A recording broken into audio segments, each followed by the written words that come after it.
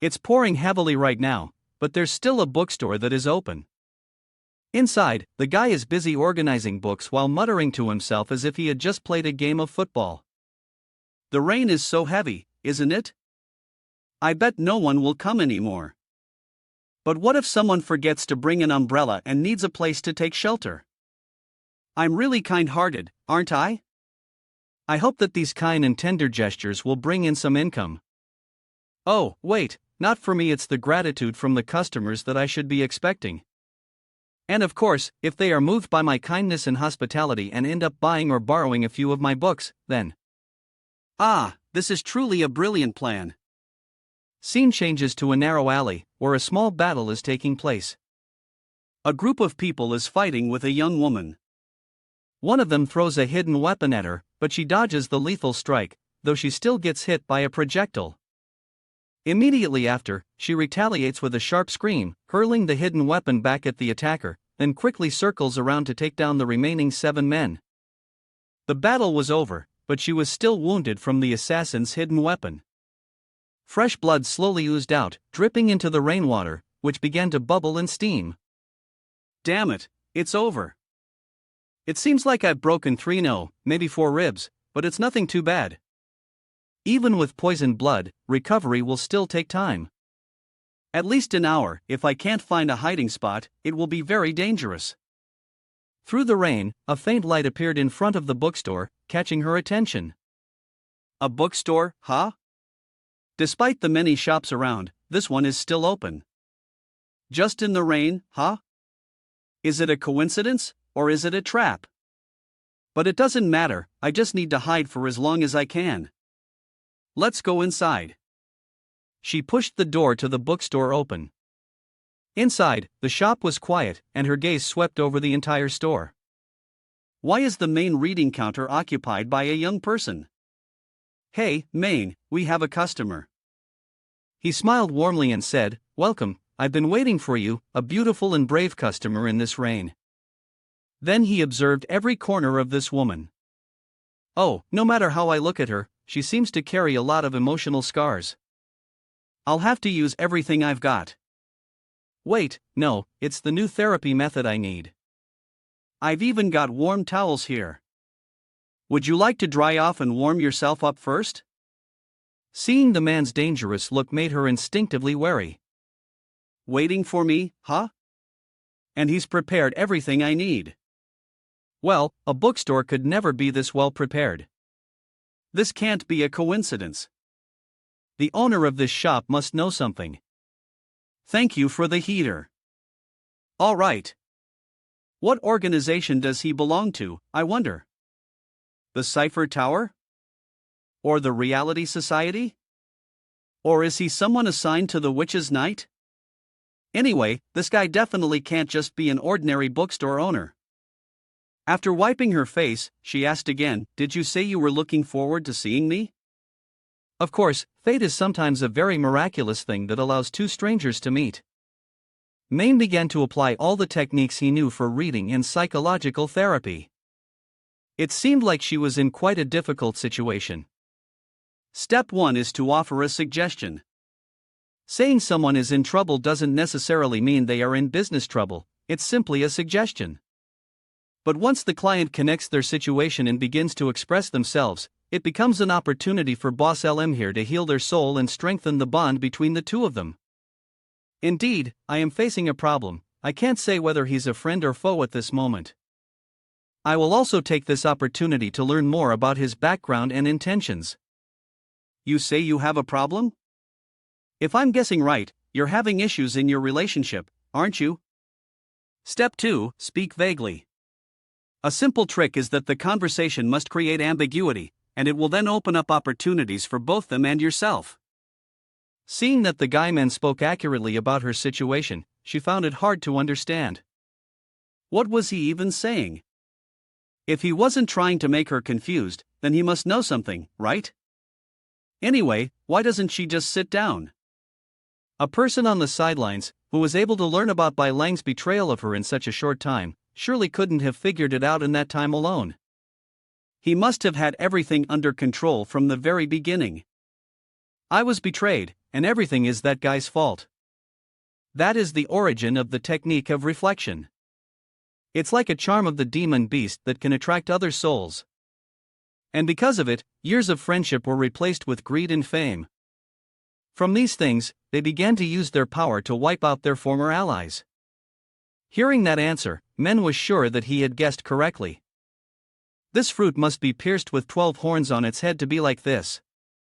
Maine raised his cup of tea and said, "Everything always has two sides. Even though you've been betrayed, isn't this an opportunity to understand that person better?" It seems like he knew everything already. What he said made sense. As long as there's still a reason for our ambitions to surface, things would remain the same, just with different timing and reasons. He was right. But I've already been so sad and hurt by this betrayal. What about realizing their lowliness? Has it hurt you that much? I understand now. The betrayer has hurt her. If that's the case, let this smooth-talking tongue enlighten you. Maine said slowly, "Of course. Now you know what's real and what's fake. You won't feel pity for those who've hurt you anymore, even if they're close to you. Is this what he's been waiting for from me?" He really was formidable and cunning. The owner of this shop could be a high-ranking dark sorcerer. So what do you think I should do? It seems they've all lost their humanity. Give them a proper flogging. You don't need to go easy on people like them. Step 3, suggest a target. Give your client a reasonable lead after assessing the situation. Hearing Maine say that, she was very surprised. You mean I have to lose my lover? I'm not mentally prepared for that. Not yet, right? But it's almost there. When it's time to do business, I think the book Maine should pull out one that looks perfectly ordinary as this very volume.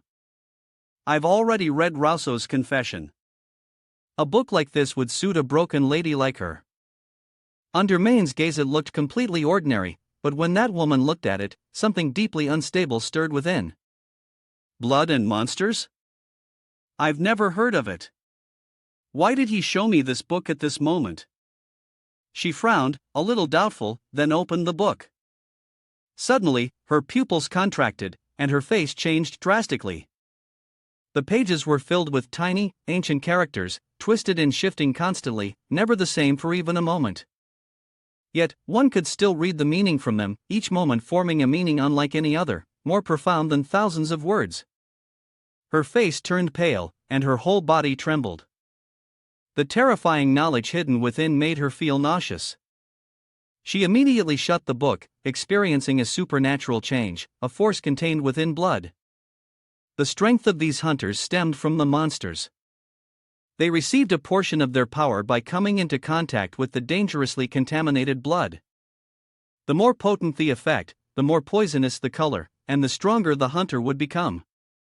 However, the side effects of the supernatural transformation would become more grotesque and dangerous. Could it be that he has the ability to control the tainted blood? Hunters needed it to survive. Doing this would completely overturn the entire structure of power. Here, is this what you want me to do? Yes, I need you to do it not out of regret, but to truly face yourself with honesty.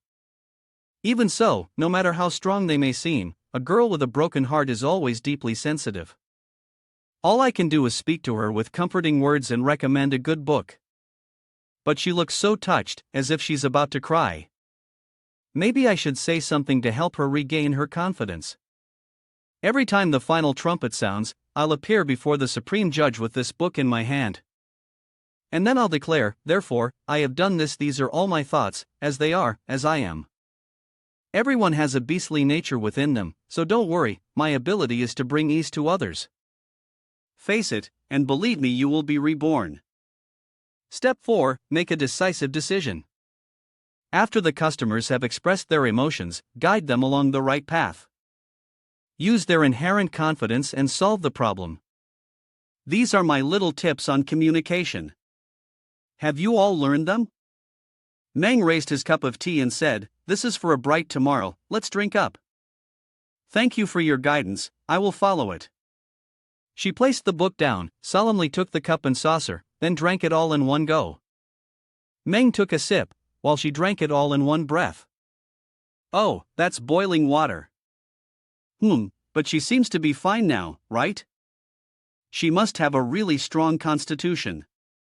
Now, please fill in the book card. The book borrowed today is Blood and Monsters, borrowed by Jisoo. Jisoo, you say? I seem to remember a famous millionaire who developed an underground district and called them J Boen. Isn't that the name of his only daughter? Great success. I'll be able to trick Ano, I'll have enough money to renovate the storefront. Calm down, I need to think this through. The loan term is 1 month, but she can extend it for at most a week. The rain is still pouring heavily, so I'll lend her an umbrella too. Remember to return it to me when you bring back the book. Thank you for your help. May I know more about you? Me? I didn't accidentally flirt with her, did I? Could it be that she's already fallen head over heels? No, I should answer honestly first. I'm Mr. Lin, just an ordinary bookstore owner. Well, it seems he doesn't want to reveal the truth, but he's on our side anyway. Then, Mr. Lin, have a pleasant evening. Yes, take care, and please come back again. Looks like I did well. Helping people every day really makes me feel wonderful. Maybe that's the reason I was brought to this world. I should clean up and get ready to wait for the next customer, right? Only if there's anyone else for the rest of the day. At this moment, Ju was on her way, still feeling terrified. What a horrible person, did he want her to face those traitors ahead of time? Suddenly, she sensed danger and immediately went into alert mode, turning around to look. In front of her was an old man holding an umbrella, slowly advancing through the rain. He was also holding a book with a stone cover, which shifted the scene to where Maine was. At that moment, he was organizing some books when he suddenly noticed a familiar stone-covered book. Opening it and taking a deep breath, it brought back so many memories. When I was transported to this world, I lived in a city called Noken. It's been 3 years now, hasn't it? The scene shifts to 2017 at the library of the University of Science and Technology. This is Lin Kiet, a professor of folklore. At this moment, a customer said to Maine, Mr. Lin, it's almost closing time, you still haven't gone to relax yet. I just want to read it a little longer. Why don't you go ahead? I'll close the door. All right. See you tomorrow then. It's late, isn't it? Is Mr. Lin still in there? Both Mr. Lins are really into books. I heard he's a weird guy who likes to collect books. He spends his whole salary buying them. Oof. Is that for real? That's a bit much, isn't it? Scene transition to late at night. When it's time, MN locks the door and prepares to do something. A strange magic circle appears in the middle of the study. MN stands in the center of the formation, muttering something. With this, the preparations for the ritual are complete. I know it feels like a dream to fulfill this wish, but if there's even the slightest hope, I will do whatever it takes. Emin places his hand on the formation and shouts loudly, please let me have all the books in the world. After a while, nothing happens. At that moment, Min thought he had taken things too far with his drug use, when suddenly, a monster that looked like a banshee began to slowly appear behind him. Just as he was about to accept his fate and go home to read some more, the monster kept breathing heavily on his neck, causing him to break out in a cold sweat. He turned around and saw an extremely bizarre door. At that moment, he realized his wish had come true. A peaceful life of reading was about to begin. He smiled as if he had just kicked the habit and moved towards the door. And that was how he entered this world. Reflecting on it, he muttered to himself with nostalgia. Although it had been a while since he last had any customers, his communication skills were still good. He wondered how happy she must be today. Scene transitions to where the girl was earlier. The old man, holding a book, continued walking towards Dio. She thought today would be the day she died, but the old man simply walked right past her. Although the old man did nothing, she found herself unable to move, her entire body trembling in fear. Suddenly, the old man turned back, his gaze landing on the book she was holding, and he exclaimed in surprise. "So, it's that book, huh? What a lucky guy." One of the old man's words made Do shudder in fear. Only after he had walked far away did Dio manage to regain his composure and sit down, leaning against the wall. "Is it really him? It can't be." Soon after, the old man stopped in front of the bookshop owned by that kid Men. The old man opened the door and stepped inside, and Men immediately recognized the familiar face. "Oh, it's Mr. Wei. Have you come to return the book? Can you call me by my real name?" "Of course, Mr. Lin." "Sir W. So you have a new customer? You lent her quite a popular book. I just thought it would suit her." "Oh, right, this is the book you lent me." Meanwhile, outside, Ju had overheard the entire conversation. "That's right, his name is Frank White, also known as Black Faceless. He's a ruthless level sorcerer. Mutants are classified into 4 types. Classified according to DHTK means mutant, chaotic, brutal, indescribable. Frank White, the Black Faceless, is a brutal level dark sorcerer. What symbolizes him is the mask he wears, and his half-serpent blood gives him a pair of deep blue pupils. He once fought one of the 10 Holy Knights from the tower and flattened an entire region of 10,000 square kilometers. That is how he earned his brutal title. There are fewer than 10 brutal level mutants in the Nico region. However, if you count the entire AZ, there are barely 100. He only speaks with mutants of the same level. It seems that I have encountered an extraordinary person. At this moment, inside this bookstore, it seems like you're not very happy, W. If you need any help from me, don't hesitate to ask. W is one of the acquaintances at my little shop. Most of his visits are to this place. It seems like it's correct. A lonely person indeed needs some friendly attention. From what I know, he has 2 children, but they don't treat him very well. His lover abandoned him, and his colleagues are intimidated by his appearance. That's why he's always alone, a true loner. It's quite nostalgic. When I first met him 2 years ago, it was exactly 2 years ago today. That old man walked into the stone-scented bookstore run by Men for the first time. The moment Men saw him, he started using his Levma analytical skills. Oh, my entrepreneurial instinct told me this customer had some story to tell. Based on his attire, he seemed fairly well off. He also covered his face. So cold. Clearly, his spiritual life was lacking. He must be a scholar. It felt like I had the chance to heal his soul. If I approached it carefully, he might come here more often. The old man approached, handed over a book, and said, "Are you the owner of the shop? I wonder if you buy used books. This book has been with me for a while, and it must have some value." "Yes, our store offers a very wide range of services." "Please wait a moment. I only have black tea, is that all right? First, let's use tea to break the distance between us." "No need, this old man is quite afraid. People from Class C don't want to get into any more trouble." "But you're the customer. Why should I be afraid of a customer? Besides, focusing on appearances rather than being a hostage is really foolish, isn't it?"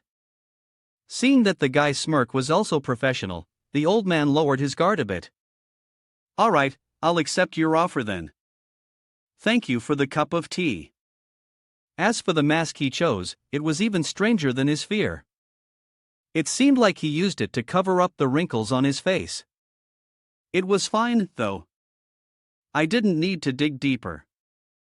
Based on his book. So he has studied quite a variety of languages already, hasn't he? He's quite perceptive too, almost like a true linguist. Well then, I should focus on that first. Sounds good. Thanks. As long as you're satisfied, that's what matters. The book you brought, is it about languages? These letters are truly wondrous, quite impressive indeed. Hearing that, the old man was taken aback. Could he actually sense the magic from them? How could that be possible? I've already hidden their presence no matter how powerful or gifted one might be, even a ruthless mutant couldn't possibly detect anything unusual. Who exactly is this person? I can't afford to be careless. Even though I can't sense anything emanating from him, this man is definitely not ordinary. The old man pondered for a moment before replying. When I studied languages, I gained some rather deep insights. Have you ever studied them yourself? Could you perhaps teach me a few things? I can't say that I've formally studied them, but I have read about them. On this subject, there are also a few books. I know, a professional scholar would be used to this, but they wouldn't be able to stand it when they can't understand a common person. If that's you, then I suggest this book. It's also called The Language of Demons, and it's the most complex dialect in China. You say you're an Asian linguist, well, let's see if you can understand it or not. The kid, Maine, had just pulled out the Stone Age book when the old man suddenly stood up and stared at it. His lips twitched into a smile. The language of demons made of stone? This really is too wicked. It's too much. Seeing that the old man was thoroughly intrigued, Maine couldn't help but feel pleased. All right, I'm really amazing. The old man kept his eyes glued to the book but still asked, "This is rare. How did you find it?" I can't tell you that. There's no china here, is there? I can only say this much. Maine began to display his talent for making up tall tales. It's an ancient civilization, full of grandeur. And it was one of the languages of that time. It's such a shame that I will never have access to it again. Ancient and white tears, huh? A forgotten civilization? And he says he won't have access to it again?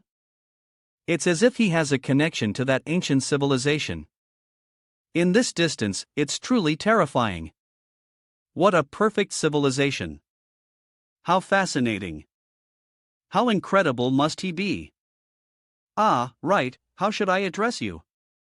Client. It doesn't really matter if I call myself Frank White. But may I know your name? My name is Lin Kiet. I'm simply the owner of a bookstore, so there's no need to be so polite. Why, moving to the present, the old man laughed and said, I just came across something new in my research. Thanks to that devil's language you lent me 2 years ago, I've found a new research path. But I need more references, like that book. Oh, you still call it the devil's language? What a humorous scholar. Does that mean you want to borrow a similar grimoire? The scene shifts to 40 years ago, when the young Y, still a child, stood before an enormous old man wearing a crown.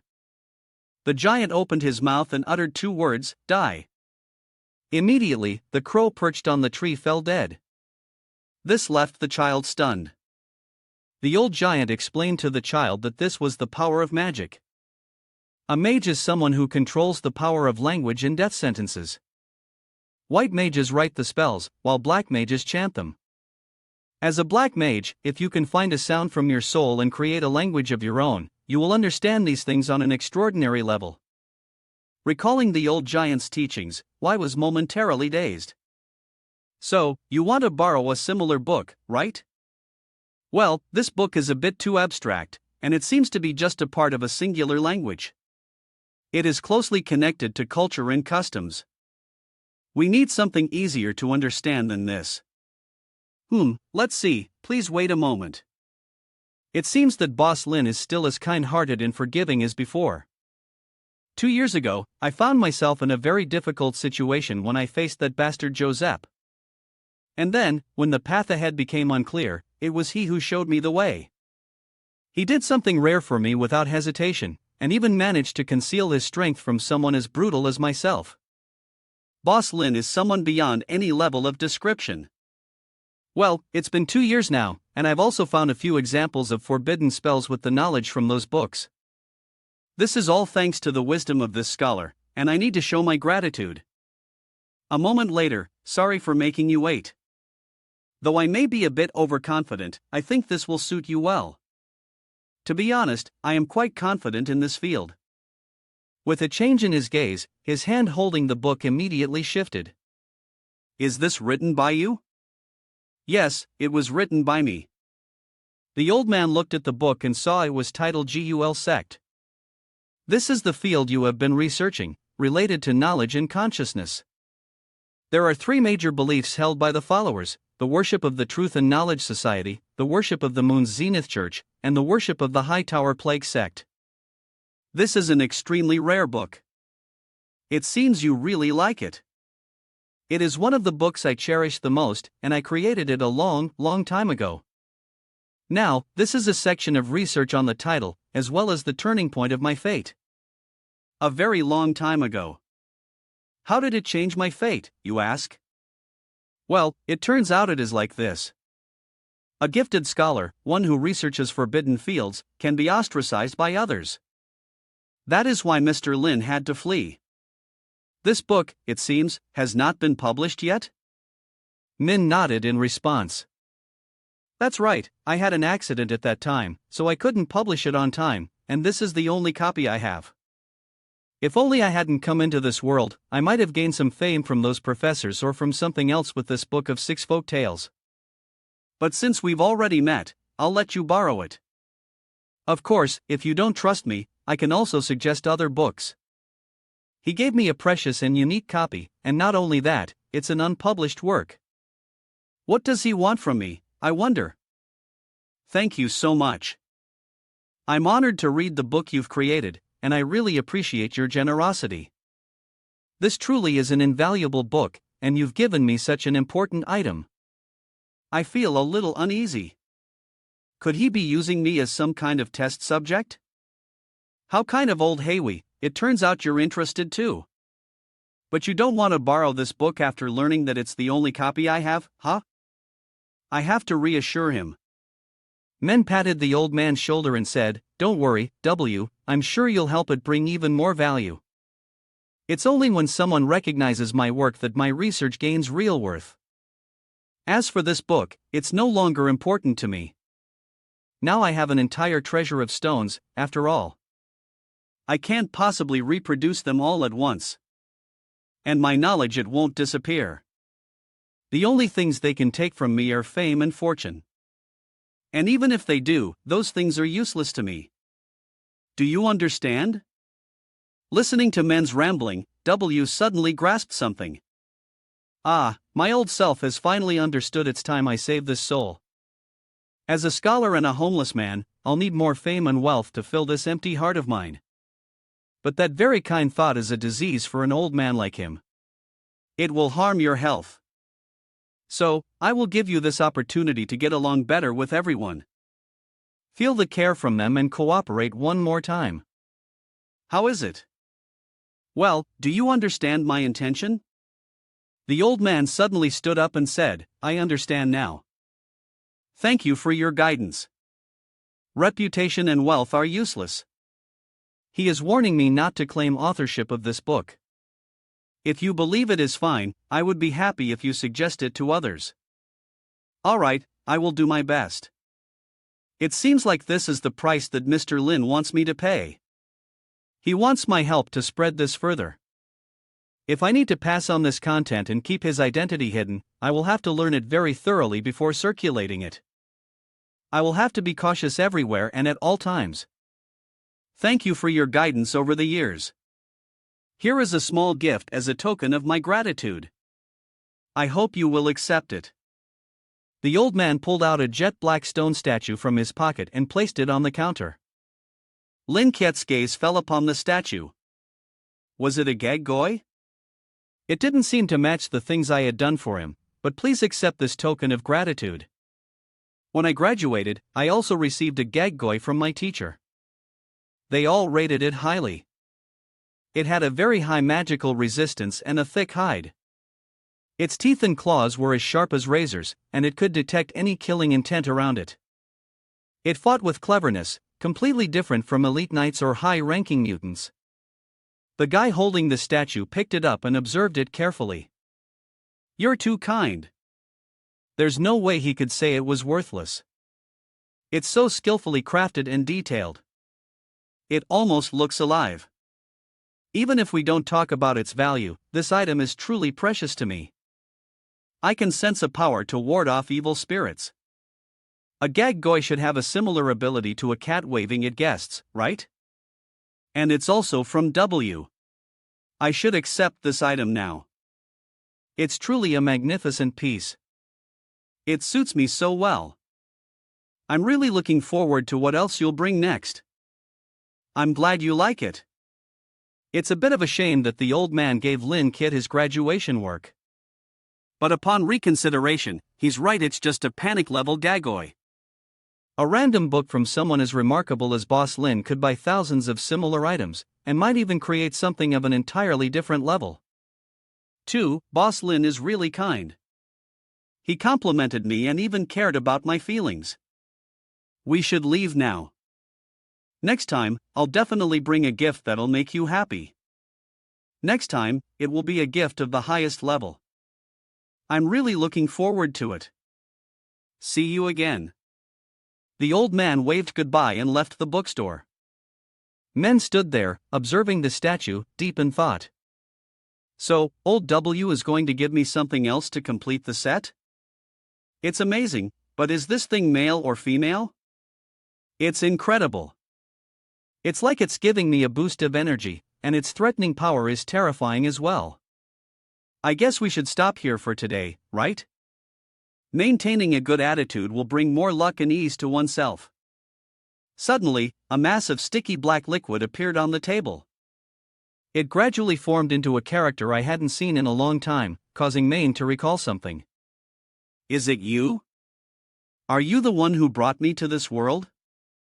It's been 3 years, and I haven't spoken to you at all. If you're here, then that means it's time for me to pay the price, right? Go ahead, speak. What do you want me to do?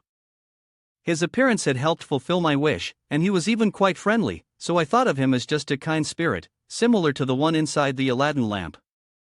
I didn't think I would ask him anything too ridiculous. But then, he was astonished to see the liquid transform into. The reason I woke up was because you had completely paid it off. Is it because I let old W borrow my book? Ria dia, that's right. So, is that what you want me to do? The price I have to pay is giving someone else the book I wrote. Will that benefit you? Ria dia, yes, that's totally fine, I will do my best. With that, the tear disappeared instantly. Scene changed to the outside, where a person was standing high up, observing and reporting. It's the guy with 5 senses. Permission to report, I have located the position of Black Faceless West at Road 23 Noken. It seems he just had a confrontation with a hunter. Additionally, he was sitting inside a bookstore for about an hour. It's really suspicious. I suspect that bookstore is where the dark sorcerers gather to play games. On the other end of the line was Cloud. He was surprised after hearing this. How is the assembly of the stones going? This is truly valuable information. We will organize it and report back to Joseph. Go back and report the details to me. Understood. No sooner had he finished speaking than the old W suddenly appeared right behind the spy and said, "There's a pretty brave little mouse here, huh?"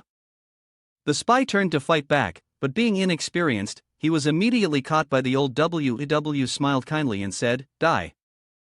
The moment he finished his sentence, the spy appeared on the scoreboard. The spy was gone, leaving only his phone behind, which the old man crushed before turning away. On the other side, Clawhast High rushed into a room belonging to someone named Joseph. Joseph, curious, asked, "Why are you in such a hurry?" "I apologize, sir, but this is another new case." New? Sounds refreshing, but is it as important as the vitamin life thing? Not as much, but still quite important, sir. Based on the report, it seems that he had discovered White's location before meeting his end. As soon as he heard White's name, the old man immediately tensed up. He couldn't believe it and asked again, just to make sure, "Who did you say?" Frank W., the notorious dark sorcerer known as the Faceless Black. He disappeared after the battle on Whitehill 2 years ago, and we even put a 5 billion bell bounty on his head. I don't think he could have survived, but only if you believe in what he's done. The old man Joseph clenched his mechanical arm, his face eager. Naturally, no one understands that bastard better than I do. Well, he finally emerged from the underground tunnel, didn't he? Just thinking about him being here in Nokia makes me want to smash his head in and shove him right through the streets. But what's he doing at 23 RD Street? The report ends here, sir. White has already taken out our spy. All we know is that he entered a bookstore and stayed inside for about an hour. And also to buy or borrow another book? A dark mage using his own words as a source of power from buying a book? Utter nonsense. Have you seen that bookstore? Yes. That bookstore belongs to the Ashleaf Merchants Guild. They've been operating it for 3 years and enjoy a fairly wide reputation, but they don't have many customers. We suspected it was a gathering place for dark mages. So what are you afraid of? I'm worried about the Ashleaf Merchants Guild. They belong to Dre. They are devotees of nature in the wilds, so it would be very odd if they were involved with those dark mages. It would also damage the image of the Ashleaf Guild. If we act suddenly, it will produce consequences opposite to those of our secret tower. Old Joseph strode forward in anger and asked Claw, "Tell me, what is the duty of our Knights of Honor? To slay demons and bring peace?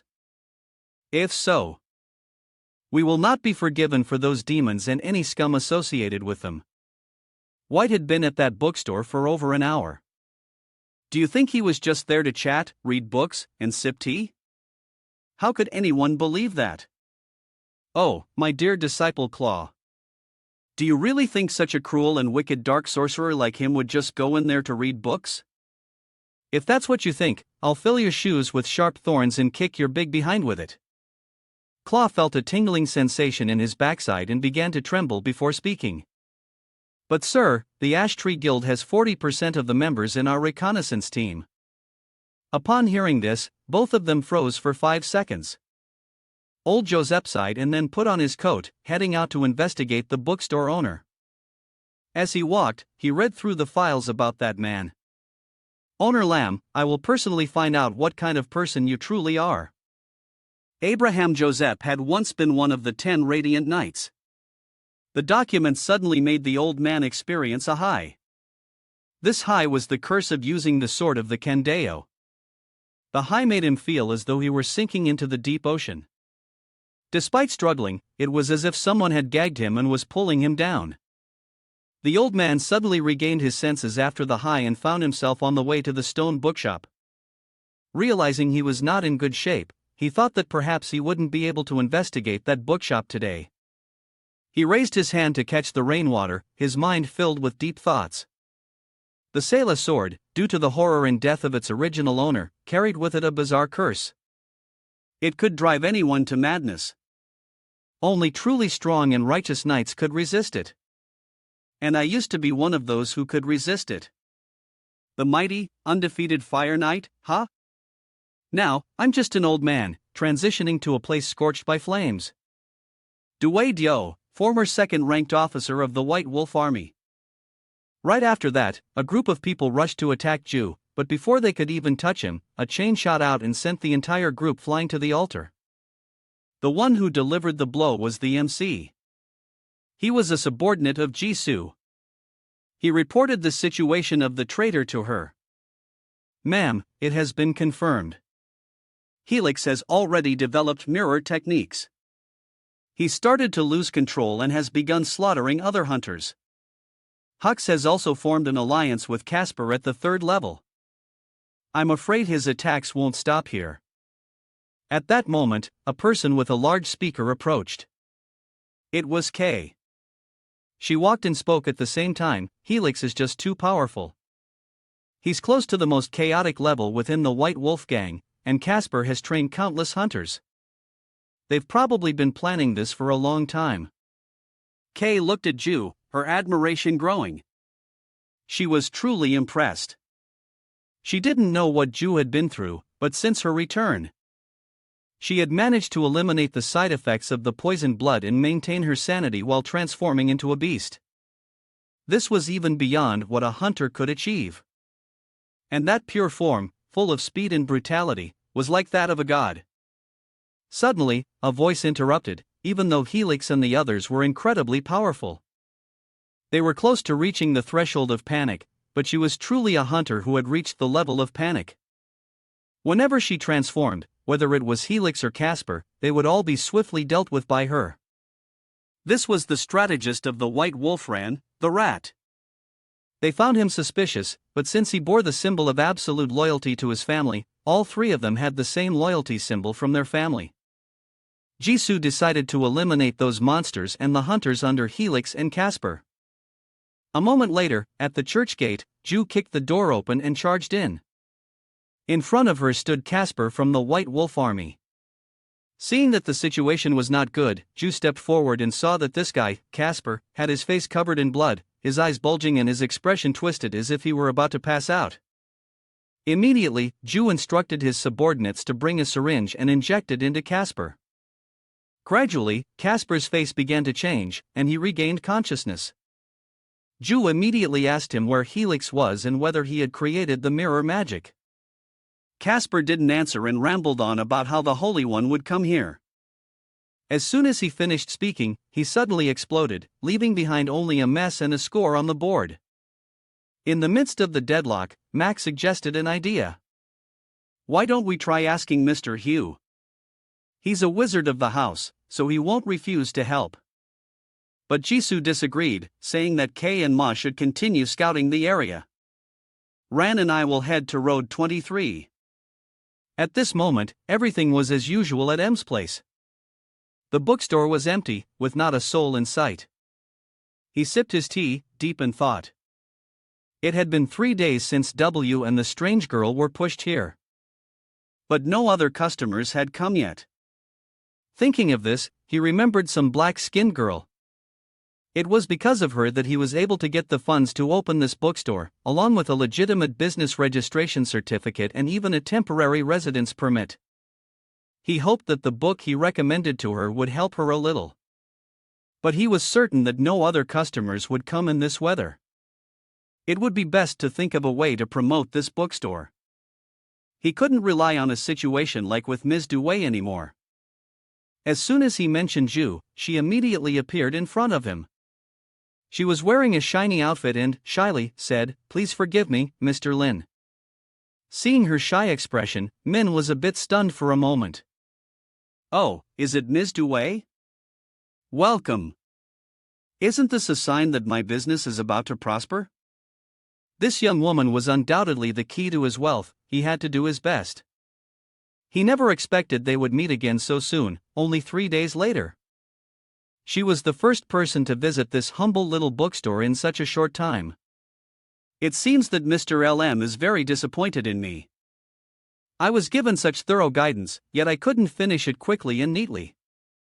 And then I ask for help again. Perhaps I'm one of his most useless customers?"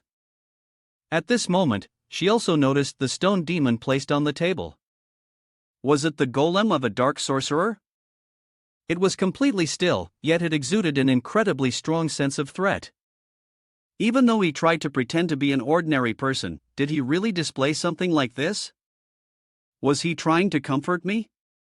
Would he treat me with the same kindness and enthusiasm as before? Even when I am as fragile as a child? Such mercy. With a sad expression, she spoke. "I'm sorry for disappointing you."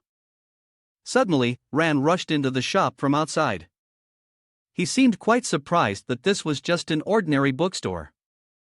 A shop owner was equally ordinary. LMKT saw the name Ran and asked with curiosity, "Who is he?" "He's one of my subordinates, and also extremely loyal, so don't worry." How pitiful. Did that bastard make her sad? And force her to even introduce someone as loyal? Wait a minute. If she takes revenge as I said, wouldn't she be more confident? And what she said, that she's disappointed in me? Could it be? LMKT lifted his cup of tea and asked, "Have you failed then?" "Yes, I have failed. Again. He's run off, and I don't even know his whereabouts. I've asked others to help find him, but there's still no news. Actually, I only fought him 2 days ago. After following your advice, I've improved a lot and managed to push him back. And yesterday, after about 5 hours in a battle to the death, I was able to destroy his base, though at a very high cost. But then, when I realized it, he had already known that he couldn't oppose me, so he abandoned his teammates and ran off as far as he could. Perhaps I had underestimated him. I should have noticed when everything had gone too smoothly. I apologize, Mr. Lin, I was too careless." "No, it's fine, it's not your fault." "What is this? Why is she talking about love as if it's a battle? But if what she's saying is true, love is like a shopping trip.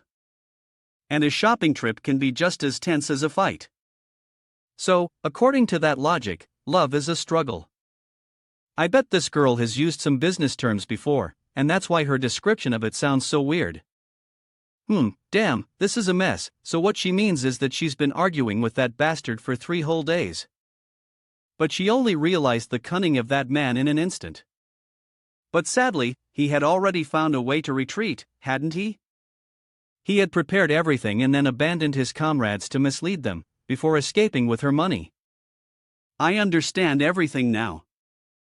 Standing before the conversation between Ju and LMKT, Ran was completely confused, not understanding what was happening. A few minutes earlier, the scene shifted. Ran was on the phone with someone. He was providing information about the ruthless and faceless figure, White, who was staying in Noken. At this moment, we learned that Ran was actually a spy working for Ju, and that the symbol of loyalty was just a meaningless thing Ju used to reassure himself. That seal could easily be destroyed. While they were talking, suddenly, Kay approached and said that Dio was looking for him. "Since you now belong to someone, you'd better know your place." The scene transitions to the present. "Please guide me." "You don't need to worry too much, it's actually much simpler than you think. Your current enemy isn't him, it's something else entirely." What she feared was the fear within herself, so just wait a little longer, good news will come soon. Ran felt that the guyman was just a liar, speaking vague things that sounded very ambiguous, all tricks of a liar, he knew him very well. Suddenly, Lin Ket noticed that the tea had run out and asked for 5 minutes to go upstairs and get more. Once M went upstairs, Ran immediately told Ju that the guy was a scammer. When she heard someone call her boss Lam a scammer, she became very angry and immediately drew her sword, threatening him not to talk nonsense. He said he would prove it to her by pulling out a hidden weapon from his sleeve. Seeing that the man had malicious intent toward her master, the stone demon placed on the table immediately sprang into action, grabbing Ran and swallowing him whole. It even cleaned up the blood stains left on the floor, licking it until there was not a trace left. After finishing, the stone demon returned to its original spot as if nothing had happened. At that moment, M also came down from upstairs, apologizing for keeping her waiting. That cunning man, where is he now?" Ju trembled in fear as she replied, "He had something urgent to take care of, he's already gone. The shop owner had given a warning so quickly that even I couldn't react in time, let alone Ran. If this Goi creature attacked me, I would vanish without leaving a single trace behind. Is this what it feels like to stare death in the face? It's so close, so chilling, so terrifying." I bet he realized Ran's deceit and suspicious behavior, but didn't want to stain his own hands, so he made an excuse to go upstairs, leaving that Goi to deal with this foolish idiot instead. What should I do now? How can I possibly escape from this situation? If I'd known, I would never have brought that damn man here. Forget about asking for help for now. Now then. I've made Boss LM furious. What if he thinks I'm behind this? Ms. Due, you look so pale. Please take it easy, coming to this shop should be relaxing, so don't pull such a terrified face. Do you think I would eat you? Hearing the word eat made Doe scared out of her wits. I'm truly sorry, my subordinate was a bit insolent just now. No, actually, I shouldn't have brought him here. Please believe me, I didn't mean that. Why is she getting even more anxious? I must make her feel at ease. Does she really think I'm going to eat everyone? No, that's impossible. How could someone as harmless and friendly as me do something so brutal? This young woman is truly naive, she believes whatever people say, so it's no wonder that bastard was able to trick her. Can't let it go on like this, or should I try saving her soul one more time? It seems like I gained her trust from the previous soul-saving session. That's why she came to me for help again. If I can do something more, I'll help her stay calm. Sorry, I won't joke around anymore, because I'm not very good at that. Now, back to business. If you have something on your mind, just say it, and I'll do my best to help. Alright, it seems like he has forgiven me for my mistake. I need to be more careful. Sorry for bothering you. Please recommend a book that suits me. My mental strength is still too weak. Alright, let me see. I had barely left for 5 minutes when she acted as if something bad had happened to her soul. So it's because her superior had to leave suddenly, is that why you mentioned him? Oh, right. Her subordinate's look at him doesn't seem quite right. It seems like something's going on with that loyalty symbol, doesn't it? I don't think it's a good idea to bring up matters of loyalty regarding that person. Wait a second. But Boss Lin would never say something as careless as that. Could it be that something's gone wrong with that loyalty symbol? The white mages used magic to create that loyalty symbol, and only they know how to break it. The one who wrote it for Ran was a mage from their family, the one who had helped HT's father. If Ran's symbol fails, it means. It seems like HT has broken the symbol and betrayed everyone. Seeing everyone around him betray him, Ju feels disheartened. How could this be? Then, who can I trust now? As for you, you can only trust yourself. People are all cruel, no matter what you do, you can never fully reveal your true feelings to them. Once she becomes as strong as steel, no one will be able to defeat her anymore. Read through this masterpiece, even if you don't understand everything, it will still help her a great deal. Maine immediately handed Ju a book titled The Will of Steel. Act when the opportunity arises. I will use quotes like these to encourage her. I remember that for a man, the most precious thing is his life. And it is only granted to him once. He must live. So, when she feels regret for having lived all these years without a purpose and still not knowing how to erase the humiliation of the past, it's because she has a destiny of her own. Ju opened the book, and immediately the power of stone struck her, sending her into a trance. In an instant, an invisible force of strength surged directly into her mind. She could see every raindrop clearly. An unyielding will of steel would directly impact the strength of her soul. She looked inside the bookstore, then stared at the stone demon on the table. The stone demon was covered in thousands upon thousands of souls devoured by it, including Rant's soul. She gazed at Rant's emblem of loyalty, but it was no longer there. Suddenly, Ju felt a sharp pain in her head, causing blood to stream from her nose. Immediately, she realized something. He had gently altered the structure within her soul and added a significant amount of energy to it. Finally, she had broken through the panic deep within her heart. This was even more than satisfying. It was truly not bad at all. Not the slightest bit. Receiving such a reward, to put it bluntly, if one were to say that he had granted her a second life, it wouldn't be an exaggeration at all. It seemed that Master Lamb was trying to build up his strength through the bodies of the hunters, intending to gradually change the very structure of the hunters themselves. So this was the reason he had helped her this far. I have understood your intentions. From now on, I swear that I will absolutely follow your commands and will. My body and everything will be at your service. I swear that I will never make you disappointed again. At this moment, Maine was looking for a book to read when he noticed something outside the door. Seeing Ju with a nosebleed, he lowered his head and then ran off in a hurry. Observing such strange behavior, Maine started to feel a sense of confusion. She wouldn't be the Yandere type, would she? And after being abandoned by that bastard, she's been coming to my bookstore frequently. Could it be that she? No, no, I shouldn't have such dark thoughts. How could someone as wealthy as her choose a person like me? I need to find a way to attract more customers. At the same time, Joseph approached this bookstore for investigation. 23 RD Street. The shady bookstore should be around here, right? Damn it. I don't understand why that guy W keeps coming to this place. This is the final night, isn't it? Anyway, I can't afford to miss this opportunity, as it's the last clue I have. I have to verify it myself instead of just listening to the rumors of those spies. After all, as a knight, I must uphold justice.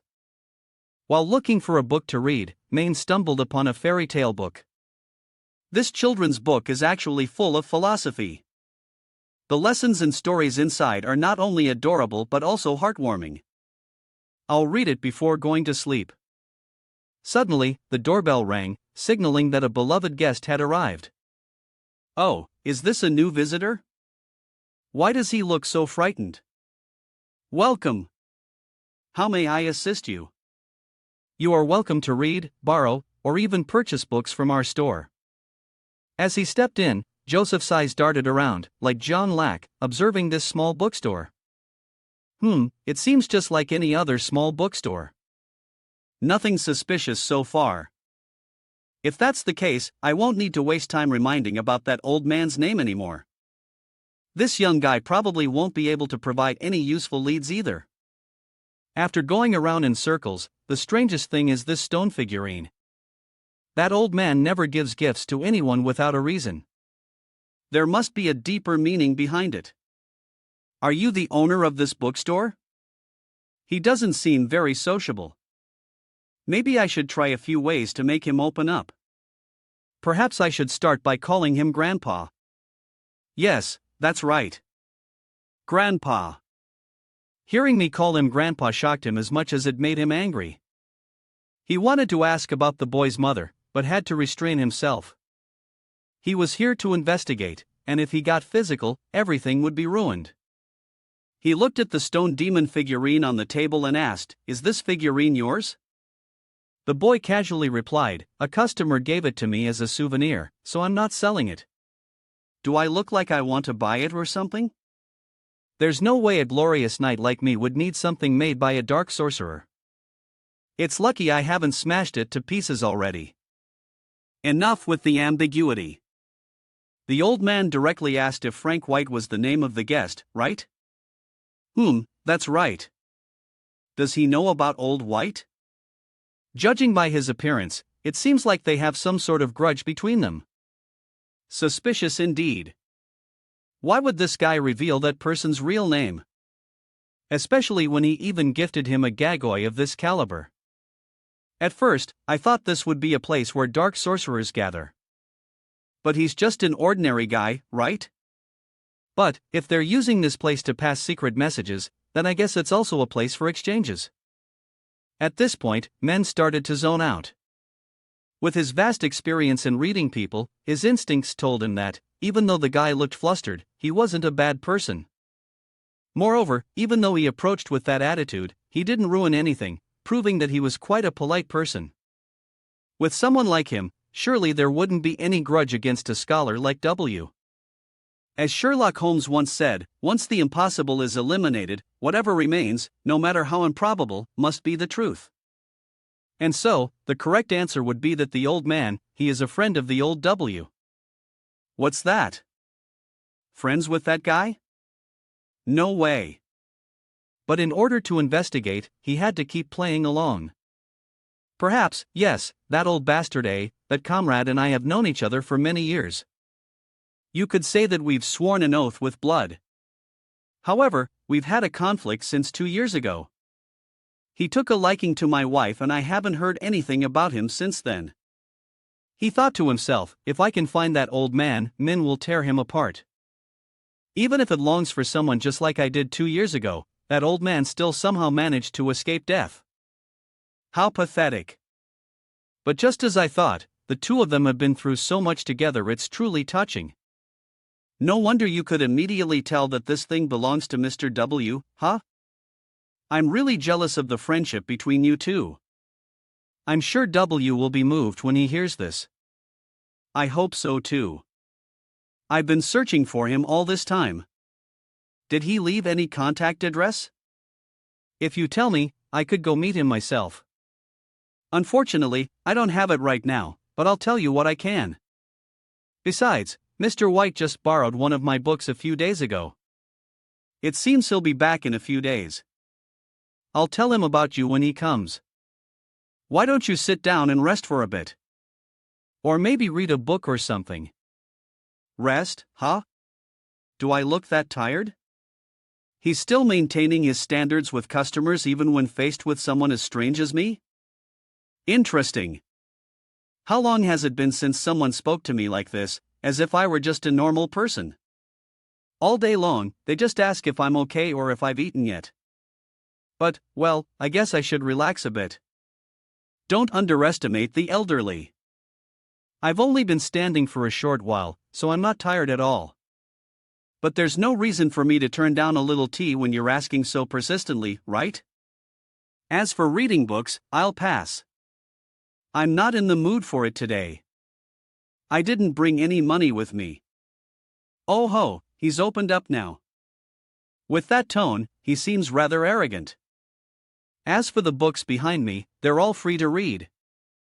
But why not have a little tea, right? Suddenly, the old man seems to be getting into a bit of a mood too, so he declined. I'm not reading any books either, since I won't be sitting here too long. Suddenly, he noticed a book placed on the table. The book was titled Seeds in the Abyss, and it emitted a dark aura.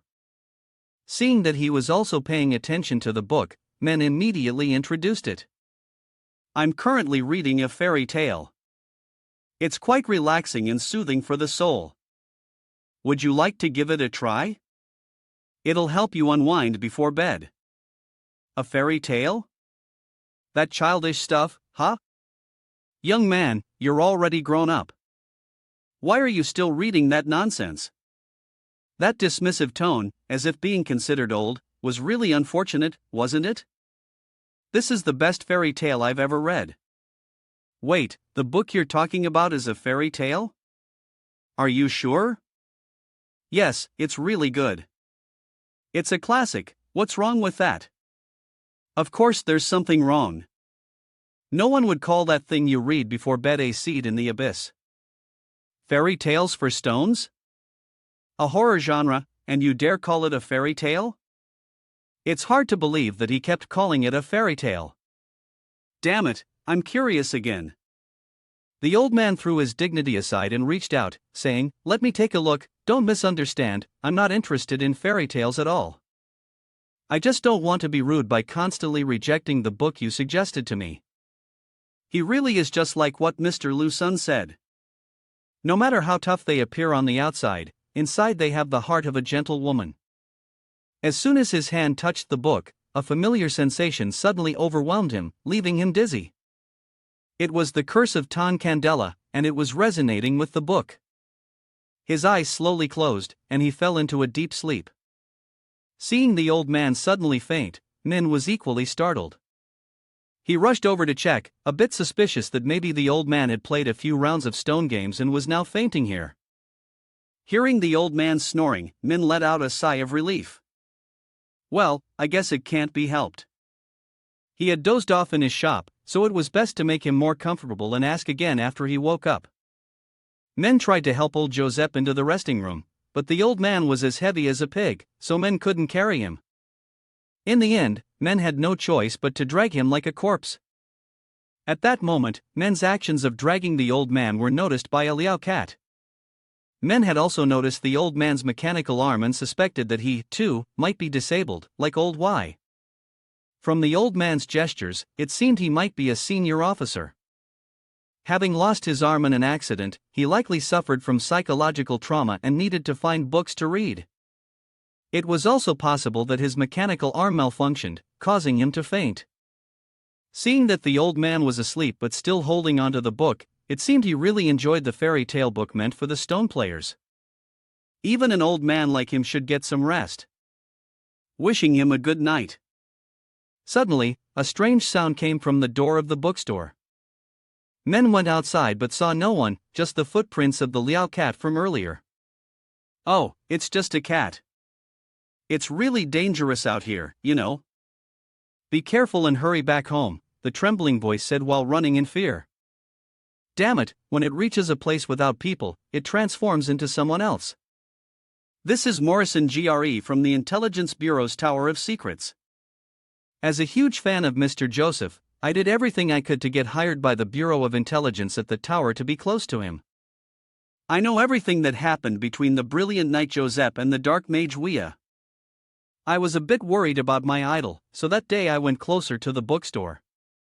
I thought everything would be fine, but there was no magical reaction at all. It was just a regular bookstore, and I had to get an autograph from Sir Joseph. 10 minutes later. Why is it taking so long? Why hasn't he come out yet? It was just a quick look, right? It's not that I want to see my hero's image or anything. As I glanced up, I saw my own body collapsed, lifeless, and I could even hear that guy mumbling something, saying something like a former soldier like me should rest, or sleep well, old man. So, with my mouth running on autopilot, I was freaked out and quickly bolted from the place. Red was huddled in a corner, terrified, as if he had just come back from the dead. He could have easily caught me, but instead, he wanted me to escape and report the incident. There was no other option, I had to go back quickly and report it. Cut to inside Joseph's high. At this moment, he was still tripping, thinking he was underwater, but unlike before, he wasn't feeling the headache anymore. Suddenly, a book appeared, surrounding him. The lines from the book kept echoing in his mind. Once you look into the abyss also looks back at you, and then you come to realize who you truly are. The Candela sword appeared but was controlled by a fairy tale. Then, an elf, with long ears, appeared as if protecting him. Right after that, he came to from the high. The old man looked at the book in his hands and realized that the book had helped him. Oh, Grandpa's awake? He chuckled, then said, "Thanks, Maine, for the book. You don't need to worry, how do you feel?" "All right.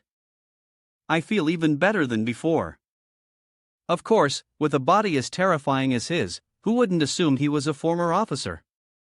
My skill at sizing people up has become more accurate. I'm really good.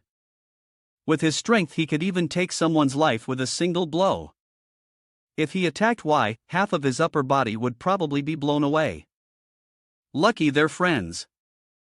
I'm sorry for accepting your hospitality and causing such an inconvenience. It's fine, I did the same for Y. Helping my guests as much as possible is only natural. Therefore, I think I can understand his carefree attitude. When he said that, does it mean he will help any customer, no matter who they are? So, as long as someone enters this bookstore, they are considered his customer, and he will assist them? Holding on to a firm ideal and being kind as well? I have only witnessed such traits in one race. The elves, a lineage ancient and long-standing. They are extremely graceful and wise.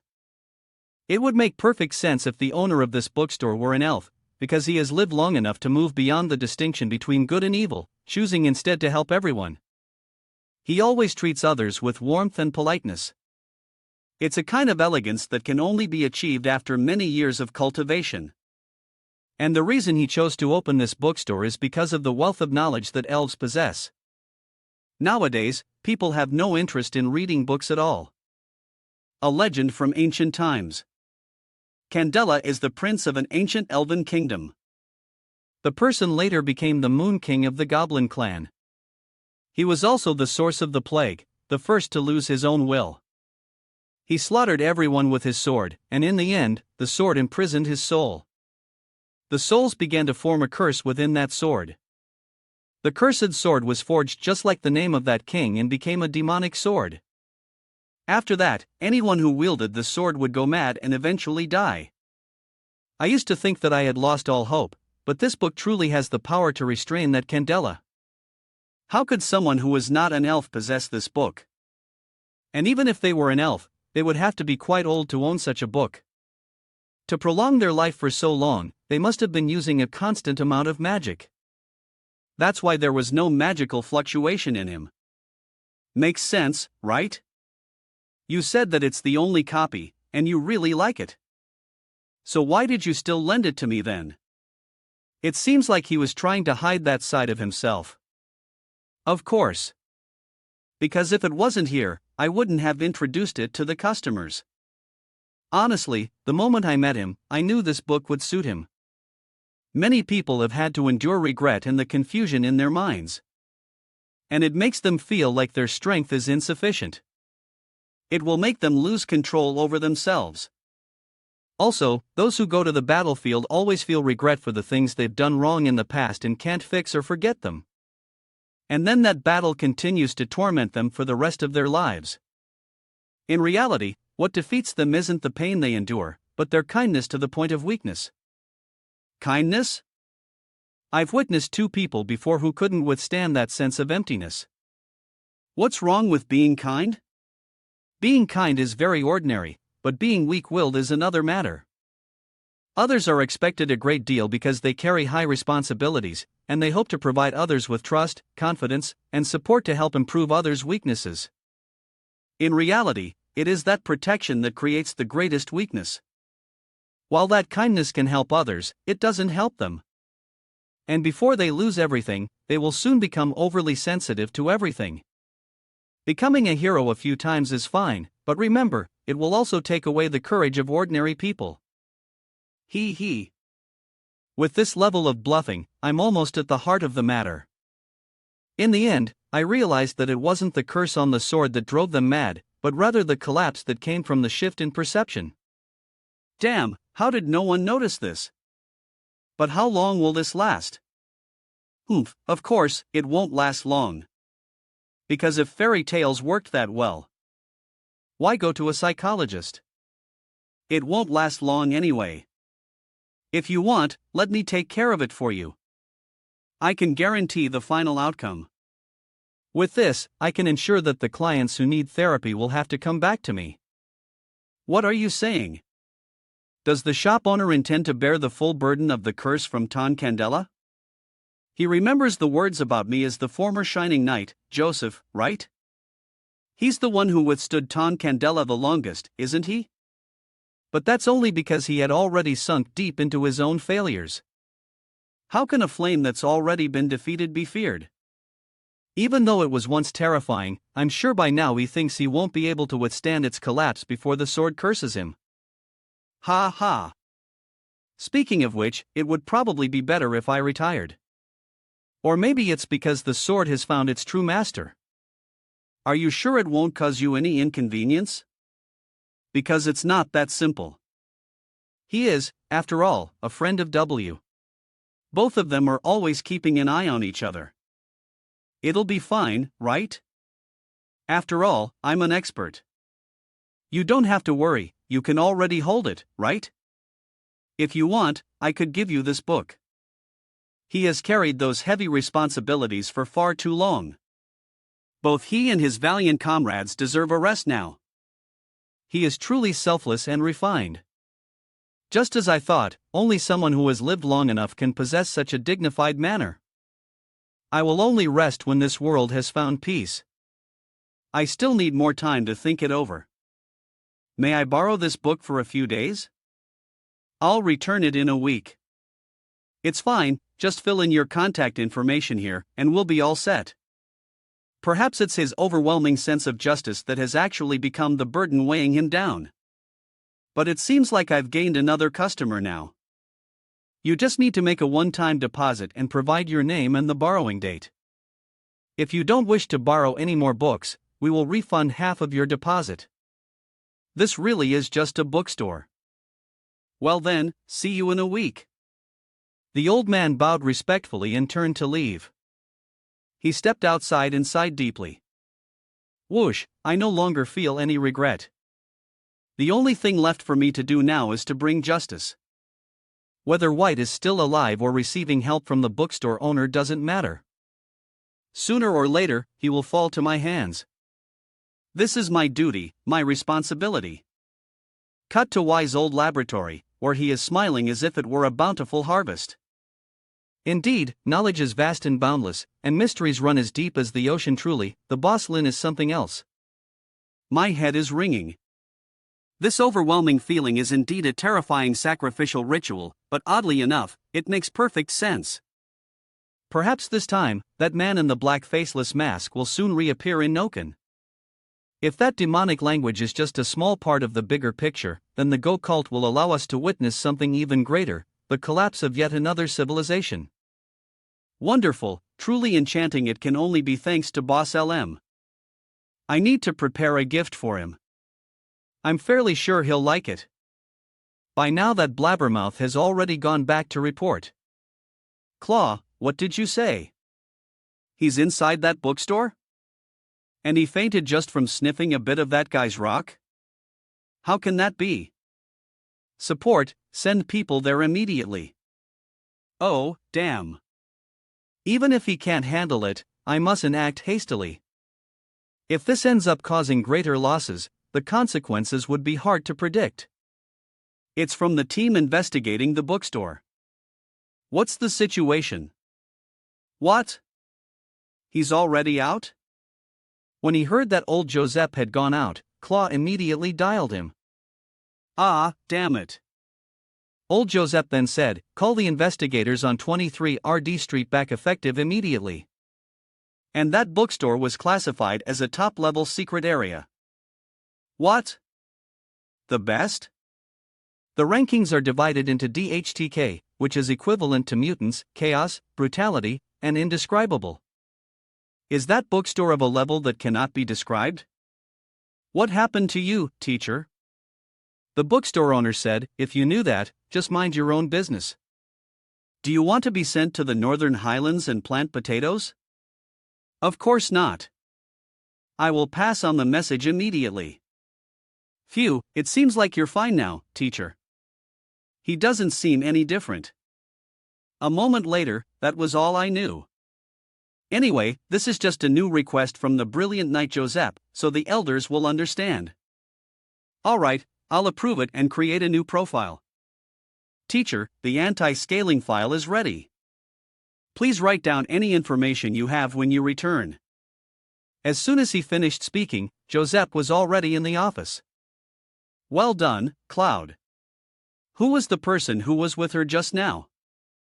Remember to use that forgotten character. The person who was with me is our investigator, Morrison Gregg. He comes from a family of sorcerers and is quite talented at shapeshifting.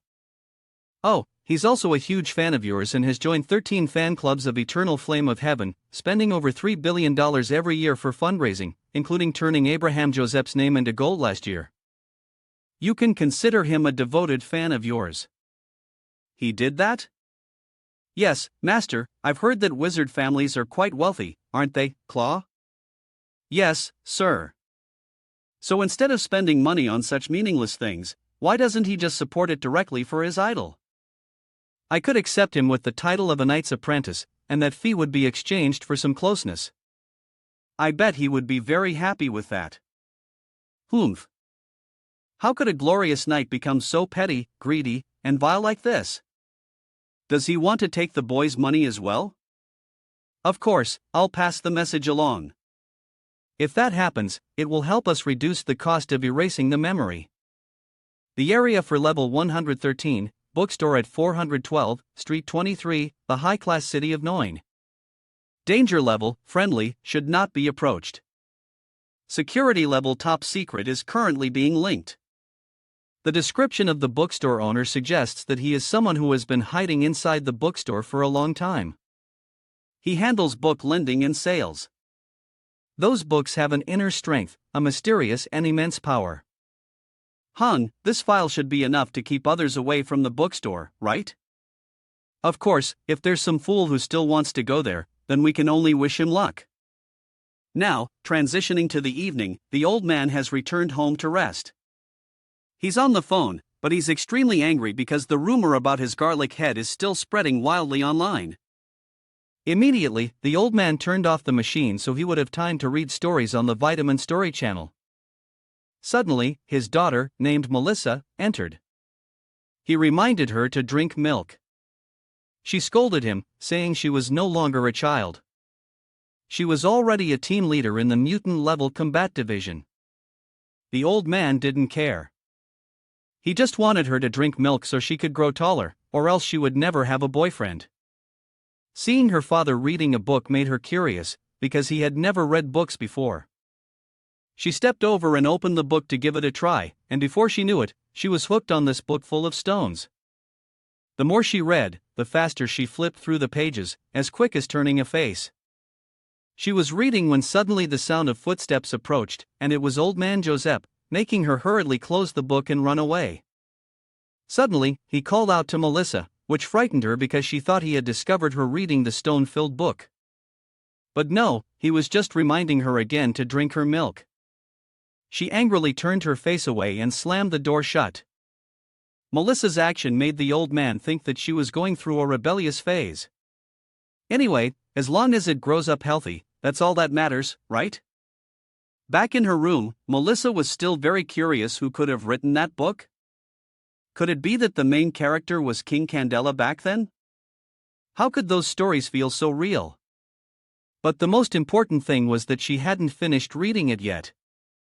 She had just reached the most exciting part. She really wanted to see what happened next. This stupid old man, apart from his looks and strength, was nothing but a fool. But still, she never thought that someone as old as him would read a book like that. It was as if she were being treated unfairly. She had heard him mention something about books in a bookstore classified as level A. Melissa pulled out the access key to her late mother's level A data to check for information about that stone-drenched bookstore. After some searching, she found that the bookstore was listed as friendly, and she thought that it would probably be fine to visit there. Seeing the glass of milk on the table, she quickly drank it all. She wanted her chest to be a little bigger because she liked big ones, as Vitamin S stories often described. The weather station had raised the rainfall level to red alert. Even the roads in the lower districts of Noken City had temporarily ceased traffic, and the drainage systems had to operate at full capacity. According to experts, if this heavy rain continues for another week, 1/3 of the city will be flooded. At this moment, Maine was tirelessly mopping the floor as the rain kept splashing into the shop. After cleaning the floor thoroughly, he began opening the shop. Meanwhile, the neighbor next door was watching TV when the power went out. Too lazy to check the fuse box himself, he asked Min to do it for him. As a friendly neighbor, Min immediately agreed. Just as he was about to go check, some dark, monstrous thing appeared at the door. He was delighted to see Aini, whom he hadn't met in a long time. He asked if it needed something or had come to borrow a few books from him. The stone was placed for reading. It pointed outside, as if indicating something.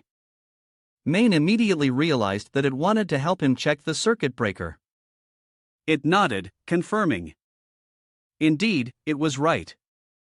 Seeing how cute and kind it was, wanting to help others, he happily agreed to let it assist. It ran outside and turned the circuit breaker on. The neighbor's TV was working again. He grinned, thanked Maine, and said, "I'll ask for your help next time if I need anything. You're such a good and convenient neighbor." Alright, let's go back to watching TV. As soon as the TV turned on, the neighbor suddenly froze in fear, as standing in front of him was a ghostly figure that looked very frightening. Just as he sat down to relax, a guest arrived. It was W, or rather Mr. Y. He had come back so early. Even with this weather, he still came to visit me? There must be something urgent. The favors you've done for me are more important than the weather. So this time, I want to express my sincere feelings. I was already very pleased with the gift from before. So what precious item has Mr. Lin brought today? I will consider it before accepting it. Well, Mr. Lin is being kind again. Honestly, that little gift doesn't really deserve to be called a gift at all. Not only that, but he is also humble and considerate of my feelings. And thanks to his help, I am now just one step away from reaching that indescribable level. So, only the gift I've spent 2 years working on can truly match the kindness he has shown me over the past 2 years. You don't need to be modest. It's not that important to me. But it might help you in many ways. If you don't accept it, I'll be very disappointed. You're exaggerating a bit. I didn't do much. Anyway, I still don't even know what you've brought. Let me see it first. This is the gift I've put so much effort into preparing for 2 years. I hope you'll like it. Is it the dream catcher? I don't think W would give me something like this. Such nostalgia. Before I time traveled a few years ago, I had attended a literary event, and it was there that I learned about the dreamcatcher. The dreamcatcher is a cultural symbol of Native Americans. They believe that the night air is filled with dreams, and only this dreamcatcher can filter out the nightmares and capture the peaceful dreams for them. And when talking to a village elder, I learned even more about its legend. For example, the beads on the dreamcatcher are incredibly powerful and finely crafted, collected from people who often sleep. I never thought I would encounter a dreamcatcher here. You seem to understand it, right? That's right, dreamcatchers are rare treasures, and their value is unquestionable. They are the dreams within the net.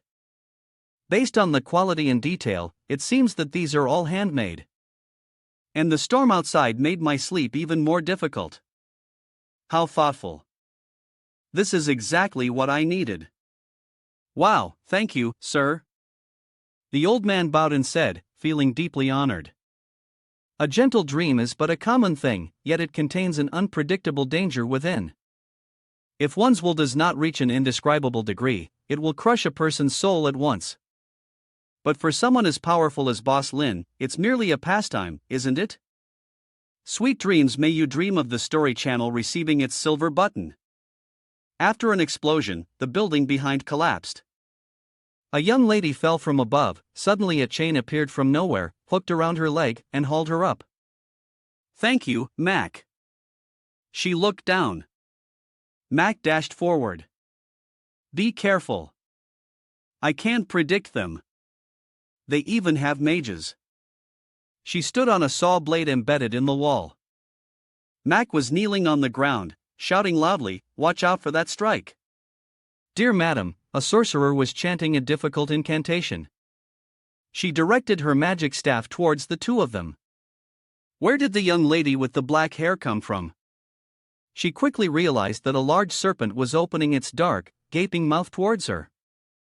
She threw her magic staff aside, transforming into a wolf to block the serpent's wide-open mouth. The young lady breathed heavily, slicing through the serpent's body with a sharp slash. She had completely turned into a wolf now, her eyes darting toward the group of sorcerers. One of them coughed up blood. What? How is this possible? The three of them whispered among themselves. Is there a form that can be controlled? That bastard Helix never mentioned this. The sorcerer, blood filling his mouth, shouted loudly. Don't be afraid, that's the blood of the wolf of the silent court. Fear the fire, prepare nitrogen, and shoot. Even though it was raining, there could be no further delay.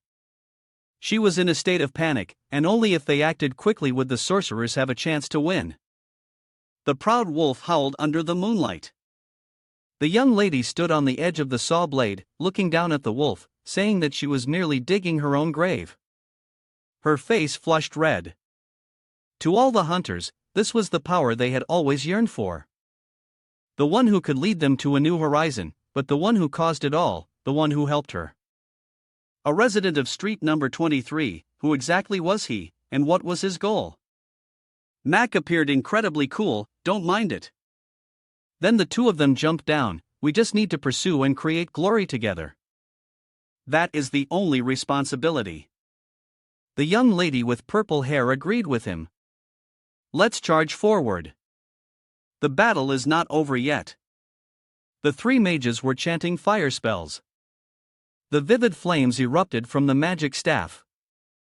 Then the three of them pointed their staffs directly at the white wolf.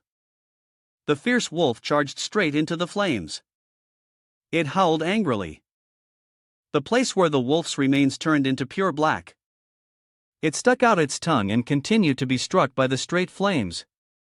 MC was fighting a few mages.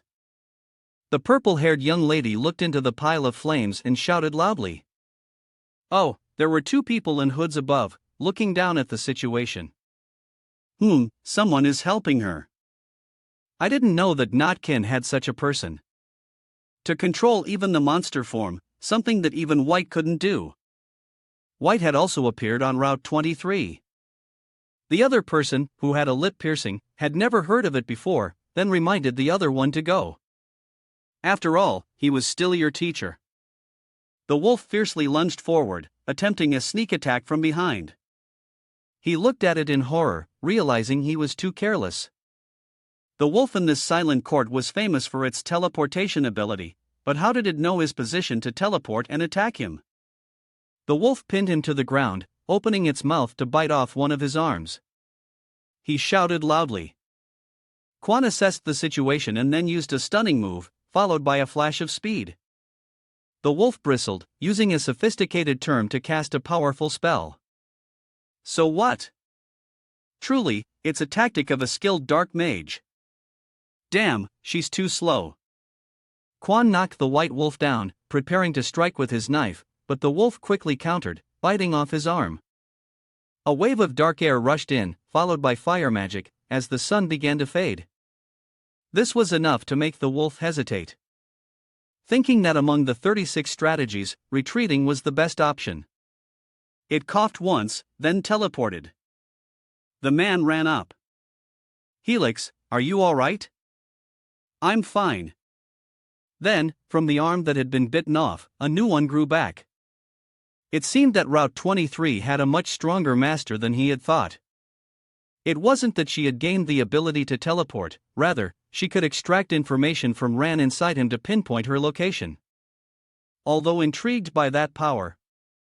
But he had urgent work to do. He asked you to go and gather information. The owner was even more important than White Yuan. Yur's command came from the hands that opened the magic. Yuan, what do you think it will bring forth? A blurry monster. Helix's eyes widened in horror, speaking with dread. No, it is actually a god, a true god. He closed the door, and on the table, there was a stack of books along with a feather pen and an open ink bottle. He walked up the stairs, scratching his head, not knowing when the rain would stop. He decided to use the usual things when the weather improved. He opened the door to his room, looking up at the dreamcatcher hanging there, admiring its craftsmanship. Beyond its ability to bless dreams, it was still a fine piece of handmade art. Yawning, he pulled the blanket up and prepared to sleep, hoping the dreamcatcher would work. He gently closed his eyes, and the dreamcatcher glowed. In his dream, he was standing under the falling snow, walking barefoot on the snow. He didn't feel cold at all, instead, he felt a warmth. He was startled by the beautiful scene in front of him, like a painted picture, and approached the towering tree. He discovered a beautiful fairy lying on it. Her hair and eyelashes were as white as snow, and her lips were slightly pursed. He stood still, and in that moment, a familiar melody suddenly touched Lin Jia's heart. I exalt myself as the Queen of the North, striding across the red carpet with a gold crown. He gasped, what a majestic scene. This truly felt like a fairy tale. He smiled as he gently touched a flower. Why had not exaggerated in the slightest? The flower was incredibly delicate and fresh, its fragrance pure and clean. He felt that this dream was so realistic. Could this be the kind of lucid dream people often talk about? Indeed, this dream was an effective psychological solution. Along with what W had said, it created a dream that was both scientific and logical, with a touch of romance. He felt incredibly refreshed. Then he suddenly looked at the fairy with a sharp gaze. Wasn't he supposed to be able to do anything in a dream? But upon thinking again, there must be some limits, after all. He then gazed into the soul of the fairy, curious about how he could see such a beautiful figure. Why was he even curious enough to look there? He was also intrigued by how the people inside dreams often appeared so indistinct. Chinese people like platinum hair, don't they? But in the end, it's just a dream. So, anything could happen. Who was this girl in the dream, really? He walked closer to the sleeping girl, his face turning red. This was definitely a dream. She was as beautiful as a painting, but her eyes kept drifting elsewhere. Among the goddesses, she was a goddess full of allure. Since it's a dream, it should be fine to do this a little, right? Let's just consider it a gift for her beauty. Even though the flower wasn't his to give. He pinned the flower in her hair, taking a small lock of her hair, blushing and smiling shyly. While fiddling with her hair, she suddenly woke up and opened her eyes wide to look at him. His hand was still reaching out, surely she wouldn't be fully conscious yet. But she stood up and transformed her outfit into another one. She was nearly 2 meters tall, and her gaze shot daggers at him. This had to be a dream, it was too absurd. She looked at him and asked, "Who are you?" He flinched. "Oh, she asked me first?" He found it quite amusing. Normally, the people who appear in one's dreams are figures from their subconscious. So, he was talking to his own subconscious now. He stretched out his hand and said, "I'm someone who's just opening up, I guess." She blinked. "If you're in a dream, then of course you're dreaming." He was confused. Did she know he was dreaming? This girl in the dream was truly full of mystery. He pointed directly at her, "At least I guessed right. Now it's my turn to ask, who are you? Why do you say you're not dreaming?" "Silver, her name is Silver." He was confused, was it just her name? The fairy winked, at least she had told the truth. Now it was her turn to ask, and the young man panicked, quickly covering his mouth to hide his embarrassment. She smiled so alluringly. The fairy's face became serious. "I have been waiting here for a long time, a really long time, and I don't even know what time it is. This place is so beautiful yet so quiet. It's deathly silent, so could you tell me why she feels this way?" He placed his hand on his chin, thinking. Isn't it just loneliness? This dream was a perfect match for him. A dreamy hill full of irises, like a fairy tale, and healed by a beautiful girl. He was already addicted. Indeed, give and you shall receive.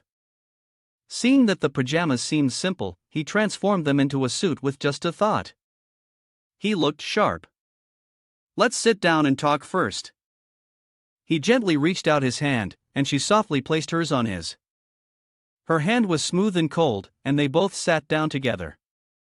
The young man asked, "Are you the only one who appears in this dream?" She leaned in closer to him, a place where no one had ever stepped before, now only he was there. He blushed. She was like a beautiful maiden with flowing hair, just like in a fairy tale, but it was all just a dream. Even though he understood her struggles, he couldn't do much to help. He began a psychological counseling session, saying that her current feeling was loneliness, because there was no one by her side. She wondered, there must be a reason for this. He pointed at her with his thumb and index finger. "Man proposes, but heaven disposes, let's not care about the meaning of that for now. But if God could dare to meet such a perfect maiden as you, he would smile, and with a sincere smile, he would understand you." The fairy shyly spoke. "When thinking about that, you are like someone incredibly romantic." He scratched his head. "I'm just a failed romantic, but I can sit here and talk to you, maybe because I understand you." She turned away. If he could appear in her dreams, it meant he understood her, and they were alike. "You are a wise person," he said eagerly. So she acknowledged him. He wanted to ask, and when he took her hand, she panicked.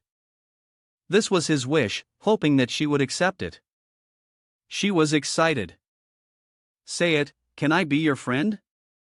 She was stunned. He put her in a position she couldn't refuse. She blushed. "A friend?" He smiled. In a setting like this, it would definitely be boring. If there were a friend to share stories with, it would be so much more interesting. A mischievous look appeared on his face. He remembered his profession and wanted to recommend a book. Even though they weren't in a bookstore, he could still magically conjure up a book. He gave her the book, as a gift for their first meeting. Her eyes were filled with emotion as she reached out to accept the book he handed her, gently cradling it in her arms. It had been a long time since anyone had given her anything. On the contrary, she had nothing to offer, just a towering tree and honey. That was the gift she wanted to give him. He looked up at the tree, which was full of golden fruits. He asked, "Do you think I could eat one?" She smiled gently. "Of course." The golden fruit looked just like a painting. "I think I just drooled. I wonder what it tastes like." He opened his mouth wide and took a big bite, his face lighting up with joy. It was delicious, crispy and sweet, with a core inside. She softly asked, "Do you like it?" As he answered that it was quite sweet, there was the sound of something breaking. The scene around him was shattering. It seemed like he was waking up. The surroundings began to blur. He reached out his hand to her, and although he didn't want to, it was time to leave. The fairy gently placed her hand in his.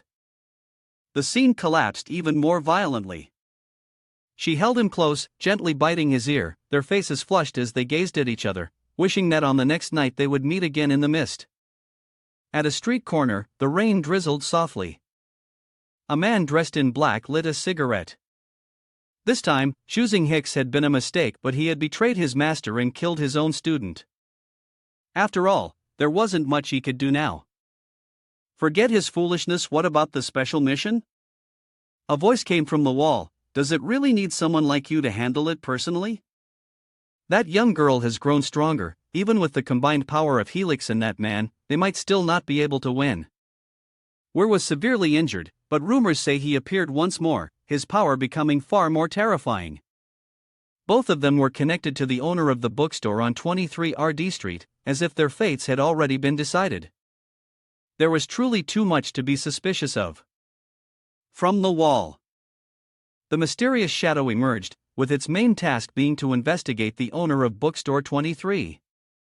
He was the faceless agent who had returned, and even the author of horror fiction wouldn't dare to use such a laughable implication so easily. Quickly, the shadow crawled out from the sewer, and on 23 RD Street, number 412, the bookstore stood surrounded by nothing but silence, with no trace of any magical response. Was this just an ordinary bookstore? Had the higher-ups made a mistake? The stone statue flickered, its red eyes flashing briefly before shutting again. The man had reached the second floor, standing before the only door that showed any sign of life. He had been overly cautious. This mission was already far simpler than expected. The agent had been too worried.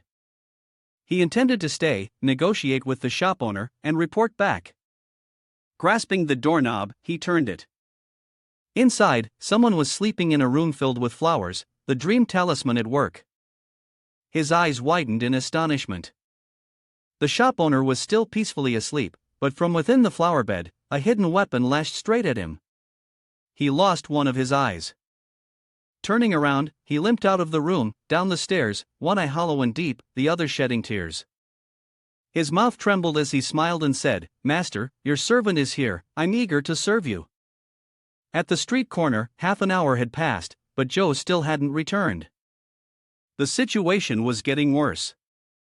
He was a semi-Brian, capable of turning into a shadow twice. Infiltration was easy, but he still hadn't come back.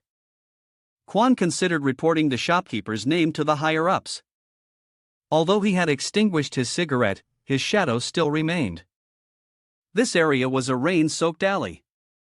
Originally, he had used fire magic, a fireball, and the cigarette flew into the air before exploding. The rain had weakened the effectiveness of the fire magic. He didn't know why Z had betrayed them, but at this moment, the guy was already dead. Z had appeared from the darkness, using fire magic that blazed all around. Z launched an attack, the sound of his body crashing into the wall, and the tridents embedded in his flesh. He shouted loudly, unleashing his ultimate move to scorch Ron, using a shapeshifting skill to escape the spikes. He smiled with satisfaction, ending by enhancing the power of his attack. Suddenly, a liquid dropped, and from the flames, a gigantic skeleton emerged, breathing fire and knocking Yuen away. Finally, he realized this was not Z, but the monster groaning. "Master, I am your subordinate. I will clear all obstacles for you. He was stunned, not a follower, eyes wide open. Could this be a warning from him? Knock knock. Helix coldly invited him in. The bodyguard had brought Death's message. He's dead. He turned around sharply. What? The bodyguard showed him the forensic images of the magical crime scene. They had been alerted by a dark sorcerer from the blood sect. Reading the news, Helix grew increasingly agitated. UN had sent some people to investigate the bookstore, but the ones he sent betrayed him and killed him as soon as they returned. The lingering image in the final moment was the word run written in blood. The examination report revealed a mysterious object manipulating the rune, something the mage could not identify. He gritted his teeth. So what do they plan to do? The dark sorcerers have gathered it for the blood cult. We should stop investigating to protect the magic mirror ward. It turned out that this was what the level-class mutant destroyer of the blood cult had never revealed. Team White Wolf will cooperate to the fullest. The bodyguard nodded and stepped out. He was tense. This is a warning from the bookstore owner. I never thought he'd be so ruthless. This was the moment when the magic mirror ward could not afford to be complicated any further. He gritted his teeth. Nothing could interfere with his plans. The green feathers began to fall, and the sunlight streaming through the window awakened Lin. Had it already dawned? The boss stretched after a long sleep. He thought he should thank White for the sleep aid tool that had brought him such a wonderful dream. Lin pulled back the curtains and looked at the rain outside with a positive mood. The shop owner thought about the dream from the previous night.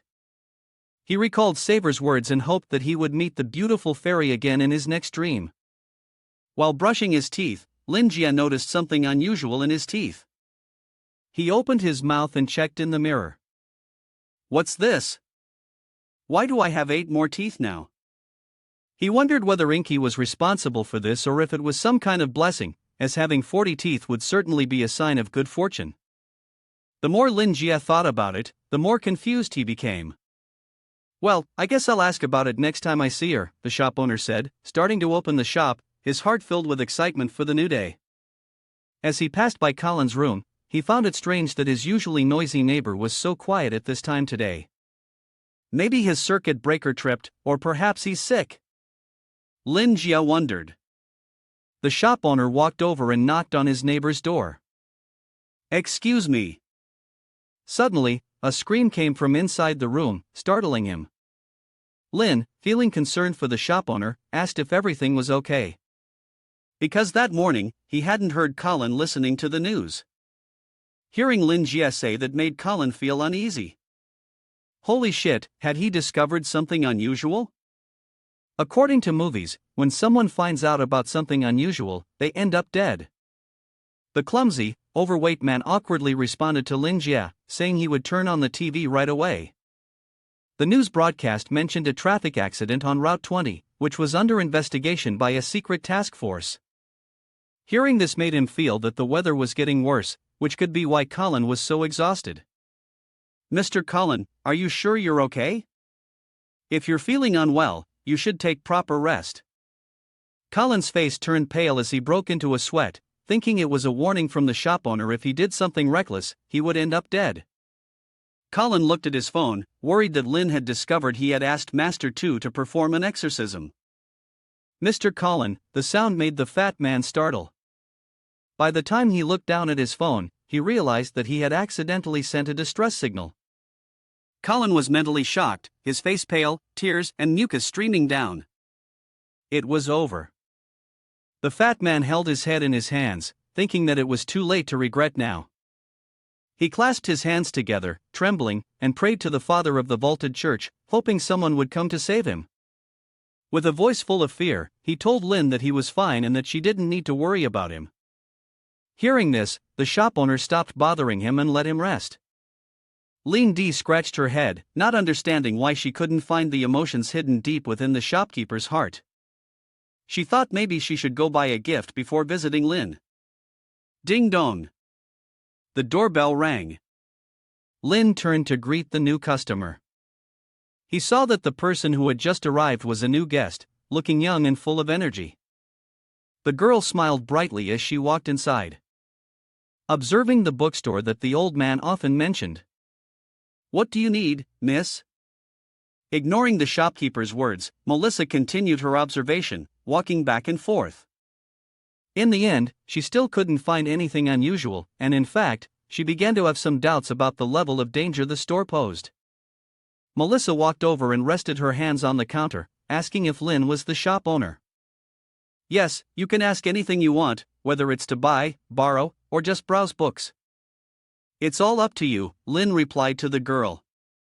The girl rested her chin on her hand, looking at him, thinking he seemed so ordinary, wondering if her father had made some sort of mistake. With a pout, her red hair flaring up in frustration, she thought it was a waste of time that she had let her father scold her into coming here, only to find out it was just a regular store. This was really disappointing. "You're saying I can have whatever I want?" Lin Jie felt a bit annoyed, thinking that the girl in front of him might ask for something unreasonable. He responded that he could only fulfill reasonable requests. "If the demands are too high, just slam your hand down on the table." At that moment, Melissa, full of confidence, declared that she wanted to arm wrestle him. Lin, confused, felt puzzled. He looked at the girl with doubts about today's popular trends. So now people prefer arm wrestling over reading books? His instincts as a shop owner told him that something shady was going on. The shopkeeper began analyzing the situation. By cleaning the boots, he deduced that Melissa had good manners, and from the way she took care of her hair, he guessed she came from a well-off family. Seeing her disappointed expression earlier, he could tell that her visit was not just about sheltering from the rain, but that she had an ulterior motive. Lin, still puzzled, continued to wonder why the girl wanted to arm wrestle him. At that point, he finally noticed a customer who had visited the shop before. Joseph?" Speaking of him, the girl looked just like that dumpling. Everything finally clicked. The shopkeeper concluded that this girl must be a relative of Joseph. The oppressive aura emanating from Lin made the girl feel tense.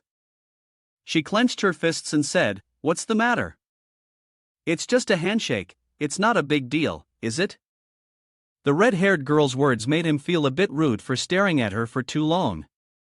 Of course, he would agree to the request, but before that, she had to answer two of his questions. "Which ones?" The girl seemed slightly embarrassed. "The first question, did you come here because of Joseph?" Hearing this, the girl was startled and panicked. Melissa never expected that she had been exposed in front of this seemingly ordinary man. Lin felt that this information confirmed his previous suspicions. He poured some tea and continued, "Don't look at me like that, you two look very alike." The girl became angry. "What do you mean we look alike?" Lin saw the figure of the old man Joseph in her, and he wasn't surprised at all. The two of them were so similar, and with her stubborn attitude and fiery temper, he knew instantly that they were father and daughter. To the second question, Lin, holding a cup of tea in his hand, asked why she wanted to arm wrestle him. Melissa took a sip of tea and then recounted the philosophy of her father. Lin Jie felt frustrated, not understanding what was so exciting about arm wrestling. The little girl clenched her fist tightly, proudly repeating her father's words. This could make the opponent weak if they refused, and even if they did refuse, she would still manage to get them to join in. And it also gave her an excuse to hit them when she was angry.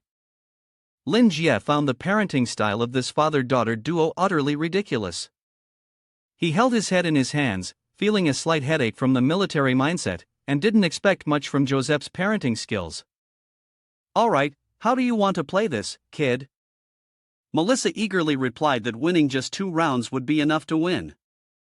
As for Lin Jie, he felt a bit annoyed at being some kind of bystander in the argument between the father and daughter. He clenched his fists, deciding to straighten out the behavior of little Melissa. "I'm sorry, Joseph, I won't raise my hand against Melissa. It's all because I want what's best for her." Both of them adjusted their postures, ready to begin the confrontation. Melissa was careful and wanted to hold back, afraid of breaking Lin's arm. 3, 2, 1 bang. Before she could even react, Lin had already knocked her to the ground. Melissa gaped, feeling that what had just happened was truly surreal. She trembled as she looked at her hand, unable to believe it. How could she, a normal person, lose to someone like him? Melissa shot Lin an annoyed glance. Lin's expression made it seem like Melissa was actually something to be reckoned with. This only made her even more upset.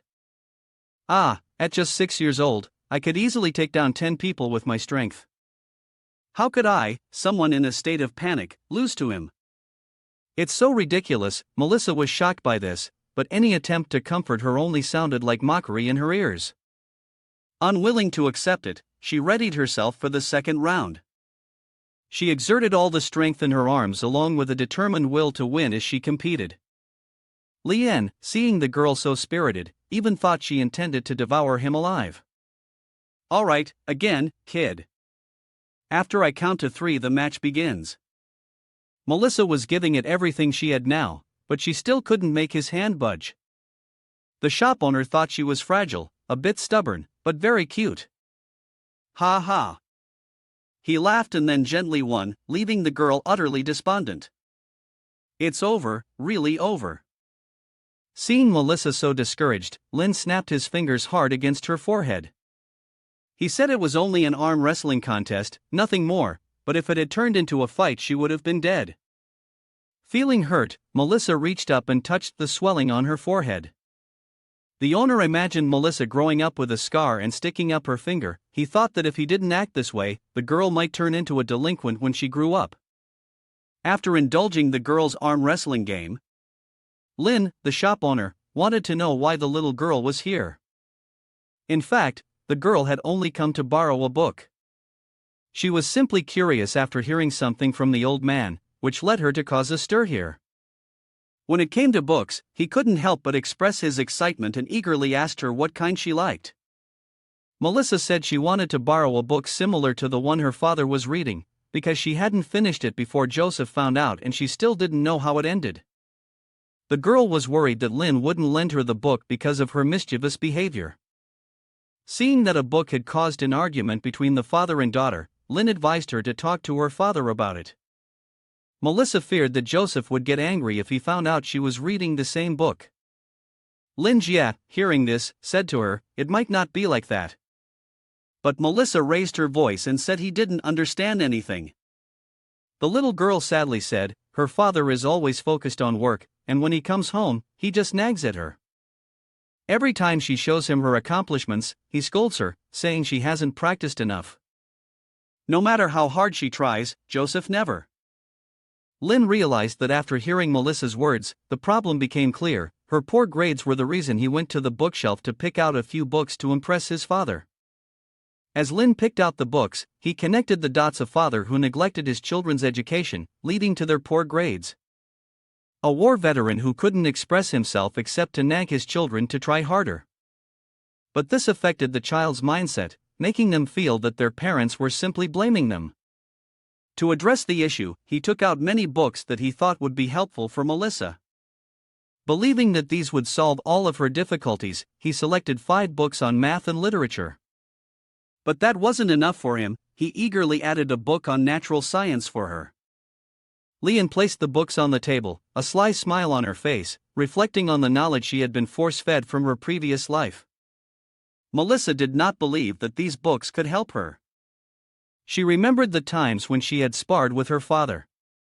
She had practiced tirelessly, yet he never once praised her. No matter how hard she tried, it seemed to make no difference. Since she was the daughter of Joseph, everyone had high expectations of her. Even her father was the same. He always compared her to himself when he was her age, often saying that by the time he was as old as her, he had already reached a state of panic. So, to her, Joseph's expectations were nothing but idle dreams. Seeing her so quiet, Lin spoke up, saying that after all, her father just wanted her to grow up well. As long as she continued on her proper path, he would be pleased, even if he never said it aloud. She could guess his intentions. If Joseph ever saw the changes in her, he would only scold her a little over minor things. Hearing what Lin Jie said, she felt very convinced. She looked at the book the shopkeeper had given her, thinking it might be a book on energy or a manual on secret techniques, and decided to use it to make her father at home recognize her. Lin smiled when he saw that she seemed to understand the matter quickly. He said that if she desired power, she needed to understand it first. Endure the suffering it brings. These books will be the key to open that door for Melissa. The book that Lin Jie gave to Melissa is titled The Key to the Void? At this moment, Melissa is standing in front of a large door, covered in intricate, winding patterns. Just looking at it, one can already tell how painstakingly crafted this door is. Filled with both nervous fear and an overwhelming desire to explore, Melissa pushes the door in front of her open. However, she now finds herself suspended in what seems like an endless void. Lin Jie's voice whispers as if right beside her ear. Don't worry, if you want to open that door, this is the price you must pay, the future you will obtain. In Melissa's eyes, the world seems to be recreated and redefined, the surroundings completely changing until Melissa finds the right answer. Outside, a lightning bolt splits the sky with a loud crack, and Melissa places her hands on the table. Before her, Lin Jie is still sitting calmly, waiting. Sweat pours down her face as if she had just taken a shower. Melissa's eyes widen in disbelief, as if she can't quite grasp what just happened. It seems like she just died, but this feeling is strange. It's as if it's the raw material that forms her soul. It replaces other sources of power with it. Definitely. Although she doesn't know why, she wants to find out what it is. The foundation of everything could very well be the key to unlocking every door. As a knight, Melissa has the ability to unleash the power of a cavalier. Without any obstacles, this is something only God could achieve. And yet, this power now lies with Boss Lin. The one with a level of strength beyond description. Melissa had never dreamed of something so absurd before, but Boss Lin easily surpassed it and created a new form for her. It's terrifying. Melissa wonders if he is a demon. After pondering for a while, Lin seemed satisfied. He stroked his chin and smiled at Melissa. It seemed like he had already touched the psychological shadow of this girl. I knew it. She's really bad at math. Fortunately, he was able to help the team a little. Lin smiled slightly and asked, "Are you okay? Do you need me to help with anything? If you have any questions, I can answer them for you. It seems like you're having trouble understanding this book, right?" Lin's words were spot on. Melissa couldn't argue at all. She was absolutely certain that this person was thinking of something sinister, something terrifying. The help he was offering her definitely wasn't based on emotions. She felt like she was nothing more than a toy to him. Although Melissa was completely wrong in her thoughts about Lin, there was a hint of truth in her perception. Lin wasn't just offering simple help. Right now, he was aiming to sell a few more books to her, especially if she continued to struggle after reading this one. Along with a few mock exams and other reference books, this was truly brilliant. Lin was very pleased with his own cleverness. Now, he just needed to encourage the girl. After all, children want to be praised too. He placed his hand on Melissa's head. Lin Jie smiled and asked, "What's wrong? Are you scared and unable to bear them? But I feel like you have a natural talent for this. You long for a better future." Hearing those words, for some reason, Melissa felt like she was walking down a path from which there would be no return if she listened to Boss Lin. She didn't know why, but those books seemed to contain boundless power. And then Boss Lin, he guided her. It had already been foretold if she worked hard, she would gain that power and change everything, including making her father proud. Those words poured into Melissa's ears like sweet, alluring honey. Though she was still trembling, Melissa had made up her mind. She had no other way forward but to accept those books and walk the path that Lin Jie had shown her. Holding the books tightly against her chest, Melissa lowered her head at a 90-degree angle towards Lin Jie and spoke loudly, "I'm not afraid. I'm very grateful for your generosity and guidance." Lin Jie hadn't expected this child to change so quickly. It seems that math has truly become the enemy of this child, but in a way, this is also a good thing. The transaction went very smoothly, and Lin Jie successfully earned $100 that evening. It truly was a great evening. Even when Melissa walked out the door, Lin Jie was still standing there, waving goodbye. Outside the bookstore, heavy raindrops were falling relentlessly. Looking at the rain curtain, Melissa's eyes seemed distant. She wondered why she had come here to borrow a book, and then suddenly decided to buy one. It felt as if some invisible force had guided her. But never mind, what she needed to do now was to hurry home. Melissa laughed, her expression completely changing. It was like a mad person who had just found their way out. She looked up at the night sky and said, "Once I get home, I can start studying right away." A voice echoed in the depths of her subconscious, not his enemy. "Run, run away, hurry, run." Kui Truck 2 suddenly shot up, sitting straight up. Escaping from the nightmare caused by her recent battle. As soon as she sat up, a sharp pain shot through her side. She had teleported twice to escape from those dark sorcerers, but it seemed like she was still alright. She wasn't sure how K and MC were doing either. Kui Truck 2 pondered for a moment, then collected her thoughts and looked around the room. Where was this place? Just then, a blonde girl opened the door and stepped inside, saying, "Don't move, your injury is serious." Kui Truck 2 looked toward the blonde girl. "Those hands. It must be you." The one who saved her was a beautiful elf with long golden hair and pointed ears. But how could an elf be here in NAC Kim? Not only that, but she's been here for quite some time. But that's not the most important thing. What matters is that this girl seems to be the one who saved Kui Truck 2 from certain death.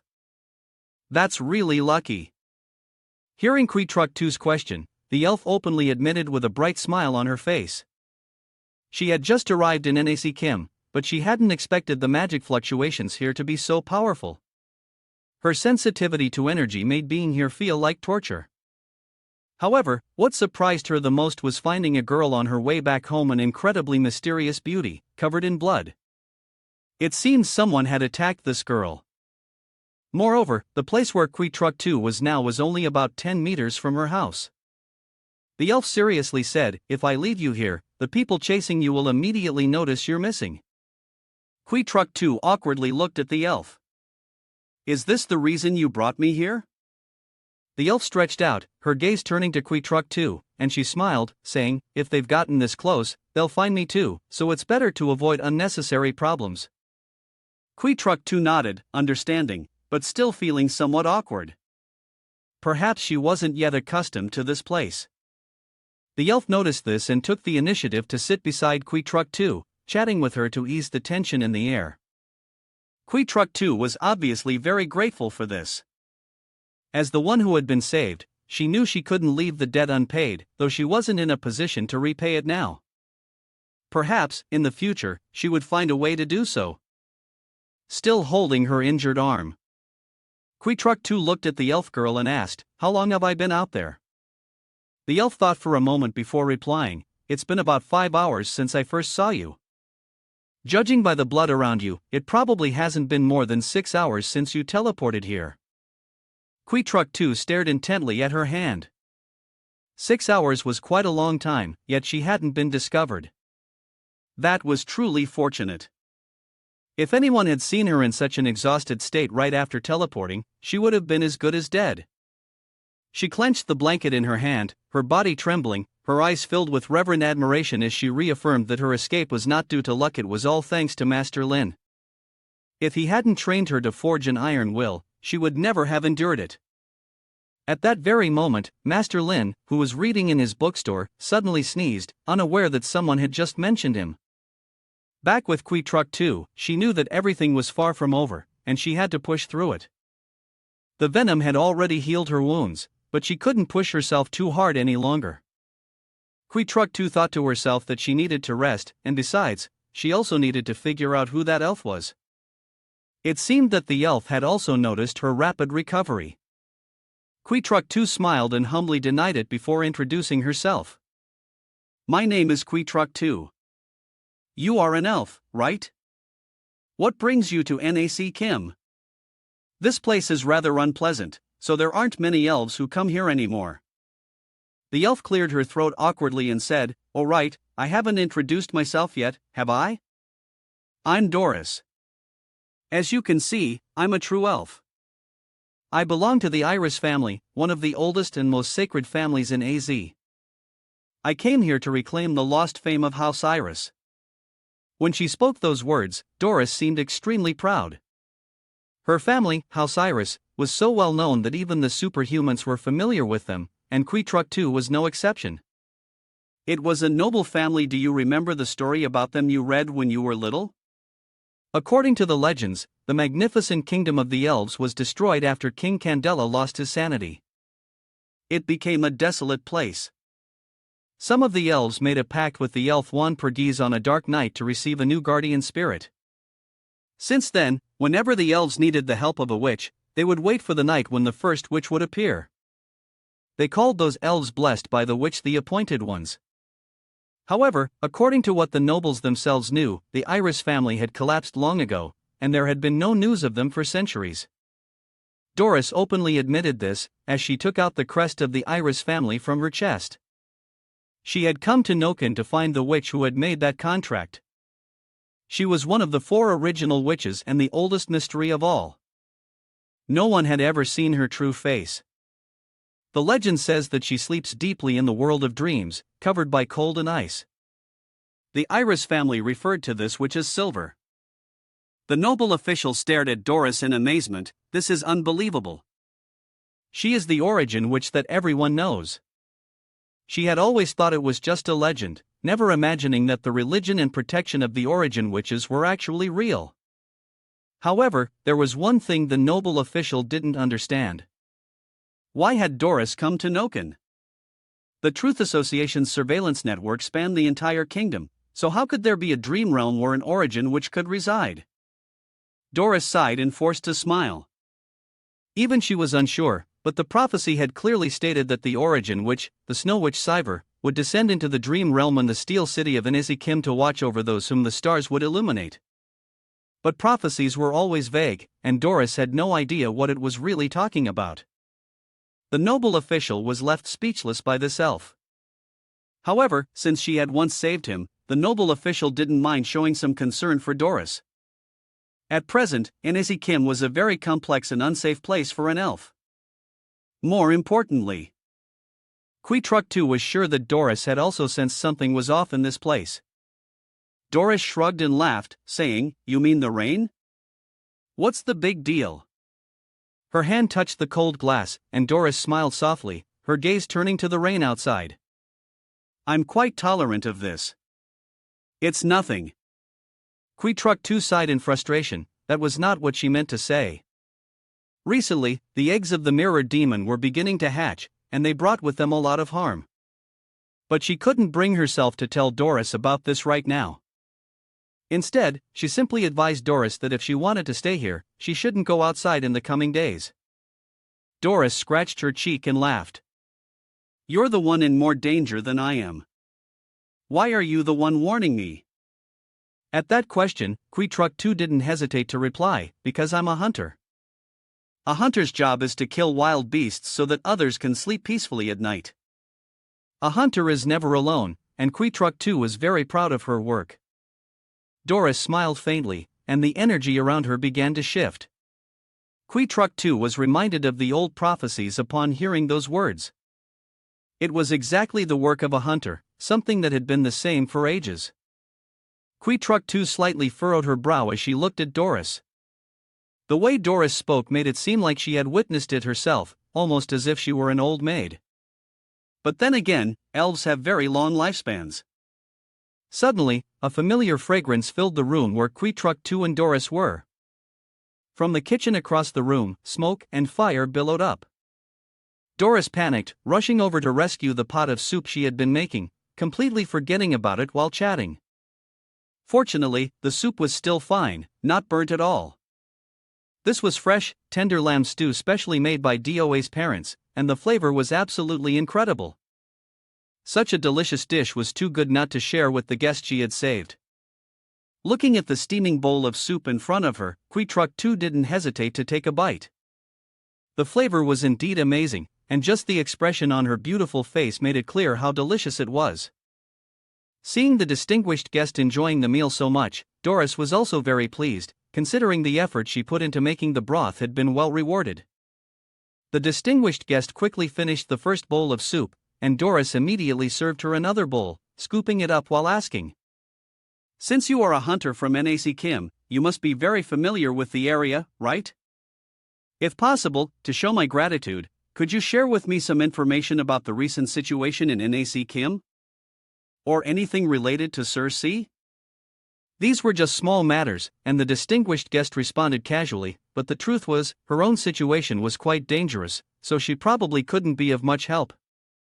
Therefore, she introduced Doris to the bookstore on 23 RD Street to meet Mr. LM, the shop owner. If it were Mr. LM, he could provide Doris with the information she needed. Doris, who had spent most of her time in the forest, had no idea who Mr. LM was. The distinguished guest then explained, "With all my sincerity, tell him that he is someone I have pledged my loyalty to, a person who spreads the gospel to the world. Even though I still cannot see his true self, his omniscience is simply beyond description." Doris's gaze suddenly shifted. In that instant it became cold and sharp, as if she were staring at her enemy.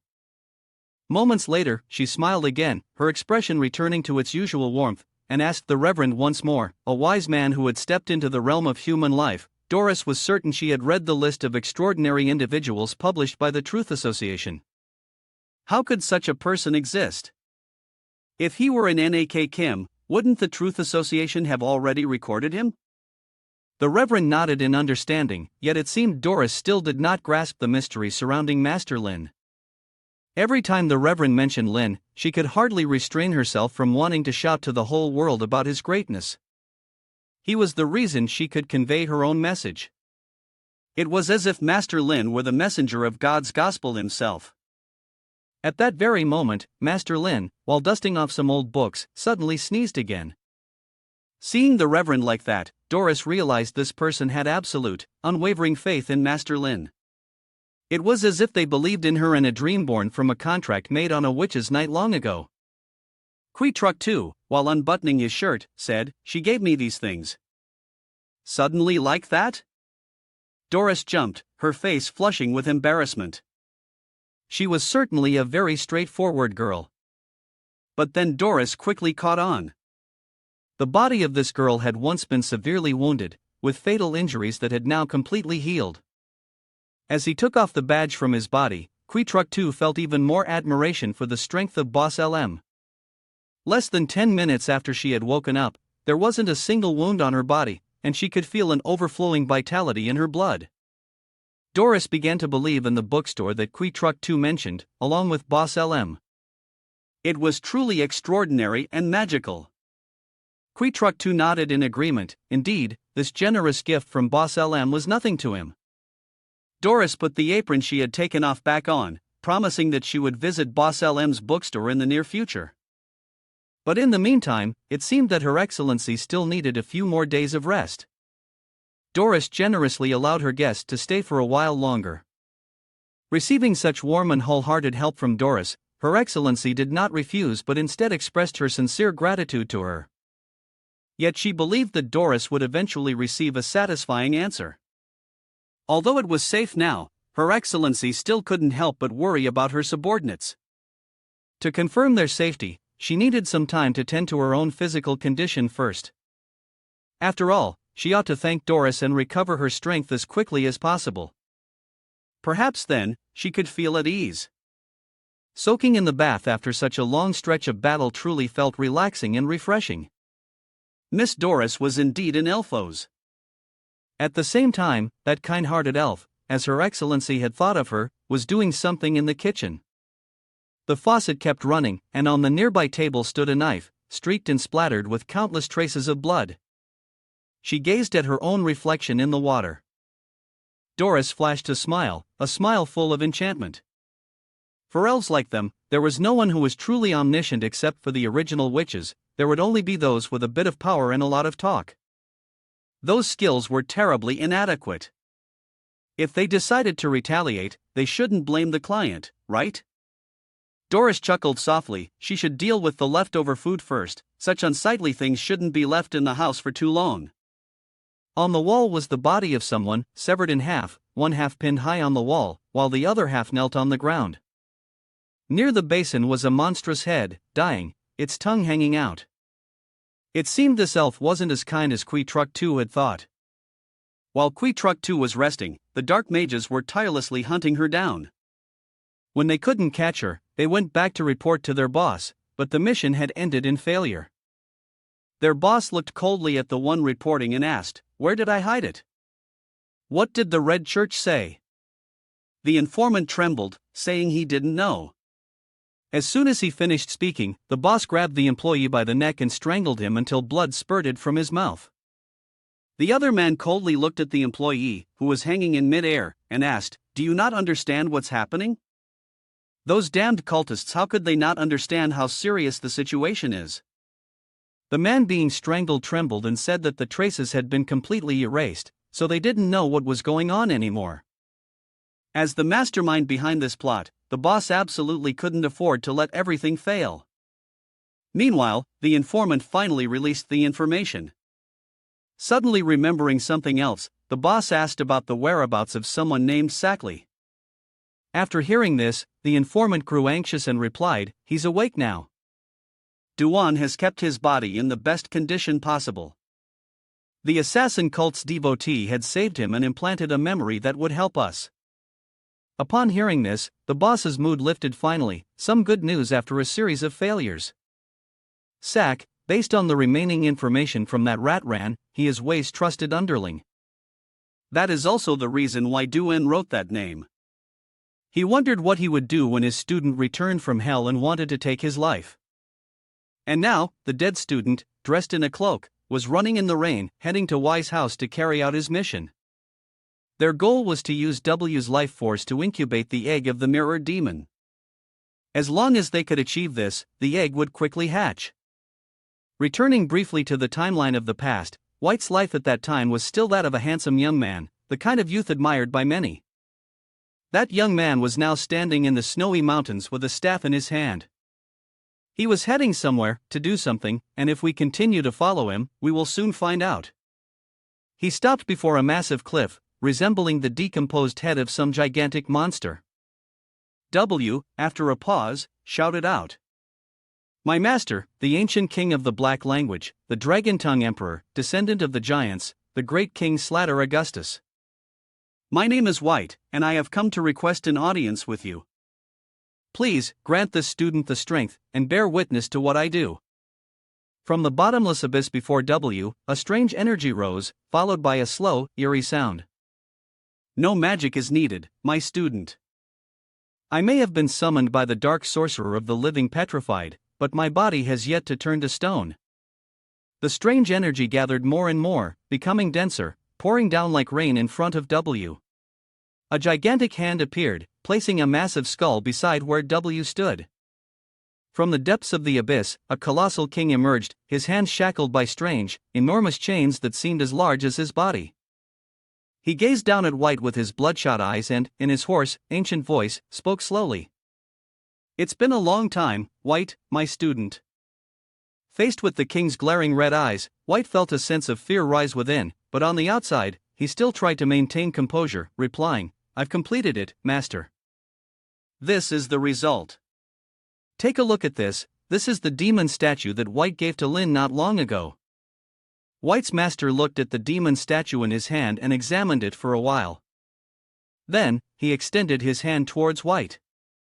The energy around him was swirling violently. In front of his master, White was so small that the master could easily crush him with just one hand. But he didn't do that. Instead, he praised the work White had accomplished. It was nearly perfect. It seemed that White was quite surprised by this compliment from his master. King Augustus sat on his stone throne. He looked at White and declared that from this moment, fate had been sealed. "From now on, you have graduated. My disciple. All the hard work has truly paid off." White was extremely happy. What the master meant was that King Augustus was looking directly at White and declaring that, from now on, you are a dark sorcerer. White knelt down and thanked his teacher for all the guidance. This was truly the greatest honor for him, to be mentored by King Augustus. He accepted and became a dark sorcerer. The old man reminded him not to forget his fate. Sending his best wishes to the last student in his life, the old man watched the figure leave. At that time, he had overthought those words. His heart was filled with joy, as he was approved by his teacher and given hope for the future. And at that moment, he tried his best to present himself as a true dark sorcerer, meaning to become strong and truly elegant. Looking back now, it was likely the arrogance of youth that led to a chain of events. He opened the door to the orphanage, and the manager there said, "This way, sir, this is where the orphans live." What he meant was that he didn't expect someone as important as him to come and adopt anyone. This person was White, the faceless dark one. The old man had mentioned that there were too many orphans here recently, and he couldn't help them all, so he would be grateful if the young man could give them a chance. He pointed to a young boy. "Ask that old man what the boy's name is."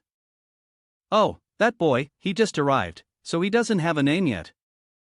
He walked over to greet the boy and introduced himself as W, a dark mage. He told the boy he would give him two choices: wait here to die, or go with him to start a new life. The old manager was stunned and called out his name, but he turned around. The boy, with tears in his eyes, said he didn't want to die.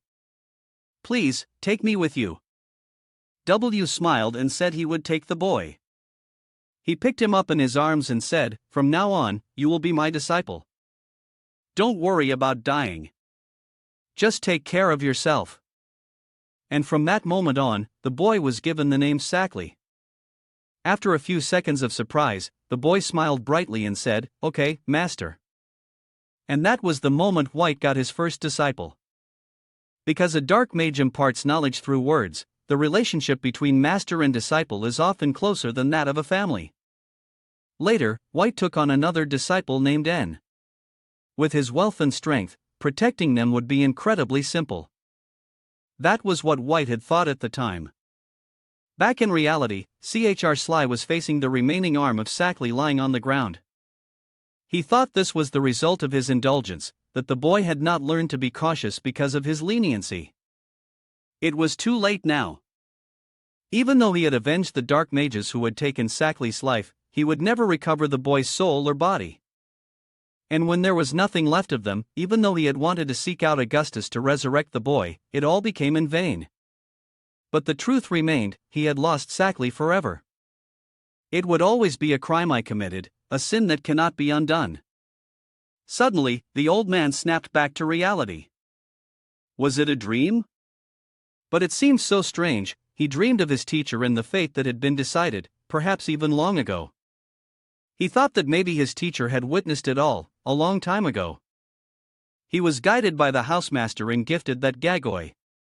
He had just completed the task he was given and had made his teacher pleased. At this moment, he began to understand his teacher's implication. Had he been born with even half the wisdom of a person, he would not have caused his disciple's death. Or perhaps Sackley hadn't died and had escaped through the crack in the dream? He had wished for something so miserable. In that room full of souls, he thought, if it had come to this point, was there any point in still blaming the past? What more was there to wait for?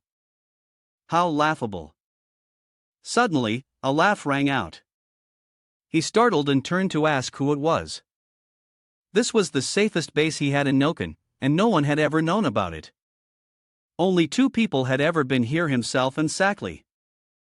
"Master, I'm back." This person claims to be Sackley. He opened his eyes wide and quickly stood up, rushing outside. The other person said they hadn't died.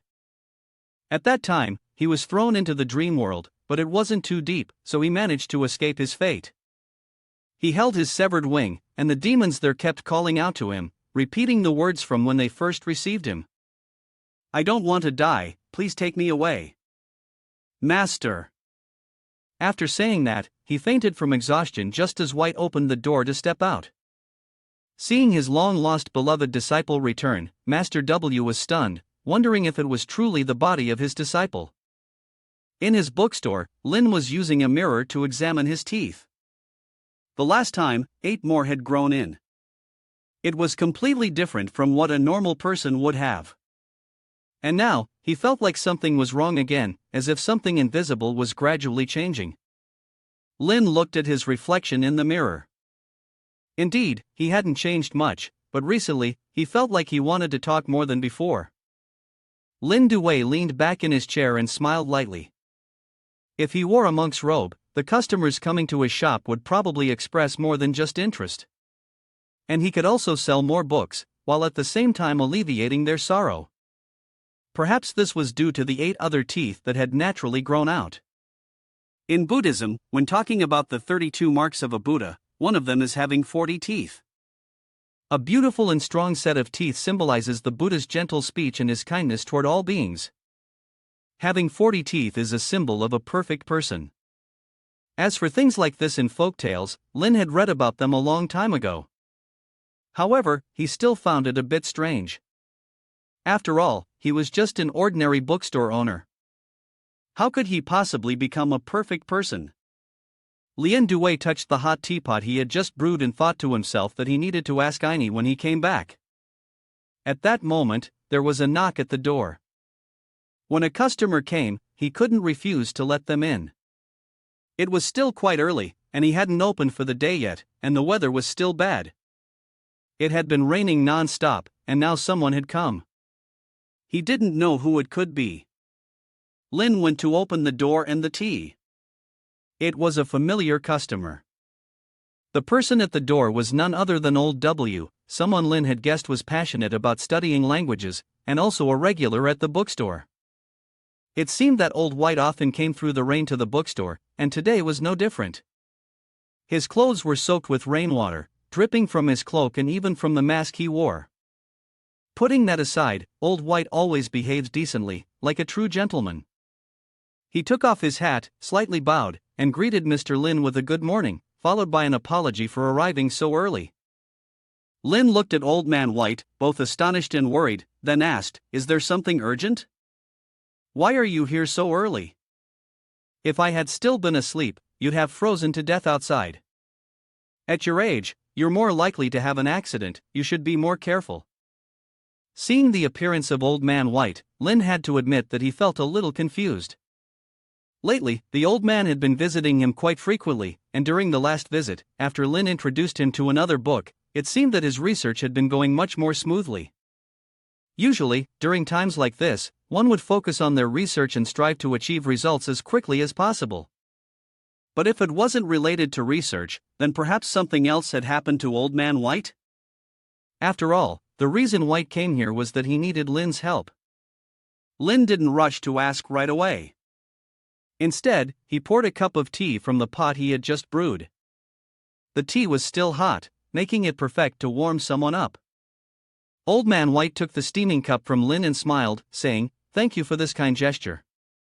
From both his attitude and actions, as well as his appearance, Lin completely concluded that Old White was not here to borrow a book.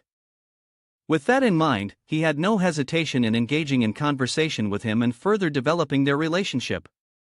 For book lovers, a short story would be an appropriate choice to start a conversation. Lin Jia looked at Old White, smiled, and asked, "By the way, have you heard the story of the farmer and the snake?" Old White shook his head and said, "No." Upon receiving this answer, Lin Jia leisurely sat down in his chair, picked up his tea, and began to tell the story. It was quite a classic tale. The story goes that during a cold winter, a snake was frozen by the roadside, barely alive. Just as death seemed imminent, a farmer came across the frozen snake. Out of compassion, he placed the snake on his chest to warm it, saving it from death. Thanks to the warmth and the steady beat of the farmer's heart, the snake regained consciousness. The snake lay still on the farmer's chest, greedily absorbing the warmth from that place, slowly recovering from the cold. And when it had fully regained its strength, the first thing it did was bite straight into the farmer's chest. Naturally, the farmer had no defense, and the snake killed him instantly. After killing the farmer, the snake slithered away. The conclusion of the story was a tragedy. This story was nothing more than a simple fable. Lin Jia looked at Old White and, smiling, asked him who he thought was at fault in the story. Was it the farmer or the snake? This story is not about fairness. The farmer had shown kindness and pity to it. And yet, he lost his life. Would he be blamed for his weakness and foolishness, or would the blame fall on the snake for its cruelty and cold-bloodedness? Old White widened his eyes in shock as he looked at White, his entire body trembling. The cup of tea he was holding also shook because of his agitation. From Lin Jia's words, it seemed that the young man truly knew his story. And that fable was also a warning for the old man. Outside, a cold lightning bolt struck down upon the world, while inside the bookstore, the atmosphere was strangely chilly and somewhat frightening. Lin Jia intertwined his hands, silently waiting for Old White's response, while Old White remained dazed. After a moment of contemplation, he trembled, holding his cup of tea, and said that the fault did not lie with the farmer, he had only acted out of kindness. The snake wasn't wrong either, it was just following its instincts. Lin Jia rested his chin on his hand, lifting his teacup, but it was still full. He looked at Old White and smiled, saying, "That's a fairly reasonable and neutral opinion, but this story really depends on one's perspective.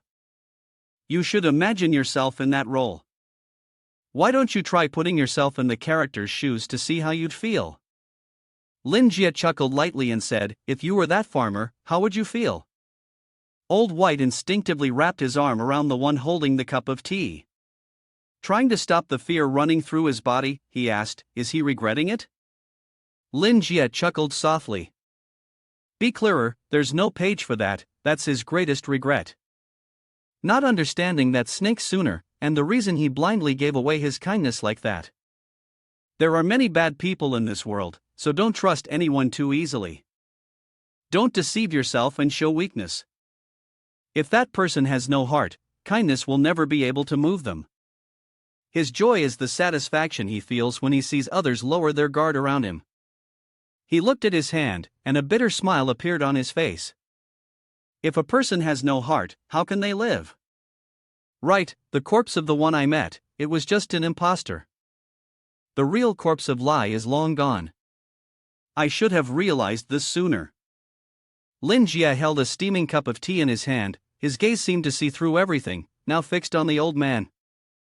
He smiled and asked, "Do you understand what I mean?" Old Wei.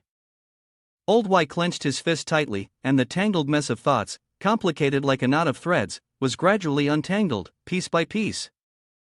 What remained in the end was compromise and acceptance. Then, he gently replied, "Yes." Lin Jia poured more tea into his cup, nodding as he said, "Very good." From what he observed, Old White seemed to be more relaxed now, and starting with a short story as an introduction seemed like a good idea.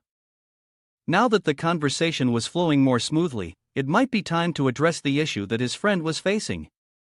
For someone like him, daily matters wouldn't usually bother him to the extent of causing concern, such as research or daily routines. And for him to suddenly show up and want to talk like this, it was rather unusual. Could it be that there's a big issue related to the homeless? When it comes to the concerns of the homeless, aside from money, the primary issue is their relationships with the people around them. From what he had observed, the old man. When telling me, the old man said he had no family other than the 2 adopted sons, and they weren't exactly good to him. One of them was too caught up in his own work and always on business trips, while the other just wanted to find his biological parents. Old White seemed reluctant to talk about this person much. If that's the case, then the second person, the ungrateful one, wouldn't come back to find White, and even if he did, Old W wouldn't be like this, so it must be the first one. After coming to this conclusion, Lin Jia once again struck right at the old man's weak spot. He said, "That's right, there's still one more thing." That was about Saklai, whose reason for coming here to find Lin Jia was precisely this issue. So, if the strange bookstore owner could see the problem now, the old man wouldn't hide it anymore. White admitted that Saklai had indeed returned. Lin Jia nodded seriously and said, "I understand now. If that's the case, then I understand everything." Many issues arise when it comes to the inheritance of someone who has no family. But whenever a homeless person fell ill, countless strange new connections would suddenly appear out of nowhere, and just the mention of it made Lin Jie furious. So he straightforwardly but tactfully conveyed to old W the misfortune that might befall the homeless man. It may sound rather sad, but I must warn you. The Sack Lai who has returned this time is probably no longer the person you remember. People who suddenly come back after disappearing for a long time usually only wish to deceive their families with words. All they want are promises and benefits from you. You truly want Sack Lai to come back, don't you? But a relationship like before, even if he seems to have truly returned, would that really be the Sack Lai you long for? The more White listened, the more he trembled. It was clear how deeply Lin Jie's words struck him. Seeing the old man's reaction, Lin Jie immediately delivered his final blow. Coldly, he said, "It may sound cruel, but as I've said, do you really wish to be a farmer and give your affection to a cold-blooded snake?" At this point, the atmosphere around White suddenly sank. He gritted his teeth and gripped the teacup tightly in his hands, and anger rising up within him. But that anger quickly gave way to a sense of compromise and acceptance. What Lin Jie had said was not wrong. White was merely deceiving himself at this moment. The Sack Lai he once knew had long since ceased to exist. The only thing left alive now was the memory. Back then, Sack Lai was still a lively, energetic teenager, always full of vitality, constantly showering White with respect and calling him master at every turn. One day, in the past, that energetic child had come to find him, eager and excited, saying that he had heard that White wanted to meet him, so he had come early to meet White. As soon as White saw Sack Lai's bright, beaming face, he immediately picked up something, like a stone, and threw it straight at his forehead. White was in the middle of studying something at the time, and upon seeing Sack Lai like that, his face turned stern as he reprimanded him. "How many times have I told you? Always knock before entering my room. We've already gone over this countless times. You have to be cautious with those dark sorcerers. And also, address me as your master with all due respect." White gritted his teeth in frustration, glaring at Sack Lai, while Sack Lai, from start to finish, maintained his usual indifferent expression. He rubbed his head and laughed. "Understood, master. I guess there's nothing you can do with this disciple of yours." After the scolding was over, White and Sack Lai went on to conduct a few more experiments, since White's other disciple, Yuan, was out. This was something the two of them often did together. Looking back now, it was indeed a fond memory, but perhaps the old man had lost himself in the recollections, and maybe he could no longer distinguish between what's real and what's not. He had buried himself in that false reunion and chose to deceive himself, hoping to live with Sack Lai as they once did. But then, Lin Jie had given him a sharp, resounding remark that left him momentarily stunned. It was because of that remark that he realized it was time to stop reminiscing. Some things, once forgotten, must stay forgotten. Facing Lin Jie's question, the old man said coldly, "I already know. I just want to stay with him a little longer, even if it means deceiving myself. But all dreams must eventually wake up. A person can't sleep forever. That body is no longer the same as the one I knew." White looked up at the sky, trying to hold back his tears, and emotionally said, "Thank you. This is the second time you've given me such valuable advice. I now know what I need to do. I should believe in reality, maybe that would be much better." With that, White put on his hat with all due respect, thanked the Lin realm, and left. The matters that needed to be dealt with should not be delayed any longer. Lin realm, as always, sat behind the book counter, watching the back of Old White and added, "As long as you know what you're doing, with your wisdom, Old White, I believe you'll handle this well. I know this is a bit difficult, after all, he's your son, but if you don't do it, you'll regret it even more. Facing the truth is painful, but realizing the deception should come as soon as possible. It will be good for society and for Old Man W as well." With the heart of a true friend, Lin Jie sincerely believes that he must guide Old Man W in the right way. Upon hearing Lin Jie's words, White became even more determined to handle his matters. He pulled his hat down and coldly said, "I'm such a fool. I should have figured it out as soon as possible. I won't give him a second chance." At this moment, the impersonator Solly was still inside White's house, doing this and that, completely unaware of the danger that was about to fall upon them. Through a magical circle functioning like a phone, the impersonator Sally smirked and said, "The mission is going smoothly, and I've gained Old Man W's trust. Soon, he'll teach me all his spells. For the Red Sect, for Miss M.O. Fay." Just as he was about to continue, a noise came from outside the door. The impersonator Sally was forced to cut off the call. Afterward, Sally's expression returned to normal, adopting a harmless, obedient demeanor with no trace of malice, and ran out to greet the return of. White stared coldly at Sly, his gaze as piercing as if he were a venomous snake. And right after that, White broke into a warm and gentle smile at Sly, then ordered him to bring the sacrificial knife to the elder. Upon hearing about the sacrificial knife, Sly was so shocked that he dropped the umbrella he had been holding for White, his heart swelling with such joy that he could not hide his emotions from his face. White put on his mage cloak and said, "I have something very important to test. I need to prepare a little, and I'll need your help as well." "Go ahead." Sackley, after hearing this, happily left to fetch the sacrificial knife that White had requested, feeling triumphant, completely unaware that behind him, White was preparing a grand ceremony for him. White moved slowly, step by step, with dark magic spilling from his shadow, creeping out steadily. Meanwhile, Sackley was overjoyed as he searched for White's sacrificial knife, thinking that the task was nearly completed and about to come to fruition. This sacrificial dagger was originally only meant to be used when White was preparing to activate some special skill. Perhaps they were too confident in White's love for Sly, and did not consider the possibility that White might personally kill his beloved disciple. By handing over the sacrificial dagger, Sly still naively thought that White intended to pass on some special skill to him, and that the mission would soon be completed. After the mission was accomplished, White would no longer be of any use.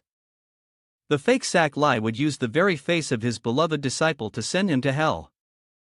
Sackley raised the sacrificial dagger in his hand, simultaneously cutting off the rebellious, cruel thoughts of the false disciple. The shadows of the teacher and disciple stretched across the cold brick wall, with fresh blood splattering from the disciple's head. White had truly awakened, striking without hesitation. White slowly withdrew the sacrificial dagger that had been driven into the head of the fake Sackley, while the fake Sackley's hand seemed unable to grasp that he would meet such an end. Dong too shrank back, staring at White in disbelief. This was truly something he never could have anticipated, even in death. Old White smiled as he watched the fake Sai gradually lose consciousness. "Rest in peace, my child. Death comes so peacefully." Looking at Sackley's body lying on the cold floor, his shadow stretching long, Old White showed no trace of pity. Step by step, he approached the corpse. He bent down and gently touched the exposed foot with a sacrificial dagger. Blood and flesh were drawn into the blade, leaving only a cold, white skeleton behind. Oa muttered something resembling a hymn of the wicked as the true face of the matter gradually unfolded before his eyes. The one who had performed this act was Mo Fi, his old enemy. The scene shifted to a place that resembled a cave, but not quite, and the weather remained as bleak as ever. The rain continued to fall, collecting in puddles around the entrance. This was the secret prayer hall in the headquarters of the Red Church. At this moment, in the prayer hall, there was only a girl with purple hair kneeling on the ground. She wore a large scarf wrapped around her head, her hands clasped in prayer, earnestly directing her focus towards what was in front of her. In front of her, there was a mass of blood cells on the floor, as though some invisible force was acting upon the blood, slowly causing it to move towards the blood mass suspended in the air. The blood mass gradually took shape, forming a circular, blood-red magical circle, unmistakably sinister in appearance. Then, the blood from the circle suddenly began to drip down, snuffing out the 4 candles placed on the stone pedestal. It seemed as though the blood mass had been affected by something. The atmosphere in the prayer hall began to change. The blood from the mass flowed out in greater quantities, steadily dripping down in a long stream. The woman, dressed like a nun, saw this scene, her face turning pale, her whole body trembling. She took several steps back, stunned by the transformation unfolding before her eyes. The stone pedestal in front of her had now completely vanished. And then, from the place where the stone pedestal had disappeared, the blinding light appeared, followed by the sound of something exploding, resonating through the air. The ground and stones in the prayer hall cracked open, almost shattering into pieces. The nun standing there seemed to have not anticipated that she would be affected by the backlash, and now, still in shock, she was unable to avoid it in time. She could only raise her hand to cover her face and step back instinctively. Such a loud disturbance in the prayer hall could be heard by those within the red sect, so they hurriedly gathered and rushed inside to assess the situation. Inside, even the leader of the red sect, Mo-Fi, was present, in the middle of performing some task. As soon as they entered the prayer hall, they began to ask loudly and anxiously what had happened, but as soon as they laid eyes on the scene, no one could hide their shock. The prayer hall, which was supposed to be solemn and peaceful, had now turned into a heap of rubble, filled with smoke and dust. The traces of an explosion were still evident, and the nun, Mo-Fi, was nowhere to be found. The entire secret prayer room had been destroyed. Now, the rain even falls into the prayer room, creating a scene of cold chaos. The people of the church hurriedly shouted Mo-Fi's name, desperately searching for her among the wreckage. Amidst the debris, a hand reached out, pushing aside a heavy stone that was near her. Mo-Fi was still alive, though looking rather disheveled, with blood dripping down from her forehead, and her headscarf in tatters. Upon closer inspection, Mo-Fi had injuries on her arms, her entire body aching, but it was a miracle that she had survived the explosion. The people from the Red Church rushed to her side through the rain. Mo-Fi was badly injured. She furrowed her brows, gritting her teeth as she glanced at the soldiers, trying to deduce what was happening. She hadn't expected such a strong interference to disrupt the spell. Perhaps Mo-Fi could never have imagined that their plan would be thwarted so soon, and by someone as seemingly ordinary as a bookstore owner. Their plan had originally been based on the eternal coffin, a treasure with unimaginable power. Death can be imprisoned. That is also the reason why it is a forbidden and extremely dangerous treasure. The Red Church used this coffin to bring about the color of separation. White's beloved disciple turned him into a puppet to approach the old man. The eternal coffin is a treasure of Mo-Fi, so she seemed quite surprised to learn that someone knew so much about her artifact. But upon further reflection, there was nothing particularly strange about it. After all, that person was Yuan, the second disciple of the Black Faceless Man. Yuan truly lived up to his reputation as a betrayer. Even though he was still alive, he still sought to harm his master, and due to his lack of ability and his filthy, blackened heart, he ran to borrow the hands of others to harm his master and then hid behind their shield, like a rat forever cowering in its hole. Mo-Fi, being the leader of the Red Cloaks, was no ordinary person. While An's plan seemed to be going smoothly and beneficial for the Red Church, there was no reason for her to immediately agree to let An lead the way. The death of Saklai was actually caused by Yuan. Because he saw White favoring his first disciple, he became jealous and killed Saklai, then fled with his tail between his legs. It was originally a matter between W and his two disciples. Logically speaking, the Red Sect had no reason to interfere with W. Making an enemy of a powerful dark wizard is hardly a wise move. At first, Mo-Fi's words seemed to convey fear, but upon closer reflection, it was clear that he was implying, "You need me to act, so you must give me a convincing reason." Xuan, being a cunning person, could easily discern the underlying meaning in Mo-Fi's words. The opportunity had arrived. Filled with both fear and excitement, Xuan spoke up, saying, "From what I know, the magic mirror needs to be supplied with life force." Even though White is a dark wizard of the destruction level, he was still defeated by Joseph, and Saklai knew his weaknesses. Upon hearing this, Mo-Fi's expression suddenly changed. It was no longer the calm demeanor from earlier, but one of astonishment. From those words, Mo-Fi now seriously reflected on what Yuan had said. If the plan succeeded, the life force of a destructive dark sorcerer would be extremely useful and rare. More importantly, White had gone into hiding after the defeat and had almost lost his life. Even an idiot could tell how powerful White was. So, this was indeed a rare opportunity. Therefore, Mo-Fi didn't hesitate to seize the opportunity that had been presented to her. She immediately agreed to the plan proposed by Yuan, along with the condition that he needed to ensure the plan's success. The plan was supposed to go smoothly, with no signs of failure, yet just look at her current situation. Her whole body trembled, unsure if it was from fear or pain. Even though White's power was no longer what it once was, perhaps only half of it remained, considering how he had ruthlessly killed SC Lai without hesitation. What exactly had happened at that time? Something must have occurred to make White act like that. Mo5 was now incredibly desperate to know what had happened, to the point of almost going insane. She extended her hand and summoned something chaotic and mystical, a purple force swirling behind her, before turning her head to survey the surroundings. Several large stone slabs gradually rose, moved by her energy, and returned to their original positions. After all, her power was no joke, controlling earth and stone was child's play. Once everything was restored to its original state, Mo5 summoned her eternal coffin once again. The most important task at hand was to restore her strength. The lid of the eternal coffin opened, accompanied by an enormous commotion. What the coffin drew in seemed like souls, more specifically, the lifeblood of those weaker than it, and the target in this case was the members of the blood sect. The power gained from the eternal coffin would then be transferred into Mo5's body. This was also the reason why she had such immense strength and an incredibly fast recovery rate. The explosion earlier that W caused had made Mo5 lose a part of her soul.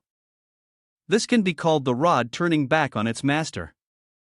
Losing just a part of her soul might not seem quite proportional to the fact that she intended to take White's life, but then again, evil people never really care about such things.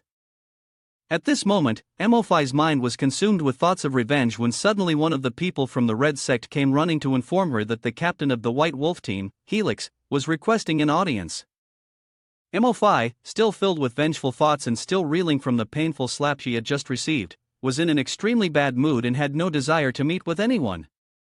She immediately ordered her subordinates to tell Helix that she was unavailable. What she hadn't expected was that the reason Helix had come to request an audience was to explain why Mo5 had failed. Naturally, she couldn't ignore this matter. After all, she was so eager to know the reason that it was driving her crazy.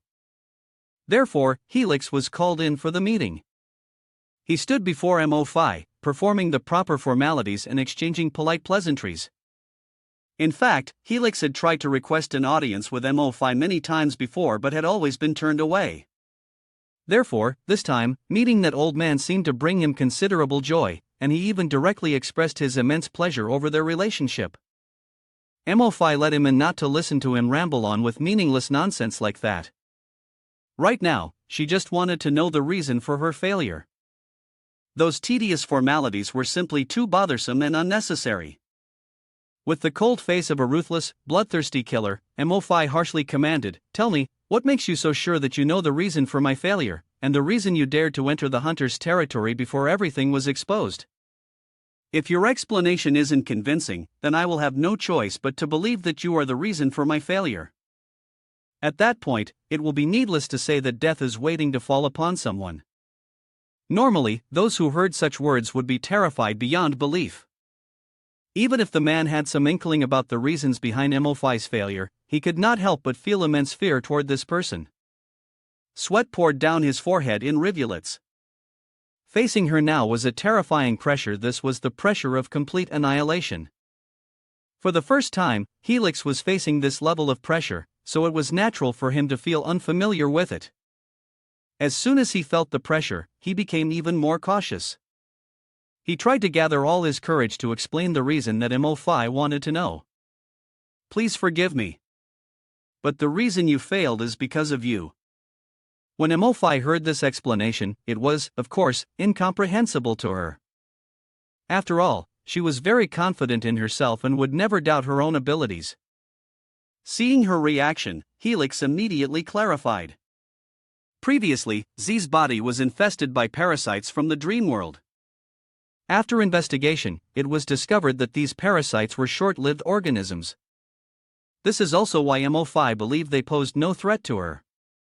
This is also why Mo5 stopped investigating the bookstore that had the dream world parasites and instead focused more on the creation of the magical mirror.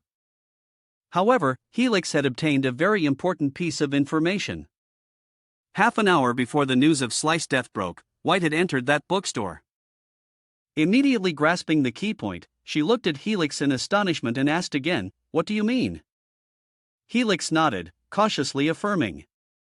Just as she suspected, the reason for Y's unexpected change, which caused her plan to fail, was none other than the shopkeeper. At this moment, Lin Jie still had no idea that he was being targeted by some unknown individuals outside, so he remained calmly reading a book in the store. It had been a long time since it had been this peaceful, and it made him unconsciously want to revisit that dream. Just then, the sound of a knock on the door echoed. Lin Jie quickly stood up, the book in his hand still unread. Yes? Recently, customers had been coming in waves, so many that he had no time to read. But since customers were king, how could he refuse them? Thus, Lin Jie immediately put on a bright, welcoming smile to greet the new guest. Are you here to borrow, buy, or search for a book?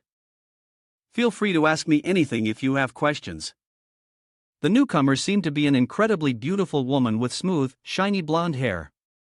A very beautiful customer, and if you still remember, this is Doris, the beautiful elf girl who appeared not long ago. No matter how many times you look, from her outfit to her figure and gestures, her appearance is the perfect model for what one would expect. That's right. In the world of Lin Jie, the concept of cosplay is still quite popular, so this girl must be some kind of professional cosplayer. Seeing this elf girl who loves cosplay, Lin Jie couldn't help but reminisce about the time when he was still on Earth. Because of things like anime, games, and anime culture phenomena, cosplay had developed greatly. Lin Jie never thought he would encounter a professional cosplayer here in Noken. At first glance, he even thought she was a real elf. The feeling of beauty, a golden-haired elf girl walking into a shabby bookstore on a rainy day, it's just too thrilling, too exciting. Lin Jie was so caught up in his thoughts that he didn't even realize he was staring at Doris.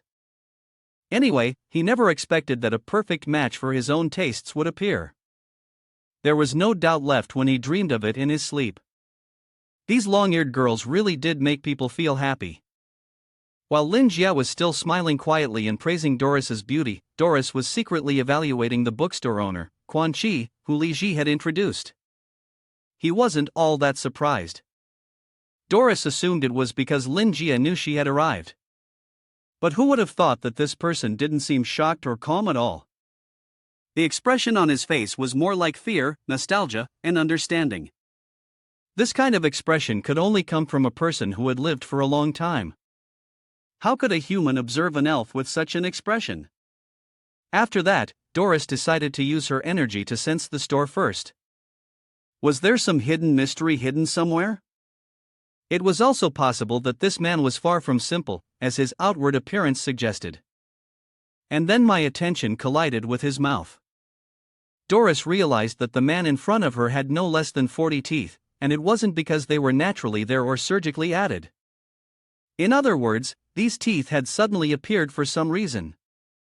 Therefore, this bookstore owner could not possibly be human, he was something Doris couldn't even begin to guess. If Ju was right, and the bookstore owner was an omnipotent being, perhaps this was the price he had to pay. Could it be that he had to live his entire life within this bookstore? An ancient creature with the appearance of a human, a brain and heart of a long-lived being. Could it be that this bookstore owner knew someone from Iris's house? While using her sensory energy to scan the entire store, Doris suddenly recognized that familiar energy, the aura she had always been searching for. It was the energy of the primordial witch, Silver. The spirit of Iris's house was trembling, as Silver's dream realm unexpectedly lay here. Doris could feel her heart racing, both nervous and excited to the point where she could distinctly hear the pounding of her heart in her chest. The presence of the Silver Witch was surely here.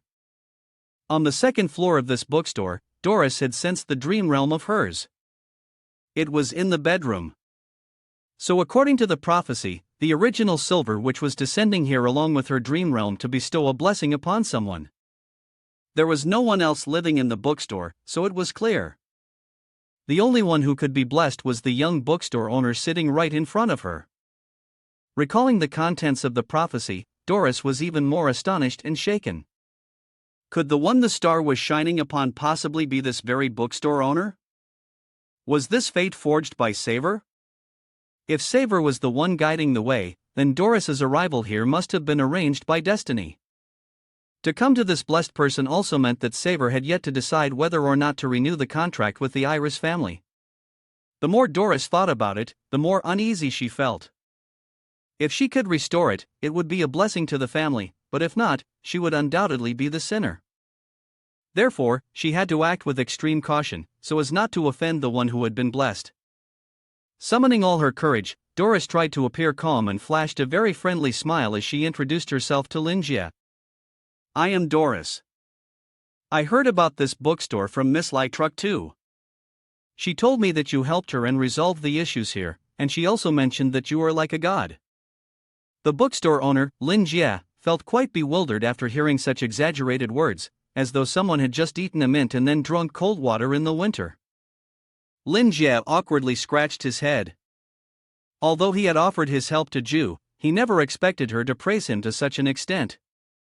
However, the fact that Ju had been influenced by his words and saw through that scoundrel made him feel a bit embarrassed. Because this kind of idolization is not really healthy. People need to have their own thoughts, because relying too much on someone else is definitely not a good thing. As for that, I'll save it for later when I meet again with Miss Duyu Lin Jia, and she can pass on the message. For now, I need to focus on the guest in front of me. First, I need to deny the idolization of Ju like a god. He's just an ordinary person. Hearing such words, only a fool would believe them. Doris doesn't believe that the person sitting in front of her is ordinary, he's just too modest. It seems this omnipotence comes from Lin Jie protecting Ju, which is also why Ju calls him a god. Overall, he's simply a loyal fan of Lin Jie, and as an idol worshipper, he doesn't forget to recruit more fans for his idol. If it weren't for the need to maintain a certain image in front of outsiders, Doris would have been wagging her long ears constantly to show her admiration and devotion. After all, this person is blessed by the witch Siver, so it makes sense that he would be regarded as a deity.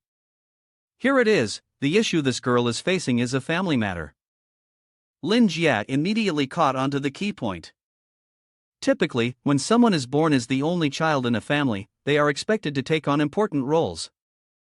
Especially in some old noble families, this is not at all unusual. In Noken, apart from the districts for commoners and the lower districts for the infected, there is a very rich and prosperous central district. Usually, old noble families live there. If this guest, Doris, of his is also a noble, it would be no surprise that she has money to pay for those expensive cosplay outfits made of red clay. The more Lin Jie thought about it, the happier he felt. It seemed like all the new customers he had met recently were introduced by old ones. It seemed the relationships he had built were starting to pay off. If he kept hinting a few more times, maybe his bookstore would soon soar to success. Recently, with a streak of good luck and regular customers, Lin Jie's mood had been consistently cheerful. Moreover, if it were a family issue, perhaps he could offer some advice to a certain extent. With a very friendly and professional smile, Lin Jie asked what her issue was. Doris cautiously looked at Lin Jie. Because Silver had shown her that the boundary sign had already been lowered here, the only thing she needed to do now was to leave everything to this chosen person, right? It was best to make sure this person was satisfied. Only then could she easily complete the task she had been given. So, Doris began to speak sincerely, in the sly manner of any other guest who came to this bookstore. She started by talking about her background. Just as Lin Jie had guessed, she came from a noble family. Over time, the Doris family also carried the honor of their family, the Iris house. However, in a moment of carelessness, the Iris house lost the trust of some very powerful people, which led to their rejection and eventually to them becoming wanderers in the dream world. Since that incident, the Iris family had always wanted to rebuild their image from the past and let their house flourish once more. That was why Doris had come here. From the bottom of his heart, Doris wanted to receive help from Lin Jie. Lin Jie, from beginning to end, remained silent, listening attentively to Doris's thoughts, just as he always did.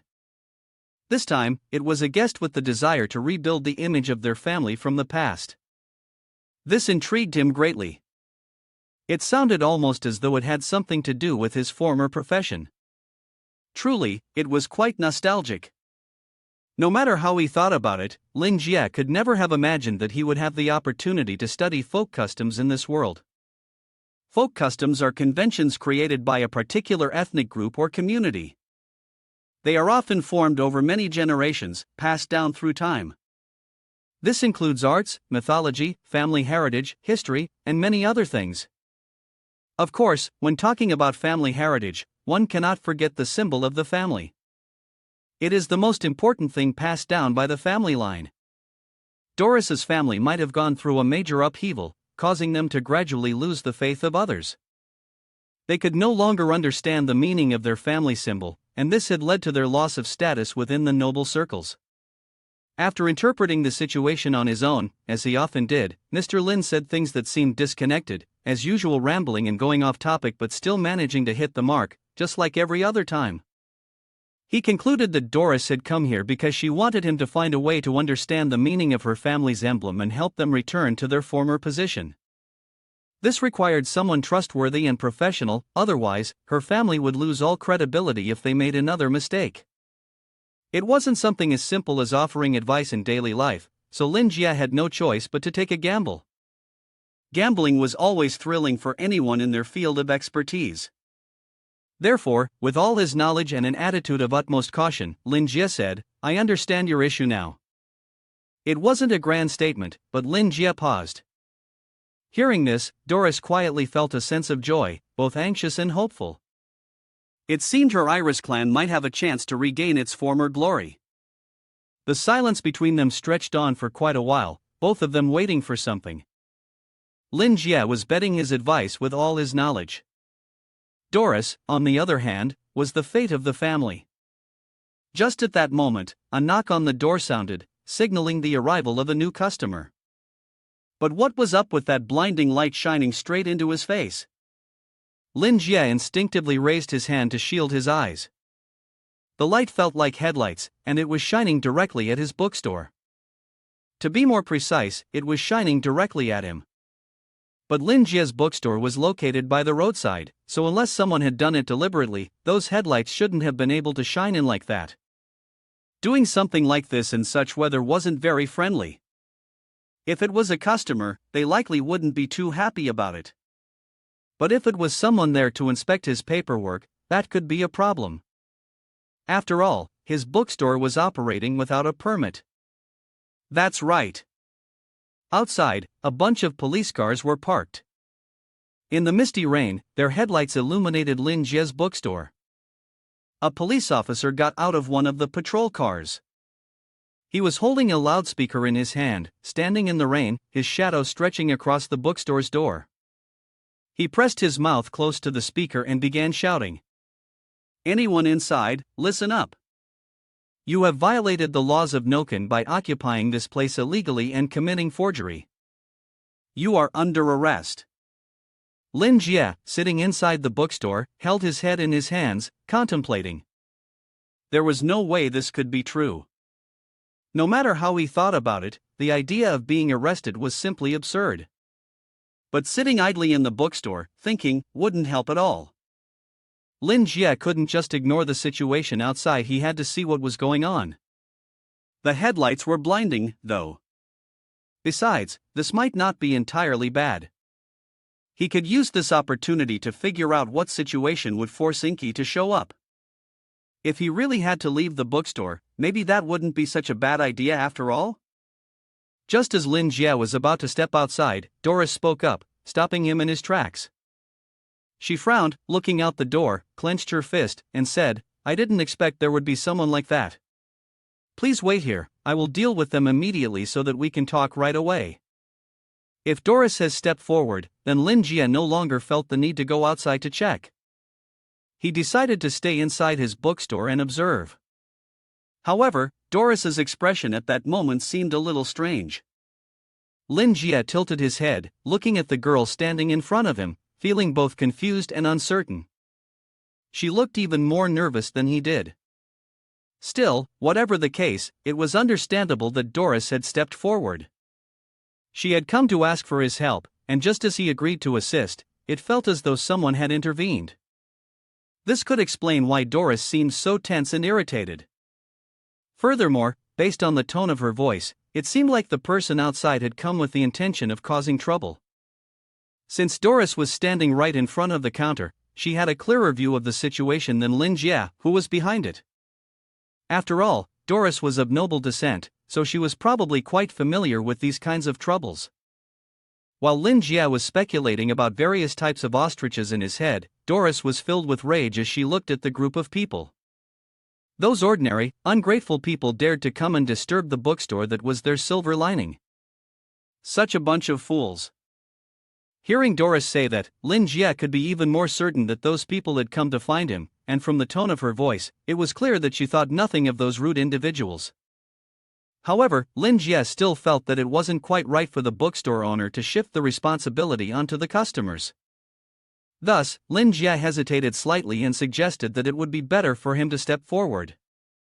It might seem a bit overconfident, but Lin Jie really believed in his own persuasive abilities. Stalling for a bit of time was a simple matter, and afterward, he could call someone like Joseph to handle the situation. But Doris was incredibly annoyed by the disturbance these people had caused. Furthermore, in her eyes, Lin Jie was now someone who was almost on the same level as Iris. He was like a deity to her. Therefore, she did not want those people to insult the nobility she revered. Moreover, those people had nothing to do with her. Although the leader of theirs was a bit troublesome, her identity would be exposed, but that no longer mattered. Lin Jie had already accepted her request, and that was enough. So Doris immediately made a promise, stating that from now on, they wouldn't lay a finger on him. I have received his approval, so it is my honor to take care of this matter. Despite Doris's very resolute and enthusiastic attitude, Lin Jie couldn't help but think in another direction. Specifically, Doris would believe he was disregarding her family if he didn't let her help. In this case, there was no other way to make Doris think that he was underestimating her family, which wasn't a good thing. Lin Jie sighed deeply and said, "All right, I understand." "Then please be careful," Doris nodded and smiled, saying, "Okay, then just wait a moment. The guests coming to this bookstore truly are masters at inference. Guessing is premature." After being approved by Lin Jie, Doris believed that his intention was to make this a test, which was also a condition he set. It was simple. This meant that Lin Jie had promised to tell her the silver as a benefactor, but then he mentioned a new client, who in reality was an enemy. The situation was already quite clear. Lin Jie wanted her to confront them and show the determination of the Iris family. In Doris' eyes, the symbol of her family appeared, which also signified that she had activated her power. If she wasn't mistaken, the source of that light wasn't coming from a few meters outside the store but from an altitude of 1,437 meters, high up in those clouds, where the Red Sect was intentionally plotting dirty tricks with a pile of rings and the coffin of the woman as the center. From that coffin, a tremendous force of impact spread through the ground, and the earth exploded, sending debris flying into the sky, drawn upward by the coffin's pull. And all those things would eventually become the source of power for it. Focus on the bright light that is glaring at Lin's bookstore. Mo stood before her own coffin, with stones and dirt floating around her, and she clasped her hands together as if praying for something. Then, her body began to glow, her mouth slightly opening to chant an incantation in the dark tongue. Just then, someone called her name. Mo slowly opened her green eyes and looked at the person. The person, receiving the signal, said, "The cryptic tower has received the alert and they will be coming down. Due to a lack of manpower, we will only be able to hold them off for 10 minutes. After hearing this, Mo coldly smiled and said, "I've already completed the Death Nova spell, so there's no need to stop them. Prepare the ritual for the transfer." Her subordinates in the Red Church immediately began the teleportation ritual, while Mo was extremely satisfied with what she had prepared. This Death Nova spell could even injure White during his prime. The fool, Wu Qi, was completely unaware that the force behind Lin's realm was the creator god of this world, and she didn't know that he wouldn't die. On the contrary, she even boldly issued a warning to Lin Jie.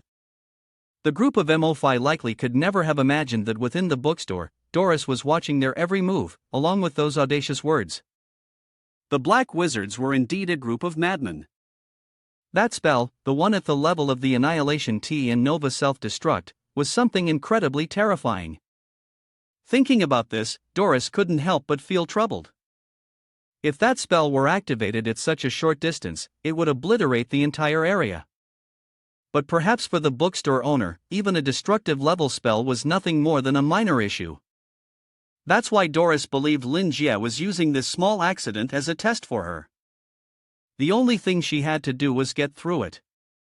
Iris opened the shop door and stepped out, facing the light and the danger far up in the clouds, to help restore the Iris family to its former glory. This time, there was no avoiding the risk.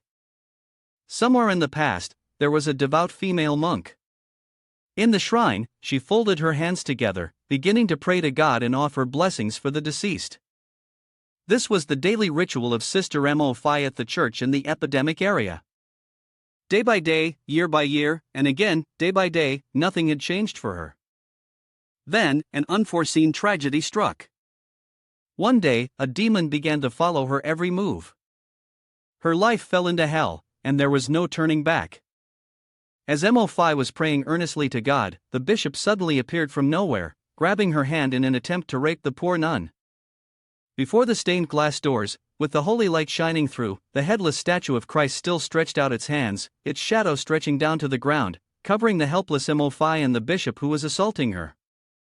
Mo couldn't understand how a man of the cloth, a good priest, could act like a wild animal. And that was why this happened to her. The only thing she could do was to pray more sincerely for her own wishes. The vision gradually narrowed, but she still kept her gaze fixed on the Lord. Her hands were clasped together, and then the statue of the headless Christ led the broken water. Please save me. It was also at that moment that the eternal coffin appeared. From the coffin, a chain emerged and pierced through the head of the priest, without a sound. The chain was pulled out, and blood sprayed in an arc from the priest's head. The priest was dead. Blood from his head stained both the hair and the headscarf of Mo. In her panic, Mo smiled, filled with happiness. A tear lingered at the corner of her eye. So, was I saved? Mo still couldn't understand why she had been saved. The only thing she knew was that the tool had appeared from the headless statue of Christ when she had prayed. Her prayer had been answered. That was the only thought in her mind at that moment. It was the tool granted by the Lord.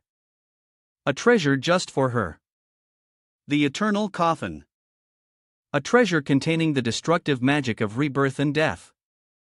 With this power, Mo founded the Red Religion through her own strength.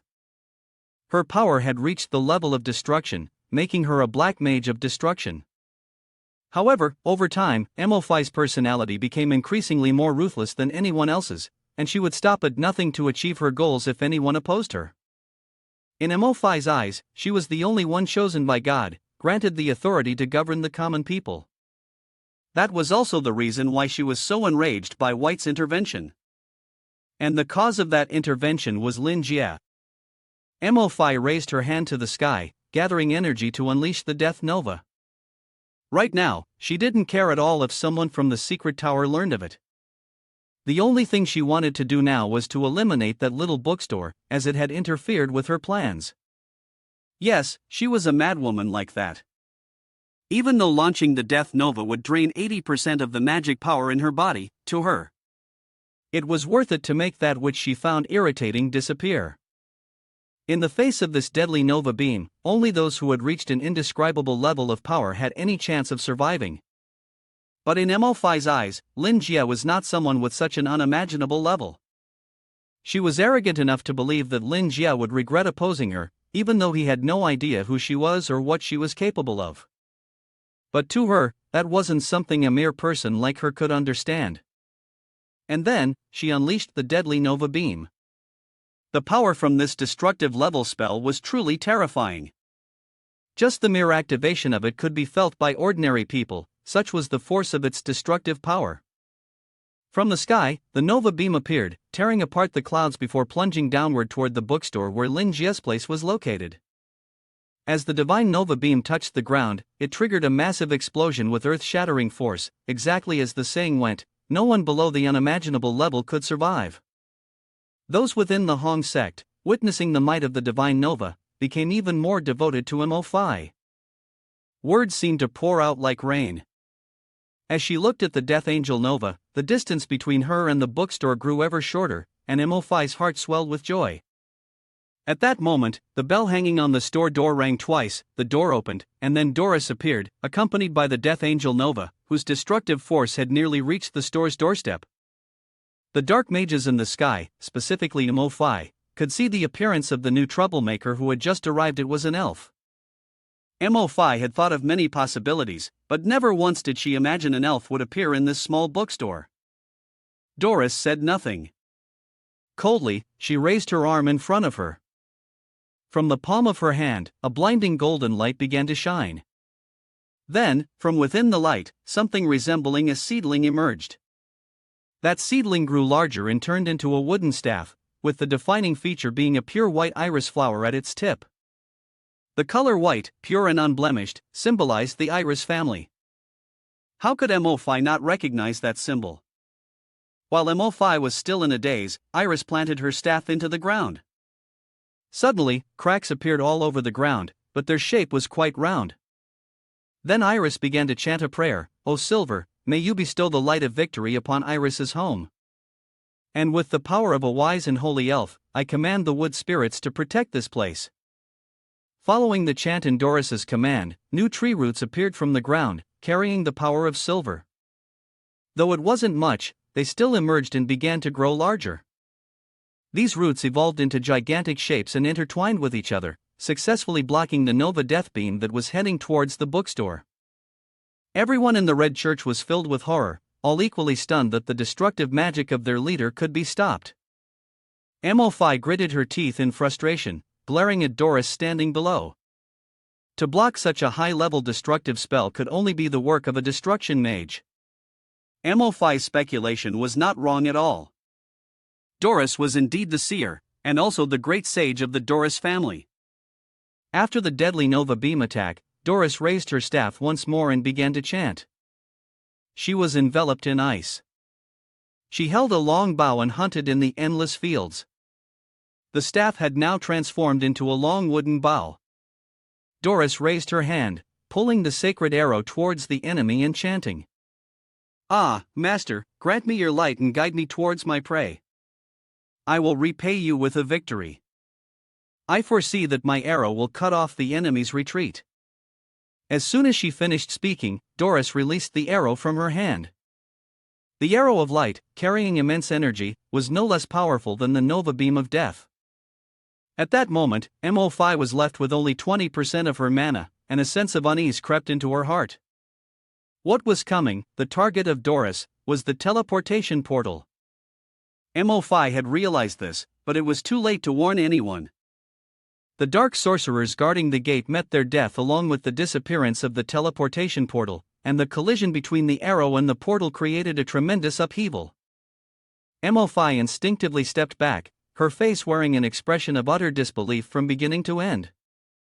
From that teleportation gate, something resembling a black hole had emerged, sucking in the weak ones, sending them on their way to hell. Mo clenched her fist, watching her subordinates, their arms and torn clothes stained with blood, fall into the abyss. Her gaze remained fixed on the spot where the portal had once been. She hadn't anticipated that Doris would target the portal, and now there was no way out. Mo gritted her teeth, her body trembling, likely from fury, and silently thought to herself that the elf was her equal in strength, but not for long. Until the secret tower appeared, Mo was now forced into a situation where she had no choice but to fight. Then, she summoned the Eternal Coffin, using her enchanting commands to order those in her cult. "Come, become food for me."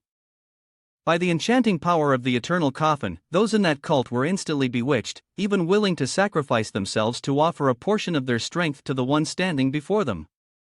Drawing power from her subordinates and with the aid of the Eternal Coffin, Mo summoned a grotesque monster. It had a skull-like head and an exceedingly long tongue. Its entire body was composed of bone, like a corpse that had been dead for a very long time. And Mo now rode atop that hideous creature. She stood on the creature's back and, looking at Doris, let out a triumphant, sudden laugh. That eternal coffin has enough power to resurrect dream beasts to serve me. See? Dream beasts are the strongest. I will kill you, and then I will use this dream beast to enter the dream realm and kill that bookstore owner. It's over, die, Ul. With that, she commanded her dream beast to attack Doris. Seeing this scene, Doris remained calm as usual, and even mocked Mo-Fi. She said indifferently, "How vulgar. That's exactly why you're destined to fail." Mo-Fi, sitting on the back of her dream beast, angrily shouted, "What's wrong with you? Can't you see how terrifying this creature is?" It may be terrifying, but to someone from the Iris family, it was nothing. Doris smiled confidently, saying that Mo-Fi would understand soon enough. Doris's eyes glowed, signaling that she was tapping into the power of her family, the Iris family. Those trivial things meant nothing to the Eris house, which was protected by the origin which and granted the ability to control the dream realm. How dare she use a dream beast to challenge us? Doris didn't know whether to praise or criticize this dark mage. Clearly powerful, but with a mind as small as a pea. Mo-Fi, still sitting confidently on the back of her dream beast, continued to shout loudly. It was truly laughable. This dream beast was the most perfect species there is. Just wait. The stupidity of those who lack understanding is truly laughable. Doris was more than happy to give that foolish person a lesson before meeting their end. She laughed and said, "You must have misunderstood, the dream beast is born from the dream realm." A crack in space suddenly appeared in front of Mo-Fi. What emerged was none other than a rift opening to the dream realm, from which the monster Doris had summoned came forth. As she watched the creature slowly crawl out of the rift, Mo-Fi's whole body trembled, as if an electric current had run through her. She felt cold all over, sweat dripping down her face. Seeing the expression on this foolish dark sorceress, Doris found it even more amusing. Clearly, she had no idea what was coming. The creature Doris had just summoned was the natural nemesis of the magic beast Mo-Fi was riding. Its name was Nigout. Nigout coldly extended its massive arm toward Mo-Fi. Mo-Fi, as ever, wore the same expression of disbelief, unable to comprehend that she had failed. Seeing the great success, Doris flashed a highly satisfied smile before closing the dream realm door and retracting the dream creature. She stood in the night wind, savoring the fruits of her labor. Looking at the place where the dream realm door had just vanished, the spot where Mo-Fi had lost her life, Doris wore a smile full of irony and said, "She'll probably remember it in her next life." After all, nothing is certain, unless the prophecy said so.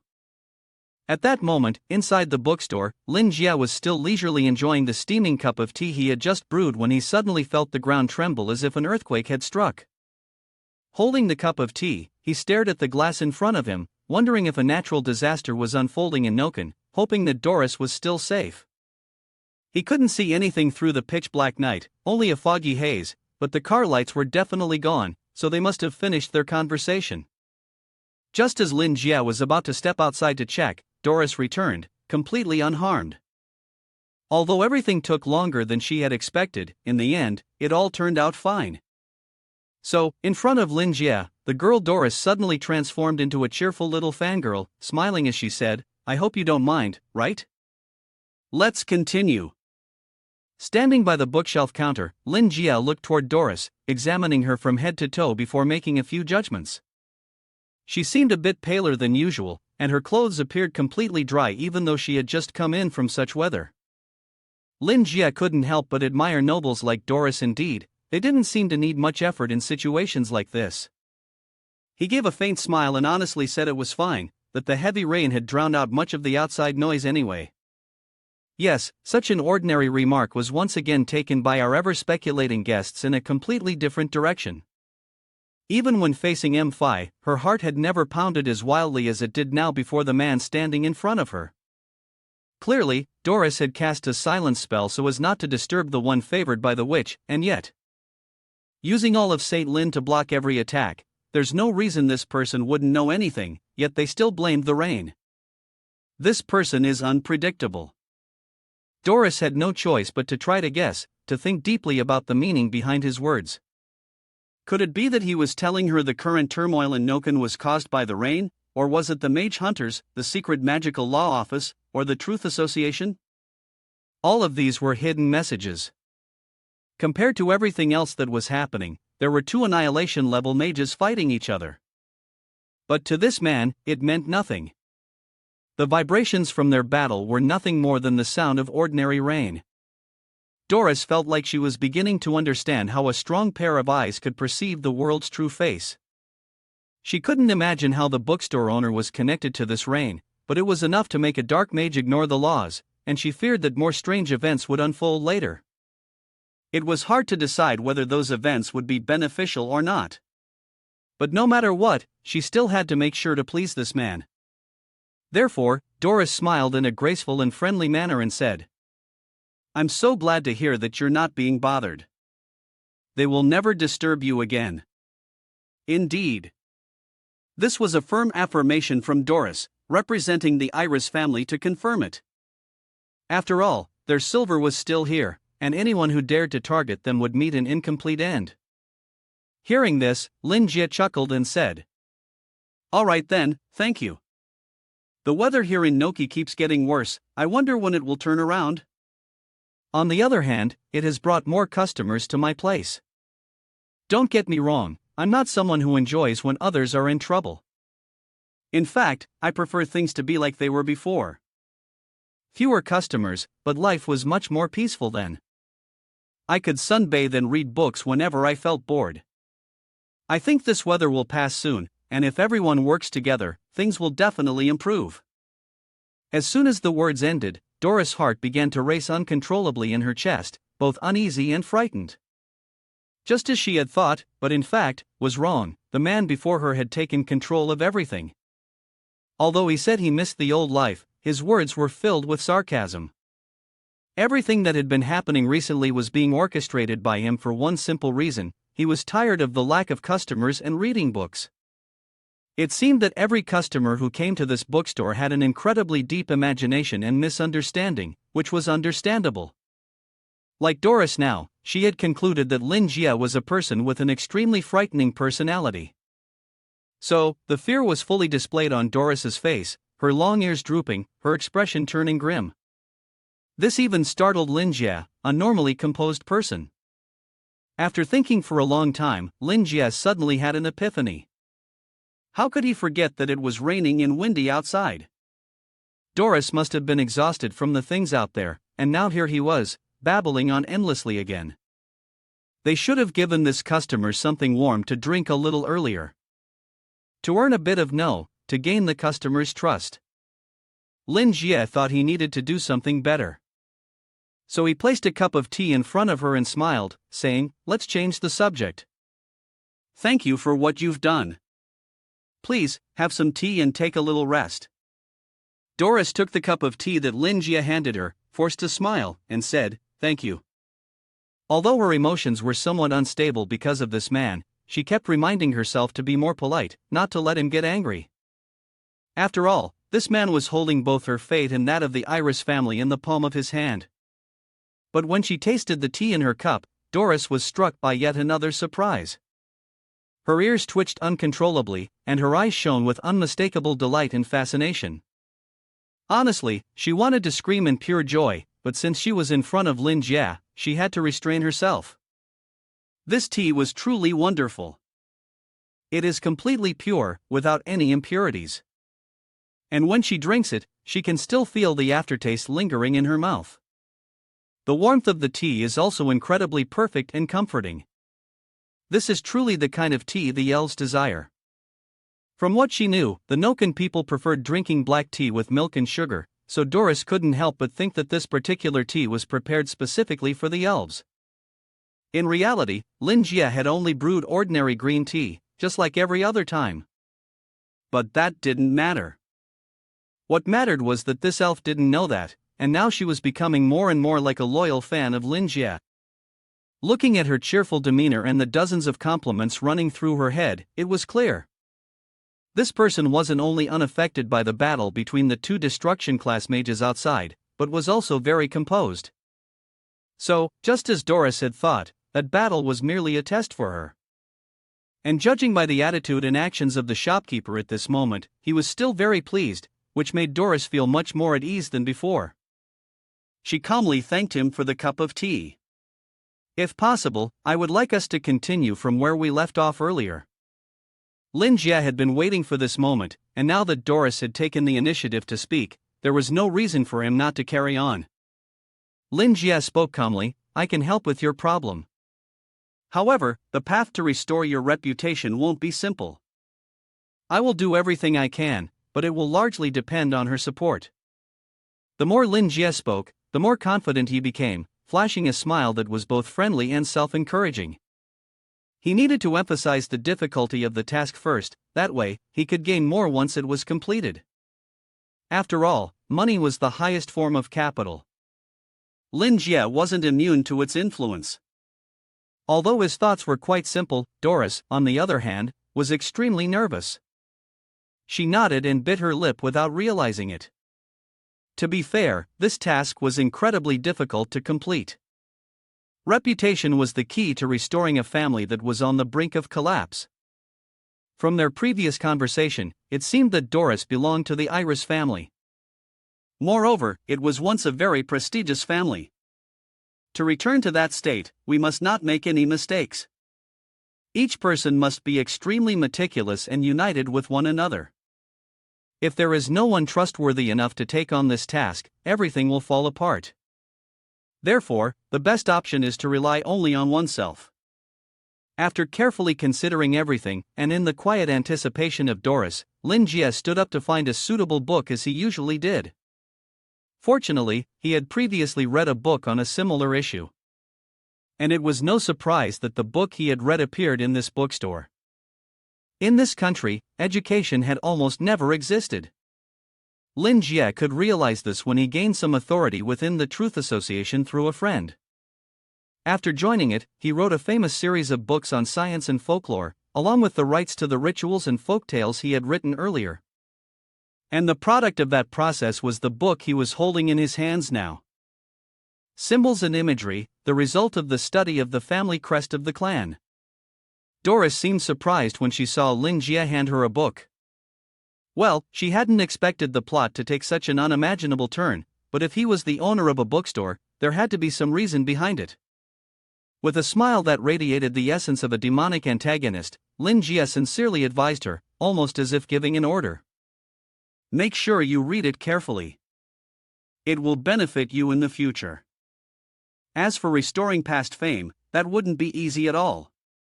Sweat streamed down like rain on the beautiful face of the elf girl, her heart pounding wildly in her chest. The sound was so loud it seemed as though the whole world could hear it. Doris slowly extended her hand, her eyes fixed on the book. And as her hand touched the book, a transformation occurred within her, just as it had for the other customers. Countless black cracks appeared in the air, and Doris was pulled into one of those rifts in space. But she had absolutely no idea where she was. It wasn't until she focused and looked closely at the strange creatures that only existed in the dream realm that she realized what had just appeared before her was, in fact, the dream realm, and she had been sucked into it. Even though she was a member of the Iris clan, getting lost in the dream realm was far too dangerous, and she would surely die at the hands of those monsters. However, as she took a closer look, she noticed that the monsters of the dream realm seemed to want to attack her, but somehow they couldn't. It was then that Doris discovered that those monsters were all bound by some kind of energy. Doris, astonished, looked around her. She tried to move away from the monsters and the glowing strands of energy binding them together, hoping to get a clearer view. The crack in the dream realm she saw turned out to be a magical star, and the dream realm monsters were trapped behind several energy nets, completely unable to break free. While she was lost in her thoughts about the dream realm, suddenly Iris snapped back to reality, her spine chilled, and her face filled with both surprise and joy. There was a mix of anticipation and a slight sense of fear. She held the book that Lin Jie had given her, with the symbol she had seen earlier on its cover. This book had given her a deeper insight into that symbol. Seal, resistance, dream world, protection, and retreat. This symbol had been created specifically for the dream world monsters. Moreover, what was even more terrifying was that the book also showed her an omen. What kind of bizarre situation is this? How could this happen? It's truly surreal. After waiting for Doris to finish contemplating, Lin Jie smiled and said, "This book will help you understand what you're dealing with. It will also make it easier for you to remember the information. I won't explain too much to you, though, as it will only complicate things further." In fact, the book he had written was just about some scientific issues, and it seemed like it would be suitable for someone like Doris. But in order to ask more relevant questions, it would be better to read it first. Doris nodded cautiously. "I understand. I will read it carefully to fully understand this book." Usually, it takes a lot of time to enter a prophetic state, and Doris had to spend centuries to receive information about the first witch's prophecy. Even so, she still tried to deny the prophecy. However, this book was able to do that immediately, putting her into a dreamlike state. A tremendous power was condensed into such a small symbol. Doris wondered how much knowledge this book had hidden within it. It was like an ocean of knowledge. The more she read, the more endless it seemed. At that moment, Lin Jie cleared his throat and said, "I forgot about this." Out of the blue, he said this, making Doris jump in surprise, her heart pounding in anticipation for Lin Jie to continue. Who could have expected that Lin Jie would only say something so ordinary? Because this matter involved the entire Iris family, he suggested that the whole Iris family should read it. This way, it wouldn't take too much time for the Iris family to escape the brink of collapse. The preparations are considered complete, and now is the moment to finalize things. Lin Jie said seriously, "You know I have many other clients, so I'm not really free." It seems that Lin Jie's intention was misunderstood by Doris, who thought it meant something entirely different, and now she is extremely anxious, feeling as though she had just slipped and fallen into a pit, only to snap awake in shock. If Lin Jie knew that in Doris's eyes, he was becoming a demon just because he was giving her the impression that the time he could spare for her was limited, he would probably find it quite funny. But that didn't really matter. What mattered was whether Doris could understand how important he was, so she would. Well, add a little more consideration. Doris blushed, embarrassed, and said, "I understand now. Since this book is expensive, it must have more than one copy, right? So, I'll buy another one so that everyone in my family can read it." "Don't worry, I'll read it thoroughly, and we will do our best to follow your instructions." Lin Jie nodded awkwardly with a forced smile, not quite understanding why Doris said that. He felt that her understanding was somehow off, but it seemed like there was no need to worry too much about it. To him, Doris was just a paying customer. The only thing he had to do was be sincere. Lin Jie walked over to the bookshelf again and took down a similar book. Doris, standing behind with her extraordinary elven vision, saw the entire action clearly. Where Lin Jie had taken one book down, another book immediately appeared in its place, almost as if by some sort of magic. This was truly strange. Doris really wanted to ask but didn't know how, nor did she know what to say. So, in the end, she waited for Lin Jie to finish collecting the books. After finding all the copies of the book, about 30 in total, Lin Jie placed them in a box and wrapped them up so Doris could easily carry them back. Doris watched, utterly bewildered. How could one book be printed in so many copies? People with powers were always so hard to understand. Suddenly, there was a sound on the table. Lin Jie placed a box of green tea on the table and smiled, saying, "And this is my gift for our meeting. You seem to quite like it. If you'd like more, feel free to visit me anytime. Please come back." Yes, this is indeed a highly potential and wealthy customer. Spending money to buy up to 30 books at once, wouldn't it be such a pity if we missed out on this opportunity? Doris never expected that after granting such a valuable favor to her family, Lin Jie would continue to gift her that incredibly delicious tea. It was enough to understand how refined and kind-hearted this person was. Therefore, from the bottom of her heart, with all the sincerity she could muster, Doris said, "We are deeply grateful for your guidance. If we manage to restore our reputation, the Iris family will fully follow your lead." After the battle ended, it took some time before Joseph's organization arrived. The only thing they saw was a scene of devastation and the ground that had been plowed up, with the exception of the area in front of the bookstore, which remained completely intact, not a single crack in sight. Joseph went directly to the scene to inspect, and it was clear to see how much they loathed the dark mages. These people had truly caused so much destruction, and the more they looked, the angrier they became. At this moment, a girl from Joseph's team stepped forward and said that Captain Andrew from the Truth Association had informed them that they had already used the magical forensic test as we mentioned earlier. He said we should stop beating around the bush to avoid tampering with the remaining traces. Joseph's anger flared up, reaching all the way to his head and seeping into his heart, liver, and lungs. He said, "Someone like me should just stand by and watch? Dream on. If I even opened my mouth to stop them, that old man would slap me right in the face without hesitation."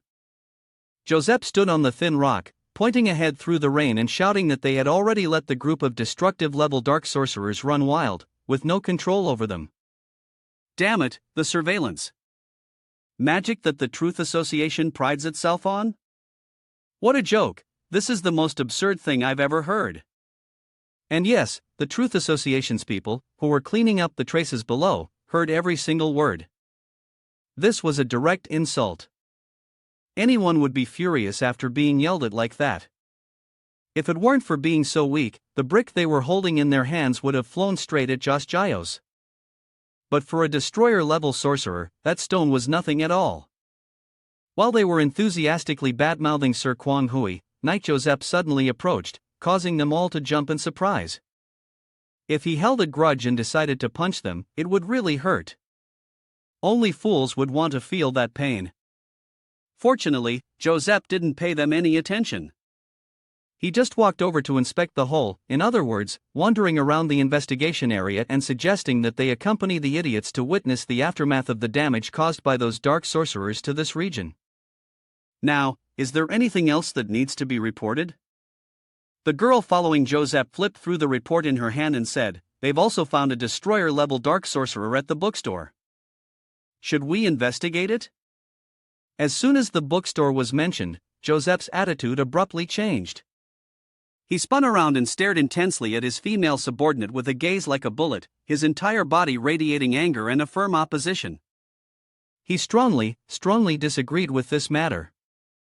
Despite his subordinate trembling as she spoke, "But the tower really has gone, and Joseph doesn't care, doesn't pay attention. What are those idiots thinking, going there to investigate without knowing anything? Truly a bunch of fools." Joseph looked at his subordinate and shouted loudly, commanding her to return immediately.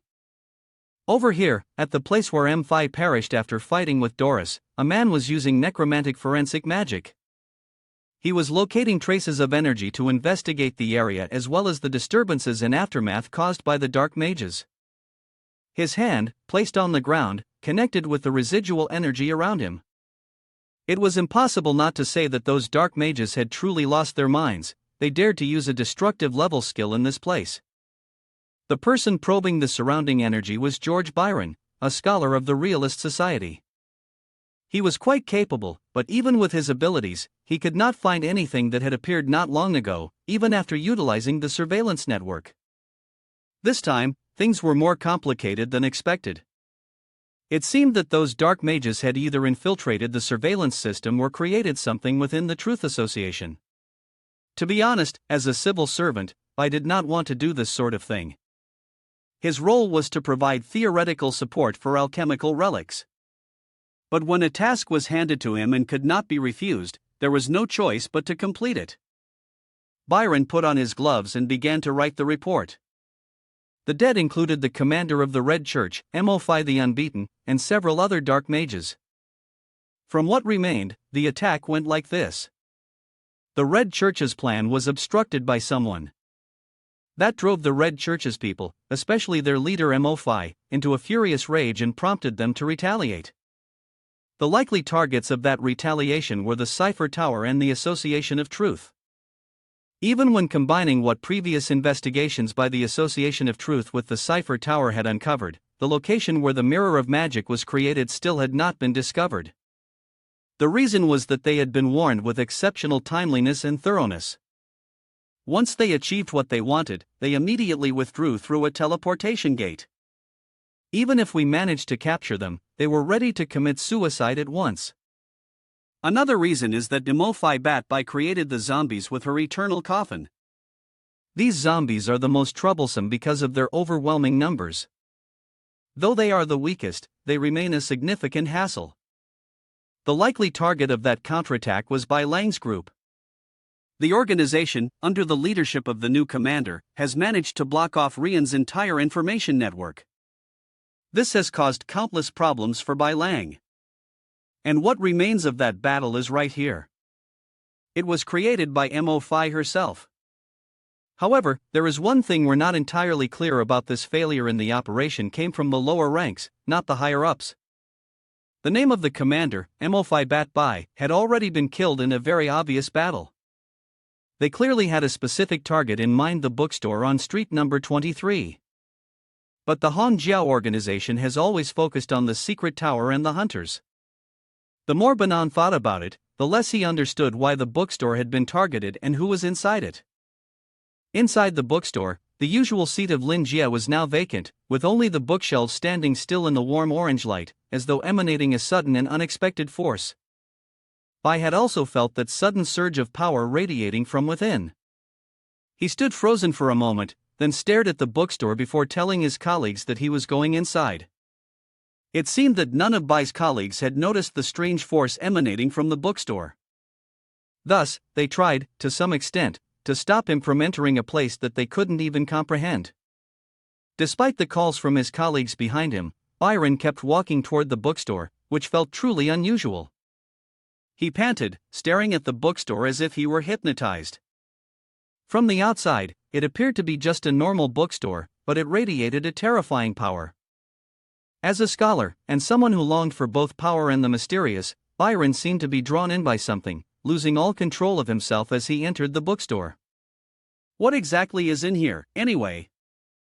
Well, the man would find out soon enough. Bayan's pupils remained fixed on the bookstore, never blinking, with the bloodshot veins in his eyes growing more pronounced.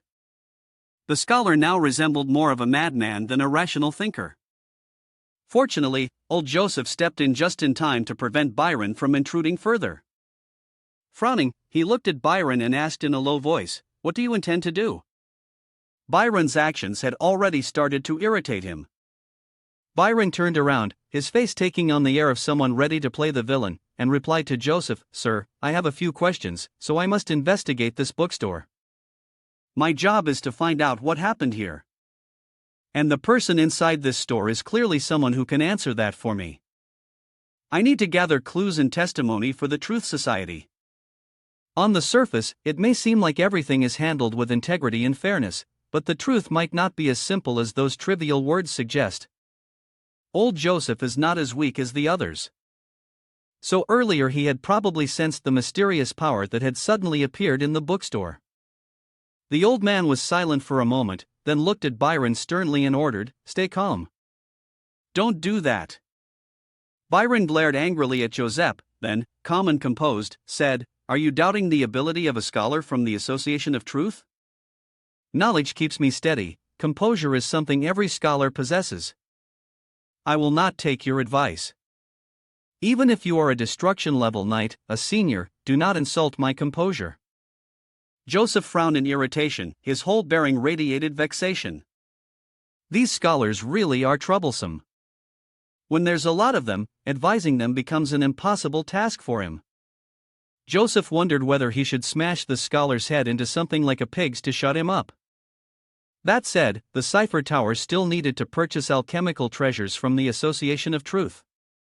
The buying and selling seemed to be handled by CL, not the old man's affair, but he could not afford to meddle too much.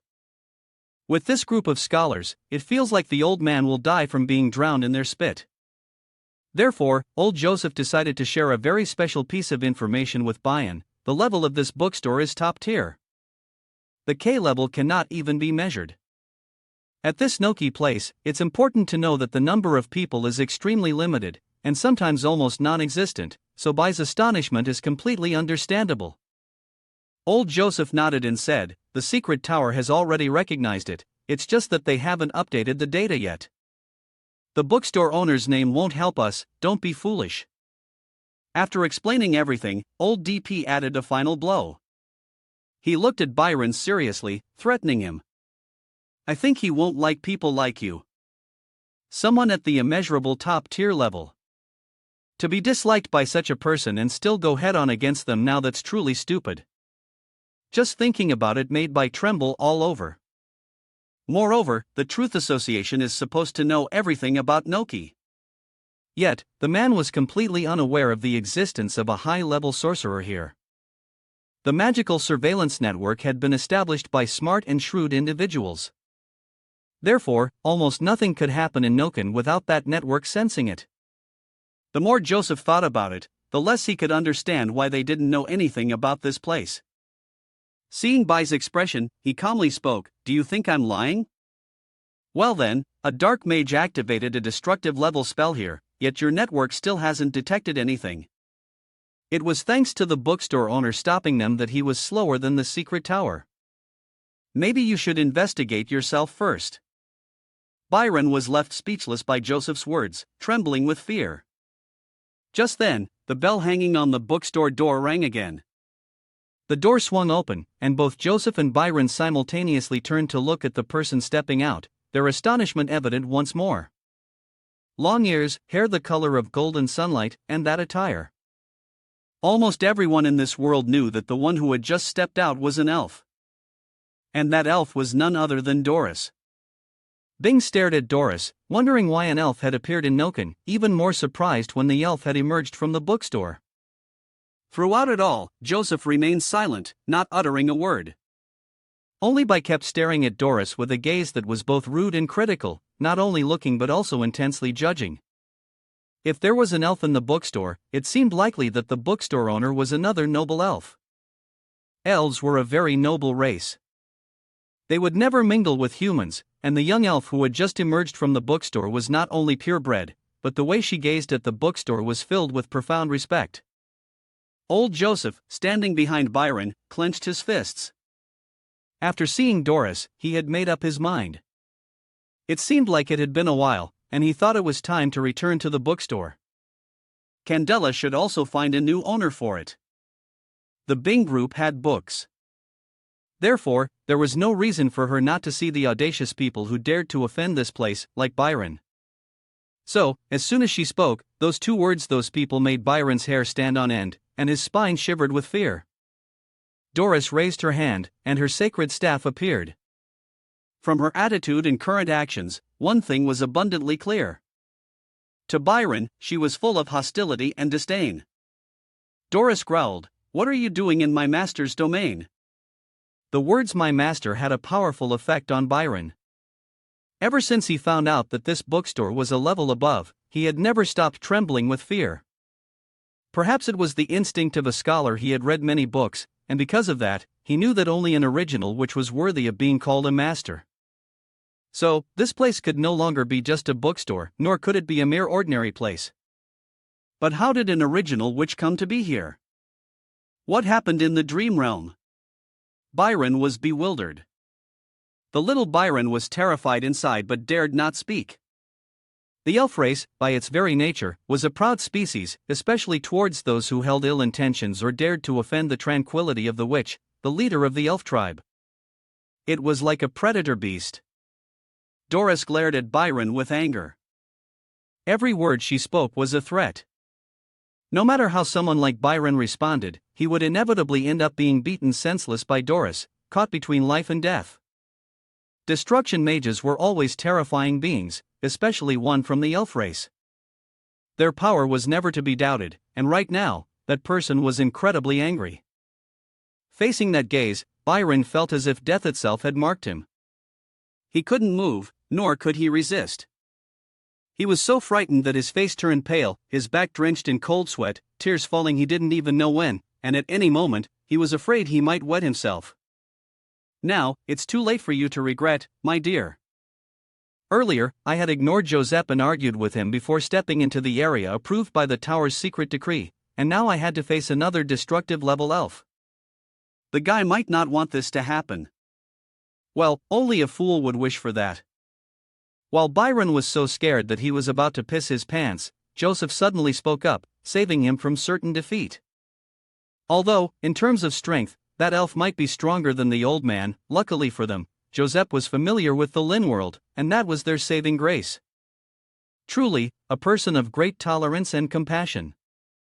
Joseph could have easily let Byron be beaten up by Doris, but he didn't. Instead, he stood in front of Byron and explained that the boy just wanted to do his job looking into what had happened and reporting back. "Your master is indeed very kind and compassionate. I'm sure your master wouldn't mind this at all." Doris fell silent, staring at Joseph standing in front of her. In the end, her anger subsided. Disturbing the entrance of Lin's shop was not a good idea, and Doris, ever so compassionate, kindly recounted the events that had occurred there. A group of dark sorcerers appeared and tried to use the destructive spell, the Death Nova, in the surrounding area, and then she showed up and defeated them. That was all there was to it. Old Joseph listened in silence to Doris's account. It seemed that what the elf said was true. The mirror spell was nearly complete. The red sect was close to its final stage, but it seemed the bookstore owner had targeted the red sect and was doing something about it. Now, he had left things to his subordinates to handle. This made Joseph very pleased. Lin's actions showed that he had chosen their side, not that of the dark sorcerers. So, the old man asked her what she thought the sorcerers' motives were. Still irritated at the memory, Doris coldly glanced at Joseph and replied, "How would I know? Shouldn't I be asking you? I represent the Iris family, and I've just arrived in Noken. Then I witnessed those people targeting my master. Doesn't that mean I'm involved as well? Besides, I had already helped him stop it." Not only did he not express any gratitude, but he even questioned me in return.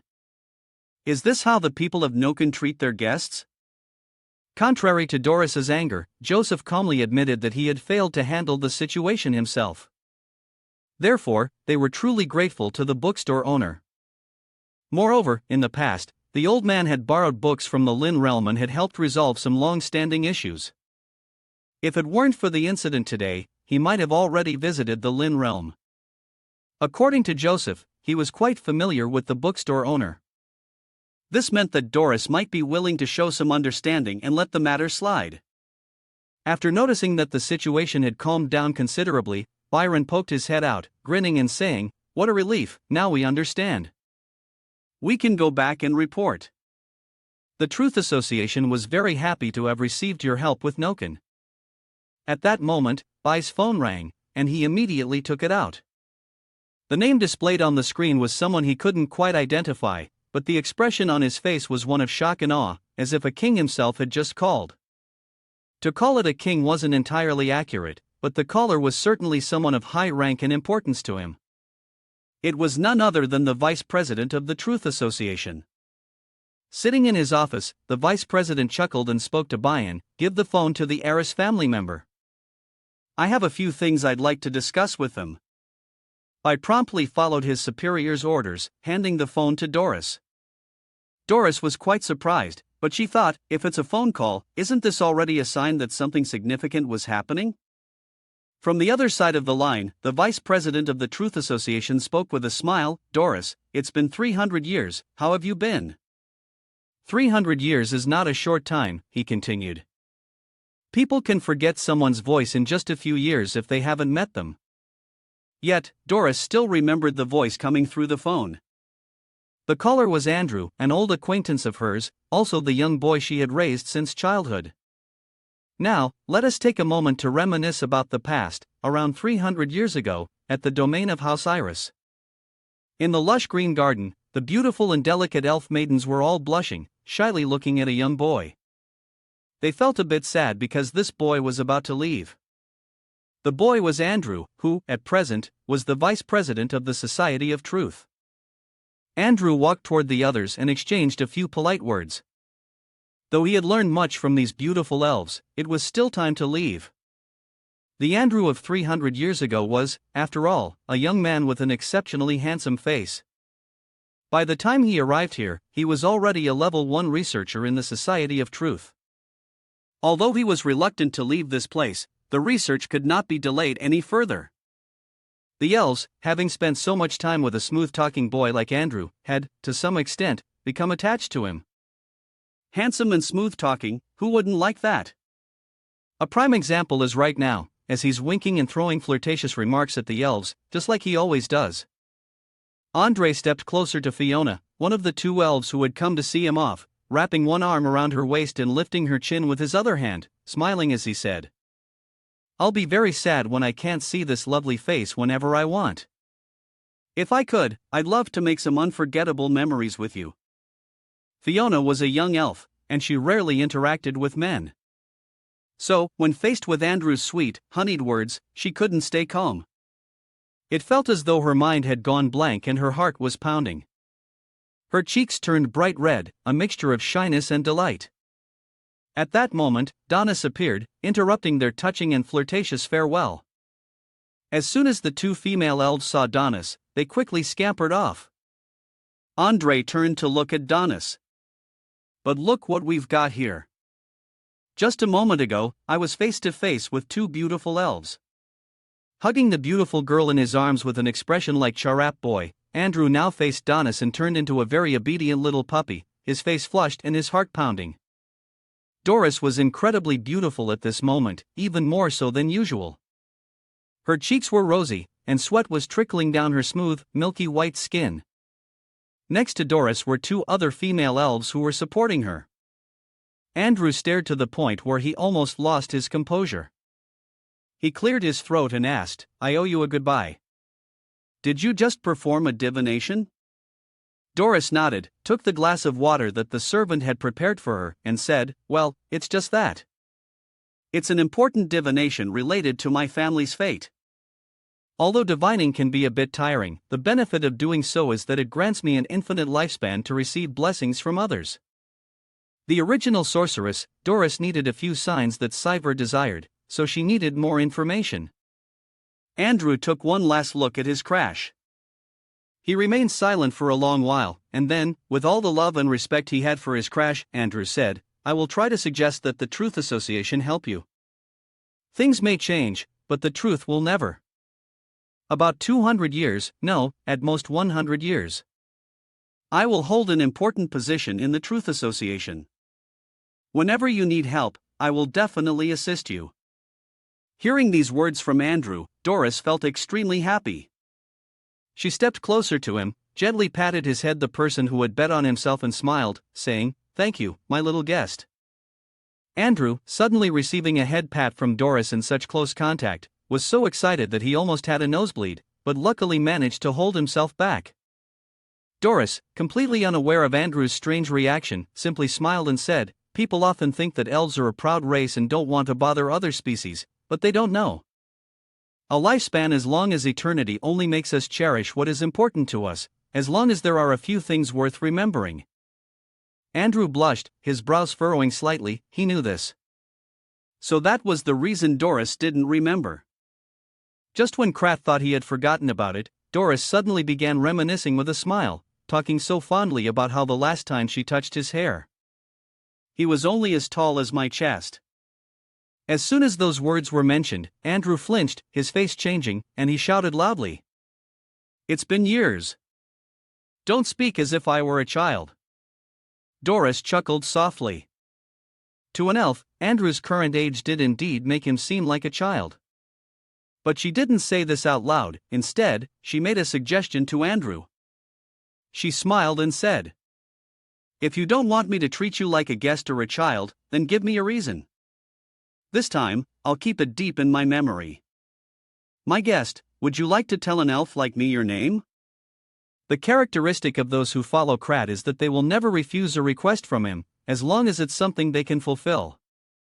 And now, facing Doris's face, which was so close to his, along with her simple request, Andrew had spoken his name. Returning to the present moment, Andre J. had become the vice president of the Truth Association and an old, frail man. After hearing Doris call him by his name, Andrew seemed to let out a sigh of relief. It turned out that after 300 years, Andrew still held Krat and respected Doris as he always had.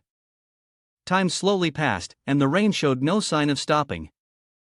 Even Noken, the center of the Truth Association, looked gloomy due to the persistent downpour. In a certain room, under the warm orange light, two men, one chubby, the other of average build, sat playing chess together. The thinner one was Leonard, the captain of the artifact research team and the bearer of the golden wanter. He placed a chess piece down and casually remarked, "Who would have thought Iris family would make an appearance after several hundred years?" Saying this, he glanced toward the balcony where Andrew stood and asked, "The one you like has shown up, hasn't he? It's a pity that the young man from back then has now become an old man." In the end, he still couldn't win the woman he loved. LOMP let out a heavy sigh and said, "Be careful, you might end up losing the budget." The vice president is still an ideal man for many noble women in the Central District. It's been 3 years already, who knows if that guy has had a change of heart. LOMP, the captain of the Rel Face mechanical team, picked up a piece from the chessboard and continued, "Forget about it for now. Recently, someone took on the bounty task. Looks like we're going to have to spend a bit more soon." Upon hearing this, War was so shocked that he froze in place. His eyes widened as he stared at Rel, pressing, "Who took the mission? Is it a bounty on White? That's strange. Whoever took it must have lived over 200 years. White was a destruction-level mage, and his powers were profound and unpredictable. Thus, no ordinary person would ever take on such a suicide mission." Rel gave a cynical smile and said, "It's not all that surprising that someone took it. After all, the task of eliminating evil and protecting good is also the duty of Sir Kwang Hui, the Knight of the Secret Tower. Moreover, as he mentioned, dear Wanter, White is a destruction-level dark sorcerer, and now he is preparing to re-emerge into the world after a long period of hiding. Who would dare face him without having the power to reach the level of destruction? Don't you think that White's greatest enemy also belongs to the destruction level and will accept this mission?" Listening to Rel's analysis, it does make some sense. War stroked his chin and nodded, saying, "That's true, but if anything happens, the one who will get into trouble is that person. But still, who could possibly lack virtue once they've reached the level of destruction? It's truly hard to believe." At the same time, a certain destruction-level sorcerer was in the command office of Sir Kwang Hui, the Knight of the Secret Tower, sneezing before a piece of paper related to money matters. Back to the two men playing chess and chatting like old friends in Andrew's office, they were now discussing a very typical concern. It's all about the funding. If someone actually manages to capture White, the funds allocated to various departments will become tight, and the research into War's complications will be delayed. Hearing someone insult his research as a complication, who could let that slide? Want, frustrated, pointed directly at Rel and scolded him. "What's a complication for me is just scrap for you. If you hadn't been busy researching the automatic hair washing machine, you'd have plenty of money now. Besides, only people from that secretive tower would buy that thing. The president should really be cutting your funding." Rogwell was all too familiar with his colleagues' bursts of anger. In the academic research field, conflicts and disagreements were a common occurrence. So, Rel just smiled and said, "Those are all results from Hansen's brilliant mind. Gossick, my subordinate, and I have already temporarily suspended that research and sent Hansen over to you. He'll be happy to meet with you once he has new results to present." Rogel's words, full of understanding and logic, helped to soothe the anger rising in War, calming him considerably. The old man coughed a few times before saying, "No need, let's continue our game." When he returned to the chessboard, War suddenly fell silent for a long while. As a researcher, he was confident that his memory was quite good, but something about this chessboard seemed odd. With a friendly smile directed at the man sitting across from him, who was deliberately ignoring him, War said, "My dear Phi, I think you're trying to distract me and cheat." "It's over now." War is really angry. Old Rel forced a smile and quickly said, "No matter what, I'm still your closest friend." At this point, to hell with friendship. Want, still harboring a sense of frustration, smiled back at Rel with an exaggerated friendliness and said, "Anyone can have friends if they have money. Humans are nothing but deceitful, heartless, and greedy." Old Rel shuddered at the words, his spine tingling. He still had to smooth things over with his friend in front of him. The best thing to bring up now was, of course, the research. The research project is always something that can make a scholar proud, but it can also make them despise someone. Old Rel chuckled insincerely and said, "My research, to be honest, is very useful. That plan is the final step, and it's all thanks to Miss Doris's help. The Philosopher's Stone she obtained from the Eternal Coffin is an incredibly powerful treasure. It has more power than anything my alchemy could ever produce." Returning to the research topic, Old Wanter seemed to calm down quite a bit. He sat down in a chair, scratched his ear, and smiled sarcastically. "We're at the final step now, and it'll be completed soon. I've heard that a million times, but I don't know why each time someone reports failure and asks for more funding in the following weeks. It happens so often that sometimes I wonder if this is part of a plot by Dear Phi." Just a moment ago, he was praising the Philosopher's Stone for its immense power. Now, when Wanter contradicts him, Rogel bangs the table and blames the fact that the stone isn't pure enough to succeed in the research. As for Wer, he bluntly shouted at Rel that it was because old TRNH was still inexperienced that he failed. The two had just reconciled, but now both were sulking and frowning, just like a couple of spoiled kids who argue when they can't get what they want. The only difference was that when these two close friends had a falling out, it didn't take long before they had to make up due to a few issues that involved both of them. After a brief silence, Wand was the one who spoke up first. "He still hadn't told me who took that bounty mission." Old Rel flashed a grin, his chubby body leaning back against the armchair as he said, "I knew you wouldn't guess. This time, it's not about the destruction level threat, but a petrifying hunter." The petrifying hunter they were talking about was now walking alone in Noken City. He had just harvested a monster with his sword. The blood of the creature soaked the tattered cloth he wore.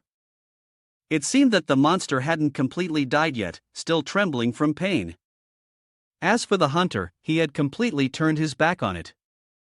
The man reached into his pants pocket and then into his jacket pocket to search for something. Meanwhile, he calmly fired at the creature that was still struggling, killing it before it could even let out a gasp. After completing his task, he continued walking and searched for something he had left in his sleeve. It seemed that he was so absorbed in his own actions that he paid little attention to the figure lying in ambush on the roof above him. It was another hideous creature, one that, based on its structure, resembled the one he had just killed. The creature's side-like weapon nearly reached the hunter, but from start to finish, he never paid it a single glance. Suddenly, the hunter uttered, "Ah, found it," and at that very moment, the creature lying in wait was struck down by the sword in his remaining hand. He never even bothered to turn his head, it was far too weak. The hunter strapped the sword back onto his back and looked at the bounty notice for White. Once he completed this mission, he would level up to the rank of destroyer. It seemed that this hunter was not fully aware of White's true power. Now he was curious to read more information on the wanted poster. A person who thirsts for power to the point of madness, or a strong individual full of wisdom but prefers to conceal their abilities. The faceless Black White was indeed an impressive name. Beneath the rain, an unknown figure was on a hunt for a destructive dark sorcerer with little chance of success. Meanwhile, Ruel and Wanter were still playing chess in the warm room, discussing that very person. Old Ruel laughed and said, "He is the ruler of the night." Burton, he wanted to use White's wanted poster as a way to accomplish something for himself. In the standard test, he had reached the level of destruction after injecting poison into his own blood without any ill effects. Wanter nodded, agreeing, but if he truly could find. Before he could finish his sentence, Andrew, after a long time standing in the cold wind and gazing at the torrential rain outside the balcony, had now returned to the room and interrupted their conversation. It seemed that even though Andrew had grown older, his demeanor remained as it had always been. Indeed, it is no surprise that he holds the position of vice president of the Tranlai Association. Andrew walked toward the remaining armchair. Raoul turned to look at him, inquiring about the vice president. "Have you finished taking care of your issue, sir?" Andrew tossed his hair back. Indeed, the blood of the Chaeboy had run deep in him, from his youth to 300 years later, it hadn't changed a bit. He was moved as he spoke. "I never imagined that 300 years would pass, that I would grow old, yet she still remembers me. What's more, the way she speaks hasn't changed either." It feels like a dream. At the mere mention of her, Andrew's eyes welled up. Even at his age, he was still so emotionally moved. Perhaps this was the sadness of reuniting with his CR after such a long time. Seeing Andrew in such a sentimental moment, both Raoul and Wanter, without exchanging a word, had the same somewhat mischievous thought. However, due to budget concerns, it was better to remain silent. Instead, Wanter asked a different question, one that was somewhat related.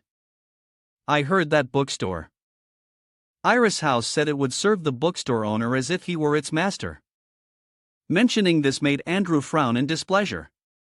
His cross served another man as if he were his master. Just ask any normal person if they could tolerate that. He handed a piece of paper to Rel and Were, saying, "Here's the information about that bookstore. The cryptic tower sent it to me. Take a look."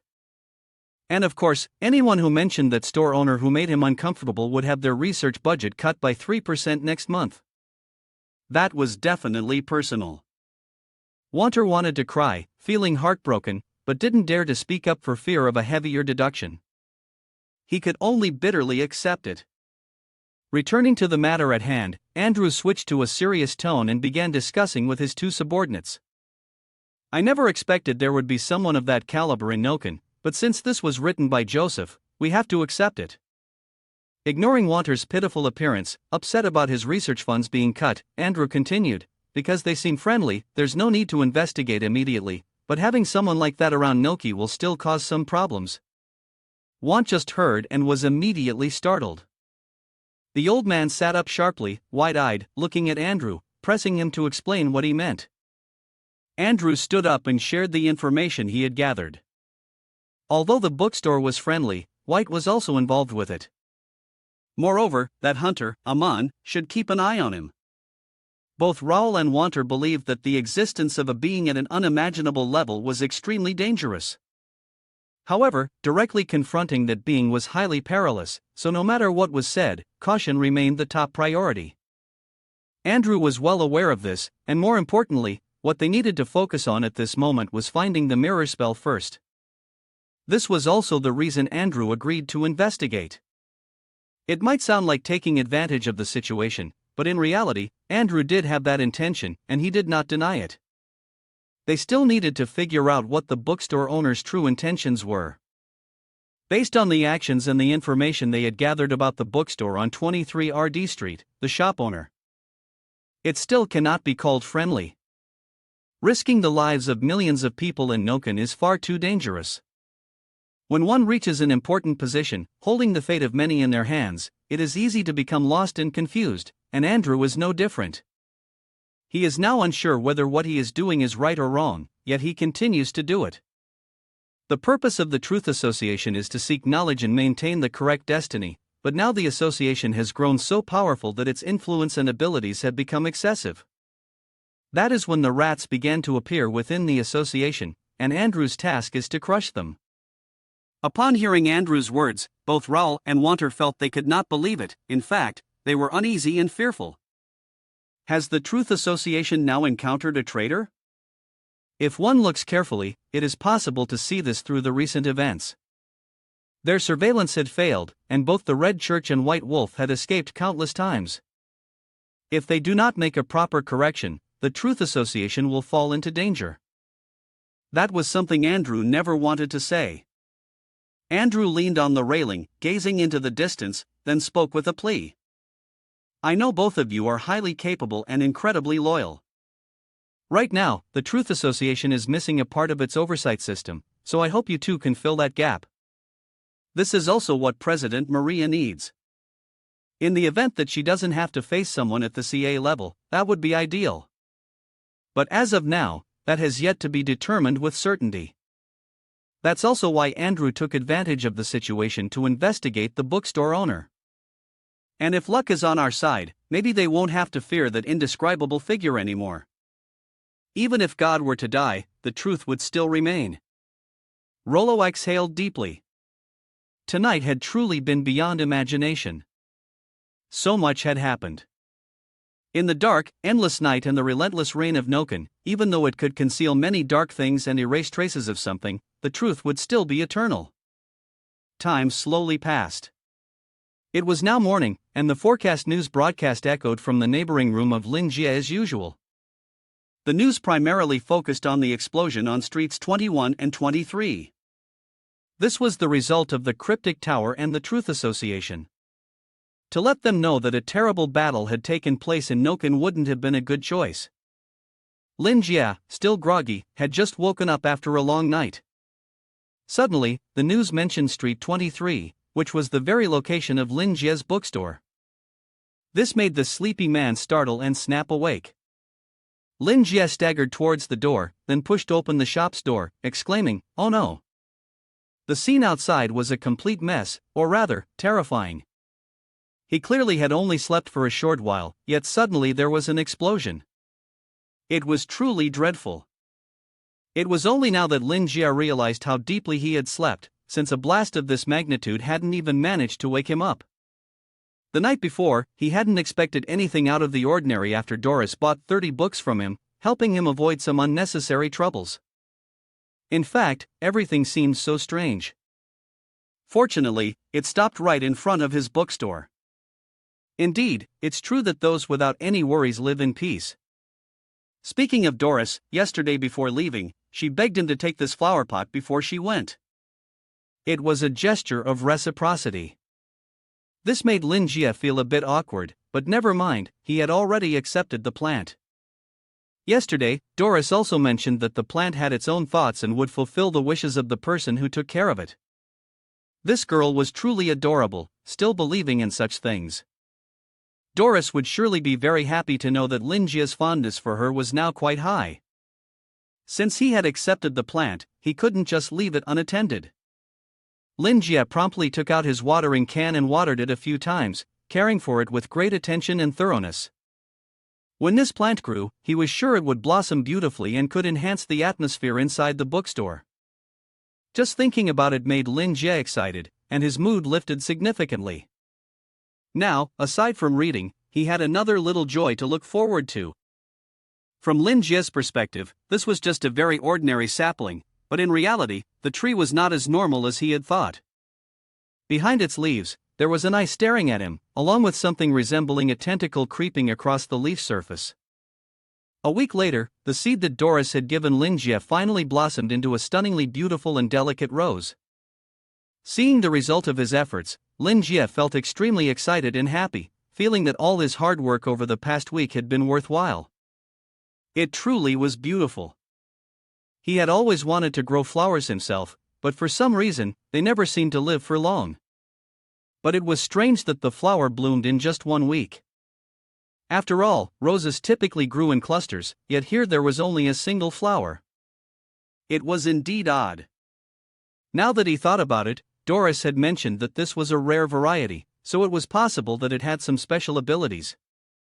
Furthermore, Doris never actually said it was a rose, so it was highly likely that it was a species related to the rose family. A type of flower that grows quickly and is easy to care for.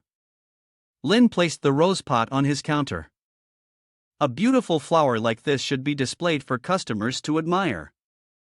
Furthermore, decorating the shop with such things would surely improve the customer's mood, and they might end up buying more books.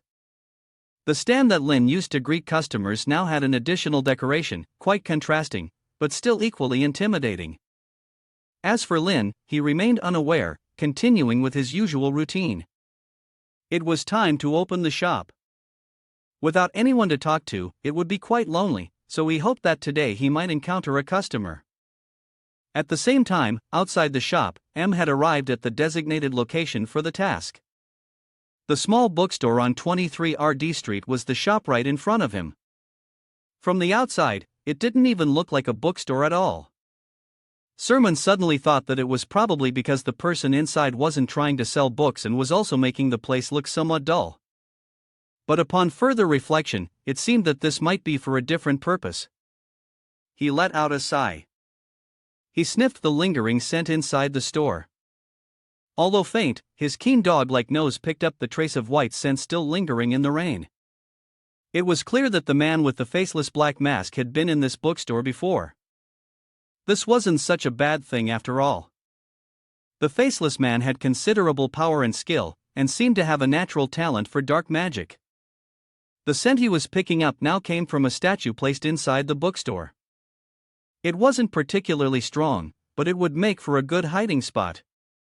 Standing outside the bookstore, lost in thought and making a few guesses, he eventually concluded that the Truth Association had been right. Welder had used this place as his base of operations. Even though it appeared to be a temporary residence, based on their information, White had visited this location twice. However, judging by the traces still left behind in the rain and the surroundings of the shop, White had likely visited more times than they were aware. And if that was the case, White would definitely return. That was an invaluable opportunity. He could confront White and make the Dark Mages defeat a milestone for his own ascent to the level of destruction. But it just reminded me that the rats of BCH Lang and Hing Gio had kept them so busy, leaving the Truth Association with no time to take action. In fact, those dark sorcerers even showed up right here. He could still smell the scent of magic smoke and blood from the recent battle.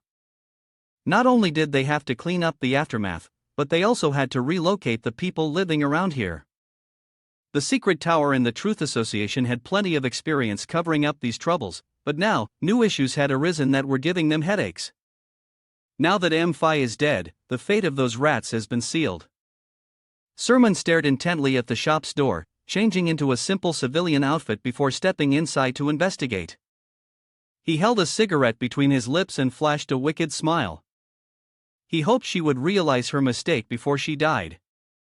Even if she was lucky enough to avoid the holy sage Doris, she would still meet with failure. But even though M-Phi was dead, the Truth Association had not stopped searching for the magic mirror and preventing its creation. Sermon wondered if the mirror was truly powerful enough to make people lose their sense of awareness. After all, a hunter shouldn't be too curious, that would be troublesome and unprofessional. Now, the only thing he needed to do was focus on his task, waiting for the prey to appear. The most important qualities a hunter must have are caution and patience. That was advice given to him by an elder. Even if this bookstore showed no signs, he still needed to be careful. The only thing he had to do was pretend to be just an ordinary customer, have an ordinary conversation, and avoid making things too complicated. The unfinished cigarette still burning in his hand was tossed aside as he strolled toward the bookstore. He had no idea about the strange events that would unfold, nor how his life would change the moment he stepped inside that store. Even if he wanted to act like an ordinary customer, his current appearance was anything but ordinary. It was only for those who had been here before that it appeared mundane. Sermon reached out his hand, his face serious as he opened the bookstore door and slowly stepped inside. His shadow stretched across the floor, water dripping from his raincoat onto the wooden surface. The scene of the bookstore unfolded right before him, exactly as he had imagined. The statue of White was lying on the table the shopkeeper usually used to greet his customers. One could spot the shopkeeper the moment they entered, but at first glance, there was nothing particularly special about the place, not even a little. Only White's item stood out, intricately made, but if there was no ill intent behind it, then it would be fine. And besides, Sermon was quite confident in his own skills. Sermon looked at Lin Jia, who was sitting behind his desk. This was his target for the evening. Even if the shopkeeper was an ordinary man, at least Sermon could gather some information about White from him. Lin Jia, upon noticing the new arrival, immediately flashed his trademark friendly smile to welcome the scheming hunter. It had been a while since any new customer had come by. Now it feels just like the time before there were any customers. Those days weren't too bad, but if it dragged on, it wouldn't be enjoyable. Anyway, everyone has to make money. Yes. Recently, due to the explosion, there haven't been many customers visiting his bookstore, so Lin Jia thought he needed to do something to change the situation. He absolutely couldn't afford to lose more money in customers. Though sales weren't great, he could use his persuasion skills to convince customers to buy a few more books. Lin Jia stared intently, hoping to show off his persuasive abilities. Therefore, as soon as he noticed that the raincoat had been hung up, Lin Jia immediately missed the opportunity to offer whether the customer wanted to borrow or buy a book. "If you have any questions, don't hesitate to ask me," Sermon said with a smile. "I'm just looking for a book." The moment the words were spoken, Lin Jie felt a bit smug about his own acting skills. It was a good response. It worked with every customer who came into the bookstore. Now, all he had to do was walk around the store. Just wait and then complete the task. More importantly, there's nothing interesting in this bookstore. Just as he thought the bookstore was mediocre, another strange object on Lin Jie's desk immediately caused his expression to change. It was the rose that Lin Jie had spent a whole week carefully tending to. That beautiful creation now turned into a constant threat, creeping into his mind. It was a rose. Quite beautiful and peculiar, so its price surely wasn't cheap, and it was the most noteworthy thing in this place. A rose that seemed so ordinary, but he had no idea that he had been drawn in by that seemingly normal rose. Then, the rose subtly moved, and from within its beautiful petals, an eye appeared, accompanied by tentacles that continuously waved. The eye stared fixedly at the cursed object, causing him to instinctively feel fear, his entire body trembling uncontrollably. Now, he couldn't move at all. It was as if that rose had taken something from his very soul. But no matter how he thought about it, he still found it unreasonable. The man couldn't possibly detect any magical fluctuations in this store.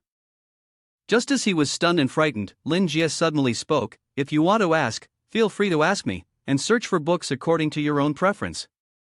Although Lin Jie thought he was smiling in a very friendly way to the customer, in Sermon's eyes, he was nothing but a demon in human disguise. How could he find any monsters? The shadow couldn't possibly understand. Right now, he couldn't even move according to his own will. At this point, he had finally played the game just like all the other customers who had come to this store. The bookstore owner had realized his intentions. Those eyes seemed to be mocking someone caught in a trap, and the smile, which seemed to be warmly welcoming the customer, was, in fact, nothing more than sarcasm. Sermon had thought that the bookstore owner didn't know anything when he pretended to be a regular customer and searched for books normally. But then the bookstore owner replied that he could search as he pleased, after binding him immobile on the floor. Isn't that already obvious? Weren't you the one who wanted to look around? Then go ahead. I won't stop you. He was certain that the kind-hearted bookstore owner must be thinking something like that right now. Since the day he became a hunter, or rather, since the day he was born, he had never experienced such humiliation. Death would come soon, but before that, his very existence had almost faded away. It was terrifying indeed, yet what was most horrifying of all was that, if what he felt was true, then something behind him was tearing his soul apart piece by piece. What on earth was that thing? He couldn't understand. His power and consciousness were still here, but he couldn't do anything. It was despair itself, being utterly powerless, even while still aware of everything happening around him. Feeling his own being, he sensed that something was slowly devouring him. If he couldn't take back what had been lost, then so be it. What was truly frightening was that he knew that even if he died, that action would still continue. He didn't want that.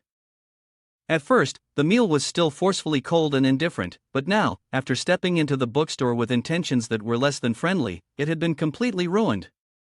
He wondered why the bookstore owner didn't just kill him right then and there. At least then he would have been released immediately instead of enduring the torture he was going through now. From the bottom of his heart, CM stared intensely at the hands of the bookstore owner sitting in front of him, silently screaming. He was a brutal demon. It's my fault, I give up. I won't do it anymore. Can anyone help me? While calmly sipping tea, Lin Jie suddenly noticed something unusual about this new customer. Although the man had said he would wander around and look for books, he had been standing still in one spot without moving. Lin Jie awkwardly asked the customer, "Is there something you want to ask? Didn't you say you'd walk around the store to look for books?" Sermon remained silent and did not respond. At this moment, Lin Jie felt even more puzzled. He looked up at his guest, then turned his gaze to the flower in front of him. After pondering for a while, he finally understood what was going on. Lin Jie let out an ah, and happily picked up the pot of roses to show it off to his guest, saying how beautiful it was. It seemed this flower had managed to catch the customer's attention. Being suddenly lifted like that left the rose utterly bewildered. Yet it was also relieved to have escaped that terrifying torture. It had truly been horrifying. Now it could finally move again. But still, it couldn't stop trembling. That cruel torment seemed to have been carved deep into its very soul. So this was what it felt like to stand on the edge of hopeless death, shock and despair intertwined. Even if it wanted to scream, no sound could escape. Suddenly, Calm glanced toward the rose through the gap between his fingers, and now that rose filled him with an even greater sense of dread. From an eye. Behind the few beautiful red petals, dozens of eyes were staring intently at him, accompanied by several tentacles stretching out. Then, those eyes slowly disappeared behind the pink petals, leaving only a few tentacles behind, as if they were the remnants of what he had just seen, and now those remnants were also gradually fading away. Sermon forced a trembling smile, like someone who had lost their sanity. The words he had just spoken seemed as if someone was controlling and influencing him. In other words, he had been psychologically manipulated.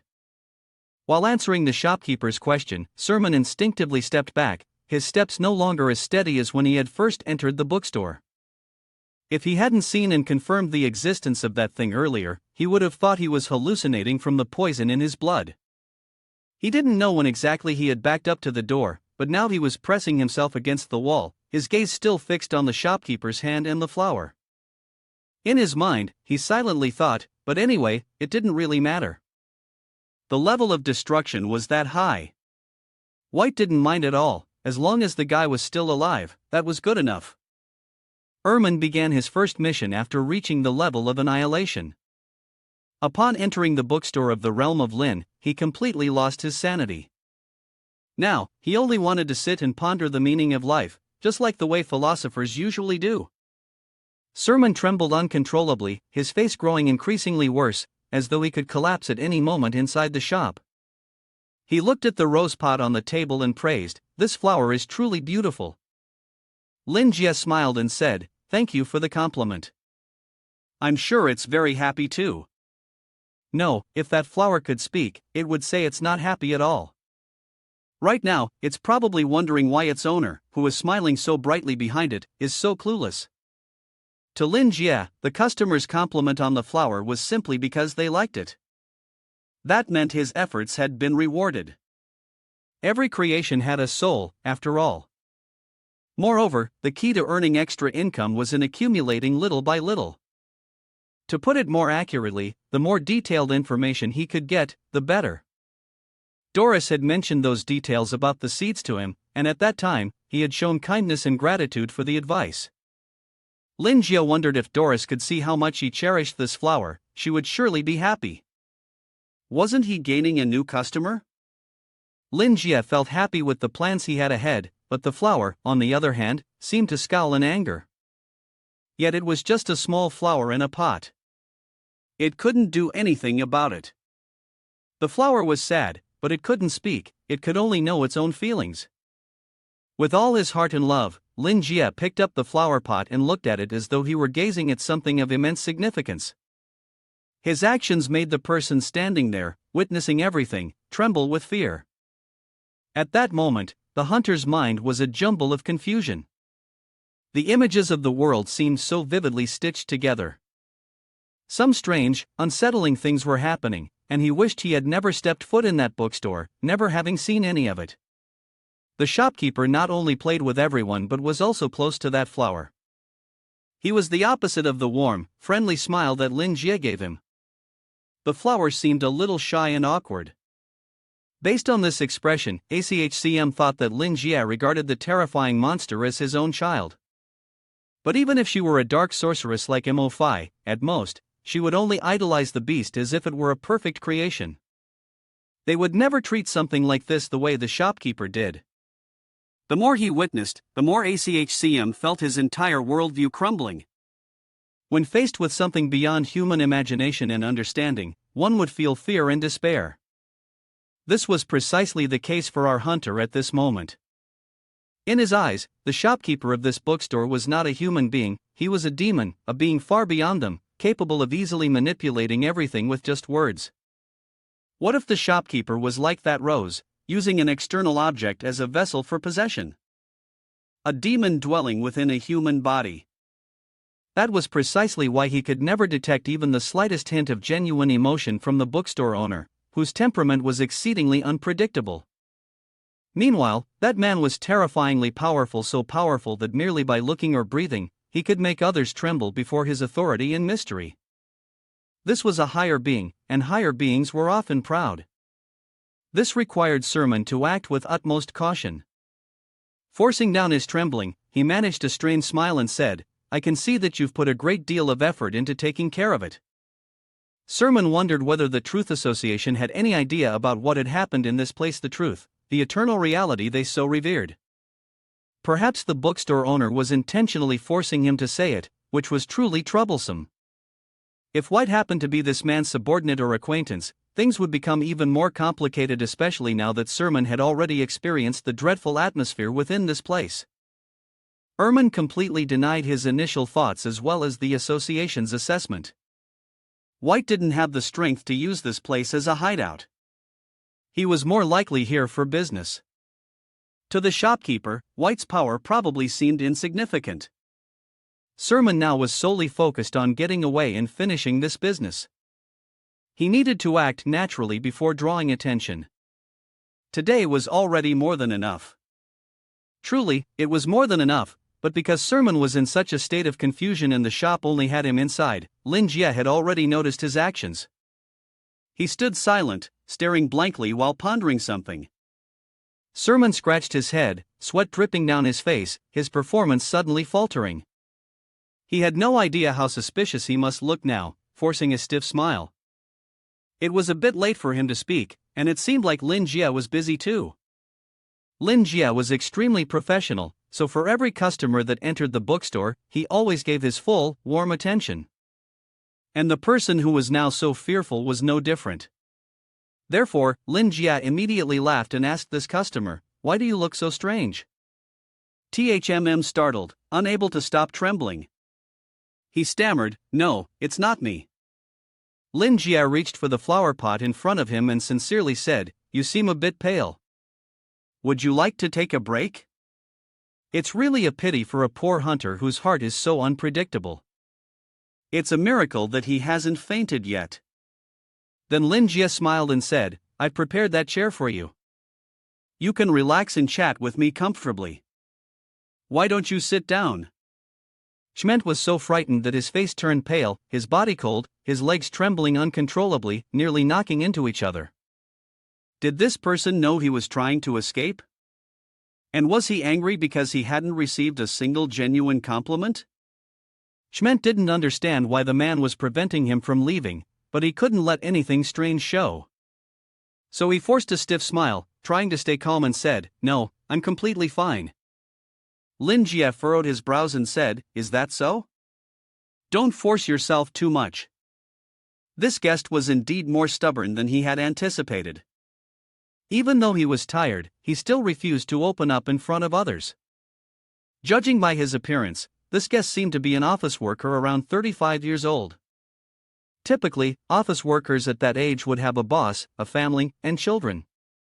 This was also the period when they were most vulnerable to a midlife crisis. It seemed that the pressure of life had already weighed heavily on this guest. At such a time, they would lose their sense of purpose and easily fall into confusion. To be able to talk to customers like this, the first thing Lin Jie wanted to do was lower their guard.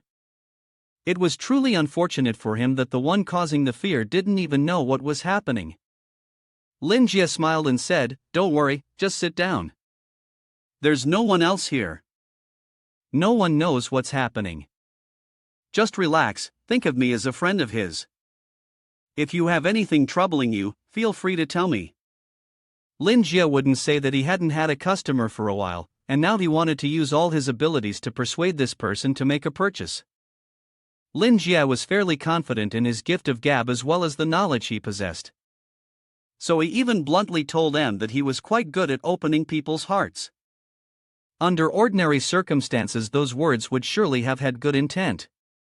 But in this situation, everything Lin Jie said was tantamount to admitting he had a scheme. It sounded more like a threat. That was painfully obvious. If ACHM did not sit down and confess, trouble would almost certainly follow. He would be facing a demon. People do not have so many bright options, nor are they clear-headed enough to take everything in. Yet he could not possibly reveal all that had happened. If he slipped, the consequences were beyond his imagination. Honestly, was he expected to claim that what troubled him was an ambush in this bookstore, but that instead the shopkeeper had harassed him? If he dared say that, CHM was sure the shopkeeper would turn and look at him. He flashed a wicked smile and offered a compliment. Then, the human's body completely cracked open, revealing a grotesque monster with countless eyes and red, slimy tentacles, as though it were a high-level creature hybridized with various other beings. These tentacles were slick and slimy, and immediately they shot toward the edge to devour the man, just like that rose flower. Such a horrifying death was something the man absolutely did not want to happen. Just thinking about it made him feel nauseous, and he certainly couldn't say that out loud. While he tried to guess and speculate, Lin Jie, as always, wore a friendly smile, behaving as though he were an entirely harmless creature. Then, suddenly, Lin Jie chuckled and said, "My bad. I forgot you were still standing. You should sit down first before we talk." "No need for formalities, please, sit down." Although Lin Jie's eloquence and customer service skills were quite high, unfortunately, his understanding of this world was still limited, which allowed customers who visited the bookstore to misinterpret things in many different ways. Sermon swallowed loudly. Since the moment he saw that flower, there hadn't been a time when he heard his heartbeat pounding in his ears as much as now. There was no other way out. Right now, he was just like a fish gasping for air on a chopping board. Achi awkwardly sat down on the chair, feeling like he was about to be judged any moment. He wanted to cry so badly but couldn't, and resisting was even more impossible. But what if he went against this person's wishes and said something wrong, something that could ruin his entire hunting career? He had to keep his composure. Achi, though a bit negative, realized that even if his thoughts were somewhat different from what Lin was expecting, it didn't matter. After all, whether speaking nonsense or making sense, it would still lead to a sale. Once the customer sat down, it meant the first step was done. Now came the next step, getting the customer to open up and share. Lin licked his lips. He told himself to be more cautious and proactive now, as if slowly opening an oyster. The sweetness would only be revealed once the shell was removed. Sermon stared at Lin, not blinking. And now, look at what the guy is seeing. That gaze and expression seem as if he's treating him like food. At first, he tried to hide it, but now he doesn't even bother to conceal his emotions anymore. CHCM told himself to stay calm and think carefully before speaking.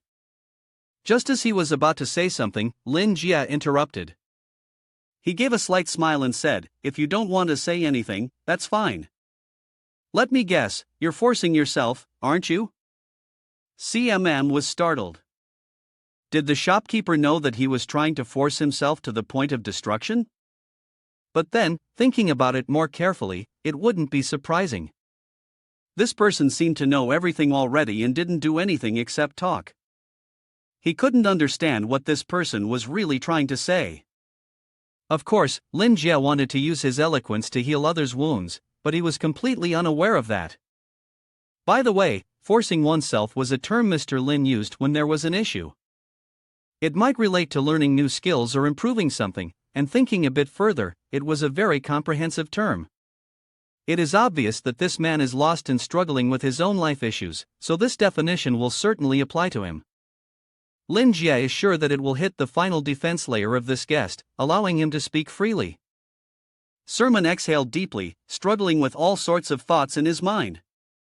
From this attitude, it seems like he is ready to compromise. How could he hide it? After all, he just wanted to level up and bring destruction.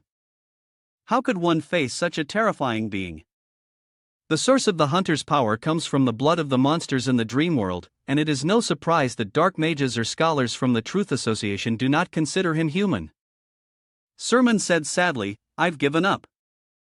Those people just use me as a tool." I know everything now. They say their system is fair, but clearly, they look down on us.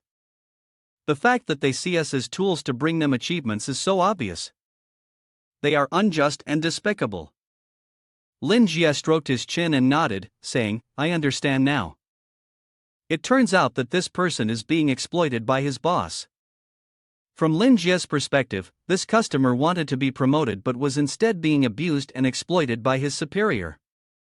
At that moment, he realized that he was no different from a slave, and he wandered aimlessly until he finally stopped at this bookstore.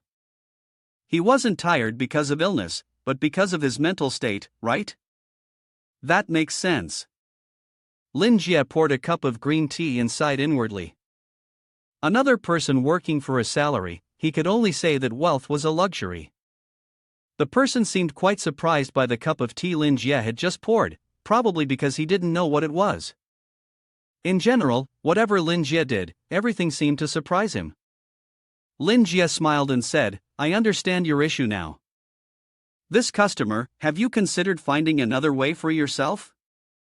Ek Calm Man gaped, his eyes wide in shock as he stared at Lin Jie. What exactly is that thing? His heart was pounding loudly in his chest, and Calm Man felt as though he was about to be opened up to a whole new world in the midst of the dense fog. But the first thing he needed to do was understand what this person was saying. What did the bookstore owner mean? He wasn't quite sure. It sounded like an ordinary statement, but somehow he felt a different flame ignite in his heart. Before speculating wildly, Lin Jie had explained that, for now, he was merely a tool to them. Would he still be willing to let them use him after realizing that? Was it worth it? They wouldn't treat him well. In fact, they might even harm him. After all, they no longer respected him at all. Lin Jie's eloquence was really something else. Just a moment ago, he was trembling with fear, but now he had regained much of his composure. He was now focusing more on his own issues than anything else. Lin Jie glanced at him, thinking he was smart enough to understand what he meant. Lin Jie was indeed a master of speech. A true lord of words, a manipulator of minds, truly an artist in his craft. I'm completely convinced by him. Just as the bookstore owner had said, it was entirely not worth it. Of course, no matter what they did to the guy, he wouldn't gain much from it. The supernatural strength of the hunters originates from the venomous blood of the dream beasts. It's not just about borrowing power, it's unstable, not stable at all. Once infected with the venomous blood, a hunter becomes something akin to a dream monster. Their humanity gradually fades away, and there have been cases where even the strongest hunters turned into dream monsters after absorbing too much venomous blood. They were consumed by the beastly nature of the dream monsters, becoming mad and destroying countless things. Sermon never blamed those people. After all, hunters are those who risk their very lives to do these things. And after everything, he still took pride in being a hunter. A hunter must use their own body to release the venomous blood of the dream monsters flowing within them. Their soul merges with the dream beast, and with the venomous blood, it transforms into the sharpest weapon. And every night, without armor, the hunter goes once more to hunt the dangerous dream monsters. These are all life or death battles. A hunter has no knightly spirit, no legacy of mages, and no wisdom of scholars. A hunter only has a strong soul to resist the assimilation of the dream beasts. For 30 years, living is nothing but a hunter. For the other mutants of his age, a hunter was nothing, but he was a hunter, and he felt as if he was standing on the brink of collapse. The poison blood in his body came from the Pale One.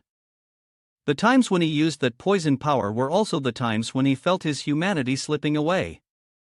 His will was weakening, harder to control, and soon enough, he would become a monstrous abomination, something to be feared.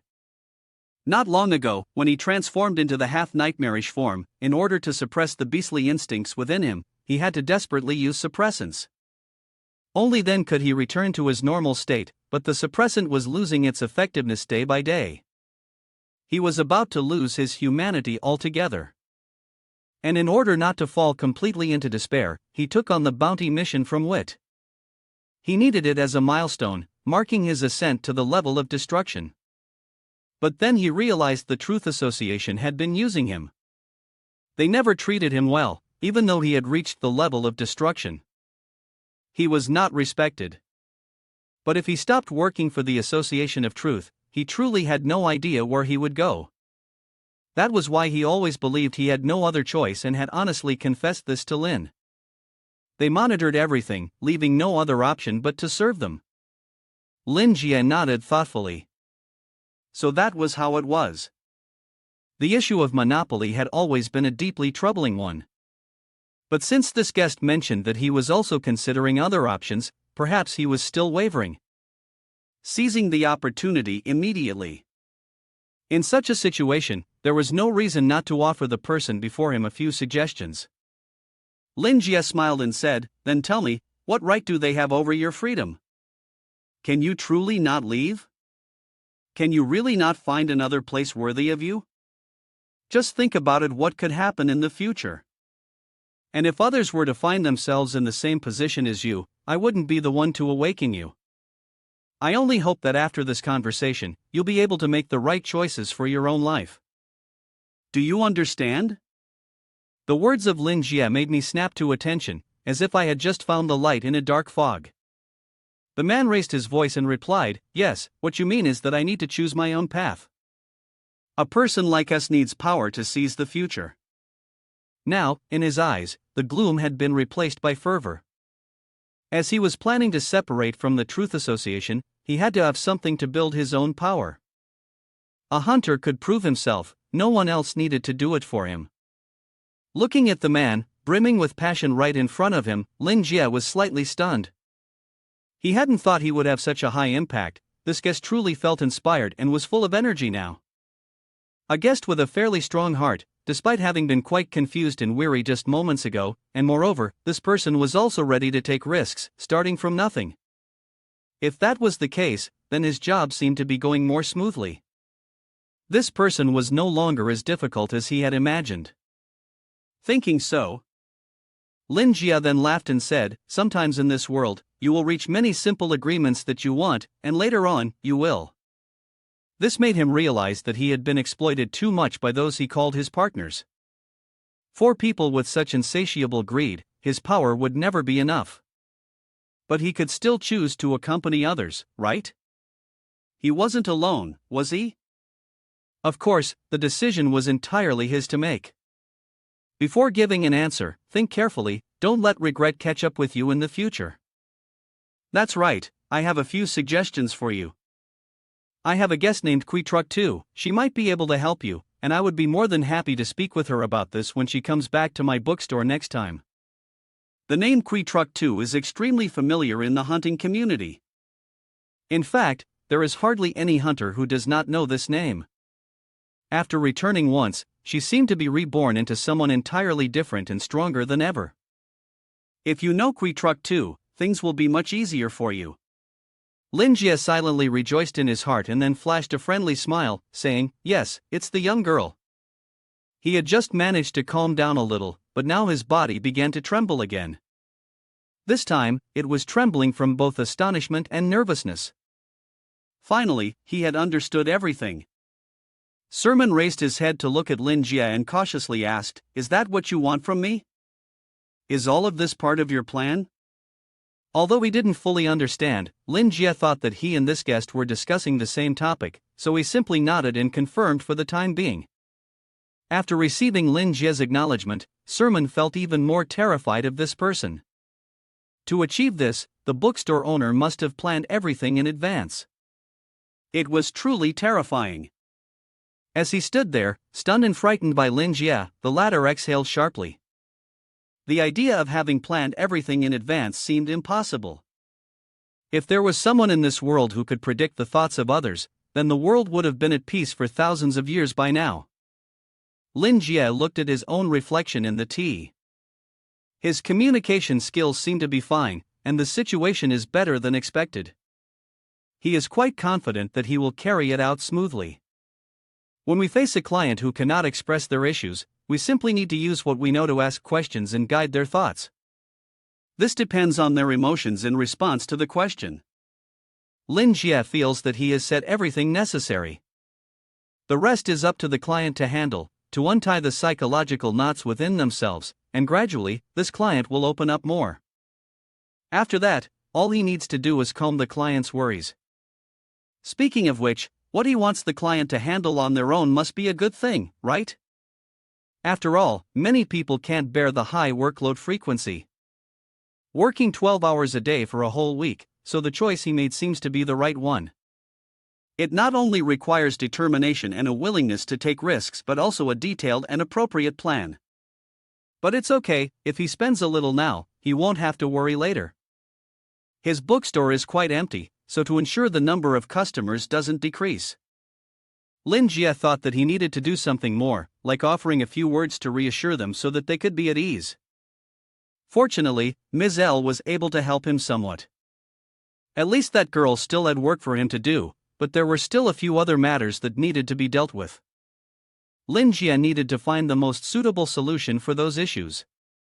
There were still some contradictions that needed to be clarified so that this person could fully understand. He needed to explain things more thoroughly. Like the cup he was holding.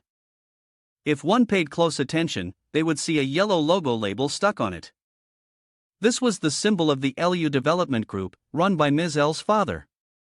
It was a conglomerate with exclusive ownership of all the mines in the district's lower levels. Moreover, this conglomerate also played a part in Noken's industrial sector. In Noken, the popularity of the LU Group was beyond imagination, whether in the business field or in daily life. However, when one digs deeper, the darker side of it becomes apparent. Even he, someone who had only been in this new world for 3 years, could feel the influence of the LU Group. In a short period of time, he had completely felt its influence. After becoming aware of this, Lin Jie had tried to investigate some information from that corporation not too long ago. The company had been around for a very long time, just counting the number of successors who had taken over before him was enough to tell. Things that have lasted for so long usually carry many secrets, and the long history of development of that corporation was no exception. The reason that corporation was able to dominate in Noken was precisely because of the hierarchical structure here. Noken is divided into 3 areas, the lower level, the central level, and the upper level. On the upper level, the city was built and closely attached to the ground. It was a city constructed by humans from steel and concrete. From above, it looked no different from a gigantic kingdom. Noken district is a place that could be compared to a province in China, and the roads near the upper district also have their own names. The rest are just letters or numbers, such as road number 23. In short, the upper architecture was created by humans. It has no natural resources of its own. All the natural resources are distributed in the lower levels. The lower levels are also known as the underground realm and the transitional zone. Only the Truth Association is allowed to enter this area because they must constantly be on guard there. The reason is that the residents of that level are not patients or infected with some strange disease, but they have been forcibly isolated for millions of years due to the fact that the ecosystem there is entirely different from those in the middle and upper districts. The people living there no longer resemble humans. It's as if something has caused them to mutate, or they have interbred with beings from other places. At the very bottom of these levels, the residents mine minerals to trade with the upper levels in exchange for some essential items. Other than that, they still go about their lives as before, despite their rather unique appearance. Their bodies are covered in scales, their skin comes in various colors, and their ears are long like elves, but their faces bear features resembling tentacles from the rose-shaped creature that Lin Jie had nurtured. Though the people living there have strange appearances, they still have their own emotions, just like before. Then, sometimes the residents on the lower floors, mostly children, would unknowingly look up at the sky and wonder what that thing was. Was it really the place where their ancestors lived? And did those people have to work in mine ores every day to earn food? Of course, a child should not know about that painful truth just yet. It is only when they grow up that they should learn the truth. The origin of the infection actually began from the plague church on the lower floor, but anyway, many people on the lower floors still visited and placed their faith in the church. At any rate, the districts on the top floor and the lower floor were gradually growing more distant from each other for various reasons. That was also why there were many organizations with privileges in moving and collecting resources for the district on the upper floor. One of the largest companies was the Long Group, which controlled and owned resources. Only they had the authority to control passage through the district on the lower floor. It really was quite ridiculous. Just think about it, if only the rich could open a small bookstore and buy the right to allocate books. Just thinking about it brings so much joy, but in life, you can't just dream forever, you have to make your own way. At the time when he was learning about the LU Corporation, Lin Jie never imagined that he would end up getting to know the daughter of the CEO of the LU Group. This was all thanks to his communication skills. The girl was also very much like a koi fish, graceful and elegant. Since Lin Jie became acquainted with her, his sales business had gone much more smoothly than before, and their relationship had been maintained quite well. Therefore, dealing with the client who was talking to him at the moment was almost no problem at all. Seeing that the client still seemed hesitant, Lin Jie smiled and said, "She can help you with that. When she faced some issues a few days ago, I guided her on how to solve them. So, based on the timeline, she should be here soon."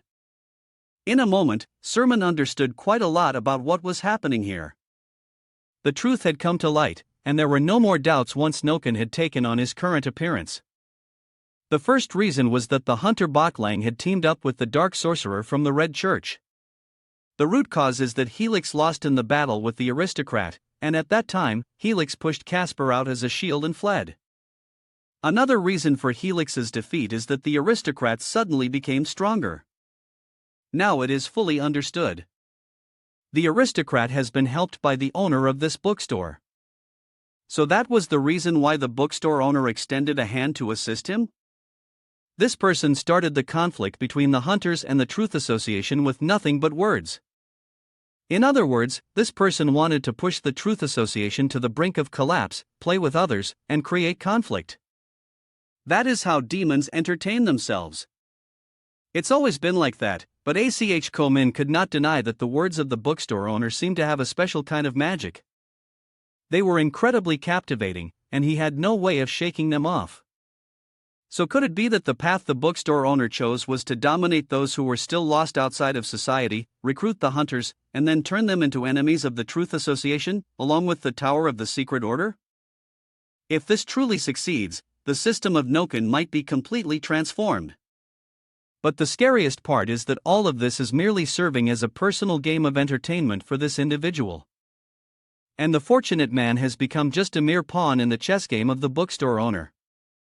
Now that I think about it, the bookstore owner originally placed that flower there to drain all of the most intense desires from my body right from the start, not to let the flower feed. It turns out he had his own plans. At this point, I no longer have any thoughts about gaining the approval of the Truth Association or completing the destructive evaluation. Now, I am more curious to see whether following the bookstore owner's advice will make me regret it. Holding the flag belonging to the hunters for a revolution truly, it is something to look forward to. Deep down, even though I understand that this is incredibly terrifying, I truly want to do it. I must be crazy. Although I've already accepted becoming a pawn in the bookstore owner's hands to confront the Truth Association, there's still one thing that I pay quite a bit of attention to. It seems that the bookstore owner mentioned borrowing books earlier. Lin Jie had been waiting for this moment, and in a hidden corner where no one was paying attention, he couldn't help but grin with a sense of satisfaction that reached from ear to ear. After spending half a day, the main topic had finally come up. Lin Jie immediately smiled and said, "The first time you try something, it's often those with no experience who face the most difficulties. So, the next steps will definitely be full of challenges." After saying this, Lin Jie walked over to the bookshelf, took down a suitable book, and said, "I have a very useful book here, you should take a look at it first." The title of the book was Starting from Zero. It had a simple, plain green cover, not particularly eye-catching but still noticeable. Sermon, who was behind Lin Jie, felt puzzled. Borrowing books. Indeed, the bookstore owner had mentioned that the noble official was borrowing books, and that the noble official was gaining strength from the bookstore owner by following his guidance. The connection was quite clear. The bookstore owner was using his books to offer guidance and strength to the noble official. If that was the case, the book that belonged to the official had already been taken, but this person still had another copy. Does this mean that all the books here contain forbidden knowledge? Thinking of this, a shiver ran down their spine. Even the fact that Lin Jie had given him the book startled him. Lin Jie handed over the book starting from 0 and said with a smile, "I believe you can find a new path in it, fulfill your own desires, and no longer be exploited as a tool, losing your dignity and failing to receive the compensation you deserve." He placed the starting from 0 book on the table, and in the blink of an eye, the book transformed into something resembling a forbidden tome. The title of this book was Sacrifice of the Void. Just hearing the name was enough to convey the terrifying level of this book. Sermon, both anxious with anticipation and filled with worry, reached out to touch the book. Lin Jie smiled faintly and opened the book, never once blinking from start to finish. As always, once the book was opened, the power sealed within it was unleashed, and only those chosen could witness this transformation. Ach Ko-min felt as though he were standing somewhere in the void, surrounded by nothingness. There was nothing at all, no sound, no color, no scent, everything was absent, nothing but emptiness. Then the book in his hands began to glow, and his shadow stretched across the ground. At the end of that shadow, a strange heap of monsters, perhaps creatures of the void, appeared, and the book in his hands opened a path.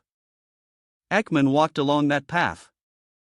During the journey, he was accompanied only by the void, and then that power seemed to slowly infiltrate his body. He could clearly sense the changes and the vibrations in the air, from the monsters encircling him, and from that mysterious power. It was there, yet not there, not there, yet it was. All of this happened in the blink of an eye. Ackman closed the book in his hands. Those things vanished, but they had truly occurred. He thought it was an illusion, but immediately rejected that thought. The sensation he had felt earlier still lingered in his body. The pathway connecting the void was still vivid in his senses. Those existences had taken notice of him. Ach Calm, trembling while holding the book, said, "This is the new path." Lin Jie laughed and said, "That's right. If you truly want to choose this path, then seizing the opportunity is a necessary skill. If trading were possible, who wouldn't want to? This is the result, the gift of someone who didn't give up and reached the end of the road. If you can grasp these things, your journey will be much easier." Sermon was now completely subservient to the bookstore owner. He felt that whatever this person said was right. Earlier, after his body had been pierced, the void passage formed inside him and could now be opened at will. One end is him, the other end is an unfathomable void, but as long as one follows the path and offers suitable gifts to them, they can receive a reward. Of course, this also depends on their mood. This is where knowing how to seize the opportunity comes in. Above all, this is indeed a great transaction, no doubt about it. Entities in the void are all at the level of gods, capable of casually using god-level beings as over-the-top gifts to enhance someone else's power. Sermon was at a loss for words when trying to describe the bookshop owner before him. Perhaps Joseph was right, this was a level that couldn't be described. Lin Jie said this would be a long journey. What he needed was strength, determination, and the courage to take risks, no matter in what aspect. He had to understand one thing: merely seizing the opportunity was not enough to achieve success. He hoped that the next time they met, he would have gained the strength to achieve what he desired. Sermon nodded, sincerely thanking Lin Jie from the bottom of his heart. He smiled and said, "I will follow your teachings. I am sure I won't disappoint you." Faced with the great and immeasurable existence of such carefree grandeur, Ach Ko-min felt incredibly fortunate to be able to serve as a pawn for someone like that. This truly was an immense honor. From this moment on, the path he walked would certainly be far more remarkable than ever before. After bidding farewell to Lin Jie, left. Lin Jie sat behind his reception desk, waved at him, and said, "You're welcome to come again next time." Now, Lin Jie was the only one left in the shop. He exhaled a long breath, and behind him, his shadow seemed to twist, curling into a devilish smile that looked almost possessed. Ah! Today was yet another day when Master Lin helped someone find their way out of confusion. Life should be filled with such energy. The scene shifted to a luxurious villa somewhere in the upper district. From the looks of it, the owner was certainly very wealthy. This was the S16 mansion on NAC Kim Island. Inside the NAC Kim Sea Island, something like a butterfly, drawn to the warm lights, hovered near the glass door, gazing into the villa. A frog was also sitting in the rain nearby. Inside the villa, in a warm room illuminated by bright lights, Kui Truk 2 sat there. She was wearing nothing but a thin t-shirt, completely out of place with the luxurious setting of the room. In front of Kui Truk 2 was a set of tools commonly used for burning incense, neatly placed on the table. She picked up the golden incense burner in front of her. Inside the burner was BCA Huan Ching, a rather expensive blend of incense. She reached out her hand, starting with compressing the incense, then placing the incense stamp and sprinkling the powder. All the tools were made by her father's company, Lu. Kui Truk 2 carefully removed the mold. The surface of the Huan Ching now bore the symbol of Lu, created by the arranged incense. She lit the incense. The fragrance of the agarwood slowly spread through the room, creating an incredibly refreshing and soothing atmosphere. Kui Truk 2 put on her glasses, followed by a pair of long black gloves that had been washed clean and smelled fresh. She smiled gently, neatly arranging the tools on the table. The preparation process was complete, and at last, she could settle down to read her book. Yes, the book that Kui Truk 2 was about to read was the one that Lin Jia had lent her recently. Every time she read this book, she did so with great care, treating it with reverence, as if it were a divine object. As soon as she opened the book, a powerful, mysterious energy emanated from it, filling the air. The scene in the room remained as tranquil as usual, but the shadow behind Kui Truk 2 stirred silently. The scent continued to spread slowly through the room, while the rain fell relentlessly, drizzling down on the luxurious villa of Kui Truk 2. Outside the mansion, 2 guards stood watch. At that moment, the headlights of a car gradually approached. A luxurious black car appeared right in front of the mansion's gate. The butler hurried out, holding an umbrella, and respectfully approached the car. The butler slowly took each step toward the car as its door opened. A man stepped down, holding an umbrella, while the butler remained unchanged, still expressionless, as if this was something he had grown entirely accustomed to. This man was the head of the Long family and also the father of Kui Truk 2. As soon as he entered his opulent mansion, the servants in the house all lowered their heads in unison before him. The head of the Long family said something, and inside his study, Kui Truk 2 was still deeply engrossed in her reading. Finally, she let out a sigh of relief, her face filled with satisfaction, sweat streaming down her face in rivulets. Kui Truk 2 carefully closed the book. This book truly possessed astonishing power. The woman from a few days ago would never have imagined that she could have grown to this point. As her strength grew, she became better at controlling her body at will, becoming more and more adept. The current Kui Truk 2 could even control the degree of contraction of any pore on her skin, though normally she didn't need to extend it to such extremes. It felt almost like a form of torture. The most important thing is that after all this time, she was finally about to completely tame the beast that had been formed from the blood in her body. Once this was achieved, reaching a level of destruction would only be a matter of days. All of this was thanks to Lord Lin. Everything she had was created by him. The favor Lord Lin had given her was not simply the control over the tainted blood within her. Blood and beasts were, in truth, the soul and the physical form. Blood and soul were the capital of life. When they alternately flowed through the body, E would appear. Controlling the blood within the body was just the first step.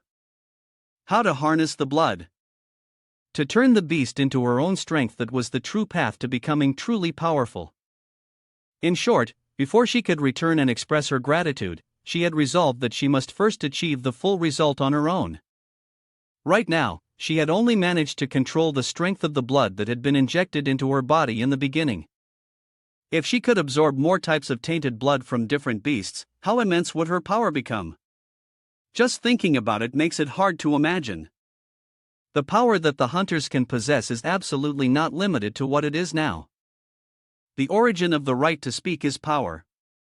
Perhaps in the future, hunters will gain equal rights with the Akana Tower of Truth and even the church. However, in order to achieve such a goal, the organization itself needs more companions. In the past, she always carried out this method in secret without teaching others. Because it was her first time. If there had been any mistakes and she couldn't control the power of the tainted blood, the consequences would have been truly unpredictable. Therefore, caution was absolutely necessary. But now, everything is much different than before. She has personally implemented this blood control method and verified that it is truly safe and reliable. Perhaps it's time to make it more widespread. This will be the gospel for the hunters. As for Lord Lin, the one who brought the gospel, he will be the guide for the hunters on their path ahead. At this moment, Lin was joyfully watering the flowers, another peaceful day passing by for him. Returning to the magnificent manor of the Kui family. At this moment, a servant was stepping up the stairs. Gui Jiji, who was in her room, with her extraordinary and almost supernatural senses, could hear the sound. Perhaps the servant was coming to find her. Gui Jiji carefully opened the desk drawer and placed the book that Lin Jia had given her inside. Just as she finished putting it away, a knock on the door echoed. The servant outside said, "Miss, it's time for dinner." Gui Jiji coldly replied, "I know," and the servant opened the door for her to leave. Then, the door to the room closed. Each person in the villa probably had their own plans in mind. Seeing both the servant and Gui Jiji leaving, someone began to take action. How could Gui Jiji not notice? She smiled faintly before continuing to head to the dining room. As the door to the dining room opened, Gui Jiji saw the man standing at the door and asked with a smile, "Is there something you need from me, sir?" "Father, the person whom Gui Jiji calls father is the one who controls the Zuo Research Company. Master Kui Bak Nong." Master Kui Bak Nong frowned and said sternly, "Is it impossible to talk to your daughter unless there's something wrong?" The servant walking behind the master bowed and was about to leave. Master Kui Truk too calmly smiled and replied, "Talking, that's not the nature of a person like me." Master Kui Bak Nong opened the dining room door and said, "Isn't it just a father wanting to have dinner with his daughter and chat a little? Why does it have to be so complicated?" Master Kui Truk too placed his hand on the tablecloth of the long dining table, smiling as he said, "Isn't it a bit too dismissive to think of it so simply? Someone as reserved as you surely wouldn't have the free time to arrange a dinner with someone else. Even if it's for your daughter, you've never come home for dinner, nor would you send someone to remind her to eat. Unless, of course, you have something to discuss with her." Master Kui Bak Nong pulled the chair at the head of the Kui family table and looked at Master Kui Truk too, puzzled. "Is that so? Isn't that right?" Kui Truk too understands his father too well, and she's chosen a seat that suits her. Seeing his father seated, Kui Truk too couldn't help but smile sarcastically. At this moment, surely one couldn't remain calm enough to casually chat with their child, could they? "Father." The luxurious dining room glittered under the lights, with several empty spots, but only the father and daughter were sitting across from each other. Kui Truk too, as always, waited for his esteemed father to speak first. She did not interrupt the moment of reflection in her father's mind. Kui Bak Nong stared intently at his daughter. The child had finally grown into this form. Unconsciously, Kui Bak Nong let out a deep sigh. Kui Truk too forced a smile and said, "Are you really going to have a heart-to-heart with me?" It's true that when a daughter grows up, her personality changes, and sometimes the father, without realizing it, ends up both sighing and being mocked. Kui Bak Khan picked up a bottle of wine, poured himself a glass, and spoke with a hint of embarrassment. "In my memory, you're still a young girl, so I'm not quite used to this. You've grown, and naturally, there are things you can decide for yourself, but as a father, I still want to offer you a bit of advice."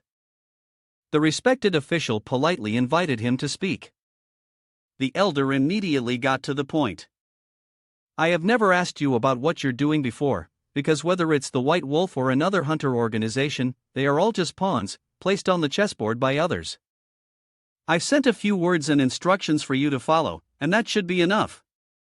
But the situation now is different from before. If you truly intend to participate, then when you stand in front of everyone, you will represent the position of the lore corporation, do you understand? The official smiled and spoke.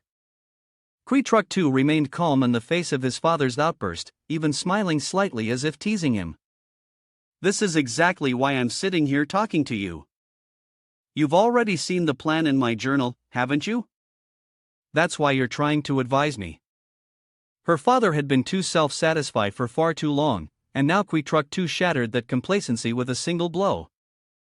She smiled and said, "That's because you did it on purpose."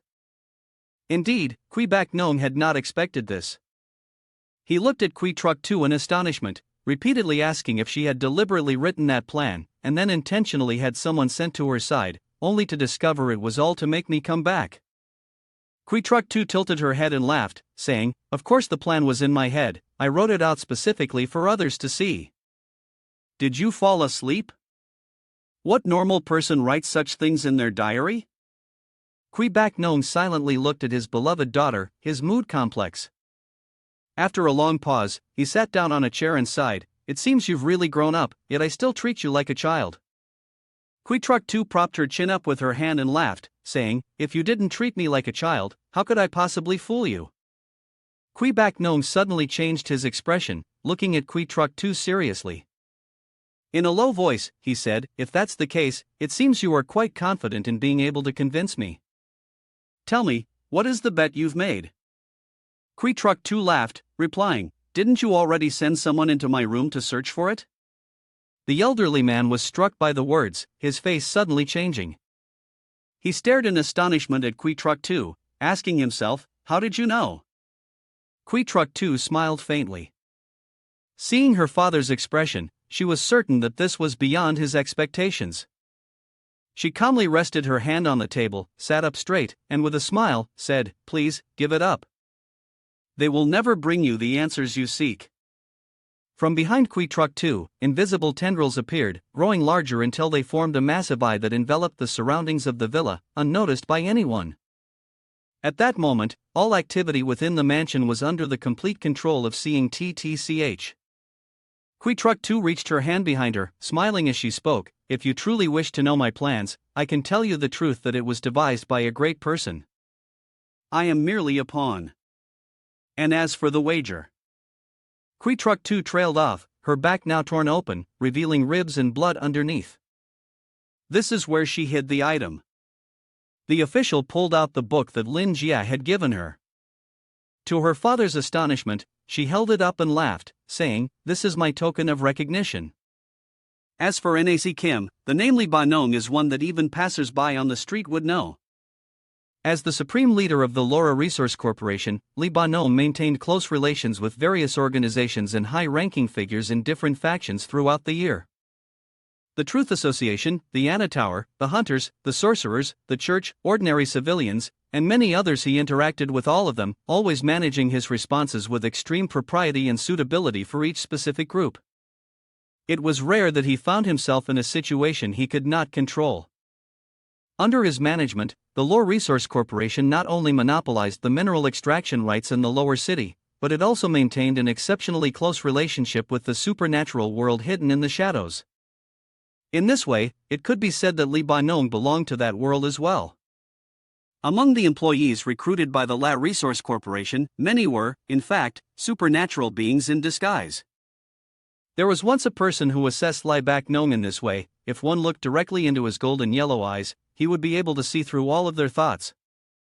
Recalling the time before Kui Truck 2 became the person she is now, Kui Ba-nong couldn't help but feel a bit sentimental. He stood before the door to Kui Truck 2's room, with the MC standing behind him. MC CHM slowly stepped forward and opened the door for his master. The scene inside immediately came into view. Inside, Kui Truck 2 was giving her all to work on her physical training, sweat pouring down like rain. It seemed that Kui Truck 2 was pushing herself hard. A young girl full of passion, striving to achieve what she wanted. Kui Ba-nong appeared satisfied with his daughter's performance. He smiled softly, and when she could no longer continue, Kui Truck 2 finally stopped her training. She sat down on a chair, drenched in sweat. Soon after, Kay approached Kui Truck 2, offering her a handkerchief and advising her to take a rest. Kui Truck 2 reached out, took the handkerchief, and smiled, saying, "Thank you." While wiping the sweat off her face, Kui Bak Nong entered the room. Kui Truck 2 immediately recognized his presence, smiling as she said, "Father, you've arrived." Kui Bak Nong looked at Kui Truck 2 with a serious expression and asked how she had been recently. Kui Truck 2 honestly smiled and replied that everything was normal, and as per his instructions, she had been diligently training her body. Upon hearing this, Kui Bak Nong praised her. He then called MC to bring out what he had prepared. MC immediately took out a small suitcase and opened it. Inside the suitcase was the contaminated blood of a dream beast. Kui Truck 2's eyes were fixed on the 2 vials of blood in the suitcase. She recognized what it was: tainted blood. With this, she could become a transcendent, specifically a hunter. But she hadn't expected this day to come so soon. It arrived earlier than she thought. Kui Truck 2 looked at Kui Bak Nong with uncertainty and hesitantly asked, "Is it time now?" Kui Bak Nong nodded and said, "Yes, I believe this is the most opportune moment." Kui Truck 2 tightened the cloth in her hands, both anxious and hopeful about the new path ahead. Kui Bak Nong looked at her and said, "From today on you, Chn, are a transcendent. Have you thoroughly prepared for the situation you will face and the responsibilities you must bear now that you possess this power?" Kui Truck 2 stared blankly for a moment, then nodded firmly and replied, "Yes, sir." Kui Bak Nong seemed satisfied with her answer. Injecting the blood serum into the body is a perilous matter. If not prepared with extreme care, it is likely to leave serious consequences. Because of genetic reasons, most people from the northern lands like the Kui family are ordinary. To become a transcendent, one must rely on the tainted blood serum, that is, by becoming a hunter. The price of taking this shortcut is grave. It is like pulling a tiger's tail. As the head of the lore conglomerate, Kui Bak Nong could not gamble with that 10+% contamination rate. If anything goes wrong, the entire lore resources group will be endangered. This also means that the person who bears the responsibility, even if they become a superhuman, will still only have the title of noble official. It was obvious that noble official could hear the intent behind her father's words. She softly called out to him, understanding that it was a reminder of the responsibility she had to bear. The elderly man, who was a seasoned practitioner, touched 2 vials of blood serum in the suitcase. He had personally handled these vials, and their quality was extremely high, reducing the chances of contamination and physical transformation into a beast. At worst, only parts like the tips of the limbs or the ears might undergo a slight beast-like transformation, which wouldn't affect noble official's appearance too much. This was also the reason why noble official currently had slightly pointed ears. The elderly man reached into his pocket and pulled something out. He said this was a personal gift he was giving to her. What the elderly man handed to noble official was an extremely pure sage stone. It was engraved with the resurrection seal of a divine-level shaman, known as the Fire Fury's Tear. For the elderly man, this was always a world that felt foreign. Therefore, he had decided to entrust its development to noble official. After sharing his thoughts for a while, Kui Bak looked at his daughter and asked one last time, "Do you understand my meaning?" Kui Truck 2 nodded in response, "I understand. Please rest assured, I will not disappoint you." The fiery red earrings now sat neatly on the rim of Kui Truck 2's ear. There was still one final matter to attend to, so Kui Bak called for the 2 servants he had prepared in advance, one for poison and one for antidote. Both of them were loyal and strong. Kui Bak turned and walked away, leaving behind only a word regarding the task entrusted to the 2 of them. Just as he remembered something else, Kui Bak called the MC outside to assign a few final tasks. At this point, only Kui Truck 2 and the poisoner remained in the room, and the words of Kui Bak continued to echo, "I am waiting for your results." As the door closed, Kui Truck 2 let out a light sigh of relief. Judging by her current expression, it seemed that she was feeling quite pleased. She kicked her foot in the air. Kui Truck 2 smiled and said that she could finally become a transcendent. She had been waiting for this day for a very long time. Previously her father kept telling her it wasn't the right time, now he had finally agreed. Honestly, she had been very tense just a moment ago. K looked at Kui Truck 2T while Phm raised his voice reassuringly. Young lady, rest assured I will crush every one of those who mean you harm. Kui Truck 2 forced a smile and said, thank you, K, but that is not what I meant. Kui Truck 2 had always known that her father held an extremely high position and a stellar reputation among transcendents. More importantly, he was a merchant. As long as the profits were sufficient, her father would willingly risk absolutely everything, and this time she herself was his ultimate stake. Her father chose to have her enter the world of transcendence and assisted her in becoming the head of the entire lore resource conglomerate. In this way, an elite corporation welcomed by ordinary people would finally have the chance to become a giant that the transcendents would revere. This time, although it was said to follow the will of the honorable priestess, deep down her father had surely given it careful thought. One could say that whether she could meet his expectations or not was precisely the trial he had set for her, therefore, she was destined to mature. After hearing the priestess's explanation, Kay finally understood everything. Only by triumphing in this trial, by overcoming the immature self of the past, could one truly be considered grown. The priestess placed her hand on Kay's outstretched one and smiled as she asked, you feel the same, don't you, Kay? Lend me your strength, help me complete the most important trial of my life. Was there even a need to ask? Kay immediately nodded in firm agreement to the priestess's request. Grasping her master's hand, she knelt on one knee and said with heartfelt sincerity, even if I must sacrifice my life for you, I will surely fulfill your wish.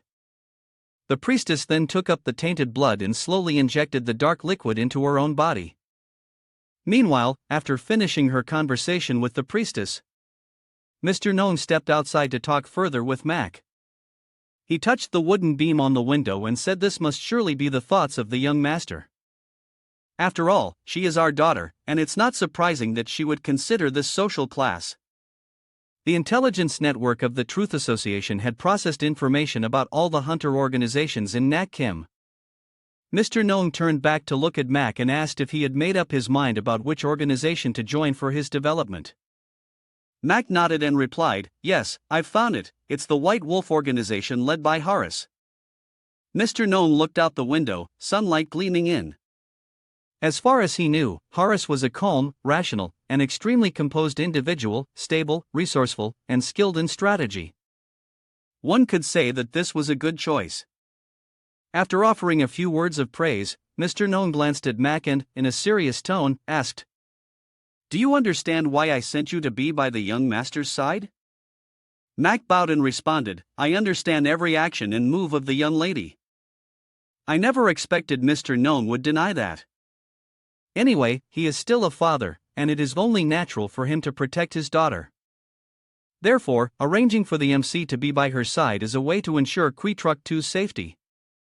MC Kinningsea stared at Kui Bak Gnome. Behind the black blindfold was a pair of eyes wide open in shock. Kui Bak Gnome folded his hands and looked out the window, then slowly said, my daughter is calm, tolerant, patient in her work, and very talented in becoming a hunter.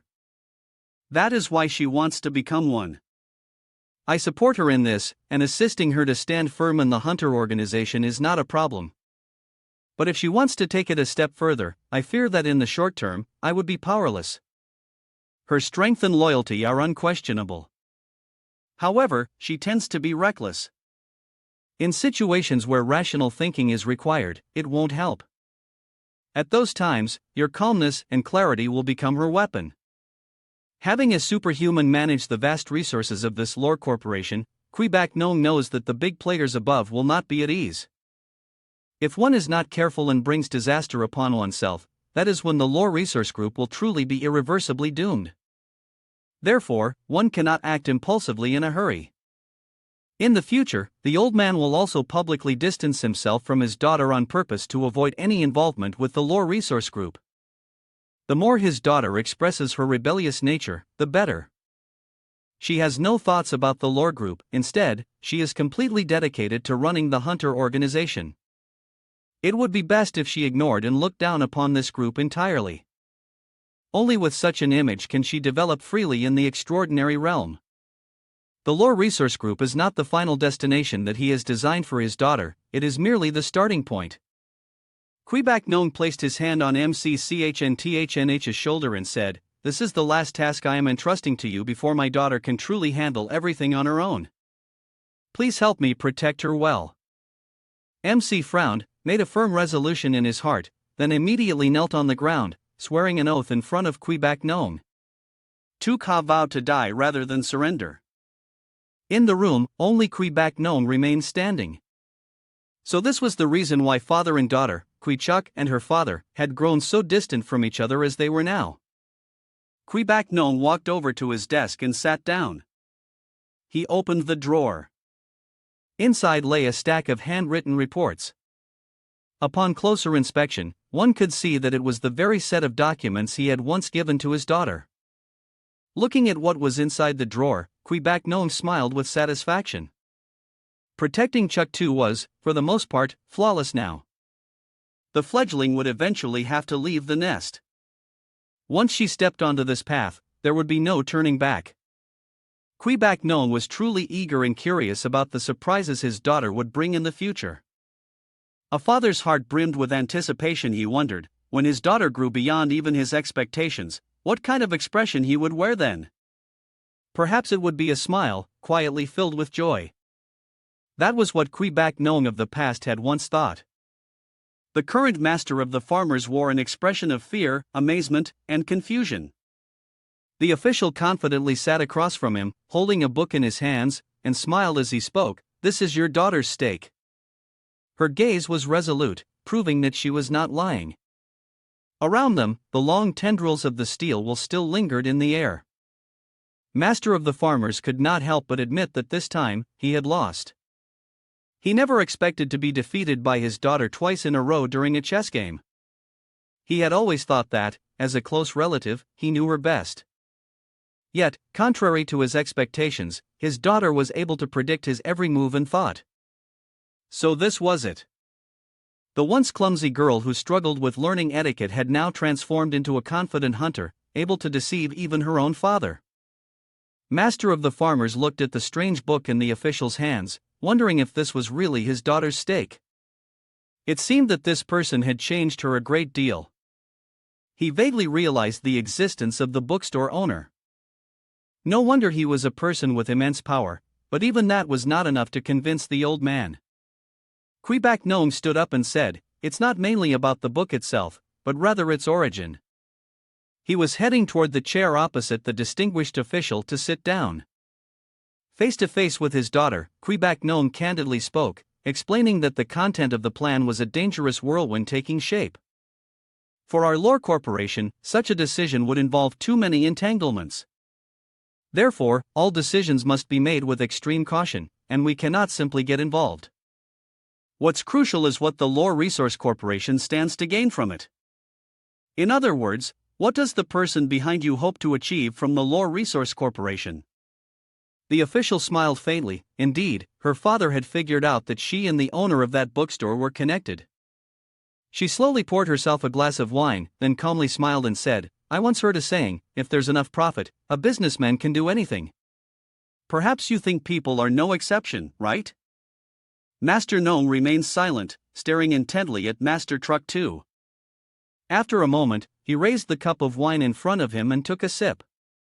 With the wine and words spoken, Master Nong had regained just enough composure to converse with his daughter. He nodded in acknowledgement and admitted that, for an ordinary merchant, it was indeed true. "But we are different." Master Truck 2 smiled and remarked according to common sense, stating that without the injection of tainted blood, it would be impossible for anyone to become as strong as this in such a short time. All of this was granted by this kind of book, and such books were mere promotions there, available for anyone to take if they wanted. Do you think that if we were given the approval to commercially distribute this kind of book, it would be beneficial or detrimental to the Lore Resource Corporation? Master Nong, of course, understood fully. If they obtained this, the Lore Resource Corporation would certainly gain immense benefits. However, there were still a few things that made him hesitate. According to the information from the Akane cable, that grade 1 individual was still in a state that was extremely difficult to grasp. If the contact is sudden, there's nothing to worry about. Truck 2 honestly shared the information he knew and observed with his father. From the few times his daughter had interacted with the bookstore owner, he could tell that the man had his own work principles. Mr. Lin always followed the logical actions that any bookstore owner should have. As long as you align with Mr. Lin's intentions, in reality, he is a very friendly and amiable person. Kui Bak Nong quietly pondered. Kui Truck too had no reason to deceive the old man. More importantly, his daughter had interacted with the bookstore owner several times, and so far, nothing bad had happened. While thinking, Kui Truck too smiled and said, "But I don't understand these matters. After all, I'm not in a position to represent the Lore Resources Corporation to speak with Mr. Lin. If you believe there's a possibility, it's best for you to speak with him directly and then decide whether my plan should be thrown into the trash or if it should continue to be executed." At that same moment, somewhere in Noken, at the abandoned building, Bok Lang's group was gathered there.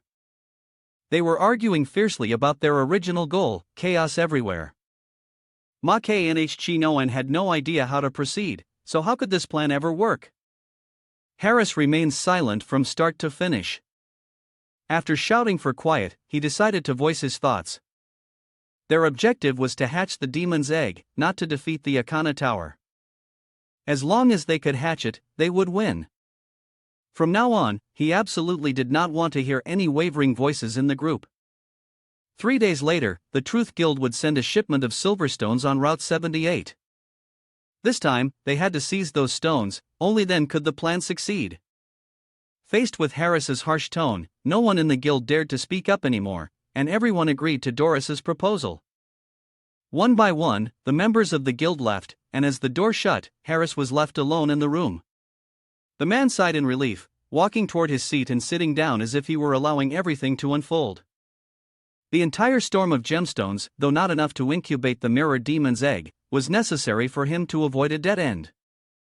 Harris wondered if this time, there truly was no way out. Had he ever felt this defeated? Suddenly, from the darkness, an invisible, formless monster spoke in a voice so hoarse it was almost unbearable. "I can help you free yourself from your troubles." Harris jumped in alarm, instinctively shouting out loud, "Who's there?" The scene in the room slowly began to shift. Where had the green snakes come from? Then, a dark portal opened, and Old Y appeared.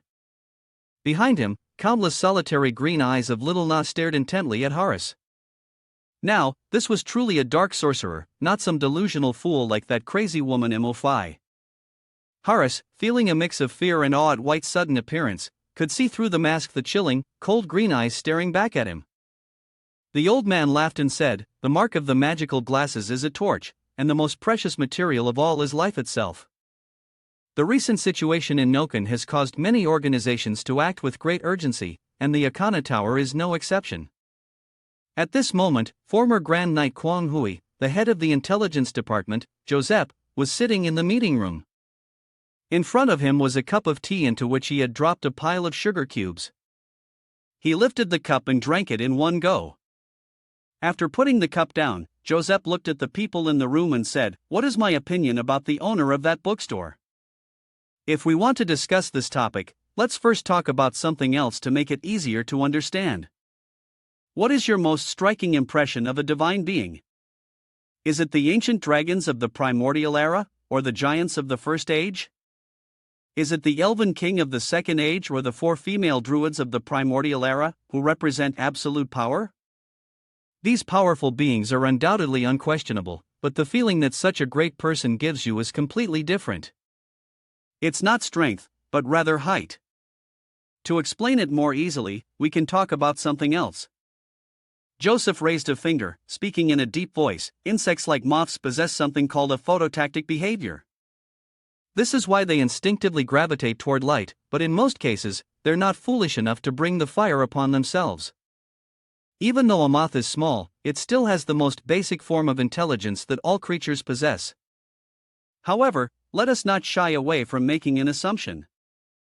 If a moth has such an instinct, and is given the opportunity to face the sunlight, what will it do?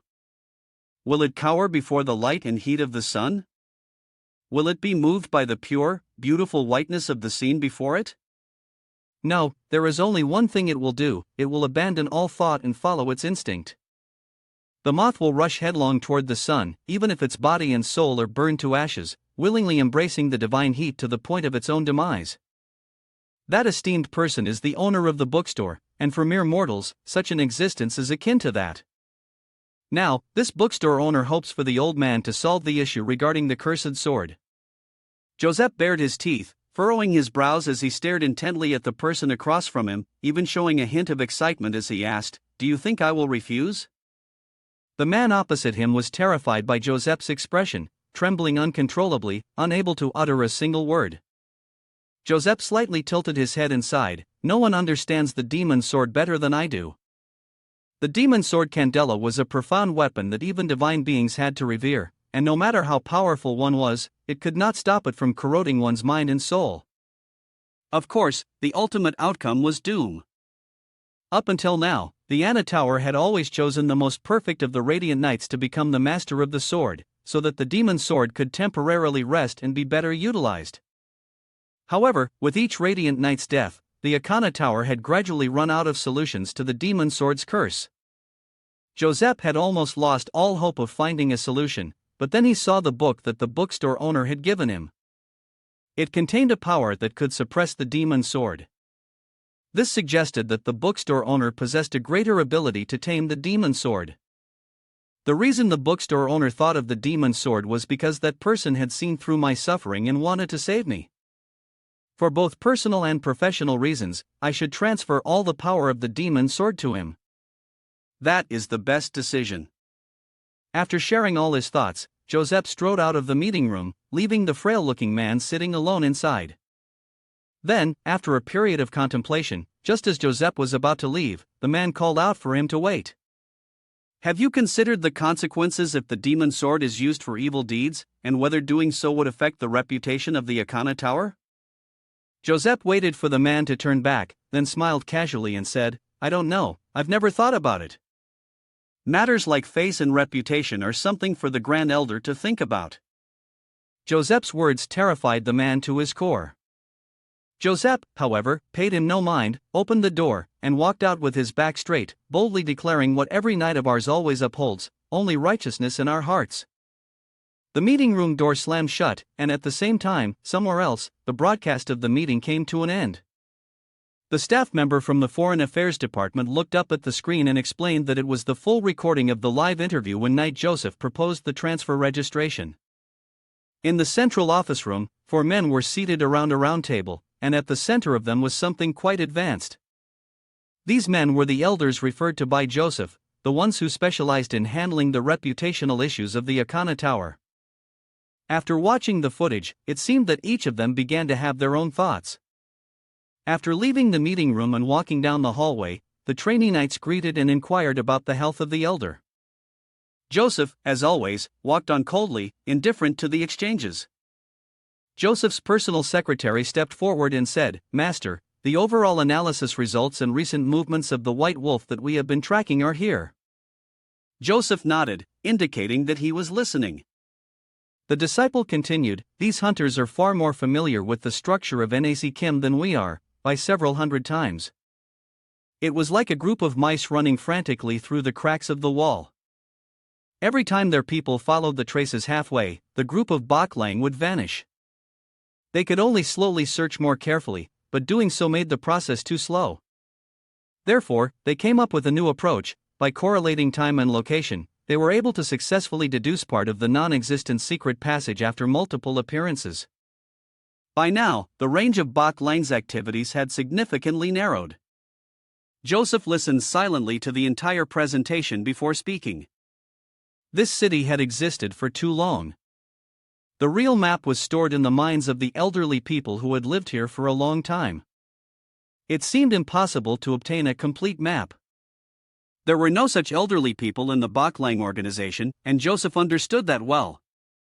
So, after ruling out all possible options, there was only one possibility left: someone had helped them. The disciple stood stunned for a moment, and finally, he discovered the key point.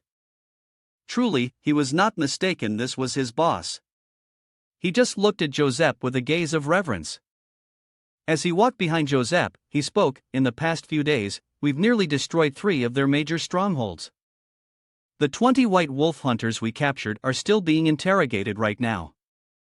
Yet, they've been incredibly tight-lipped. They tried directly using mental type spells, but the mental fortitude of these hunters is extremely weak. Perhaps it's because the tainted blood they were injected with is near its limit, and when provoked, they instantly go berserk. The air around Joseph suddenly grew cold rapidly. Joseph snorted, chuckling as he spoke. This method of interrogation is quite unique. As long as we make them go mad first, we don't have to worry about any information getting out. If their brains are smashed open, it'll surely be a beautiful sight. The disciple continued, the white wolves must know they are at their wits' end, which is why they become more and more frantic, acting without logic. Not only are they blocking the roads to seize resources, but they've also escalated by destroying and killing. This has caused the people to be filled with fear, and the situation has become critical. Just mentioning it made the disciple tremble with anger.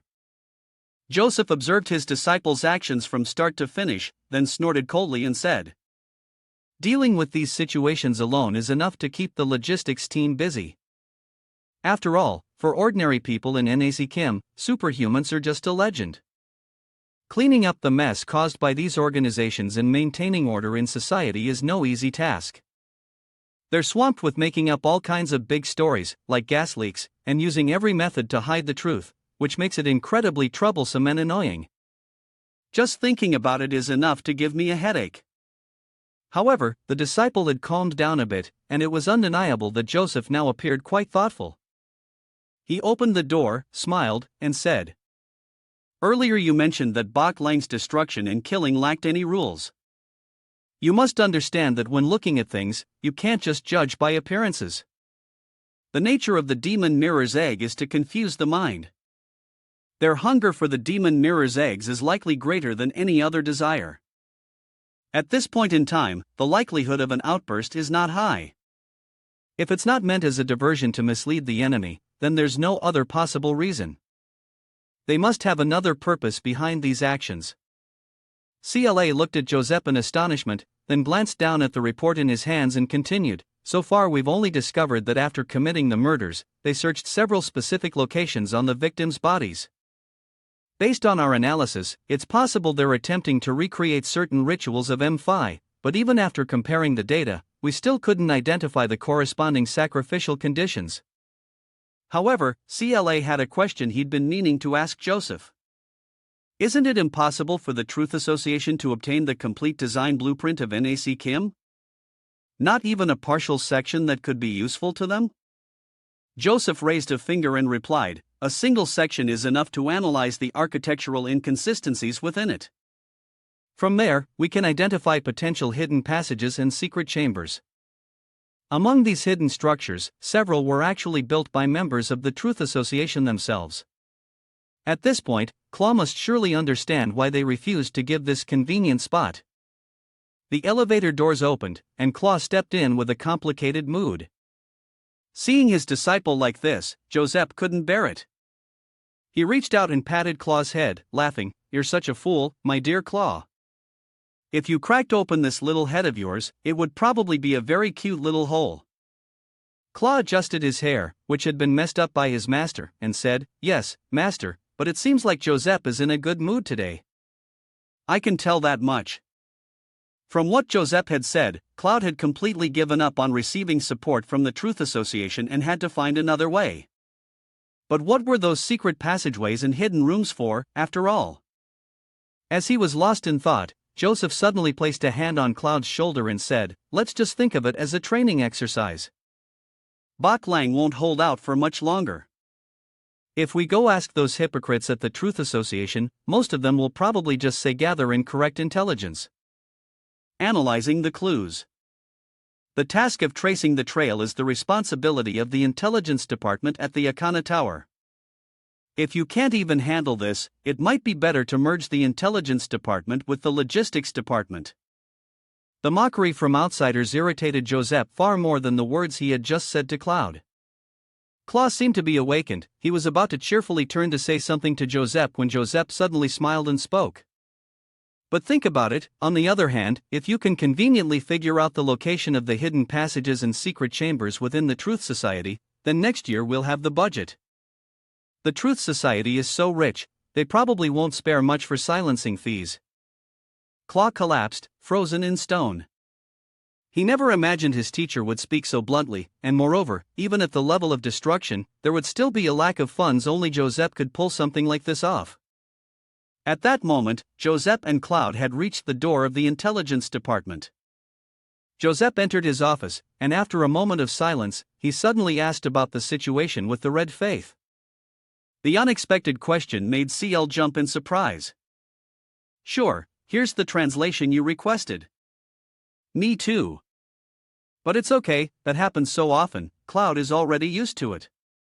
He coughed once and then said, "The Crimson Sect has lost MO5, and now it's nothing but a sinking sandpit, unable to gather any unity.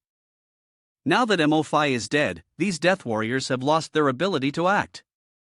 The remaining Dark Sorcerers of the Crimson Sect either left quietly or joined the White Wolf. In short, the Crimson Sect no longer exists." Mentioning this, Claw felt even more respect for the great sage spirit. No matter what, among the destroyer-level beings, that individual was an extraordinarily powerful existence. From the scene, it was clear that MO had basically been crushed.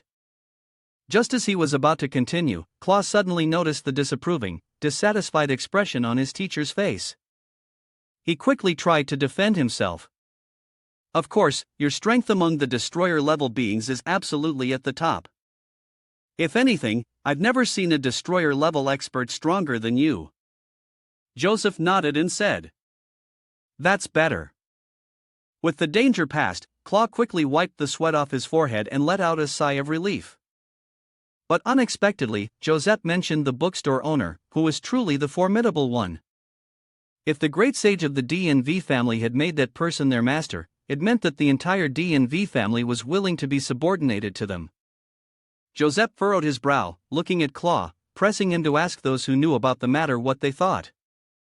The incident that day was known only to a few people from the intelligence department, as well as the higher-ups of BTHP ANA, who were aware of the various speculations and discussions about the bookstore owner.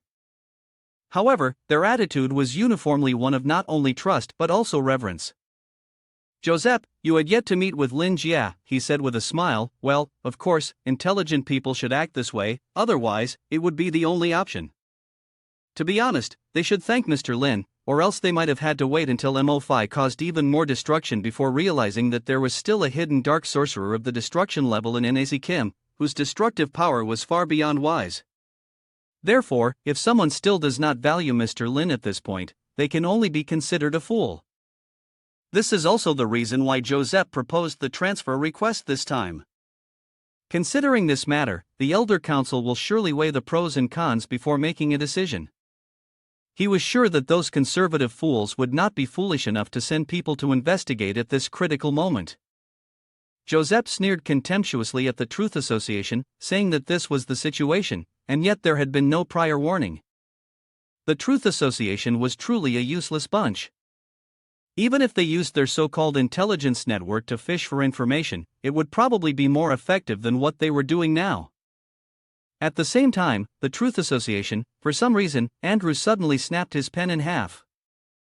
Both Wer and Ruel looked at him in unison, questioning him. Andrew turned to face them, a smile on his face, but still clearly annoyed. He laughed and said, "I just suddenly feel irritated for no reason. Let's continue working." After the budget was cut for accidentally mentioning Kuroris, both Wer and Ruel became much more cautious around Andrew, only daring to whisper quietly behind his back, not speaking loudly anymore.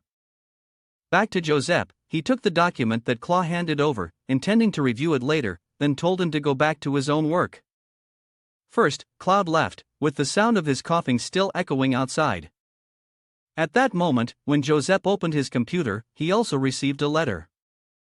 The letter stated that his registration had been rejected, but his feedback would still be included in the key evaluation documents for Area 113.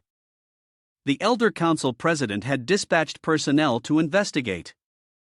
The expression on Joseph's face at that moment was indescribable. His eyes bulged out like a fish that had died, his mouth wide open as if he were about to curse, with veins standing out on his forehead. Just as Claw was leaving Joseph's office, cheerfully greeting his colleagues, an ear-splitting metallic noise suddenly rang out, shaking them all to their core. Claw also dropped a whole stack of papers from her hands. By coincidence, everyone turned their heads towards Joseph's office at the same time, their minds filled with question marks. At that very moment, the staff member sent by the Elder Council to investigate was also on her way to the bookstore. She was the beautiful white-haired employee who had appeared not long ago in the video of the interview. The bookstore of Lin Jie appeared right in front of the white-haired employee. So this was the target of the evaluation mission this time. Area Level 113. Area Level 113. At first glance, it seemed like an ordinary bookstore, but it was actually a new file personally compiled by Sir Kwang Hui, the great knight Abraham Joseph. This bookstore had caused a tremendous impact in the recent Ma Knh Chi No En event. It had directly or indirectly led to the rapid collapse of the White Wolf and Red Sect. Joseph had even made the decision to consider selling the demon sword. Although this was the first proactive request related to the bookstore owner, the Elder Council was concerned that the person's true intention might be the demon sword. But based on Joseph's description, the owner of the bookstore wants to save him from his suffering. Of course, the Council of Elders could not easily hand over the sword based solely on Joseph's words. Especially since the Akana Tower has not gathered any intelligence about the bookstore owner. Therefore, through a unanimous discussion among the elders, the final decision was to conduct close observation, record, and assess the individual in order to judge the owner of the bookstore's morality, intentions, and strength. Naturally, no one in the Council of Elders had any objections to this matter, but when it comes to evaluating someone on the level of a powerhouse, equivalent to a deity, the person selected for the investigation had to be chosen carefully. The one proposing the investigation, of course, understood this well. Not everyone could be tasked with observing and evaluating a first-tier existence.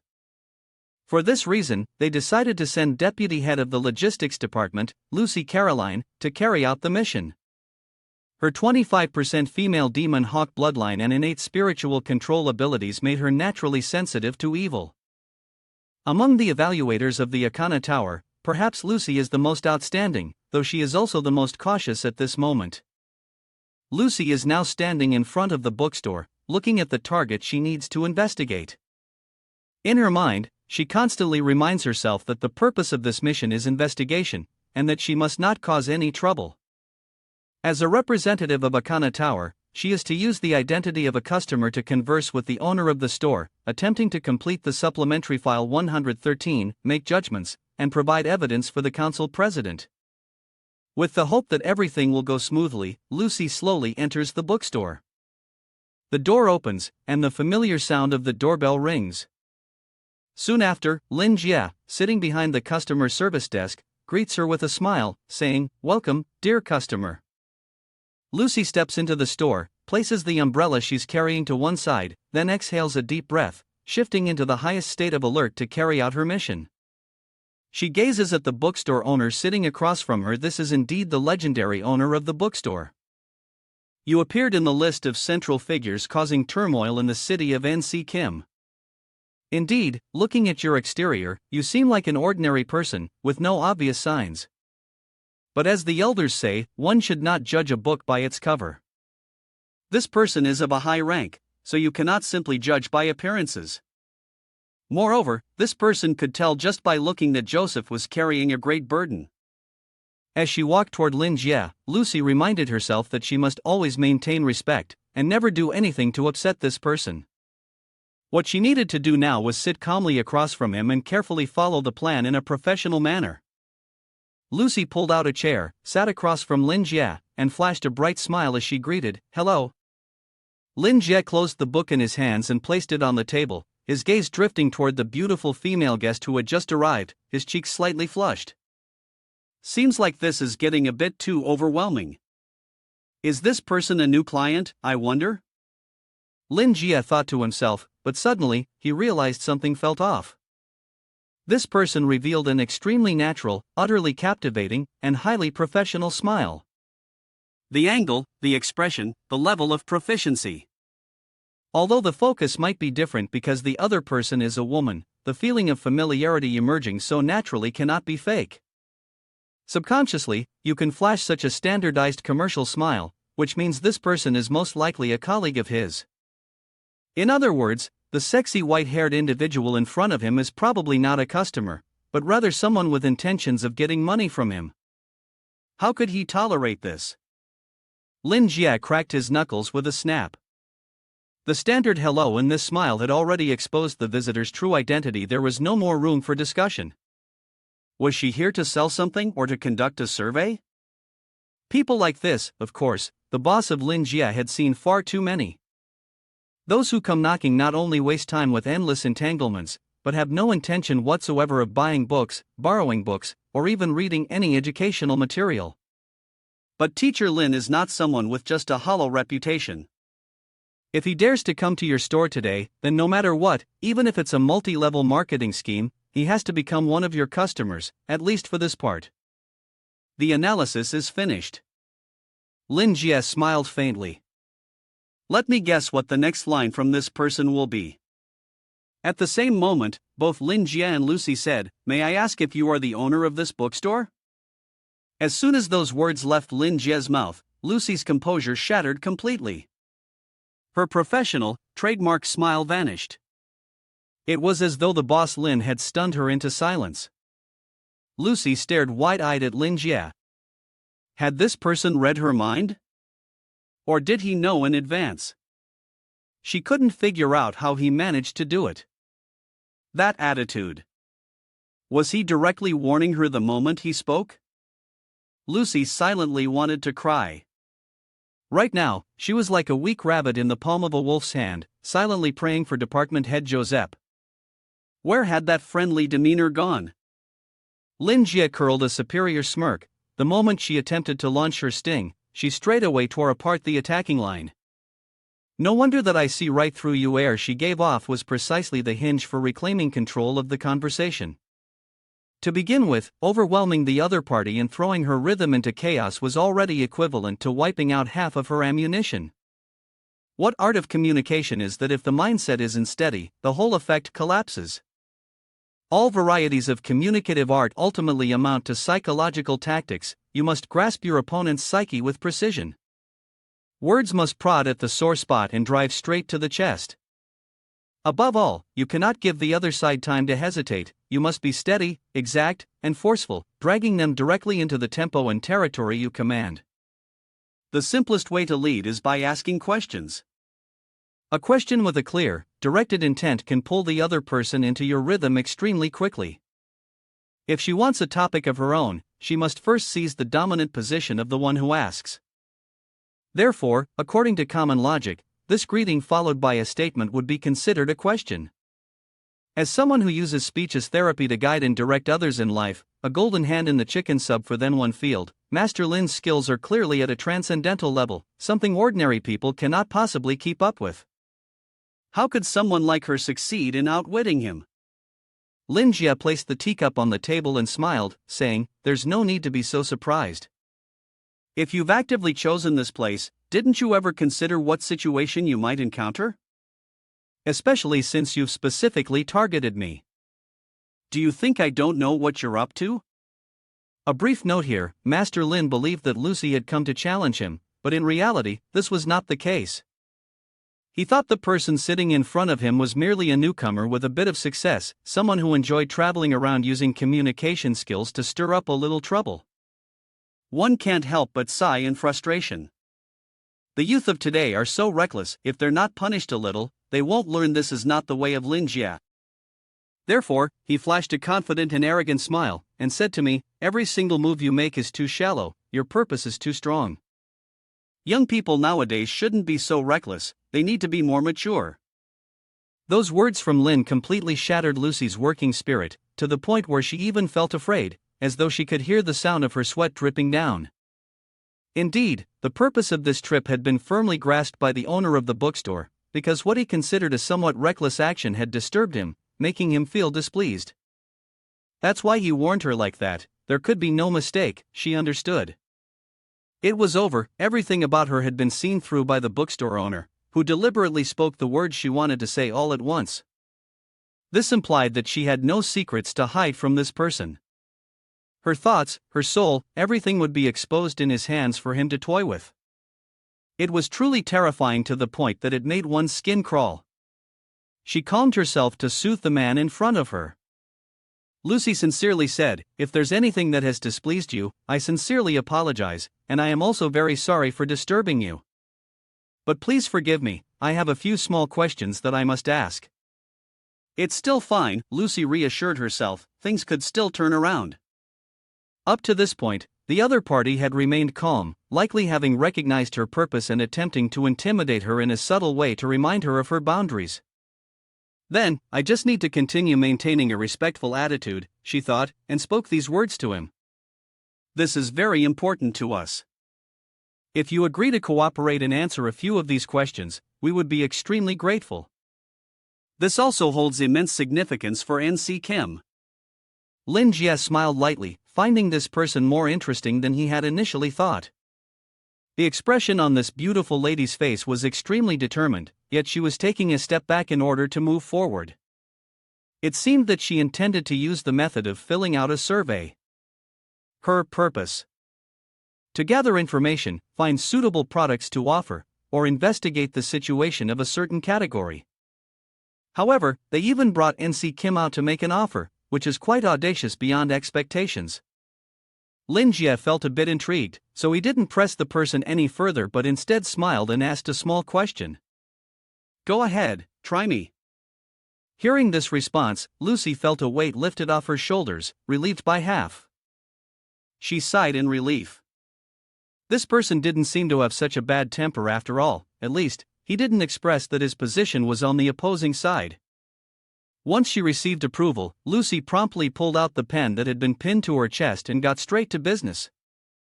She looked at Lin Jie carefully and asked, "May I ask, when did you open this bookstore?" Lin Jie was somewhat confused. Of all things, this was the question. If this was meant to be a pitch, it didn't quite fit the bill. It seemed more like an investigation or a survey of some sort. However, Lin Jie couldn't immediately figure out how to respond. He couldn't very well say it was due to some unknown existence causing a time travel anomaly. Then, reluctantly, he had to resort to selling books to make a living. Saying it like this was really quite embarrassing. With no other choice, Lin Jie coughed lightly, tried to appear as natural as possible, and said, "The answer is simple, just on a whim, fate had its way." Lucy, ever so professional, immediately jotted down his answer in the report. The bookstore owner, seeing fate at play, became intrigued by it. So, waiting here for something or someone to be arranged by destiny, it was clear they were part of the logistics team. She remained silent for a moment, staring at Lin Jie, thinking for quite a while before asking, "So, what is your perspective on the events that took place here previously?" Lin Jie looked at Lucy in surprise, wondering what the previous events could have been. Was it the explosion? Were they actually planning to conduct some kind of research on this pile of ruins? Lin Jie couldn't help but chuckle and say, "Good conversation," but quickly stopped himself. He cleared his throat twice and awkwardly said, "It wasn't like that. The previous incident was truly unfortunate, but some people definitely deserved it. Life is truly precious, not something to be trampled upon." Lin Jie heard from the press that the coal gas factory was poorly managed and had not been repaired for a long time, leading to such a tragedy. Clearly, some people must be held responsible for this. Lucy pushed her glasses up, zeroing in on the key point, feeling as though she had just seen a glimmer of light in the darkness. And then, the exact wording from the report was this: the bookstore owner was extremely disgusted by the dark sorcerers of the Red Sect and White Wolf, in full agreement with the stance of the Anna Tower. After adding some embellishments to Lin Jie's response, Lucy asked the final question. "What do you think about the things you're doing, my lord?" Lin Jie furrowed his brows, looking confused at Lucy. "What does this question have to do with the previous two? Are you telling me that you didn't come here just to put on a show for me?" After thinking for a while, Lin Jie suddenly realized he understood the question. The situation must be like this: she wanted to ask him why he opened the shop here, to learn about the advantages of the area, and to understand his thoughts on the coal gas explosion. The purpose is now clearer, as it aims to understand which aspects of the public are affected by this event. From the perspective of investigative research, it has indeed been proven that the opposing party's objective and the coal gas explosion are related. This is combined with the final inquiry about the current situation of his shop. In short, these questions are actually aimed at understanding the general situation of the surrounding shops. The starting point is primarily due to the explosion that leveled a large portion of the buildings in front of this area. It's very clear that this beautiful woman, along with the company backing her, intends to use research to assess the redevelopment potential of this area, and then acquire the rights to rebuild and exploit the wreckage. As for why they want to use such a confusing method for investigation, it's likely because they are competing with other rivals and need to keep it confidential. However, Lin Jia was tricked into coming here by Xiao He, and the arrangement of the bookstore in this area was entirely accidental. In this research, it's likely that his data is useless. After all, it's just beating around the bush. You should also take this opportunity to promote yourself. There's no harm in it. From the professional level of this skilled beauty, along with her exceptional appearance and charisma, it's clear that the scale of the company behind her is certainly not small. Otherwise, they wouldn't have such a high-level investigative employee. Who knows, perhaps your little bookstore could take this chance to go public, expand its sales quota, and wouldn't that be a huge leap forward? Dreaming of a bright future? Lin Jie smiled cheerfully and said, "I really enjoy what I'm doing right now. For me, this is the very meaning of my existence. I'll recommend the right books to the right people. I hope they can also break free from their brief moment of confusion and gain some personal insights, allowing them to take another step forward on their own path. Though there's no financial gain, every time I see a customer no longer frowning, looking more cheerful, I always feel extremely happy. I'm more than willing to help guide people out of their difficulties. For example, those who are troubled by their work, like yourself. The world of Lin Jie isn't exactly vast. If I've already taken up your time to answer these questions, then consider it a fair exchange. Help spread the word using this young lady here." Out of the blue, she suddenly finds herself mentioned. Lucy seemed slightly dazed. At that moment, Lin Jie was still wearing a warm, professional smile, one that seemed to carry a special kind of power. It made people feel incredibly familiar and approachable, making them want to open up and share their thoughts. If the promotion yields results, that would be perfect. If not, then it's fine. At least it could bring in a new customer. Lin Jie opened this small bookstore here precisely because he wanted to bring joy to everyone. His hope was to see the smiles of all who walked through his doors, certainly not for the few coins he might earn. Lucy stared in amazement at Lin Jie's professional, commercial smile. She hadn't expected that, in this situation, she would suddenly become the target of the bookstore owner's desire to help. But what mattered most was that, right now, she truly was feeling exhausted from her own work. Did the bookstore owner also take notice of this? Recently, Bak Lang and Shi Jiao have been causing trouble everywhere, making the logistics department so busy that they hardly have time to rest. Every day, they are exhausting themselves, coming up with ways to cover up each battle. As the deputy director, Lucy felt extremely troubled. The logistics were fully committed to the front lines, not only providing material support but also ensuring that there would be no future repercussions. This was their responsibility. At a critical moment, her superiors had even dispatched her here to provide the evaluation results of the first-tier areas for the council president's reference. Just thinking about it made her feel frustrated and exhausted. After some contemplation, Lucy decided she would open her heart to the bookstore owner. She was about to speak when suddenly, Lin Jie pointed at her, a smug smile creeping across his face, satisfied with how things were going. He smiled and said, still saying the same thing, "No need to be so surprised. About what you just mentioned, you all intend to take responsibility for everything that happens out there, right?" Lucy immediately acknowledged it. She solemnly assured us that we must take responsibility in this matter, otherwise, things would become extremely troublesome. Although she was very busy, this was her duty. From this attitude, Lin Jie could tell that the company of this beautiful woman seemed to have made up their mind. The expectations for professional, capable employees like her were clearly very high. As an investigator, she must be responsible for inquiries across a large area, asking each household one by one to get a somewhat accurate answer. Just thinking about it made one want to pull their hair out. It was truly the epitome of being a tool for capitalist exploitation.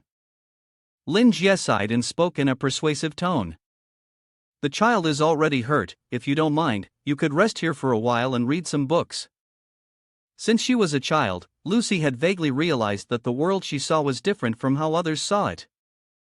Only in her eyes was the world clearly divided into black and white. Later, she learned that this was called a spiritual gift of domination. This talent gave her an innate sensitivity to good and evil, and naturally, it also caused those around her to view her as an enemy. Shunned. Countless malicious words echoed around her.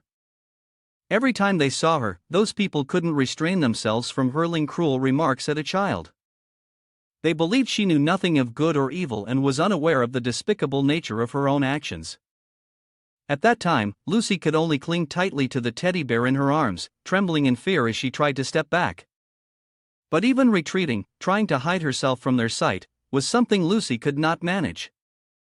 Lucy wanted to deny the blood that ran in her veins, but she couldn't. It was her father who had used her, treated her as a tool, and cast her down to the depths of Akana in exchange for the family's gain. Back then, her father had whispered in her ear, "You carry the blood of the she-demon hawk. Do you know what hawks do when their young leave the nest? They push them from the highest cliffs. The weak and useless chicks have only one fate: to fall and die." Regardless of Lucy's fear, the despicable man she called father still whispered selfish words into his daughter's ear, all for the sake of the family's interests. He even believed that what Lucy was doing was for the righteous cause, that serving the family's interests was the right thing to do. People had to live their lives by doing what was right. In fear, Lucy unconsciously agreed to those devilish words. After receiving the answer he sought, the man she called father didn't hesitate for a moment before pushing Lucy away. Coldly, he said, "Pack your things yourself, and then I will send someone to find you." With that, he turned and walked away. Before the terrifying shadow completely vanished, he told her that from then on, he would not allow her to stay too far away from him. That was why, deep inside Lucy, there was always a shadow that haunted her. She had no choice but to accept becoming a puppet, manipulated by her father, after Xuanli joined the Akana Tower. According to the family's arrangements, she was assigned to the busy logistics department. Thanks to her own abilities, she was able to complete many dangerous tasks. Her status at the Akana Tower had reached a high and stable level, but no one had ever said a comforting word to her, nor had anyone ever shown admiration for her achievements. Everyone remained the same, keeping their distance from the person gifted with the ability to discern good and evil. Thus, Lucy had come to understand that what was truly valuable and beneficial to the Akana Tower was not herself, but that gift of hers. As for her own being, her past, present, and future, no one would care. Although she knew that someone like her shouldn't think this way, sometimes even a cornered rat will lash out. Lucy couldn't help but wonder what her life truly meant in this world. She recalled the moment when she was discussing a new mission with the elder president, which was to investigate the Level 1 Area 113, to record, evaluate, observe, and judge the identity of the bookstore owner, their morality, intentions, and strength. It was only when in contact with her that the elder president resorted to such an unnecessary method. Just as she thought, this was yet another incredibly troublesome and dangerous mission. The people from the Council of Elders kept spouting empty words, which were of no real value or use. But it didn't matter.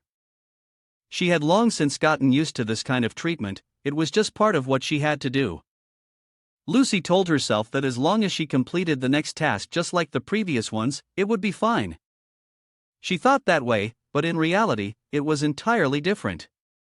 In the area of level Y113, there was a god-tier powerhouse whose exact details had not yet been recorded, so careful preparation was required before making contact. Lucy had worked hard for a long time to compile all the available reports on level Y113, which had been revised over time. These were the initial models provided by Sir Kwang Hui, the great Knight Joseph. It included information about the customers of the bookstore so far. Additionally, there were a few fragmented opinions and speculations left behind by other departments within the Akana Tower. Once she had finished compiling all the available materials, Lucy came to the conclusion about a few things regarding the behavioral logic of this god-tier powerhouse. First, he was in the bookstore and played the role of an ordinary owner. The bookstore provided 3 types of services for customers who came in: lending books, selling books, and reading books. As long as there was no malice toward him, no doubts, or disrespectful thoughts toward him, he would not take action.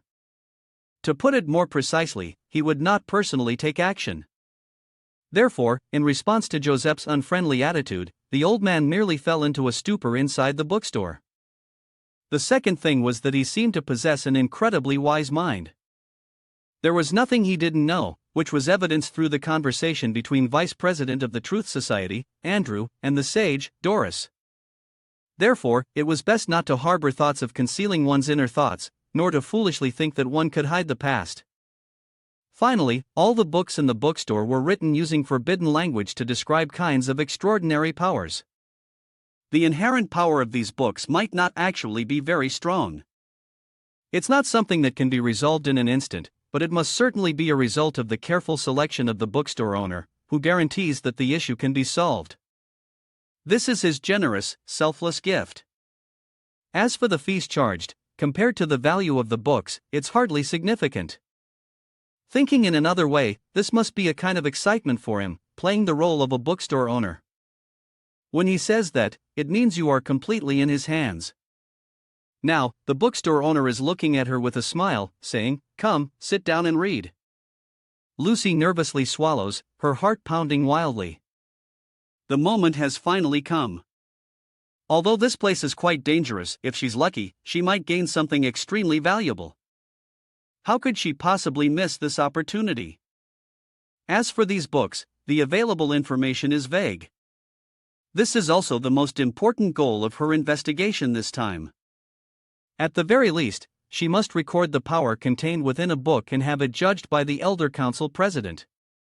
To say she doesn't hold any expectations for the unknown would be a lie, but Lucy herself doesn't understand. In the end, the fluctuating emotions of excitement mixed with a sense of fear kept alternating within her. Everything in front of her seemed unreal, as though shrouded in some kind of illusion. Her soul felt as if it were being taken by a mysterious force of a higher level, as if some forbidden object were tempting her to venture into this mystery. Lucy hesitated before suggesting, "May I look at it myself?" The moment the words left her mouth, Lucy was startled. She had spoken out of sheer nervousness, without realizing it, but once the words were spoken, they could not be taken back. What if the bookstore owner, who was extremely knowledgeable, recommended a book to her? While Lucy was still worried, fearing she might offend Lin Jie, on the other hand, was quite pleased. He picked up the cup of tea on the table and sipped it, as this customer had already been won over by him. The 3 sentences turned a market research employee, who had no intention of shopping, into a potential customer. He understood this art of communication all too well. Indeed, there was no need for him to say much, as it seemed this customer truly loved reading. He had already seen that clear expression of emotion in her face and eyes. For someone who loves books, that longing for knowledge in her gaze couldn't be hidden. Compared to being introduced to a book by someone else, choosing a book you like yourself is always more enjoyable. Doesn't he understand this feeling? Mr. Lin Place operates legitimately, there's never been any pressure to buy or sell. Everything here is about using emotions to touch customers' hearts and persuade them to buy books. It's perfectly fine to let customers choose books at their own pace with a relaxed mindset. Besides, having to go to work on such a rainy day must be exhausting. Finding a place to relax and unwind is absolutely ideal. If you want to relax, you shouldn't recommend deep, complex books. It's better to adjust the selection to light novels or essays that are easier to read. The moment he thought that, a strange object appeared from the shadows of Lin's store. It glided swiftly along the bookshelf, unseen by the gods or ghosts. All the deep academic titles behind him were replaced with entertaining essays. Lin Jie lifted the teacup, smiling as he said, "If you want to browse on your own, of course you can. Feel free to look through these books, it's like an evaluation task, there's no need to rush into a conversation with me. You can browse at your leisure, this is also part of your work, isn't it?" Here, Lin Jie was being a bit subtle. During research, it was easy to get a little lazy sometimes. If the customer was in a good mood, maybe they'd even buy a few more books. Plus, as colleagues, the other person would probably understand his intent. At this moment, Lucy was so grateful to Lin Jie that she completely missed his hint. Clearly, she had come to evaluate the bookstore, and the owner was well aware of this, yet he treated her with such understanding and kindness. This bookstore owner really was incredibly friendly. Lucy picked up the teacup in front of her, took a sip, then stood up, preparing to search for books. With such great strength and yet so much kindness, it was no wonder that Lord Joseph had chosen to entrust the demon sword to this person. Basically, this evaluation could already lead to a judgment, and next, all that is needed is to choose a book to complete the task. Suddenly, Lin Jie touched a table and said, "The space in front of my bookstore's desk is too cramped, and there aren't many books. If you want to linger a little longer, you can go and take a look at the archive room in the back."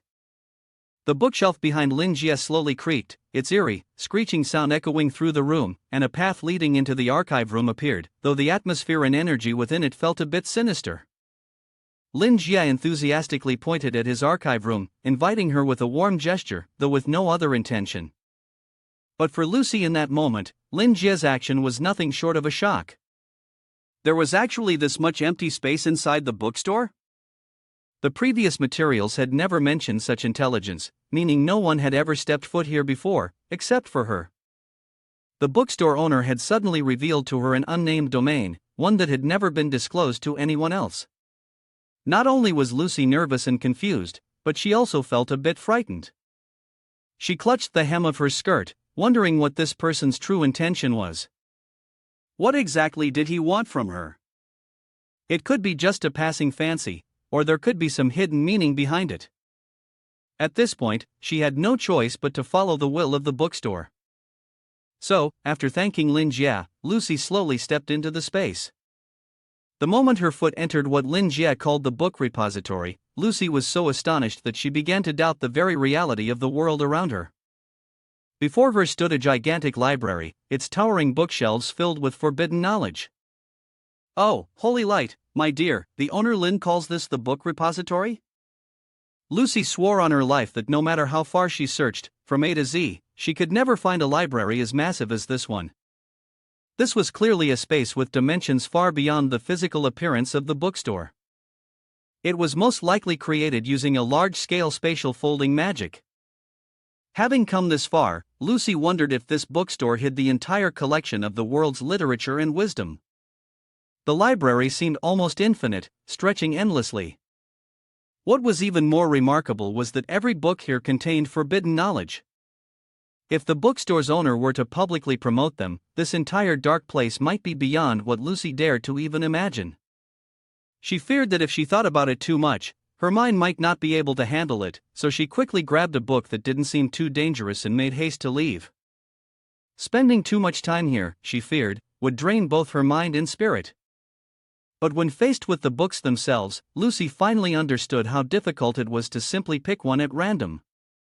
The Soulbind Tome, Dreamheart's Secret Garden, The Old Sun's Shadow, just the titles alone hinted that the content of these books was far from ordinary. Lucy leaned against a corner of the bookshelf, out of breath, just glancing at the titles had her heart racing uncontrollably. Don't say it's just about taking it down to have a look, even just writing down the book's title has already consumed a lot of willpower. It seems it won't be easy to find the right book. Perhaps I should ask the bookstore owner to recommend a suitable one for me instead, Lucy thought to herself. Just at that moment, her attention was caught by a book at eye level, right next to where her hand was resting. The title of the book was Soul of the Silent Vision. Lucy immediately turned around, her gaze lingering on the book. Based on the title, perhaps this is a book related to some kind of skill in divination? The ability to assess the danger level of an event, an item, or a person all falls within the scope of this field. For her, this was an extremely important ability. Lucy wondered whether she should choose this book. For some reason, she kept feeling as though someone was whispering in her ear, pouring seductive words into her mind. Lucy hesitated before reaching out toward the book Soul of the Silent Vision.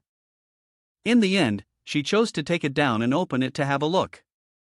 The red face, as bright as blood, appeared right in front of her. It was enormous and eerie. Lucy tried to shout out, to ask what was happening. However, the strange thing was that in this place, she couldn't make a sound. Unable to speak, Lucy decided to walk around to see what was going on.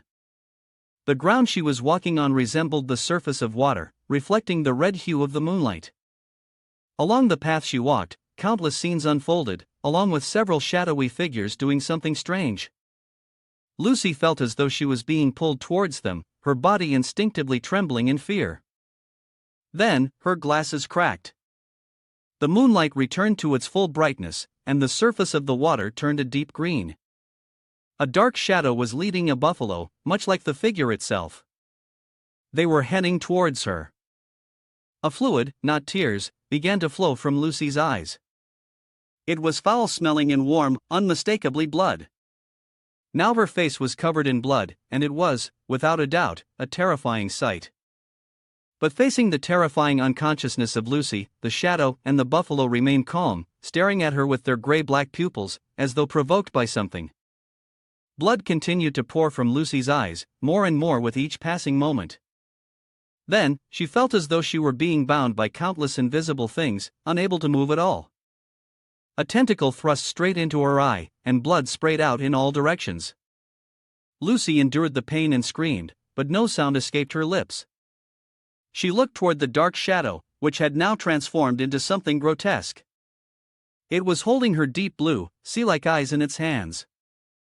Lucy screamed with all her might, pulling herself back into reality, but her body felt as if all the strength had been drained from it, and she collapsed to the ground. The things she had seen earlier in the book were souls. Lucy opened the book again, as if those horrifying entities were about to appear once more. They stared at her, as if ready to devour her at any moment. Lucy, in fear, immediately closed the book in her hands, her entire body freezing cold. What kind of terrifying book was this? At the same time, in the outside world, the red tentacles seemed to sprout and grow from her eyes. Lucy pushed up her glasses, knowing she had to quickly escape from this place. Stumbling, Lucy grabbed the book she had chosen and stepped outside. She needed to find the owner of the bookstore, perhaps this person knew something. At that moment, the mysterious shadow reappeared. It glanced over the books Lucy had just looked through. As soon as it passed over the soul of Mwangshi, it returned to its original form. The title of that old book was still alive. Outside, the rain continued to pour relentlessly, while Lin Jie was happily sipping tea in the shop, casually praising the development method he had just implemented. This development method wasn't bad. In fact, it was the first time a customer had actively asked to see his collection of rare books. He could already imagine the delighted expression of that customer. The library was truly an embodiment of his wishes, concealing all the knowledge of the world. For someone who loves reading, it must be nothing short of paradise. That guest would undoubtedly be satisfied. At that moment, Lucy also emerged from the library. She was still feeling uneasy and scared, just as she had when she was inside, and of course, she was holding the book she had seen earlier. Lucy placed the book on the table.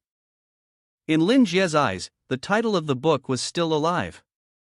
Looking at its desolation, Lin Jie couldn't help but feel a bit sentimental. The book was indeed good, but with such gloomy, sorrowful language, it didn't seem ideal for relaxation, did it?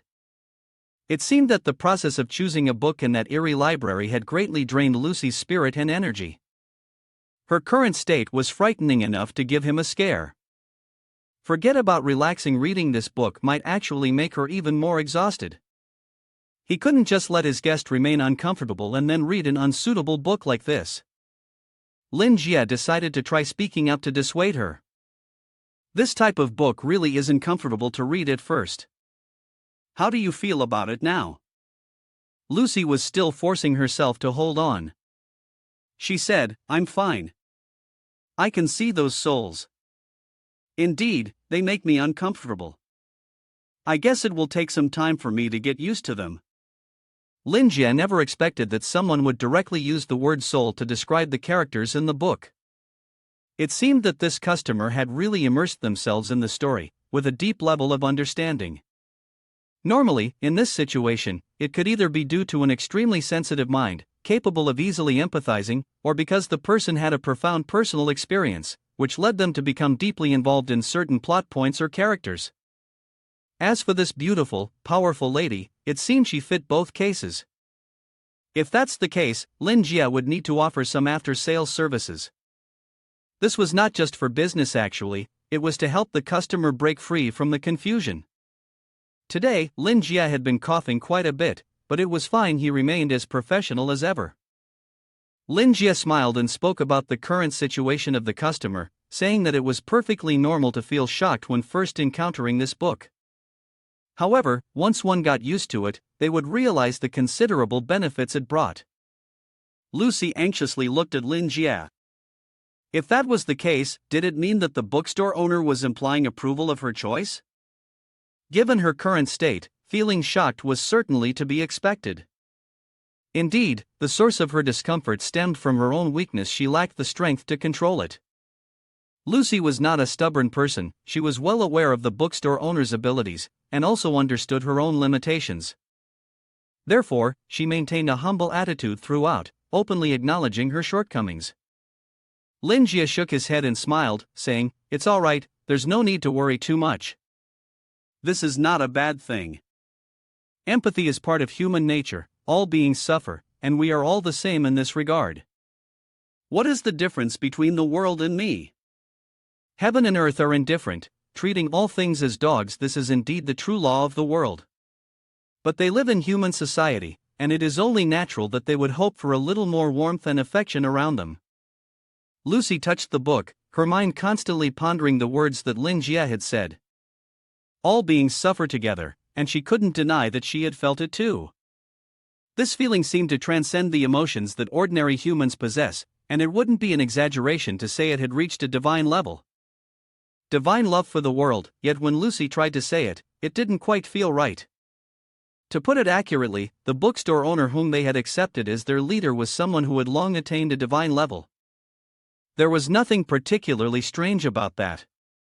At times, this bookstore owner could even make the great sage of the DN by family's elven lineage swear an oath of loyalty.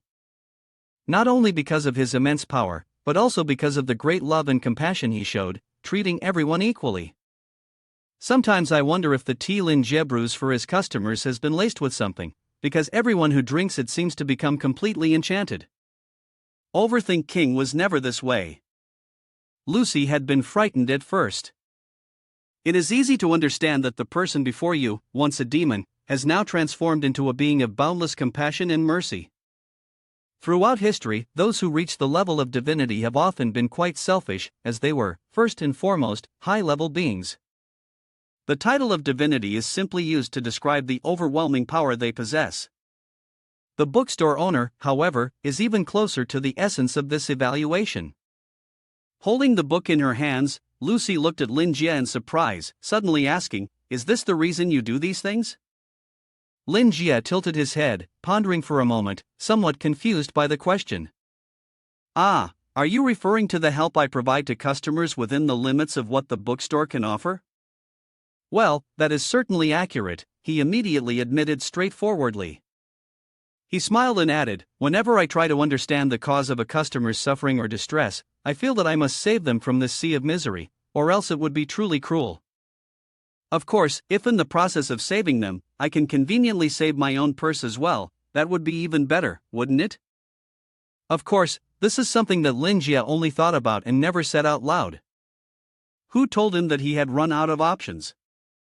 His nature was one of warmth and sincerity, a person who couldn't bear to see others suffer, someone who carried the light of righteousness. A person is born this way and cannot change. Lin Jie placed the teacup on the table, then smiled warmly at Lucy and said, "But there's no need to view what I've done as something so grand. With this kind of heart, you could accomplish something similar. With this kind of heart, I could do something similar. The bookstore owner's subtle words seemed to carry a deeper meaning. Lucy wondered if the bookstore owner had already recognized her abilities and was suggesting she might help him set up a position for her as a pawn within the Akana Tower. It seemed like a reasonable explanation for why, when she first arrived, Mr. Lin had hinted that he understood the purpose of her visit before resorting to threats, only to then express his willingness to treat her as a customer. It even allowed her to see where the intelligence was hidden. Everything was a carefully orchestrated plot. And now, it was time for Lucy to express her stance. From the very beginning, she had no way to resist. She was completely swept along by this man, doing whatever he wanted. There was a slight sense of disgust, and this reminded her of some unpleasant memories. Back in her family, she was treated like a puppet, controlled by the head of the household. After coming to the Akana Tower, it hadn't been any different. Therefore, she didn't immediately give an answer, but instead seriously asked Lin Jie, "Do you think I'm suitable for doing these things?" Lin Jie smiled faintly, "Of course, it's perfectly fine. This bowl of chicken soup isn't bad either." The client had started to ask questions on their own. If there were ideas, there would be a place to offer advice. He tapped his fingers on the table, thinking to himself that it wasn't about whether the client's way of expressing things was appropriate, but rather what should be done. This proves that she still holds subjective thoughts, subconsciously denying herself, and using the behavior of others as a reference for her own actions. After all, she is a colleague, and it is not surprising that psychological issues arise. However, the specific cause still requires you to use communication skills to probe a little. Thinking this way, Lin Jie then said, "The issue here is not about whether it is appropriate or not, but the most important thing is how the customer views herself. Have you ever thought about why you develop self-doubt?"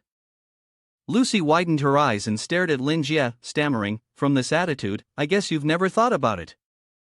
Seeing this, Lin Jie pointed directly at Lucy and firmly declared that the fundamental cause was her. Due to the nature of her work, she would have more opportunities to come into contact with the suffering in the world than ordinary people. When faced with suffering, humans naturally develop a sense of compassion. This is a noble quality, worthy of praise. However, compassion may help others, but it cannot save oneself. In this situation, the stronger the ability, the more empathy one has, the greater the suffering. Therefore, what troubles Lucy is not only her current job, but also her doubts about her own abilities. Everything she had concealed deep within her soul for all this time has been completely seen through by the bookstore owner. Her bloodline and even her innate talent, which helped her complete various tasks, had also become shackles tightly binding her neck. In other words, she was blindly hurting herself without even realizing it. The iron collar around her neck is connected to countless chains, and on the other side of these chains, there are countless hands reaching out to grasp them, the number growing day by day, and Lucy finds herself unable to escape. She smiled faintly, a smile full of bitterness. In the end, what has she been carrying all along? That invisible weight only made her increasingly debilitated and empty. She had no way of freeing herself, and here she sat, facing the bookstore owner. That person has the ability to accomplish this. Observing Lucy's expressions, Lin Jie could be even more certain of what he had been thinking. This client was heavily controlled by their work and workplace due to the affirmed capabilities, which led to the misunderstanding that work was the very meaning of their life. This is also a common psychological issue for those who work as mere subordinates. This type is not like simply changing an environment, it won't have any effect. What's important is to help this person realize their own value. "Now, let's let Teacher Lin save you from the quagmire of life," Lin Jie said with a smile. She had chosen this book full of meaning based on her own willpower. Of course, the premise is that she could comprehend the profound details behind this book. Lucy looked at Lin Jie in amazement. Now, suddenly mentioning the plot, what was that? Lin Jie slowly explained, "I was once fortunate enough to witness the path of revival of a magnificent ancient civilization, and to this day, I still often think of it. In the past, the people lived in poverty and hardship. Opening the heavens and earth, finding a secluded place to survive, but not experiencing a single second of peace or happiness. The book in her hands was, in fact, a precious fragment of that great civilization.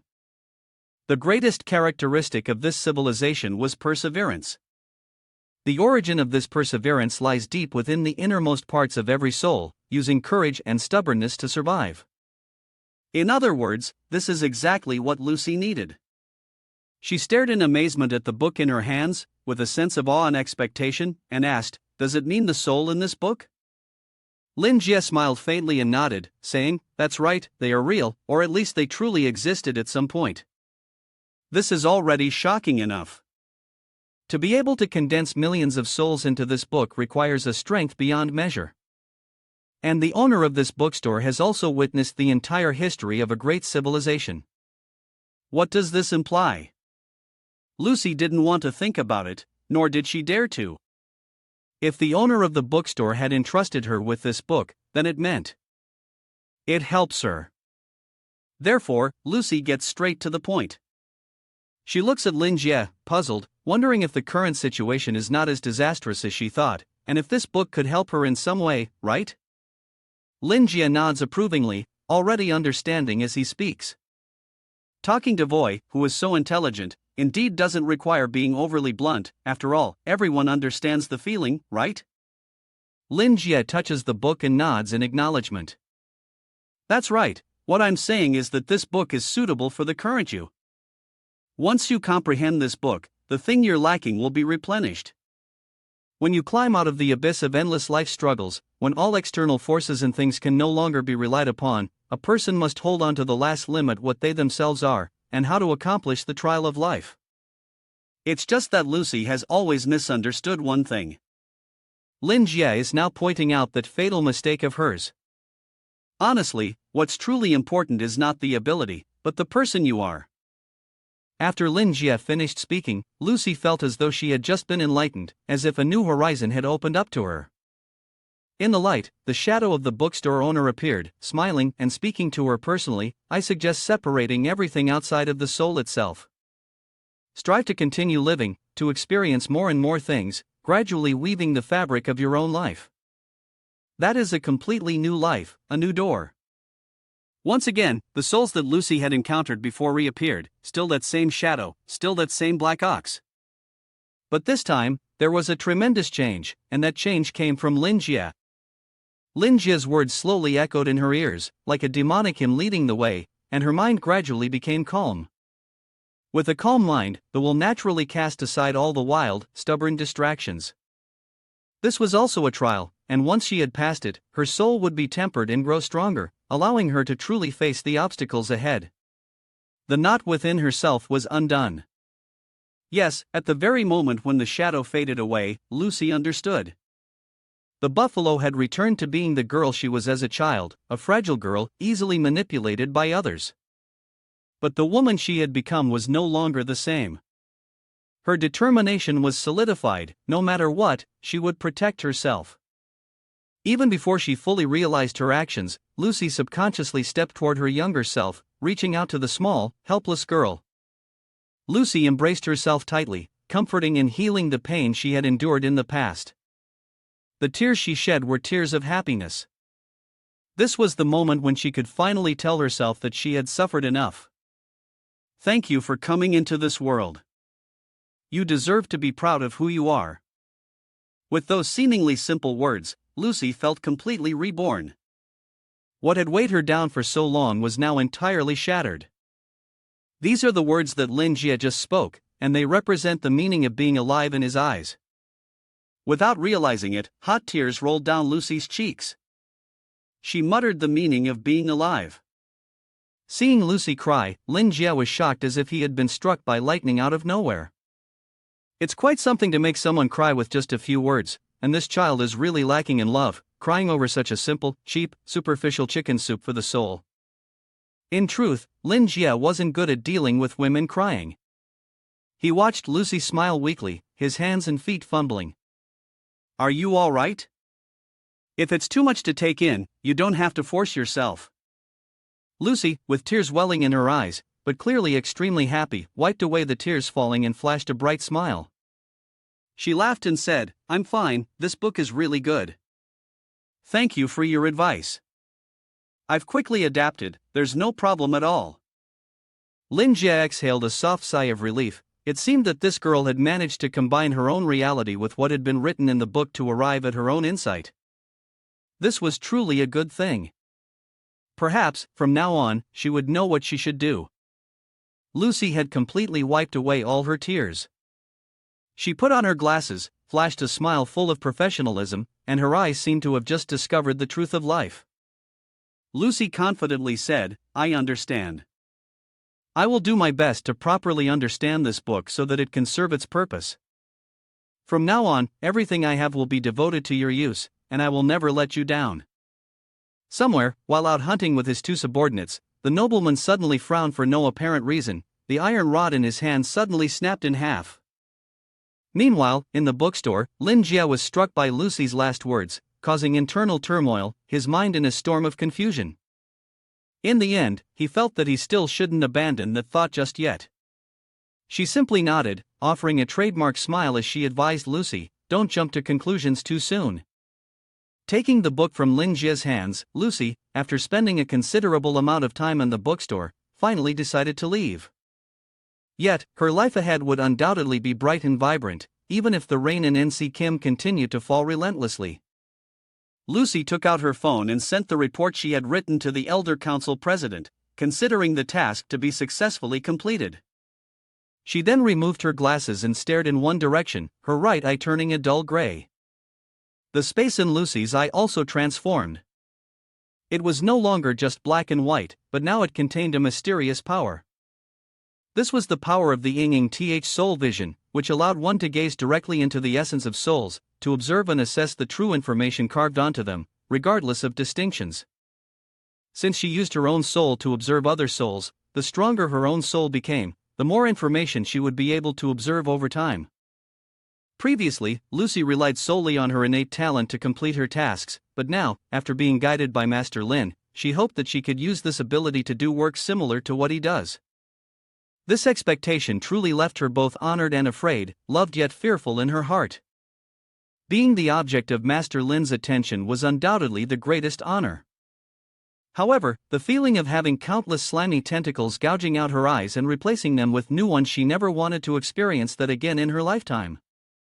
Lucy smiled faintly. When she was young, someone had told her that when an eagle leaves its nest, it will be pushed into the deep abyss. The weak can only be crushed to pieces, but the truth is not so simple. Regardless of strength or weakness, as long as life still remains, in the moment the wings spread to soar into the high clouds, bravely facing the sunlight, they will once again have the chance to live anew. After returning to the Akana Tower, Lucy still had to report her investigation to Joseph, and now that strange, massive knight was standing before her. Based on the results of this investigation, the Elder Council President finally admitted his own failure. Therefore, Joseph's request for transfer was approved by the Council President. Joseph silently looked at Lucy, then let out a chuckle and said, "Such trouble, but it's fine. At least those old fossils have finally seen the truth. Now that things have come to this point, the Anna Tower should recognize the situation clearly. Only by cooperating with Mr. Lin can the peace of NAC Kim be protected." Lucy used her soul spirit vision to observe Joseph, and she said frankly, "Only you could speak like that and make people believe it. After all, I've never seen anyone in the tower with a body entirely surrounded by pure white light like yours." Joseph tilted his head and said seriously, "This is the knight's holy radiance. You can see the same white glow from any other great knight's aura." Of course, Lucy didn't mean it that way. After all, only a few people knew about her abilities, but she didn't feel the need to explain further. Stepping closer to Joseph, Lucy said sincerely, "In the future, perhaps the Elder Council will officially restore your position as the Great Knight of Holy Radiance. You will surely become the model for all knights." Joseph remained silent, his expression cold, his stern demeanor reflected in the mirror beside him. He extended his hand toward Lucy and said, "Anyway, hand me the approved transfer document first, and I will report to the Elder Council later." It seemed that Joseph was eager to proceed with the transfer, as anyone would be when dealing with something as dangerous as a demon sword. Who wouldn't be in a hurry? Whether by accident or design, they didn't seem to notice that someone was watching them from a distance. Handing over the transfer document to Joseph, Lucy smiled and said, "Well then, I shall take my leave. I wish you smooth progress in your work." Joseph glanced at the transfer document that had already been approved in his hand, then looked back at Lucy and smiled. "How does it feel after receiving help from that distinguished person? Do you feel as if you've been illuminated from within?" Lucy turned her head to look at Joseph. From both his tone and expression, it was clear that she was extremely happy. Even her attire. The gesture was also completely different from the rigid demeanor of the past. Joseph had no trouble recognizing that, and Lucy made no attempt to hide the fact that she had been granted a new life by the nobleman. Looking at Lucy's back, Joseph scratched his head and grumbled. "As expected, my work here is already done. Even if you, brat, want to do something, it's not too late to leave now. Hurry up." These words from Joseph were directed at the person who had been sneakily watching them for a while. It turned out the eavesdropper was Claw. No wonder Joseph didn't react or try to send him away. Claw scratched his head and approached Joseph, awkwardly offering a smile as he explained, "Earlier, the training department brought over an important document that requires your signature. I noticed you were in a meeting, so I thought I'd wait until you finished before approaching you." Joseph grunted. Although he was rather blunt and hot-tempered, it didn't mean he was slow-witted. Joseph scowled and said, "Enough with the excuses. Claw, my disciple, you are the one I have personally taught, and I can easily understand what you were thinking," Joseph said as he tapped Claw's head with his massive mechanical arm, chuckling.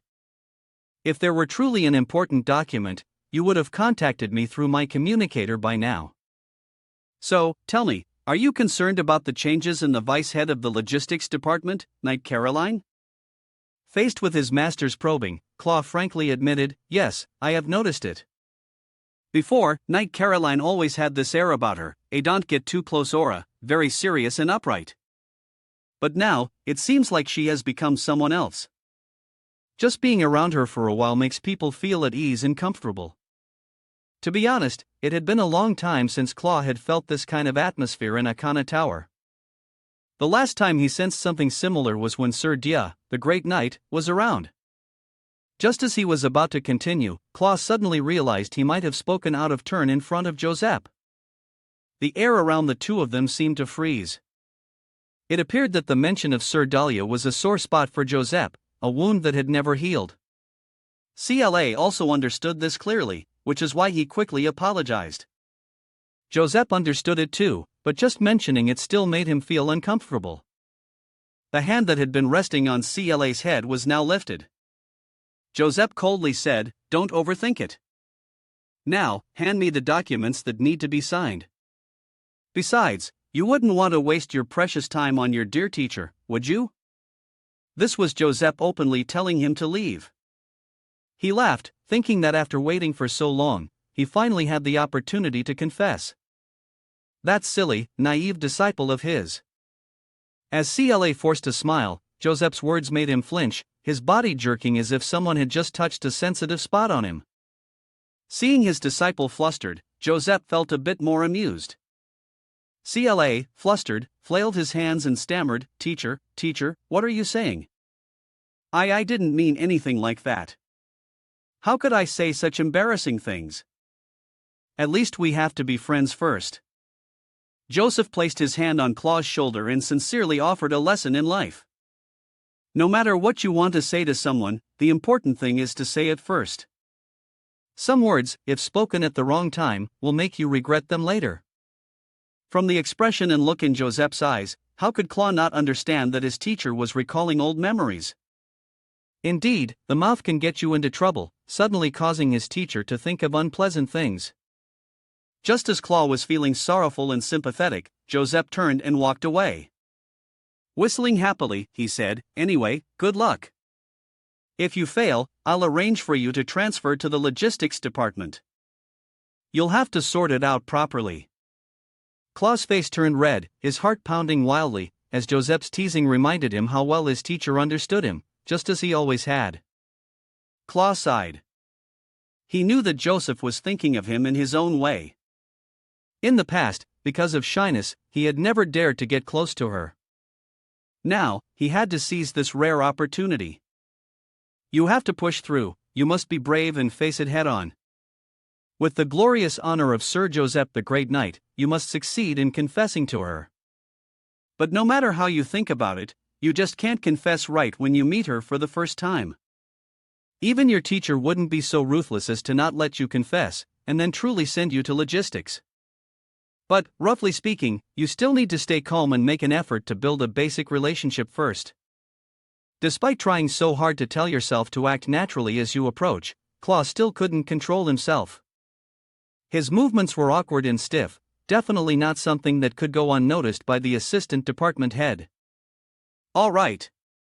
CL took that determination and stepped up behind Lucy, his voice trembling as he said, "Sorry to trouble you." Assistant Department Head Caroline. Hearing someone call her, Caroline immediately turned around. When her gaze met Kratz, Claw froze completely. Mechanically, he introduced himself, saying, "I am Cloud, disciple of Sir Joseph the Great Knight. I hope we can compare notes on the losses caused by the actions of White Wolf and Red Priest earlier." "I don't know if you have time." If it were before, Claw might have been able to hide her feelings, but now, right before Lucy's special soul-piercing eyes, those intense romantic feelings were laid bare in front of Krat. When she saw that, Lucy was startled, her face flushed, her heart pounding wildly, and her mind suddenly went blank. She definitely wouldn't have shown such a cute expression in the past. But suddenly having someone who likes her isn't too bad. It's just that Lucy completely has no idea how to face this. Lucy quickly turned around, trying to hide the fact that her face was even redder than a ripe GAC fruit. She awkwardly said, "That night, CL, right? I've finished sorting out the loss report from earlier. If you don't mind, you can come to my office to review it." Upon hearing this unexpectedly good answer, Claw felt like she was engulfed in the warmth of spring. The joy was so clear on her face. To Lucy, Claw at this moment was full of tender affection and yearning. Like a very cute little puppy. The puppy was also happily oblivious, not revealing the slightest bit of its feelings about liking Lucy. People who are unaware of anything can truly live joyfully, just like Cloud at this moment. As for Cloud's master, Joseph, he was now standing before the cursed sword that had tormented him for many years.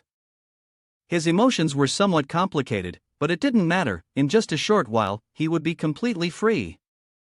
Joseph touched his chest, looking up at the sword and softly calling out Dahlia.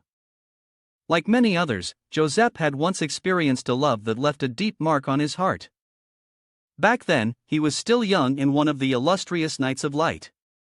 Inside the training room, the sudden sound of his name being called echoed, and a beautiful woman appeared.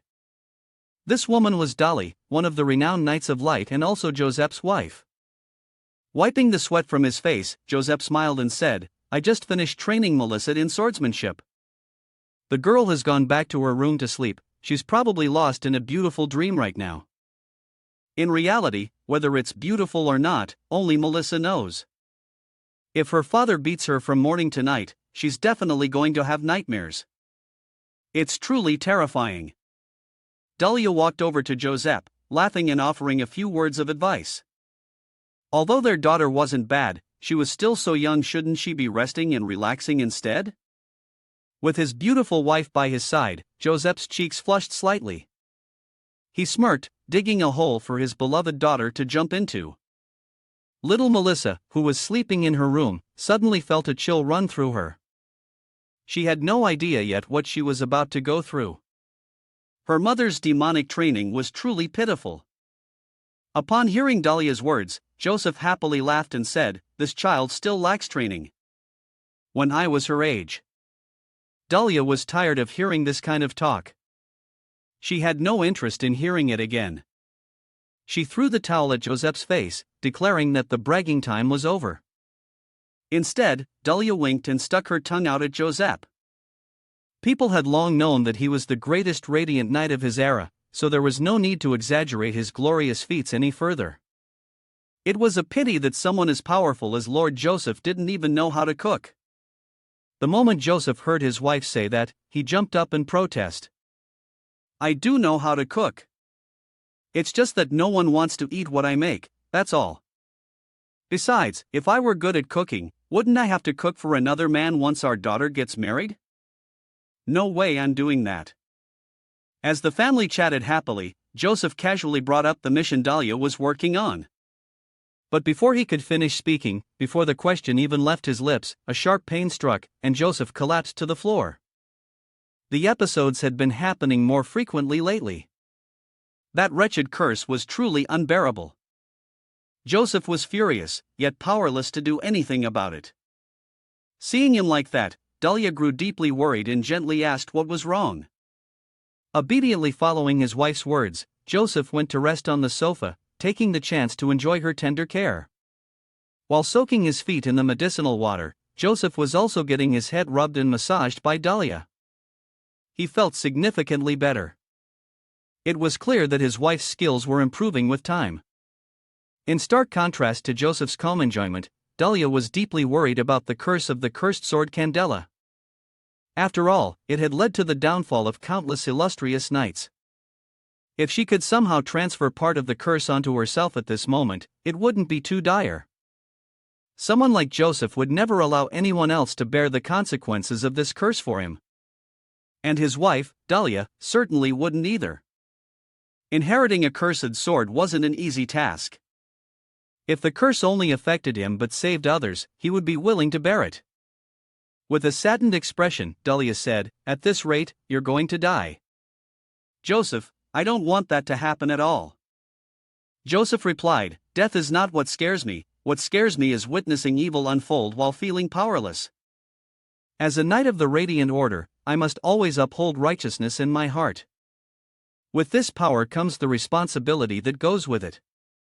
Now Joseph had no way out, no other options left.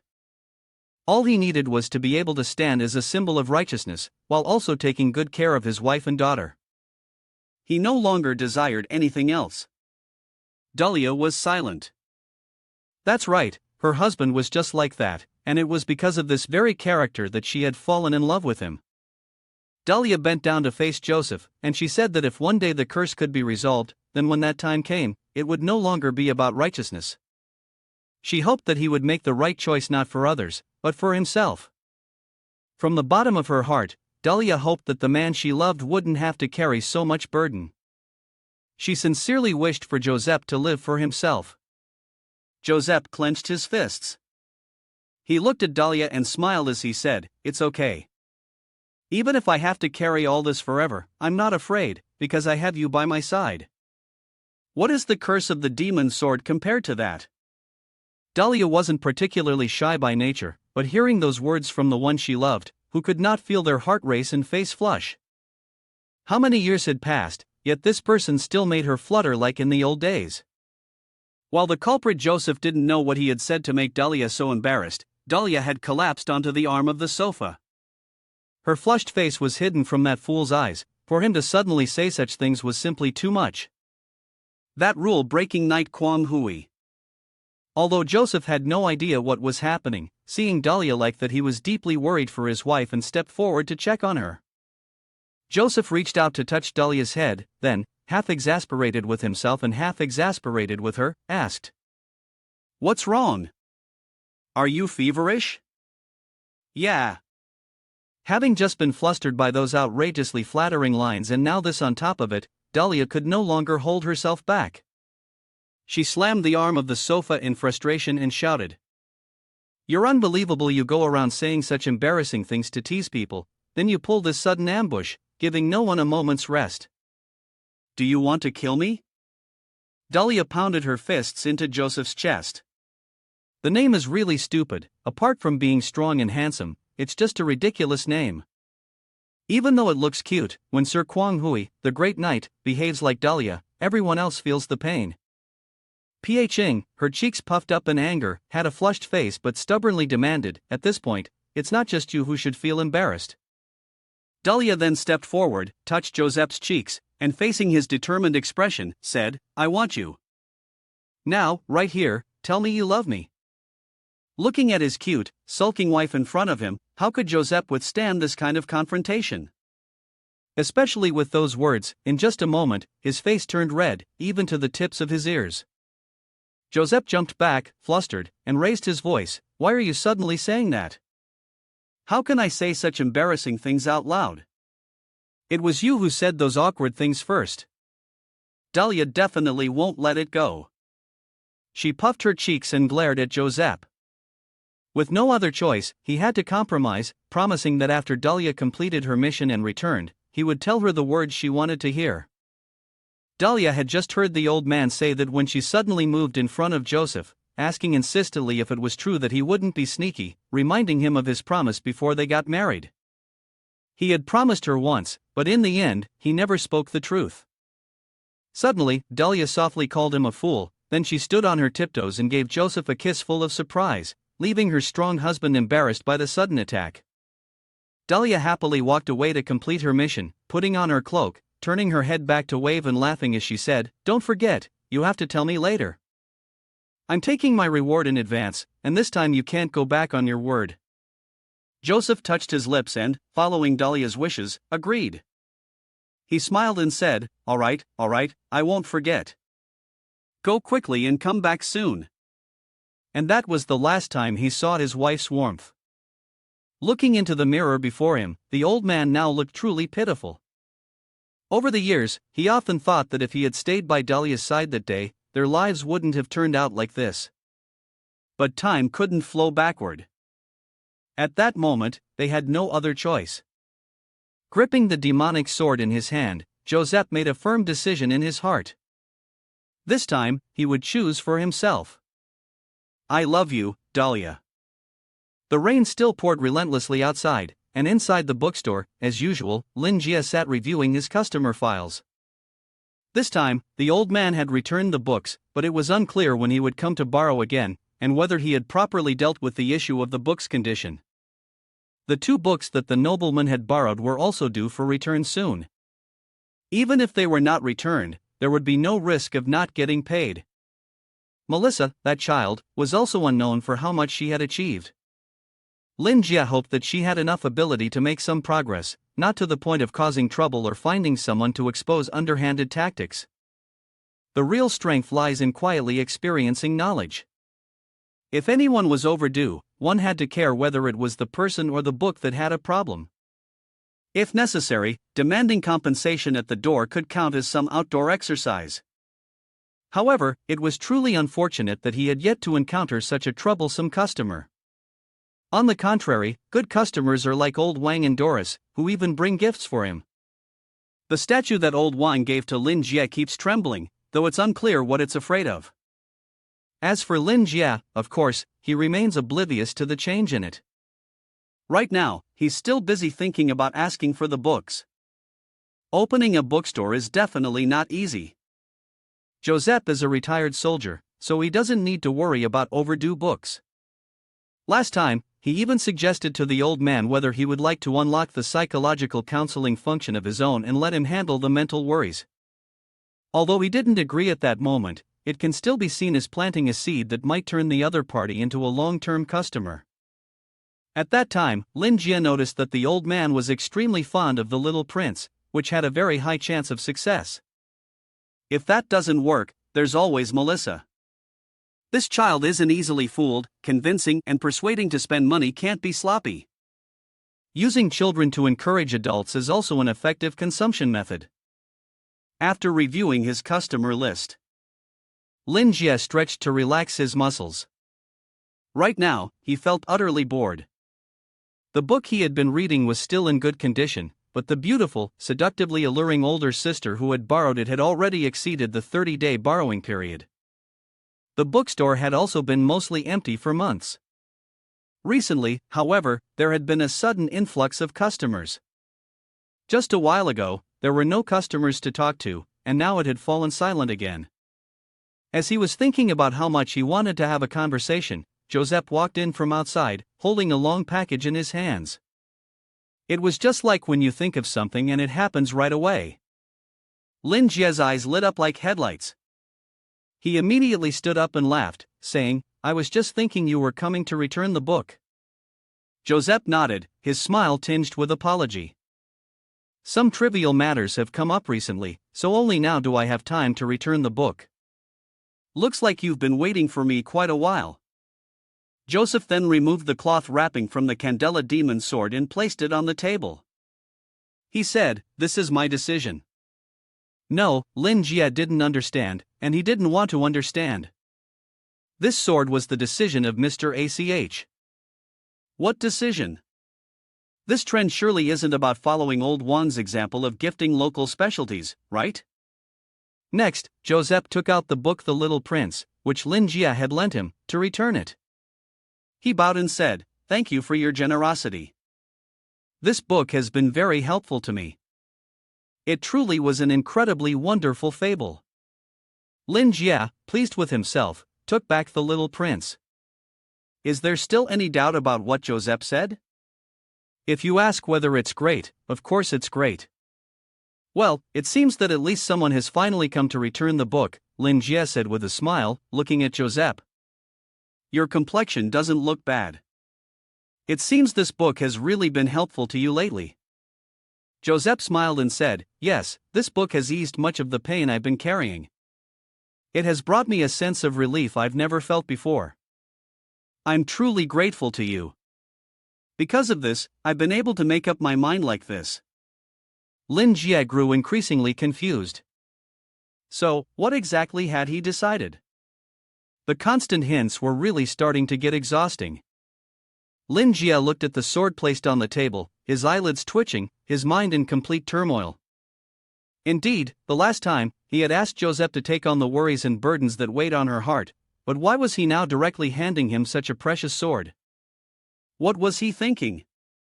Lin Jie hesitated, glancing toward Joseph, trying to speculate on his true intentions. The man's gaze was full of determination and calm. It was clear that he was not joking just looking at that intense, passionate demeanor. From their previous encounter, Lin Jie knew that Joseph wasn't the type to joke around. Handing him this long sword might very well be Joseph's answer. Now that he was looking at the sword more closely, it was extraordinarily ornate. Not only was it adorned with gold and precious stones, but the overall craftsmanship was such that even someone unfamiliar with the craft would be astonished by its technology. It seemed this was a ceremonial sword. Under normal circumstances, no one would take such a sword into battle, right? Lin Jie truly couldn't imagine anyone willing to waste such a valuable piece. If not careful, it could be ruined. Though that child, Melissa, is stubborn, her actions and demeanor do not seem like those of a child raised under ordinary education. Therefore, this sword symbolizes the past, the responsibility, and the honor that Joseph carries from his previous military service. This can explain the strong sense of righteousness that emanates from Joseph. If he was raised in such a family environment from a young age, then it makes complete sense. Now, if Joseph wishes to entrust this sword to him, it also means that Joseph is willing to let go of everything he has been bearing. Lin Jie is truly doubtful. Is he really sure he wants to entrust this sword to him? If he has made up his mind, then Lin Jie cannot let Joseph down. After all, relieving the client's burdens is his duty. Lin Jie cleared his throat and hesitated before looking at Joseph and asking again to ensure a definitive answer. This is your decision, right? This is your legacy, correct? Are you sure you don't want to think it over? Before bringing the sword here, Joseph had to think for a long time. Therefore, when asked, he immediately responded with certainty. In truth, he was now powerless. Even if it was a legacy, he no longer had the qualifications to inherit it. He should also learn to let go. This sword was too heavy, it was not something he could bear. If Master Lin were willing to accept it, both he and the others would be deeply grateful. It seemed that this was a family on the brink of decline. According to what was known in the Lin world, there was no longer any war in AZ. Other noble families were also in decline, not to mention military families like Joseph's. If they wanted to continue surviving, they would have to find another way out. Perhaps he had found a new way forward, which was why his attitude was so resolute. Lin World scratched his head awkwardly and smiled, but this gift was indeed too valuable. Clearly, just before this, he had made the father and son do this and that. He truly felt very sorry. Although the sword was precious, it was still part of the person's heart, so he had no choice but to accept it. Holding the sword in his hand, Lin Jie smiled and said, "There's no need to be so polite, Sir Joseph. Helping customers is my pleasure, and I'm very happy to assist you." At first, Lin Jie thought the sword would be quite heavy, but when he picked it up, it was much lighter than he had imagined. "It seems this is indeed a ceremonial sword." Lin Jie happily turned the sword back and forth to examine it. No wonder it's a high-tech product of the nobility. With such intricate design and decorations, it still remains so light. Lin Jie happily shook the sword in his hand, swinging it back and forth for a while. This kind of technology was truly worthy of being held in hand to play with and examine carefully. While Lin Jie was joyfully playing with the sword in an almost unconscious manner, Joseph was sweating profusely, his smile failing to hide the tension in his heart. In a situation where he didn't use E to protect himself, he was still able to casually play with the cursed sword in such a natural way. This was something even the old Joseph could not match. The cursed sword might appear to be just a regular sword, but in reality, its materials were all sourced from the dreamscape.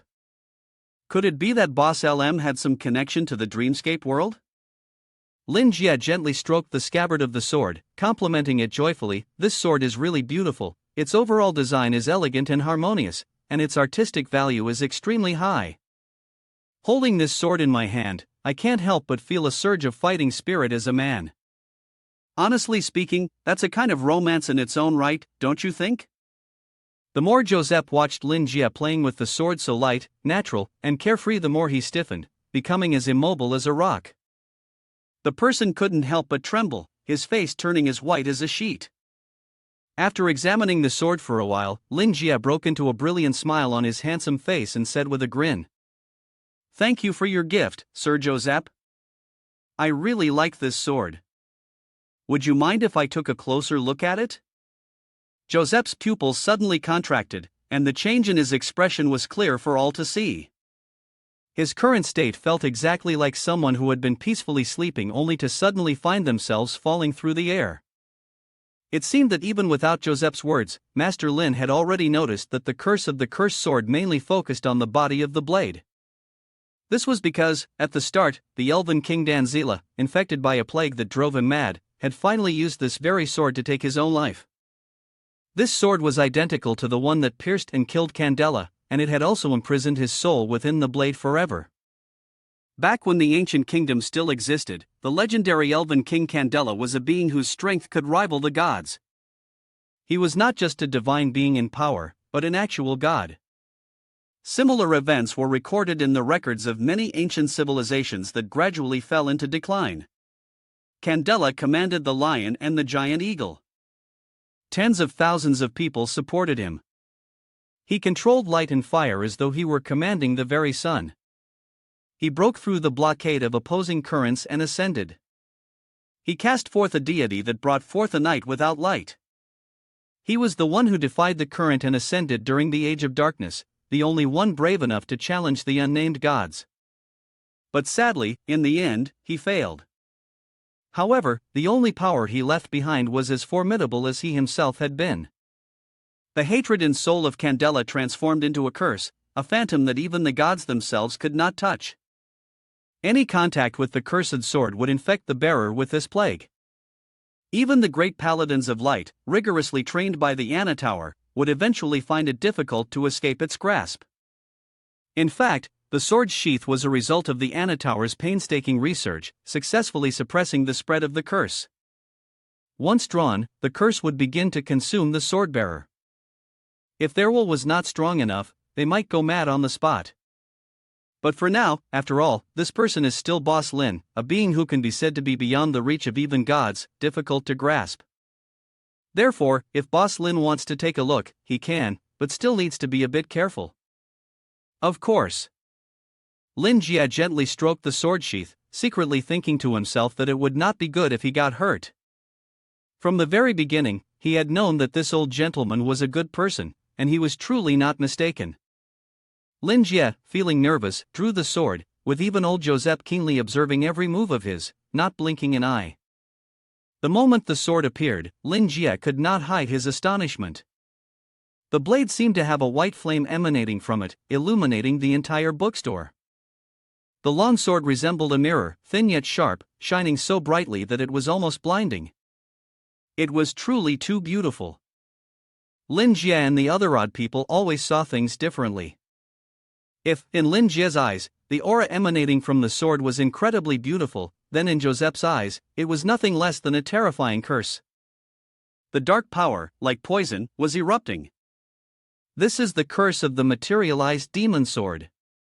Lin Jie remained oblivious to what was happening, still absorbed in examining the sword, while Joseph was in a panic, as if he were the one hanging by a thread, not Lin Jie. At first, the curse would gnaw at its target. It emanated from the sword, transforming into a huge, vicious snake. Countless snakes surged toward Lin Hong, the master, attacking him. Lin Jie, however, saw nothing. He was still focused on inspecting the sword. The inscriptions on the sword appeared to be some form of ancient language, one unknown to the AZ continent. This was indeed a rare opportunity.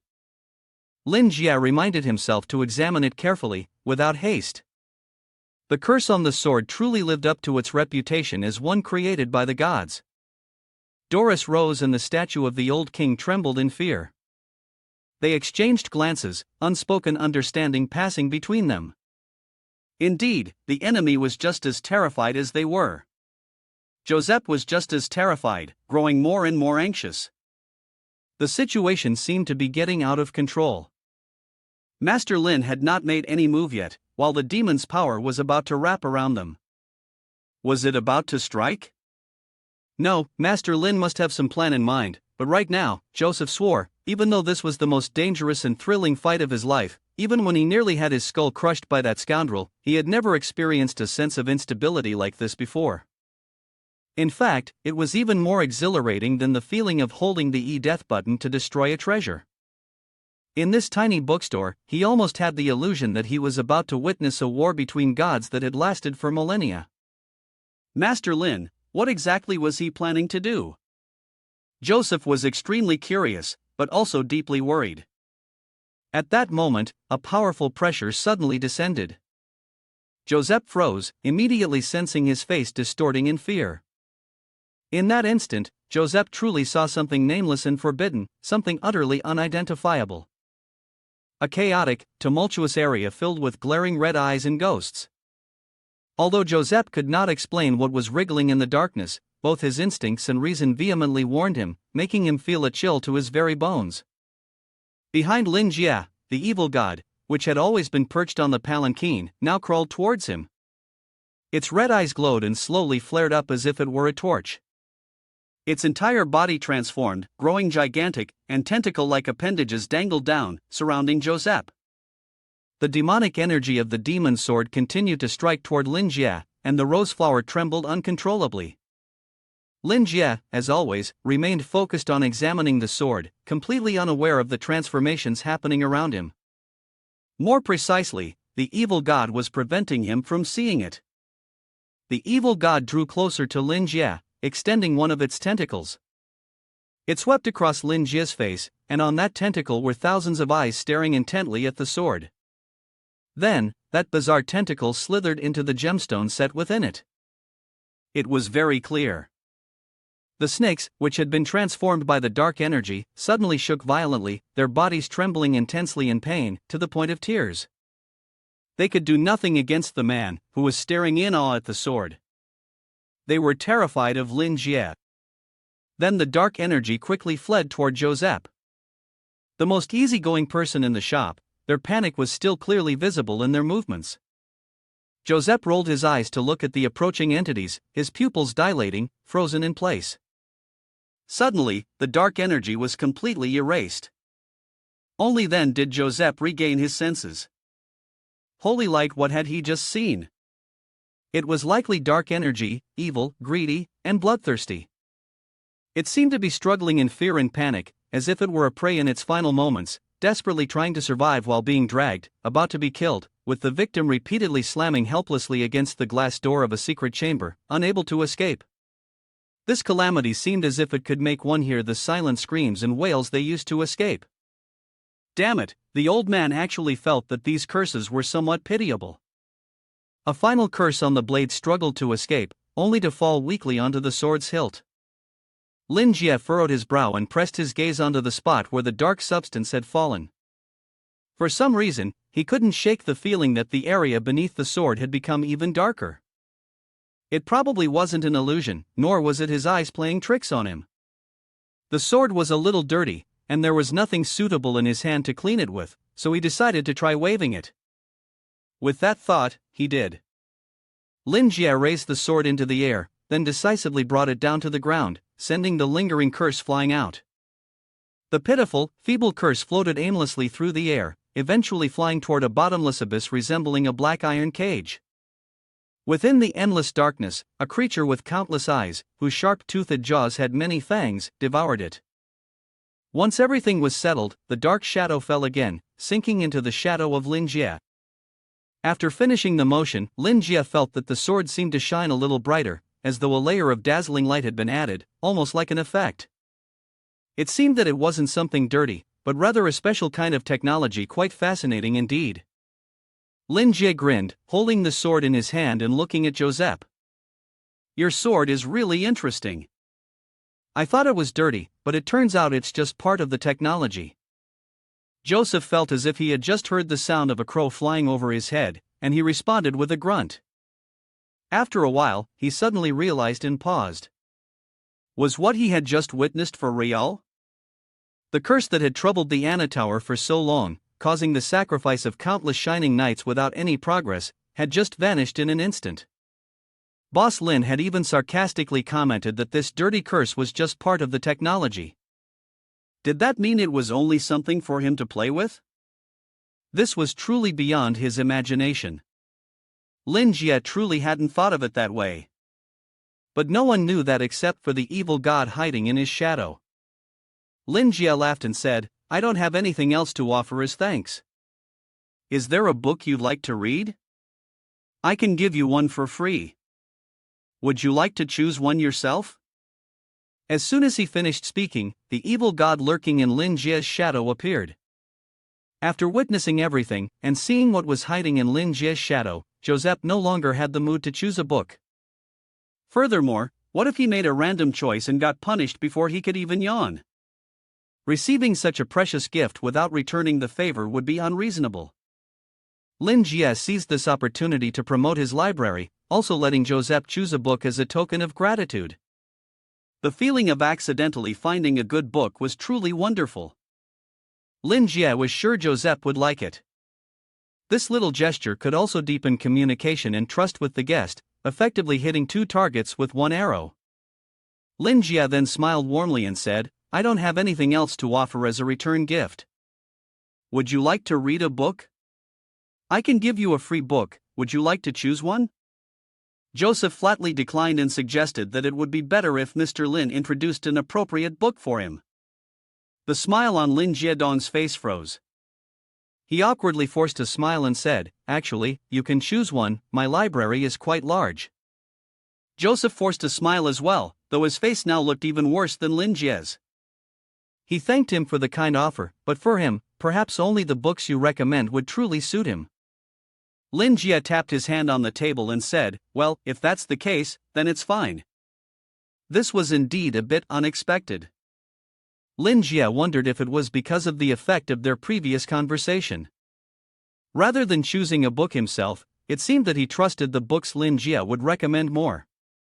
It seemed that the next regular customer, like that old man, was about to arrive, and the progress was looking good. However, it was truly a pity that he didn't have the chance to showcase his book collection. Just thinking about it made him feel a bit sad. Joseph sat behind, tilting his head to observe Lin Jie's expression. The expression seems to be one of slight disappointment. Then, a thought crossed his mind, so this is how it is. In the glorious past, even knights could not break the curse, yet the shopkeeper Lin could casually erase it whenever he pleased. Indeed, after 2 visits to this place and interacting with people of high status, Joseph could deeply feel his own ignorance and weakness. Justice without power cannot save others, just as he had once failed to save Dahlia. In reality, there was no other choice but to rely on the guidance and gifts from the bookstore owner. Who would dare choose a book here? Wouldn't that be tempting fate, as if risking their life for it? From a practical standpoint, Joseph could only look forward to the guidance and gifts that awaited him. Meanwhile, the person who had dared to choose a book from this place not long ago was suddenly rejected with a sharp glance. Yet, even though Lucy could choose her own book, the process she went through to make her selection was rather terrifying. Back at Lynn's bookstore, he was now deep in thought in front of the shelves, trying to decide which book to give as a gift. If the introduction is about the same type of book, Joseph would surely get bored with it. Thinking about Joseph's real-life circumstances, he might actually enjoy a fairy tale. Anderson's fairy tale collection seems like a decent choice. Lin Jie then took the book he had picked off the shelf and smiled, saying, "Personally, I believe this book will be helpful for you at this stage. If you diligently read it, you will surely gain a lot from it." From Joseph's perspective, the book Lin Jie was holding had the title The Stars' Convergence, When the Stars Find Their True Destiny. The moment Joseph saw the title, he was struck with an immense shock. He had always prided himself on being able to maintain control, but now even his prosthetic hand was losing its grip. Joseph clenched his artificial arm tightly, realizing that the overwhelming fear he had just felt had etched itself deep into his soul. At that moment, the battle of the gods ended like a flame suddenly igniting in the night sky, only to vanish in an instant.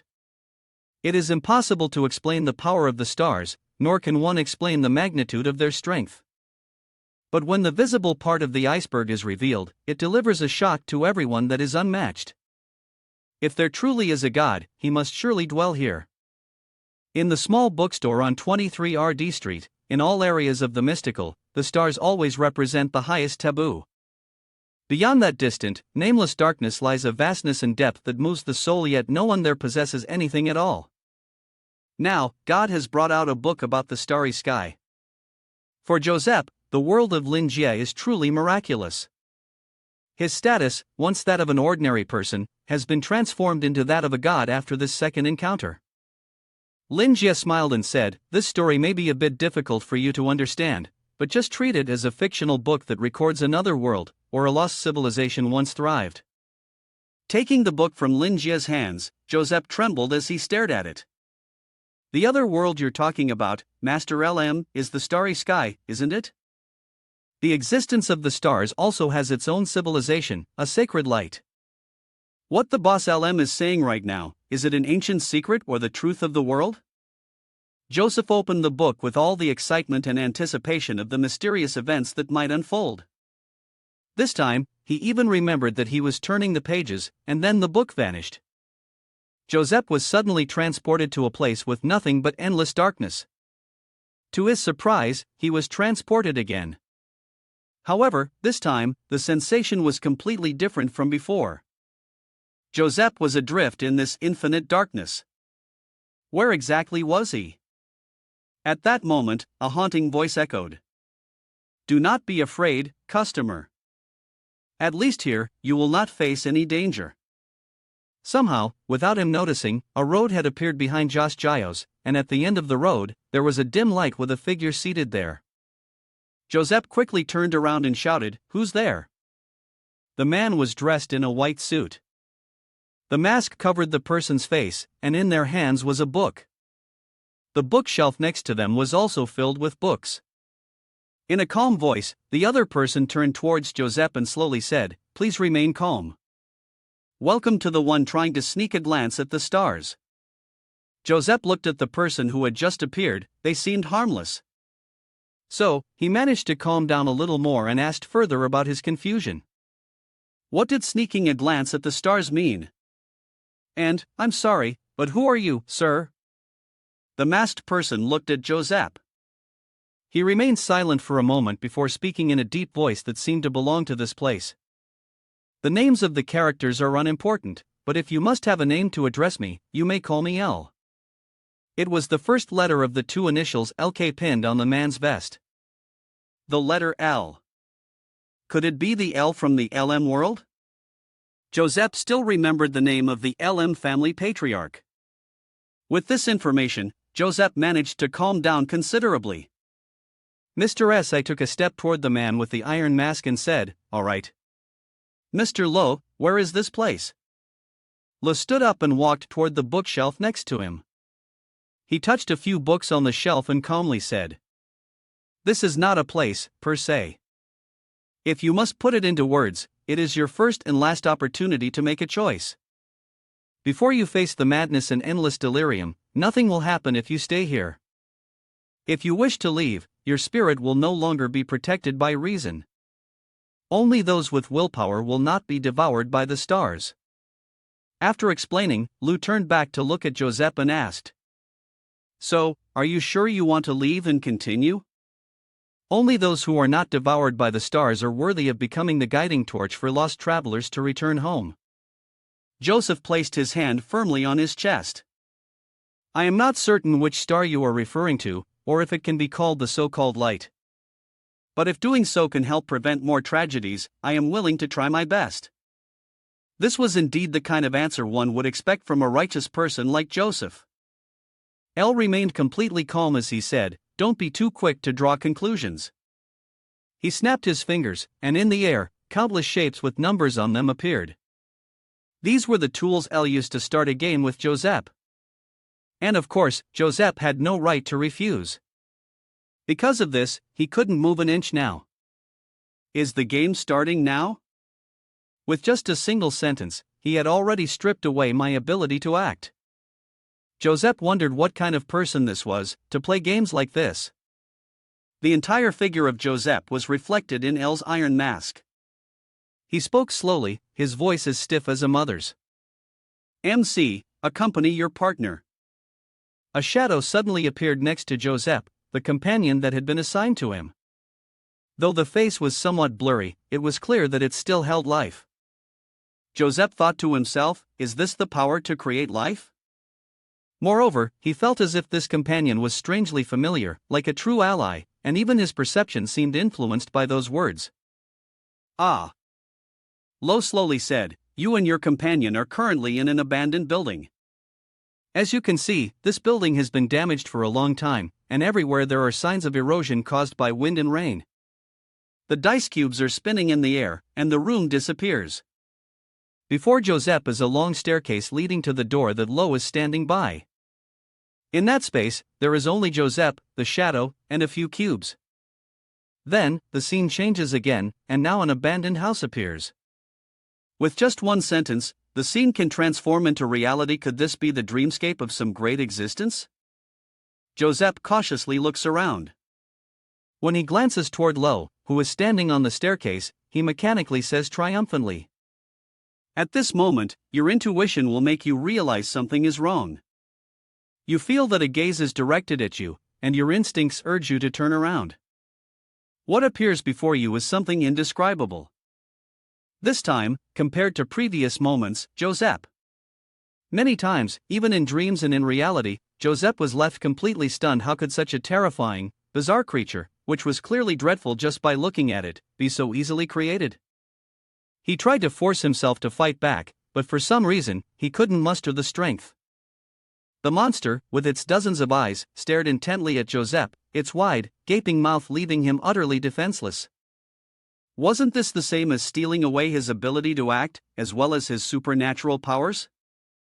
The grotesque creature extended its long tentacle, wrapping it tightly around Joseph.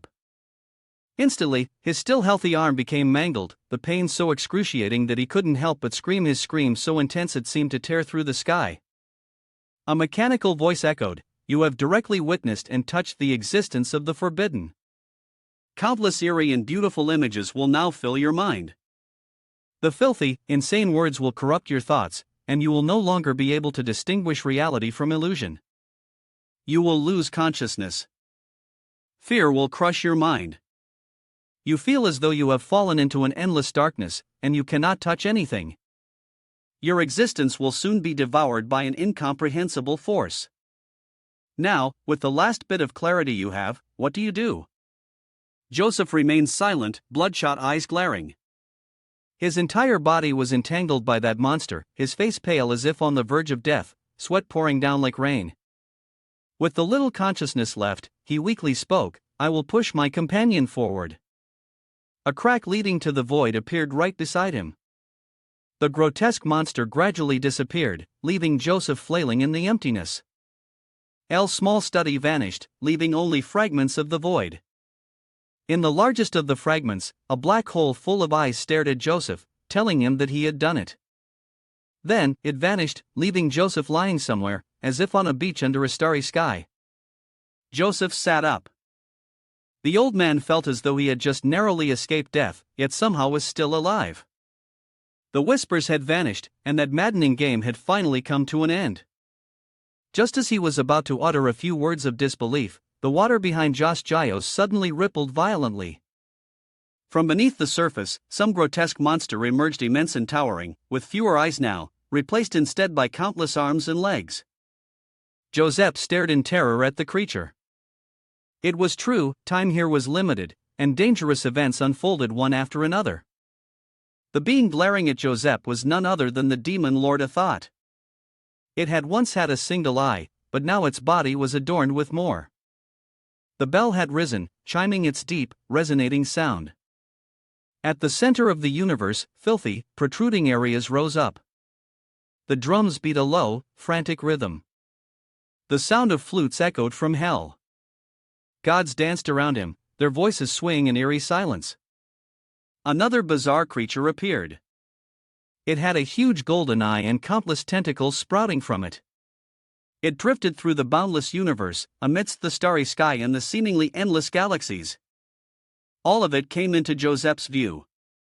Joseph gasped for breath, his hand resting on something, his consciousness hazy and unclear. Sweat dripped onto the table, his whole body trembling. He was afraid, desperate, thinking to himself, turn back. I am Joseph, after all. Yes, Father, I've read this book before, I want to go out and scream aloud. But I can't. His brain was already burning hot, if he forced himself any further, he might really die. He had to compel himself not to think about it anymore. He had to calm down, that was the right thing to do. Only now did Joseph understand the torment of Master Lin. What fictional novel? That was merely an excuse Master Lin used to keep him from fear. Joseph told himself that perhaps Master Lin wanted to preserve what little sanity he had left. Fortunately, Joseph had long indulged himself and had grown accustomed to doing everything on his own. Thinking like this isn't bad either. It seems that the evaluation of Boss Lin was a bit off, but not because the previous judgment was wrong, it's just that the highest ranking Akana Tower is only at level Y. Joseph held the book in his hands, hesitated for a long time, then asked about the things in the chronicle. Were these great people members of this civilization? Lin Jie, who was reading the book again, forced a smile as he looked at Joseph, a whole bunch of question marks dancing in his mind. What kind of question is this? But then, he realized that many parts of this chronicle might be quite vague for Joseph, especially the part where the stars of humanity shone. Lin Jie clasped his hands together. He looked at Joseph, nodded, and said with a smile, of course, they are. They are the monuments of old civilizations, the witnesses and creators of history. But no one lasts forever. No matter how great they are, they will wither away with the passage of time. Joseph trembled as he nodded and said, I understand now. Boss Lin is right. I can feel that there is a powerful existence in this book, one that has been consecrated, and as long as a few things are met. Under certain conditions, they can be summoned, but such summoning seems to come with a great risk. According to what Master Lin said, they are the great members of a higher civilization, but this civilization is like the ancient kingdoms that once existed, only to perish, they too were weakened and sealed away. As for the one who sealed them, there is no doubt it is Master Lin, who remains elusive before me. Looking at Joseph trembling before him, Lin Jie smiled, yet a hint of doubt lingered in his heart. He couldn't help but feel that Joseph seemed to be imagining something utterly unbelievable. It would be better to enlighten him a bit. This would also help improve the reading experience. Lin Jie smiled and said, I know you might be feeling a bit confused right now, but that's normal. After all, there are many parts in this book that are difficult to understand, so don't overthink it. The important thing is to grasp the intent and turn it into something useful for you. Joseph forced a smile and said, I think this might be a little difficult for me. Lin Jie held the magic sword Candela in his hand and said, Don't be discouraged. Because this is your decision. Try your best. Let go of the past, whether it is pain or honor, so that you can face the future more confidently. A little challenge in life is inevitable. Starting with using this book is not a bad idea. Joseph bowed sincerely and said, Thank you for the gift and your guidance. I have benefited greatly from it. Hearing this, Lin Jie replied, There's no need to flatter me too much, I'm only following what others have said. There's a saying I think might be suitable for you. In an entire nation, among hundreds of millions of people, only one genius appears. Millions of idle hours of humans pass before a true moment of history arrives. The time for humanity's star to shine begins, but once this moment comes, it will affect the course of history for thousands of years to come. When personal destiny and the peak of historical fate collide, a flame will ignite. That moment will light up the sky of human civilization. Every such moment is a stage for heroes. Of course, the LM world did not require Joseph to become a hero. There are not many opportunities in the world to create a stage for heroes. Being human is merely a part of humanity, and sometimes, humans are imperfect. LM gently smiled and said, Don't underestimate yourself too much, nor should you overestimate yourself. When the time comes, just fulfill your mission. There's no need to be as brilliant and eternal as the stars. Simply do your best to carry out your will and strengthen your faith. Your existence will become a light bright enough to illuminate the path ahead, no matter how long and dark the night may be. It cannot hide its brilliance with a single light. That light belongs to the outside world. Joseph felt as if he was seeing his past self, with the sword resting on his shoulder. He remembered how the knight had asked the squire Abraham, Joseph, Are you willing to stand with the divine light and dedicate your life to justice? Joseph did not hesitate for a moment and boldly swore, I stand with the divine light. The sword in my hand will always fight for the light. Don't forget how you feel right now, Lin Jie said with a smile. Hang in there, remember that everyone has their own destiny. Perhaps this book will help you fulfill your mission better. Joseph clenched his fist and said, I definitely will.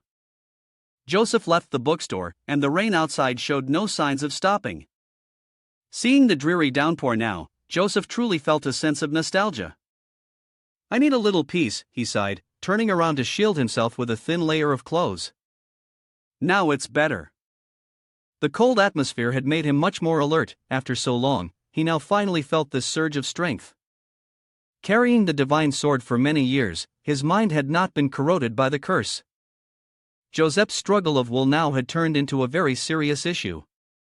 This damn thing made it difficult for him to stay alert, and his reasoning could no longer fully control the power within his body. For a knight whose primary duty was to fight, this was extremely dangerous. After the battle with the old sorcerer, Joseph had lost his right arm, and the cursed mental state that had once plagued him grew even worse. But now, with the transfer of the demonic sword to Boss Lin, the worry that had haunted Joseph for decades disappeared. Boss Lin had managed to absorb the cursed magical energy with ease. It was as though a chronic illness had been cured, and all the severe ailments vanished with it. Joseph raised both hands to the sky, feeling light and unburdened. Yes, now he felt completely free. Although he had lost his weapon, Joseph still held on to his determination. His confidence, along with the gift from Boss Lin as part of their agreement, had not been diminished. In fact, it had even become a gain. As long as he adapted over time, Joseph was certain he could return to his peak form. What he needed now was to quickly process this change. A man cloaked in a dark robe walked towards Joseph. In the rain and the stillness of the night, the two men collided. The person in the cloak apologized, gestured for him to pass, and then continued walking. Joseph turned sharply, and in that instant, he recognized the other person's extraordinary presence, the hunter, and moreover, a source of blood with an exceptionally high level of purity. Judging by the way the person was deliberately suppressing their breath, this individual must possess at least the power of destruction. But from what Joseph knew, no one among the white wolves had such strength. Could this be the solitary hunter hunting for prey? A powerful man like him suddenly appearing in Nak Kim, with an unclear level of power, and being a hunter at that. Joseph was somewhat uncertain whether he should press the man for answers, or if it would be better to be direct if he wasn't willing to cooperate. At this moment, the tension around Joseph's arm grew stronger, but it quickly returned to its previous calm state. Joseph gave up. He knew that questioning a powerhouse of destruction without solid evidence would require careful consideration. If done poorly, it could create unnecessary complications for the work at the Akana Tower, which wouldn't be ideal.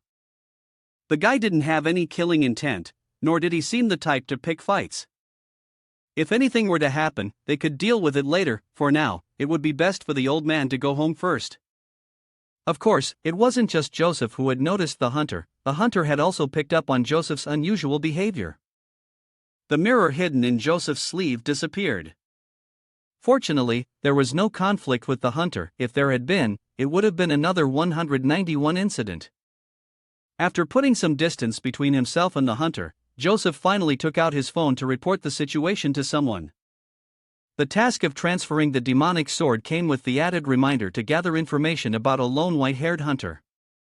The person Joseph had just seen could be the destroyer hunter, so collecting as much information as possible was important. Better safe than sorry. By the way, Joseph also informed the others that he wouldn't be returning to the tower for a while. The brief conversation ended, and Joseph stretched, feeling both his body and soul relieved from the burden of work, no longer needing to deal with any more files. In short, it is necessary to take proper rest next week, without worrying about work or anything else. Right now, the most important thing is to rest. Joseph opened his front door, remembering that there were still some research documents in his room. He would need to check later if anything related to the ancient selflessness was there. Speaking of which, if Melissa's thirst for knowledge was even half of what Boss Lin's was, that would be great. This kid, ever since childhood, would get a headache just from reading books. Who knows who he takes after? But never mind, it doesn't matter if the knight is uncultured, as long as he can fight. Just as he was happily stepping into his house, Joseph suddenly found himself face to face with an unbelievable sight. At his feet was a book, and even the wooden floor was littered with several other books scattered across it. Joseph stared in shock at the books. My God, what's going on here? He hung his cloak on the rack and quickly turned to the clock to check the time. The clock was working normally, but it was precisely because it was normal that the old man was so astonished. It was only 6:30 p.m., and usually, Melissa would be either cooking or having dinner by now, yet there was no aroma of food coming from the kitchen. Ear could sense that the kitchen was completely empty, not a soul in sight. In Joseph's memory, Melissa was an excellent cook. Under normal circumstances, the sweet girl of his would be wearing an apron right now. A rich, juicy steak, some potatoes, and fresh basil would be sizzling in the kitchen, with 2 sausages frying on the side, topped with more basil and a touch of rosemary. The delicious scent of food would be filling the entire kitchen. And then, the little girl would see her beloved father return home after a long time away and would sit down to have dinner with him. She would be touched and nostalgic, cherishing her father's hardships. So, she would serve each dish with care, just as she should. The books scattered carelessly on the floor were far from orderly. Joseph bent down to pick one up and take a look. He remembered that the author of this book was none other than that person. Memories slowly flooded back. On that evening, Kwang Hui, the head of the operations department and a knight of high rank, had called Joseph and Winston, his colleagues, to say farewell. In addition, he handed each of them a book, hoping that they would carry its contents with them. Joseph's superior was well aware that the people in the tower often took radical actions, but he still adhered firmly to his principles. As long as there was light in one's heart, it didn't matter whether the person sincerely offered sacrifices or not. Sticking to the knight's way was to embrace the knight's spirit, and how could the spirit of a knight lack culture? That would be a great inconvenience. Indeed, this was his skill in stabbing others in the back, an expert at flipping and performing first-class aerial acrobatics, with poison on the blade. Although, according to him, knights may kill, but after all, they are still commoners. In the corner of the book, a small piece of paper appeared, and Joseph casually pulled it out to read. Joseph looked at the content on the paper and thought to himself, now that I think about it. As his disciple, he was also caught in the same troublesome situation. At that time, in the mysterious combat tower area, Sir Hanyama Koro, Joseph had brought this piece of paper there and asked if there was anything the young knight wanted to say about the current mission. Koro, with his thick glasses and eyes full of confidence, was ready to speak. In the mysterious combat tower area, Sir Hanyama Koro once said, "If you can't win, train more, if you can't win, investigate your opponent." Those were things only the weak would do. After that, he began telling Joseph a story about a knight. The story goes that in 1616, in the third signing at Enezikim, an event occurred that has been passed down to this very day. One day, a wandering knight arrived at the home of a noble from the Hanyama family. The knight requested to stay overnight. Just as the story was still unfolding, Joseph interrupted. He said he had heard enough. With a loud thud, Joseph slammed his mechanical arm into the wall, cracking it, which startled Koro. Joseph's eyes were bloodshot with anger as he gritted his teeth and said, "So this is why you didn't gather intelligence, but recklessly went off to kill someone?" His assistant had to rush out and intervene, because he feared it might lead to a murder. Every time Joseph thought about that memory, it felt like a flood of rage, and he resolutely closed the book, shutting off all recollections of that night. Koro. Joseph sighed deeply. Even after his retirement, he still had no good impression of the Northern Knight or his followers, like Koro. Looking back, he thought it was almost a blessing that there were no longer any disciples of the North remaining. He placed the books on the table. He realized these were all basic books designed to educate on how to become a knight. The knowledge they contained was quite useful, especially for rookies, knights just starting to learn. However, as his daughter, a glorious and great knight, Melissa had been raised with the love of a father. In the past, those books had been neatly arranged on the shelf, but now they were suddenly thrown about in disarray. Joseph was curious about what was happening. He walked briskly to Melissa's room. He called out to her, but when he received no response, he entered the room, and what he saw before him was a truly strange sight. Melissa had turned on the reading light on the floor, and the desk was cluttered with books everywhere. Joseph scanned the room, surprised at the sheer number of books in it at that moment. Joseph raised his voice, "Melissa, what are you doing?" She didn't even bother to look up, her eyes still glued to the book in front of her, as she coldly replied, "Studying." Joseph immediately felt a pause. He walked over to Melissa. "Hey, my dear Melissa. Let me see." He walked over and grabbed the nearest book in front of his daughter. "I remember you telling me when you were 3 or 4 years old that you hated studying, right?" Melissa remained focused on her reading, replying, "I was wrong. Back then, I was too ignorant to understand the meaning of learning. Also, because of my limited talents, I couldn't experience the joy of studying." Melissa's face flushed with determination. She continued, "If I were to meet my 4-year-old self, I swear I would give her a hard smack on the butt with my beloved cowhide whip, then tell her to seize the time and start learning early." Joseph, too, was exasperated with his child. Was he worried she might have a fever? The girl angrily pushed her father away. "No, I'm perfectly lucid, more lucid than ever." She insisted she was painfully aware of her own weakness and ignorance. The messy, disorganized study methods she had used before were ineffective, they had forced her to take many detours. The girl, frustrated, covered her face with her hands.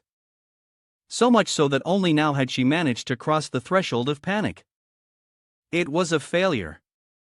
At that, Joseph stood open-mouthed. He fell into thought, was this still his 3S girl well-behaved, absent-minded, simple but stubborn and endearing? Hadn't his Melissa been beaten senseless by someone? How could she have become such a different person? Before his reverie ended, Melissa's next words struck Joseph like a fatal arrow. She said, "She's talking about Dad. His teaching method is brutal. He conveys everything based on his own experience and has no real method at all." Joseph is sweating profusely. Melissa continues, "But Dad, you don't have to worry. I've read all the books here and learned everything. I've already found quite a few paths that suit me. It's not too late to start over from now." Joseph suddenly asks to confirm, "You've read all of them?" Melissa gently replies, "Yes, all of them." Joseph, now worried, asks, "How long did it take you to go through them?" Melissa keeps reading and responds, "I spent a day borrowing the books, and finished reading them in 3. While Melissa wasn't paying attention, her father knocked her glasses off. Melissa sprang up, ready to lash out at him. Beneath the glasses were dark circles under her eyes, like a panda. The next moment, everything went dark before her eyes, and Melissa passed out from exhaustion. Joseph immediately realized and rushed to catch his daughter, wiping the sweat from her face with his rough hand. He had realized that his child was exhausted from reading books continuously for several days. Then, he looked at the book his child had been reading, seemingly recognizing something. At that very moment, a lightning bolt streaked across the sky, illuminating the scene in the reading room. Under the torrential rain typical of Nak Kim, as the lightning flashed across the sky, there was someone else witnessing it from a different place. A hunter stood before the skeleton of an ancient dragon, the symbol of the central district of the Tranlai Association. The hunter sighed, "Just a few days ago, I never would have expected to return here so soon." In truth, the hunter cautiously stepped into the central building, a killing aura radiating from him, filling the space with images of bloodthirsty beasts. He wished that he would never have to come here again, for the environment here was one that was hard to adapt to. For him, the life of a hunter was only about blood, battle, bestial instincts, chaos, and madness. The so-called hunter was merely a group of wild beasts disguised as humans. However, here, in the central area of the Truth Association, everything was completely opposite to the truth they worshipped, the knowledge, and the reason of a hunter. What irritated him the most was the absence of scent, the distinct smell of blood and iron. In other words, the members of the Truth Association emitted a fragrance from their bodies that was pure and harmonious. Opening the door, waiting inside the main room was Mr. Andre Jasso, the vice president of the association. The hunter remained deep in thought. He noticed that the bodies of those in the association gave off only a cold, lingering scent, a fragrance that could be described as the essence of knowledge itself. Andre spoke up, "You're late." The hunter, still lost in his thoughts, took off his raincoat and hung it on the coat rack. He replied, "A hunter is never late. Vice President, of course, we don't arrive early, we only come at the time that suits us," Sermon retorted with sarcasm. "You know that, don't you? Or perhaps you only have enough patience for the ladies in the Central District who attend the ball. Then I am truly rude and apologize for my oversight." Andrew felt a pang of guilt, his brows furrowed, clearly annoyed. "Stop this joke, let's get back to the main topic," Andrew said solemnly, like a lifeless night watchman, his tone sharp. "Are you intending to abandon the mission to eliminate him?" Ackman arrogantly placed a foot on the coffee table, jutting out his chin. "Is that not allowed?" Outside, the rain fell relentlessly, adding to the tension in the room at the center of the Tranlai Association. A conversation was taking place between Vice President Andre J. and the hunter Boner. To recap, Andrew was questioning Boner's intention to abandon his mission. And bluntly stated that wasn't that an issue? Andrew interlaced his fingers, speaking slowly, "No, I don't mean that." Andrew spoke so decisively to mask the confusion in his mind. He didn't understand what had happened, only 3 or 4 days had passed. The hunter he chose had received the bounty. Then the man, full of ambition, turned back and told him that he wanted to abandon the mission. The atmosphere grew more serious. Ehrman still maintained his confident expression, staring directly at Andrew, which only made him more confused. The amount of time available was barely enough for a basic investigation. Andrew continued to focus on the hunter. He kept thinking. According to his intelligence, it was likely that scouts had already been there during that time. The man had circled the bookstore several times and had entered once. At that time, the backup surveillance equipment had been activated, and no fluctuations were detected. Furthermore, according to the surveillance network, the bookstore on the other side was calm and peaceful, seemingly without any conflicts or disturbances. Therefore, although it was hard to believe, it was possible that the man had chosen to withdraw before taking any action. At that very moment, in the bookstore, our troublemaker was happily enjoying a cup of tea he had just brewed. Meanwhile, Andrew was lost in deep thought. Thinking about whether it makes sense, the idea that the hunter walked into the bookstore and had a conversation with the shopkeeper for a while, and then the shopkeeper used words to demoralize him, almost like the actions of a demon controlling another person. This is utterly illogical. Finally, using reason to consider the situation, Andrew believed there were other factors he was unaware of. He spoke after a long silence. If I remember correctly, he glared, just a few days ago, you were eager to get your rank certified up to the level of destruction. He nodded again, that's right, back then I was really eager to get the destruction rank certification. Andrew clenched his fist and continued to press for answers. Then why are you choosing to give up now? White is currently the simplest target among all the other missions with a reward of the destruction level. I mean, if we're talking about overall difficulty, it's the easiest mission. Andrew began to analyze, using persuasive words. Moreover, the reward it offers is quite high, and you were very determined to win it. At that moment, the vice president interrupted. I don't think the Truth Association even needs to investigate why I abandoned my mission, do they? Sermon scoffed, after all, to people like them, it wasn't something they needed to care about, nor was there any rule regarding it. Sermon locked his hawk-like gaze on Andrew, as if he had noticed something. You seem rather worried. Andrew fell into silence, beads of sweat began to form on his forehead. Although he had previously used him, it was when the hunter was still unclear about the situation. The reason he had taken advantage of him was because he wanted to make him the Truth Association's pawn, to use him as the vanguard in exploring the Level 1 zone. But now, since he had abandoned the mission, the situation had become awkward.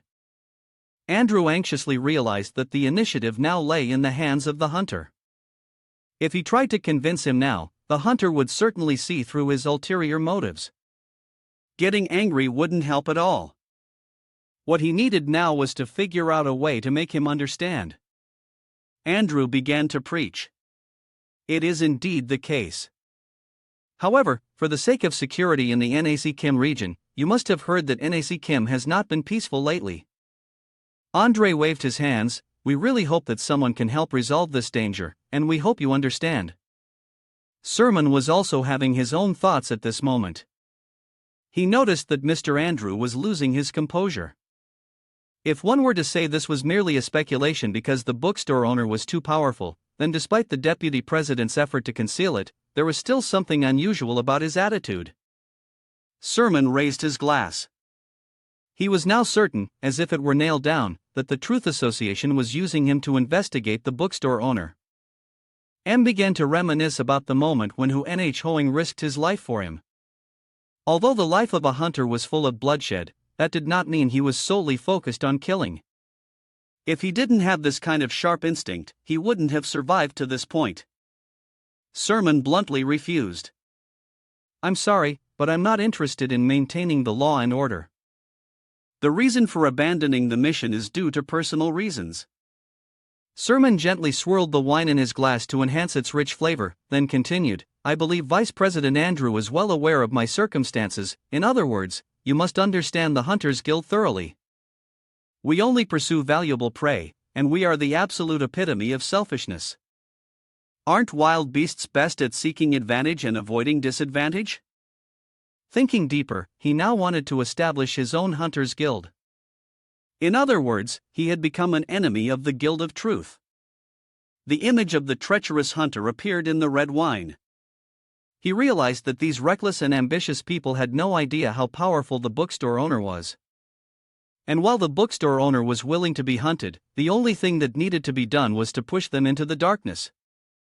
Andrew, the person across from him, was somewhat stunned.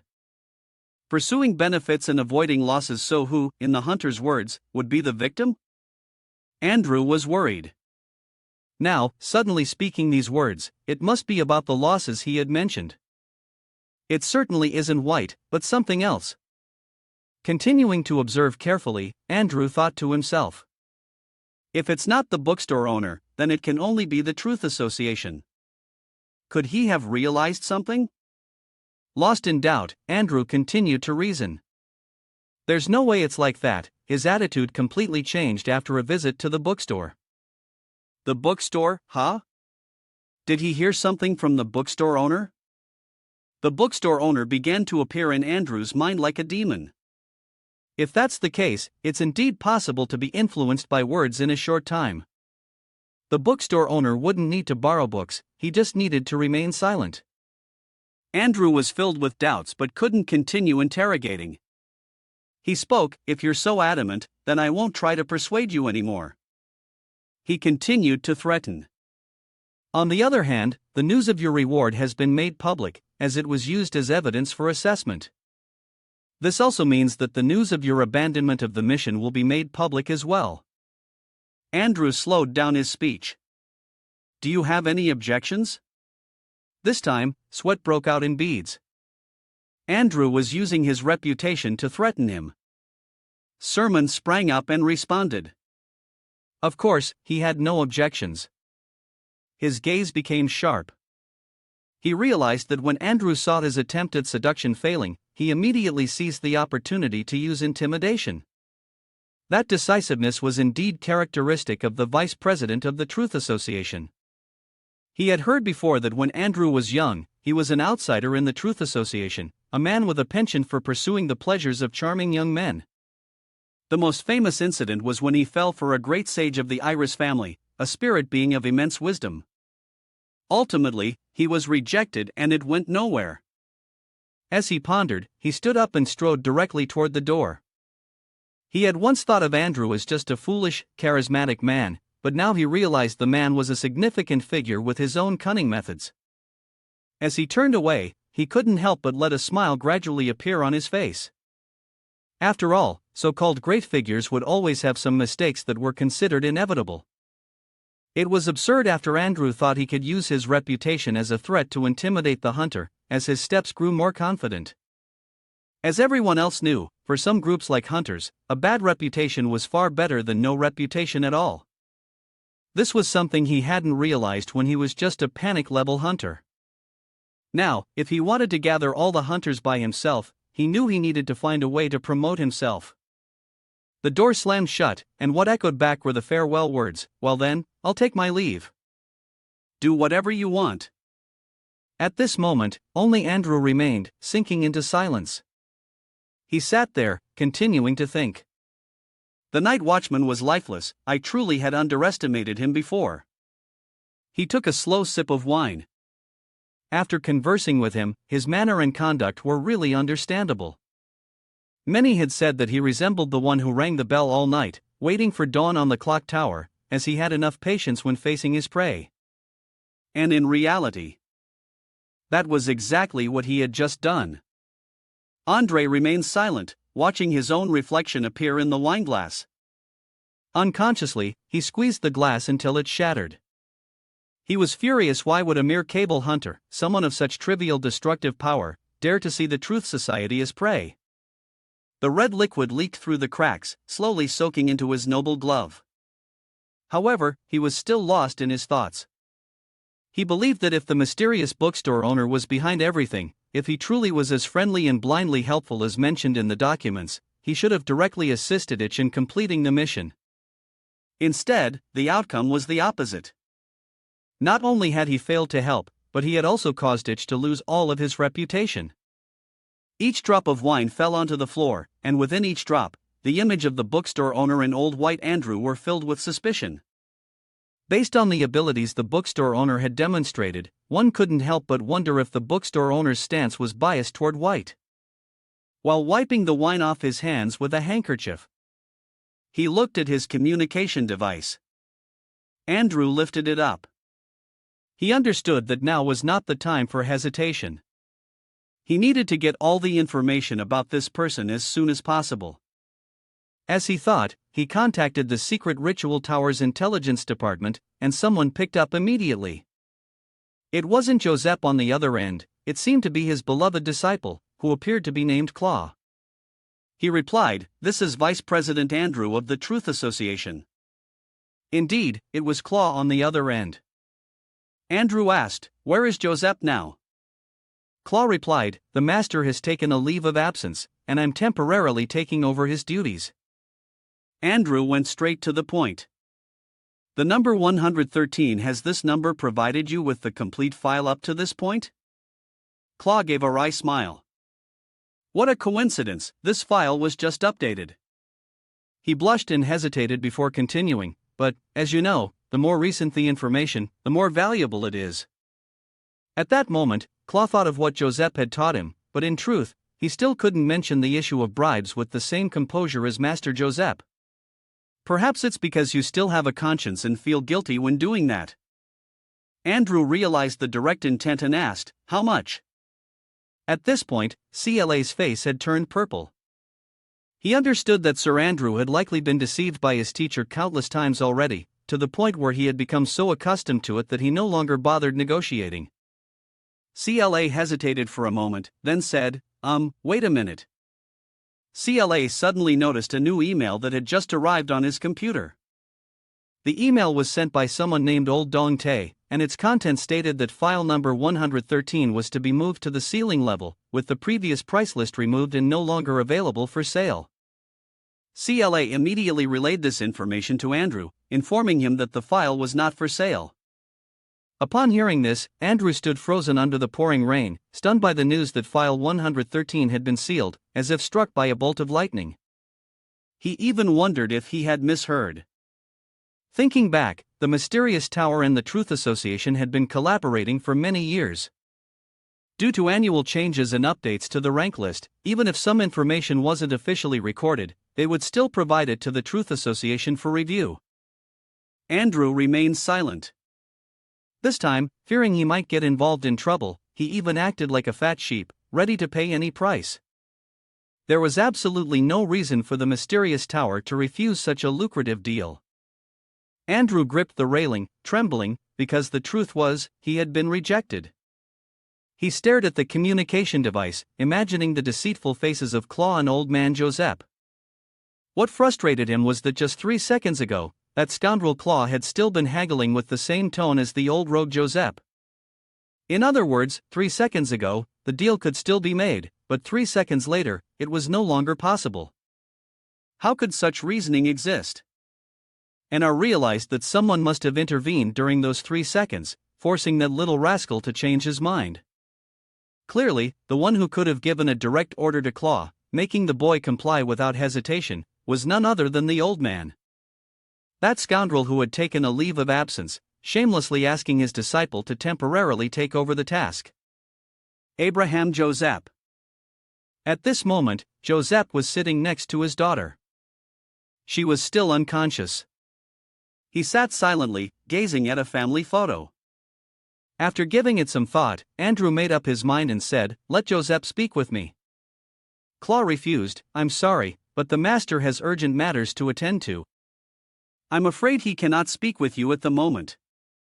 Claw hesitated, "If you have any questions, you can address them to me directly." "I will try my best to answer." "Well, provide a reasonable explanation." Andrew's hands trembled, suppressing his anger. He continued, "Then can you explain to me why this file cannot be sold?" Having realized the issue, Claw said, "That was my oversight.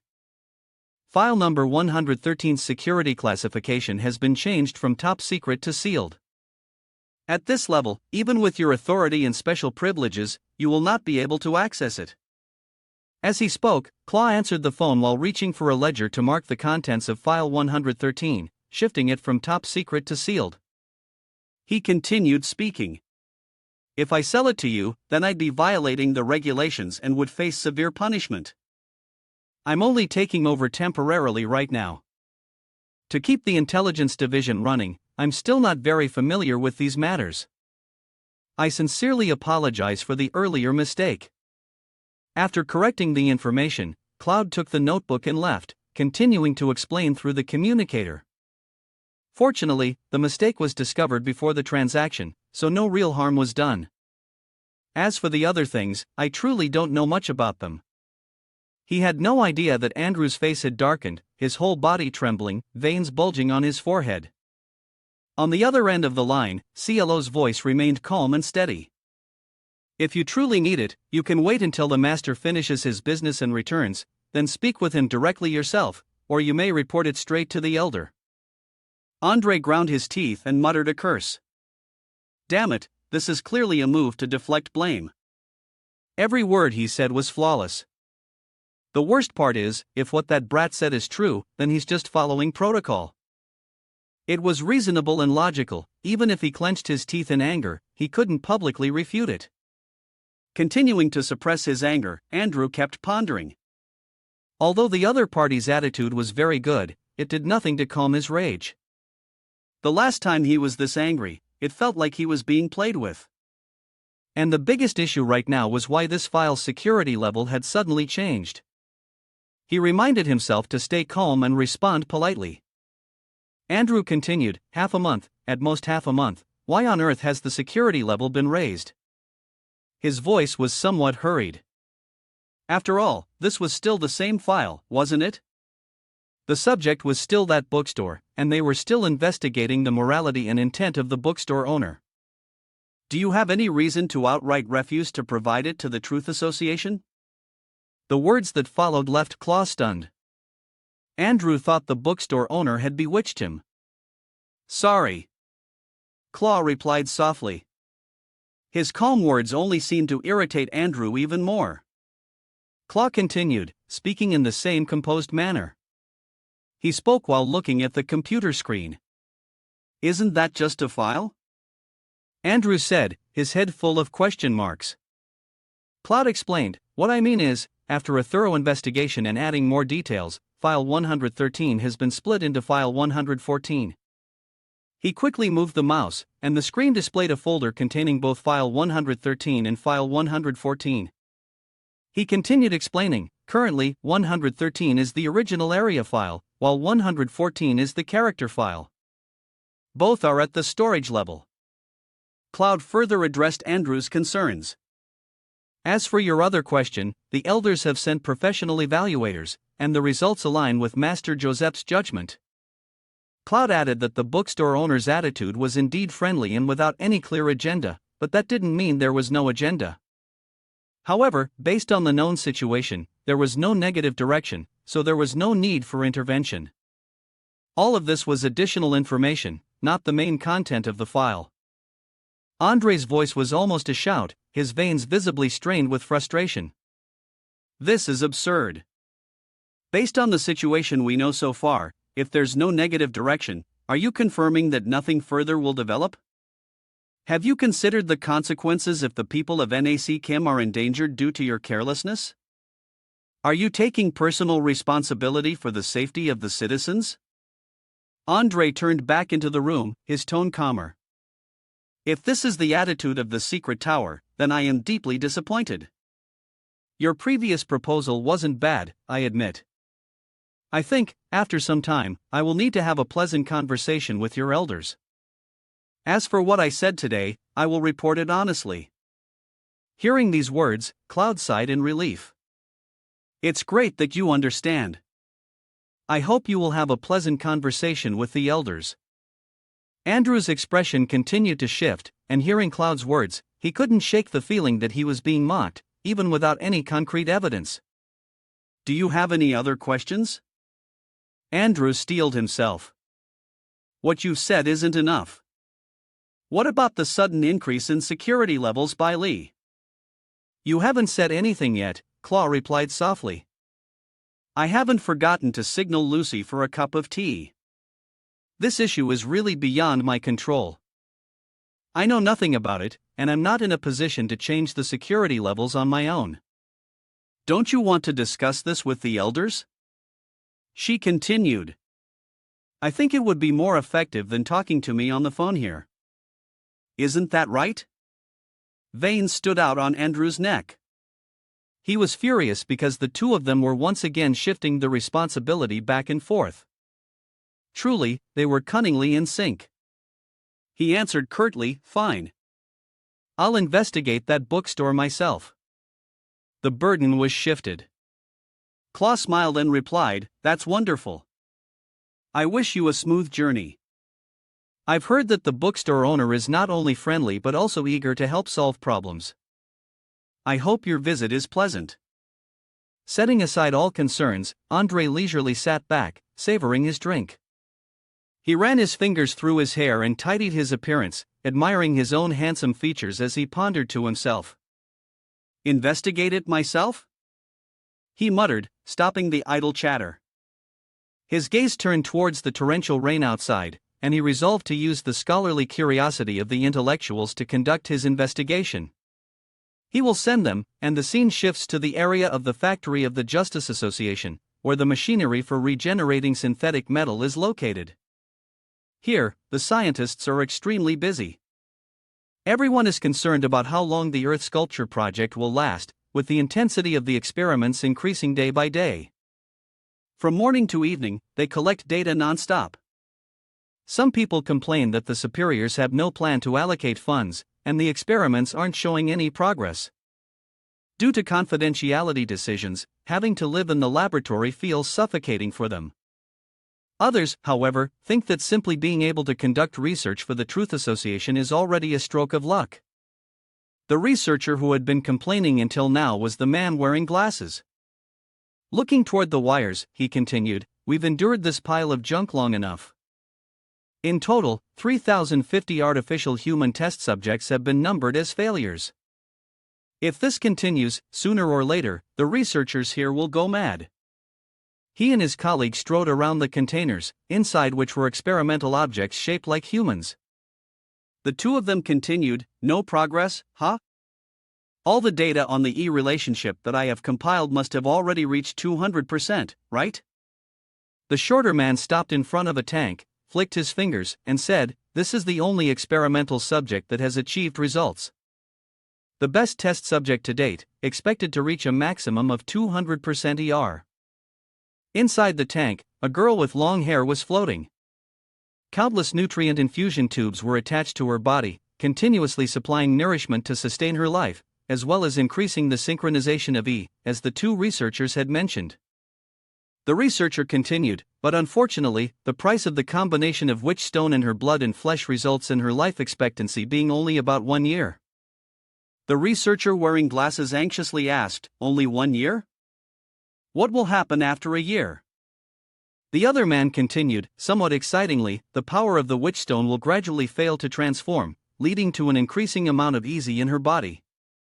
Eventually, when the flow of easy can no longer be controlled, the experimental product will swell up like a balloon and boom, the laboratory will be blown to bits. We won't need to work overtime anymore. Isn't that wonderful?" Upon hearing these last words, the researcher wearing glasses broke into a sweat, adjusted his glasses, and nervously said, "Isn't that a bit too dangerous?" His colleague continued enthusiastically, "Come on, cheer up. This is the only research institute in NAC Kim where you can see the moon on rainy days. I mean, this is the thing that keeps us happy during overtime and boosts the progress of our research." At this point, it's unclear whether the two of them noticed, but the test subject, the girl in the tank, was watching their actions with her blue eyes. The two of them kept joking around. "Damn, I'm not a religious devotee, why would I be happy looking at the moon? Watching money flow into my bank account would be much more fun." His colleague laughed loudly, "Keep dreaming, Andrew's family doesn't have that much money." The researcher with glasses snapped, "But that old man can still flirt with a rich lady." As they spoke and left, the girl in the experiment tank placed her hand on the glass. Through the laboratory window, she gazed up at the round, full moon in the sky, as if she were about to say something, but the words failed to come. Then, a small crack appeared on the surface of the tank. The weather in NHC Kim was as familiar as ever: heavy rain, thunder roaring in the distance. 3 people stood under the eaves, waiting for something. Joazy spoke first, "Is everyone from Chichu here?" Mac replied, "Yes, miss, to seize the stronghold of Baklang at number 52, we've gathered all available combat forces under your command." Joazy continued, "I can feel that this is Baklang's final base. Taking it means we'll have to begin the ultimate battle with them. CHCT furrowed her brow, realizing that this might be the end of the chaos caused by the magic mirror known as known. Her words seemed to invigorate both Kai Y and Mac, marking the end of her quest for revenge. Before continuing with the explanation, no matter how powerful a new hunter organization may be, if it is not recognized by other organizations, it will not be able to quickly establish its position. In the end, we waited until Chi Chu and Bok Lang began to clash with each other. NC Kim does not need these two hunter organizations. To achieve our goal, we must completely wipe out Bok Lang's forces and take control of everything from them. She gazed into the distance, beginning to reflect. Among those thoughts, the most important was the moment a few years ago, at Bok Lang's headquarters, when a voice echoed in the darkness, asking about the method of blood cultivation of Kong Din Shi Lang. In the flickering torchlight, a man appeared and answered, "Indeed, this is the most crucial foundation that has allowed Bok Lang to establish its position in NAC Kim for many years." The person answering was a former official. "Although I have now been promoted to the third leader, I am still a newcomer. Was it really okay to grant me access to the organization's top secrets so soon?" The other person, holding the torch, led her away and replied, "It doesn't matter. Sooner or later, you'll have to know. Besides, this is Horace giving the orders directly. It seems that he really values you. Who knows, not long from now, my position as the second in command might be stripped away." Calm down. Although Horace may seem fierce, he's not a bad person. The one holding the torch is Tap Ko, the second in command of the White Wolf organization. He turned around and winked at the secretary. "After all, I've worked with him for many years, so I know him very well. I believe that the two of you will get along just fine in the future. It seems we've arrived." Tapko cleared his throat. "Horace, are you still studying the plan to improve the method of refining the polluted bloodline? I followed your instructions and brought the young lady here. You don't need to hurry. Maintaining reason and researching the polluted bloodline is no easy task either." The leader of the White Wolf organization, Horace, slowly sat up, still wearing a makeshift bathrobe. He said, "You've worked hard. Is this her, Tapko? The famous young lady, the only daughter of Lord Lieback Nong?" With that, Horace examined her with sharp, penetrating eyes, making her feel even more tense. That gaze was truly terrifying, like a wolf staring at its prey. Indeed, it was no surprise that he was the leader of the White Wolf organization, the largest hunter group in NAK Kim. After taking a glance, Horace, though young, clearly possessed the qualities of a skilled hunter. Starting from today, she would take control of a part of this organization, and she had to be aware of the responsibility. He stood up, approached her, and continued, "I believe you know the reason I called you here. I will provide you with a portion of the White Wolf's initial methods, and you can use them to develop your part of the organization." He reminded her that the blood of the dream beast was highly toxic. Without the proper methods, this blood would harm the body. Horace pointed to an intricately patterned box placed on the table. He went on, "Therefore, each initial method is extremely precious. Only by mastering a complete method can a hunter be continually produced." He continued his introduction. "These powers are passed down through the long battles of the ancient hunters. Although relatively crude, the side effects are even greater. The probability of survival upon the first injection is extremely low, yet the strength can be greatly enhanced compared to the experimental formula concocted by the apothecary." With her gaze focused intently on the box, as if she could see through the contents inside, Horace continued, "For the sake of the development of the White Wolf organization, she must make good use of this unstable power." Returning to the present moment, TRCT continued to explain, "The foundation of every hunter organization lies in the impure blood method it possesses. If Chi-Chu were to grasp the method of crafting the non-degenerate wolf, then even if I were to claim that I am the true heir of the White Wolf, no one would raise an objection." However, the latter part of this sentence was left unsaid by TRCT. She closed her eyes, feeling the tangible power she currently held. A gigantic eye, extending its tentacles, dominated the skies above NAC Kim. She needed the intelligence of the White Wolf to conceal her own information sources. Let Rant's soul be in her hands, so there would be more opportunities to exploit. The information she held would bring many benefits to the clan leader. The moment of awakening arrived, and she found it. She ordered him to search deep within the fortress of the White Wolf to uncover the method of their ritual, while Kaiwai signaled for all the Chi-Chu members to attack and kill every hunter from the White Wolf organization. CHCT immediately jumped down from the balcony, and together with Kaiwai, they would act to find Haris and complete the revenge mission. Not far from there, the White Wolf members were returning to their organization, carrying the corpse of their enemy. Each one of them had a grotesque appearance, their eyes bloodshot, and most had lost all semblance of humanity.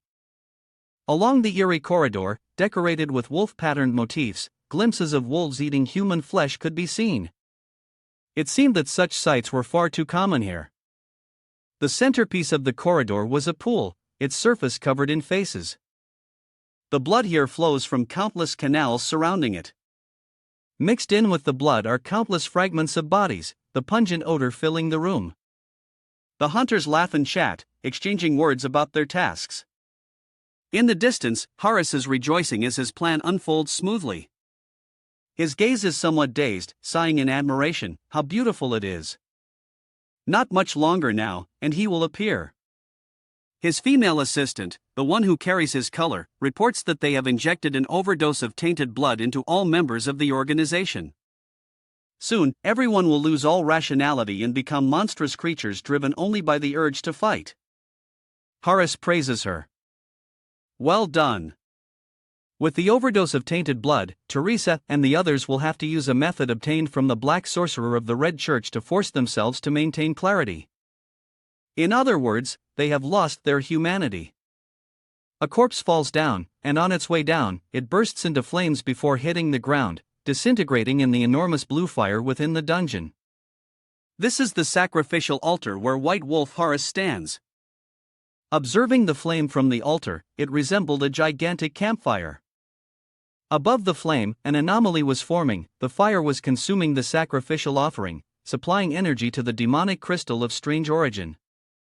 This anomaly took the shape of a fleshy heart, oozing with blood, and at its core was a crystalline mass. Strangely, each crystal seemed to be grinning in a ghastly manner. Haris stared at this anomaly, mesmerized, feeling the vibrations emanating in the form of circular waves. It was expanding outward in concentric circles, causing the entire space to tremble. It was like the heartbeat, immersed in the eerie atmosphere. Haris praised it. "Oh, my God, my salvation, my only light, I will protect you as you descend." He laughed manically. The days of running like a rat, fleeing everywhere, were truly nearing their end. He began to reconsider, everything seemed to be exactly as the mysterious figure with the serpent-like eyes had said. The materials made from the Black Sorcerer's essence were indeed useful. Thanks to this type of firewood, the germination speed of the foreign egg doubled. The words that followed, he kept in his mind the death of the demon sorcerer, the key psychological pillar of the black magic sorcerers, collapsed, causing them to crumble. Their arrogance and pathetic self-conceit had caused these self-proclaimed powerful black magic sorcerers to feel 1,000 times more ashamed. He thought to himself, these guys are just like headless flies, incredibly stupid, just a few provoking words and they could be used as shields. Then, under the pursuit of the mysterious tower, they were taken down with a single strike. Further analysis showed that the black magic sorcerers communicated with E to unleash their spells, so all of them were compatible with E. Therefore, their flesh and blood were the best vessels to contain E, making them the most suitable offering for this sacrificial ritual. The serpent eye of the mysterious figure seemed to appear right in front of Haris. Though he didn't know why that person was helping him, it was just like how the desperate black magic sorcerers clung to the White Wolf as a life-saving straw. This person was also a life-saving straw for him. Even if it was a cleverly crafted trap, there was no choice left for him but to walk right into it. Haris Man thought back to his first encounter with that mysterious figure. The ghostly silhouette of the enigmatic person appeared behind him, whispering strange words into his ears. Burn it all, just burn it. That was the feeding ritual, far more effective than the direct method of taking Mi's life force before. The face of that mysterious figure was none other than Old W, continuing to murmur in Haris's ear. His face grew increasingly pale as he recalled the plan: take the map of the concealed structure and burn everything down. Blood and life itself were the freshest fuel. Ni would bring them nightmares and agony, for that was Ni's fate. It wasn't until this moment that Horace seemed to snap out of his trance, drenched in sweat. The mysterious figure had led him to complete his first sacrifice at the altar, or it felt like kindling added to a fire, and now it was likely to erupt invisibly. When Horace came to his senses and looked around, he realized that he had set the fire and caused the panic in the concealed structure. At that time, many sorcerers from the Red Church had, in just a few days, become fuel for the eerie blue flames. However, for him, that was not enough, as he needed more. Interrupting his train of thought, Teresa appeared, her breasts as full as ever. "Lord Horace, the souls of the dark mages have all been used up. Do you still wish to hunt them down? The remaining ones in the Red Church are few, all of them have fled, making them very hard to catch and presenting a great risk to us." Horace ground his teeth. That's right, he realized that even without the corpses of the dark mages, there were still other offerings. He placed his hand on Teresa's shoulder, making her flinch in surprise. "You can stop hunting. Soon, you will no longer need to worry about this. I promise." Teresa felt confused and was about to ask again when suddenly, a bone soldier rushed in, stammering his report. This man had to be at least 3 meters tall, with a muscular, broad-shouldered frame. One hand held a spiked mace, while the other still gripped a corpse. His body was covered in blood, as if he had just broken through an encirclement to get here. Gasping for breath, he reported, "Our outpost on 52 ND Street has been discovered. It's very close to this location." Horace remained perfectly calm, which only deepened Teresa's admiration for him. "That woman's familiar is truly a hyena, more disgusting than the Knights of the Obsidian Tower," Horace growled. He snapped his fingers, signaling Teresa, and continued, "If even the 52 ND post has been found, then this place is no longer safe." Teresa immediately presented a small box containing a syringe filled with tainted blood to Horace. He ordered the bone warrior to inject it. "Daquan, this is the fate of every white wolf hunter. Once you inject this, you will no longer feel fear." Daquan's expression showed traces of fear and anxiety. However, he still obeyed Horace and took the syringe to use it. As for Horace, he continued to order Teresa that the time had come. Teresa seemed to have been waiting for this moment for a long time. Without hesitation, she drove her 10 fingers deep into her own throat. She gasped, "It would be such an honor to merge with you, my lord. I wish you victory, my master." With those words, she tore her own head off and reverently presented it to Horace. He simply accepted it without any expression, coldly responding, "Of course, the white wolf will never bow down." Then, he gathered his strength, and the bluey flame burned away all the flesh and blood from Teresa's head. In an instant, only a pale skull remained. As he placed Teresa's skull onto his face, he said, "Her will be accepted." Somehow, he wore her skull as a mask, and his voice grew even more ominous and cold. "If Chi-Chu wants to come, let them come. It is a coincidence that this base, along with everything here, also needs to be destroyed." His face at this moment is entirely sinister, and the flame now is barely more than a thin mist drifting across his face. His voice now resembles that of a demon from the underworld. "If they have come here, don't even think about leaving." He coldly turned his back. He encouraged the man named Daquan, who seemed to have made a breakthrough after struggling with the newfound power bestowed upon him. Daquan then stood up and followed Horace's shadow as he walked deeper into the dark underground corridor. Horace's voice echoed here, and these small spiders surely also serve as good matches. On 52 ND Street in Inasi Kim City, a loud explosion rang out, and in the rain, countless points of light appeared. They were the countless people moving at an extremely fast speed, rushing toward the center of the explosion. Leading the charge were Truoc 2 and Kai E, who suddenly stopped. Kai Y rushed out in front of Truck 2, raising his weapon to shield himself from the blast that had just erupted. In the dense cloud of dust and smoke, Truck 2 realized they had arrived at their destination, and she was also taken aback. No wonder Bak Lang had managed to evade capture by the secret tower and the Tran Lang Guild so many times. What lay before her now was a bottomless pit. Truly, if she had not seen this deep, immeasurable tunnel earlier, an ordinary person could never have imagined that there was an underground world like this just beneath the city of NC Kim, 50 meters deep, harboring such a vast, hidden space.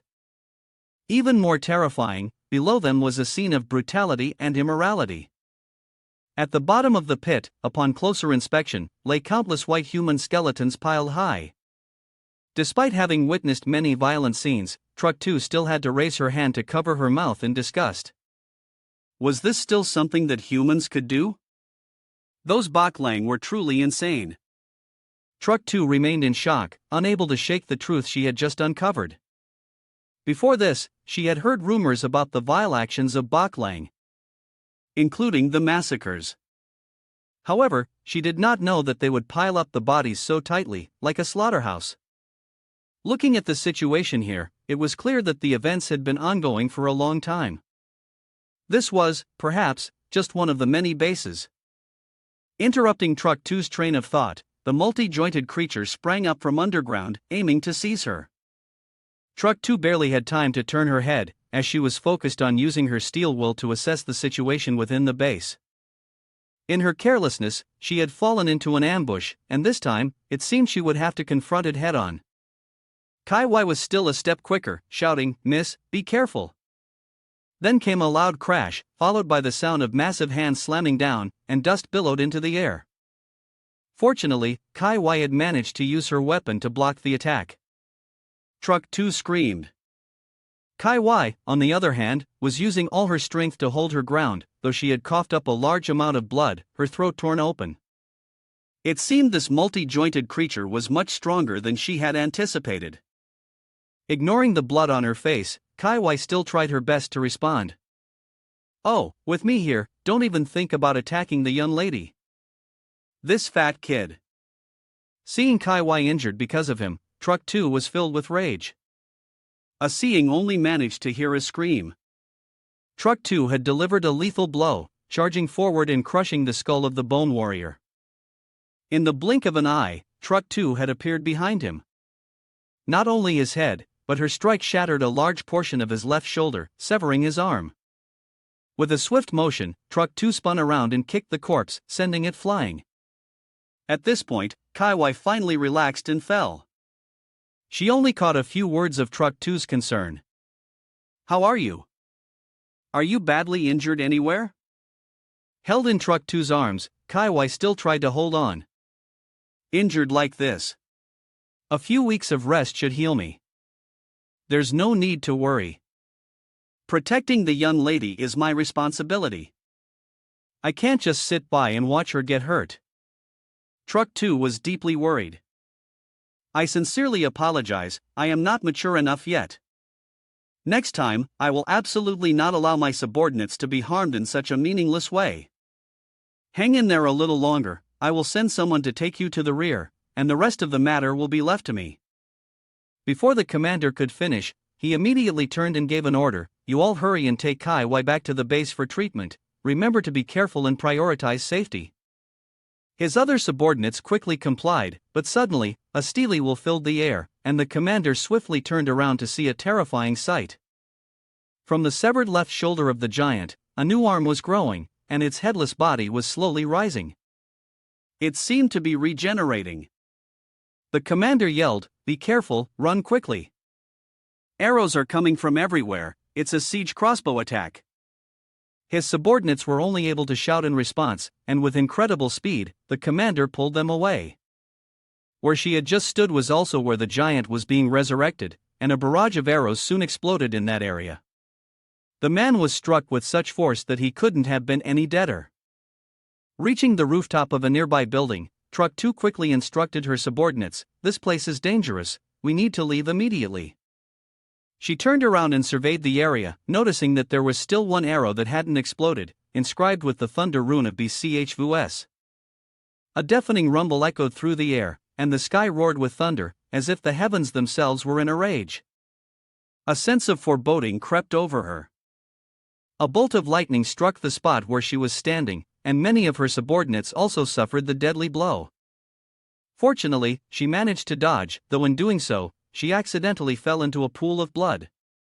The blood had just been spilled by those who had recently fallen in battle. On the surface of the blood pool, an eerie rune continued to form. It seemed she already knew who the approaching enemy was, and she could only grit her teeth and mutter his name, Horus. In a nearby tower, the silhouettes of countless figures stood watching, likely the ones who had just fired the crossbow. A familiar voice then rang out. "Dear young lady, it's been a while since we last met, and you seem to have grown stronger. This man here is Horus, and he is currently wearing the skull of their Isa." He landed softly before the priest, his movements gentle but with the force of 1,000 pounds. "Your luck is quite extraordinary, being able to completely control the rationality of your blood. Is that the power granted to you by the bookstore owner?"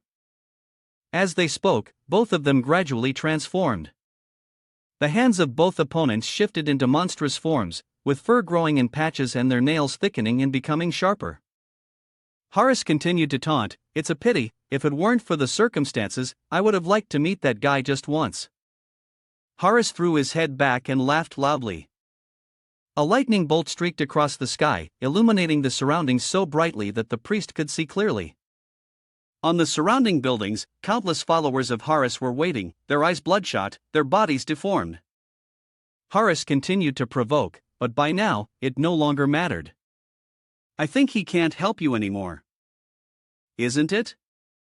One could easily notice something unusual just by taking a quick glance, and question loudly. The condition of those hunters was clearly abnormal. "What have you done to your subordinates?" Countless hunters descended, surrounding the target. Their forms were no longer human. Some had grown additional arms and fins, while others had mutated limbs. Horus continued with just a small trick, using a high concentration of tainted blood to drive them insane, granting them many times the strength they once had. This method could only keep them lucid for a short time before they reverted into beasts. The price to pay was that once their minds weakened, their bodies would instantly die. The hallucinations and pain, which made them feel as though they were about to die, granted them unmatched willpower. As long as they could still move, they remained the most efficient killing machines. Horus continued to sneer arrogantly, mocking her, "Don't you find it laughable? Miss, you could easily obtain such power too. But the price to pay is your life. This world is just that unfair, isn't it?" TRCT grew increasingly irritated. She snapped back at Horus, "You dare speak of fairness? Aren't you the one killing these hunters? Once I put an end to the root of every crime you've committed, I will explain the whole gift me bestowed upon those hunters who died unjustly." She glanced around and continued in a heroic tone. "You look truly loathsome, Horus. Don't tell me you'll now gather the others to face us. What an honor, not even the secret tower offers this kind of treatment. My Chi-Chu Hunters organization has been established for less than a month, and yet it already has such a grand presence, huh?" Horus retorted, Your tongue is sharp indeed, but that cannot change your fate. Things have come to this, you and I have no way back." As they traded barbs, both covertly channeled their power, their bodies transforming into beasts at an ever-quickening pace. "There is only one battle, between you and me, Horus. Whoever survives will stand for the future of the hunters. Before that, stop babbling to yourself there, you heretic. Now the time has come for us to settle our grudge." As she finished, a wolf's tail sprouted and her entire body was covered in fur. She had transformed into a gigantic white wolf. "Die, Horus!" she snarled. "Come then, if you dare." "Noble young lady, I can wait no longer. I will tear apart your soft, pale throat." Horus roared, his body swiftly shifting into a gray wolf. Its head was wrapped in a skull, seemingly warped from Teresa's former cranium. A red tongue lolled out, vicious and hungry. "Your blood must taste exquisite." On the battlefield, two enormous wolves, one white, one gray, bared their teeth at each other. The fight was about to begin. Beasts against beasts, cutting and killing, tooth for tooth. An eye for an eye, no retreat until death. The two beasts began stomping the earth, charging into battle. In this decisive clash, Zul was confident that she could face Horus and emerge victorious in the end. In the blink of an eye, Horace lunged, but his claws missed the target. He had underestimated his opponent. As he turned back, the white wolf had already sunk its teeth deep into his neck. Now, Chi-Chu was likely launching a full-scale attack with the white wolf in every battlefield, just like other hunters. Those who had recently regained their blood and reason would not have the strength to counter members of the White Wolf organization, who use tainted blood to unleash their full power. The vehicle was torn, a chunk of flesh ripped away, and the white wolf pulled back, leaving the gray wolf to howl in fury. Zhuo was still calculating. If the two organizations clashed directly, her subordinates would suffer heavy casualties. She had launched the battle with all her might without anticipating this outcome. And now, she could not escape responsibility for the casualties that had already occurred. She stumbled back, retreating. Truck 2 was still lost in her deep thoughts. She hoped to be able to minimize the casualties as much as possible. She wished that the rookies, who didn't have enough fighting power, could understand what she was calculating. In the heavy downpour, a girl with blue hair was running for her life, constantly telling herself to hurry, to get out of here as fast as possible. This girl was dressed in a full set of blue attire, seeming to belong to the Chi-Chu hunters. She was desperately trying to find Truck 2 to report the events that had occurred here. The people from Baklang were truly insane. She was both terrified and emotional as she recalled the scene from just a few minutes ago. At that moment, she had been fighting side by side with her teammates against the Baklang organization. Everything had been going smoothly as she and her comrades followed the captain to battle the enemy. Suddenly, a large number of monsters appeared from all directions, surrounding them. These monsters were stronger than humans, easily annihilating almost her entire group. The battle had turned into a one-sided massacre. Just when she was about to be killed by a monster, a bullet flew in from somewhere and struck down the creature. The person told her, "Run, I'll hold them off." The person in the cowboy outfit continued to stand there, blocking her path, surveying the surroundings, and instructed, "We can't let everyone's sacrifice be in vain. At least one of us must survive. Manhwa, you must run now and find the leader," the girl in the blue clothes, named Manhwa, replied. "But Captain," the captain shouted, "don't worry about. I am the captain of Team 1 of the Chi-Chu Combat Division, ici la du Air." The captain turned around, his face handsome, though his eyes appeared a bit strange, and confidently said, "Don't even talk about blocking a few enemies, taking them all down is no problem." While running, the captain's words echoed in Manhwa's ears, heading in that direction. "Don't stop." The speed of the alleyway hasn't decreased at all, she was running and crying at the same time. "Boo-hoo, Captain, I'm sorry. I will never say your eyes are strange again. You must stay safe." Before her words even finished, her captain was sent flying past her with even greater speed. Manhwa barely had time to shout "Captain" before seeing him crash into the end of the street, slamming through a house. At that moment, a strange figure appeared behind her. The newcomer held a scythe in their hands, their eyes glowing bright red, filled with murderous intent. Mocking.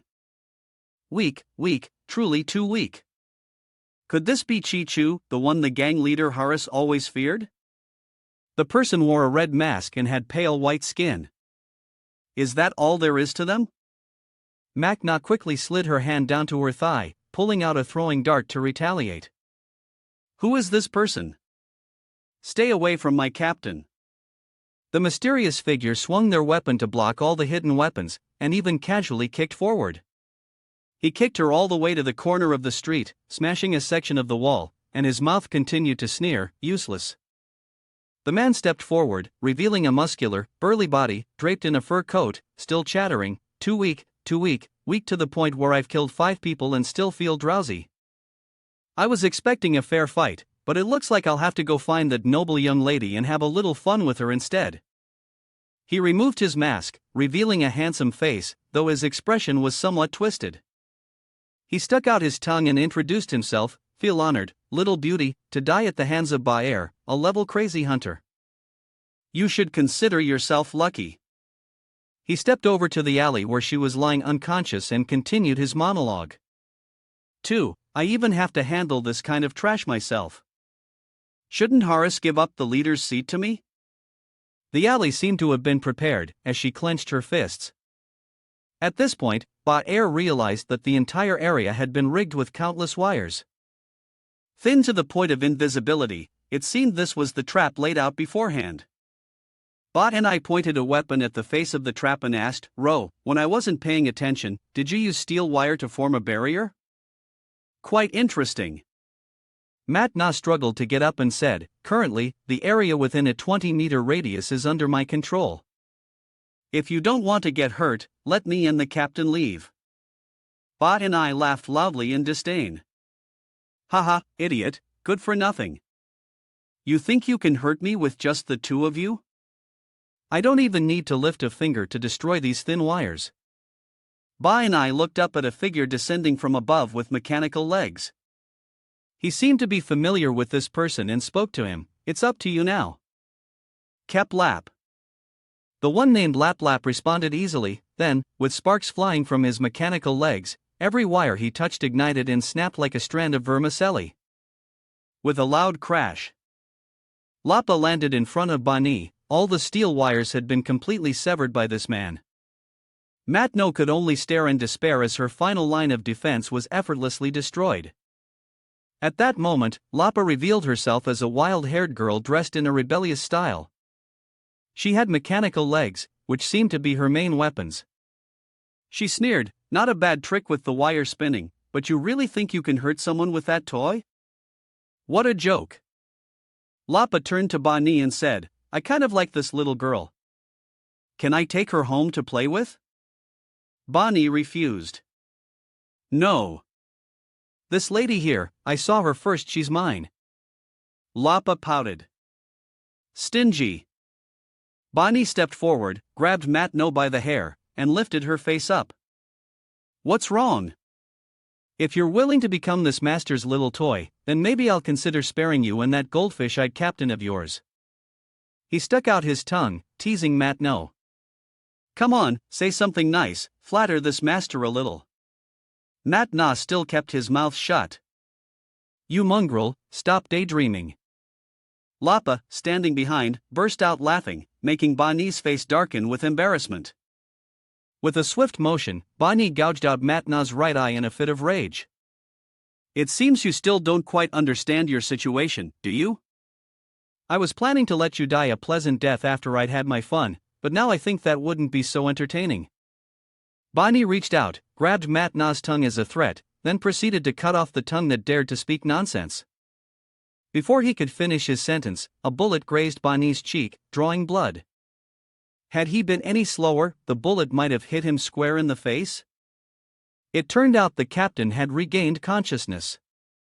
He sneered, Ha, what's wrong? Got yourself hurt? Matna called out to the captain in worry, while Bani only scoffed. Seems you're in a hurry to die, huh? He turned toward the captain and said to Lapa, Kalapa, this woman is yours. Play as you please, I'll go amuse myself with that fellow for a bit. Lap Lap leapt forward in glee, his expression like a child's. All right, once you finish this conversation I'll be completely relieved. I want to torment her for 7 days and 7 nights with the best knowledge of my life. Mac Na grew even more despondent hearing Lap Lap's words. She thought that perhaps it would be better to continue like this, she and the captain would die here together. What was she to do now?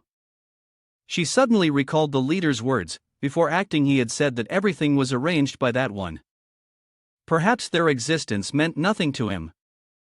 But if he truly were omnipotent and willing to cast even a single glance down upon this place, a bolt of lightning cutting across the rainy sky would only add more tragedy to the scene. Mac Na still prayed silently, please, even if it's only the captain, please save him. A strange figure appeared, cutting off Bani's action. The mysterious person exclaimed, Ah, found you. I've found it, it's you guys who are making a mess here. The person shouted from the corner of the street, intentionally addressing Bani and Lap Lap. The work efficiency of those from the Truth Association is extremely low. Only when I'm present does the process get approved. I've been really annoyed these past few days. He continued to tease. Finally, I've completed all the procedures. I thought I could take a good nap, but you guys dared to disturb me. If it were you, would you be able to tolerate it? As for me, I can't. This person was a level destruction hunter, smoking a cigarette, warning them. It was past midnight, yet they hadn't gone to sleep and came to this narrow alley to kill people while making noise that prevented anyone from resting. Do you guys have any manners?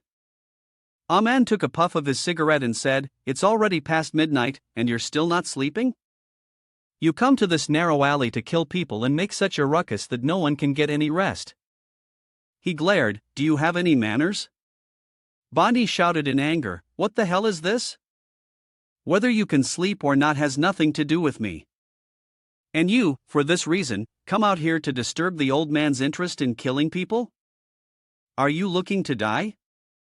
Lap Lap also turned around and glared at the newcomer, but with her childlike appearance, it looked somewhat cute. Bonnie raised an eyebrow and shouted loudly, "Let me ask you first, who the hell are you?"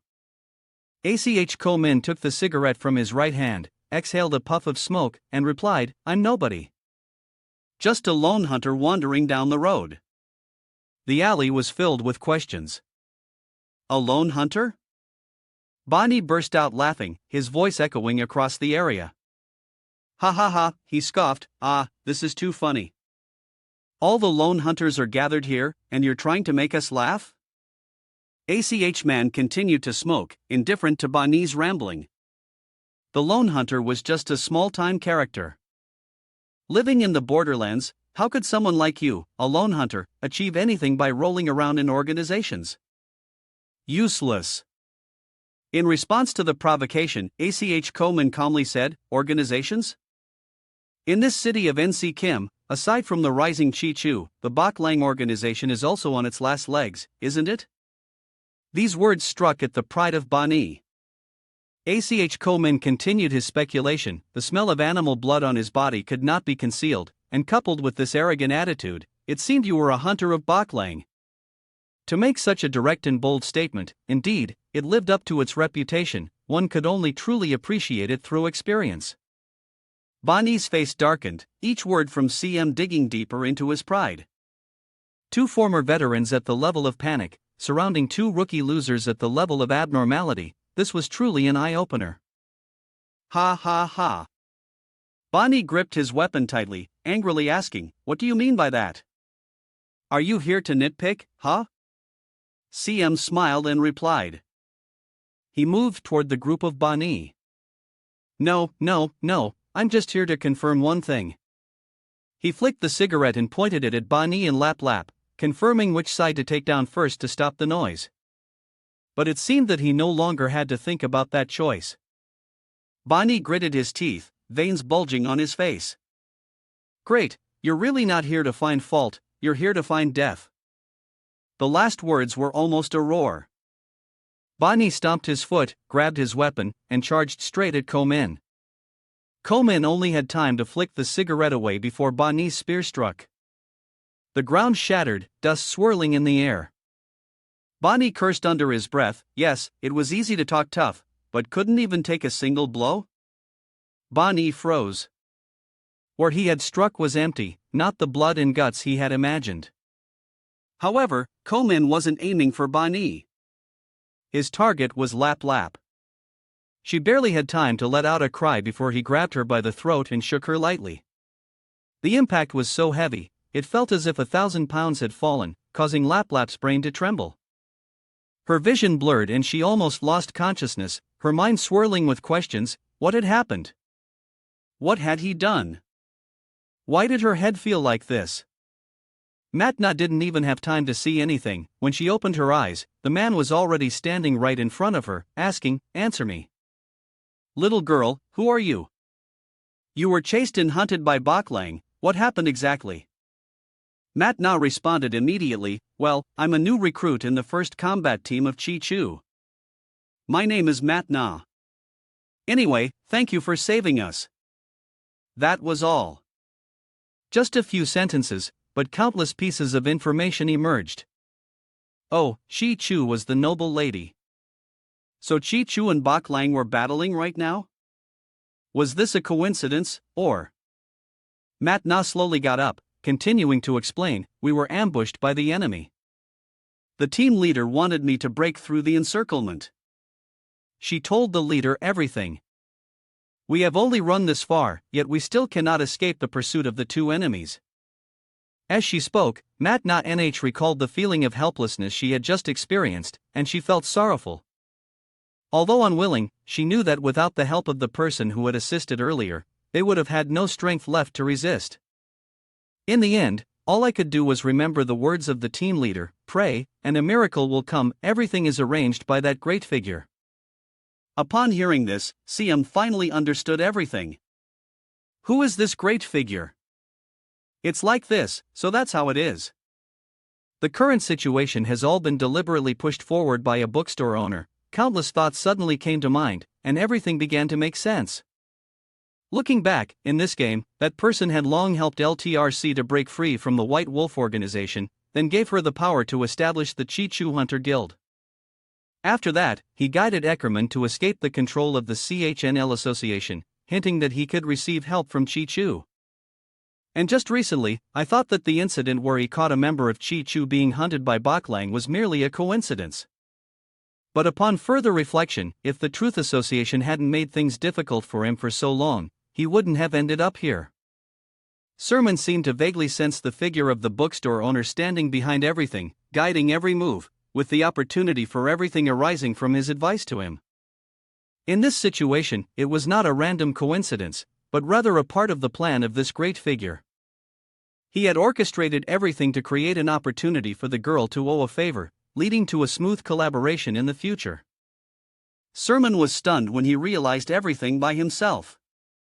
It was indeed a brilliant and daring scheme. What seemed like mere coincidences actually fit together perfectly, with every step taken not in vain. The calculations of this great figure were profound and intimidating, making one shiver. Sermon believed that if the bookstore owner appeared before him right now, he would surely ask if you understand what you should do by now, wouldn't he? A flash of lightning struck, cracking in the sky over the city of Nak Kim, illuminating the entire area. Sermon seemed as if he were standing before the owner of a bookstore. He knelt on one knee, solemnly declaring, "I understand." Then, he pulled a syringe containing some kind of solution from his pocket, muttering to himself, "Now is the time to act. I need to play my part in this game." Next, he plunged the syringe into the girl's left shoulder and injected the solution directly into her bloodstream. Instantly, all the wounds on her body healed, even the eye that had been gouged out grew back. This medicine was truly miraculous. As Sermon explained, it was a blood-activating substance, a vital tool for a seasoned hunter's survival. The fact that it took effect so quickly indicated that the quality of the tainted blood in her body was exceptionally good.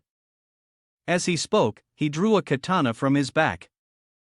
"If we are going to help, then we will help to the end and draw the katana out." ACH Min looked straight at Bani and arrogantly declared, "Don't worry, little Chi-Chu, Baklang will never have another chance to harm you. Leaving so many prey behind like this is not the style of a true hunter. You should go back and greet the young lady on my behalf." Mac Na was overjoyed. "Are you really telling the truth?" Suddenly, a loud roar echoed, "Enough, you scum!" 3 syringes fell with a clatter onto the ground, causing the alley to be filled with terror. Bani continued to inject the 4th syringe directly into the artery of his neck, speaking frantically, "Do you think this lord will sit here and listen to your nonsense? A useless fool who can only rely on this strange substance to prolong his life after all, he simply cannot control the power of his blood." Bani's body quickly changed. His hands grew thick gray fur, and his nails lengthened at an astonishing speed. For a genius like me, his legs had turned into those of a wild beast. He stomped on and shattered all the syringes, roaring as he directly used the tainted blood to increase his strength. This was the fastest way. He opened his mouth, revealing a set of jagged teeth, and continued to ramble on endlessly. The key was to suppress the beastly transformation to its lowest level, maintaining clarity of mind while maximizing the strength and regenerative ability granted by the tainted blood. Bani had completely transformed into a giant gray wolf, yet still wielded weapons to fight like a human. This was the perfect use of tainted blood, something only a genius like me could accomplish. Are you ready for the real horror? The lackeys ignored Ing A's anxious warning. This isn't good. It turns out he's been using our conversation to strengthen the elder. He must be extremely powerful, you should be careful. Calm still maintained a leisurely demeanor. Oh, well said. In fact, you're no different from a stray dog, still refusing to admit defeat even when death is at your doorstep. He even covered his mouth to stifle a mocking laugh. Is it just based on force that you call it powerful? In terms of strength, it can't even compare to a complete wild beast, and in terms of intellect and thought, it certainly can't match a fully developed human. Now it's just stumbling around, everything about it is lacking, yet it still considers itself a genius? It's laughable. Seeing this, Manhwa grew anxious and started crying. Could it be that this senior has lost his mind and is provoking that wild beast? Bani growled, "Are you underestimating me?" A choked laugh escaped as he scratched his head. No, why would I look down on you? To be honest, if I didn't have to, I wouldn't even bother looking at you. Sermon stared directly at him and said, "What a pity, you're still trying to maintain your composure, but it's clear you won't be able to keep this form forever." Furious, Bani roared, "What courage!" Then, he thrust his spear straight forward, shouting the name of his legendary technique, the great hero's final strike. At this moment, Sermon realized that the speed of this move was far too fast. He failed to dodge in time. In the blink of an eye, the spear had pierced his chest. The scene was filled with a blood-curdling scream. Ah! Everyone was stunned, except for Ba-ni and Lap Lap, who seemed to be enjoying the moment. At this point, Lap Lap had regained consciousness and shook her head. Ah, Ba-ni, you even used your finishing move. It looks like he really managed to piss you off. Why did you have to do that? Lap Lap went on to explain the technique. The strength of this move lay in the fact that it shattered all the internal organs of the target, meaning that even a hunter with remarkable healing abilities would still die. At this moment, Manhwa's eyes were filled with tears. Could it be that the senior had really died? However, suddenly, a CHMMNH reached out and grabbed Bani's spear, leaving Ba-ni shocked. Both Lap Lap and Manhwa were equally stunned. A CHMMNH let go of the spear, smiled, and said, "It was my mistake. This time I'll catch you." Your technique is strong. If it had been anyone else they'd already have fallen. One can only say you have a talent for killing but lack proper tempering. Sermon touched his forehead. If you truly wanted to kill me, you should have aimed for my head, understand? The brat Bani grew frantic and shouted, "Impossible. Why are you still alive? I clearly pierced straight through your heart." Only when he looked more closely and felt more keenly did Bani realize that his spear's tip had not struck, it had vanished. A hole had opened in the chest of that grotesque black creature, clamping down on Bani's spear. He panicked as the hole tried to pull the spear back but could not. Bani found he could not move. Countless white tentacles rose from the ground and coiled around his arms. Then Lap Lap became a victim as well. Ah, I screamed when the tentacles appeared, wrapping around my body. Wait, when did this thing show up? Ba-ni, help me. My voice at this moment sounded as though it came from a distant place. No one can save you now, this is true bliss, isn't it? You savage beasts. Manhwa quickly rushed over to embrace the injured captain, anxiously glancing towards the senior ahead. At this moment, behind the senior stood a strange monster. The creature's body was a white skeleton, and surrounding the skeleton were not muscles or flesh, but countless bizarre white tentacles protruding in all directions. The eerie, deep voice continued to echo. You are about to become the top sacrificial offering that I will dedicate to them. You should feel honored. Your life, your strength, your talent, your future, and everything that constitutes your existence, everything will become the nourishment to offer to them. At this, Ba-ni finally screamed in terror. Wait, a sacrifice? What are you saying? Let me go. Before he could shout another word, a black hole suddenly sucked him in. The voice continued. Do you see that gap? Jump into it. This is where you will spend the rest of your life. In the next moment, Bonnie found himself standing in a void, with no up, no down, no white, no black, nothing at all. He was terrified. Why can't I see anything? Where is this? Let me out. The space around him was filled with faint ee sounds. Bonnie regained his composure and began to fume in this empty void. Damn it, what nonsense are you mumbling? Do you think you can do anything to me with this little trick? My wounds are gone, and the only thing that matters now is escaping from here. The closer he got, the louder the BB sounds became. Bonnie's hand seemed to touch something sticky. When he looked at his hand, he realized it was some sort of purple liquid. He was furious. What the hell was this? Absolutely disgusting. When the beeping sounds became deafening, he couldn't hold it in any longer. Seriously, from the moment it started, the beeping was so loud it was unbearable. Why the hell were there sheep in here? He managed to find a lighter and flicked it on to provide some light. The next second, the flame from the lighter allowed him to see where the beeping was coming from. A massive mouth full of gleaming teeth was opening right in front of Bonnie. He barely had time to let out a scream before his soul was forever swallowed by the darkness. It was the ugly birds from yesterday, he screamed in despair. In reality, Lap Lap was entangled in a mass of tentacles, and the mechanical legs that had once been a source of pride were now useless wreckage. MTNA and the captain were both frozen in terror at the sight before them. A monster had finally taken shape, one with only a half body. It had a single eye, and on its chest was a gaping black mouth full of sharp teeth. Its body was made up of hundreds of thousands of intertwined tentacles. Its voice still echoed.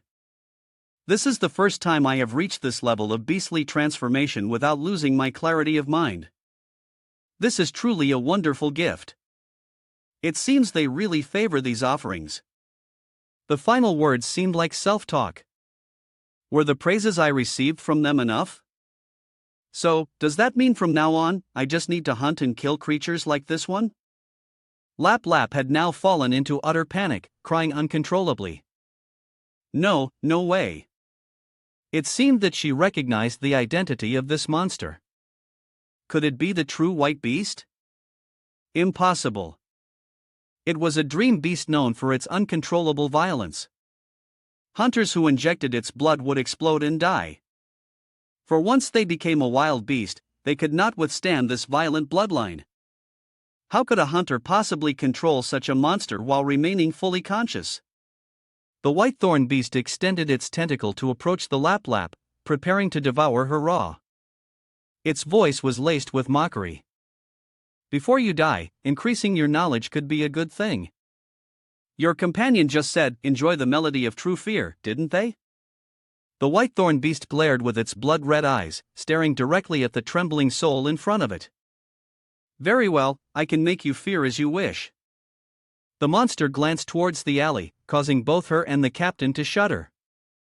Hey, little spiders, go find your leader. You standing there watching like this makes me uncomfortable. Go, inform your companions, and tell them. By the time the last words were spoken, no one heard them anymore. From what should have been the beast's neck, a gigantic mouth opened, and a bright red tongue extended to lick the prey. Immediately after, that mouth snapped shut on the terrified Lap Lap. The horrifying scene before them made the girl's face turn pale. Immediately understanding, at this moment there was only one thing she could do, which was to pull the captain and run. A flash of lightning streaked across the sky of Nak Kim, and the bookstore owner pulled back the curtains to observe. Lin Jie rubbed his head inside. The weather in Nak Kim was truly strange, and it was getting worse every day. He looked down at the Tan Bao sword he had just received as a gift and said, "The rain will stop soon. I really don't feel comfortable leaving such a precious item here. It's better to just place it in the bedroom for now, and later on I'll buy a stand to display it properly." After placing the precious Candela sword on the table, Lin Jie began to pull the blanket and get into bed, telling himself, "Let's treat this sword as an amulet to ward off evil spirits." He then slowly drifted into sleep, hoping for a pleasant dream. He didn't realize that the dream net was starting to glow, showing divine power. At this moment, it seemed that the dream net was resonating with the Candela sword, promising to lead him into an unpredictable dream. The sound of soft, distant taps echoed through the space. A small bolt of lightning struck, waking Lin Jie, who was in a state between sleep and wakefulness. Half-conscious, Lin Jie walked aimlessly, and when he finally became aware, he realized he was standing in the middle of a desolate and ruined place. Looking out into the distance, he could tell that this place resembled a ruin, with countless buildings in a state of collapse and decay. Is this another lucid dream? Lin Jie wondered. He nostalgically remembered the elf goddess he had encountered in the last lucid dream. But where's my little sister? Where's my big-breasted little sister from the dream? I've been waiting for the lucid dream to come back. Taking a deep breath to regain his composure, Lin Jie thought to himself, there's no helping it, after all, dreams are not subject to conscious control. He began to observe and analyze his surroundings, wondering where he was. It seemed like an RPG game setting, a boss fight game perhaps? As he observed, Lin Jie recalled the dream interpretation book by Fr that he had once read. Dreams are manifestations of desires in the subconscious. Therefore, this dream can be understood as such. It has been so long since you last played a game, ever since time travel, so much so that even your dreams have reflected this longing. Affirming this to himself, Lin Jie said, it seems there's no mistake, that's exactly it. His eyes became sharp. If that's truly the case, then there is no other choice. Now the issue isn't whether he wanted it or not, but that the actual conditions simply didn't allow for it. In NC Kim, the gaming industry was incredibly underdeveloped. It was already difficult enough to play on a Game Boy Advance system. Lin Jie could only bitterly smile, then his expression shifted to one of worry. Thinking it through, he feared that the BGM symphony would soon start playing in his head. After that, a major boss with a cool and edgy design would appear, and he would have to struggle and fight a monster several dozen meters tall. Setting his worries aside, he continued to analyze the terrain around him, picking up a small piece of brick. From your professional perspective, the intricate decorative carvings are flawless, created from these tiny fragments and those massive ruins. This site remains majestic, even in its collapsed state. You can almost imagine how pure and beautiful it must have been in its prime. Upon closer inspection of the patterns on the broken tile, you feel the design style is somewhat familiar. It immediately clicks, it's from the long sword that Joseph gave you. A normal person might not notice, but Master Lin is a professional. Recognizing folk art and architecture as inseparable elements of folk culture, this is certainly a key part of Master Chu's work. Placing the tile down, you sigh. From this perspective, it's truly an unconscious form of reverence. Could everything you've experienced recently be embedded in a dream? Indeed, it seems like my dream. The imagination is truly boundless. Confidently, you continue forward, taking in the surroundings. Just a little exploration, to see what kind of surprise your consciousness will bring this time. Lin Jie began to stroll, admiring the scenery around him. This dream, just like the previous one, truly resembled the two Tai Chi. This map was larger and far more intriguing, the feeling it evoked was unexpectedly real. He placed his hand on a pillar, gently caressing it, analyzing the extent of the ruin. The destruction of this relic was beyond his imagination, almost no one was allowed to enter. To his surprise, the pillar and the entire section of the structure crumbled into dust. Its collapse triggered a domino effect, causing an entire area to tumble down with a deafening roar, dust and debris filling the air. After a brief moment of stunned silence, Lin Jie found himself quite excited. The sensation just now was incredibly fresh. Destroying something felt like celebrating the new year, like kneading dough in a supermarket. It made him want to do it a few more times. This was the only way to experience the current version of an RPG scene in his dream. It was so nice to have such a fun moment like this. Lin Jie silently thought to himself. However, just as he was enjoying the moment, the exploration trip was not without results. He had found many corpses. Upon closer inspection, these bodies were relatively intact and seemed to be in better condition compared to the pile of ruins. Lin Jie sat down to observe more carefully. If he wasn't mistaken, the ears of these corpses were longer than those of ordinary humans. Without hesitation, he turned one of the bodies over, and from this angle, the feature became even clearer. The ears of these corpses were indeed unusually long. He randomly pulled one of the ears up to analyze it. The soft tissue in the middle was directly connected to the head. This was clearly flesh and blood, not a decorative item. In other words, these were indeed the ears of these corpses. Could it be that they were elves? When thinking about elves, Lin Jie immediately recalled the beautiful little sister he had met not long ago. He was still truly impressed by her elf cosplay. Slowly standing up, Lin Jie was certain that this dream was undoubtedly a mystery of the subconscious. It seems that recent thoughts have disrupted his dreams.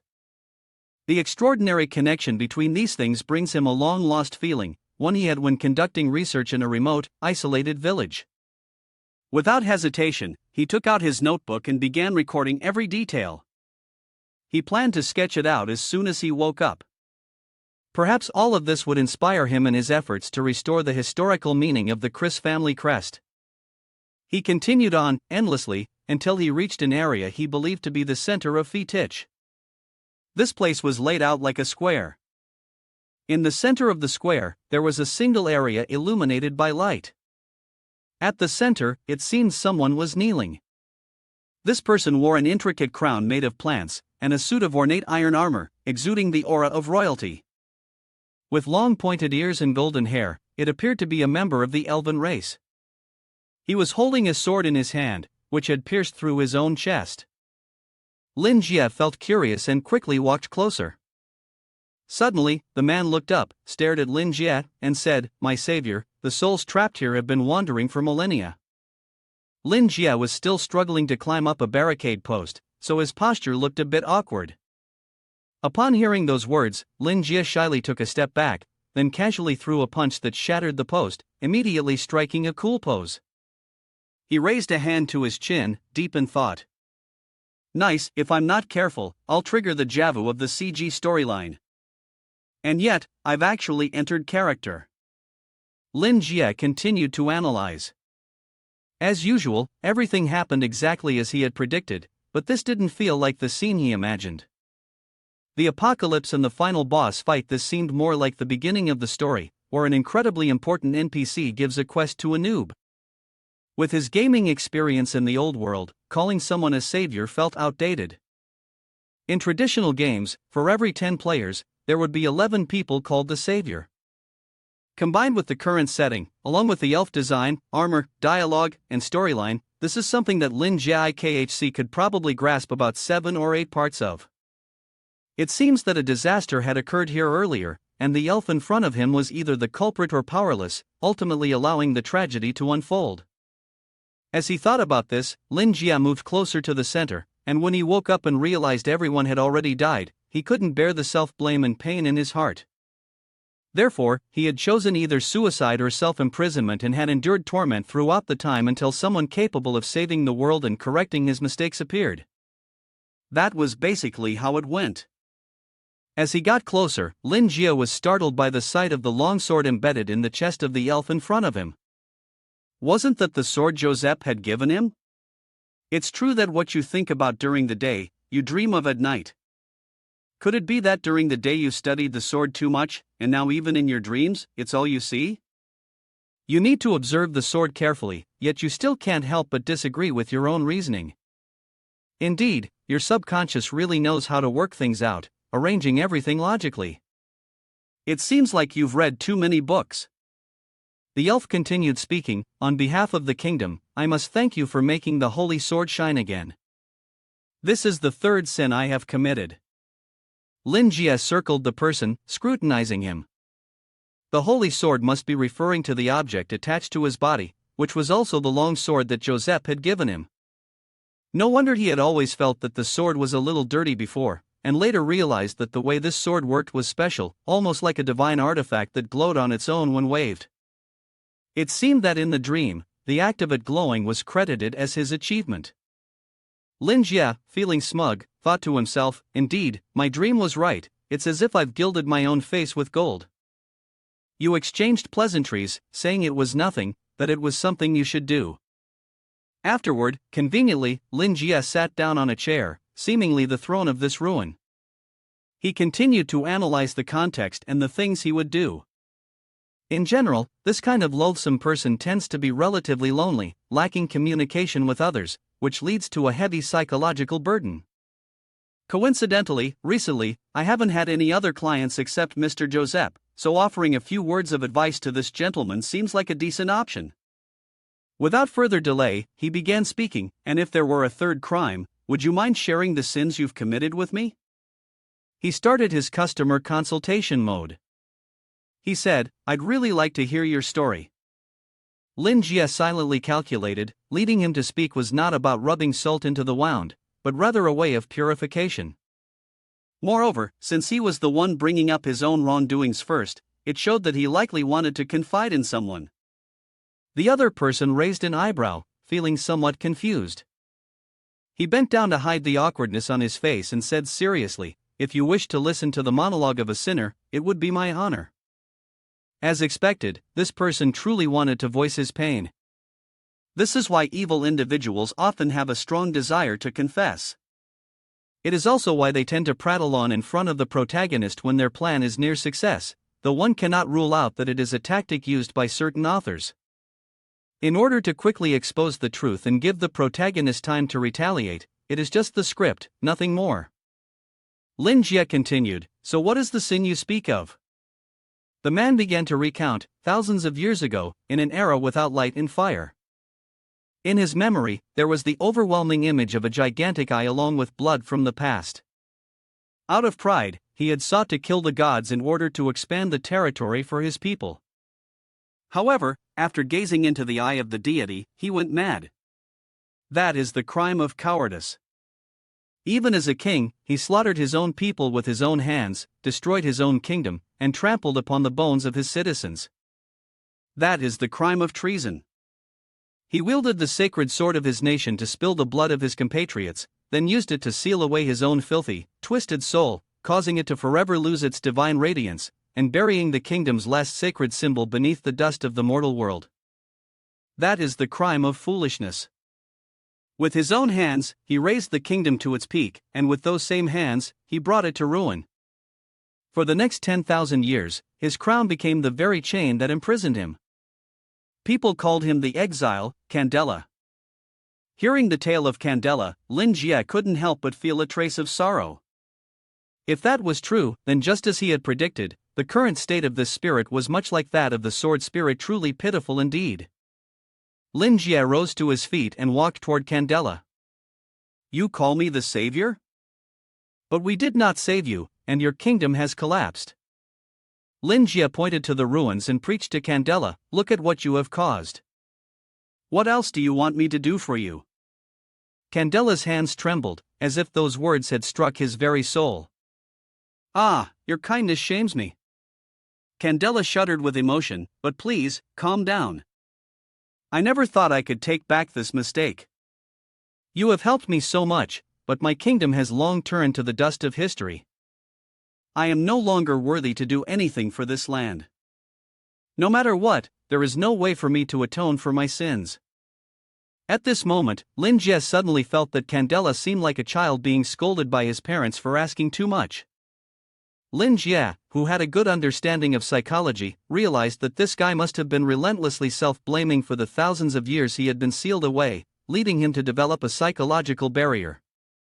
This led to everything he heard feeling like self-blame.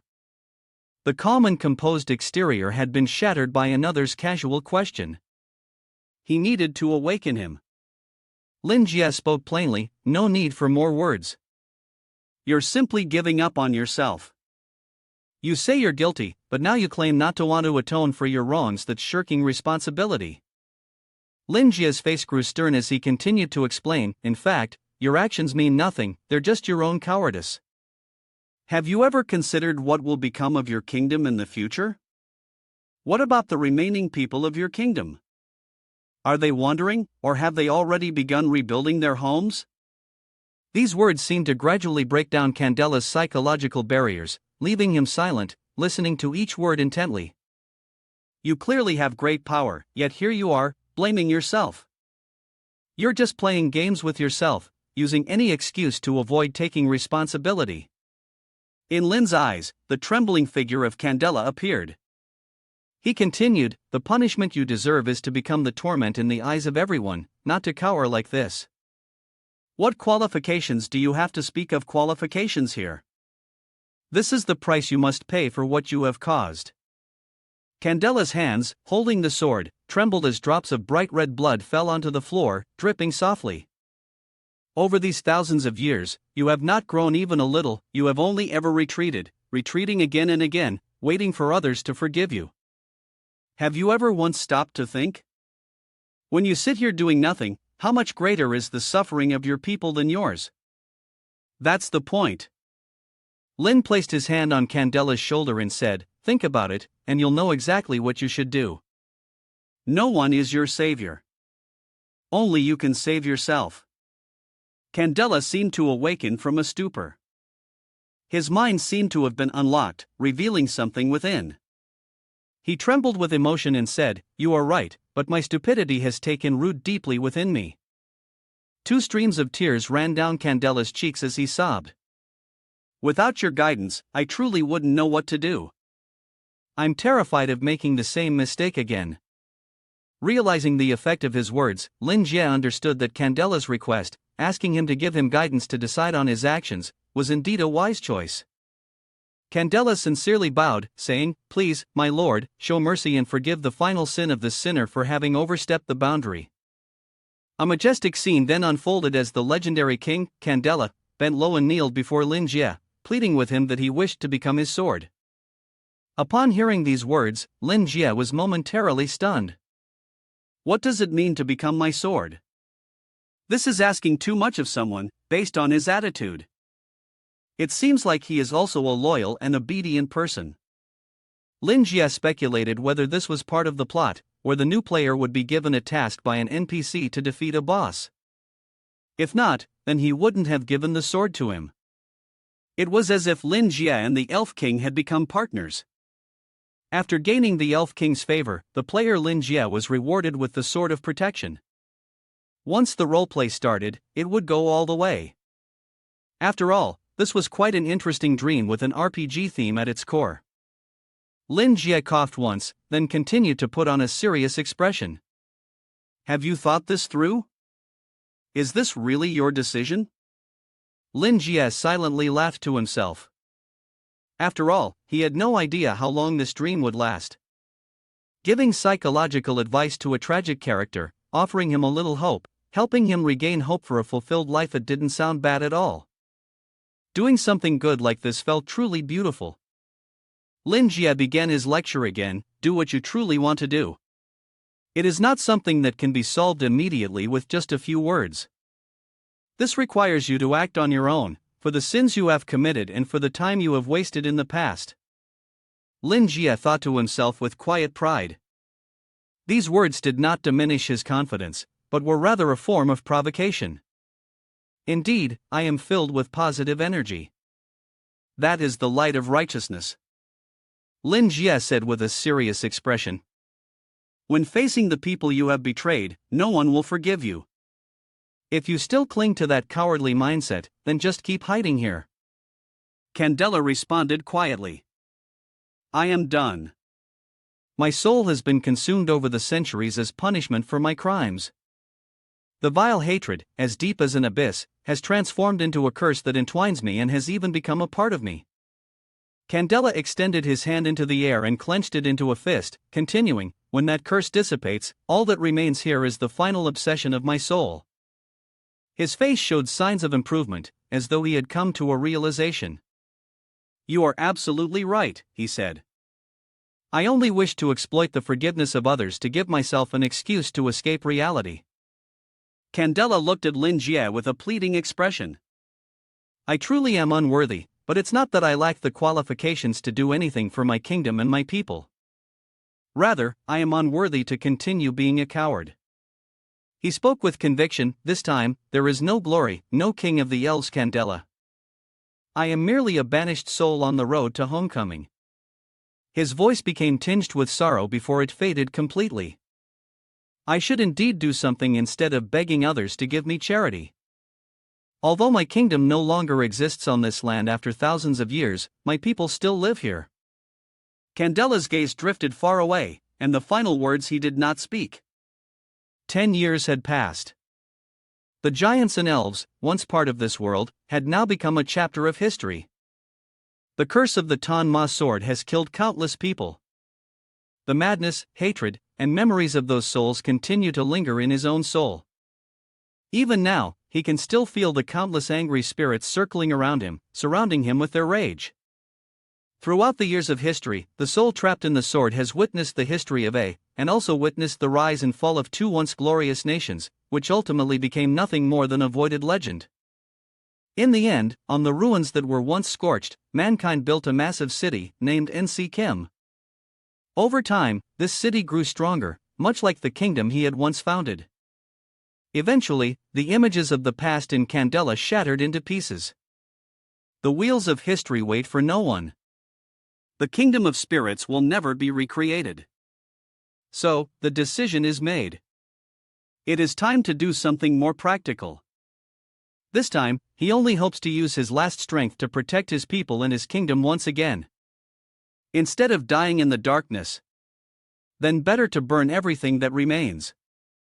Better to blaze in a flash of splendor than to glimmer for 1,000 years. Slowly closing his eyes and opening them again, Candela said to Lin Jie, "I think there is only one thing I can do now." Lin Jie focused on Candela, listening to what he was about to say. Candela solemnly repeated his proposal once more. "Please take this sword as your weapon and destroy the gods from the dream realm." Lin Jie frowned. After more than half a day, it turns out to be a declaration of what the mission should be, but it seems this task isn't too difficult for a new player. "Ha?" Lin Jie worried. Could this dream be so absurd? He had just dreamed of shining for a moment and was only about level 5, and now it's declaring a mission to annihilate some deity. Surely that should require at least level 99. Isn't that asking too much? Or... Suddenly Lin Jie realized this was a tutorial for beginner players. Candela continued speaking, "Thousands of years ago, I was consumed by hatred and sought to slay the gods. But when I stood before them and gazed into their eyes, I went mad, and that madness led to the tragedy that annihilated my nation. Years later, upon the same land, I still wished to fulfill that vow not for myself, but for the people of mine who yet live upon this soil." Candela pleaded earnestly, "I offer to you my absolute loyalty and the most precious tribute I possess. I hope you will forgive this final request that crosses the ultimate boundary before I fade away." Lin Jie hastily waved his hand. "Hold on, before you go on, honestly speaking." His face was now covered in sweat. "I'm really not good at this kind of fighting." That was putting it mildly. Deep down, he knew perfectly well he was nothing more than an ordinary bookstore owner, devoid of any formidable strength whatsoever. Killing and fighting such things were utterly foreign to him. Even in the real world, he had never done anything of the sort, let alone in a dream. This was simply beyond him. Lin Jie hugged his head and sighed. This time, the dream awakening point is completely off. When you realize you're in a dream, you won't feel comfortable doing things that you haven't even done in reality. Lin Jie was even more worried because, even in the dream, he had just enlightened the person in front of him with many beautiful and profound words. Yet, when it came to the boss, he couldn't do anything. The man just swung his sword a few times. Even if he won, it would still be truly embarrassing, ruining the image of the Light Master that Lin Jie had meticulously created. As a professional life guide, one's image is something that cannot be lost. So, if he were to lose his confidence, how could he ever dare to enlighten clients again? Candela seemed to understand the problem, carefully lifting his crown and offering it up. "I will be your strength, even willing to work like a beast for you. I've already said, I will become your sword." Candela explained, "Though I am no longer a king, when I die, the crown will still be with me." After that, the kingdom was destroyed, and no one could inherit the crown. Therefore, this is my most precious treasure, but perhaps to others, it is worthless. I offer it to you, forsaking all my glory." Lin Jie carefully took the crown, holding the precious object in his hands. Only then did he realize that, though its design appeared intricate, it was incredibly light, and its material seemed to be made from laurel branches. In an instant, before Lin Jie could even take a proper look, the crown transformed into points of light and vanished into the air. At that moment, Lin Jie noticed strange tattoos appearing on his left wrist. Candela explained, "The crown has become a part of my soul. It is the seal of the Elf King, and it is the only item I can use to express my gratitude to you." Lin Jie sighed in relief, trying to sense something, but in truth, he felt nothing unusual in his body.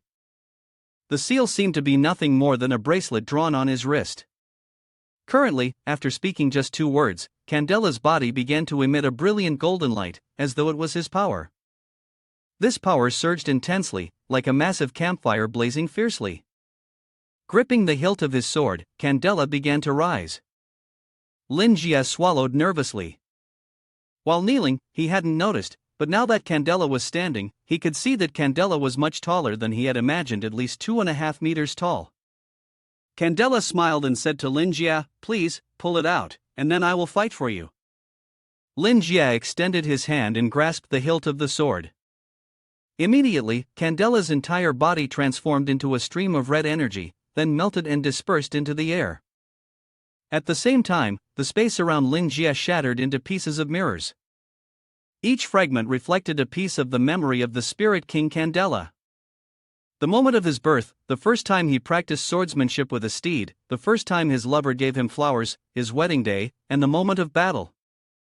Every little bit, the memories appeared in a loud, chaotic rush. Lin Jie extended his hand, and his body immediately passed through the other side of the mirror, directly entering the memories, witnessing with his own eyes the scene of Candela's corruption. He saw Candela transform into the great demon lord, facing the dark god in a space of absolute darkness, a place where, according to Candela, there was neither light nor fire. This was Candela's life. Although it was interspersed with some strange images, it seemed that this was because no one could know what had happened after he went mad. But in the age without light or fire that he had spoken of, only he himself held the power of light and fire, as if he could take the sun and reverse its course, hurling it at the gods. There was no doubt about it, he was the only one with the courage to do so. Next, the scene shifted to Candela charging towards the dark god, and then everything went pitch black. Lin Jie blinked, and before him now was a sky that was a deep, blood red, the early dawn flashing ever so faintly. A lightning bolt struck down on the sword in his hand. He observed that this place no longer seemed like the ruins it once was. Had the scene changed? At this moment, Lin Jie realized that even his voice had changed. He even raised his hand to touch his hair and looked at it. It had transformed into long, golden hair. Only then did Lin Jie realize that he had the appearance of the Spirit King Candela, or rather, he was now in his body. Lin Jie analyzed the situation, and it seemed like he had crossed through fragments of memories, eventually becoming him. Could this be considered a dream? In this dream, just as he was contemplating, a gust of wind suddenly roared from behind, and a winged creature landed. Lin Jie turned around and saw a gigantic wyvern, at least 3-4 meters long. Indeed, this dream was so plausible and vivid. In other words, the current situation was exactly as he had just analyzed. Lin Jie's eyes sparkled as he gazed at the wyvern before him. The Elven King has power, yet he is afraid when facing the gods. Therefore, he pleads with you to guide him in using the holy sword to kill a newly emerged god. Thus, you are now acting on behalf of reason, becoming the guide that Candela needs. You feel an immense joy as you pat the head of the horse-shaped beast, and even the beast obediently rubs against you. At this moment, you are simply taking control of, or in other words, controlling his soul, which is akin to consuming the fruit of humanity, a mythical beast form, with Candela's shape resembling a pie in the story. The more you caress the horse-shaped beast, the more you find yourself drawn in. Your sharp hands and the beast's tail are waving up and down in delight. Indeed, the beast's fur feels so satisfying. You could easily pet it all year round. Soon, you might even consider adopting a cat for your bookstore. Meanwhile, Candela, currently residing within the sword, feels perplexed by Lin Jie's childish actions. Returning to the matter at hand, Lin Jie took up the sacred sword once again. He remembered that Candela had once said he wanted to protect his people once more. So, was this thunderous sky a battlefield or a dungeon? To be honest, the current atmosphere felt like it was leading up to a final boss fight. He was eager to unleash his power with the sacred sword in hand. Lin Jie called out to Candela. The gem on the sword gleamed with light, and a voice responded, "Yes." Lin Jie tried to communicate through thought, "You're here, right? Good fellow, you become the soul within your own sword." He raised the Ding Tan sword and asked, "Are the gods you mentioned here?" As he spoke, he looked up at the stormy sky. From within the crimson clouds, a massive black hand emerged, gripping a golden axe adorned with strange patterns. At the same time, in the city of Kim, two wolves, one white and one gray, were engaged in battle. This was the battlefield of Baklang and Shichu. The white wolf was Truck 2, and the gray wolf, of course, was the leader of the white wolf Horus. At this moment, Truck 2 was injured and worried. "Damn it, these guys have gone completely insane. As expected, I'm still not strong enough. They seem to have no will to live, there's not even a spark of awareness in their eyes, just rushing in like moths to the flame, recklessly sacrificing themselves. These people have lost their humanity and become nightmare beasts." The battlefield was soaked in blood and flesh, with the corpses of the fallen white wolf hunters scattered across the ground. Horus swung his claws, and the earth cracked open, creating a huge pit. The nearby bodies instantly fell into it, their blood and flesh mixing together into a pool of blood beneath the ground. Fortunately, Truck 2 managed to dodge Horus's claws, but he still sneered. This gave Truck 2 an ominous feeling. Indeed, throughout the battle, Horus seemed to never leave that blood-soaked pit. Whether intentionally or by accident, he kept pushing the corpses of hunters from both sides into the pit, which was highly abnormal. Before Truck 2 could feel guilty, he realized it was intentional. They had deliberately stationed guards here to make her think the place where the cursed eggs were incubated had been destroyed, but in reality, it had not. Horus transformed back into his human form, elated there were enough sacrifices now. From the depths of the pit, a bright red light began to flare up. Truck 2 was stunned at that moment, so that was it. No wonder they had never cared about the casualties within their organization. Because what Horus needed from them were corpses, sacrifices. It was over, truly over. From the bottom of the pit, a glowing rune flew up into the air. Countless bolts of red lightning struck from the center of the rune, the thunderous booms echoing endlessly. The scene resembled the end of the world. Within the core of the rune, a crystal glowed with red light, then exploded. A massive bolt of lightning shot out from the rune, tearing the sky apart. At this moment, Truck 2 could only tremble at the sight before her, realizing that this might be the last thing she ever saw before her death. The lightning tore through the sky, ripping open the fabric of space from a tear, through which a monstrous entity, an unearthly god, was slowly emerging. This god had a beard resembling the tentacles of an octopus, and its teeth were jagged, protruding wildly from its mouth. In its hand, it wielded an axe, engraved with strange, intricate patterns. At a glance, this god must have stood at least several dozen meters tall. With just a single step, it could probably flatten this place entirely. In this awe-inspiring and bizarre scene, Horus stood, roaring. "Great thunder god, I've finally done it!"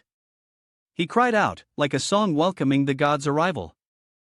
"O foolish mortals, rejoice! The god has been born!" Thunder crashed incessantly as the god, after stepping through the tear, raised its axe to assert its dominance. The thunder seemed to swirl around, creating its own symphony. The storm-dark sky of Kim turned a deep blood red. At this moment, the pressure of its power could be felt intensifying. Like Mount Tai pressing down on the summit, there was no longer any doubt. This level of power was nothing short of divine, the gap in strength was too vast. If it weren't for her forcing herself to stay awake with an iron will, the trembling and fear stemming from her primal instincts would have driven her to madness right on the spot. Under the blood lake, Horus was muttering something incoherent. "God, dream, alright, absolutely divine, truly divine, so great, haha." As he spoke, his body began to deform even further. Strange organs sprouted all over him: eyes, nose, tentacles, but then a balloon-like growth formed, and his body swelled up before exploding into a mess of bloody, viscous flesh beneath the feet of the demon god. Witnessing the death of his archenemy, there was a lingering sense of sorrow and tragedy. This marked the end for the former leader of the legendary White Wolf organization, Horus. Yes. Even in death, Horus could not escape his inexplicable worship of the demon mirror's odd, yoke-like form. He had hunted down and killed all the black sorcerers of the Red Church, secretly massacring thousands of civilians, and sacrificed the entire White Wolf organization that he had built over decades, only for the god he had always revered to be summoned and not even spare him a single glance. As lamentable as that was, Truck 2 wasn't a fool. She knew there was nothing more she could do. The best option at this point was to run. With that thought, she swiftly turned and fled at the speed of a wild beast. She could transform, she could fight with all her strength at the level of destruction, but the chances of victory were zero. This was divine-level power. A monster of this caliber was best left to the Truth Association to handle. The demon god stood there, doing nothing. After stepping out of the rift in space, he revealed his massive wings. The ground beneath him had collapsed, turning into a sea of blood. From a distance, it truly looked like the end of the world. Not far away, standing on the shoulders of the person harmed by purity, another monster from the dream beast realm with an incredibly large form also appeared. Comb inside, feeling that it was all too extravagant, those madmen had truly summoned the celestial servants of the dream realm. CM secretly thought to himself, this was not something that an ordinary dream beast's magic lens could accomplish. To put it simply, the magic lens was a parasitic creature. In its embryonic stage, it took the form of a small mass of flesh, completely covered in eyes. It had a magnetic charm that could make those who touched it fall into a greedy obsession. The longer they interacted with it, the more intense the greed became. Once it absorbed enough nutrients, it would transform into an egg provided by the creatures within the dream realm. Under the right conditions, beings from the dream realm could pass through it and enter the physical world. In other words, the magic lens was essentially a gateway, allowing something to live again. Looking up at the sky, Sermon predicted, perhaps right now. All the supernatural beings in NAC Kim had already sensed it. For this place was no longer reality. When the rift of the dream realm was opened, the boundary between the dream realm, dreams, and reality began to blur. Looking ahead, it seemed that the demon god could sense the presence of a being from the dream realm, the person from the person harmed by purity lineage. It raised its axe high, drawing all the lightning from the sky, concentrating it into a massive lightning sphere over 10 meters in diameter. Then, the sphere of lightning vanished behind the dark clouds. There was a loud boom, and a bolt of lightning struck the person harmed by purity lineage person, carrying with it the power of the demon god, turning them to dust. Coleman quickly jumped off its shoulder, narrowly escaping death. He was worried. Oh no, if it has expanded its scanning range, I can't just stay here like an idiot. If those old knights and scholars don't act quickly, this could turn into a huge problem.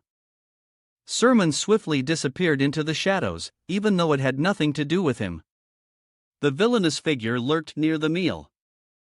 Somewhere in the city of NAC Kim, the loudspeaker blared an alarm. The entire force of the Truth Association was on high alert. Inside the base, in a conference room, 8 of the highest-ranking scholars were meeting to strategize. This was known as the Supreme Conference Office of the Truth Association. A chubby scholar spoke up, serial number A3, the permit for the Level 4 weaponry storage facility has been voted through. Countless voices echoed on the holographic screen in the middle of the table. Serial number A3 proposed the initiation of the Star E Destruction Fortress, seeking approval. At that moment, no one in the meeting room noticed the angry expression of Vice President Andrew.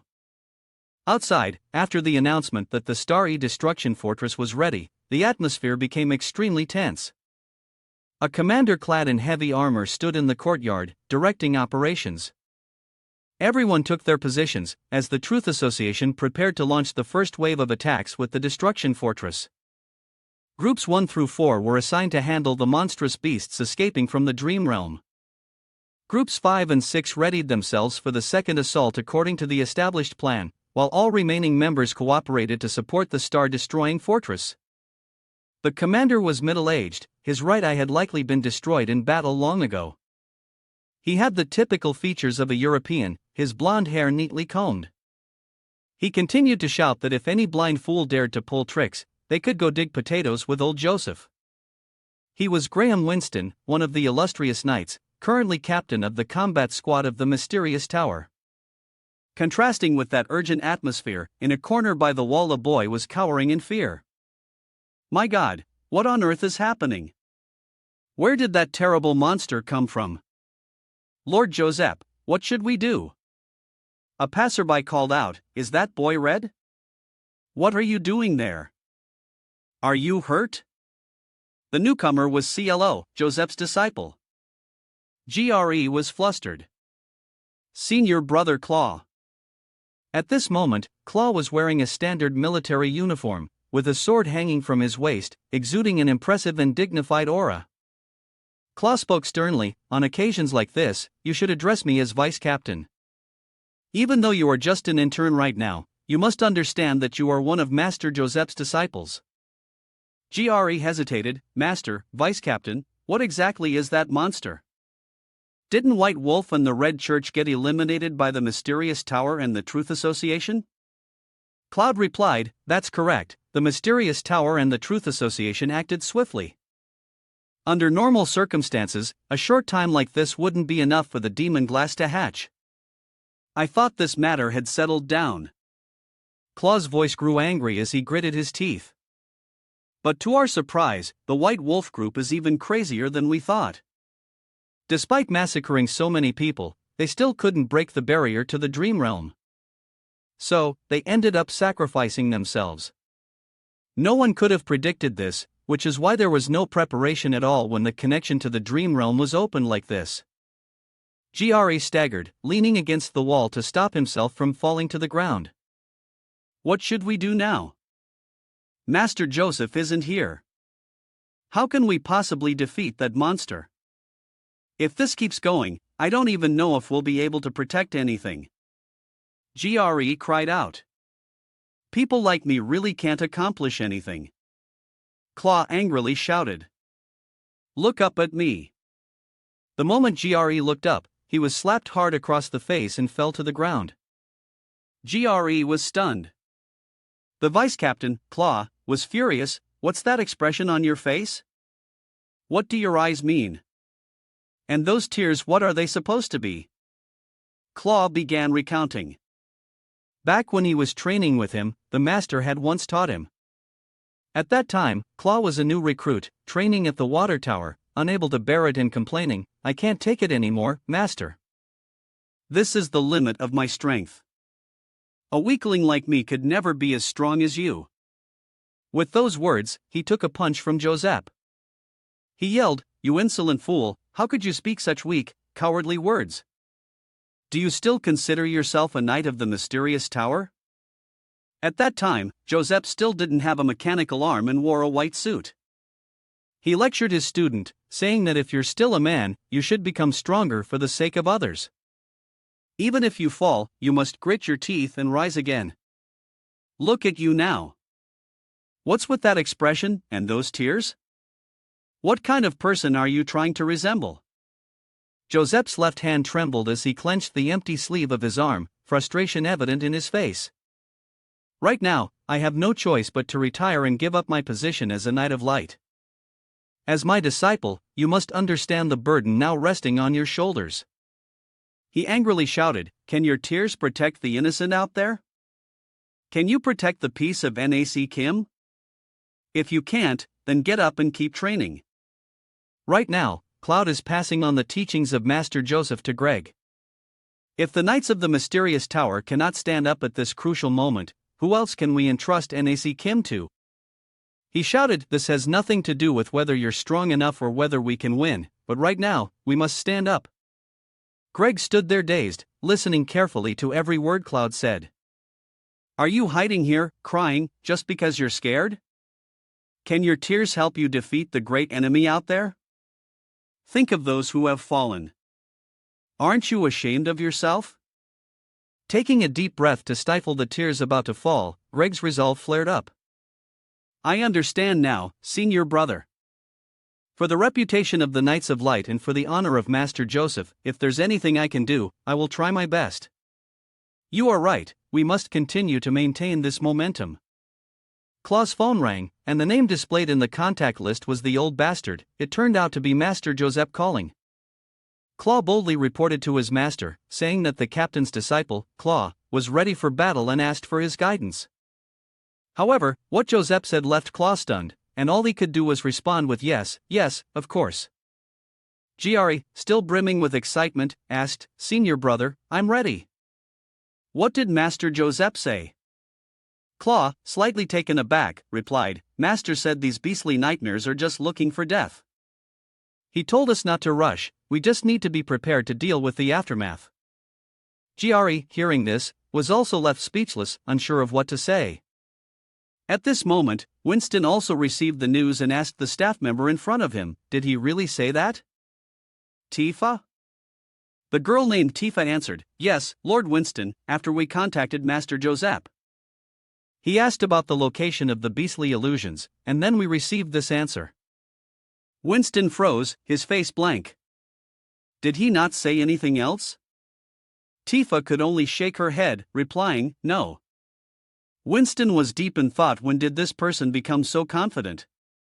However, it did indeed have the style of his old self. Suddenly, a massive burst of light exploded in the sky above the base. Winston was stunned. Could it be that the star-destroying fortress had been activated already? Was it really that fast? Then, the light shot off toward the center of the city of NAC.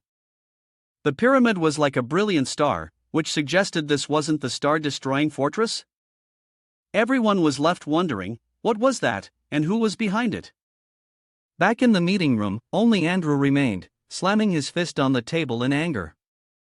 Bok Lang had originally been just a small nuisance, one that posed no real threat, but now, it had turned into a major headache. To the point of activating the Star Destroyer fortress. He was angry because the mistake he had made was now costing him a painful price. Andre gritted his teeth, unable to speak, even though the Truth Association was not afraid of divine-level threats. But that did not mean the Truth Association would take these threats lightly, especially since the current situation had arisen so suddenly, with no preparation whatsoever. He was worried, afraid that the bastard Diamond had seized the opportunity to shift all the blame onto him, because this series of events was anything but normal. His hand, having applied too much force, was now bleeding, with blood seeping onto the meeting table. He remained lost in thought, unaware of this.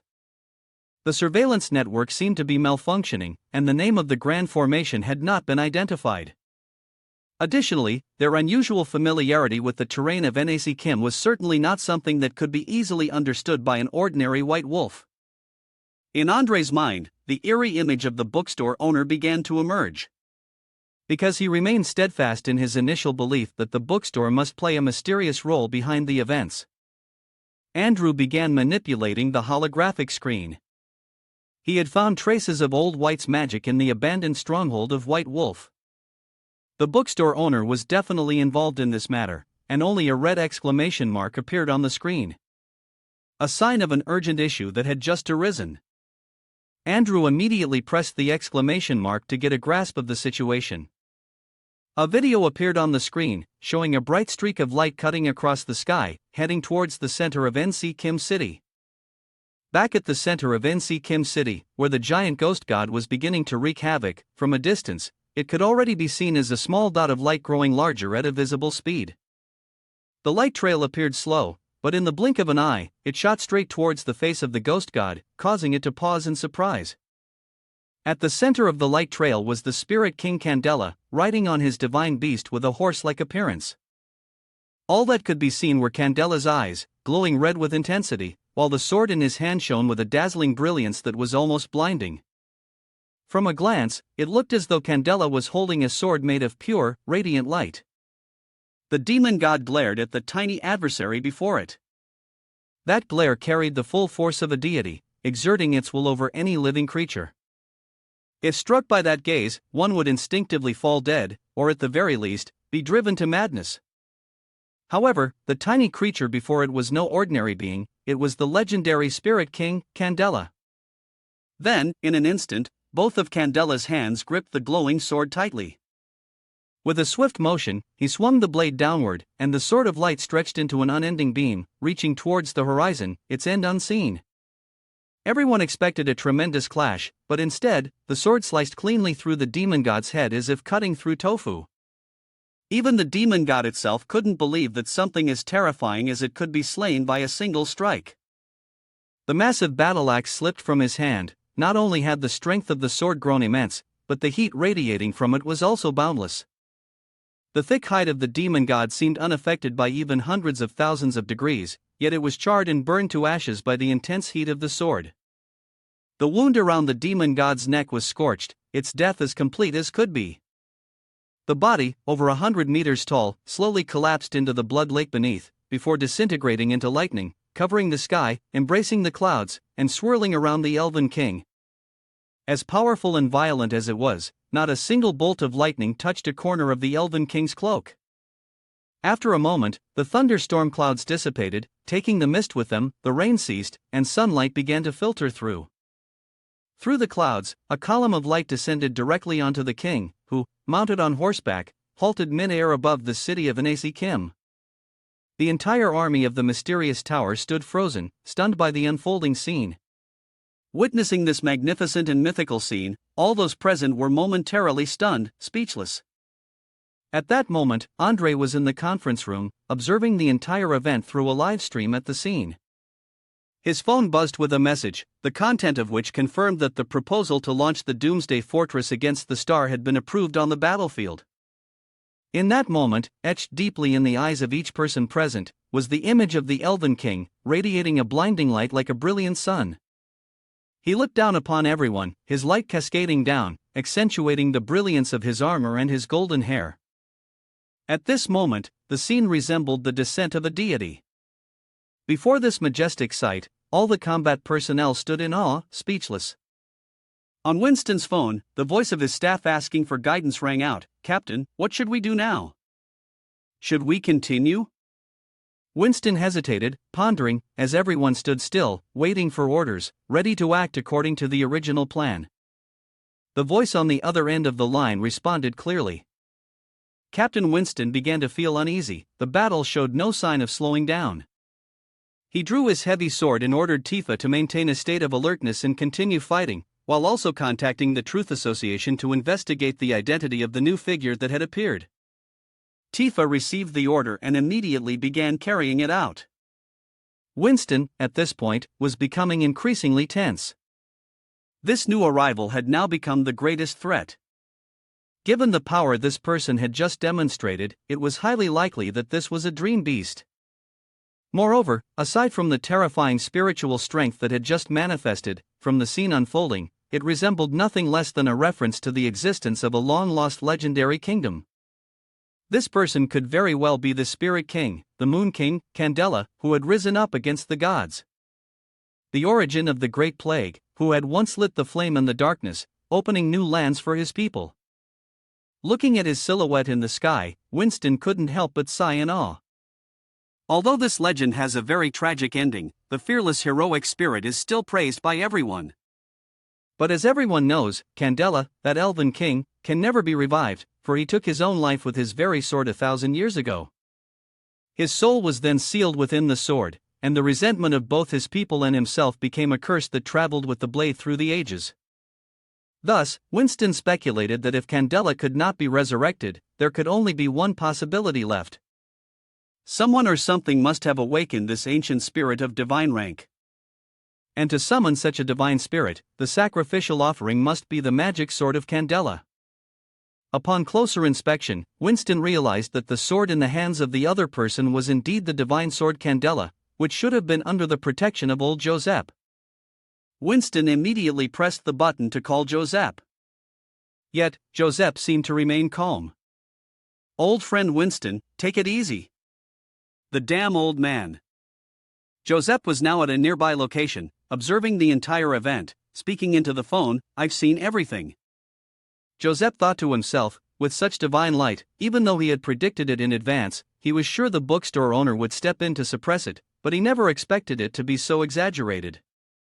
Joseph continued, I don't know what you're thinking. The divine sword was just handed over a few days ago, and this decision was approved through the Council of Elders. Winston could only stay silent. You don't need to doubt anything, old friend. I can confirm that was the Spirit King Candela, tortured for over a decade by the curse within the sword. I'm already too familiar with him. Winston became enraged. What do you mean by handed over? Handed over to whom? Joseph calmly responded. File 114, Level 1, owner of File 113, Lin Jia, also known as the bookstore owner Lin. That's why I said so. There's no need to rush like that. Winston sighed with relief and calmly asked again. So, what now? Do you know what he will do next? Rather, how is he summoning the Spirit King? In the sky, the Spirit King, or rather, Lin Jia, the main character in the story of the two below, was controlling the flying beast as it circled around playfully. Suddenly, Winston was stunned. Wait, what is he trying to do now? In the sky, Lin Jia suddenly gathered his strength, and the radiance began to shine brightly again.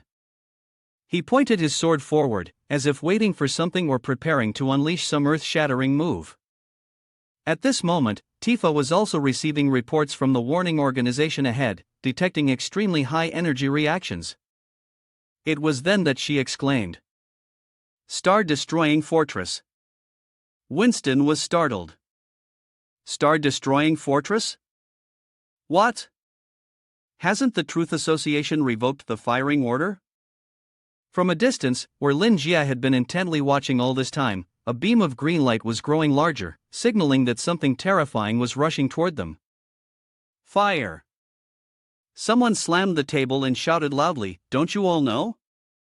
The one who just appeared is definitely a dream beast, in other words, an enemy of ours. On his desk is a file, which contains the assessment report from the Truth Association. It confirms that the one who just appeared in the form of the Spirit King is a dream beast, with a danger level of 1, the highest level. A curly-haired staff member smiled bitterly and raised an objection. Well, Vice President, what if there's another possibility? What if that Spirit King is on our side? The people around said nothing, but their expressions showed agreement with the staff member's words. Immediately, the file flew straight into his face, causing the others nearby to flinch. The man who had slammed the table was Vice President Andrew. He strained his neck and barked angrily. Impossible, absolutely impossible. Do you know how a dream beast exists? When any creature is attacked, it feels pain, fear, or reveals its weaknesses. However, the dream beast does not feel that way. Similarly, Andrew continued his analysis, the battle between dream beasts has no concept of justice or good and evil, it is simply the strong fighting against the weak. Therefore, we cannot stop our attacks until everything is completely eradicated. He glared with wide eyes, this one is even more dangerous than the previous monster, and you're still hesitating? Fire the fortress. Immediately, throughout the system, directives were issued, with Code 3 authorizing the restart of the Level 4 weapon. Groups 1 to 3 began connecting to the Star E Destruction Fortress. Once the first connection was completed, the Star E Destruction Fortress began its countdown. Staff members hurried around the fortress, each department making adjustments to the primary trajectory. The entire system switched over to combat mode. The giant cannon, over 50 meters long, began to move. Groups 1 through 3 successfully activated the Star Destroyer Fortress E. All three system frames began storing energy when 0.7 units from the target. The power supply system remained fully operational. The final completed device had been cleared. All of the Star Destroyer Fortress's ear began to power up. Inside the fortress command room, the crew started their procedures. All firing units began inputting the final data. Aiming adjustments were completed, final energy storage was finished. The entire energy redirecting system was finished. All programs around the barrel were ready, energy began to concentrate, sparks crackled through the air, and light started to converge. The duty officer in command shouted one final order to fire. The cannon shuddered, the air around it was torn apart, and the entire base trembled like a minor earthquake. A blazing barrage shot forth, ripping the sky apart. The energy cannon was fired toward the heart of Nac Kim City. Along its path, the sea was split in two, and countless waves, reaching up to 10 meters high, formed. The target of this energy cannon was none other than the first-level dream of the Elven King, Tin Lin Ving Eming Thursday, which the Truth Association had just pinpointed. At this moment, its target was gathering power into the divine sword, causing it to glow just like it did when striking down the demon god earlier. Lin Jie, or rather the Elven King, leisurely raised his divine sword and spoke to himself. Was this the second phase of the boss fight with the serpent, or was it summoned by the crowd? Before the energy cannon, Lin Jie remained unfazed, casually waving his hand down and saying indifferently, "If it comes, just strike it down." With a light wave of his hand, he unleashed an immense force that cleaved through the energy cannon. With such a simple gesture, a small beam of light from the sword managed to split the energy cannon in two, dimming the light that the cannon itself emitted. A deafening explosion echoed in the air. The seawater splashed violently, and the energy cannon was pushed back, retreating to its point of origin. In the sky, there was only one who stood firm: the Elf King, legendary Candela. At a base outside the center of Nac Kim City, two researchers were working when they noticed the rain had stopped. The chubby researcher, clearly discouraged, said, "Even if the sky falls, it's not our concern. You should just focus on your task." The subordinate smiled wryly. "You're right." While continuing his work, the chubby researcher went on, "This is the city center, located between the upper and lower districts. It's an area established for research by the Tranlai Association. The entire city lies within the center of the upper district. So even if the sky were to fall, the upper district would always be the priority." The chubby researcher continued speaking, but suddenly, his subordinate was taken aback. A critical alert appeared on his phone. Something had happened. The Earth Statue Project Factory had reported an attack, and things were starting to spiral out of control.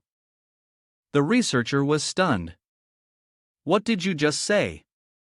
The news kept pouring in. Someone had infiltrated the reincarnation machinery, and factories number 1, 7, and 13 had all been destroyed.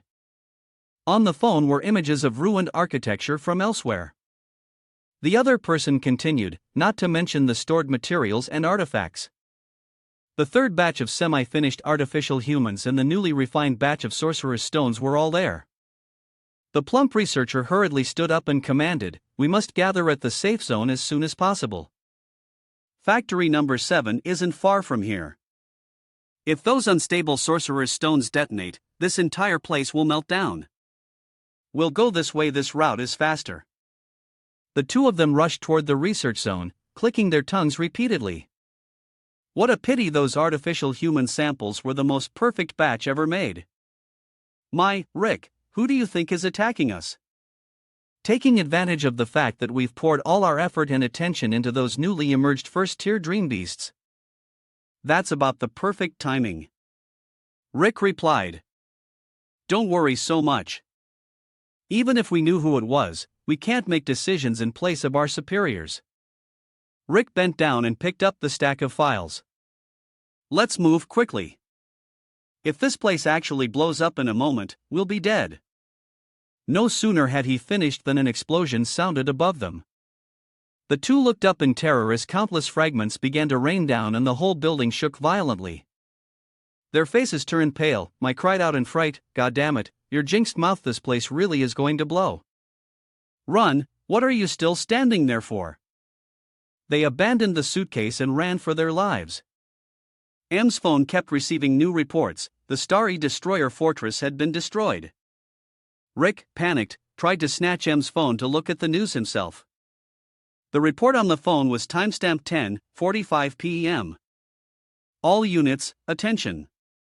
The Star Destroyer Fortress has been destroyed, immediately entering a Level 1 alert status. Personnel of Level D or higher are not allowed to leave their posts. Personnel of levels A and P are requested to move to a safe area as soon as possible. Then, 2 more identical messages were sent at 10:46 and 10:47. Rick wondered why this message had to be sent 3 times. Was it to emphasize something? Mest, sweating, realized the truth. Didn't you see the notice in the factory's attention guidelines? For the same issue, each notification can only be sent once. The Ma people have arrived. In other words, there were a total of 3 Star Destroyer fortresses, all of which had been destroyed consecutively, and the entire base was trembling violently. Outside the base, where the Star Destroyer fortress had been stationed, it was now burning fiercely. The sky seemed as if it was truly collapsing. The cause of all this level 1B stream. The Spirit King Candela was now wondering, has the boss fight ended?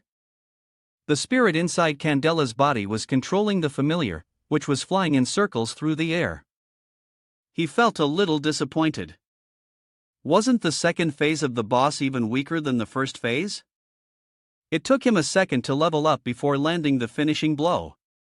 He swung the sacred sword through the air, thinking, this system is actually quite well designed. The hidden boss showing up at the last moment according to the logic of the game was actually unexpected. It really caught me off guard, mainly because the timing of its appearance was just too sudden. In general, this VR game experience felt quite realistic, but it was just lacking in excitement. As he reflected, Candela's body and soul felt like a spirit sword. It made him feel like he was guiding an actual soldier in battle, which made the difficulty feel much lower. It was almost as if all he had to do was think about attacking, and Candela's body would already know how to swing the sword and channel the strength needed for the strike. For the actual experience, it's no different than just leaving the game running on auto. The one who's really playing is Candela, and all he's doing is issuing small commands. In the end, Lin Jie sighed. Although he kept acting as if the deity would be incredibly powerful, scaring people into thinking it would be impossible to fight the boss, that was still not the same deity that had driven Candela to madness in the past. Remembering back to when he arrived here, Lin Jie had exchanged thoughts with Candela, asking, so, you mean a true deity will only appear after 10,000 years, right? Candela, who resided within the sword, responded, that's right. When he descends, it will be a great threat to my people. This time, I will follow your advice and protect them with all my strength. Before they face annihilation, I will challenge the deity once more. Confronting my own past, I will use my previous experiences to make up for the mistakes I made years ago. Lin Jie was pleased. Very good, I appreciate your attitude in accepting advice and correcting your mistakes. At that moment, he drew the Tan Bao sword and shouted loudly, come on, show yourself, you so-called god boss. As he faced the gigantic demon god, Lin Jie thought to himself, it's okay, there's nothing to fear. No matter how powerful the enemy looks, it's all just a dream. This is my dream, and my imagination is invincible. I think so, Lin Jie sighed.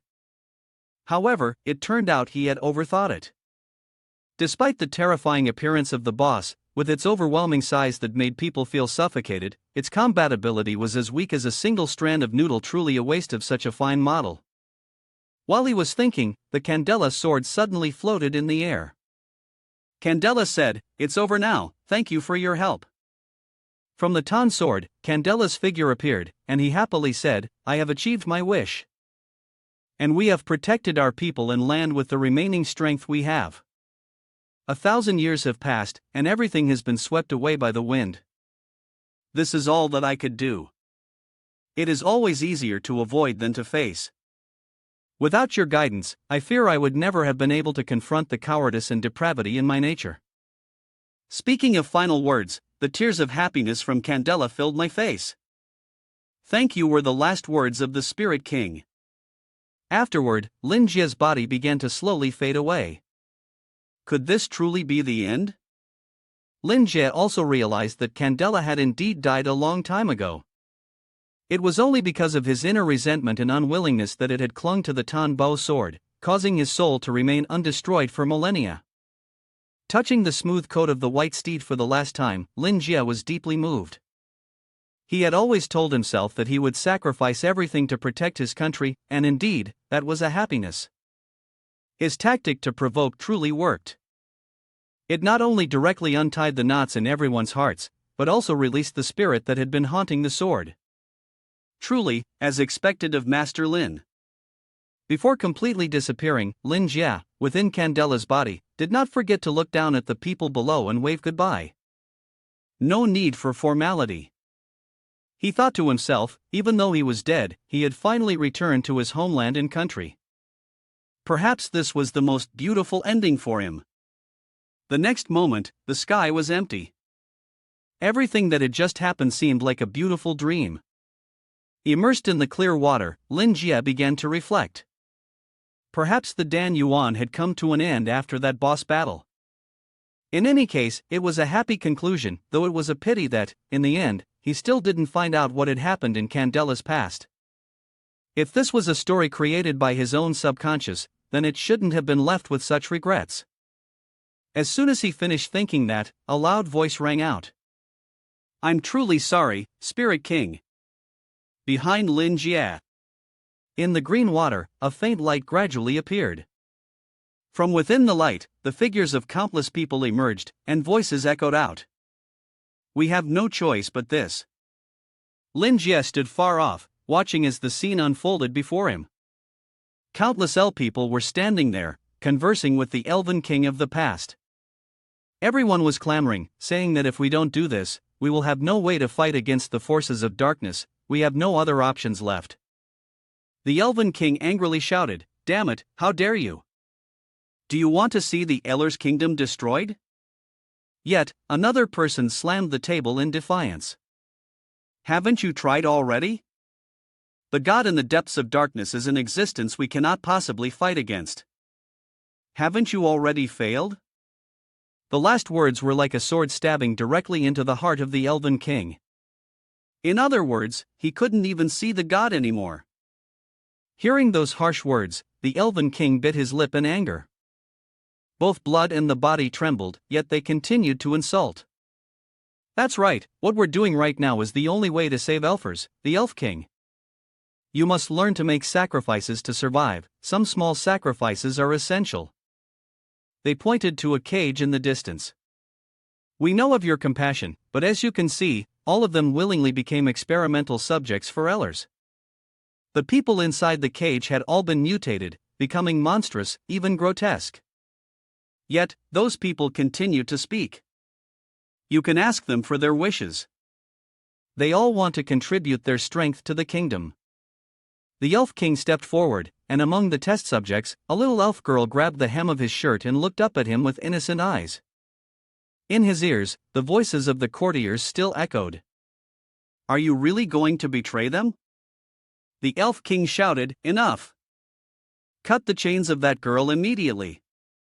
He was trembling with anger. At the very least, you shouldn't be so cruel as to use children for experiments. Determined, the Elf King slowly turned away. "I will infiltrate the dark forces once more, there's nothing more to say." The scene darkened, perhaps signaling a change in setting. It was unclear how much time had passed, but on the floor of the room, a torn doll lay abandoned. A whisper from a villager echoed, "Elf King, you've returned. Why did you deceive me?" The Elf King, looking haggard with his armor soiled, his voice rough and hoarse, responded, "I'm sorry, cough, cough." The voice, initially surprised, gradually turned sorrowful. "Elf King, did you really do this?" "Don't worry, don't blame yourself, you've done very well." The voice began to tremble. The Elf King was truly a good king. Outside the door, in the distance, the ruined city could be seen, while the Elf King stood holding his bloodied sword. Looking at the armor, it seemed that he had been through some battle. That voice eventually became sorrowful, tinged with regret. "However, we are not good subjects. I apologize for allowing someone to see such a shameful face." The person was now sobbing uncontrollably, "But you are so kind-hearted, will you accept our final request?" It turns out that this person, along with all the others in the council, had been mutated, becoming a disgusting, putrid mass made of human flesh. They were now in a state worse than death. The person pleaded that our last request be to end their lives. Tears of blood streamed down the cheeks of the king who loved his people. With determination, he raised his treasured sword and brought it down. The scene shifted again, and he was seen leaning on his treasured sword like a staff, climbing step by step up a snow-covered mountain in the biting cold and snow. Step by step, his body grew more and more exhausted. He reached the destination he sought, knelt down, and swore, "I am the last king of Elfers Candela. I am willing to pay any price and request the protection of the ancient sorcerers. Please, shield my scattered people, let them live." In the blizzard, the shadows of 4 ancient sorcerers materialized, listening to the prayer of the spirit king of Candela. He smiled his final smile, then, with unwavering resolve, raised his legendary sword and drove it straight into his heart. The pain seemed to travel to Lin Jie. He woke up, realizing his eyes were covered by a pair of soft hands. A gentle fragrance wafted to him, and a soft feminine voice whispered in his ear, "It's been a long time." The girl slowly laid Lin Jie's head on her lap. His cheeks flushed red as he felt the soft thighs of the girl, and he recognized who she was. "It's been a long time. Bak Nan." The girl named Bak Nan was happy because Boss Lin had recognized her. She winked and said, "Bing, you two continue your conversation. It seems like I've accidentally drifted into your dream again. To be more precise, you've been caught in my dream, because we're friends, right? How does it feel like you've already anticipated this?" Suddenly, Bak Nan suggested, "Who can predict such things? What if I tell you that I have a surprise for you? Would you like it?" Lin Jie replied, "I'm sure I would really, really like it." Bak Nan closed her eyes, sensing, "I feel a great wave. From this, I can tell what you've been doing in the dream realm before coming here. Your spirit seems a little more fatigued than before." She then asked, "What did you see just now?" Lin Jie began to recall what he had just experienced. "I saw the past of a man who called himself a sinner." Bak Nan asked him, "You call him a sinner? It seems like you don't think he is one, do you?" Lin Jie replied happily, "This is just my personal opinion, I don't know all the hidden sides of that story. The way you're speaking, it's as if you know the truth of the matter." Bak Nan laughed and said, "I just happen to know, do you want to hear it?" Lin Jie became uneasy. "Great, I've been careless. They all exist in my subconscious, how could I not know the truth? This is amazing, she's so proactive, she's awakening the damn knowledge deep within my subconscious." Lin Jie's cheeks turned red, and this feeling wasn't bad at all. Listening to the beautiful woman in his dreams recount the dusty past was a kind of joyful love. He responded to her, "If you're willing to speak, I'm ready to listen." Bak Nan began to tell the story, the truth about the transition between the second and third eras. At that time, what Candela and even Ellers had to face was an entity from the darkness. Its power was so great that anyone who saw or touched it began to mutate. However, the sin of the Elfers was more than just cowardice, it was greed. Pausing for a moment, Bak Nan continued, "They had tried to master the power that came from the mutation, which led them to begin conducting experiments." Lin Jie asked, "Experiments?" Bak Nan confirmed, "Yes, experiments. They needed a lot of samples to find a way to harness this power. When there was no other option, not only innocent civilians but every citizen of the empire was treated like a helpless lamb." Lin Jie clasped his hands together, deep in thought. Bak Nan continued, "However, in the end, this power exceeded their control, and many of the Elfers were mutated." Bak Nan's eyes turned to the distance, as if she was recalling the image of King Candela, agonizing as he killed each of his beloved subjects. She recounted that, in the end, the king, after failing to stop the origin of the mutation by killing the gods, had no choice but to raise his sword against the very people he had once protected. Her voice was tinged with a slight bitterness, so the one who went mad here was not Candela, but his people. Lin Jie remarked, "Candela, you have remained clear-headed all this time. How painful it must have been to kill them with your own sword. No matter how one looks at it, for a king to slaughter his own people and country, from any perspective, that is the action of a madman." Lin Jie reached out and placed his hand over Bak Nan's. The kingdom and its people had vanished into the past, and even Candela's very soul had departed forever. The sins of the people of this land were ultimately borne by their king, who took them on in their place. How tragic it is. He concluded that the one who exiled Candela was the obsession that surrounded that sacred sword, which had killed him. You had exiled him for so many years, but the truth is, he himself was a king of a country who failed to protect his land and people. That is his sin. He never sought redemption for this mistake. He didn't feel that he could accomplish it, but instead, he was willing to endure endless torture. Baknan responded, regardless of whether he was insane or not, no one could clear his name now. No one was willing to believe it. This historical moment had long been turned to dust, and there was no chance to cleanse it anymore. While the two were speaking, beside Lin Jie, the sword Candela once again appeared faintly. Lin Jie sighed, saying, "Candela was a good king, at least I will always remember him." Baknan took Lin Jie's hand and touched the mark on his wrist. It was because of this that he had given the mark to him. This was the symbol of the Elden King, and moreover, it was something he voluntarily handed over to you. In fact, it was as if he had handed over the throne to you. If you can find the remaining migrants of Ellers, perhaps they will be willing to crown you as king. On Lin Jie's face, there seemed to be a few more dark streaks, and he smiled wryly. All right, I'm just an ordinary bookstore owner. Managing the books is fine, but managing people, he waved his hand repeatedly, I don't want to share the same fate as Candela. Baknan nodded as well. I know you're lazy. While they were talking, Baknan sensed something and said, this dream is about to fade, what a pity. But tonight, there's no choice but to part ways here. She lifted her hands, allowing Lin Jie to sit up. The two of them sat side by side, watching as the space around them shattered into pieces, revealing another layer of space behind it, filled with the dazzling glow of the aurora. Baknan spoke again, let's witness all of this together. This is the final outcome that the Spirit King used all of his strength to protect. This land has existed for tens of thousands of years, still as prosperous as the finest brocade. The space behind that is the ruin that once stood here, now blooming with flowers. The light shone as if to say that hope had returned to the people of El. At this moment, in the real world, after Candela left, the boundary between the dream realm and the real world shattered.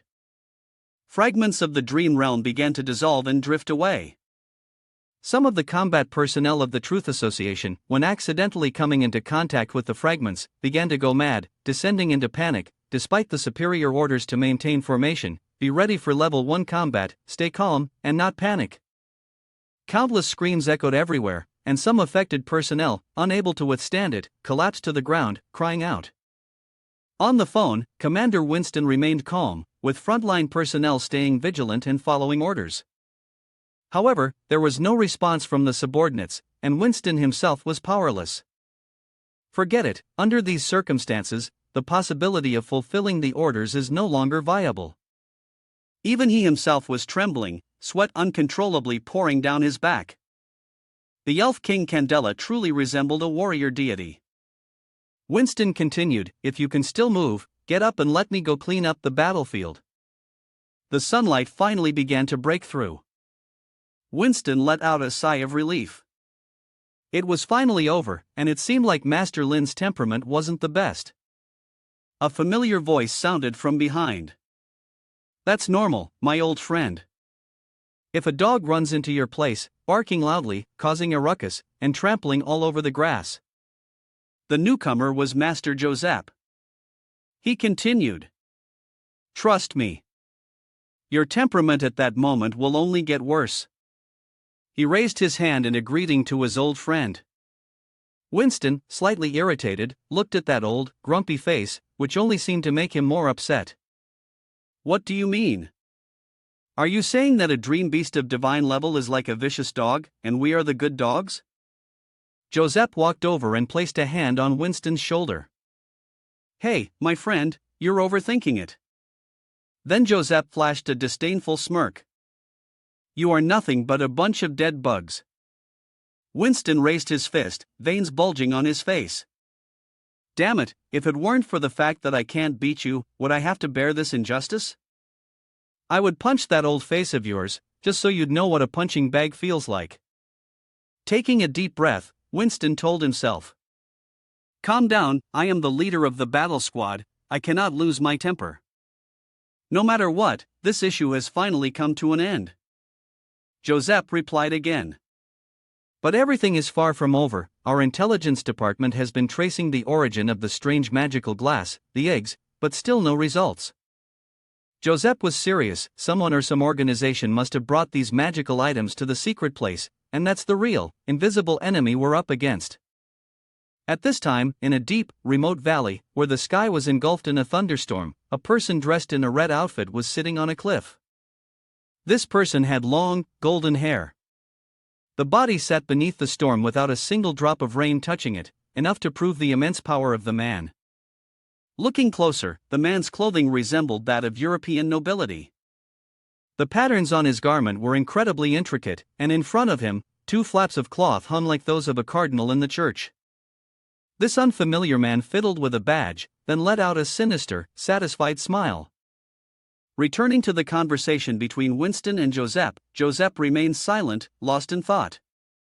Observing his expression, Winston quietly reflected on how long it had been since he had seen such a determined look on his face. More specifically, ever since that day, Winston began to recall events from 10 years ago at the mysterious tower. The young Winston was now hurrying into the center, his voice tense. Joseph. The younger Joseph responded, waving his hand, My God, isn't this Winston, my old friend? What brings you here today? You're not usually the type to drop by my workplace just to catch up. Winston was furious. Stop using that damn trick of yours. He pointed and shouted, Damn it, did you once again send my men out on a mission without my permission? How could you just use them so casually? Why do you always bring trouble to me? Today you'd better give me an explanation. Even if the elders were sitting right here, they wouldn't be able to save you. Joseph began to sweat, forcing a bitter smile. Calm down, Winston, your blood pressure is going to spike again. But Winston was still fuming. Don't you dare try to dodge the question. Tell me, what exactly have you done? Joseph put on a look of absolute confidence, flashing a grin and giving a thumbs up. If you really want to know, your men performed splendidly. You've trained them well. Besides, accompanying me on a mission is good practice for them. Winston, you don't want your subordinates to run into trouble when they're out on their own, do you? Winston was so angry he couldn't even speak. We didn't ask how you felt when using them. You slammed a stack of documents down on the table. Stop talking and get to work. You should handle these tasks first. That's the initial job of those you sent out there. Just be quiet and do it. Joseph's face turned pale, but he obediently picked up the file and left. Winston seemed to realize something and, after a brief pause, asked with concern, It's rare for Dahlia not to be by your side. Did something happen between the two of you? No answer. Nothing special. Yesterday, she was assigned a mission by Tari. There was no arrangement for me to join her, so it probably isn't anything important. If I calculate the time, she should be back soon. When Joseph mentioned the last part, his tone brightened. I haven't seen her for a while. I really miss her. Our wedding anniversary is coming up. Once she returns, we'll go on a long vacation to relax.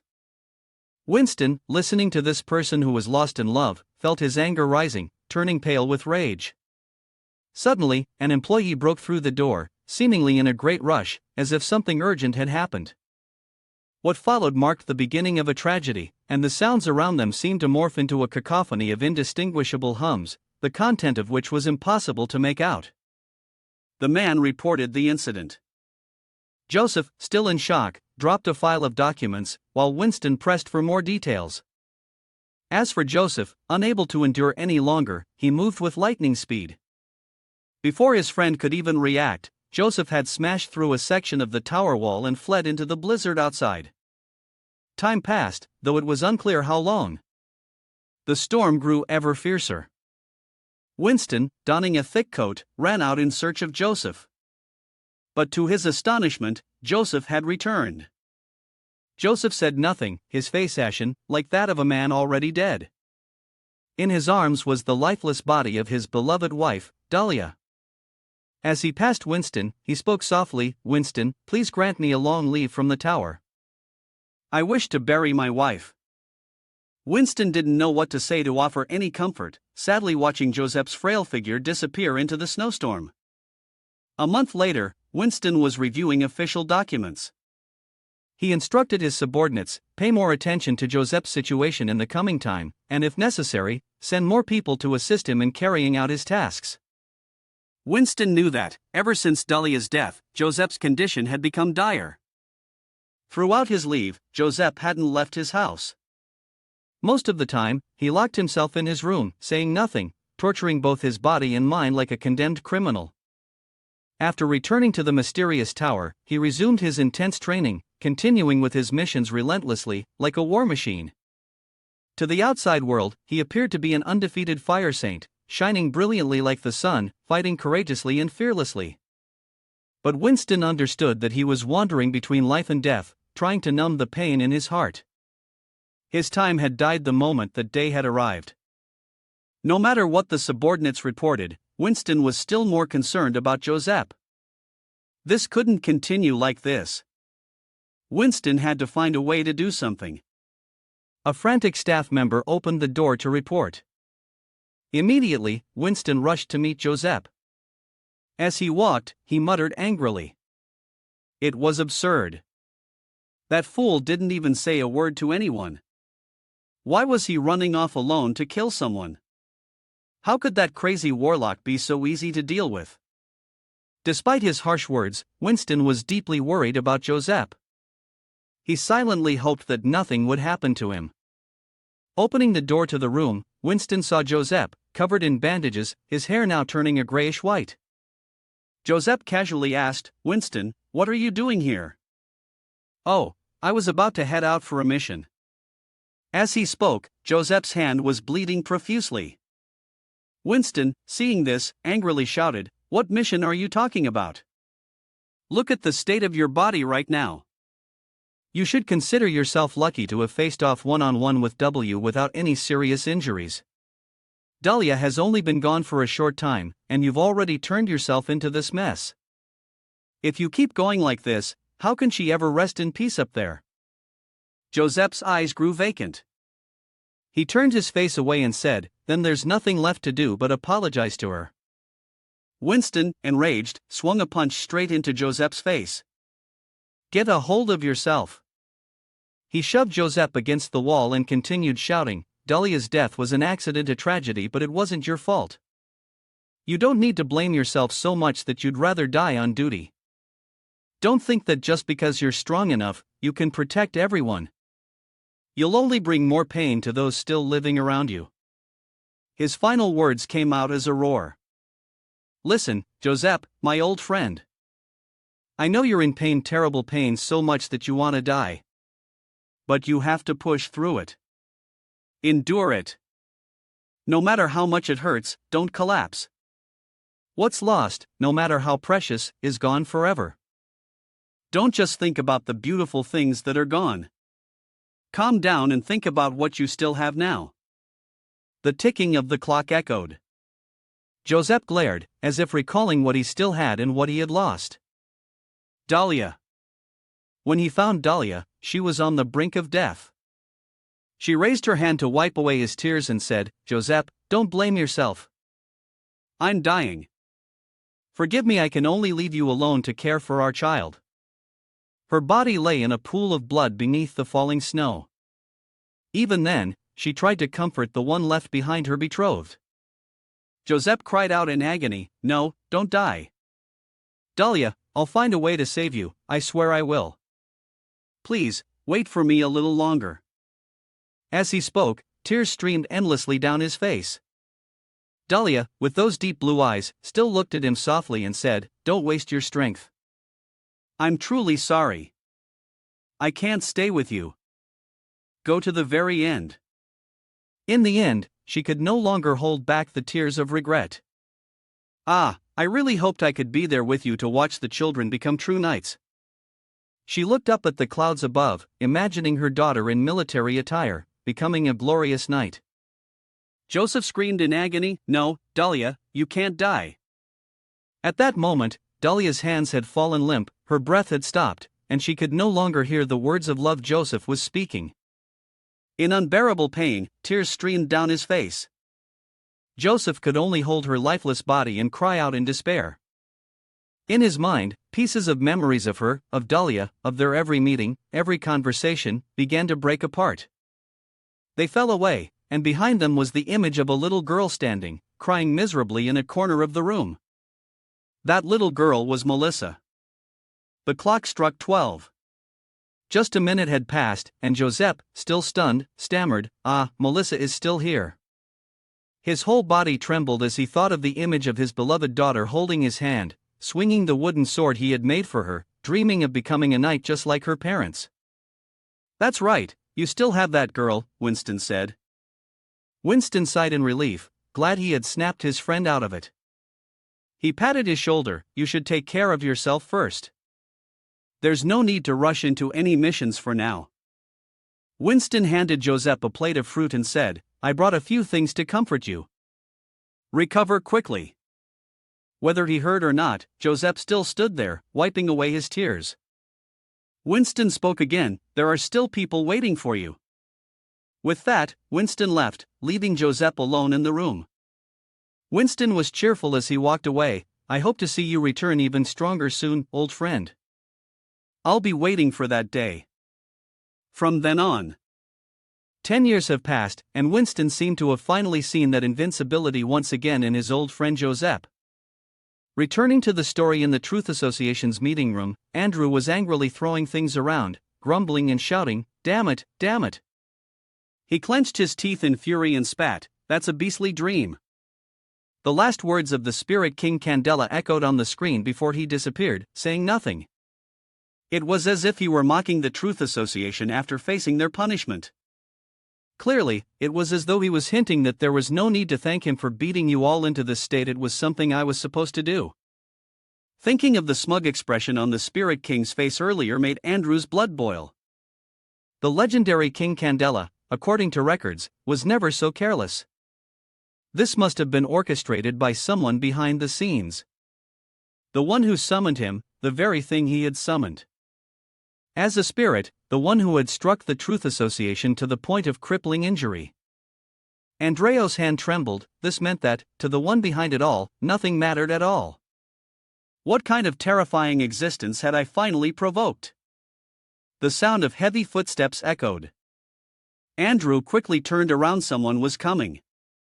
A fully armed squad entered the office, led by Diamond Inerb, another vice president of the Truth Association. He declared that due to violations of relevant regulations, all of your powers have been forced to cease and are now pending review. Please, do not act rashly. Vice President Andrew Diamond raised his hand to adjust his glasses and continued, "I assume you are aware of the great crime you have committed, right? The Truth Association will suffer immense losses because of you." Looking at him, Andrew immediately realized that this young man, Diamond, had just been promoted and was now trying to take the opportunity to bring him down, to blame him for everything. But there would be no chance of that. Telling himself to stay calm, everything could still be salvaged, he could not lose his dignity. He said, "I made a wrong decision, but all my reasoning and judgment were not wrong. The only mistake I acknowledge is that I misjudged the enemy's strength, and this must be blamed on me." Diamond scoffed, "You don't need to say that to me. As far as I know, you've been investigating that first-class bookstore owner and feel antagonistic toward him." Andrew replied, "So what? The one who summoned the dream beast this time is a remnant faction of Baklang. What does that have to do with the bookstore owner?" Diamond smiled mockingly, "It seems you're not clear on something. The mysterious tower just contacted us, and you summoned Candela, who has been confirmed as the bookstore owner." Upon hearing this, Andrew was stunned. Diamond continued, "Therefore, we have reason to suspect that you acted out of your own selfishness. Because of you, the bookstore owner initiated a counterattack, leading to the destruction of the Starry Fortress, resulting in heavy losses for the Truth Association. Andre's anger was truly absurd. Diamond continued to speak with malicious words. I've already said it, whatever you say to me is pointless.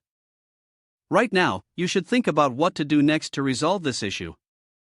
Andre reluctantly closed his eyes to rest and secretly worried whether everything had come to an end. A notification sounded from the loudspeaker. Attention all scholars of the Truth Association, the reincarnation machine has been attacked. Andrew seized the opportunity. I remember that when the Level 1 warning was issued, the designation A would remain in its original position and continue to work under supervision to ensure that all organizations can function normally.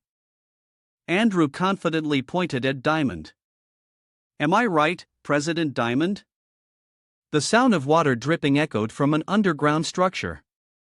A group of people was searching for something there. Leading the group was Miss Lee Truck. She said, Bok Lang is dead, my revenge is complete. The important task now is to take over everything that Bok Lang left behind. The others are her subordinates. After a moment, she stood in front of a long staircase and said, It's here. Descending deeper, the floor was covered in filthy, slimy blood and flesh, an utterly disgusting mess.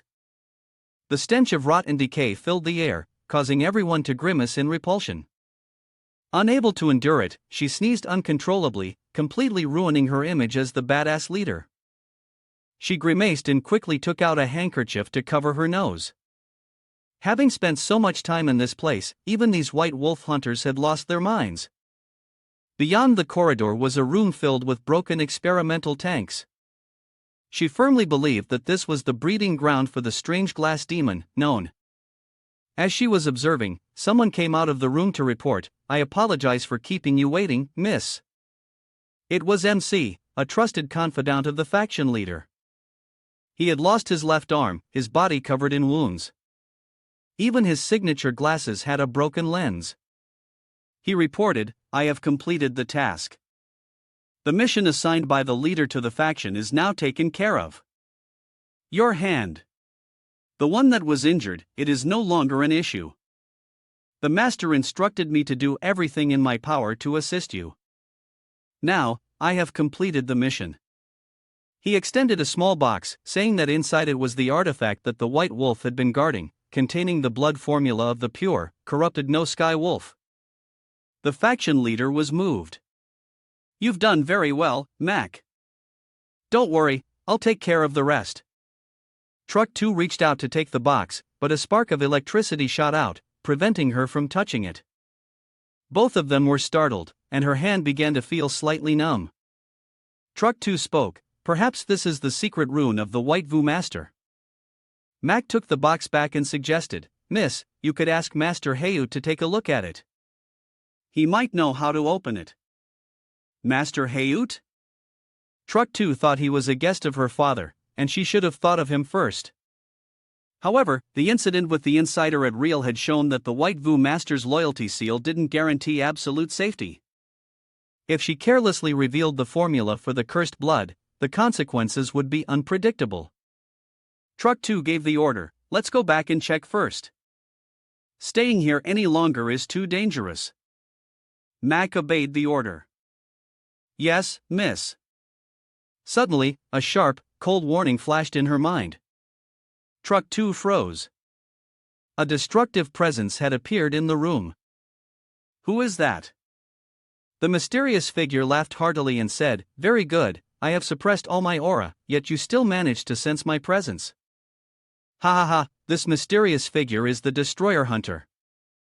He continued happily, it's our first meeting, don't be so startled, Miss Chi-Chu, I'm not your enemy. He stared, I just want to assess what kind of person the new hunter who wiped out the White Wolf organization is. Truck 2 said nothing, her aura radiating, indicating that she was highly vigilant behind her. For both of them, it was as if the shadow of their power was manifesting one side a colossal wild beast, the other the white-streaked man of war. After a quick assessment, ACH Ko-min was astonished. The young lady appeared young, but her gaze was sharp, and her breath steady, like a lone wolf patiently observing its prey. There was no doubt she was an excellent hunter. Having gone through numerous battles, it seems she is about to reach the level of destruction, just one step away. Sermon gently jumped down to the ground and said, "That Harris guy, who only knows how to use schemes and tricks, lost in a completely unjust way. It's no surprise that the bookstore owner is willing to help her." Before the surprise could fade, "You just mentioned the bookstore owner, didn't you?" "I found it," the leader's voice rang out, followed by a report from the newcomer. Report, leader. I am from the first team of the Manhwa unit. At present, my team leader and I have gathered all the surviving members of Chi-Chu. Thanks to the appearance of a senior, the total casualties were much lower than expected. Noticing the girl she had saved, CHCM waved her hand in greeting. "Yi, Xiao Chi-Chu, you're still alive?" Mac now was startled, and the captain standing beside her was equally delighted. "Oh, senior, why are you here?" Then, Matt Na continued speaking loudly, "Leader, you saved me, and the captain is none other than the white-clad person." These words seemed to shatter the mystery he had been trying to maintain all this time, causing him to make a blunder. Truck 2 also broke into a sweat. "So it's really you? Thank you for protecting my subordinates." From a distance, the captain, more perceptive of the embarrassing situation Matt Na had created, wasted no time in giving the clueless girl a light tap on the head. Sermon, still maintaining his cool demeanor, introduced himself, "The white-clad person, Button, that's me. It's something I should do, no need for thanks. By the way, I'm genuinely curious, what kind of power did Boss Lin give you?" Truck 2 didn't hesitate to reply, "He gave me the power to control the mutation of tainted blood. I used to be proud of this strength, but now I realize that the fate of future hunters will lie in their hands." "So that's it?" Sermon replied, then paused to think. "So this is the new path the bookstore owner was talking about?" "It's not just a new path for me, but a new path for all hunters. From now on, they will no longer suffer because of corrupted blood, nor will they have to worry about going mad like before." Sermon trembled with emotion, his voice trembling with unshed tears. Truly, the bookstore owner deserves praise. This will be the path to save all hunters in the future. My father, mother, teacher, and friends, all of them have died because of corrupted blood. I witnessed them being mutated into monsters, unable to do anything to help. And now, in the future, new hunters will no longer have to endure such pain." A tear rolled down his cheek, and he could no longer hold back his joy. "If it weren't for the gift from the bookstore owner, I fear I wouldn't be able to control my excitement right now." Seeing that, he also happily said, "Now we shall all rise together. The bookseller will bestow a new gospel upon the hunters." Sermon eagerly joined in. "Under his patronage, we will be reborn." The two needed no words, they simultaneously reached out, clasped hands, and voiced their joy in unison. Indeed, the bookseller's words were unquestionably correct. In praising the bookseller's friendly act, the two meeting for the first time found deep agreement and formally became kindred spirits. At that moment, the team captain interjected. "Leader, I found a set of maps. This is the map of the passageways beneath NC Kim's sewers. It is thanks to this that BCH Lang's hunters can move freely through this dense network of underground corridors." TRC received it with delight. "Excellent, we have this now. Chi-Chu's new hunters will gain even more advantages." She ordered that everything still usable be cleared away, then for them to begin setting up the specially made Dream Beast explosives. "This time we must destroy every one of the demonic mirror anomalous ova across the land of NC Kim." Obeying orders, they said in unison. Acknowledging something, Atman put on his coat and left, giving instructions. "I have done everything the bookstore owner asked. The next matter, I will leave it to you to handle. I will take my leave now. At an appropriate time in the future, I will become your strength. I look forward to our next collaboration." "Youthful leader," the other replied cheerfully, "perhaps as you say. It seems I might have something important that I will need your help with." Sermon raised his hand in affirmation. "No problem. If it's the bookstore owner's will, I will not refuse. But you must act quickly." His final words carried a murderous aura, and his voice grew colder, echoing throughout the room. As customers of the bookstore, always remember your place, and do not forget to complete the tasks assigned by the owner. The murderous aura coalesced into the shadow of the person known as Thbchchi. It's just that the target of their focus isn't clear. Sermon threatened. 1,000 times over, don't disappoint his expectations. With that, he leaped away, leaving behind the officer and subordinates, who were left confused. The officer understood the implication behind Mon's actions and immediately gave an order to abandon the remaining preparations. They were to install explosives and withdraw immediately, ensuring the complete elimination of any remnants of the demonic glass's anomalous eggs. Everyone followed the order, reassured, "Don't worry, Commander, we are experts in this." Then, they all hurriedly went to work according to the assigned tasks. A subordinate approached the officer with a question. "Miss, I have something I don't quite understand." What he said just now was clearly a warning, but I didn't sense any murderous intent directed at us. "What does that mean?" The officer explained, "From our earlier conversation, you and I have established a cooperative relationship for the future." As he said, "We are all customers of the bookstore, so naturally, our positions are equal." His emphasis on this point is meant to convey some message to us. And just now, the Sharpwell warned us that the destructive aura here is not just one, but two. Fearful yet still speaking, it means that Lord Calm has sensed the breath of the powerful being at the destructive level before we did. Unable to pinpoint the enemy's location, he has appeared here to protect us. The murderous intent in his warning was directed at him. This time, we owe him 2 favors. The two of them spoke as they ran. Behind them, the underground base began to explode. Dust and smoke filled the air, and successive explosions, caused by a chain reaction, destroyed the entire underground base of White Wolf. They continued, with the pressing task now being to leave this place of contention as quickly as possible. As for the primal nature of this tainted blood, it seems the only option is to seek guidance from the owner of the bookstore.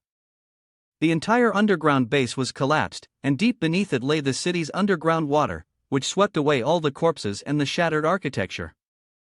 At this very place, an enigmatic figure began to reveal itself, a being from the remaining level of destruction.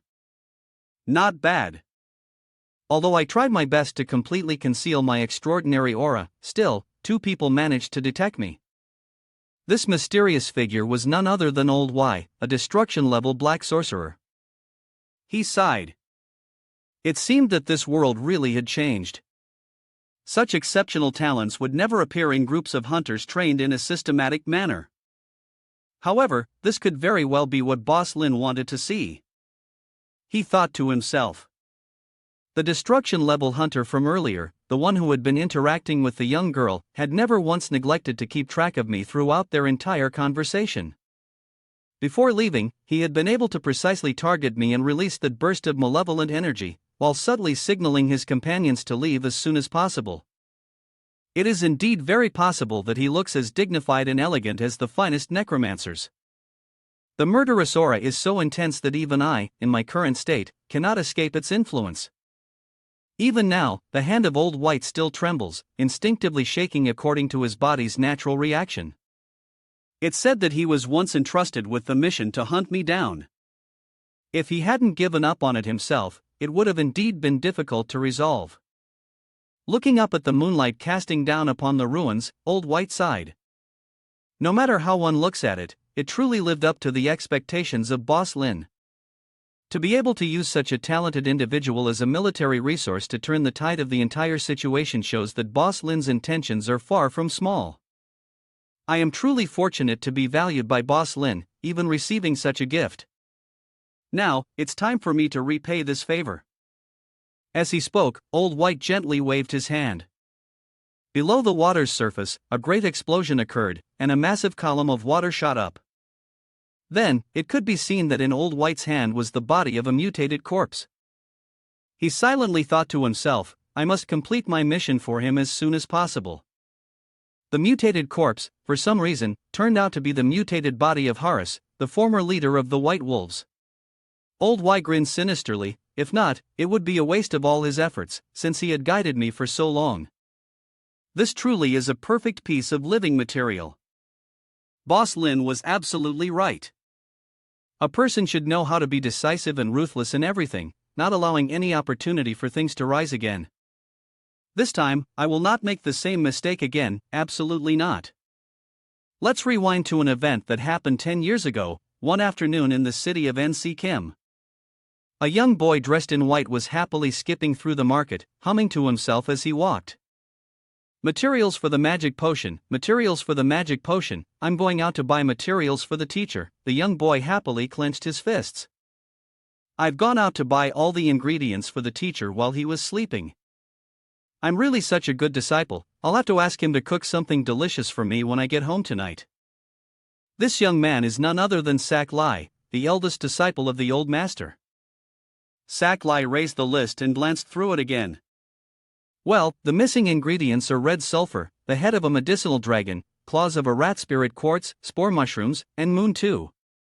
Let me think, what's the address of that potion shop the master often visits? In the midst of the crowd, a young man approached Lackey from behind. Isn't this senior brother Lackey? Hearing the voice, Lackey immediately recognized that the person was his junior brother, the second disciple of Master Y. Oh, junior brother. It's been a while since we last met. Have you completed the task the master assigned to you? Yui's expression showed some displeasure. I'm working on it. Why are you out by yourself today? Is the master busy with something? Lackey explained, it's not like that, let me tell you secretly, actually, I sneaked out to help the master with something. Caught like this by Junior, I have no other choice. After you finish your task, don't mention this to the master, okay? Lackey recounted, a few days ago, the master had just developed a new spell. Initially, he planned to conduct an experiment right away, but after days of reading materials, he became exhausted. By the time I found him, he had already fallen asleep. It wasn't due to laziness or playfulness, as the eldest disciple of the master, it's only natural that I shoulder this responsibility and ease his worries. He felt a little embarrassed. So, I left the task of tidying up the workspace and went out to buy the materials for the master's work. Don't look at me like that. I had to take a risk to make this decision. The master hates it when his workspace is messy. If I don't clean it up in time, I'll definitely be scolded when I return. Yui gave a strange smile. I see. Don't worry, I absolutely won't tell the master. He suddenly said, what a coincidence, I know the shop that the master often visits for magic ingredients. If you don't know, how about I lead you there? Lackey, like someone drowning who has found a life raft, immediately agreed. Is that so? Thank you, brother. 2TT, have you really helped me a great deal? Without you, I truly don't know when I would have found it, after all those years of experience out there. Junior brother, you really are becoming more and more reliable. Senior brother is just praising you too much. I truly want to practice by myself as soon as possible, but I wonder when the master will finally permit me? The two of them walked side by side, talking under the setting sun, their long shadows stretching out on the empty road. But the distance between the two shadows kept growing wider. After a while, Lackey began to notice something strange. Junior brother, is the potion shop really in such a small alley like this? Definitely. Right, it's likely that those who deal in potions have something a bit odd about them. Lackey let out a sigh of relief. If that's the case, then it's good to confirm. If this is a place the master frequently visits, then it must not be dangerous. But just in case something happens? Junior, you must stay close to me. My right hand holds the Tao energy left by the master, which can help me instantly teleport to his office if we run into any danger. Upon hearing this, Yui cast a malicious look at the Tao energy on his elder brother's hand, which took the form of a ring. Lackey continued, I only use it in extremely important situations, so whatever happens, you must not stray too far from me. Yui smirked with a wicked grin. You don't need to worry, elder brother. If any danger arises, I'll hold on to you tightly. Sack-Lai, without a hint of doubt, cheerfully replied, all right then. After traveling for half a day without reaching their destination, the surroundings became increasingly desolate and barren, as if they were in an abandoned church. Sack-Lai sighed again. How much further do we have to go, Junior? It's so dirty and reeks in here. I think I can't stand it any longer. Entering the church, a foul odor assaulted Li's nose, making him wrinkle his face in disgust. A strange figure squatted on the horizontal beam above and spoke, his voice carrying an eerie, cold tone. As I see it, there's no smell more repulsive than that of that white fellow. And you, young one with your smooth, delicate skin, the stench of white still clings to you and hits my nose, making me want to puke right now. Li was frightened. What are you saying? He still hadn't recognized who the strange figure was. To answer his question, the creature replied, I am the dark warlock of the destroyer rank, and also a hunter of her friends. Hasn't that old white man mentioned my name to you? The strange figure wore a brown cloak, his entire body wrapped in bandages like a mummy, holding a weapon resembling a machete that was at least a meter long. He continued, no wonder, no wonder. After all, he has to maintain his noble and elegant image in front of his disciples. How could he mention the enemy who had destroyed his face and humiliated him like that? His eyes widened, blood vessels clearly visible in his irises, revealing the intense hatred he harbored.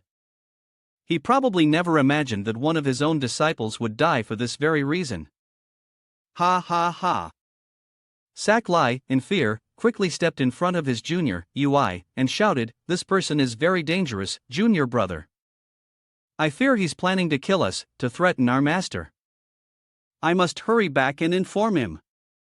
Seeing his junior not respond, Sack-Lai turned his head and urged, quick, grab my hand. A sharp sound echoed, and Ui grabbed Sack-Lai's right arm, then decisively swung a blade, severing it. Blood splattered everywhere as Sack-Lai collapsed to the floor, clutching his severed arm. His beloved junior brother, on the other hand, felt satisfied, now you can't escape.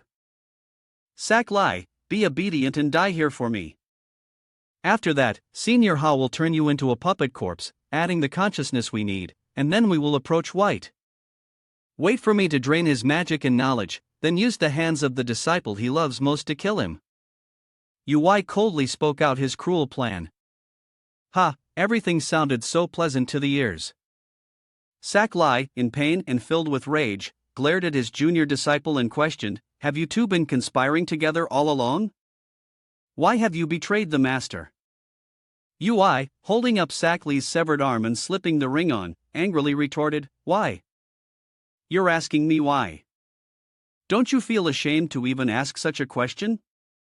Sack-Lai, holding up the ring to examine it, sighed, this item is quite exquisite. Looking at it, it seems that W really cared for you a lot. His hands trembled in furious release. All of these should have belonged to me alone. Clearly, my natural talent surpasses yours, but he prefers useless things like you instead. Ugh, stomping on the shards of the broken cup in an academic manner, you are the one who has caused me this humiliation. With your capabilities, what makes you think you are qualified to be the successor disciple of such a mighty figure? Based on what, does that guy always stay above me while I can only learn those inferior spells of yours?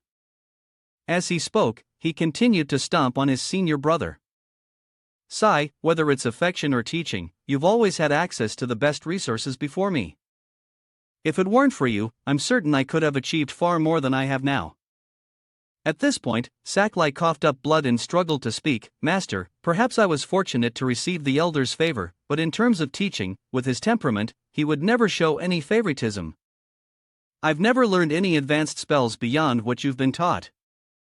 The old master always treated everyone equally in this regard.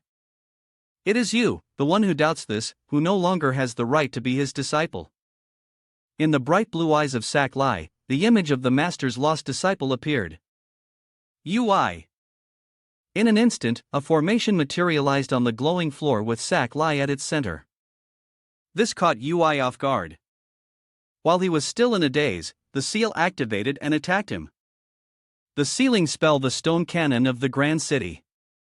A series of magic spikes erupted from the ground, throwing Ui away, slicing off his right eye, causing him to drop the ring he had just obtained.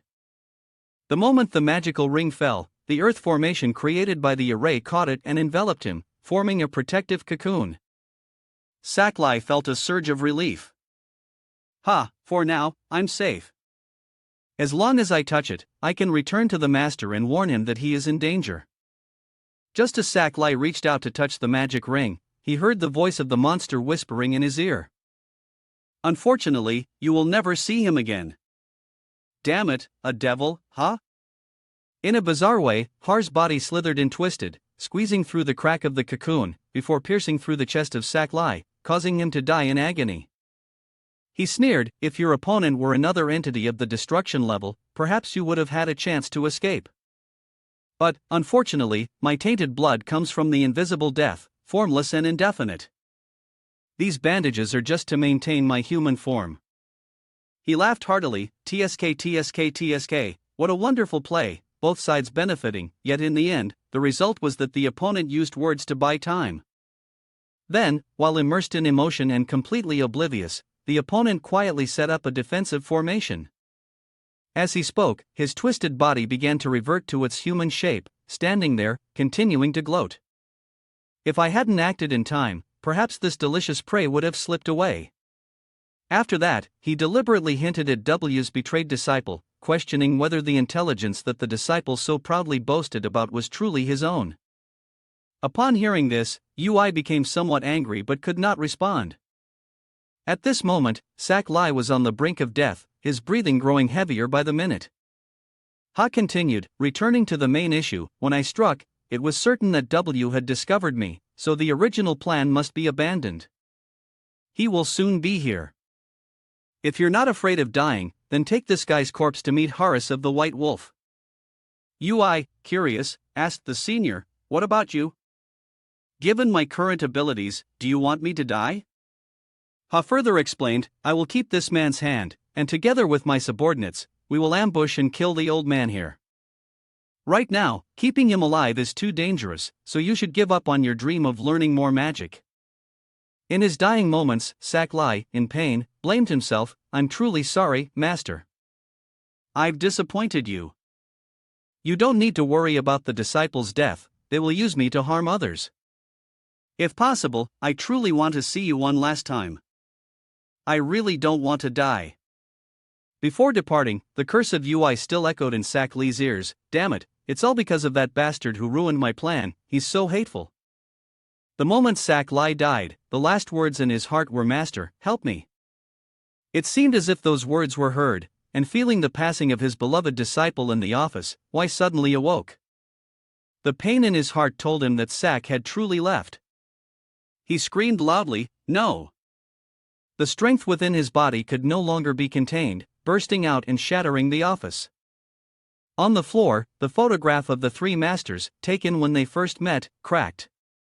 That night, on the main road, Har sat there, holding two machetes, waiting for the enemy he hated to arrive. In front of him was Slice Arm. He opened his eyes and realized that W had arrived. Under the bright, clear moonlight of the full moon night, White's aura rose high, enough to show just how angry he was. Ho chuckled mockingly. Ha, isn't this White? Why the scowling face? We've known each other for a long time, at least you should greet me properly. White didn't respond. He slowly took a step forward. Ho continued with his teasing, or should I say, you're not interested in anything else, but only in the owner of this arm?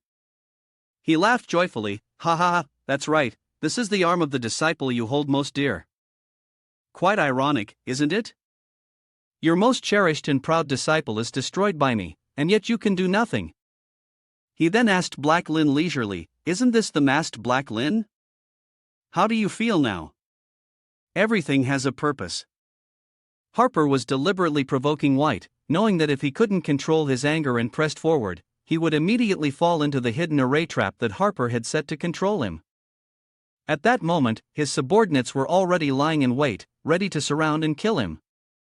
He secretly rejoiced, because even if W were a destruction-level powerhouse, at that point, he would be like a fish on the chopping block. Just a little longer, and he would surely draw out all of W's fury. He continued to taunt, "Why don't you say anything? Did I hit a nerve? You know, your disciple is much more resilient than you at this moment. Even when his heart is about to be shattered, he doesn't beg me for mercy." At this point, Harper's voice was almost screaming in Wit's ears. Regretful? Furious? Then come, step forward and kill the mastermind me. Avenging your disciple with your own hands. White slowly advanced. Unexpectedly, the moment he stepped into that spell formation, W's power crushed it into fragments. This sent Harper into a frenzy. What the? A single kick shattered a master-level destruction formation? How could this be? Countless whooshing sounds and laughter rose from behind her. Ha ha ha, it worked. He has stepped into the formation attack, everyone. They were Her's ambush troops. Countless mutated hunters charged in to surround White. Brothers, move out. Today will be White's day of death. Hurry. There's nothing to fear. From all directions, innumerable enemies surged forward, aiming for White. Why? Aren't you arrogant? Today I'll send you to the heavens. Kill, kill, kill, kill. Ha ha ha, what in this world can stop me now? What is 30 to me? Her shouted a warning. Wait, the situation is changing. Don't go near him, everyone fall back. At this point, the arrow has been shot, there's no way to retract it just because of a few words. All of a sudden, Y's eyes gleamed brightly, and he coldly spoke, "A dead man is talking?" Immediately after, all the hidden hunters behind Y exploded into a shower of blood, scattering all over the ground. The killing intent behind him began to take the shape of countless large black snakes, hissing and exuding an intimidating aura. Ha stood frozen in fear, realizing too late that he had been deceived. When did Y become this powerful? His whole body trembled. The situation was critical, he needed to act fast. Suddenly, the bandages on his hands unraveled, and his hands turned to liquid. A black substance began to ooze from his body, as if he were on the verge of disintegrating. Ha was stunned.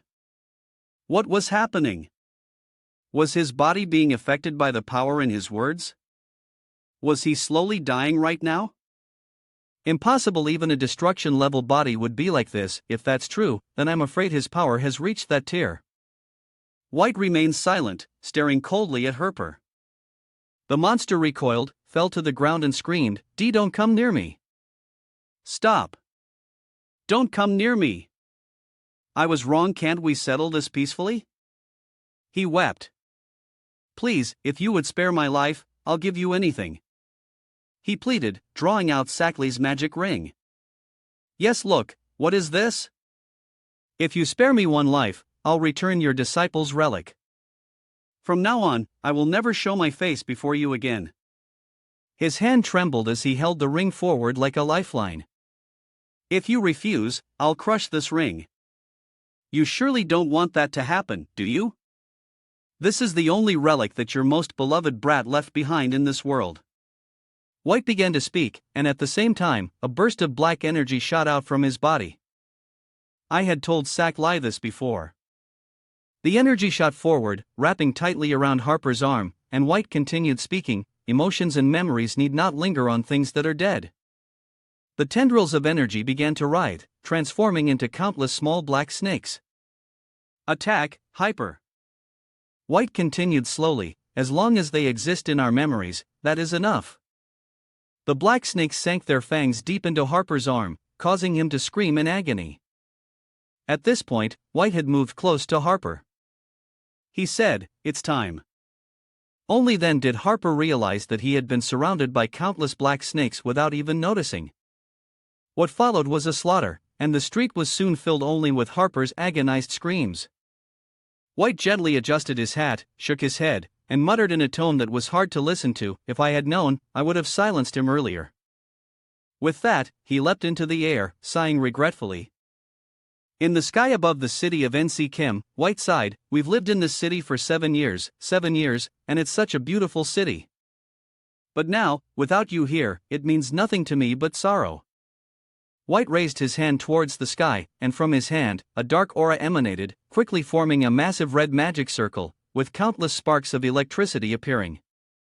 White silently thought to himself, because of this, I will bring this city down to join you in the sky, hoping you'll enjoy this fireworks display. With that, from the enormous magic circle, countless black meteors rained down upon the city.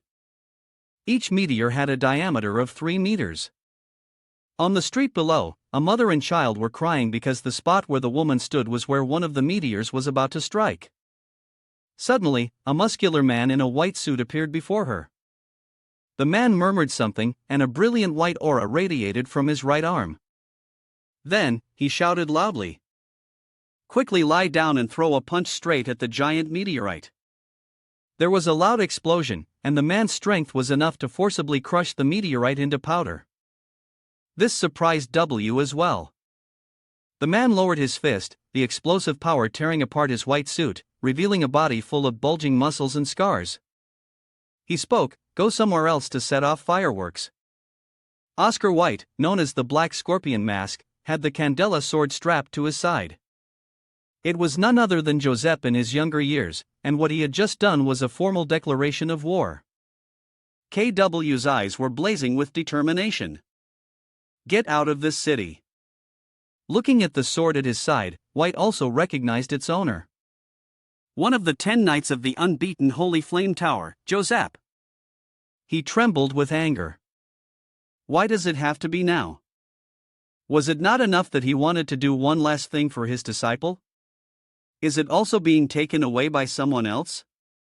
The old man laughed wildly. "Well done, I remember you now, Joseph. In that case, I'll replace it with something else." As he spoke, White began to gather a new spell, and 3 dark purple-black spheres appeared in the air. He continued, "I'll take your life to bury my disciple." Seeing that the mother and child behind him were safe, Joseph smiled faintly, drew his treasured sword, and leaped into the air, shouting loudly, "Try it, if you can, old madman." The two, one old and one young, charged at each other with murderous intent, neither willing to die. Next, the sky roared, and countless explosions rang out in the heavens, signaling how intense the battle between the two was. This was the first battle between White and Joseph. The two of them clashed in the sky for a whole day. From that moment on, they became lifelong enemies, locked in a battle to the death that would never end. Back in the present, old White raised his bony hand and sighed. 10 years have passed, yet this pain has not faded in the slightest. Perhaps it will cling to me for the rest of my life, just as I have always wished. It shall forever remain my sin. He spoke bitterly. For I have made a mistake I should never have committed, and now I must bear the consequence I never wished to bear. His hands trembled. Hong Jiao and Bok Lang. The moment they stepped into this forbidden land, their deaths were already sealed. He recalled what he had done after handing over NAK Kim's underground sewer map and the method of using life itself as fuel to Horus. I witnessed them slaughtering one another, ultimately destroying themselves without even realizing it. What's more, they provided me with abundant, high-quality living materials for the sacrifice. In his mind appeared countless corpses of Hong Jiao and Bok Lang drifting, turning into nourishment for his ritual. The old man laughed wickedly. Yes, this must be exactly what Master Lin wanted me to do. It is clear that we have not disappointed his expectations. The old man left, thinking about the grave of his beloved disciple, telling himself that now is not the time yet, he still needs more strength. One day, he will settle all the debts from that year with Joseph. This time, the master has said it, and it will be done. Saklai, ha. At the same time, in the workshop of the Reincarnation Machine Fetus Project, workshop number 7 of the Truth Association, a fierce fire was raging. Countless storage tanks had been destroyed, shattered everywhere, and on the ground lay numerous unformed fetuses, a truly horrifying sight. A team of soldiers broke through the door and stormed in. The leading soldier gave orders, "Hurry up, prioritize checking if there are any leftover magic stones, clear all obstacles, then check if there are any injuries or fatalities, and proceed with inspection and treatment as soon as possible. A plump, silver-haired man following behind gave instructions, seemingly a scholar with a position in the Truth Association. Check carefully, and if there is any discovery, report it back to us. No trace should be overlooked. The soldiers hurriedly dispersed to carry out the orders. The scholar, on the other hand, was shaking with anger. Another elderly scholar slapped him on the shoulder. "Can't you even say a word of comfort? Stop baring your teeth like that. From here on out, you're going to suffer so much, you'll wish you could die and be reborn." As the two conversed, it seemed the dreadful scene was the result of someone having infiltrated and destroyed all the artificial human samples. Through the live feed, the teams began reporting their findings. 6 research staff members were discovered, 5 of them were dead, while 1 was still alive. The survivor was taken to the hospital for treatment.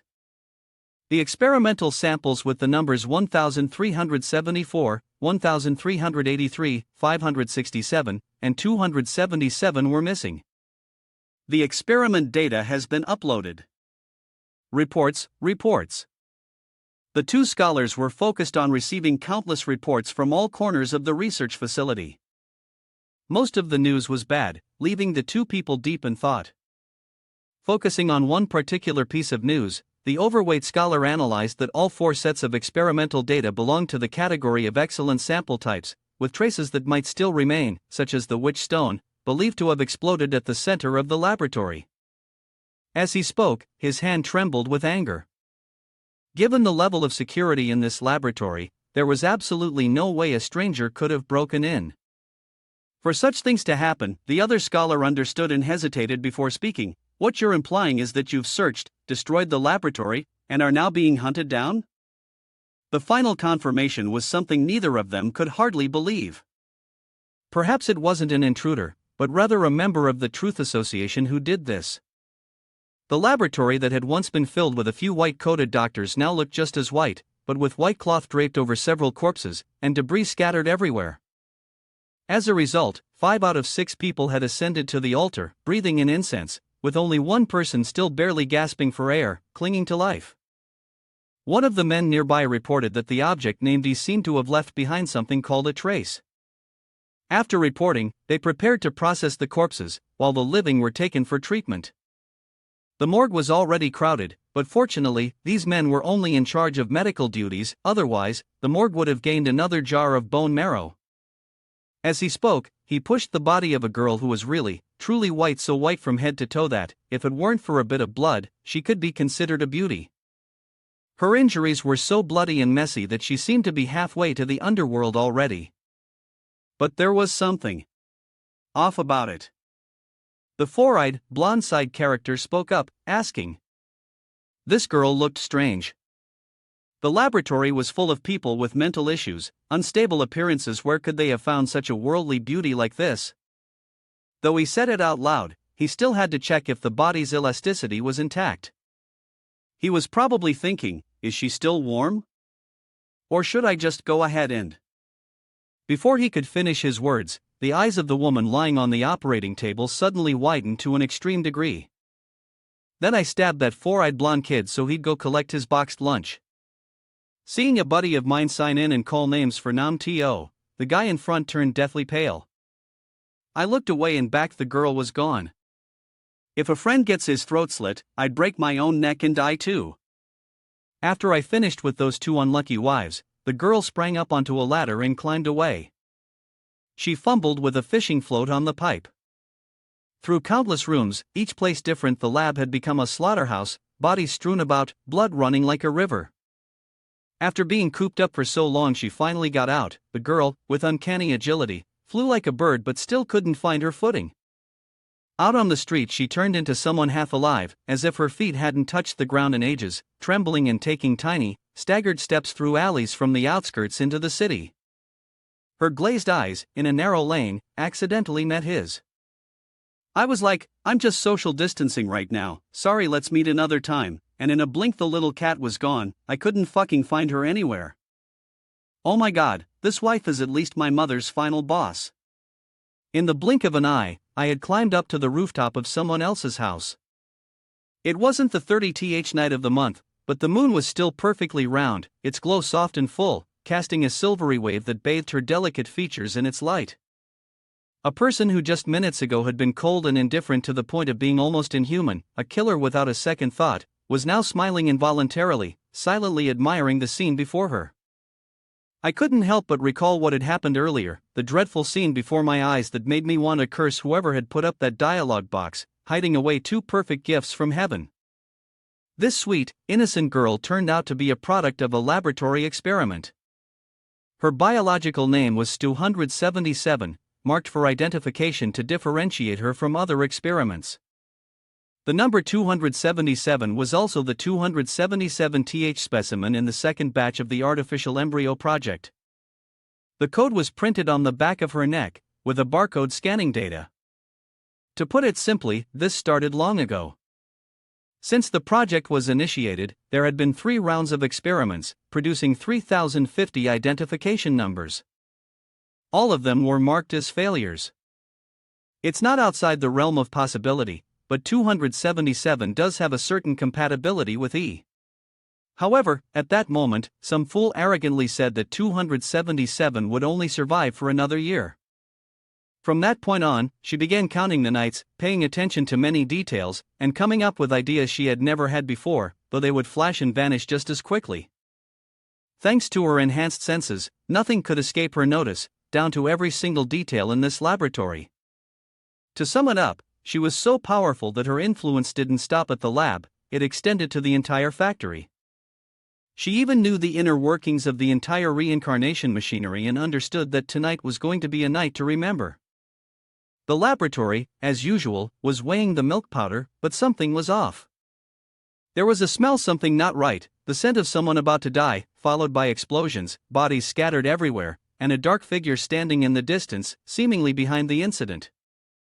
That damn bastard caused the explosion in a grand fashion and then turned his back, walking away as if nothing had happened. Whoever ends up with you must be cursed for 70 lifetimes. The little sister, 277, also crawled up from the rubble after the explosion. Oh my god, it's like she wasn't touched by the dust of the mundane world, yet how the hell did someone end up spraying smoke in all the wrong places? Like a newborn lamb, 277 breathed heavily, then slipped her hand around the back of her neck, gritting her teeth as she removed her identification, leaving her old self behind. After losing more blood, the piece of skin with the QR code and the number 277 was buried under the flames. Coincidentally, at that very moment, there was someone who had ascended, leaving behind his position. Feeling sympathy for him lying cold, the little sister gently stripped him of his clothes and carefully took him for cremation. After donning her new attire, the little sister took on the role of an actress, stumbling and collapsing to the ground, just as she had planned. Within 3 seconds, as expected, the others arrived, and everything began to spin in circles again, just like before. Those who should escape ought to escape, and those destined to die should still die. Returning to reality, standing beneath the moonlight, she looked at her jade-like hands, now stained with mud and blood, barely having escaped. Wherever she went, at the very least, she had to flee from this damned place before they caught her. Having said that, 277 leaped from one rooftop to another, bounding about wildly when suddenly, something felt strange. After a brief pause, 277 spat out a mouthful of blood, splattering it across the ground. She realized that this abnormal body required more vital essence to stabilize. Though she could adjust it, time was still needed. Drowning in despair, thinking fate was once again toying with her, the director cut the scene after all, a beauty like her couldn't die so soon. 277 fell into a dream, of course completely bare, half asleep when someone started calling her. One good child, two good child, shut the hell up, I'm freezing here. Who is calling? I only see the other party willing to respond, yet they hide behind a black veil, leaving only a long description like a memorial. I've heard they are a powerful figure, a being of great influence in this world. You guide me through the night, ring the bell at dusk, declaring that the sun and the horizon are my sons and daughters, that the stars and the lakes sing praises in my name. In short, I am awe-inspiring, I am strong, I am powerful. Not foolish. She directly asked why such a powerful entity exists. Countless questions followed, but what was the answer? Simple. I like children who yearn for freedom. Saying so, the entity gently touched 277's shoulder, making her flinch and blush. She had been so absorbed in the moonlight that the being decided to take notice of her. A gaze pure and untainted, and even if the being was not bound by oath to protect her, they would still do everything in their power to safeguard that gaze. 277 shook her head in confusion. It didn't matter. Thanks to her beautiful soul, 277 had become the opportunity for that great existence, and soon enough, she would understand. But for now, time was limited because this was not the dream of that being. Meeting like this was a result of a disruption between two boundaries. Continuing the conversation, that existence asked 277 if she wanted to live. Was she mad to deny death? She answered clearly, saying that she did. Then I shall lead you to the only light among the stars. After that, the being turned into stardust and drifted away. Everything that followed was guided by her fate, blending the real and the unreal. Outside, she was still unconsciously walking to somewhere, then collapsed. Only a name appeared, the Reincarnation Factory, Machinery Number 1. At the Iris family's secluded hideout in the secret forest of Madame Mat's home, the fairies there were lining up. Each person arriving at the shelter displayed a face full of worry. Upon seeing the refugees enter the area, the goblins assigned to protect it immediately activated the formation. The elders also assumed positions, preparing the teleportation formation just in case. The warriors and archers, along with the entire family's forces, took their battle positions. This incident occurred because of the High Priestess's prophecy. She herself sacrificed her own life to lure the dream beast to the counterattack formation, allowing the entire army to resist. Everyone had taken their positions, and now came the most important part, waiting for the dream beast to appear from the crack in the dream realm.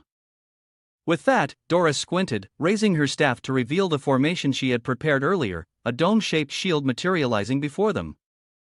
At the same moment, an earthquake shook the entire forest. This wasn't quite right. Whether it was a subterranean creature or someone moving underground, whatever it was fast. Could it be that it had already broken free from its cocoon? The prophecy from before had revealed information including its level and power. Along with that were other trivial matters. Overweight physique, oversized strength, and the distinctive cracks beneath the Earth's surface. If they couldn't be sealed, it was likely to become an issue that would be hard to resolve. This battle was not just about the clan, it also involved the entire forest that their tribe relied on. The burden on her shoulders grew heavier by the moment. Lost in thought, she suddenly felt a gaze, as red as ruby, cast down upon her, making her vision blur. Doris's intuition also sensed this. However, within the radius of the Earth's magical barrier, there was no sign of any movement. This couldn't possibly be an illusion. As a seer, Doris had long been connected to mysterious energies, and beyond that, to this destructive force. Her premonitions and instincts were never wrong. Therefore, the only conclusion was that some entity was paying attention to her, which left Doris utterly baffled. Why would such an existence be focused on her? What was needed finally arrived. A disaster hidden beneath the earth, a massive worm of unimaginable size, emerged and began thrashing through the forest. Doris was no pushover, though. She quickly drew out her own large bow, aimed a steady arrow at the monstrous worm, and fired with all her strength, targeting its mouth. Seeing she had the upper hand, Doris charged forward, shooting relentlessly, but it turned out the level of destruction was nowhere near enough. The worm wasn't so easily defeated. The shots she fired earlier barely seemed to faze it. Doris wasn't foolish enough to stay in battle any longer after all. The third-level meteor storm had already appeared. What was it doing, inflating its mouth like that? Oh, damn it. How could this worm spit fire, unleashing a devastating attack that obliterated everything in its path? This wasn't even mentioned in the prophecy. And that mouth. It was a dirty move, no doubt. Doris was badly injured, her clothes torn and shredded. Tattered as it was, the forest and the refugees were no exception. A fruit larger than this much more grotesque, would at least be crippled. This plastic pig had finally realized their intentions.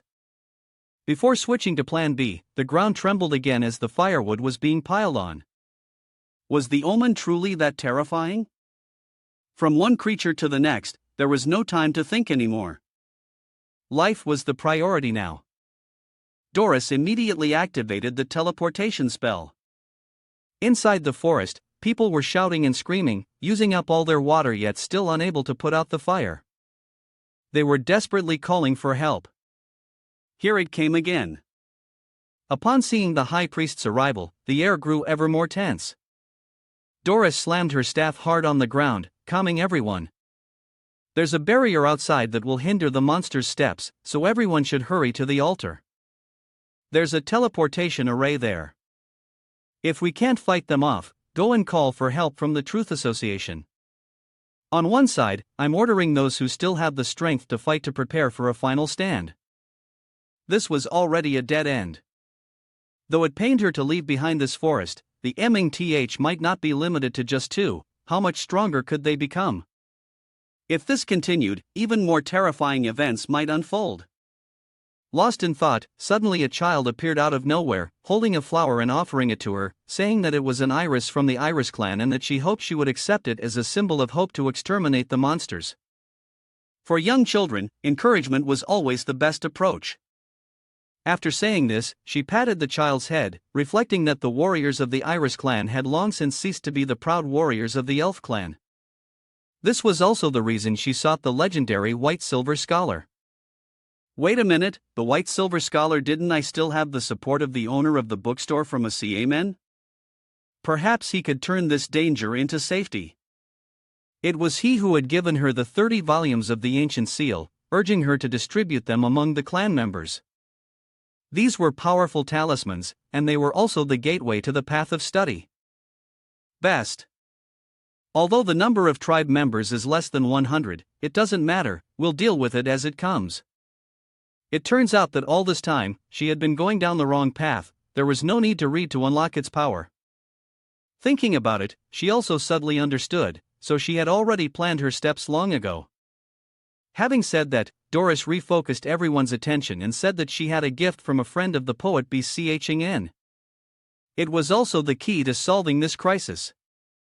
She ordered everyone who had read the Ancient Seal to immediately apply the seal on themselves. The upper ones would strike, while the lower ones would use a different seal. After a while of striking back and forth, MNTH managed to break the protective formation. When we say broke, what actually happened was it was smashed into pieces. They thought it was the end, but the creatures instead shrank their tails, stopped attacking, and began crying out in anguish, spitting blood from their mouths. Damn these creatures, just when they thought it was over, they were laughing. Look at what's behind them. Luckily, Doris saved these tigers from certain death. Skewered and turned into grilled meat, she boosted everyone's morale. No matter how strong one may be, once a weakness is exposed, there's no choice but to fall. No matter how much you strike, it won't die. That monster is indeed too resilient. Doris chanted the incantation once more, the arrow in her hand glowing, carrying with it the destructive power aimed at the creature. As soon as the arrow collided with the monster, a terrifying sound echoed. The monster screamed in pain, its voice unbearably unpleasant. In agony, it thrashed around on the ground for a while, then rammed its head into the earth, digging a large hole deep enough to escape through. The members of the Iris clan, whose bodies had been trembling in fear, were finally saved. Though Doris had successfully driven the monster away, it must be said that it was somewhat forced. Her clothes were torn and in tatters. Yet, seeing the people of her clan safe and joyful, Iris felt a sense of relief. Taking a deep breath, Doris loudly proclaimed, "The Ancient Seal is effective now, the allies of the Origin which have answered our plea. This matter should no longer be delayed. Everyone, quickly gather and retreat, making every effort to care for those who have not yet received the mark of the Old Witch. Immediately retreat to the teleportation array. There is no need to fear, for even hundreds of thousands of years later, the great primordial witch will still protect the Iris family." Having said that, all the elves present simultaneously knelt down, raising their voices in unison to praise the primordial witch. The glory of the Iris family lives on, and will forever endure. Doris sighed with relief. Indeed, Boss Lin had foreseen the deadly crisis that the Iris family was about to face at that moment. Boss Lin was truly powerful.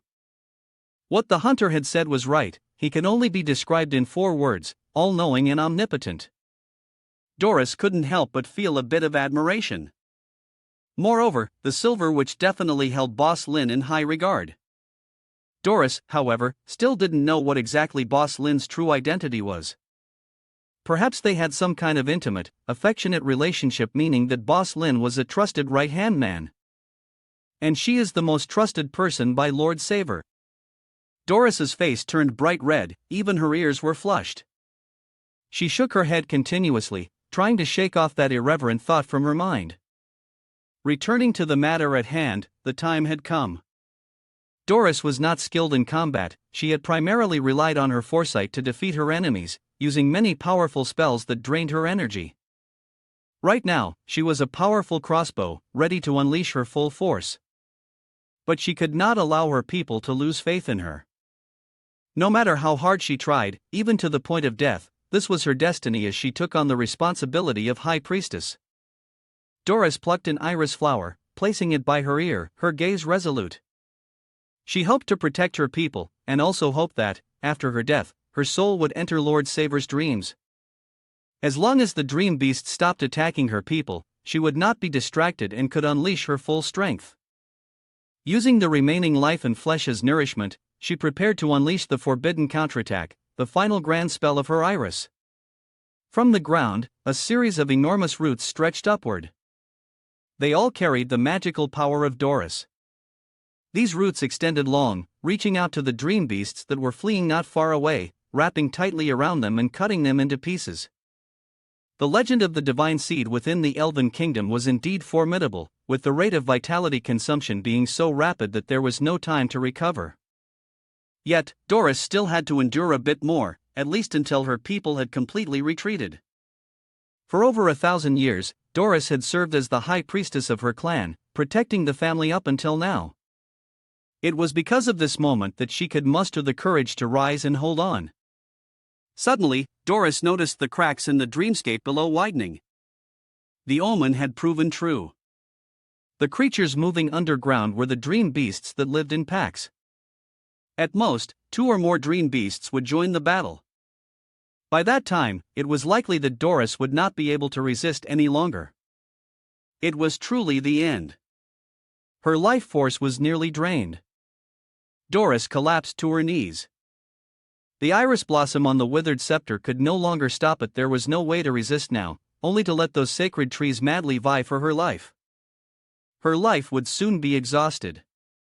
Would everything end here? After holding on for so long, surely all her clansmen must have departed by now. Doris felt at peace.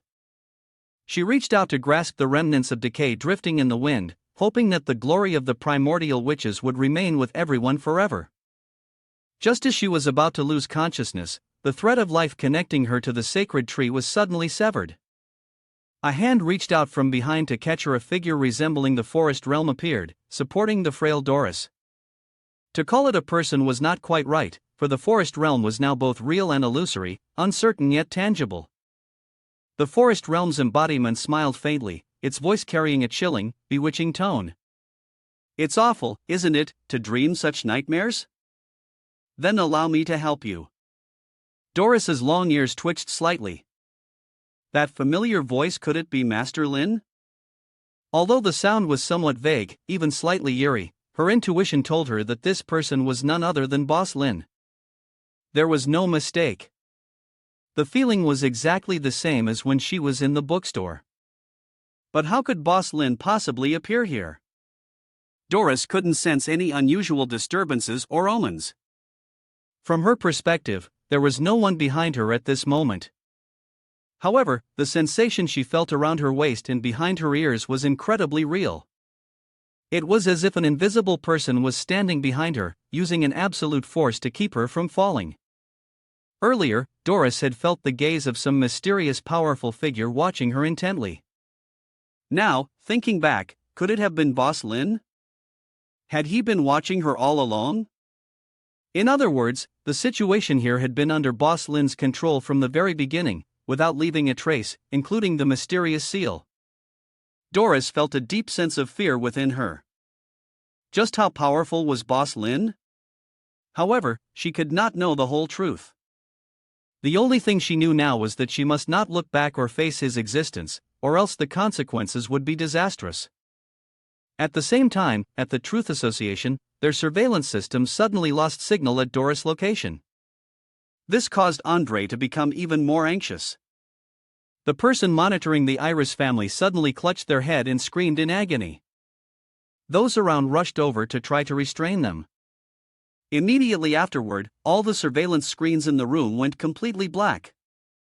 A warning sound was emitted, caused by the detection of a mysterious, extraordinarily powerful presence. The system malfunctioned with an unknown error, and the surveillance network was on the verge of collapse. Andre anxiously looked around, his fear growing. People are often afraid of what they don't understand, but what exactly had fallen there? Andrew could only pray that Doris would be safe. On this side, everything remained unchanged.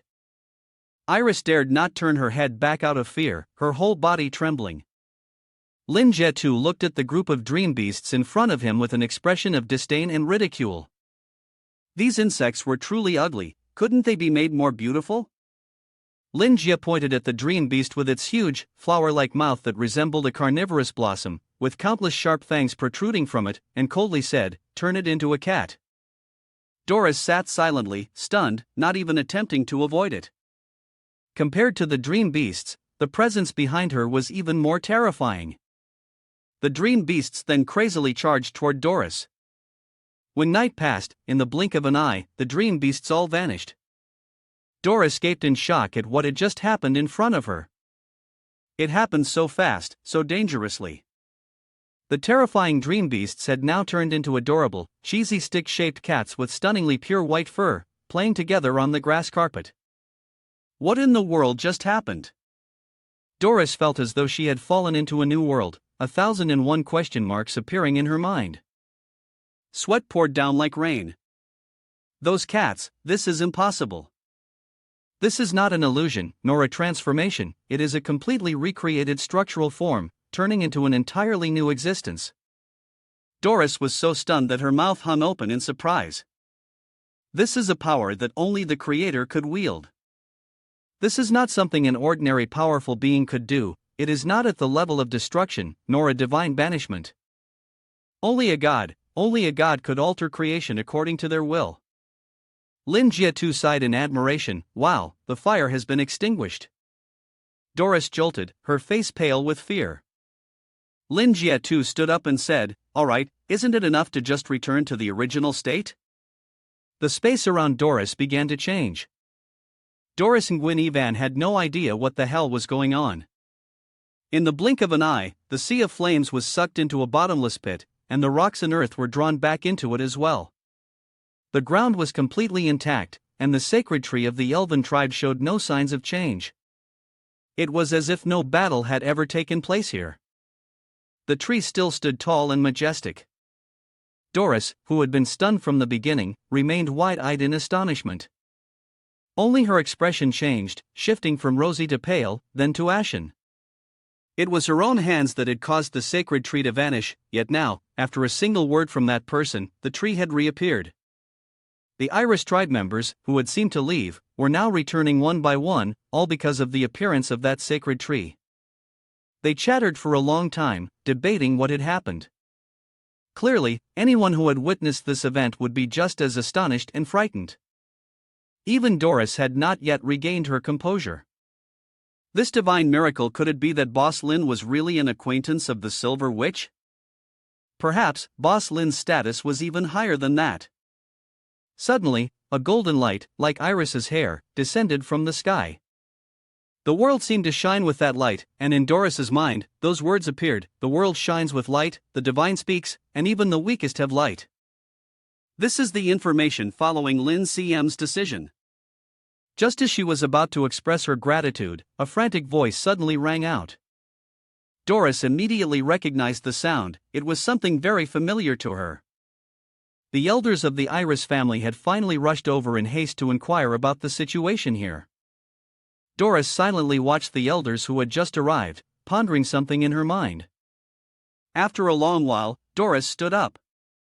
Lord Silver had sent someone he knew here. The man was a protector. But why? Doris felt that she still needed to conceal the true strength of Master Lin. She didn't care what level Master Lin was at.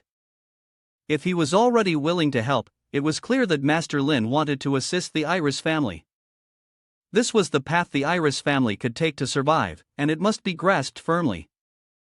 The L clan was still in the dark, so Iris added, "Years ago, he entrusted us with the ancient seal to combat the dream realm, protecting us from the dream beasts, much like the primitive witches who built high walls to block the dream realm. The great acquaintance is now with us. What the elders are concerned about is whether everything that just happened was the work of that mysterious deity's power." As I was about to respond, suddenly the holy staff planted behind Doris began to change. From a single flower on the staff, 3 more flowers bloomed. This had almost never happened before. Doris closed his eyes in concentration, then slowly spoke. At that moment, a new omen was beginning to emerge. Shall I recount the prophecy of the stars? His eyes are about to open, he will soon awaken from his dream. He is the one who extinguished the flame of disaster and reignited the light. A life dedicated to protecting believers at all levels, holding the key to omniscient knowledge. He possesses all powers over space and time, and at the same time, he shifts the balance of the universe. Everything falls under his control, transcending the barrier between life and death, and between time itself. We dare not know his name.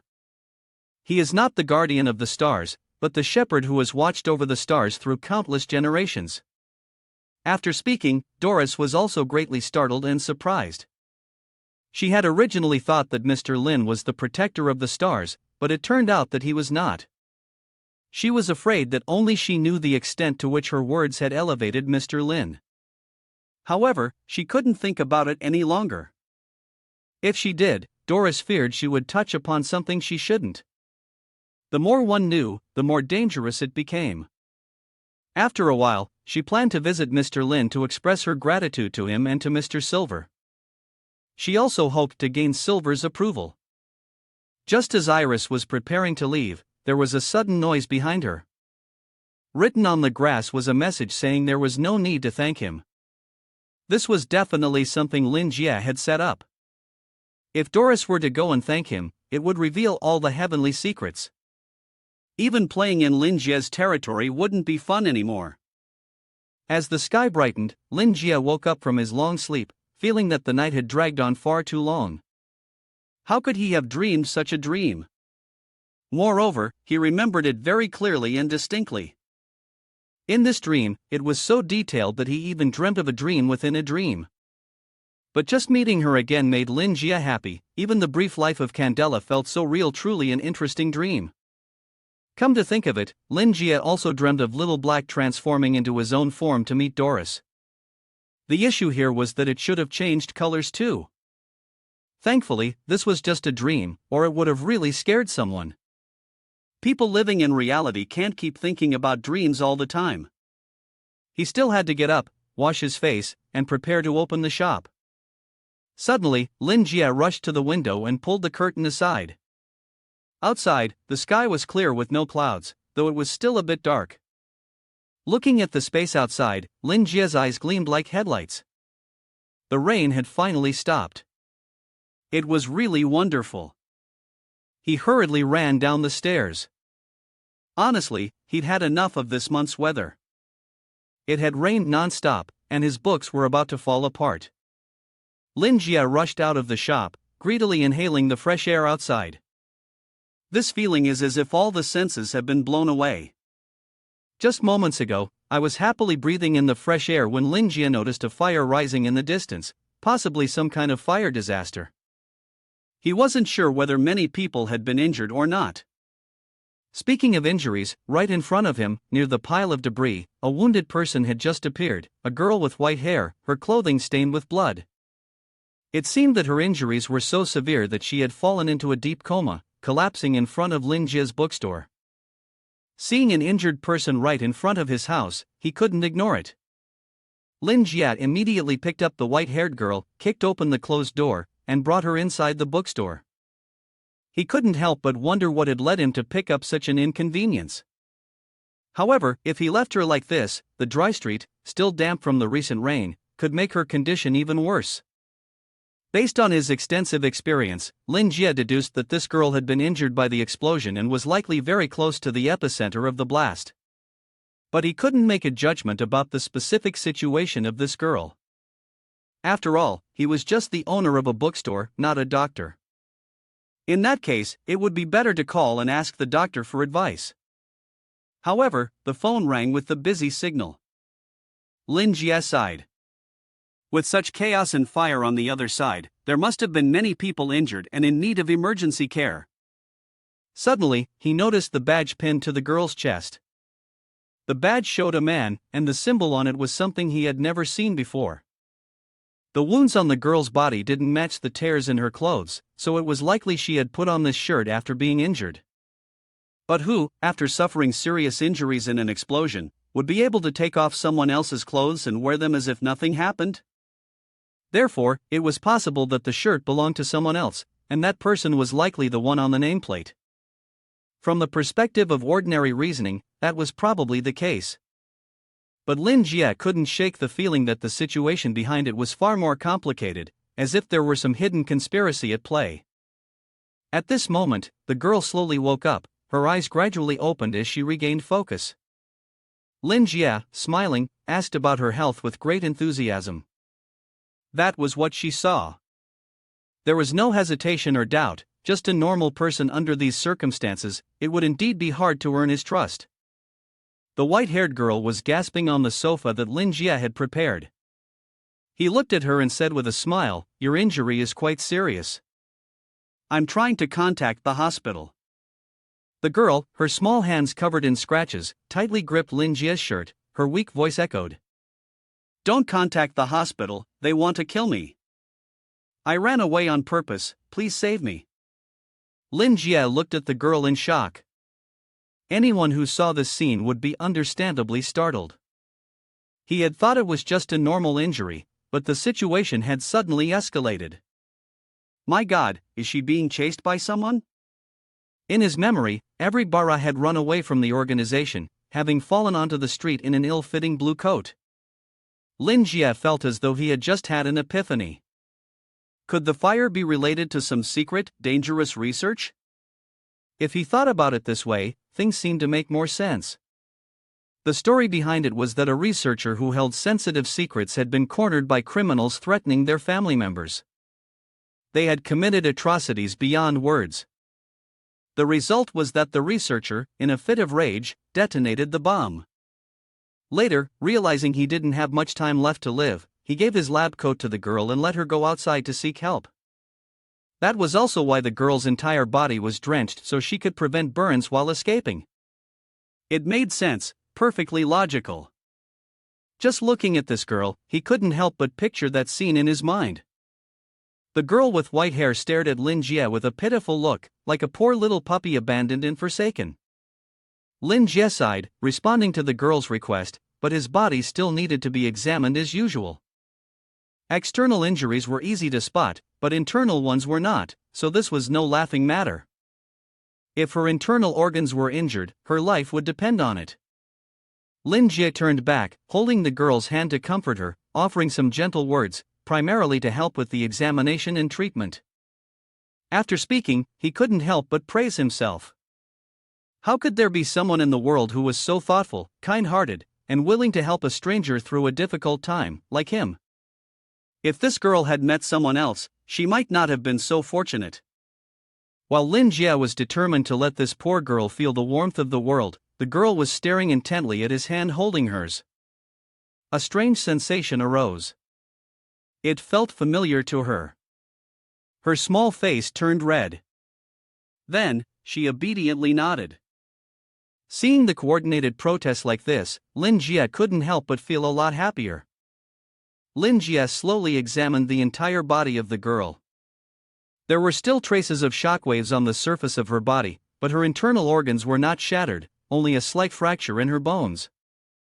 The internal injuries weren't too severe, she didn't need to go to the hospital, but she still required proper treatment. The silver-haired girl watched Lin Jie as he checked her over. This was a sensation she had never felt before, but she had also struggled hard to gain her freedom. Without any immediate danger, she knew she couldn't fully trust the man in front of her. Once the examination was complete, Lin Jie looked at her and smiled, saying, "Is there anything else you need? I have to go down to the basement to get some tools to treat the injuries. It'll be a while before I can come back up." The girl pointed to the door of the shop, which was wide open, letting in the wind, and said coldly. Lin Jie scratched his cheek awkwardly and said, "Oh, I forgot to close the door." "Wait a moment." Lin Jie completely turned his back to her, and the silver-haired girl quickly sat up. "Now, I can make a move." No sound should be made, move as silently as a cat and kill the shop owner standing before her. As murderous intent surged in her heart, the silver-haired girl immediately felt a cold pressure crawling up her spine. She turned sharply toward the source of the terrifying aura. That was the statue the old king had given to Lin Jie. As long as someone with ill intentions entered the shop, it would not let them go. For now, it was merely issuing a warning. Since Lin Jie was still here, it couldn't open its mouth to devour this person. Now, the silver-haired girl was truly frightened. The air here was filled with a chilling, icy disturbance and a massive, overwhelming wave. The statue was alive, a demon in itself. The eerie energy around her gathered, encircling the silver-haired girl, and now she could examine the shop in even more detail. On the main table lay the presence of a rose and the demon statue, both exuding a terrifying dark energy. To her surprise, the flower was still alive, as were the books. Everything in here was alive. Just now, she had planned to kill him, but now the silver-haired girl was trembling in fear. She looked at Lin Jie, who was closing the door, and wondered if this person was truly human. How could this be? Step by step, the silver-haired girl walked stiffly toward her long chair. Lying down on it, it felt so natural that she thought if she didn't rest on something, she might faint right there on the ground. She had thought she was saved, but suddenly, she had been dragged into this hellish place. This place was too terrifying. The bookstore had been closed, but when Lin Jie looked at the silver-haired girl, he was slightly surprised she was lying motionless. The silver-haired girl was completely weak, her mind a blank, with no thoughts at all. The sight was too horrifying. Lin Jie chuckled to himself, wondering how she could stare at the ceiling without blinking. It seemed almost silly, like a cute little brainless bird, and it was rather endearing. Come to think of it, he hadn't lain down much on that chair, but those who did were all patients. "All that's left is the 4-drip," he said with a friendly smile as he moved closer, asking if she was feeling any better. In truth, the white-haired girl only felt fear when facing his face. Lin Jie, oblivious to her feelings, cheerfully instructed her to stay still on the chair, not to move around, and wait for him to go down and get the medical supplies. The white-haired girl immediately nodded. Only a fool would resist this man. Lin Jie sighed with affection, so cute. To an ordinary person, it would be clear that Lin Jie was simply being kind, but in the eyes of the white-haired girl, there was something terrifying lurking behind him. Countless large eyes and sharp mouths were staring at her.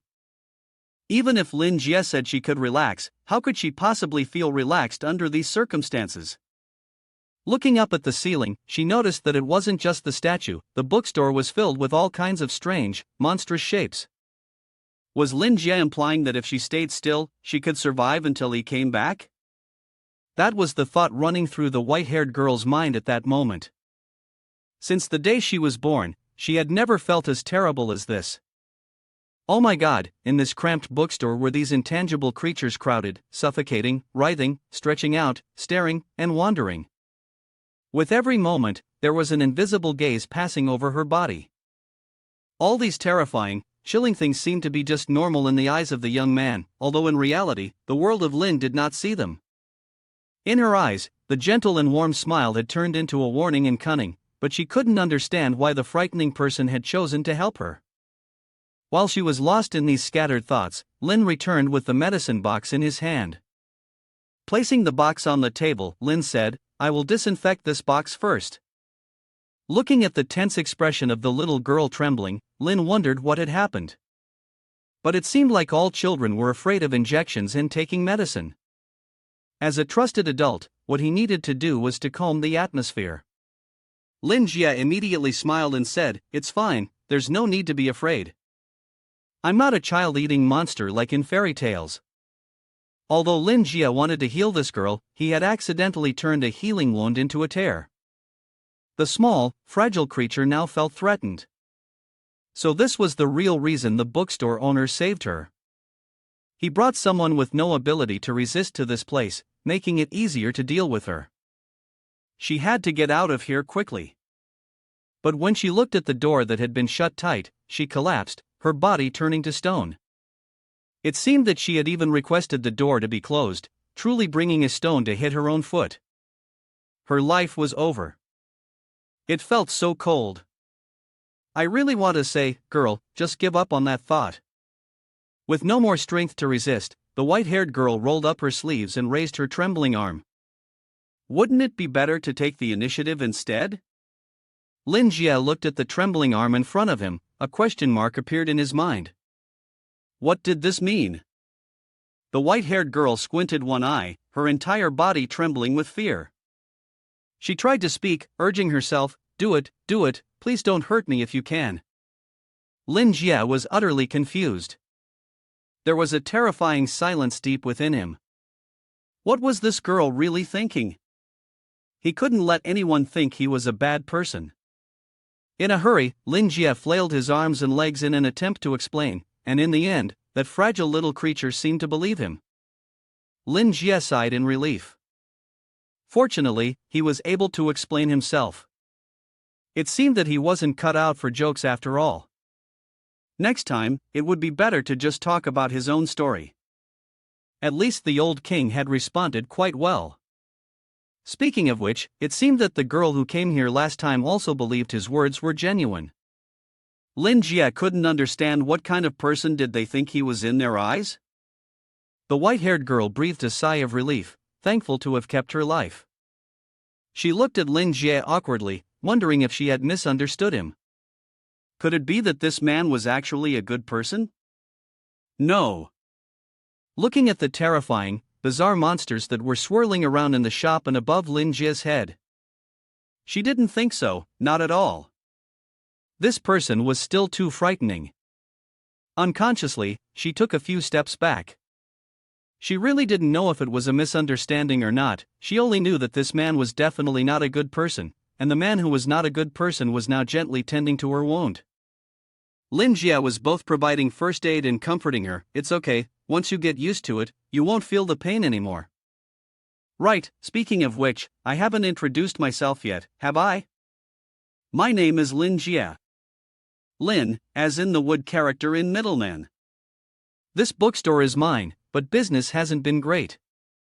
Could you tell me your name? The little girl with white hair quietly responded, I don't have a name. 227 was merely a code representing the soulless creature in that glass jar. It was not her name. Lin Jie picked up another piece of gauze. No name, huh? Does that mean you want to leave behind a painful past? Or perhaps you don't want to reveal your identity? The girl left home. His whole body was as alert as a cat, and he couldn't help but think about how that injury had created such a large ghost in her heart. What a pitiful child, strong and resilient. Without realizing it, Lin Jie reached out and gently stroked her head, offering a soft, comforting gesture.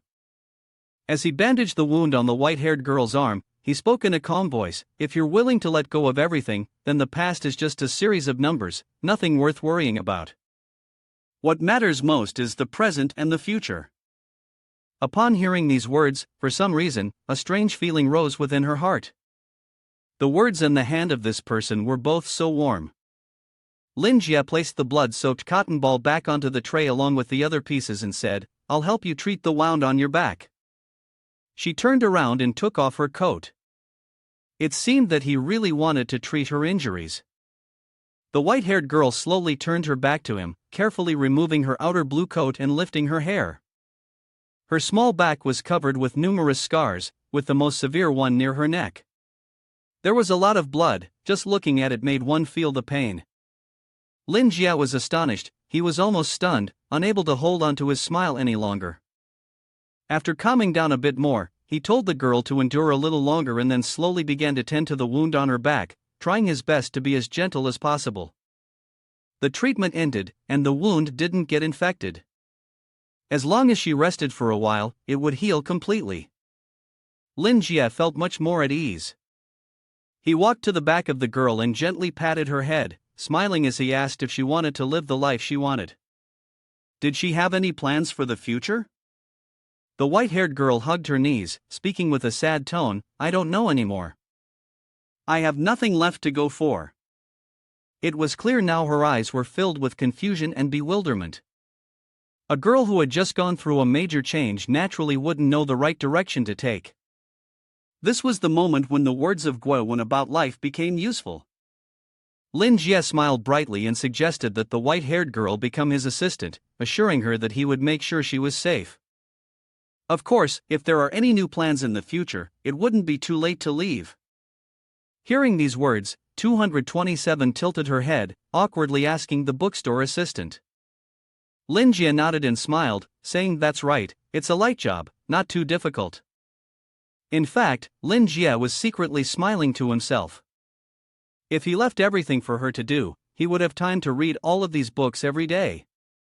In pursuit of his future goal of reading, Lin Jie casually mentioned the job of assistant, meaning she would only need to clean the bookshelves, maintain them, and keep track of customer information each day. How about that? Simple, right? That job was supposed to be simple, but in this shop, it was far from just cleaning and maintenance. Could it really be called a simple job? 227 instinctively grabbed her trembling arm. Just lying here, she already felt the weight and the terror. Is a job like this really simple? Even when she closed her eyes, that spine-chilling sensation immediately expanded to infinity. At that moment, the old bookstore no longer appeared before her eyes. The darkness was not just a void, but an image in the shadows right before her eyes. It was hard to even imagine what kind of bookstore this was. By instinct, she didn't want to stay here for another second. But if she didn't accept, if she didn't think positively, she would continue to be hunted by the Truth Society. However, she knew very little about the outside world. Even if she managed to escape successfully, she feared survival would be nearly impossible. Worse yet, if she rejected the bookstore owner's offer, she wouldn't even be able to step out the door. Weighing the options, both sides were equally dangerous, and not much different after all. The quiet moments slowly passed, and the more she thought, the more her head became a tangled mess, truly a hard decision. In the end, her mind was overloaded, and she couldn't think of anything anymore. Lin Jia watched her, speechless. The little head of this child could think of everything, but he felt like it wasn't very intelligent. He reached out and patted her head, then smiled and said, "If you don't like it, I won't force you. Don't worry too much." Lin Jia knelt on one knee, turned his back to 227, and patted his own shoulder. After all, he would continue taking care of this child until she fully recovered, so there was no rush to make a decision just yet. 227 silently watched Lin Jia, and it seemed that she had already vaguely made up her mind. Slowly, she crawled onto Lin Jia's back, thinking to herself that, considering the situation, staying here seemed like the best option. She would be given a new identity, a new place to live, but the price she would have to pay was unimaginable. Meanwhile, Lin Jia was doing his best to avoid touching the child's wound on his back. Today, he would give his bed to the child, and only tomorrow would he be able to buy a new bed for himself. After hearing those words and witnessing that gentle gesture, how could a child like 227 not be moved? She leaned against Lin Jia's back, the proximity too close, the warmth too much. She could hear the beating of his heart. Lin Jia carried 227 on his back and walked into his bedroom. But just as she glanced into the room, 227, after calming down a little, was already trembling in fear. She clung to Lin Jie's back and asked, "What is that?" Lin Jie turned around and looked at 227, puzzled. What the girl was focusing on was the object hanging above the bed. He smiled and said, "Nice, right? This is a souvenir that can help you sleep well and have sweet dreams, given to me by a regular customer. It's called the dream hammock. I've tested it myself." 227 widened her eyes and stared fixedly at the dream hammock. "Sweet dreams, huh? I wouldn't dare. What's so nice about that net giving off the aura of a predator?" She had seen similar threads with that kind of aura in the laboratory before. It was a dangerous item kept within a protective magical formation. People said it came from the dream world, from a dream beast called a predator. It possessed the power to create small dreams, then lured people into its terrifying, illusory dreams and killed them slowly. Here, it had been crafted into some sort of ritualistic prop.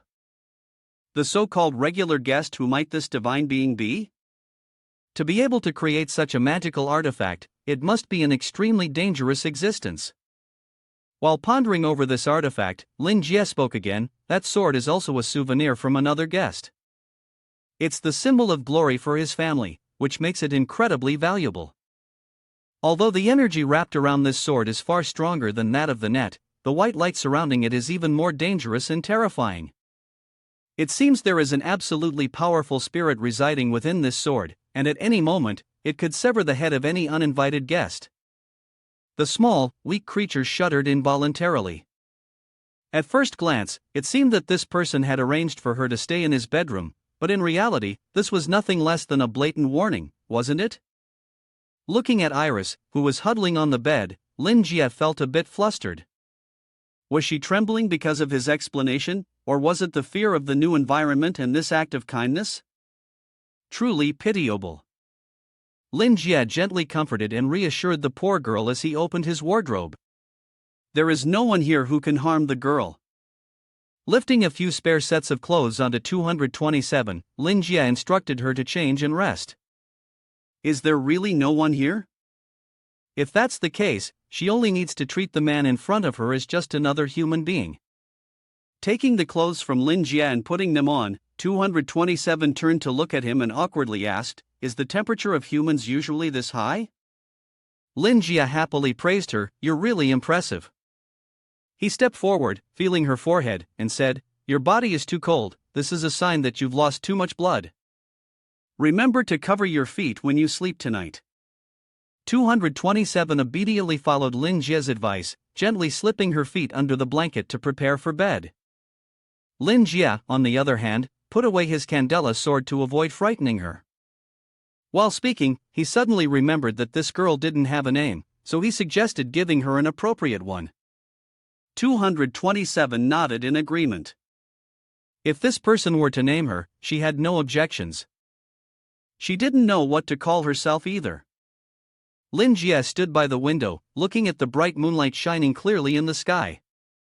This was indeed the name, Mun. From today, the name of 227 would be Maun. After naming Mun, Lin Jie left his room and went downstairs to tidy up a few things. Overall, there were no traces left. The child had fled decisively and smoothly, without any signs of pursuit. Next, he needed to figure out how to resolve Maun's issue of not having a household registration. Though he himself didn't have a proper registration either, at least he had some experience with this matter. He could ask the previous guest to help forge an identity. In his hand was the communication device that the first guest had given him when he first arrived in Naekjin and opened the bookstore. It was thanks to her help that this bookstore was able to meet the requirements to operate. This was his way of repaying her for the book he had introduced to her. Although back then, all he did was ramble on and comfort her. But based on her attitude, it seems that the conversation had changed that guest's life. That's why she thought of you as the savior of her life. This is a bit of an exaggeration, though. He remembered that she had said this phone number would always be available 24 hours a day. Anytime he needed help, all he had to do was dial this number, and he would definitely receive a response. Since he never encountered anything that required assistance, he hadn't called this number for 3 years. He thought that the favor she helped him with back then, by forging the household registration, was more than enough to repay her kindness. But now that he had a new employee, he had to make sure she could live here without worrying about anything. The phone rang once, and a voice came through. "Hello, Mr. Lin." That night, in a castle on the outskirts, a girl in a maid's uniform was secretly finishing her office work. Suddenly, the sound of a phone ringing came from the chest of her outfit.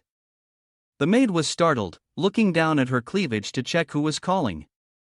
She felt tense, as this was the first time in 3 years that the shop owner had called her. She took a deep breath and pressed the button to answer the call. "Hello, Mr. Lin." On the other end of the line, there was a slight moment of hesitation. "Hello."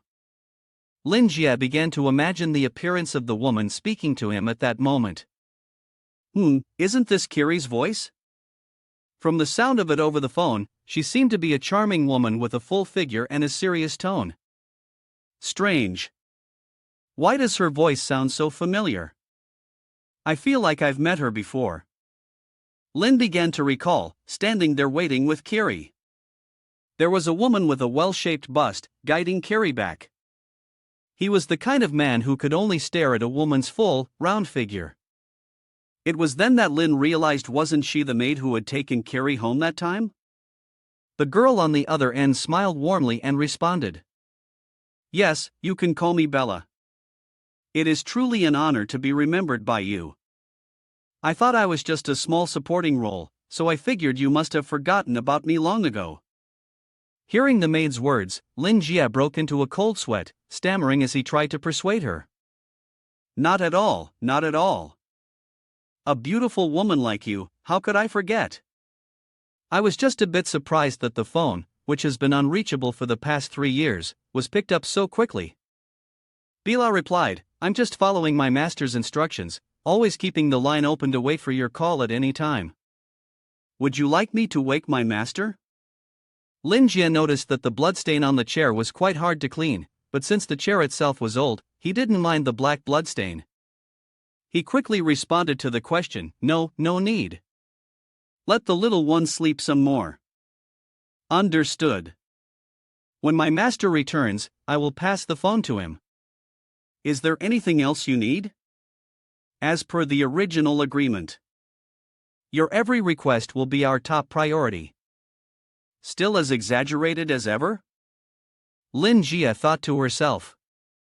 "When it comes to orders, it's not that. There's something I need help with, and I hope you can assist." As he spoke, he placed the blood-stained cloth on the chair. "At the moment, I have just rescued a girl whose identity is unknown. Please help me investigate the fire incident within the area from 20 to 50. And also, I would like you to create a new identity for the girl to cover up her tracks." After the silence lasted for a while, the voice on the other end of the line said that they would send dedicated personnel to handle the situation and ensure the girl's safety in a few days. The shop owner sighed with relief. "Sorry to trouble you." It seemed that she hadn't changed at all over the past 3 years, had she? Upon hearing the shop owner's words, Biola paused for a few seconds. Her eyes lifted as she gazed at the full moon shining through the window, then continued, "As far as you're concerned, it's true that we haven't changed at all. However, these 3 years have brought about a tremendous change for us. The only thing that will never change is our deep gratitude and reverence towards you. The master misses you dearly and always hopes to be guided by you once more, but unfortunately, there has been no contact from you for a long time. I hope that, on behalf of my master, I can arrange another meeting with you. Please allow it." Lin Jie gladly agreed. After the call ended, he felt a sense of regret, as if he had abandoned an old friend. He pondered deeply, wondering why anyone would want to bring trouble upon themselves. Never mind, thinking about it won't help. It would only complicate things further. After pondering for a long time without reaching any conclusion, he decided to go out and buy a bed to sleep on. It was truly exasperating. As he stepped out the door, he suddenly heard a broadcast from the neighbor's radio. Due to a series of gas explosions, all shopping centers had closed. Lin Jie sighed, then made his way to the basement, deciding to use a saw to make the bed himself. Not long after, the sound of a chainsaw echoed, causing Colin, who was in the music store, to tremble violently. He shrank into the corner of the wall, whimpering in fear. "Ugh, Mom, help me. I can't take this torment anymore," he thought to himself, certain that the demon had done something terrible. The sound of the chainsaw grew louder, and Colin's body curled up in terror. The image of the evil demon holding the chainsaw, slashing at people, vividly appeared in his mind. How the hell does he look just like the main character in a slasher movie? Colin could almost imagine the blood and flesh splattering before his eyes. The chainsaw sound drew closer, and it seemed that in a second, the demon would be right beside him. He was so scared that he screamed out loud, but immediately covered his mouth with his hand. "No, if I scream now, he'll hear me and I'll be done for. Please, someone, come save me." Suddenly, the intercom crackled to life. "Great, I'm saved." He hurriedly supported the machine with both hands. Looking at the information displayed on it, he saw that Colin's prayer had been accepted. They would go investigate and hope that Colin hadn't done anything thoughtless. The message also included the formula for holy water and a spell, sent by someone named Vincent. At the castle, Bella's footsteps in her leather high heels echoed gracefully and professionally down the hallway. After serving the Chapman family for 3 generations, she was no longer an ordinary maid. She approached Kiri's bedroom and gently raised her hand to knock on the door. Knock, knock, knock. From inside the bedroom, the voice of the esteemed master called for her to enter. "Bella, come in." As soon as her large, round buns squeezed through the door, the security system began its analysis and verification, confirming she was allowed to enter. Stepping past the protective layer, Biola approached the bed. From the pile of pillows stacked on top of each other, a tired sigh echoed. The maid bent down and bowed her head. "Master, did you sleep well last night?" The girl sitting up on the bed was Kiri, Lin's first client. She yawned widely, rubbed her eyes, and asked, "What time is it now? Did you wake me up for something important?" Belle looked at her with a stern expression and questioned, "Forgive me for being blunt, but we must always maintain our elegance, my lord. After all, you are over 100 years old." Kiri, acting stubborn, kicked the bed hard. "It's too noisy, too noisy. Whether I'm 100 or whatever age, when I'm sleepy, I still need to sleep. Remember, if you have no other business, get out so I can continue sleeping." "I'm afraid you won't be able to sleep any longer today," Belle said. She then pulled a phone out from her chest and reported to her master that Lin had called. The girl was momentarily stunned, then covered her mouth in embarrassment, much like a child, when she learned that CR had taken the initiative to contact her. At this moment, Kiri couldn't contain her joy, rolling back and forth on her bed with delight, calling out the name of the shopkeeper. Meanwhile, her maid, helpless, silently wondered to herself whether this was the image that a ruler should present.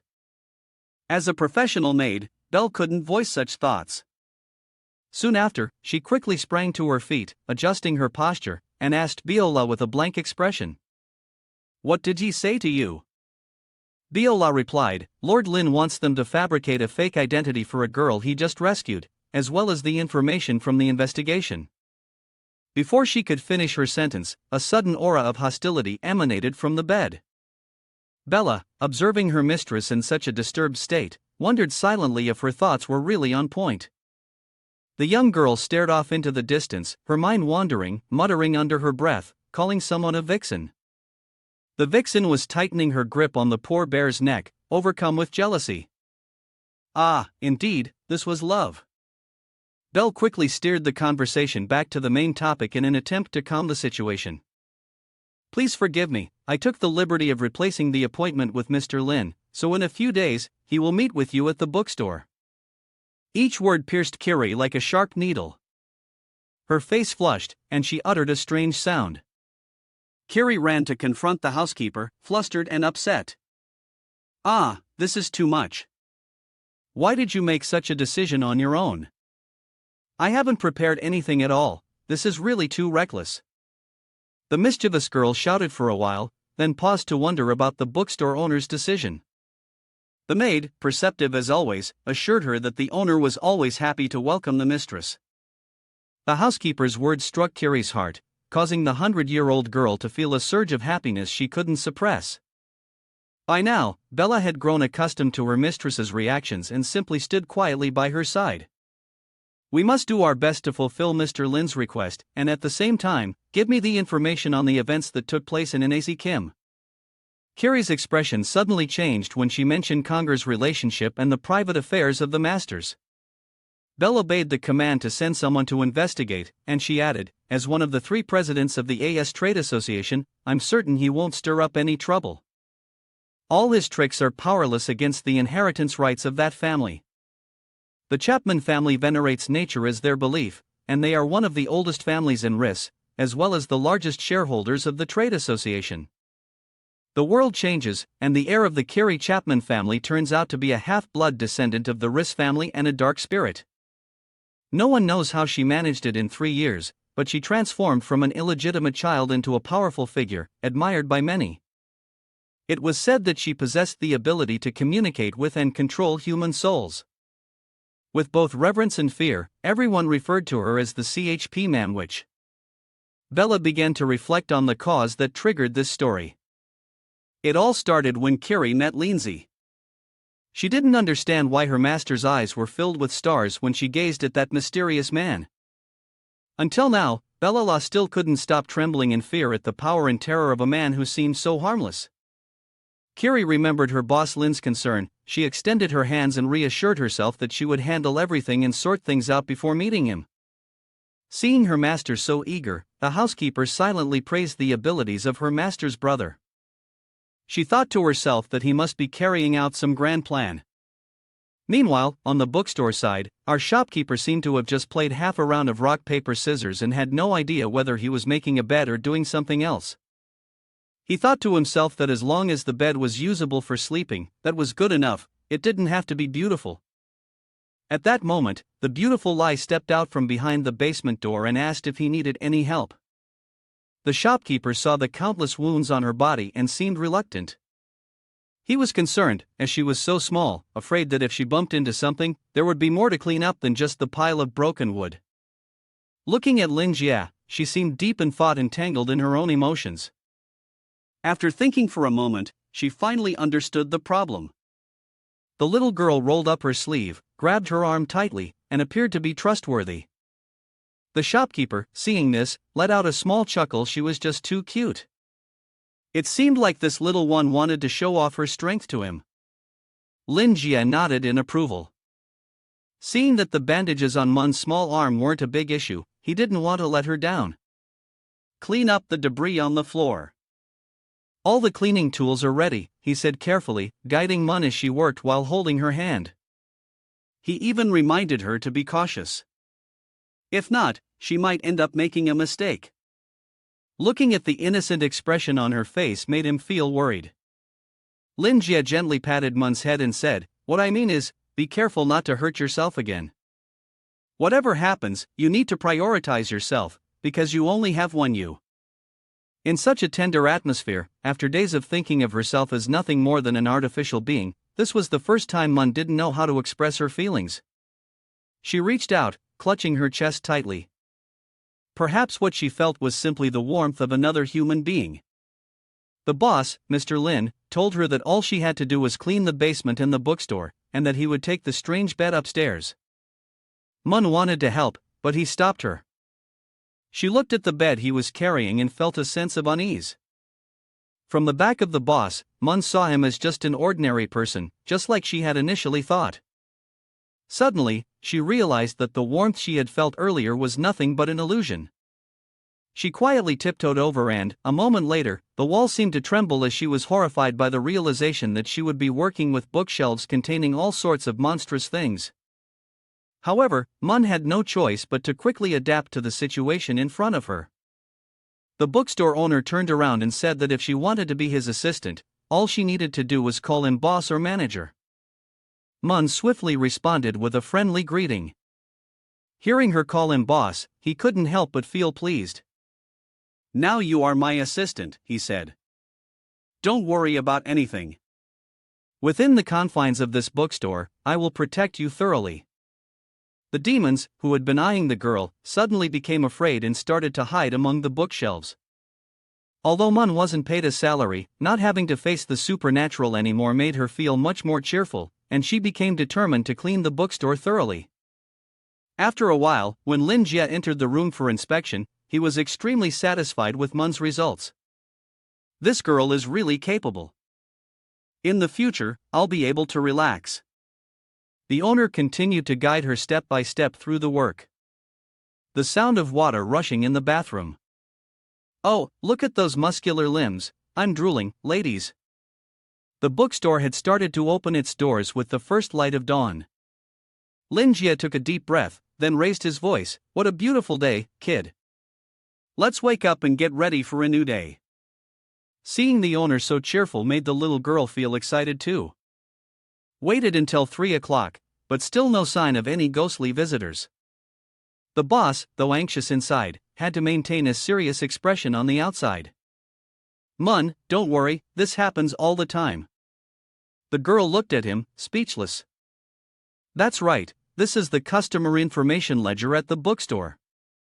Later on, you must record all the information, the time and the titles of books borrowed by new customers.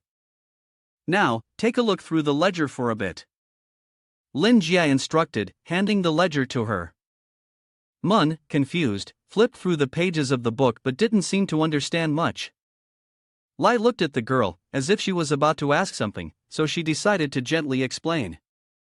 At this moment, the shop owner was unaware of just how serious the situation was.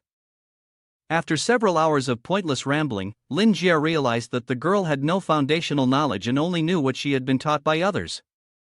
The most important issue was that Mun didn't know a single word. Who? What kind of environment had the girl lived in before? It was giving him a headache. What should he do to help her improve? He hunched over, feeling troubled, not wanting to cause Lin any more worry.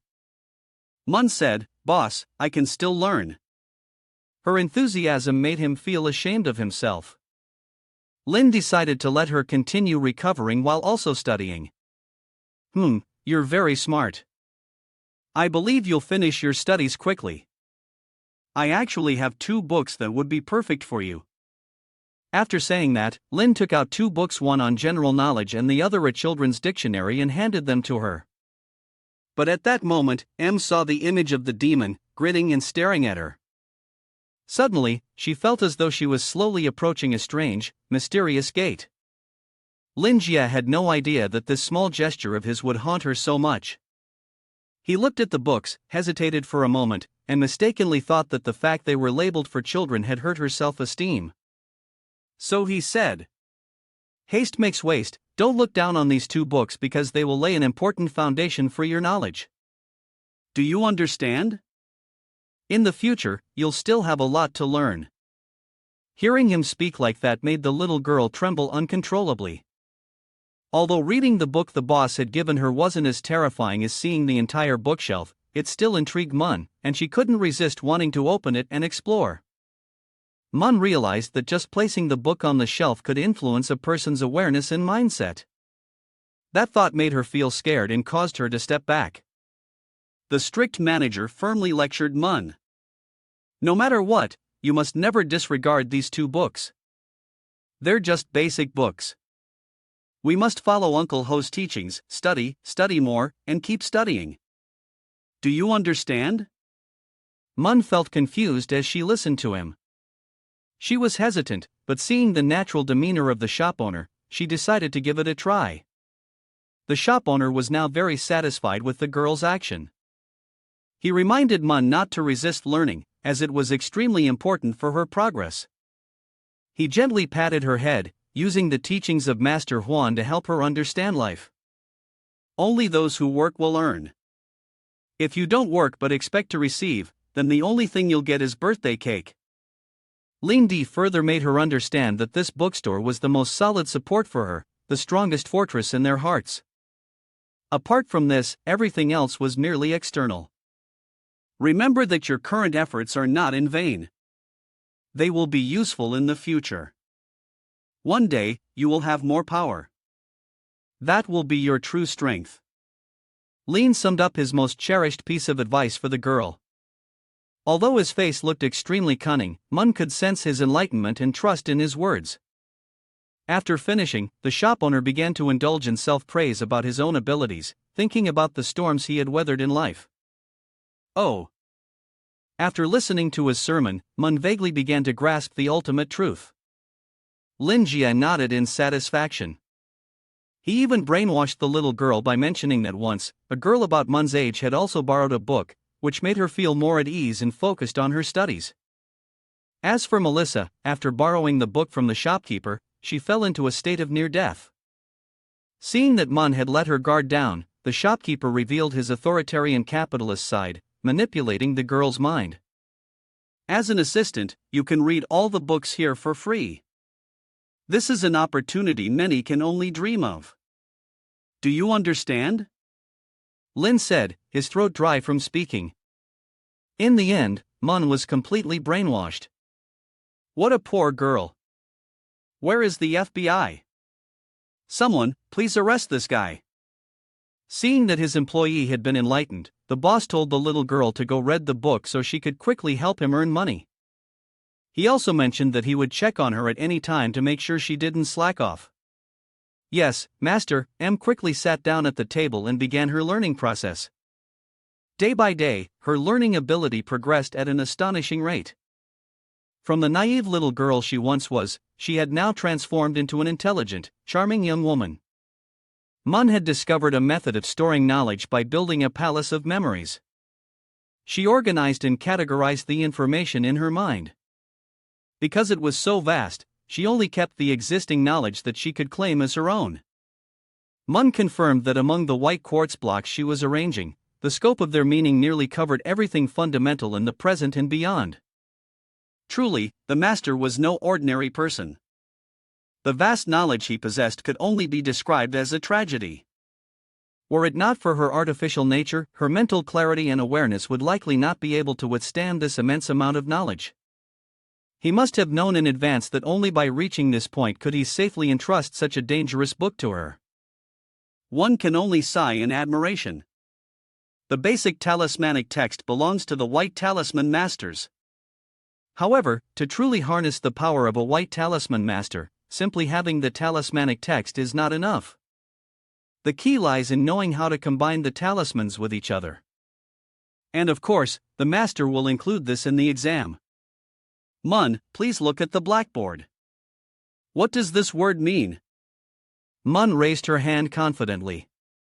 It means the light and the blazing fire of sorrow, she answered. Lin Jie was surprised. Why had this little girl suddenly become so intelligent? It had only been 3 days. Ahem, what about this word then? The girl raised her hand again. It means the lightning and thunder, sir, and this one means the origin of all things. Lin Jie sighed in relief and took off his scholar's robe. He looked at the little girl with tears in his eyes, filled with pride. It seems you've grasped the essence of the entire book, so I can rest easy handing over the shop to you now. Teacher Lin handed Mun the registration book. The girl nodded happily and took it. The little girl's eyes were now filled with hope, just like Kiri's 3 years ago. She suddenly understood why she had to learn these things. Surely, the boss had noticed her fear of the bookshelves, so he had trained her, helped her adapt, and enhanced her abilities. Truly, he was such a thoughtful boss. Mun felt proud. At a prestigious university, the serious demeanor of Professor Lin made everyone in the lecture hall too afraid to utter a word.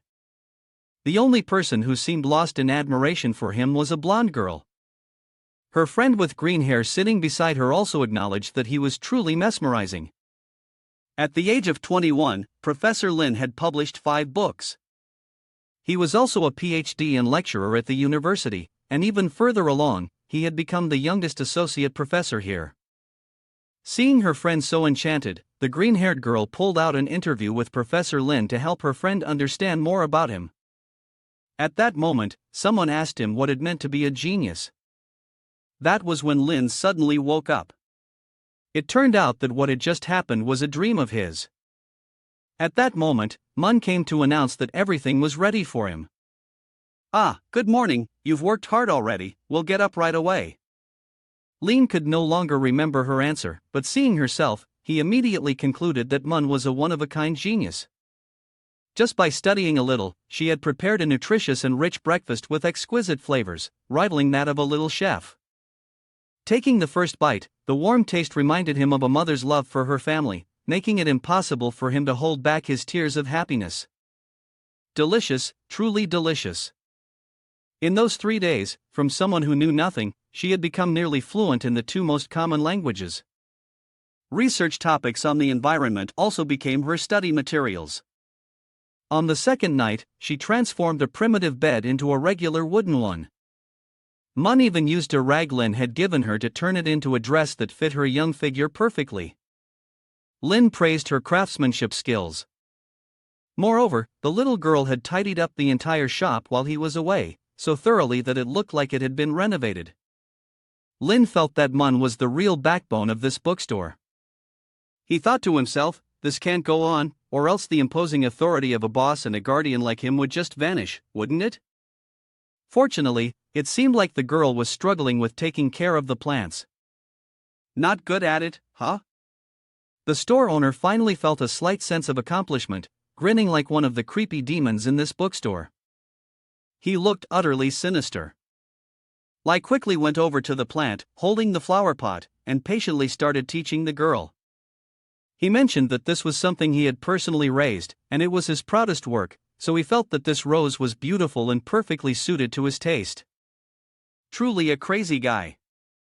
In Mun's eyes at that moment, there was nothing but fear toward the rose plant. The boss asked her if she thought it was beautiful. "Yes, it's very beautiful," the girl replied, trembling. "The boss is truly remarkable." Lin felt satisfied with the compliment from the girl. In fact, Lin had overthought everything. Mun simply didn't dare to approach the creatures in the shop. Perhaps he had become obsessed with the girl's genius. Having a nearly omnipotent assistant for himself could only be a good thing, right? However, the boss's mood didn't last long. After 2 days, the flower had wilted. The situation made Lin feel embarrassed, and he did everything he could to salvage it. To Lin, losing face was a minor issue because this was the rose Doris had given him. If she found out, how would he explain it? How could they continue to cooperate after that? With no other option, he decided to use fresh fertilizer to save the flower. Suddenly, Mun pointed outside with a look of panic. "Boss, look." Lin looked through the window and noticed that the area outside was covered with warning tape. The authorities from the central government were involved. The wording on the tape suggested that the people outside were from the Supreme Police Department. Lien Due thought, if it had come out here now, it must be related to the recent fire incident. Under their supervision, something like this happening is not simple at all. "What's going on?" the girl asked, confused and not understanding. He reached out to pat her head, then called Mun to go inside. The central area had sent people to investigate. It seemed like they were here to arrest criminals. "They probably aren't here to look for you." It seemed that Mun had revealed something to the boss, or it was possible that they had come to arrest the girl. The shop owner asked her, making sure she didn't want to be arrested, right? She felt a bit uneasy, unsure whether the Truth Association had discovered her escape yet. She didn't know what her fate would be, but the most important thing right now was that the girl didn't have a household registration. Suddenly, the bell on the door rang, and 3 police officers entered. "Allow me to introduce myself. I and these 2 clumsy fellows are from the police station. Have you seen anyone suspicious lately?" The blonde-haired man spoke up. The 3 police officers were patrolling the messy street. The one in the lead, with blonde hair, said, "This is the place where the gas explosion happened, right?" He covered his nose with a look of disgust. This man was named Thunderin, a senior officer from the 3rd Brigade. He continued, "By the way, how much longer is this renovation going to take?" One of the other two answered that the issue had been dragging on for about half a month since the NAC Kim newspaper reported on it. Half a month later, Ran couldn't help but sneer, thinking the city's efficiency was really terrible. The officer trailing behind murmured, "What does this spoiled rich kid know to talk like that? Just bear with it, man. Don't get on the wrong side of someone like him." After patrolling for a while, Ran suddenly stepped on something. "Oh my god, this filthy, wet place is just..." The two men behind him rushed over to help him handle the mess under his feet. 12 hours ago, Ryan was still talking to his father about which club they would go to for entertainment that night, yet now he had to come to this damned, cursed place. Ryan knew that this incident couldn't be solved by the police alone, but the things he was doing were merely to reassure the public. He believed that as long as he played the part, everything would be fine. The more he thought, the more Real's mood sank. He swore that once he was promoted to the first-level police station, he would never run around like a guard dog again. Since people here also feared those from the police station, the inspection went quickly and smoothly. Only the music store and the bookstore along the street were left to complete the task. They stopped in front of a shop. Ran ordered his subordinate to knock on the door and call the shopkeeper outside. Knock knock. Suddenly, a large, fat man rushed out. His cries for help startled the police officer. He clung to the officer's leg, crying and pleading, "Please, please save me. I've been tormented to the point of becoming this skinny. If I get any thinner, I'll die. Boo-hoo, I'm the thinnest among all the fat ones, aren't I? Let go of me, calm down, we can talk this out," the policeman tried to reassure the fat man. Colin revealed that the owner of the bookstore was a demon capable of controlling everything. He said that early in the morning a few days ago, he had heard the man using a chainsaw to cut someone apart. The sound of the chainsaw mixed with the demon's laughter had terrified Colin to the core over the past few days. Hearing Colin's story, one of the policemen couldn't hold back his laughter. "Ah, it's nothing, I just thought of something funny. If the situation is really that serious, I'd advise you to go to the church and speak with the priest to resolve it," the blue-haired man said, pretending to be serious. She quickly spoke up, "I've already contacted the priest. They'll be here soon. I'm really not joking with you guys." Seeing how extreme Colin was becoming, the policeman on the right gently told him to calm down. "If you keep insisting like that, does Mr. Colin have any evidence to prove that it's the truth?" Ran asked the shop owner. Colin replied that there was no evidence. After all, it's a demon. They should understand that. It's been said in the movies, if you look at its true form, you'll face misfortune. Colin was still young, wanting to live a few more years, he didn't want to die so soon. Seeing the shop owner acting like this made the officer continue to laugh. Was this really so funny? Had he been mocking me all this time, thinking I was crazy? Miss Lean angrily pointed her finger right at the short-haired officer's face. He adjusted his cap, thinking that Colin had just now realized the situation he was in. Watching his younger brother argue with the shop owner, Ran was boiling with frustration. He patted Colin on the shoulder, interrupting him, and advised him to just wait until the pastor came to help, while they would end the matter here. "Hey, don't go. Please trust me. You should have brought more people with you." If not, the shop owner's words were cut short as the door slammed shut. The sound of gleeful laughter echoed, and Ran scowled in disdain, instructing his subordinates to inspect the bookstore. Stepping closer, he scanned the place and saw that it was just an ordinary shop. However, whether it was the shop owner's strange tone or the eerie atmosphere, Ran couldn't shake the feeling of urgency. He pushed open the door and stepped inside. Ran felt a strange, almost magnetic force emanating from the shop. He turned to the two people in front of him and asked, "We come from the Supreme Police Department. Have you encountered anyone suspicious recently?" The blond man began surveying his surroundings. He noticed that the shop's arrangement looked quite new. The stone statues on the table seemed to be used for warding off spirits. Nothing appeared unusual at first glance. However, the white-haired girl standing before him wasn't on the list, and her body was covered in wounds, suggesting she had been injured not long ago. At that moment, Lin Jae stepped forward and identified herself as the owner of the shop. Feel free to ask him directly if you have any questions, Rian's father said. The manager explained that he had hired Maun as a sales assistant because he was too busy.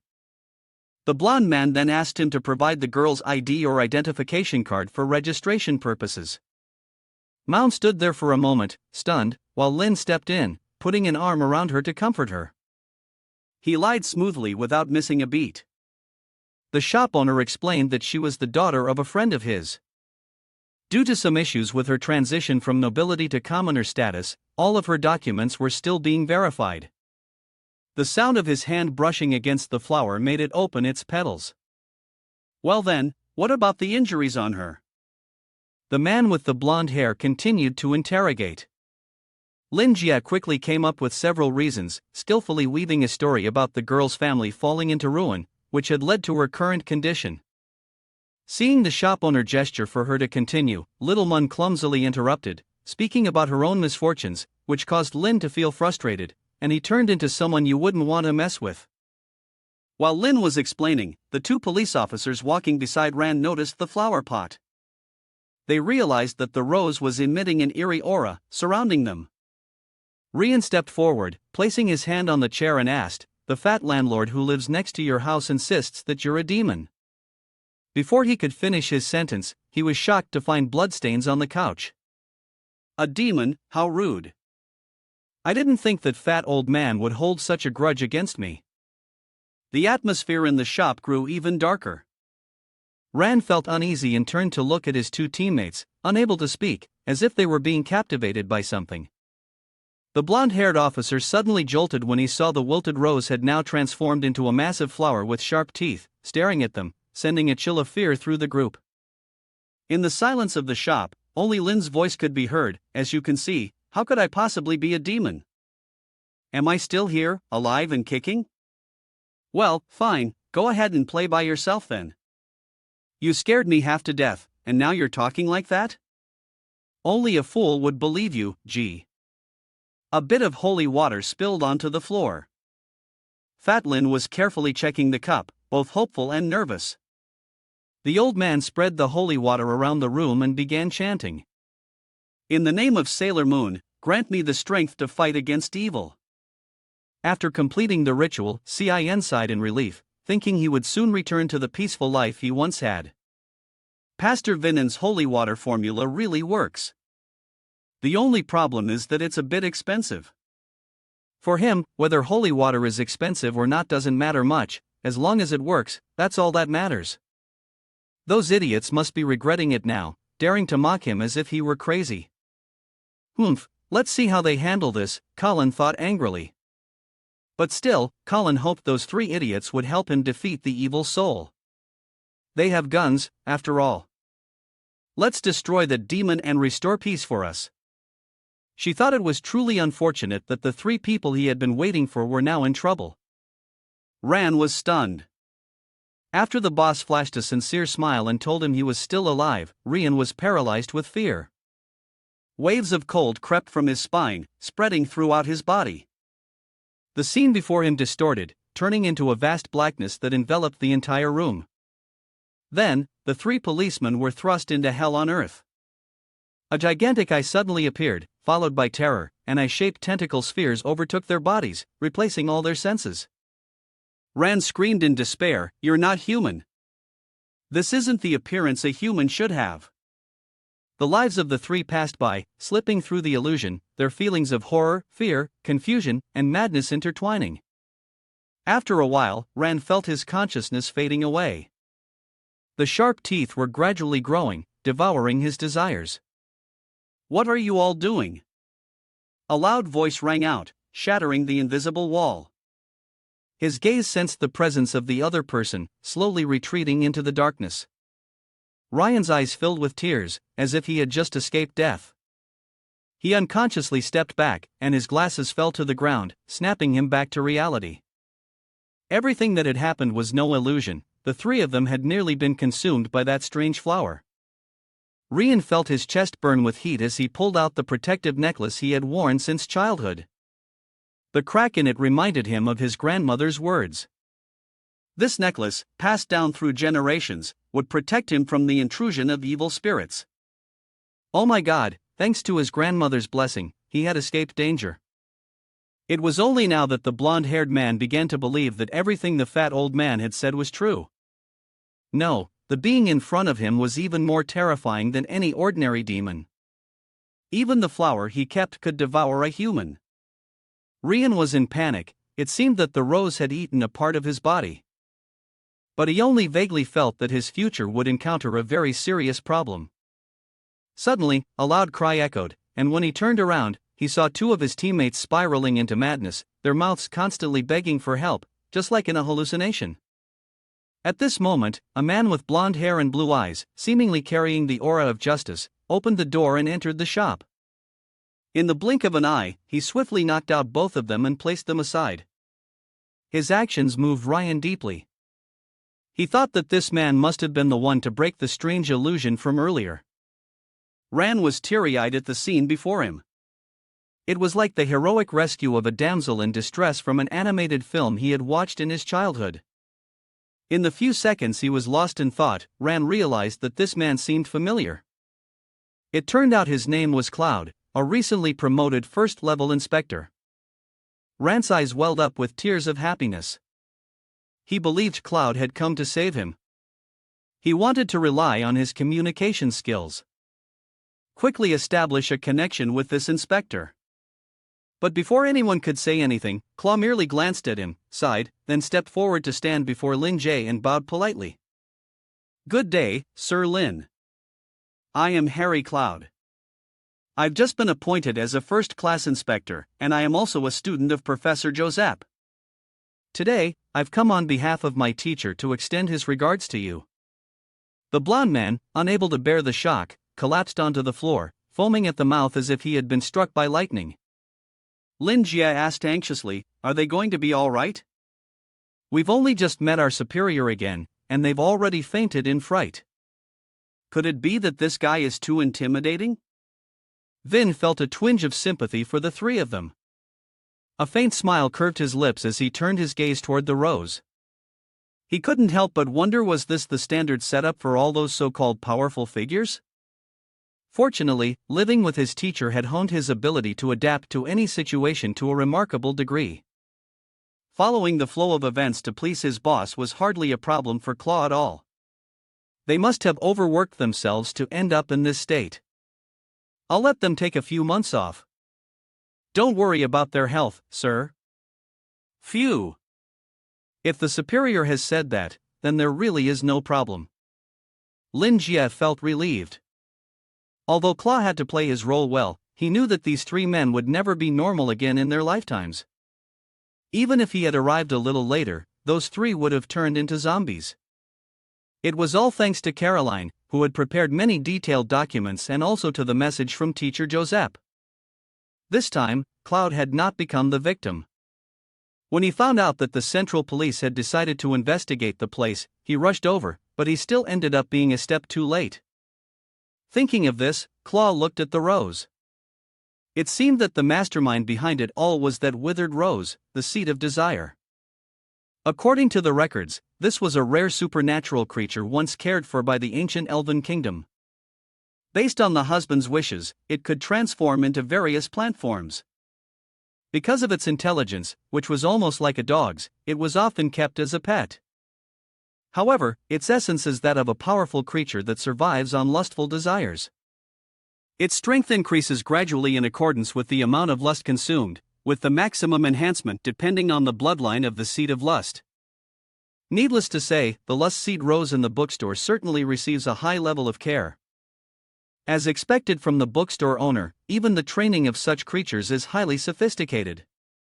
Claw silently praised, though he couldn't understand why it looked so emaciated, as if on the verge of starvation. Perhaps the bookstore owner had let it endure hunger to maintain its savage instincts. Fortunately, the bookstore owner only turned a few police officers into playthings for entertainment. Claw had to remain vigilant because the mindset of beings at a divine level was certainly not normal. A seemingly well-meaning prank could have devastating, irreparable consequences for an ordinary person. All he could do was guide them and offer proper advice. Thinking this, he spoke carefully, "If they behave rudely, please allow me to apologize on their behalf. It's not a matter worth concern." They just questioned her as usual. Jean smiled faintly. It was only because the assistant's paperwork was on its way, so they asked a few more questions. CLA was surprised to see the assistant girl, whom the documents hadn't mentioned, and wondered if this girl was greatly cherished by the bookstore owner. He even understood the owner's feelings, who had clearly expressed earlier that he didn't want Cloud to investigate further, and was even dissatisfied with the other three in Cloud. In fact, Cloud had overthought things, but Jean only wanted to develop him into the next customer. He thought that Cloud, being young yet in such a high position, surely didn't lack money. Lin spoke warmly, "Let's sit down and have a chat. Then I'll sit and rest for a bit." As soon as he sat down, a cup of tea was placed in front of him. Mun politely said, "Please enjoy your tea." Lin Jie was pleased with Mun's timely performance, feeling like he was finally starting to experience what it was like to be a boss. He took a sip of the tea. Lin Jie guessed. "So, you must be here looking for me for something else, right? My master wants to send his thanks to you." Recently, he has been feeling healthier than ever, even showing signs of a breakthrough. Claus said this while enjoying his tea. "Congratulations to your master." Achieving a breakthrough at this age is no easy feat, Lin said. He believes that the old master has finally gained true clarity. "Thanks to your help, the level of safety has increased quite a bit." Lin Jie felt a bit confused upon hearing this. What does the safety of NAC Kim have to do with me? After thinking it over, he understood. Surely, after receiving guidance from me, this old man must have returned to fighting crime. What would happen if those massive fists of his landed on someone's face? Lin felt a bit horrified. Thinking of this, he became modest. Actually, Joseph had used all his strength, and I only helped a little. Claw realized that the person from that day was none other than the shop owner. The bookstore owner had used the magical sword transferred by the master as a tool for his magic. That's why I said the one who assisted was my teacher, not Lin. Even though he saved the city from the crisis, Lin remained indifferent and acted as if he knew nothing. This made Cloud silently praise him. He said that the old master was very grateful for Lin's actions and had also brought the ancient materials Lin had needed earlier. Returning to the main topic, CLA said, "This is the AZ language document you requested." The shopkeeper had mentioned this matter to Joseph before, but he hadn't expected the request to be fulfilled so quickly. As soon as Lin Jie saw it, he was struck by his bookworm tendencies. Finally, something to do outside the shop. He carefully flipped through the materials and found that most of it was original records, with only a few thin sheets that were research based on predictions. Knowing that these documents were drafted by amateur scholars, he found it all the more intriguing. Lin Jie sighed and thought he should thank Claw. He wondered if Claw liked reading books. "If you want, we can recommend a few books that might suit you. CLA knows that what is meant to come will come, but he has a backup plan." "No, I am truly grateful for your kindness, but as you can see, I still have to deal with the mess over there. I'm afraid I don't have the time to rest." He reflected on what had happened, Melissa's words, and Master Min's advice. Lin Jie felt regretful that he couldn't persuade this man to read his books. The shop owner seemed disappointed, telling Claw that he was the most incompetent person he had ever met. Incompetent? Claw suspected that the bookstore owner must have had some connections with the police in the past. The deep thoughts of this bookstore owner, Cloud realized, were truly unpredictable. The master was right, one must always keep a clear head and a sharp mind when dealing with him. The conversation ended, and Klaya shared the contact information with Lynch so they could reach each other anytime. The bookstore owner casually handed over the contact details. And Lynn silently rejoiced in her heart, thinking, what is there to fear about not being able to sell in the future? Claw suddenly noticed the AS Chamber of Commerce logo on Lynn's phone. From what he had learned before, the bookstore had always been under AS's management. He began to connect the events from 3 years ago when the mixed blood heir of the Arkiri family had something to do with the owner of this store. Claw gripped his thigh tightly, realizing that the intricate and unpredictable layout Lin had set up was truly terrifying. He commented that it was fortunate not many people knew about this place, including White. Thankfully, the secret tower had sealed off the information. Otherwise, the Truth Association would have had to face its demise. Ah, that's right, his voice made Claw flinch. The kid was now being docile, obedient, and very cautious about everything MN said. Claw thought MN seemed to be facing an enemy when looking at Cloud. Even though he had been a lecturer that year, older students would never have shown such an expression. This kid looks about my age, but he treats himself as if he's my senior. However, his teacher is a friend of mine, so that's probably why. I think he decided to act like a fool to lighten the mood of the club. Our shopkeeper smiled kindly and said, "Look at you, it's as if I'm trying to eat you alive." At this point, CLA not only didn't feel comfortable but was actually scared by Lin's words. The scene then shifted, and the focus should have been on Melissa's situation. He confided in Claw that earlier, she had come to challenge him to an arm wrestling match, probably because she was upset with her father.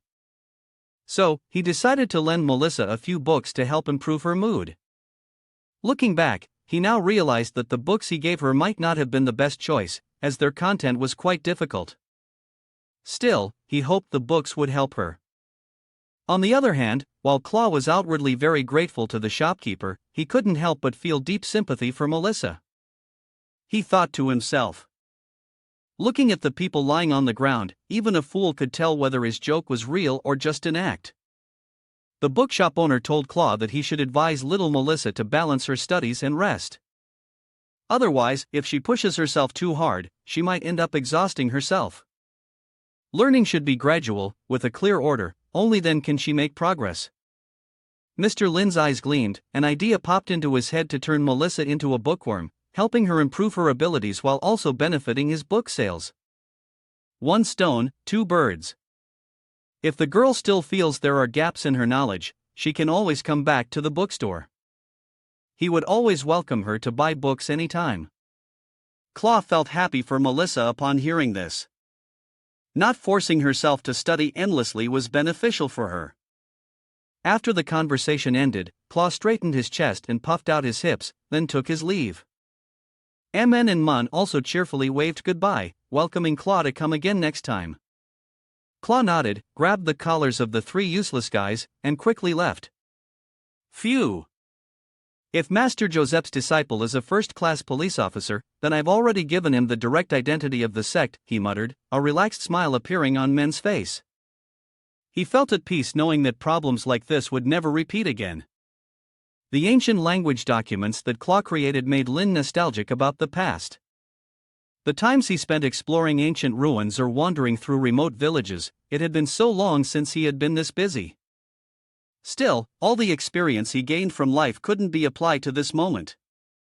He felt fortunate to have met so many people because they had supported him enthusiastically. The shop owner proudly observed his psychological skills, using customer resources to help both parties develop sustainably.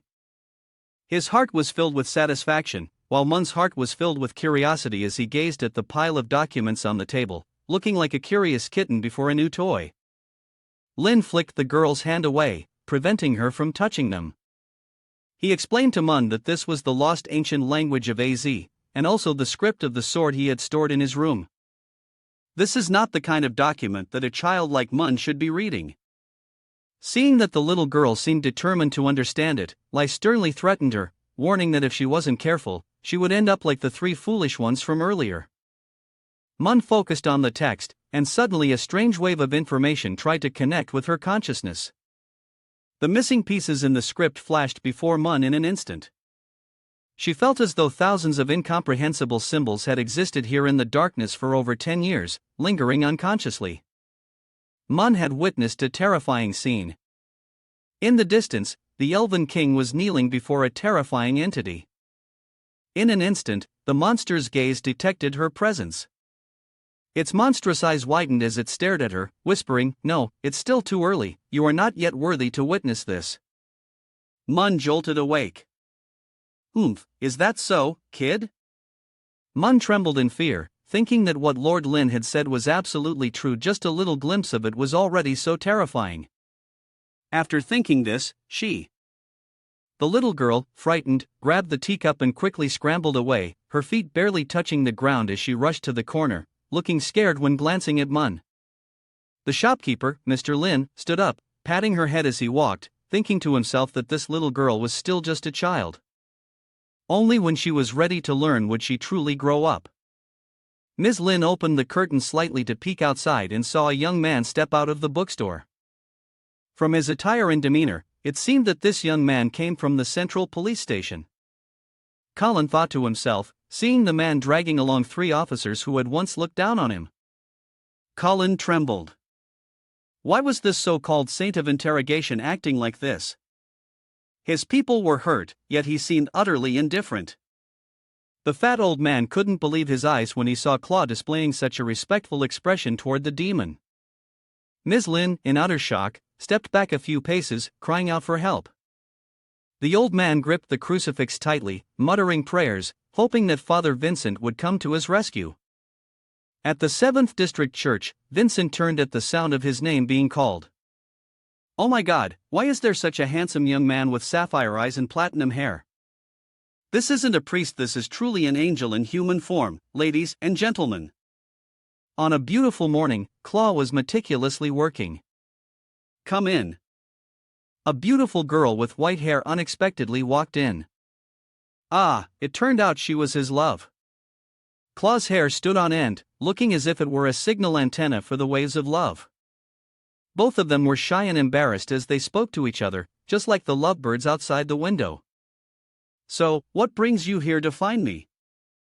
Claw asked. Caroline blushed, holding out some documents to him. After hearing the commission entrusted to Cloud by the elder, she had prepared the documents herself and came to deliver them to him. Caroline clenched her palms and spoke, her face still showing a bit of embarrassment. With these documents I'm giving you, Claw, you won't have to worry about offending my family or being harmed by anything in the bookstore anymore. Claw's eyes sparkled, and he happily thanked Caroline, which made her face turn even redder. She stole a glance at him, and seeing Claw so cheerful and eager made her happy as well. Cloud accepted the documents from Caroline.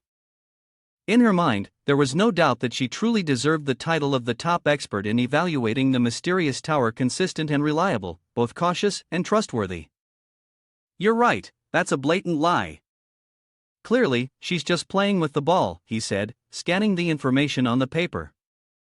He then asked if anyone other than Tari had visited the bookstore.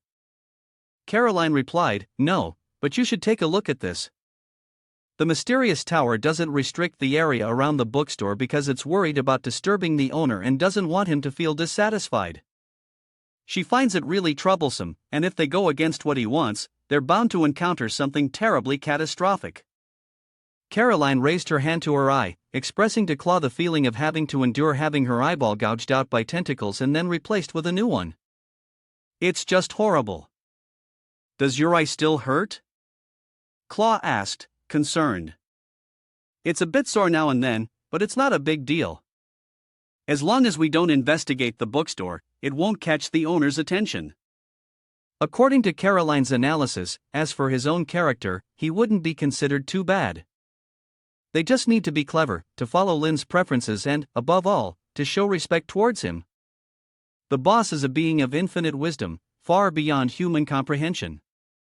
Meanwhile, at the bookstore, he mourned for not knowing how to take care of his beloved flower, helplessly watching it slowly wither away.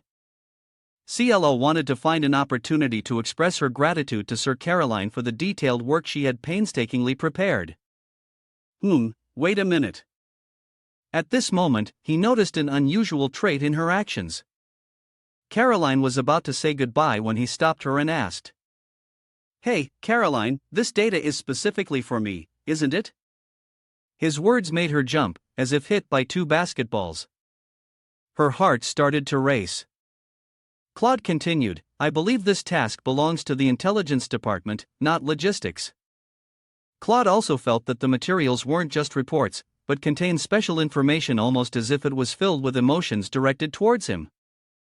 I don't have it, Caroline awkwardly refused. Suddenly, Cloud grabbed Caroline's hand, causing her heart to pound harder and faster. The romantic scenes of dating, marriage, and even the two of them practicing spelling appeared in Caroline's mind. Looking at her face, it seemed as though her dignity was about to fall apart, as if she were ready to confess everything to Claw. Could it be that the old man had pushed all the work onto her? Hearing this, Caroline froze, even her main interface stopped responding. Seeing her expression, Claw went from vague speculation to misunderstanding. Claw patted her head, feeling indignation on her behalf. TCH, that old man, ever since he stopped being the glorious knight, he's become more and more cunning. Not only has he dumped all the work on her, but now he's even causing harm to other departments. It's really beyond belief. He regretted thinking that she was forced by old Joseph and didn't care about him. He sighed, deeply disappointed. Caroline's mood wasn't any better than his. For the first time, she felt that what had once made her infatuated was just an illusion of her own. Caroline's face turned pale, and she sank into despair. Was she feeling unwell? Miss Caroline Claw. While the two of them were still confused, old Joseph flung the door open and rushed in. Hey, Caroline, how are the documents I asked you to organize coming along? At that moment, Joseph realized that he had just interrupted their atmosphere. Am I arriving at the wrong time? No, the documents are ready. Please have a look, sir, Claw replied, a little embarrassed. After looking through the documents, Joseph seemed satisfied. He thought that with these papers, Cloud could now visit the bookstore. Claw modestly stated that it was all thanks to Caroline's help. Wasn't this the thing Caroline specially prepared for you last week? At that, Caroline's heart skipped a beat. She grabbed the sleeve of Joseph's coat and shook her head, signaling him. Once he understood what had happened, the old man fell silent, looking at the two of them. Especially that wooden-headed Claw. This fool not only has no sense of what refinement is, but he also misunderstood and turned around to blame the old master. The old man's face right now looked like he was about to punch him a few times. Claw's phone rang from his pocket. He took it out to check and saw the display showing an order from the Central Police Station, instructing all police officers to carry out a citywide search. Seeing that, Claw's blood boiled. He quickly left to find the idiots who could be causing trouble for our house. As for Joseph, he felt sorry for Caroline, struggling to love someone as thick-headed as him. The girl, with a sad face, quietly returned to revise the documents. Suddenly, Caroline spotted a letter, and what she saw on it made her smile. It turned out to be a letter Claw had written to her. Despite being a wooden head, this guy could actually write quite well. After reading it, Caroline's heart was filled with love. She smiled and silently called Claw an idiot. Just a few seconds ago, Caroline looked so down, but now she's as bright as a flower, which made Joseph feel truly confused. Could this be love? Joseph felt concerned for Cloud's intelligence, wishing he were as smart as the old man was when he was little. Caroline's love-filled letter to Cloud even had a cute icon, showing how happy she was to receive his gift. Oh, love, it looks so wonderful, doesn't it, guys? The little boy said excitedly, waving his hand. That's Father Vincent. Good morning, Father. Have you eaten yet? The little girl asked. Look. Father Vincent helped us pick so many fruits. The little boy continued, tonight, we can make apple pie to eat. Father Vincent slowly walked over and said, Hey kids, don't cling too much to your Father Vincent. He just got a new disciple, performed a baptism, and only stopped by here on his way through. He doesn't have much time to play with you right now. The old priest continued, You children go quickly and take these fruits to Mrs. Suz. The apple pie tonight will surely be very sweet. The children, upon hearing this, excitedly cheered. Yay, that's great! The person who had just appeared with the vegetables and white hair was none other than Father Terence of the Dom Church of the Compassionate Church. He clasped his hands behind his back and approached Vincent, saying, It's been a long time. Vincent seemed to notice that the kids really liked him.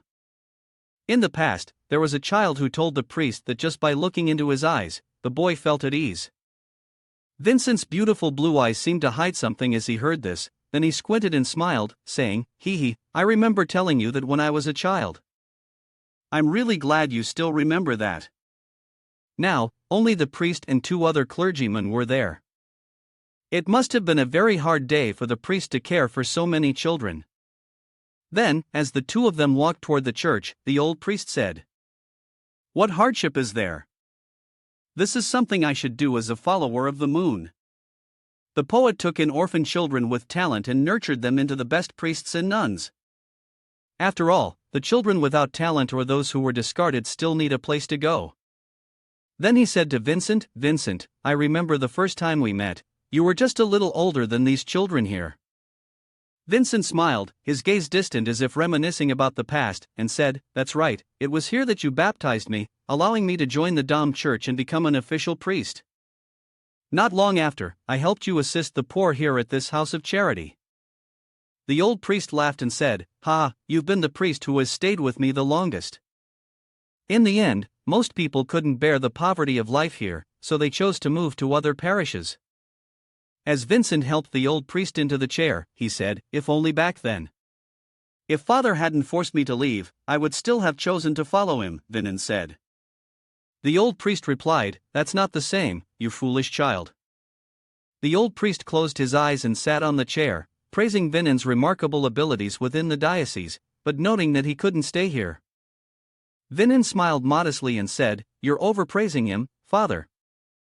He's only dealt with a few minor cases caused by low-level evil spirits and secondary nightmares." Then he pulled something out of his pocket and said, "The reputation I have now is actually based on a few things." The item looked like a 20th century handheld gaming device. Holding it in his hand, he continued, "If anyone asks for an exorcism, just tell them there's an evil spirit and I'll have them prepare holy water." In truth, it was more of a tool for improving sleep than for exorcising evil spirits. It almost sounded like a scam. He mentioned that he'd modified the method of holy water over a long period of time and offered a price that was affordable for the locals. But they only wondered if something this cheap could really be effective. Is this person trying to deceive me? They'd think. Vincent came up with a solution. He added some precious ingredients for those who could afford to buy them, while leaving them out for those who were financially struggling.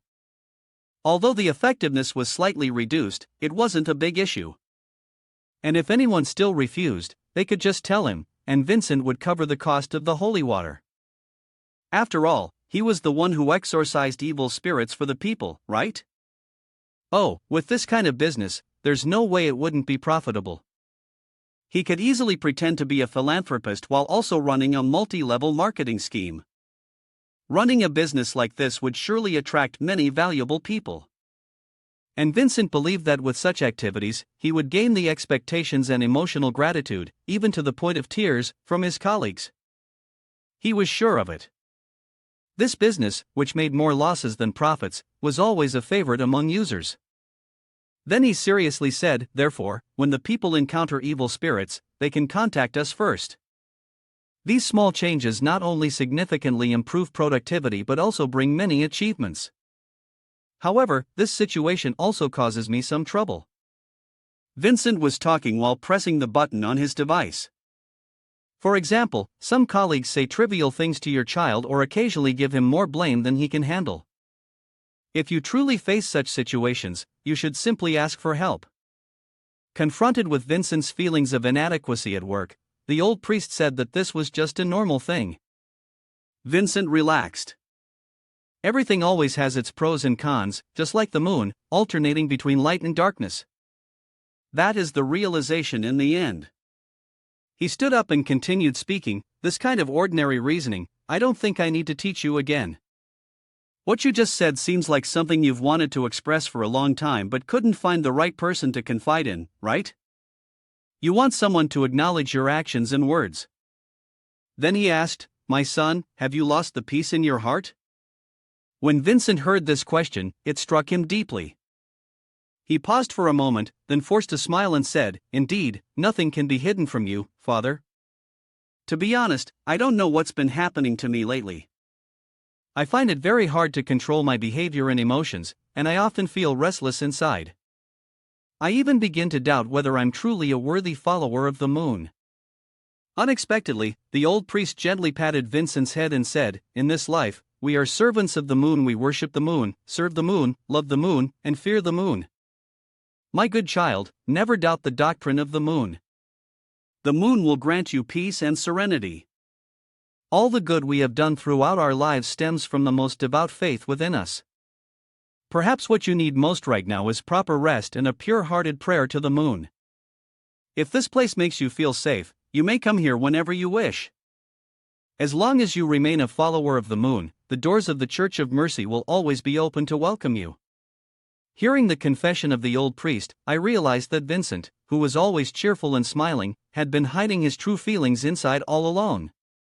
He cried and laughed as he spoke. "I truly feel ashamed. As a believer, my heart has not been strong enough, and I have caused you to mock me." Then, he returned to his usual calm demeanor, smiling and saying, "I feel much lighter now." Indeed, coming back here was the right choice. The priest was right. After completing my task, I will take some time to rest and adjust my state of mind. As a priest, I will do my best to fulfill my mission. Vincent said seriously, "I will take your teachings to heart, spread the gospel of the moon, and cleanse the world of its sins and demons with goodwill. One day, I will make you proud of me." Hearing these moving words, the old priest was momentarily speechless. Just as he was about to speak, a sudden, frantic shout interrupted. "Father Terence, are you there? My child accidentally fell off the horse and broke his leg. Please come and save him." He calmly replied, "Don't worry, I will bring the medicine box to treat the child. He will be fine." Vincent placed his hand on his chest and said, "Do you need any help from me, Father? My magic might be able to assist." But the priest turned away, waving his hand, and said, "It's not a problem. Although my magical abilities are a bit inferior compared to the extraordinary level, my medical skills are still considered exceptional. So, you need not trouble yourself on my behalf." The kind priest then said to Vincent, "Go now, my dear. Go to where the child is lost and needs help. It is your duty as a priest to help others." Vincent bowed his head with a smile and respectfully said, "Under the watch of the moon, the gratitude of others is the best reward. I will always keep your words in my heart." Then he waved goodbye. "All right, I'll go help those who need assistance, Father. I'll be gone for a few days and will see you again later. I will visit you afterward." The old priest also waved his hand. "Safe travels, Vincent." But as he stood and watched Vincent's retreating figure, he suddenly saw the image of the young boy, smiling brightly as he waved goodbye to him. He smiled, clasped his hands in prayer. "O merciful moon, protect your most faithful believers and grant peace to this child of yours. May the world be purified of all sins, and may goodness be repaid." 3 days later, Vincent finally arrived at road number 23. He nervously said, "Dusk is the time for demons, it feels so eerily quiet. There are no cars, only 2 pedestrians. Saturday at the Dom Church of Compassion is truly different." An inexplicable sense of unease lingered. Vincent thought to himself, "There have been so many unusual events happening in this area lately. I've also heard a bit about these 2 famous incidents. The damage caused was so severe that those prominent figures must have worked really hard to conceal the truth. In the end, among all the extraordinary beings, only the lower ranks of the church are allowed to reveal their abilities to the public. This is also why the church needs faith. But it's inevitable that the hidden truths in the dream realm will be disturbed. Some major incidents need to be covered up so that people don't panic, while smaller ones don't need to be hidden. That's why someone like me, a mere insignificant figure, could gain fame far beyond my abilities. But the truly noble individuals, the great ones who saved N.C. Kim, are the nameless ones." Vin sighed and said, No need to think too much. Anyway, we need to complete this mission first." But suddenly, Vinen's gaze became as cold as a demon's, frightening to behold, and with a sinister smile, he said, "I hope the things I've encountered these past few days It's not because of evil spirits causing trouble, but because of lack of sleep. Otherwise, I might end up adding a few new ingredients to the holy water of the person asking for help. But then, he immediately grabbed his head and thought, no, I can't think like that. He placed his hand on the holy pendant on his chest and thought, it's starting again. I thought it would calm down after talking to Father. For some reason, my mood keeps getting irritated tonight. I lose my temper more easily than usual, and with just a few thoughts, I've already lost the compassion and tolerance a priest should have. Even the Apostles' baptism and Father's teachings can't seem to bring peace to my heart. Maybe it's because I'm truly too exhausted already? Seeing the message on the transmitter showing sent, he sighed wearily, thinking he should finish this matter quickly and then request some time off to regain his composure. This world is so beautiful, I can't possibly help those who seek salvation with such anger in my heart. He walked up and knocked on the door of a house, thinking to himself, this is it, Mr. Collins' dormitory, the owner of the audio store, but why did it have to be emphasized that I should enter through the back door?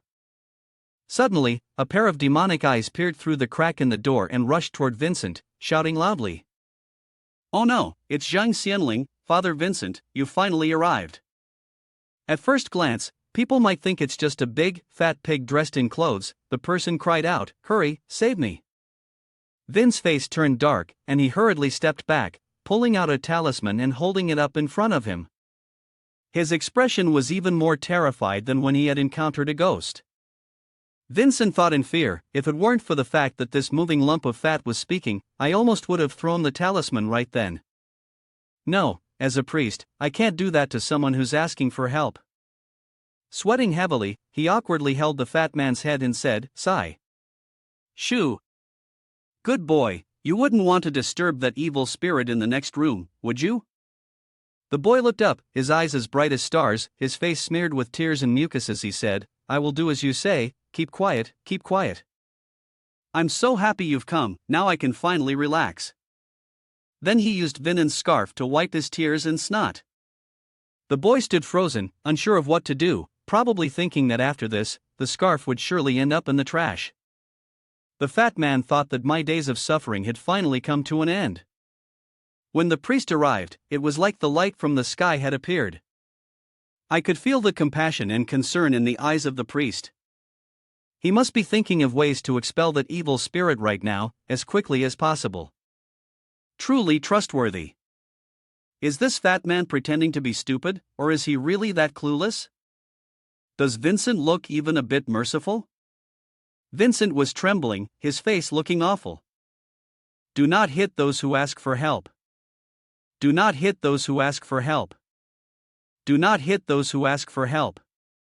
It is true that important things should always be repeated 3 times, especially when it comes to those in service. Vincent adjusted his calm and handsome face, which had once been blessed with holy water for purification, but now it had turned into hand sanitizer and towel wash. He said, I think I have a general understanding of the situation now. A few days ago, before I arrived, he had injured 3 police officers from the Central Police Department and controlled their minds, right? Holy water didn't work, and in fact, it even made things worse? If what you say is true, I will make more thorough preparations to take action tomorrow night. For now, you can stay here tonight. The fat man with a trustworthy face said, no problem, the warehouse is just right. Though it's a bit dirty, if you can't stand it, you can clean up a bit. Is that okay? Vincent was really angry but forced a smile, thinking to himself that he had to endure. The fat man continued, if there's anything else you need us to do, I'll definitely cooperate. But Vincent thought to himself, your lack of action is already the best form of cooperation you can offer me. The man continued, by the way, look here, I'll describe again why that evil spirit is so terrifying for you. But Vincent slammed the door shut, letting out a sigh of relief as he said, phew, it feels so good to be alone in this room. Kids who don't understand things are such a hassle. As he spoke, he took out a pack of cigarettes from his pocket and added, at least this will be over soon. As Vincent looked up at the ceiling, tired and with a cigarette dangling from his lips like an addict, he suddenly thought of something. That night, as Vincent stared at the note on his desk, he silently thought to himself that everything was ready. It would be best to check it out himself. If the bookstore owner was indeed an evil spirit or under the influence of some supernatural being, then at the very least, under normal circumstances, he would still act like an ordinary person, with no abnormalities whatsoever. Vincent, whose eyes were as dark as a panda's, thought that this kind of situation was similar to the cases he had dealt with in the past. The souls of those who had died by suicide and remained in the mortal world would repeat the actions of their previous lives, unaware that they were already dead. There were also some evil spirits that would only affect their hosts under certain circumstances. Because of their own weakness, they could only set traps like spiders and then deceive and kill everyone.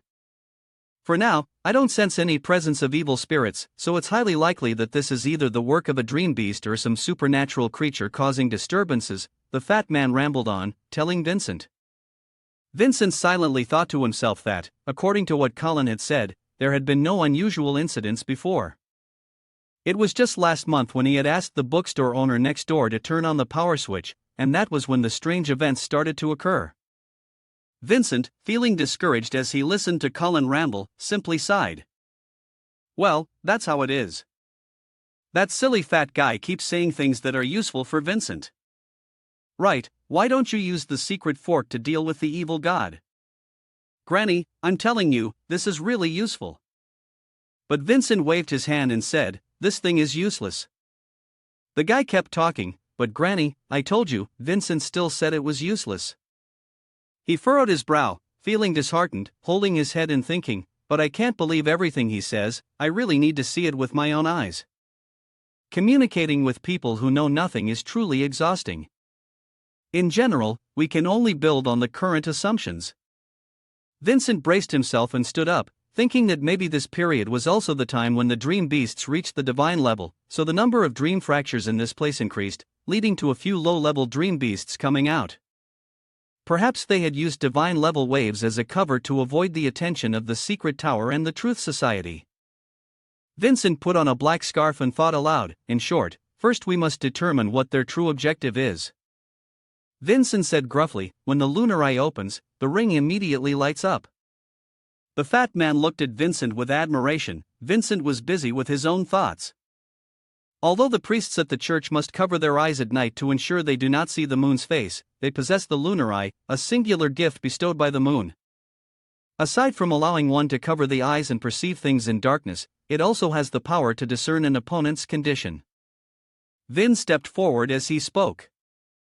Then, client Colin, we will set out to eliminate the evil spirit. Colin pressed himself fearfully against the door. All right, once you've dealt with the evil spirit you can go straight home, there's no need to come back here. I'm afraid you'll bring back something unclean or cursed. Let me know the result by phone, okay? Vincent was at a loss for words upon hearing this. He suppressed his anger and thought to himself, all right then, if demons really do exist, getting rid of them will be good for the people around here.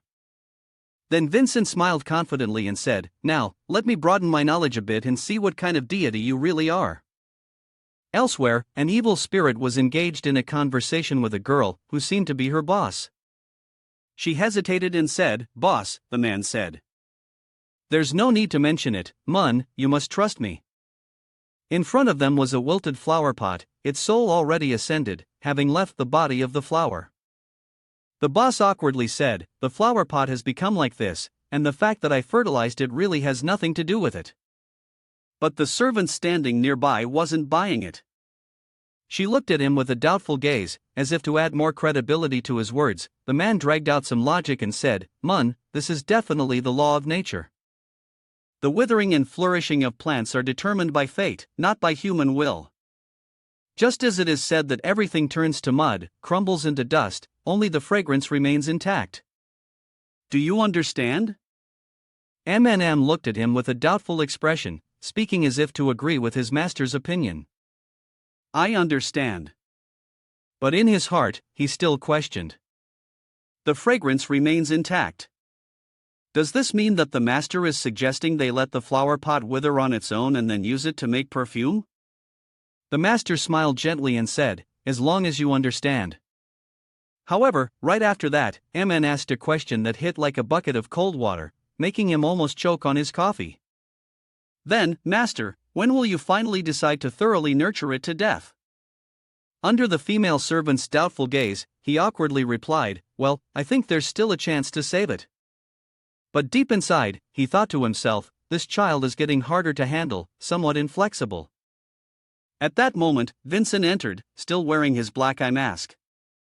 The owner quickly stood up, smiling, and said, hello, dear customer, may I ask if you would like to buy a book, borrow a book, or read here? However, when he saw the black cloth covering Vincent's eyes, he was puzzled. He thought to himself, a blind person, and moreover, a blind priest, this is truly a rare guest. Owner Lin, confused, thought to himself, I should be the one being guided by him, but now I've become the one guiding him. It's hard to explain, but looking at this person feels like witnessing a flash of philosophical knowledge. He wanted to say, let me help you, sir, but before he could finish his sentence, he was stopped by owner Lin, who gestured for silence. He asked, may I ask, sir, are you a priest from the Dong Church? Vincent paused to think. He hadn't expected this sudden turn of events.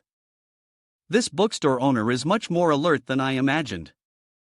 There are no signs or clues, yet he was able to recognize that I am the priest from Dong Church. Vin's gaze lit up as he thought to himself. However, there was an eerie aura emanating from this bookstore, one that was unusually unsettling. The moment he stepped inside, he could immediately sense the remnants of an E-wave fluctuation. This indicated that supernatural beings or entities had once appeared here. At present, the object with the strongest supernatural aura was the demonic stone statue of the Black Witch, and just a glance was enough to feel the chilling aura of vengeful spirits. It seemed that this individual was likely the cause of the malevolent incident. Colin's request for help wasn't without reason, but the direction of his concerns seemed a bit off. The bookstore's owner himself didn't appear to be the issue, rather, the problem seemed to lie in the arrangement of the bookstore, or possibly even in the bookstore itself. If the problem didn't lie with the owner, then it was certain that something else was hidden here, something Colin was completely unaware of.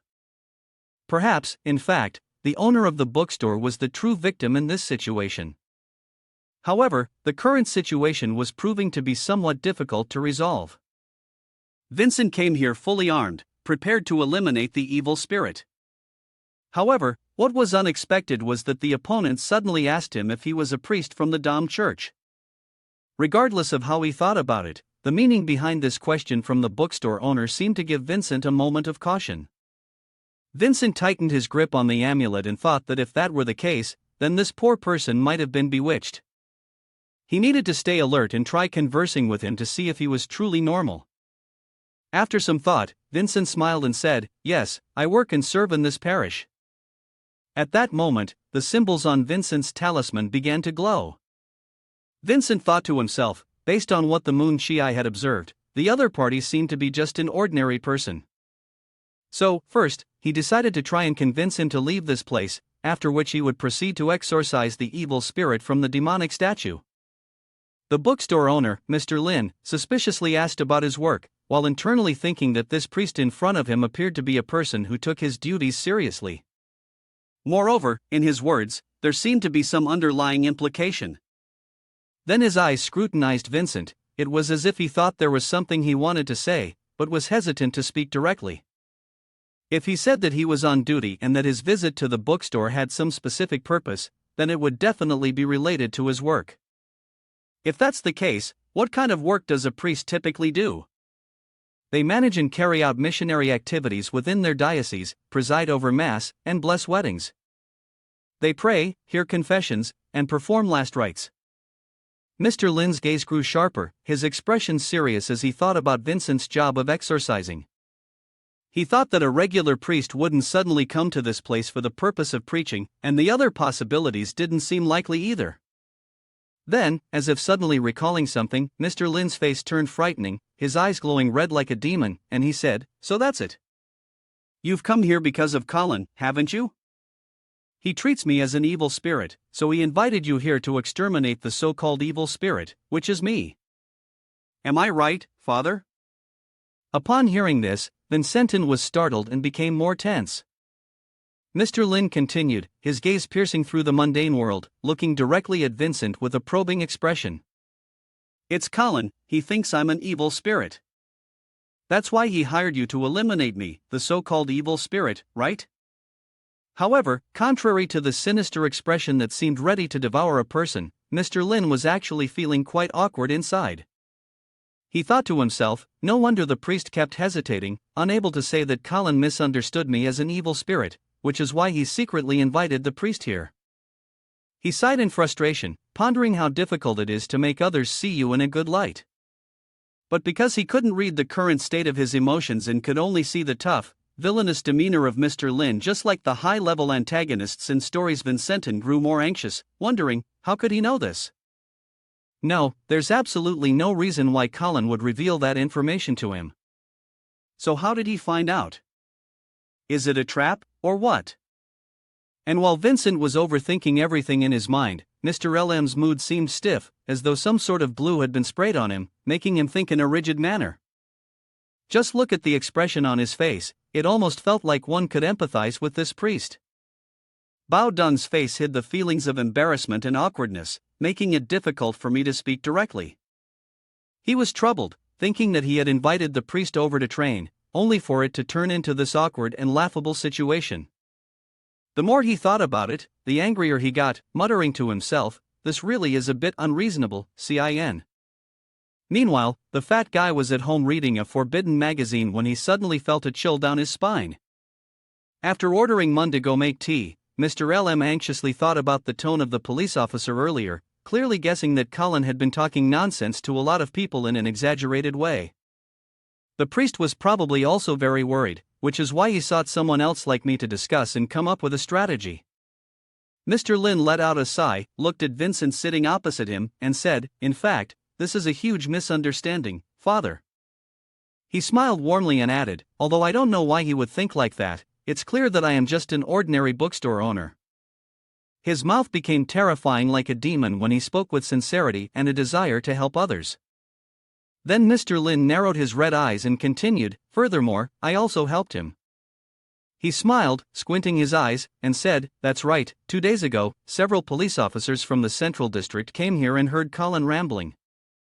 I explained the situation to them, and they can vouch for me.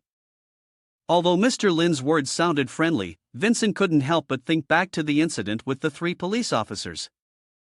The 3 officers had clearly been knocked unconscious and dragged out of here. Was he implying that he too would end up in a similar situation? Indeed, the words of a person often pass through one ear and out the other, but when overthought, they could take on a whole different meaning. Looking at Vincent Thang's expression, Mr. Lin thought to himself, judging by his reaction, it seems that just words won't be enough. Perhaps it would be better to show him solid, convincing evidence. With that, he stood up from his chair, picked something up, and then walked over to Vincent, saying, Father, look at this, this is the proof that I am innocent. He smiled and raised a demon statue with glowing red eyes, emitting streaks of green light. At that time, I didn't have a chance to explain to those 3 police officers. This is a souvenir that an old customer gave me. The stone demon is something commonly used to ward off evil spirits and is an essential item in the house. But then, Mr. Lin's face suddenly turned grim, almost demonic, as he said, if I were truly the so-called evil spirit, how could anyone have placed this stone demon statue at the checkout counter? With that, he moved the demon's head close to Vincent's. Vincent was startled when Mr. Lin grabbed his hand and said, Father, the technique for making this demonic stone statue is truly quite impressive. That old customer of mine must have invested no small amount of effort to carve out such a finished product. Come on, feel free to touch it. But as Vinin touched it, he screamed loudly, for in an instant, he saw the demonic stone statue with eyes that were eerie and blood red. The souls of the corpses reflected images of hundreds of thousands of tragic deaths, writhing and screaming in agony. They relentlessly extended their sharp claws toward Vinin. However, when Boss Lin placed the statue back in its original spot, Vinin immediately returned to the present. Boss Lin said, valuing someone else's gift like this should be enough to prove that I'm a good person, right? It must be so. But after what had just occurred, Vincent's negative opinion of Boss Lin became even more certain. Before he could recover his senses, Boss Lin pointed to the wilting flower and said, and this is a rose that I grew myself. Doesn't it look beautiful to you? Sen was at a loss for words, unable to understand what was beautiful about it. Is this really beautiful? But in the mind of Mr. LM, there seemed to be no other choice. Although deceiving a blind person might be somewhat unethical, in order to clear up this misunderstanding, the only option left was to open his eyes wide and lie. He hoped the other person would understand. The priest, as you can see, said that this flower was very beautiful, blooming and full of vitality. Indeed, theory must go hand in hand with practice. He took Vincent's hand and placed it on the wilted flower, saying, "This can prove that the person really loves life. They must cherish it so much to turn a vibrant flower into one that looks like this, like Earth itself." He added, "You can feel it too, right? This is a beautiful flower." The moment Vincent's fingers touched the petals, it felt as if the petals were blending into his flesh and blood, a sensation of wetness, squirming, and the tangled red threads of spherical objects that were indescribable. It was as though countless eyeballs were staring directly at him. Unable to bear that terrible sensation any longer, Vin screamed out, "Enough!" He pulled his hand away from Mr. Lin, and at the same time, the talisman fell out. Vin's face became extremely grim, his eyes clearly showing his concern. He thought to himself, I was wrong, I was truly wrong. So the problem here wasn't the bookstore itself or any supernatural item. The true issue was the bookstore owner. In Vincent's eyes, at this moment, Mr. Lin radiated a red, demonic glow like blood, and Vincent could still hear his voice faintly in his ears. All right, good then. A flash of light flickered in Mr. Lin's eyes, making his gaze even more malicious as he said, "Now I can use this convincing evidence to explain everything to Colin." Then he picked up Vincent's talisman and said, "Priest, you dropped this." Vincent froze, too scared to move, silently thinking, "Oh moon up high, what should I do now? Do you need to go there to take it back? Is it really right here, right now?" Vincent shivered all over. "No, I can't do it. This person must be doing it on purpose. He must be enjoying seeing my awkwardness right now." But completely different from what Vincent had imagined in his head, Mr. Lin, with a puzzled expression, asked, "What's wrong, sir?" The priest. Vincent thought to himself, why didn't he just take it? I've brought it right in front of him. His face changed as he awkwardly realized, oh no, in my rush to explain, I almost forgot that this priest is blind. It's a little inappropriate for me to be holding it up like this. I have to quickly make up for this mistake, before the guest gets scared and runs away. After those two misunderstandings, it's enough to make Vincent terrified out of his wits. It's like a person who enjoys joking meeting someone who overthinks, the more they talk, the more the whole situation feels off. Mr. Lin regained his smile and said, "Then I'll put it here. You can come take it yourself," he said, placing the talisman on the table, then turned to ask Vincent.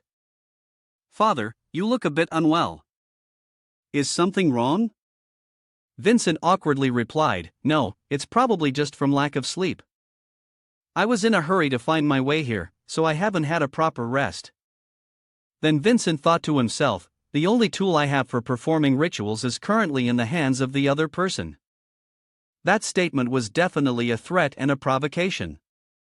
But the most unfortunate thing is that I am a priest who isn't skilled in combat. Without the holy seal to assist me, I wouldn't even dare to go retrieve it from where it is. The situation is so desperate that I just want to bury my head in the sand. The owner of this bookstore is undoubtedly a powerful being of a high level. What does he actually want? What does the bookstore owner really want? Vin felt fear. Even the books in the church library are scarce when it comes to materials or artifacts of this caliber. Moreover, inside that demonic statue, it still contains at least hundreds of pseudo-supernatural souls trapped within. All of them died in extreme pain and hatred when they were forced by the dark sorcerer to undergo a semi-fusion technique, becoming a single entity. After absorbing a tremendous amount of energy, their souls are trapped within this stone statue to serve as the central control for strength and willpower. The power of the moon eye of this demonic stone statue is comparable to that of an elite warrior at the level of panic. Vincent imagined the long-tongued demon in front of him grabbing him. At the thought of this, Vincent trembled with fear. In other words, once the demonic stone statue is activated, there is no doubt that he would definitely die. Materializing souls. This is a type of magic that only high-level dark sorcerers can master. The dark sorcerer who created this demonic stone statue must also be a person of extreme cruelty, cold-heartedness, viciousness, and a murderer without mercy. The image of the terrifying red-eyed gaze of Mr. Lin flashed in his mind, but regardless of who the creator of this demonic stone statue was, the owner of the bookstore that possessed it must undoubtedly be a supernatural figure. Vincent even imagined the gaze of the wilted flower's corolla staring at him, thinking to himself about the rose with that terrifying appearance. He couldn't understand why it evoked a sense of fear in him, like standing before an abyss. The image of sharp fangs and an infinitely deep mouth appeared in Vincent's mind. It was like a greedy mouth, eager to swallow everything. Once it bit and consumed you, there would be no coming back. The danger posed by this rose was certainly greater than that of a demon stone statue. The more he thought about it, the more Vincent shuddered, as if the temperature had dropped below freezing. His face darkened, and he thought that Colin had trapped him. Was there any part of this that resembled what I asked for, except for the spirit? Clearly, he had lured me here to be sacrificed to this evil god. This was undoubtedly the cruel behavior of a pack of hunting dogs. No, calm down. Perhaps he wasn't clever enough to think that far ahead. Boss Lin laughed and said, this is really a big problem. Miss Lin has truly gone too far this time. He squinted his eyes and sighed, thinking to himself. He still didn't understand how it was possible for him to have caused such a huge misunderstanding. It was really a hassle for others. He spoke seriously, but now everything is better. I hope you can tell Colin about everything that happened today. I hope this baseless misunderstanding can be resolved quickly. Then he turned to Vincent, smiling as he said, Father, since you're an intelligent person, I'm sure you understand what I mean. As you can see, is there any part of me that resembles an evil spirit? But when Vincent heard Mr. Lin say that, he felt even more panicked inside. He almost felt like crying as he thought, you may not be an evil spirit, but you are definitely a presence far more terrifying than one. Help! I want to go back to the church, he forced himself to say. Ahem. Then the atmosphere grew quite eerie. Vincent placed a hand over his chest, wondering why his throat felt so sore. His whole body was trembling uncontrollably. How could I possibly be so terrified and panicked like this? No, this isn't right. This feels more like something my body is producing, rather than something caused by my mind. The sensation, almost like a shadow clinging to me, has been scaring me for the past few days. Suddenly, fear surged all around Vincent as he continued his thoughts. Could it be the result of prolonged stress? It's really uncomfortable, and the feeling is even more intense than before. Even my muscles are starting to twitch and cramp. The faint white light in front of me. It's just an illusion, right? The more I think about it, the more terrified I become. No, this can't be happening. I need to calm down. What is wrong with me? My breathing is too shallow, too rapid, gasping heavily. My lungs are faintly spasming, my heart is pounding wildly. The fear makes my skin itch and go numb, like being bitten by ants. I can't even think clearly. This isn't right, I need to think quickly. I need to pull myself together. What should I do now to be okay? What should I do? What must I do? It's so frustrating. Think. Vincent longingly stared at the cigarette in his hand, thinking that he wanted to smoke. But then he hesitated, holding back his trembling fingers, and said, I will do it this way. I will definitely explain everything clearly to Colin. But Boss Lin noticed something unusual about Vincent. At this moment, Vincent seemed like a madman, losing control. He smiled contentedly, flicked the lighter to light the cigarette in his hand, and thought, please, rest assured. As long as I explain, I guarantee he will have a whole new perspective on your studies. The moment Min Lin saw the cigarette, she felt a sense of relief, her mind finally starting to function again.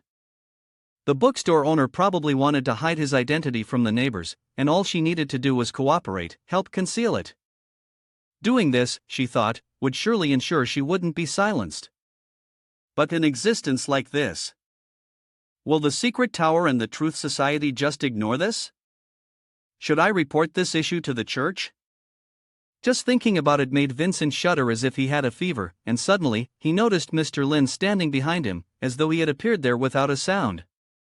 The hand on his shoulder made him jump, and Mr. Lin said, "Father, smoking is prohibited in my bookstore." This startled Vincent. Fearfully, he turned to face him and said, "I apologize, it's just that Mr. Lin's current appearance is so horrifying that it made me scream."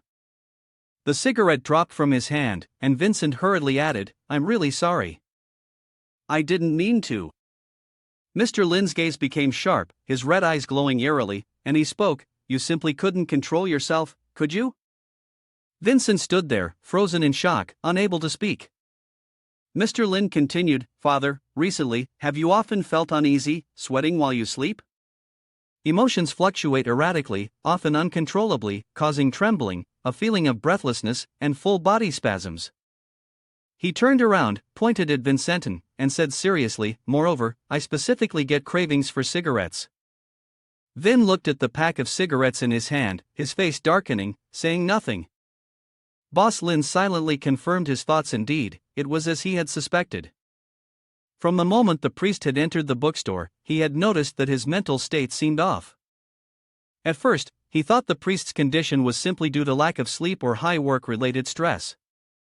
However, as their conversation progressed, his small, strange behaviors increasingly suggested something more, even showing signs of addiction similar to that of my Thy. Now, when the priest pulled out a cigarette, Lin felt almost certain that the priest from the Eastern Church was a smoker. Yet, the priest himself seemed oblivious to it, looking dazed. This indicated that it is highly likely that he has been framed by someone else. If that's the case, then the matter becomes serious. Boss Lin clasped his hands together and, with a serious expression, asked Vincent, "Father, where did the cigarette in your hand come from?" Vincent, his face showing both panic and anger, said, "Are you implying that there's something wrong with this cigarette? There's no way you could know that it's thanks to this cigarette that I. Boss Lin observed Vincent's expression and realized he had subconsciously tried to make him acknowledge that the cigarette might be problematic, even responding similarly to someone addicted to my Thy. However, Vincent absolutely trusted the source of the cigarette. This made the situation even more chilling. Regardless of where it came from, anyone capable of creating such a scenario must be someone with an incredibly malicious heart. Boss Lin said seriously to Vincent, "As for those with hearts as wicked as wolves, you will never truly know what they are thinking. There is no one in this world who can be completely trusted. Nothing is impossible." "Priest, huh? Not really. How about you answer a few of my questions first?" Vincent's inner self screamed in agony. "And you're asking me what? Am I supposed to not answer you?" In the face of the overwhelming killing intent from Boss Lin, as seen through Vincent's eyes, he was left speechless. Boss Lin still refused to let him off the hook, pressing on, "Priest, where did your cigarettes come from?" Vincent broke into a cold sweat, remaining silent. He thought to himself, although transactions involving supernatural items are supposed to be confidential, the other party is at least a destructive-level powerhouse. "I probably don't need to keep the secret anymore." Vincent answered, "The A.S. Commerce Chamber. This is something I bought from the A.S. Commerce Chamber. It's called St. Moon Herb, a new product they've recently released. Right now, it's still an experimental item being distributed to all clerics in the church for trial use." Boss Lin was stunned, and could only say, "Ha?" The scene shifts to the seventh priest of the Dome Church. A woman holding a pack of cigarettes speaks to the crowd. "This is the holy moon herb provided to the church by the Merchants Guild. For now, it will only be distributed to selected clergy members within the church. She is the seventh priest of the Dome Church, Apostle Vanessa of the Moonlit Repentance. She is dressed provocatively, barefoot, and arrogantly sits on a high chair, saying, "Through testing, its effectiveness has been recognized by me. Smoking it is beneficial for enhancing meditation efficiency and strengthening the connection between the faithful and the moonlight." Her eyes sparkle as she continues. This is the destiny of those who worship the moonlight. And below, in the crowded group holding the cigarettes, Vincent appears, returning to reality. Vincent, this is a supernatural item that the seventh apostle personally tested, and its origin is very reliable. That's why recently, when the effectiveness of my meditation has decreased, I just thought it was my own problem. But he had never doubted that there was a problem with this smoke. Vincent, holding the cigarette pack tightly in his hand, trembled as he spoke. At this moment, the image of the beautiful girl flashed through his mind. For clerical staff, obedience is mandatory. The apostle who oversees the priests is a clerical staff member at the third level, meaning a portion of the will of the moon. For lower-level clerical staff, this represents absolute authority. But the owner of the bookstore. One word sums up this situation. Could it really be problematic? Thinking of this, Vincent shook his head forcefully and said, No, this really can't be the case. Vincent awkwardly spoke to Boss Lin. The reputation of the Shinshu Trading Association has never been in question, and moreover, this is a product that the apostle himself personally certified. I know other priests as well, and they all say that the effects of the Saint Moonbrain are very good. It seems that I'm the only one experiencing these uncomfortable symptoms. Hearing this, Boss Lin's face darkened. He then put on a puzzled expression and thought. Is it the Sam Thursday Trading Guild? He thought. He hadn't expected to hear that familiar name from the mouth of a priest. Instantly, he pictured an innocent, naive, and energetic little girl, but surely, he must have been mistaken in his imagination. Boss Lin reflected, but it wasn't difficult to understand the immense power of the Sam Thursday Trading Guild. The fact that they could easily provide fake identities in the city of NC Kim alone spoke volumes. An image of a beautiful, seductive young woman appeared in his mind, and Boss Lin continued to swim through his thoughts. Although, in the grand scheme of things, the power of the Sam Thursday Trading Guild was not as terrifying as Z's Resources, it was still a commercial organization with vast ranks. If we were to make an analogy with something modern and popular, Z's Resources would be like a massive corporation capable of producing all kinds of products in various fields, while the Sam Thursday Trading Guild would be like the 10 largest treasures. In this large-scale national sales platform, it didn't seem strange that items dedicated to clerical staff of the church would appear. Boss Lin fell into deep thought. If it were a thriving trade association, I could understand why this priest would place such unwavering trust in the quality of this smoke. Even without the lasting impression formed when becoming acquainted, a thriving trade association is still an extremely famous and reliable shopping platform. Moreover, for this priest, there is also the direct confirmation from the apostle, along with examples from others. However, the situation with him is real. It seems that this matter is even more complicated than I originally thought. I need to pay attention to this and investigate the details. Boss Lin said seriously to Vincent, "What did I say? Nothing is impossible. The situation with the thriving trade association, I will inquire about later, but right now, the most important thing is you." Turning around, Boss Lin emitted a fiery red light, his sharp gaze meeting Vincent's. "Priest, who are you willing to trust?" Vincent was filled with terror, gritting his teeth and thinking, who am I willing to trust? It is very clear, the implication in this question is only one of two, either trust the Church of the Dome, or trust the owner of the bookstore. Vin clenched his hand tightly, thinking, the moonlight, what should I do now? Please, give me peace. Suddenly, Vincent thought of the Holy Seal, and his face turned pale with worry. He thought, react, just a little. It was clear that he had never let the Holy Seal out of his hand, not even when he slept he would wear it even while sleeping. Inside, he felt as though something important had betrayed him. Vincent trembled as he reached for a cigarette. Ah, it's so uncomfortable, I want it, but then he stopped, staring at his reflection on the transparent packaging of the cigarette box. He thought, I can't deny it, I really am quite abnormal. Just seeing the smoke made him experience that extremely unpleasant sensation again. Without the disturbing thoughts, his senses became sharper, and it felt as though countless ants were crawling on his skin, itchy and uncomfortable. Even his internal organs began to feel slightly itchy.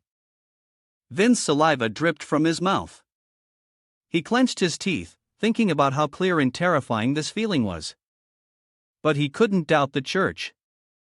The education he received didn't allow him to harbor any doubts about the church. Oh my God, is this the thought process of an addict who doesn't even know he's addicted? Vin threw his cigarette pack on the ground, holding his head as he struggled to think, what should he do now? I don't know, I really don't know. Then he lowered his head and said, please, guide me. Seeing this, Mr. Lin sighed in frustration, and deep within his eyes, which were burning red, a thought flickered. Sigh, that painful look of self-doubt was just like when I saw old Wang 2 years ago. The image of a man with a face full of agony and bloodshot eyes appeared before Mr. Lin. This was the same look old Wang had. He kept thinking about how the collapse of his self-belief had left him feeling stuck, nearly leading him down the path of self-destruction. But fortunately, he entered this bookstore, met good-hearted, warm, and cheerful people who were always eager to help others. Now, his life has returned to the right path, and he feels much more energetic. I am confident that in the near future, he will quickly be able to reconnect with his old friend Joseph, and once again write the story of their deep friendship. But compared to the old king, this priest might be suffering much more. No matter what, the old king managed to maintain his dignity during their first meeting, only gradually revealing his pain and frustration. Meanwhile, the priest is already on the brink of collapse. But it is hard to blame him for causing a member of the clergy to doubt his own church. Even though he is just a member of the church, it is clear that there is some cruelty involved. The pain that comes with independent thinking is unavoidable. If there is indeed a problem within the archdiocese, then this good priest before us might be willing to put aside his own thoughts for the sake of his parishioners, running through the dust and hardships, and be willing to take care of others' thoughts. Choose to respond to Colin with tact. Staying here and letting Lin continue to endure this torment would be the real cruelty. Mr. Lin leaned close to Vincent's ear and said, relax.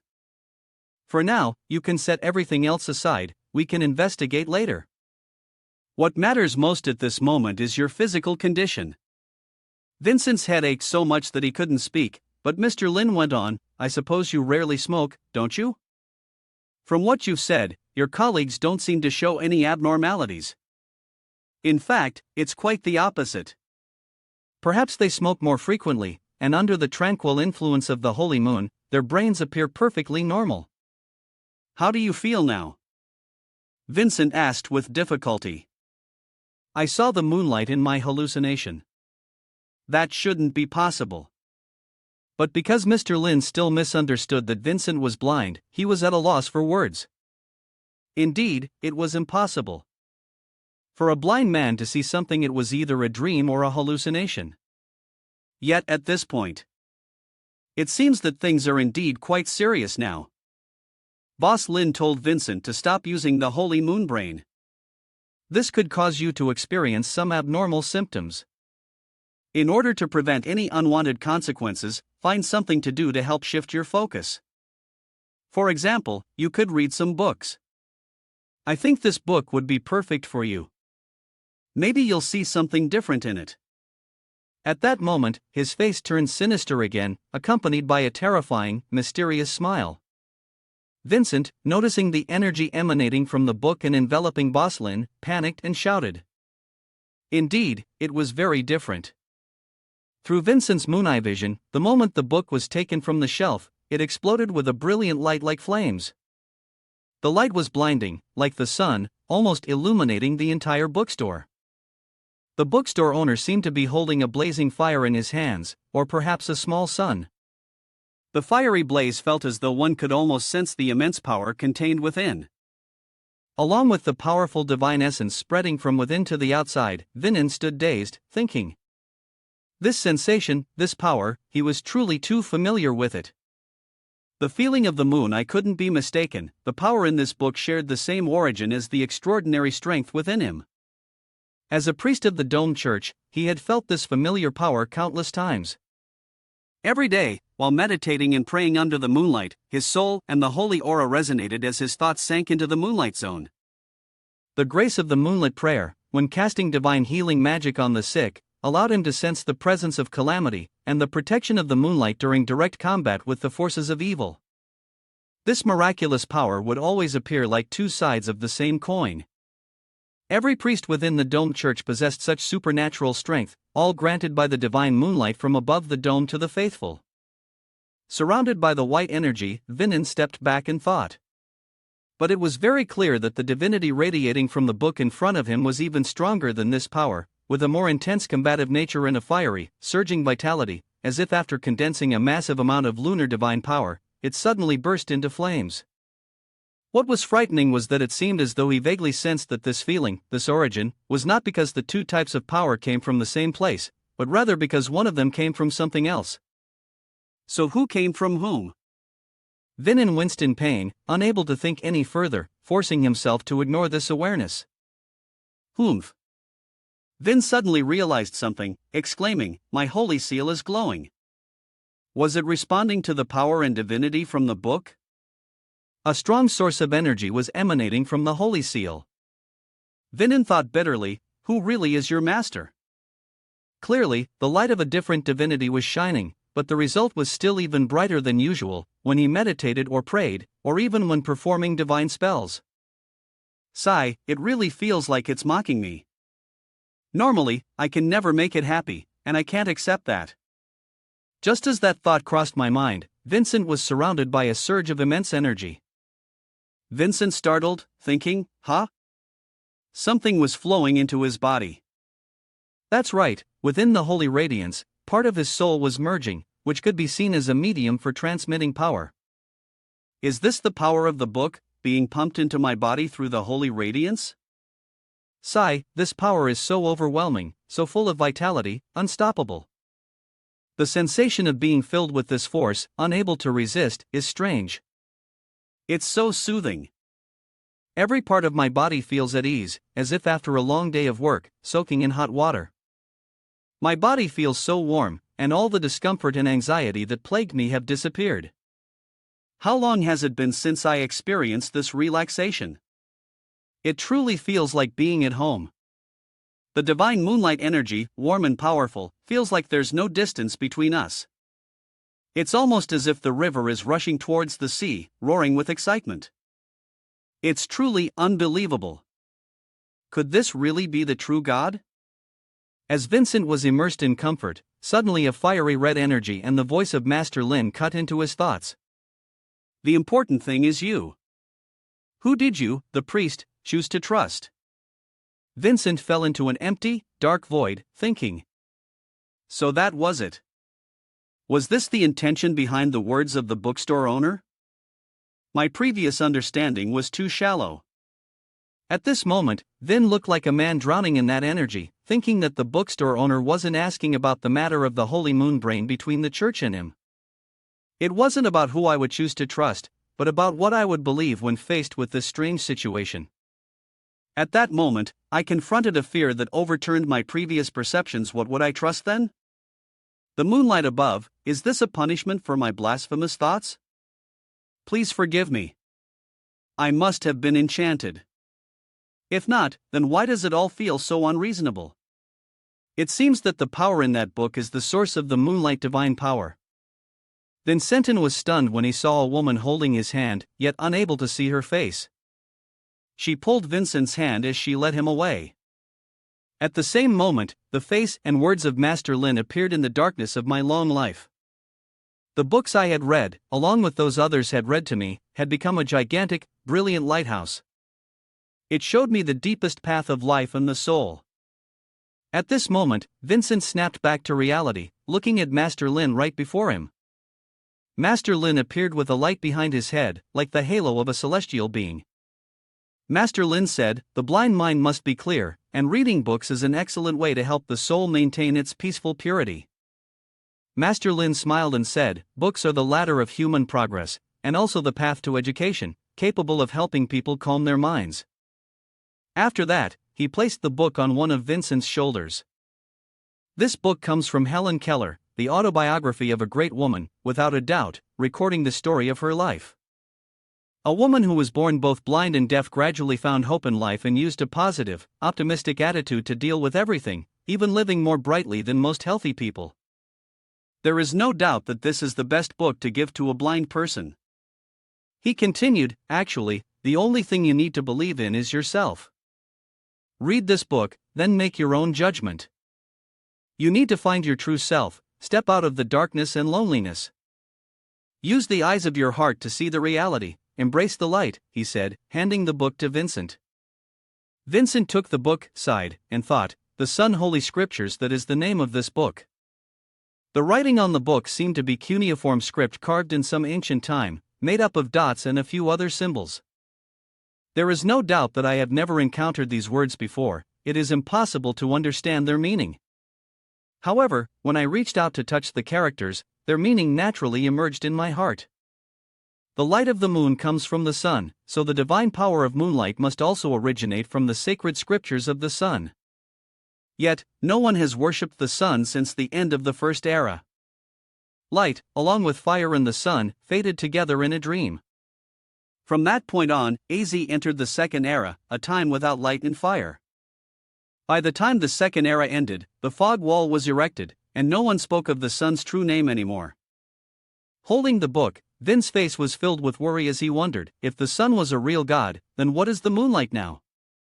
The scene shifts to the vaulted church of St. Lawrence Monastery, where a beginner's history class on the supernatural was being taught. Moonlight, the only god to have been born in this world, still remains within the realm of dreams. An old man giving a lecture on the podium appeared in Vincent's mind. It turns out that you are reminiscing about your childhood, the image of sitting in class listening to the lecture appearing in your mind. The teacher was speaking, and the sun, at the beginning of the second era, was extinguished within the dreamscape, leading to the start of the second era along with the destruction of the giant race. This is the truth of the mythological age, which was concealed by the superhumans. The Dome Church, established by the first pope at the beginning of the third era, has, since its founding, always regarded the moonlight as its faith. As future clerical staff of the Dome Church, you should uphold reverence and faith in the moonlight. Although the sun has been extinguished, the moonlight remains eternal, still shining upon the world, granting strength to the believers. At the same time, the image of young Vincent, listening attentively to the lecture, appeared. Vincent's mind was always occupied with thoughts of that day. Before today, I too had always believed this, that the sun and the moon are two distinct gods, although perhaps they are somehow connected. But it was not as close as that. Up until now, the knowledge and awareness from the past had been flooded with divinity, filling the book before me, to the point where it seemed to vaguely control both my body and soul, shaking me to the core until I fragmented into pieces. Should I open this book? Could it answer the endless questions rising within me? Where does the problem actually lie? What should I do now? The words of the bookstore owner earlier seemed to carry another implication. On this long, dark night, did he mean the second ancient era, a time with no light, no force? It seems that Vincent's earlier predictions were too narrow. He probably guessed that the bookstore owner's true identity was that of an immortal, at least a divine-level being, who had to have existed from the second ancient era until now. The terrifying image of Boss Lin flashed in my mind again, with his vicious red eyes and eerie smile. Vinon clicked his tongue, thinking that if this were true, then the bookstore owner had certainly lived through some mythic age. He could also be a figure from mythology. In that case, his existence would have lasted even longer than that of the vaulted church. This means telling those vague stories of ancient times from when the sun was extinguished, to the demise of the giants, to the rise of humanity. He had witnessed this entire series of changes with his own eyes. Vincent, holding the book, trembled as he thought. Therefore, he must know the truth about the sun and the moon very clearly. And this book, the Solar Sacred Canon, is proof of that. Everything is explained clearly. Such an existence could it be that the blind man he mentioned was mocking the people of the vaulted church, who, with their eyes yet without a way to see, confuse the true God with a mere shell? The more he thought about it, the more terrifying it seemed. Just a few words contained such rich implications.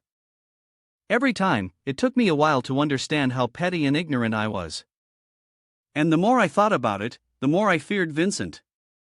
The blind person Boss Lin mentioned here, who is he talking about? Vincent is truly the overthinker of the year. Seeing Vincent's awkward expression, Boss Lin said, "No need to rush, no need to be anxious. You, as a priest, will find the answer for yourself in this book, you will find the light that belongs to you. And remember, every question will eventually have an answer, as long as you're willing to search for it. If you agree and are determined, I will also provide you with corresponding help." It's true that Vincent isn't the only one who overthinks. Every word that comes out of this man's mouth can be interpreted in so many ways. Boss Lin's gaze was calculating as he analyzed the situation. In this matter, the one who would be harmed is the priest standing in front of him. Whether or not he would join the pursuit to the end would mainly depend on his own thoughts. The power of the Dome Church is not small, and moreover, it is the priest's belief. If the priest were to choose to abandon his faith for his own benefit or safety, or even betray his own belief, it wouldn't be too surprising. But based on what he observed right now, this priest didn't seem like such a person. On the contrary, the expression on the priest's face was one of distress, confusion even, but he held onto the book tightly, showing no intention of putting it down. This indicated that, in fact, he had already made up his mind, he just needed someone to guide him. And in the current situation, the only person who could become his guide was. With the same train of thought, Vincent also realized that the bookstore owner was the guide he had been hoping for. It was pouring rain outside, but Vincent continued to dwell in his thoughts. Looking back now, the task entrusted by the owner of the media shop was undoubtedly the result of the bookstore owner's deliberate intention.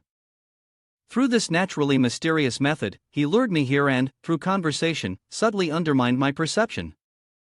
Therefore, giving me this important book was also reasonable, just like gently steering fate. He handed me this book and told me to seek the light. Could it be? As this thought crossed his mind, Vincent was suddenly filled with a sense of fear.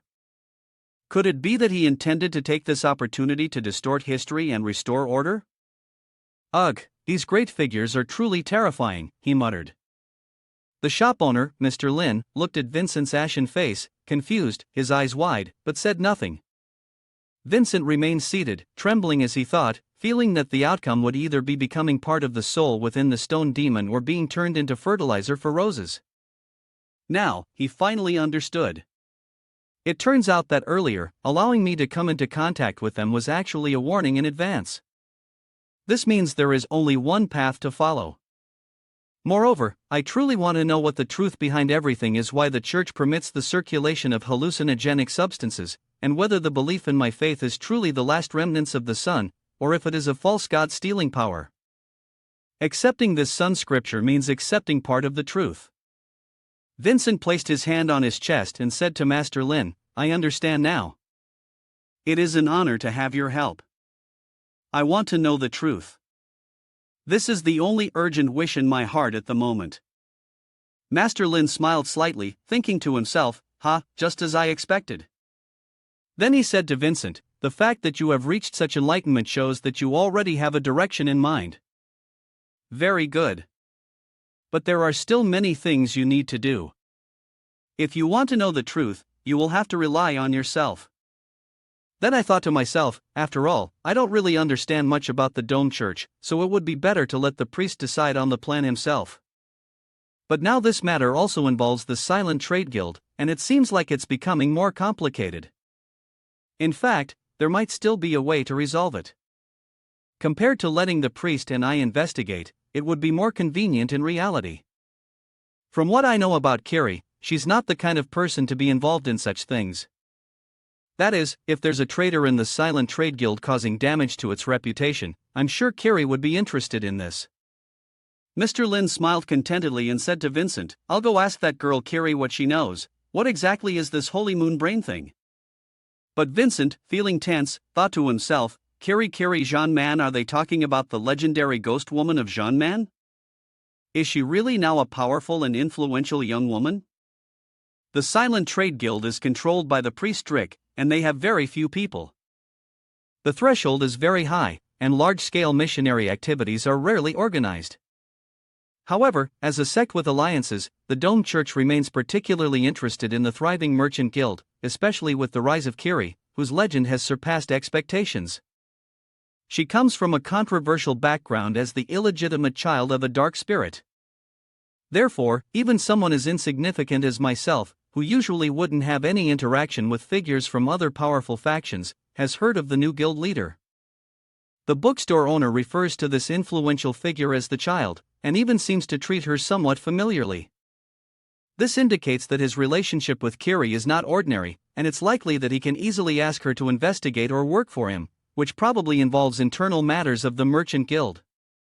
Moreover, although rumors claim that Kiri still appears to be a child of around 11 or 12 years old, in reality, she is over a century old. Immortals no longer live carelessly in the forests as they once did, which has led to the development of a more intellectual station. Her 100 years of life represent 100 years of genuine, real experience. If not, even if Kiri truly possessed the ability to manipulate people's hearts as the rumors say, she would certainly not be able to secure a position in such a massive organization like the bustling Merchant Guild. It seems that my previous speculation was indeed correct.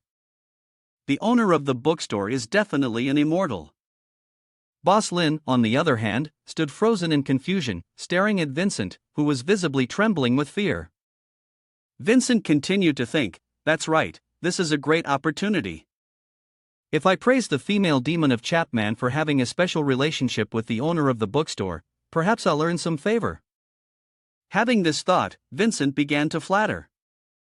"Miss Chapman, truly incredible. The achievements she's made in the bustling merchant guild over the years have been nothing short of remarkable. Really quite impressive." As soon as Vincent finished speaking, the atmosphere in the conversation became increasingly awkward. Vincent, embarrassed, thought to himself, "This is bad. I really can't think of any words to praise her. If I had known earlier, I would have practiced. Usually, because I'm not good with words, I rely on the nuns and other clergy to speak when doing missionary work. I can only pray, relying on the deep wisdom of the bookstore owner, who can see through the true thoughts behind my foolish words. I really want to praise her, but I just can't find the right way to say it." Then, the image of Boss Lin with his dark, stern face appeared, looking very scary. I thought Vincent was done for this time, but to my surprise, Boss Lin suddenly laughed out loud, put on a foolish expression, scratched his head, and said, No, it's clear she's still just a child who doesn't understand. Back when she was selling books at my shop, she was still crying like a baby. But she really is talented, such a lovely, unique child. It seems she's grown up a lot now."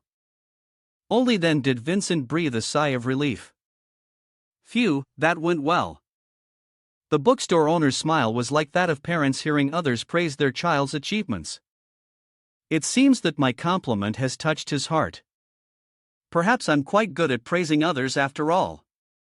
It turns out that the association president is also one of the shop's customers, and moreover, his relationship with the bookstore owner is not bad at all. But crying like a baby, can this word really be used to describe the ghostly woman from Chapman? It feels like I've just overheard something pretty serious. And true to what the owner, Mr. Lin, said, Miss Kiri is indeed in pain right now. Viola helplessly hugged her and said, "Master, please wait a moment, let me go get some medicine. If it weren't for the fact that you've been rolling around on the bed without a pillow after the past few days, maybe your head wouldn't hurt this much." Back at the bookstore, Mr. Lin coughed and said, "In short, the Sam Thursday Chamber of Commerce will have Kiri investigate. And after you return, pay attention to those who have used this kind of smoke like you did before. Try to investigate a bit about the similarities in their absorption levels, reactions, and symptoms. Also, you should try to approach the seventh apostle you mentioned, tell her about your abnormalities, don't hide anything." Upon hearing this suggestion, Vin in hesitation asked whether this might alert them to something. Boss Lin smiled confidently and said, "It'll be fine. The thing you need to watch out for is the side effect of revealing that you've stopped taking the medication. If they've given Holy Moon's brain to a lot of the priests, then it's not just you who will experience abnormalities. Don't worry, there's no avoiding the risks with this. After all, their goal isn't to kill you, it's to make you addicted. If you show honesty, they'll become suspicious, and they'll only continue their plans to reassure you and brainwash you. On the other hand, if you show hesitation, if you try to hide something, it will actually prove that you've noticed something's wrong, that you no longer have absolute trust in them. Do you understand? Vincent replied cautiously, I understand. Boss Lin rested his hand on the table and said, Very well, it's getting late. Father, please don't keep my good neighbor Colin waiting. He's still waiting for the result of your exorcism. If you're staying the night at my place, I fear he might call the police. You know how to respond to him, right? Even Boss Lin whispered to Vincent, Remember, stay strong in your will, and you will find the light. Vincent placed the money on the table and opened the door to leave. Behind him, he could still hear Boss Lin bidding him farewell, welcoming him to come again next time. Outside, the rain continued to pour relentlessly. Vincent nervously thought about the events he'd experienced at the bookstore. His eyes were spinning, studying was truly terrifying. He then held up the book Boss Lin had given him in front of him, thinking that this must surely be the most thrilling and intense exorcism process he had ever undergone. Now, he had to figure out how to reassure poor Mr. Colin, who had accidentally discovered the strange happenings of the neighbor. And then, suddenly, a woman approached Vincent. He was startled, thinking, Who is the priest of the domed church? Vincent's eyes turned bright red, and he anxiously thought about the smell of blood, which pierced his nose, mixing with the chilling, grim atmosphere. The hunter in Vincent's eyes, through the moon's eye, saw the woman surrounded by a blood-red aura. She was still holding two strange books in her hands. Vincent, a powerful hunter on the verge of a crisis. Perhaps even more than that. Contrasting the cold horror Vincent was experiencing outside, Boss Lin stretched lazily in his chair and calmly thought, another day of doing good deeds. These acts of helping others really are quite addictive. Once you're addicted, you start to feel a little thirsty. Then, with a frightening tone, he tried to scare the disciple, Kid, don't hide anymore, come out. I see you. The disciple, who had been eavesdropping while holding tea near the door, flinched when the master called out. Peeking his face in, he nervously asked, Master, are you not angry anymore? The shopkeeper, Mr. Lin, said, What's there to be angry about? Why should we be upset with our cute little Mon? Unless the kid has done something wrong. Mon quickly brought over the tea and said, I've been good. Mr. Lin replied, Yes, exactly. I was just reminding you earlier to prepare the tea. Looking at the cup of tea that had long since gone cold, Mr. Lin sighed and said, As expected, after talking for so long, the tea has gone cold. Although it's a bit disappointing, drinking cold tea isn't good for your health, and the taste is much worse too. Shaking that thought out of his head, Mr. Lin turned and smiled at Mon, saying, Mon, brew another pot of hot tea, using the good tea leaves I keep in that special box. Shopkeeper, didn't you say that box of tea is very precious, and it shouldn't be taken out unless it's for something important? Mr. Lin smiled mysteriously and said, Who knows, maybe a distinguished guest will come by soon, and we'll need it. Mon obediently said, I see now. I'll go brew the tea for the guest right away. If there really are guests coming, that would be great, Boss Lin thought to himself. If there really are guests, it's perfectly reasonable to enjoy some good tea now and then, right? Moreover, persuading the priest had been quite exhausting, so he should reward himself a little. Perhaps tonight, that priest would have a good, restful sleep and relax his body. But Boss Lin would be disappointed. Outside, Vinin was trembling in fear, practically scared out of his wits. Facing the person with mysterious energy, Vinin's trembling judgment could only confirm one thing: the distinctive smell of blood was unmistakable. It was the scent of filthy blood that only a hunter possessed. And the presence of this hunter was terrifying, something Vinant had never experienced before. Within the range of the moon Chi, it was as though she was a furnace, using blood as fuel. With blood boiling hot, it surged and invaded the vessel, moving and screaming. The entire being radiated an overwhelming sense of danger that made one's hair stand on end. Vincen's eyes turned to gold. Vincent remained resolute in his thoughts, certain that he was facing a beast with the head of a human. He gritted his teeth in anxiety, realizing something was wrong. The feeling of being overwhelmed had intensified, and the side effects of the saint's seal were now stronger than ever. It was as though he were a helpless prey being stared down in a dark, dense forest. Another survival instinct, embedded deep within the creature's genes, was wildly sounding an alarm. Vincent screamed in his mind. Danger, danger, danger. This hunter was far more terrifying than the restless spirits of the guy in the bookstore. To put it plainly, that guy was weaker. Vincent began to struggle just to breathe. Sweat poured down his face, dizziness set in, and nausea took hold. He could no longer catch his breath. He tried to dull the sensations with magic, but as he began to concentrate, his hand instinctively reached into his coat pocket. His heart sank when he realized the saint's seal was missing. His face slowly turned ashen, trembling with fear, and the terror was evident on his features. Vincent shouted in panic, "Where is my title?" At that very moment, Saint Hui was calmly seated at the desk of Mr. Lin. On this side, Vincent felt hopeless, knowing there was no way to resist anymore. As a non-combatant priest with no means of communication, facing an opponent of higher rank who was also a notorious, crazed hunter, this battle had already ended before it even started. Just then, Vincent's hand brushed against the book Mr. Lin had given him back at the shop. He suddenly remembered, yes, back at the bookstore, the title had already shown signs of submission. And it had also proven that the power of this book and the power of moonlight came from the same origin. Perhaps that was the case. Vincent grabbed the book tightly, thinking there was no escaping now. Come what may, this was the last of my moonlight divine power. Moonlight, shine upon me. But at that moment, the mysterious woman's hand reached out to stop Vincent. Don't be so tense. The priest said, I didn't mean to. It's just that I was a little curious about the new customer.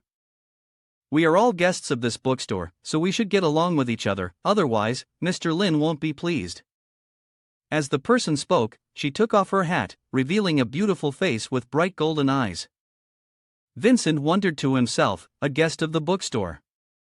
As the woman walked past, Vincent noticed a red energy aura surrounding her, much like the energy he had felt around Mr. Lin earlier. After walking for a short distance, the woman turned back to Vincent, her face turning frightening with a sinister smile. The book's not bad. Looks like Mr. Lin holds you in high regard. But as Vincent was still lost in his thoughts, the woman had vanished without a trace. Vincent looked at the book suspiciously.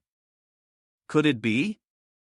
Now it seemed possible to use his body to truly feel the connection between the two people. It was a close call. He hadn't thought of it before, but now, thinking back, it was clear. The bookstore definitely has many other customers like myself.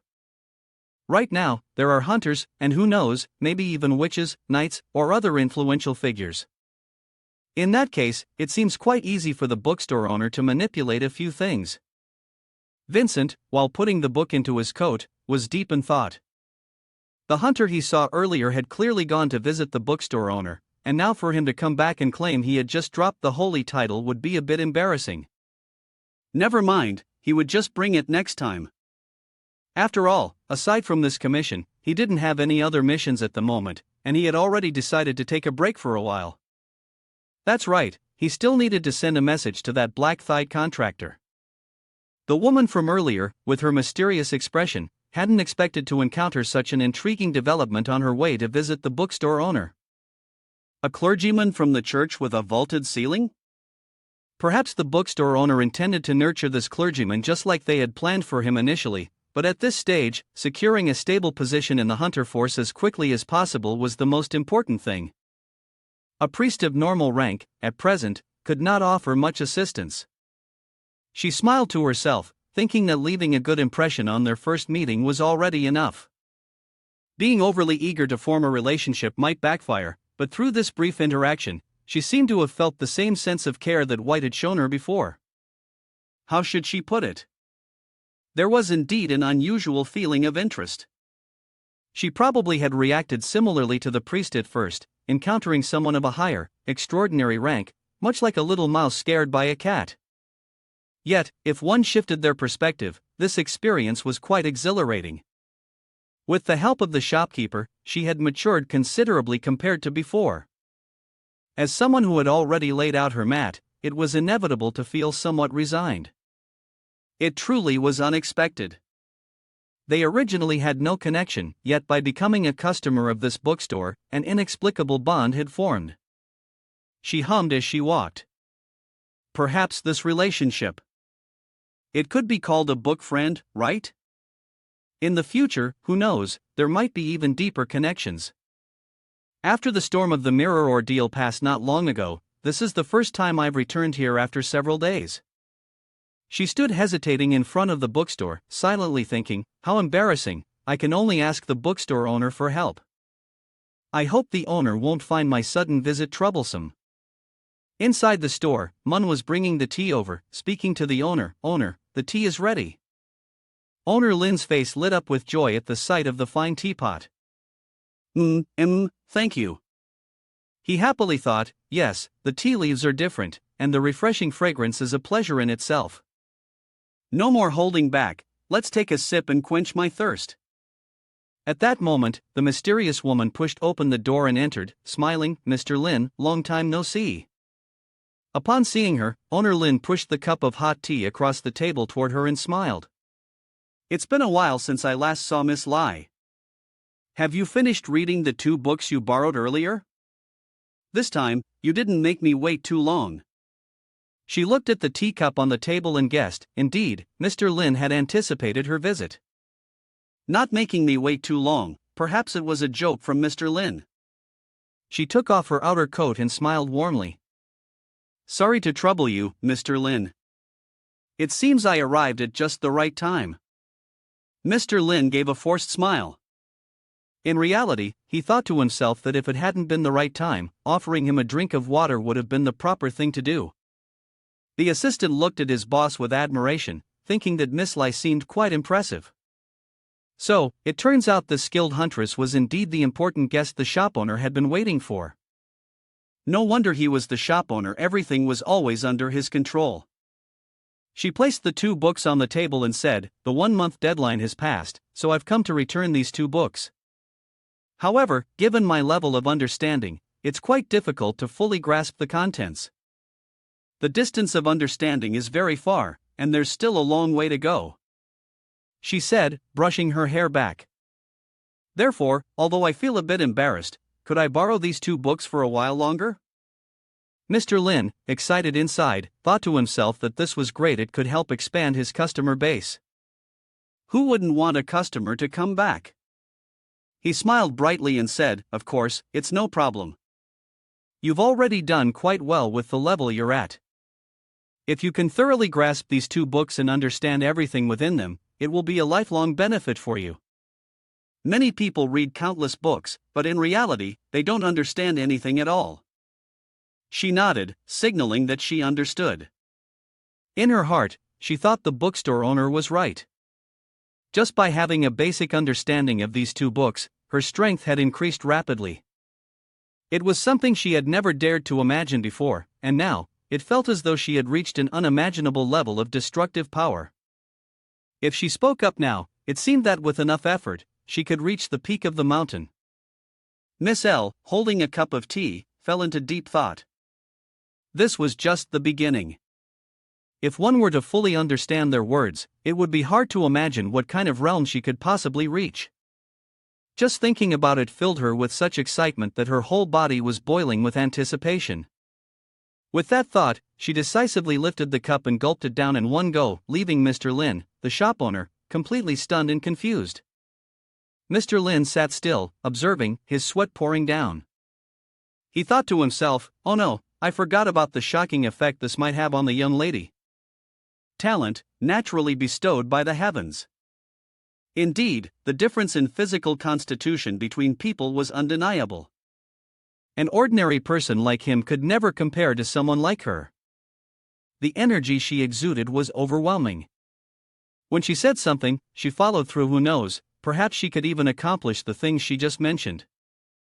This was getting a bit unreasonable. The tea had been poured for Miss L by the servant, who then said, "A special guest, please enjoy." After that, they spoke a word that seemed to pierce the heart of the shop owner. The shop owner was left speechless, realizing that this tea had been prepared specifically for her, with everything taken into account. Mr. Lin, upon hearing this, almost spat out blood in shock. Miss L smiled and said, "Oh, thank you." Mr. Lin immediately introduced, "Ah, right, I forgot to introduce. This child's name is Mun, my new assistant." Miss L glanced at Mun, thinking, assistant, not too young, not too old, quite cute, and from Mr. Lin's tone, it seemed like he was quite fond of her.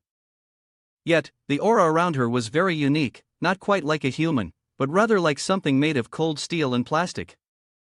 She smiled warmly at Mun and said, "Hello." Mun quickly replied in a rather sharp tone, "I'm very good." This made her pause, unsure of what was meant by that. Meanwhile, Mr. Lin awkwardly explained, "This child still doesn't know how to communicate with others. She usually relies on what she's read in books for conversation. I'll teach her more about interpersonal communication later." "Don't mind it, don't mind it." Then Mr. Lin returned to the main topic. "You didn't come back to see me just to borrow 2 books, did you?" He thought to himself, humming softly, hinting a little, it would be great to recommend a few good books, wouldn't it? Since she's already here, I can't let the guest leave without having gained anything. Miss Lee was startled for a moment, thinking, as expected of Mr. Lin, he already knows why I'm here. She then took a large box from her coat and placed it on the table, saying, "Mr. Lin, I've taken my revenge, thank you for your guidance." But there were still a few things to take care of. With a pleading look in her eyes, she said, "I need your help. Please open this box." Boss Lin, ever the sharp one, couldn't help but think, wait a minute, this isn't how I expected things to go. So in the end, Miss Lee has really taken matters into her own hands to get revenge on that scum. Boss Lin's eyes lit up as he looked at the box, thinking, so in the end, Miss Lee has really taken matters into her own hands to get revenge on that scum. This box has been nothing but a nuisance since the last incident. Well, it is indeed a finely crafted box, with a strange and unique design, looking quite valuable. As expected, this person, who could bring something like this, is not from an ordinary background. Could it be that inside is a token of commitment, or perhaps a photo, implying that this box could be a safe? Mr. Lin asked, perplexed. This is something he left behind, treating the safe like a treasure chest. This scoundrel is truly rotten. Oh, the shopkeeper doesn't seem to like it much. Could it be that the seal on this box is too simple? If so, then seeking the shopkeeper's help could be a case of making a mountain out of a molehill. However, the fundamental principle of a filthy bloodline is the foundation of a hunter. Even in his most frantic moments, Holy never forgot to carry the formula, showing how much he trusted the safety of this box. An important formula, the seal of FWNFing on the box, chosen carefully by someone confident in their selection, is certainly not simple, but whether it is truly so for the shopkeeper remains uncertain. Miss Lee. Yes, this is his relic, but to the shop owner, it's a trivial matter. However, to me, figuring out how to deal with it is a very important step. Please help me with this, I will give everything I have to repay you. Shopkeeper Lin trembled, thinking, the discarded relic, the grudges of rich people most of the time, they're not lacking a few cement pillars and dead bodies. Someone who dares to deceive the exclusive Miss Lee must have already considered what their own end would be like. Young Master trembled as he imagined the image of a man, shirtless, bound by ropes, his legs nailed to a wooden board, and his face covered. He might have been allowed to struggle a few times. To be honest, he'd be gone in 10 minutes. Hopefully, by the time he passed, he had truly repented. Shopkeeper Lin said, there's nothing else I need. This box, however, is quite meaningful. And I don't require any kind of repayment from you. In the beginning, I only guided you because you needed guidance. Miss Lee blushed, lowered her head, and awkwardly said, "I misspoke." "Sorry," Mr. Lin said with a smile, "there's no need to apologize. Just remember to come by and read books regularly." Miss Lee blushed and thought to herself, how foolish. Everything I have now is thanks to Mr. Lin, isn't it? What's this about repaying him? I really didn't think it through. I should have already offered everything I have to Mr. Lin.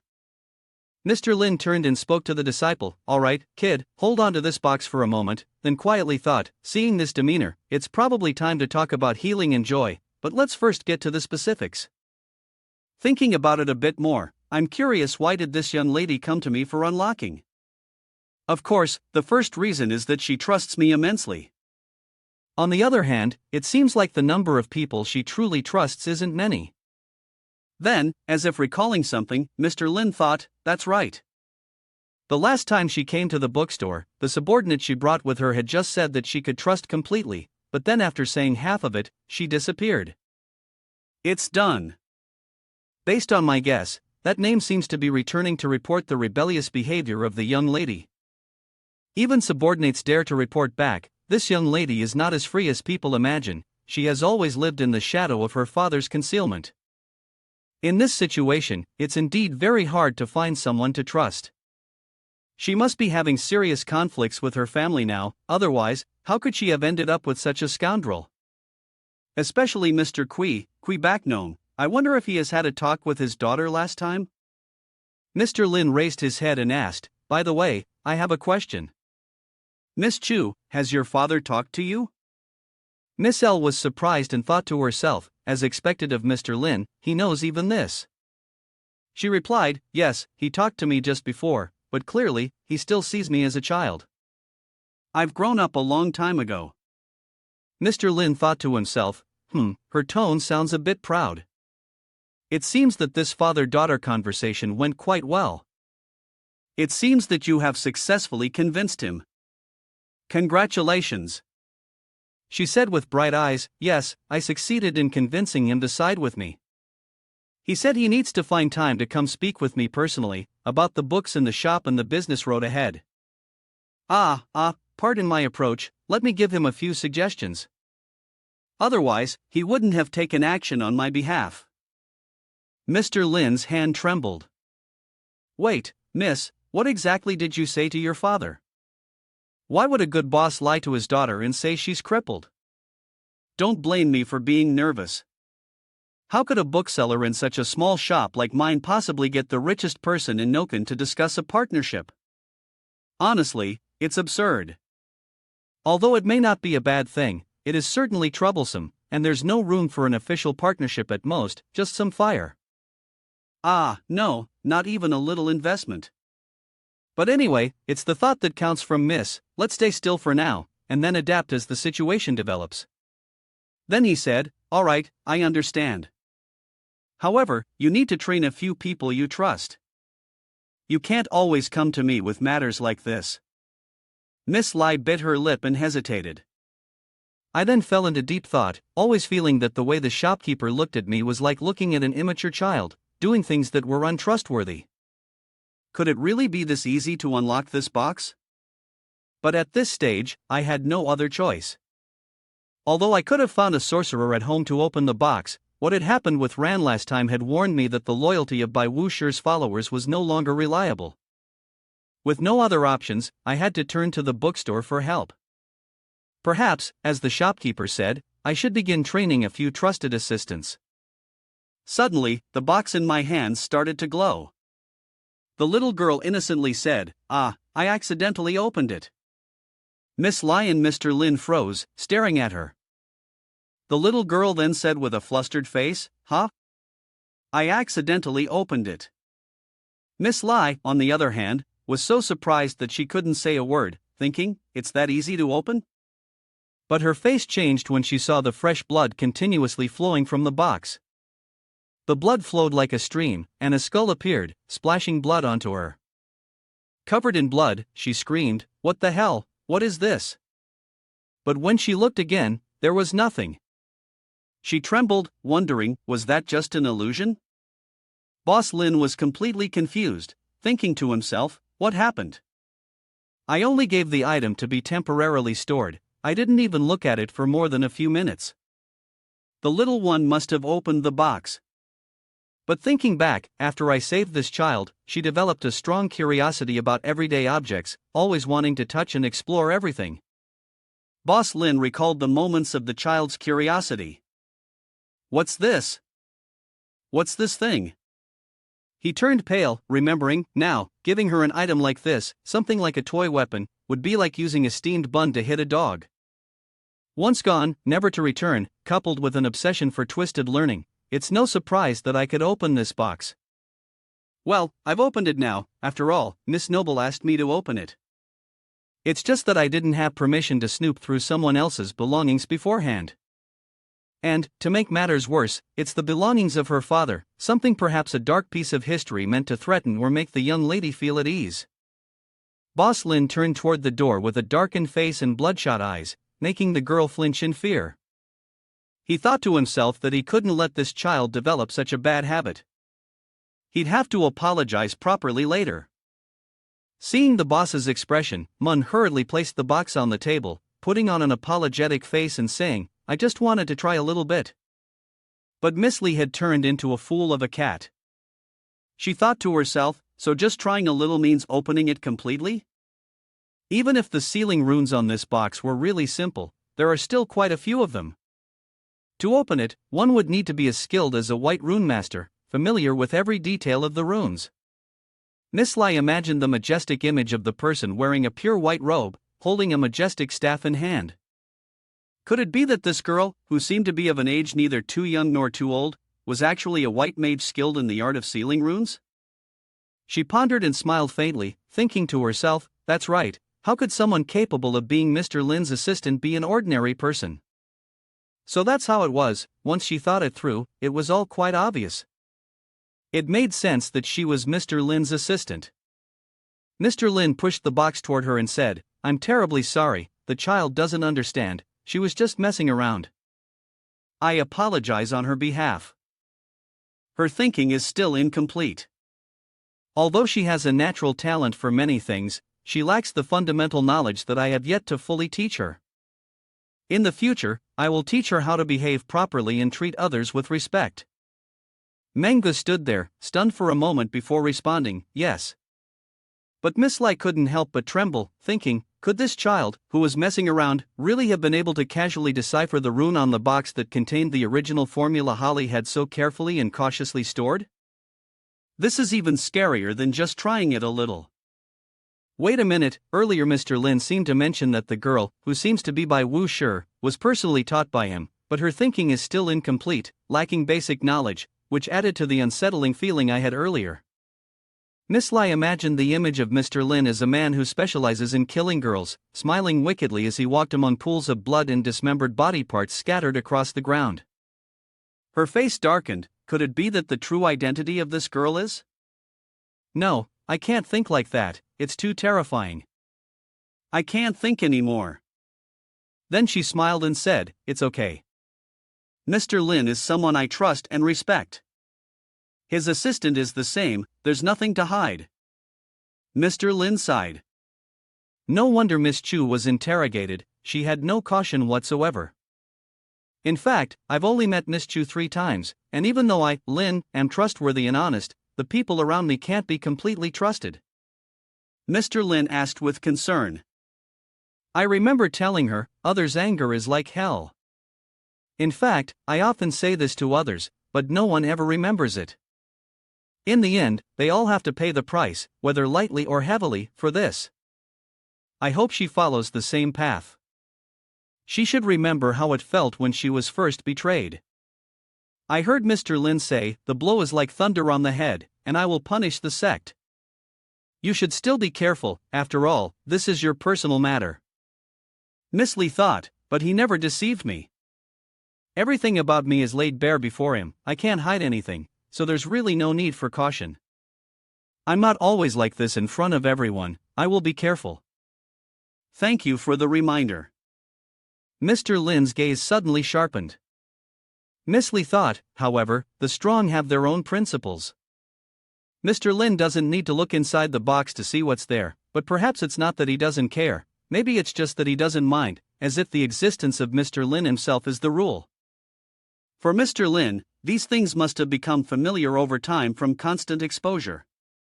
Miss Lai placed her hand on the box's lid and thought, so beautiful, so eerie, so full of an overwhelming, mesmerizing power. This is the original formula for the tainted blood that contains the power of the dream beast. Miss Lai imagined a demon with red fangs, and she broke out in a cold sweat, realizing that what she had sensed earlier was the primal bloodline of war. Because she possessed tainted blood, also originating from Kong Ding Qilang, it was this very blood that caused the stirring within her. She also believed that the formula in front of her was the genuine article. With this, she could feel at ease. Having grasped the original formula meant that the White Wolf's original lineage had been completely wiped out. This also meant that her new hunter organization had now secured its own foundation. From today onwards, we are the legitimate ones. Mr. Lin handed her the book, then watched Miss Lai closely. She suddenly noticed a piece of paper inside the box, pulled it out, and was astonished, thinking, is this a letter? There are 2 pages in total, both of which are secret letters written to Holly, right? It wouldn't be wise to immediately check the contents of the letter. If this box is from Bai Wu Master, then these 2 letters could very well be the same. If there are any hidden spells in the letters, it could be a trap. The hidden spells from Bai Wu Master are like books in a library, implying that simply looking at them could affect one's mind and soul. Placing them in the original formula box, as Holly did, shows that these 2 letters are extremely important, even comparable to the formula itself. However, from the perspective of someone who established the Hunter organization, no matter how you think about it, it's impossible to compare to the leader's dedication and the formula. What's even stranger is that if confidentiality was the goal, these 2 letters could have been directly destroyed without needing to be placed in a box. Unless these letters are the origin of the original formula. The more she thought about it, the more excited she became. She guessed, whispering to herself, if that's truly the case, Mr. Lin would no longer be concerned with this side, but would be looking into it himself. If Mr. Lin does not take any action, it means there is no danger. It must be so. Mr. Lin's attitude implicitly permits me to view these 2 secret letters. Perhaps he is testing whether I am qualified to lead an organization that faces the risks that may lie behind it. Therefore, I must not disappoint him. The 2 letters were sent 30 years ago. They came from the same location and were addressed to the same person. Holy had just become a hunter 30 years ago. 30 years later, he had become the leader of the White Wolves. A few years ago, on a rainy thunderstorm day, she turned not kin. The old lady sat by the window and asked the MC, "Did you finish organizing the information on all the hunter organizations in not kin as I instructed before?" Mac replied that everything had been arranged. The young lady commented that the hunter organizations were generally difficult to integrate, with most of the smaller factions being insignificant, except for a few strong individuals like the Ruthless Night Assassin, the White Blade. Lone hunters are no different from ordinary shrimp. According to intelligence, there are only 3 relatively large and promising hunter organizations: Black Beast, White Wolf, and CXA. The young lady's gaze was focused, so let's discuss the advantages and disadvantages of these organizations. Only after determining the destination can one prepare the corresponding corrupted blood. The first to obey orders is CXA, an organization led by a bald man with a red streak. This is an organization that supports the strong. From the leader, Anga, to the subordinates, they are all extremists. The corrupted blood of this organization is highly contaminated, so the mortality rate of new recruits is extremely high. As for Black Beast, this is not a purely hunter organization. Intelligence suggests that this group may be involved in black market activities. Russ, the leader of the bloodthirsty market known as Safu, uses the female hunters under his command as slaves, so I advise the young lady not to go. Remaining, Horace's White Wolf is the best choice. Horace is a well-known figure in the hunting community.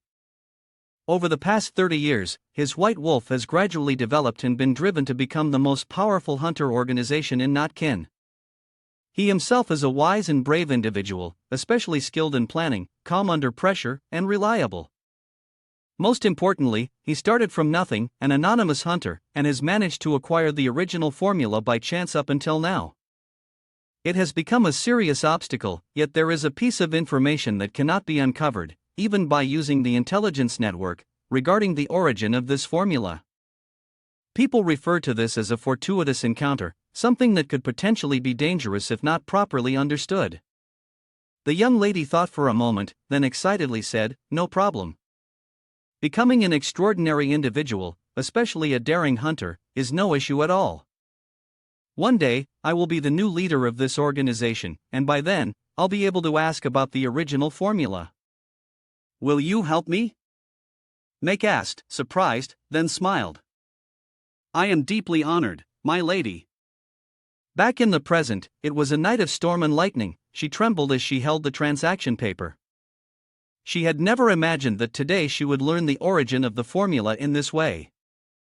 It all began 30 years ago. In a remote corner, Horace stood under the rain in tattered clothes, clutching the transaction paper and smiling slyly, when a mysterious shadow placed a hand on his shoulder. Accept it, and our deal will be sealed. From this day forward, an unrivaled organization of hunters will be established, and you will no longer be the useless wreck who can only shelter in a corner.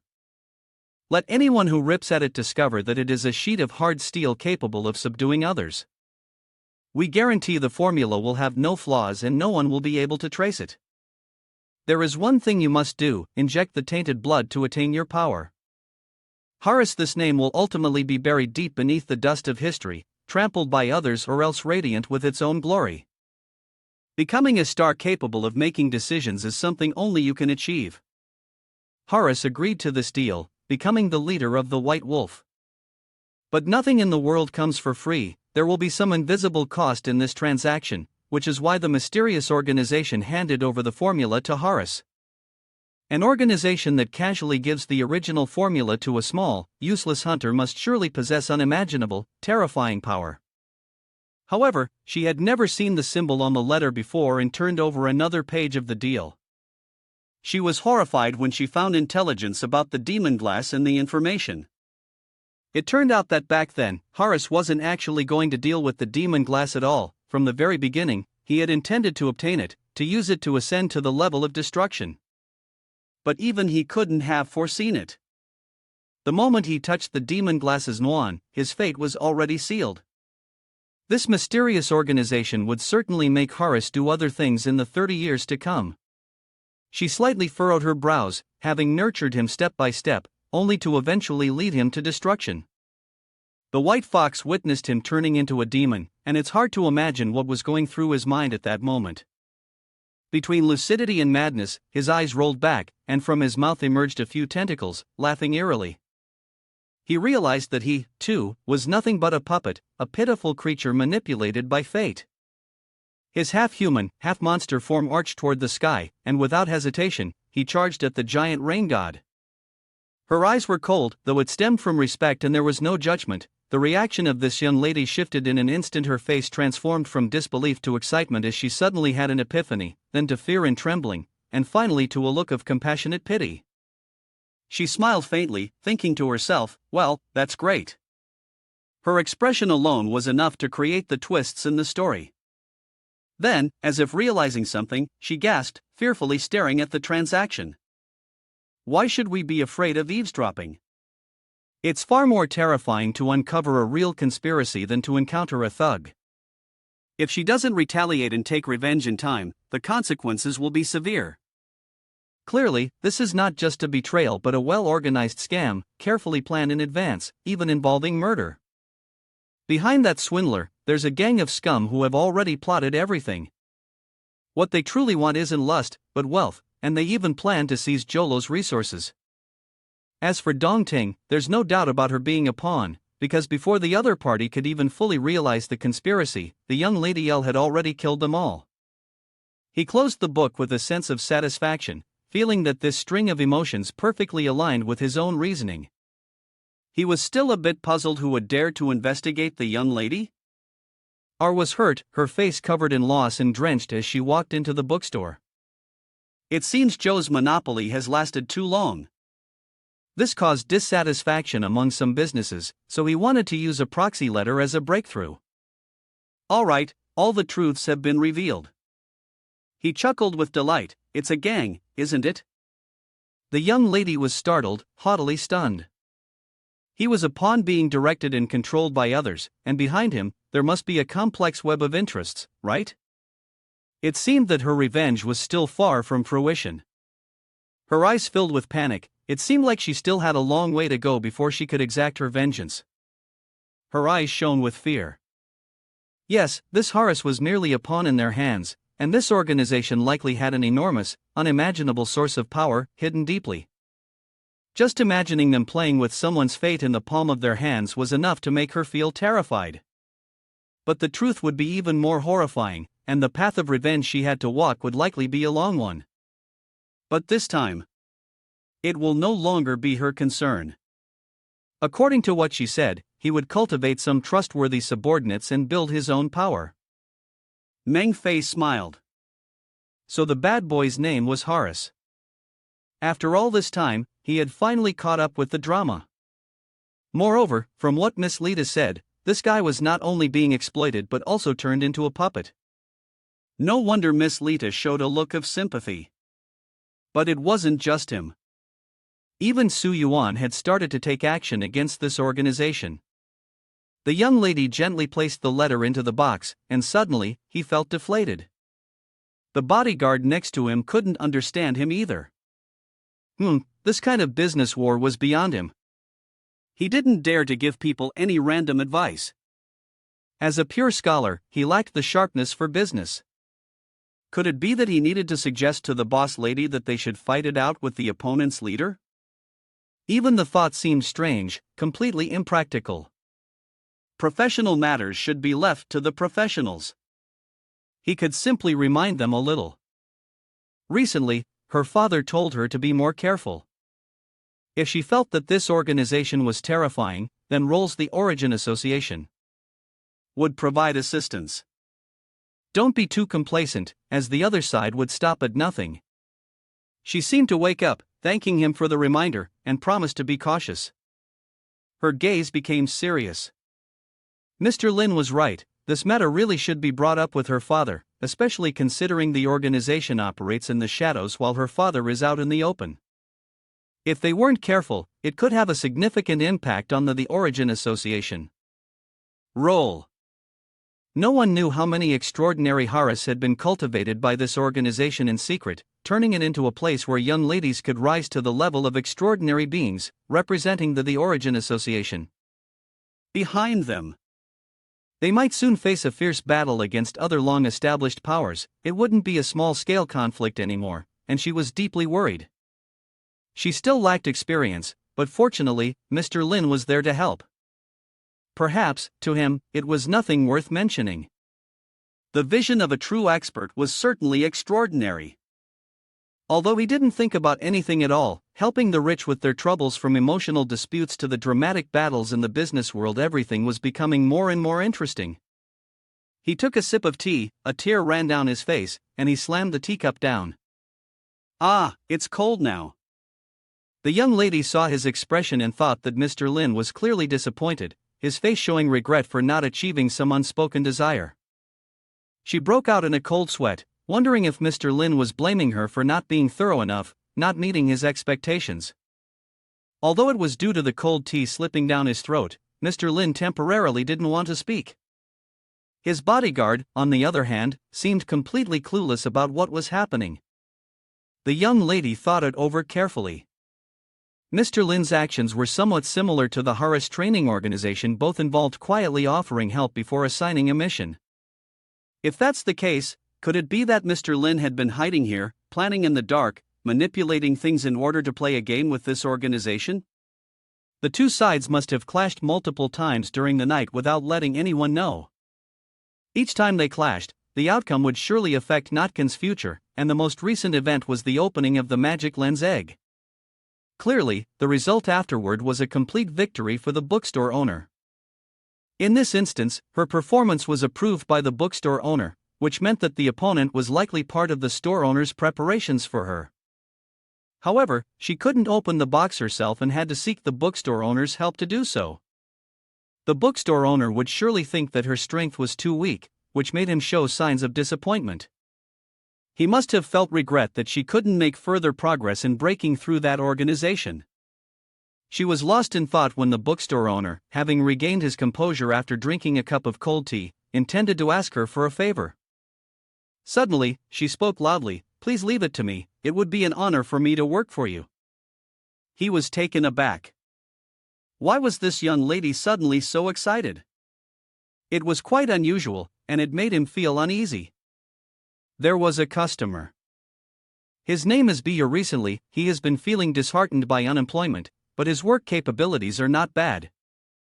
He could probably become a decent subordinate. She could assign him a new task. Her gaze became excited. Lord Lin's intention was to turn the wounded boy into a trusted underling. Lord Burton would join his organization. Burton was also one of the customers of the bookstore. The Truth Society had recently announced news of abandoning the White Mission, which caused him to become a topic of interest for a while. Most hunters believed he was a coward. In terms of strength, Why still saw him as someone from the rational faction with the ability to foresee things. In short, he was a well-known figure. But after interacting with him, his abilities surpassed the level of normal destruction, even reaching the peak level of assassination-level destruction. It was thanks to him that their organization didn't suffer too much damage in the past. And he, too, was a customer of the bookstore. Looking back now, the meeting that time had been arranged by Lord Lin. In order for her and him to make a good impression and lay a foundation for future cooperation, he abandoned the task of killing White, which affected his reputation. However, having a bad reputation was better than being unknown. Their previous interactions also made it easier for her to propose a reasonable suggestion, taking advantage of the situation. White was also one of the customers of the bookstore, and this was all arranged and manipulated behind the scenes by Mr. Lin. She smiled with satisfaction. He truly had a sense of humor. The young lady, proud of herself, could not deny it. She was very pleased to work on his behalf. This way, her organization had both the foundation of the original faction and an elite fighter who could stabilize the situation. The bookstore owner said, "Give me your address, I'll have him come find you. Not to mention I am Miss Lai, a woman of wealth and generosity. There's no need for many words when handling things, and delivering the task personally should be no less than expected." His gaze turned cold. "It's getting late. If there's nothing else, you should head home. It is very dangerous to go out alone at night, as the security here is not very good." The boss expressed regret, saying that if it were daytime, he would have had a pleasant conversation with Lita. After all, she is a very wealthy guest, and even if she doesn't make a purchase, she would still introduce you to others. For example, Miss Doris is indeed very late, so she will leave first and wait for Mr. Sermon to arrive. Mr. Lin is right. If she has already approached a level-destroying hunter, she is strong enough to be called a powerhouse. As for those who come to the bookstore, they are all from long-standing forces, so there is indeed a great danger. If the original formula is not too crucial, it would not be convenient for many people to delve into it. In that case, bringing along a new recruit to assist beforehand is not a bad option. Miss pursed her lips. According to Mr. Lin, she must cultivate a few combatants to rely on. They need to be trustworthy, and before heading out, she must handle this matter thoroughly. Suddenly, a child tugged at Mr. Lin's sleeve, pointing at the box with shining eyes. The child seemed to have taken a liking to the lady's box. It was indeed beautiful. It must be quite appealing, shimmering like that. But the problem is, it's someone else's belongings, and the habit of demanding things whenever seeing them is not good for children. However, this box is a relic from that bad boy, and perhaps the young lady wants it too. After taking it, she might destroy it, cement it. What a pity that would be. But no one works without asking for a salary, without asking for anything. If nothing is given, if no encouragement is provided, and it digs into the corner of the wall, what should be done? It seems like it really likes the box. This time, it probably won't be a problem. Just as I was about to clear my throat to ask, the young lady had already held the box out in front of me, smiling, and said, "It seems the assistant really likes the box.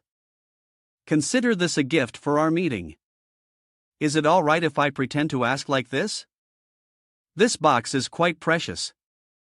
She then said, "It's fine, it's just a box. I didn't know you also needed it, that's my oversight."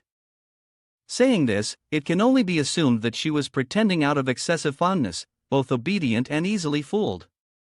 If he were the bad boy, he wouldn't be able to deceive her.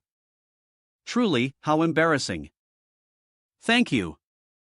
In return, although I have nothing of equal value, the large bookshelf is full, and to say there's nothing there, would you like to take something from the bookstore?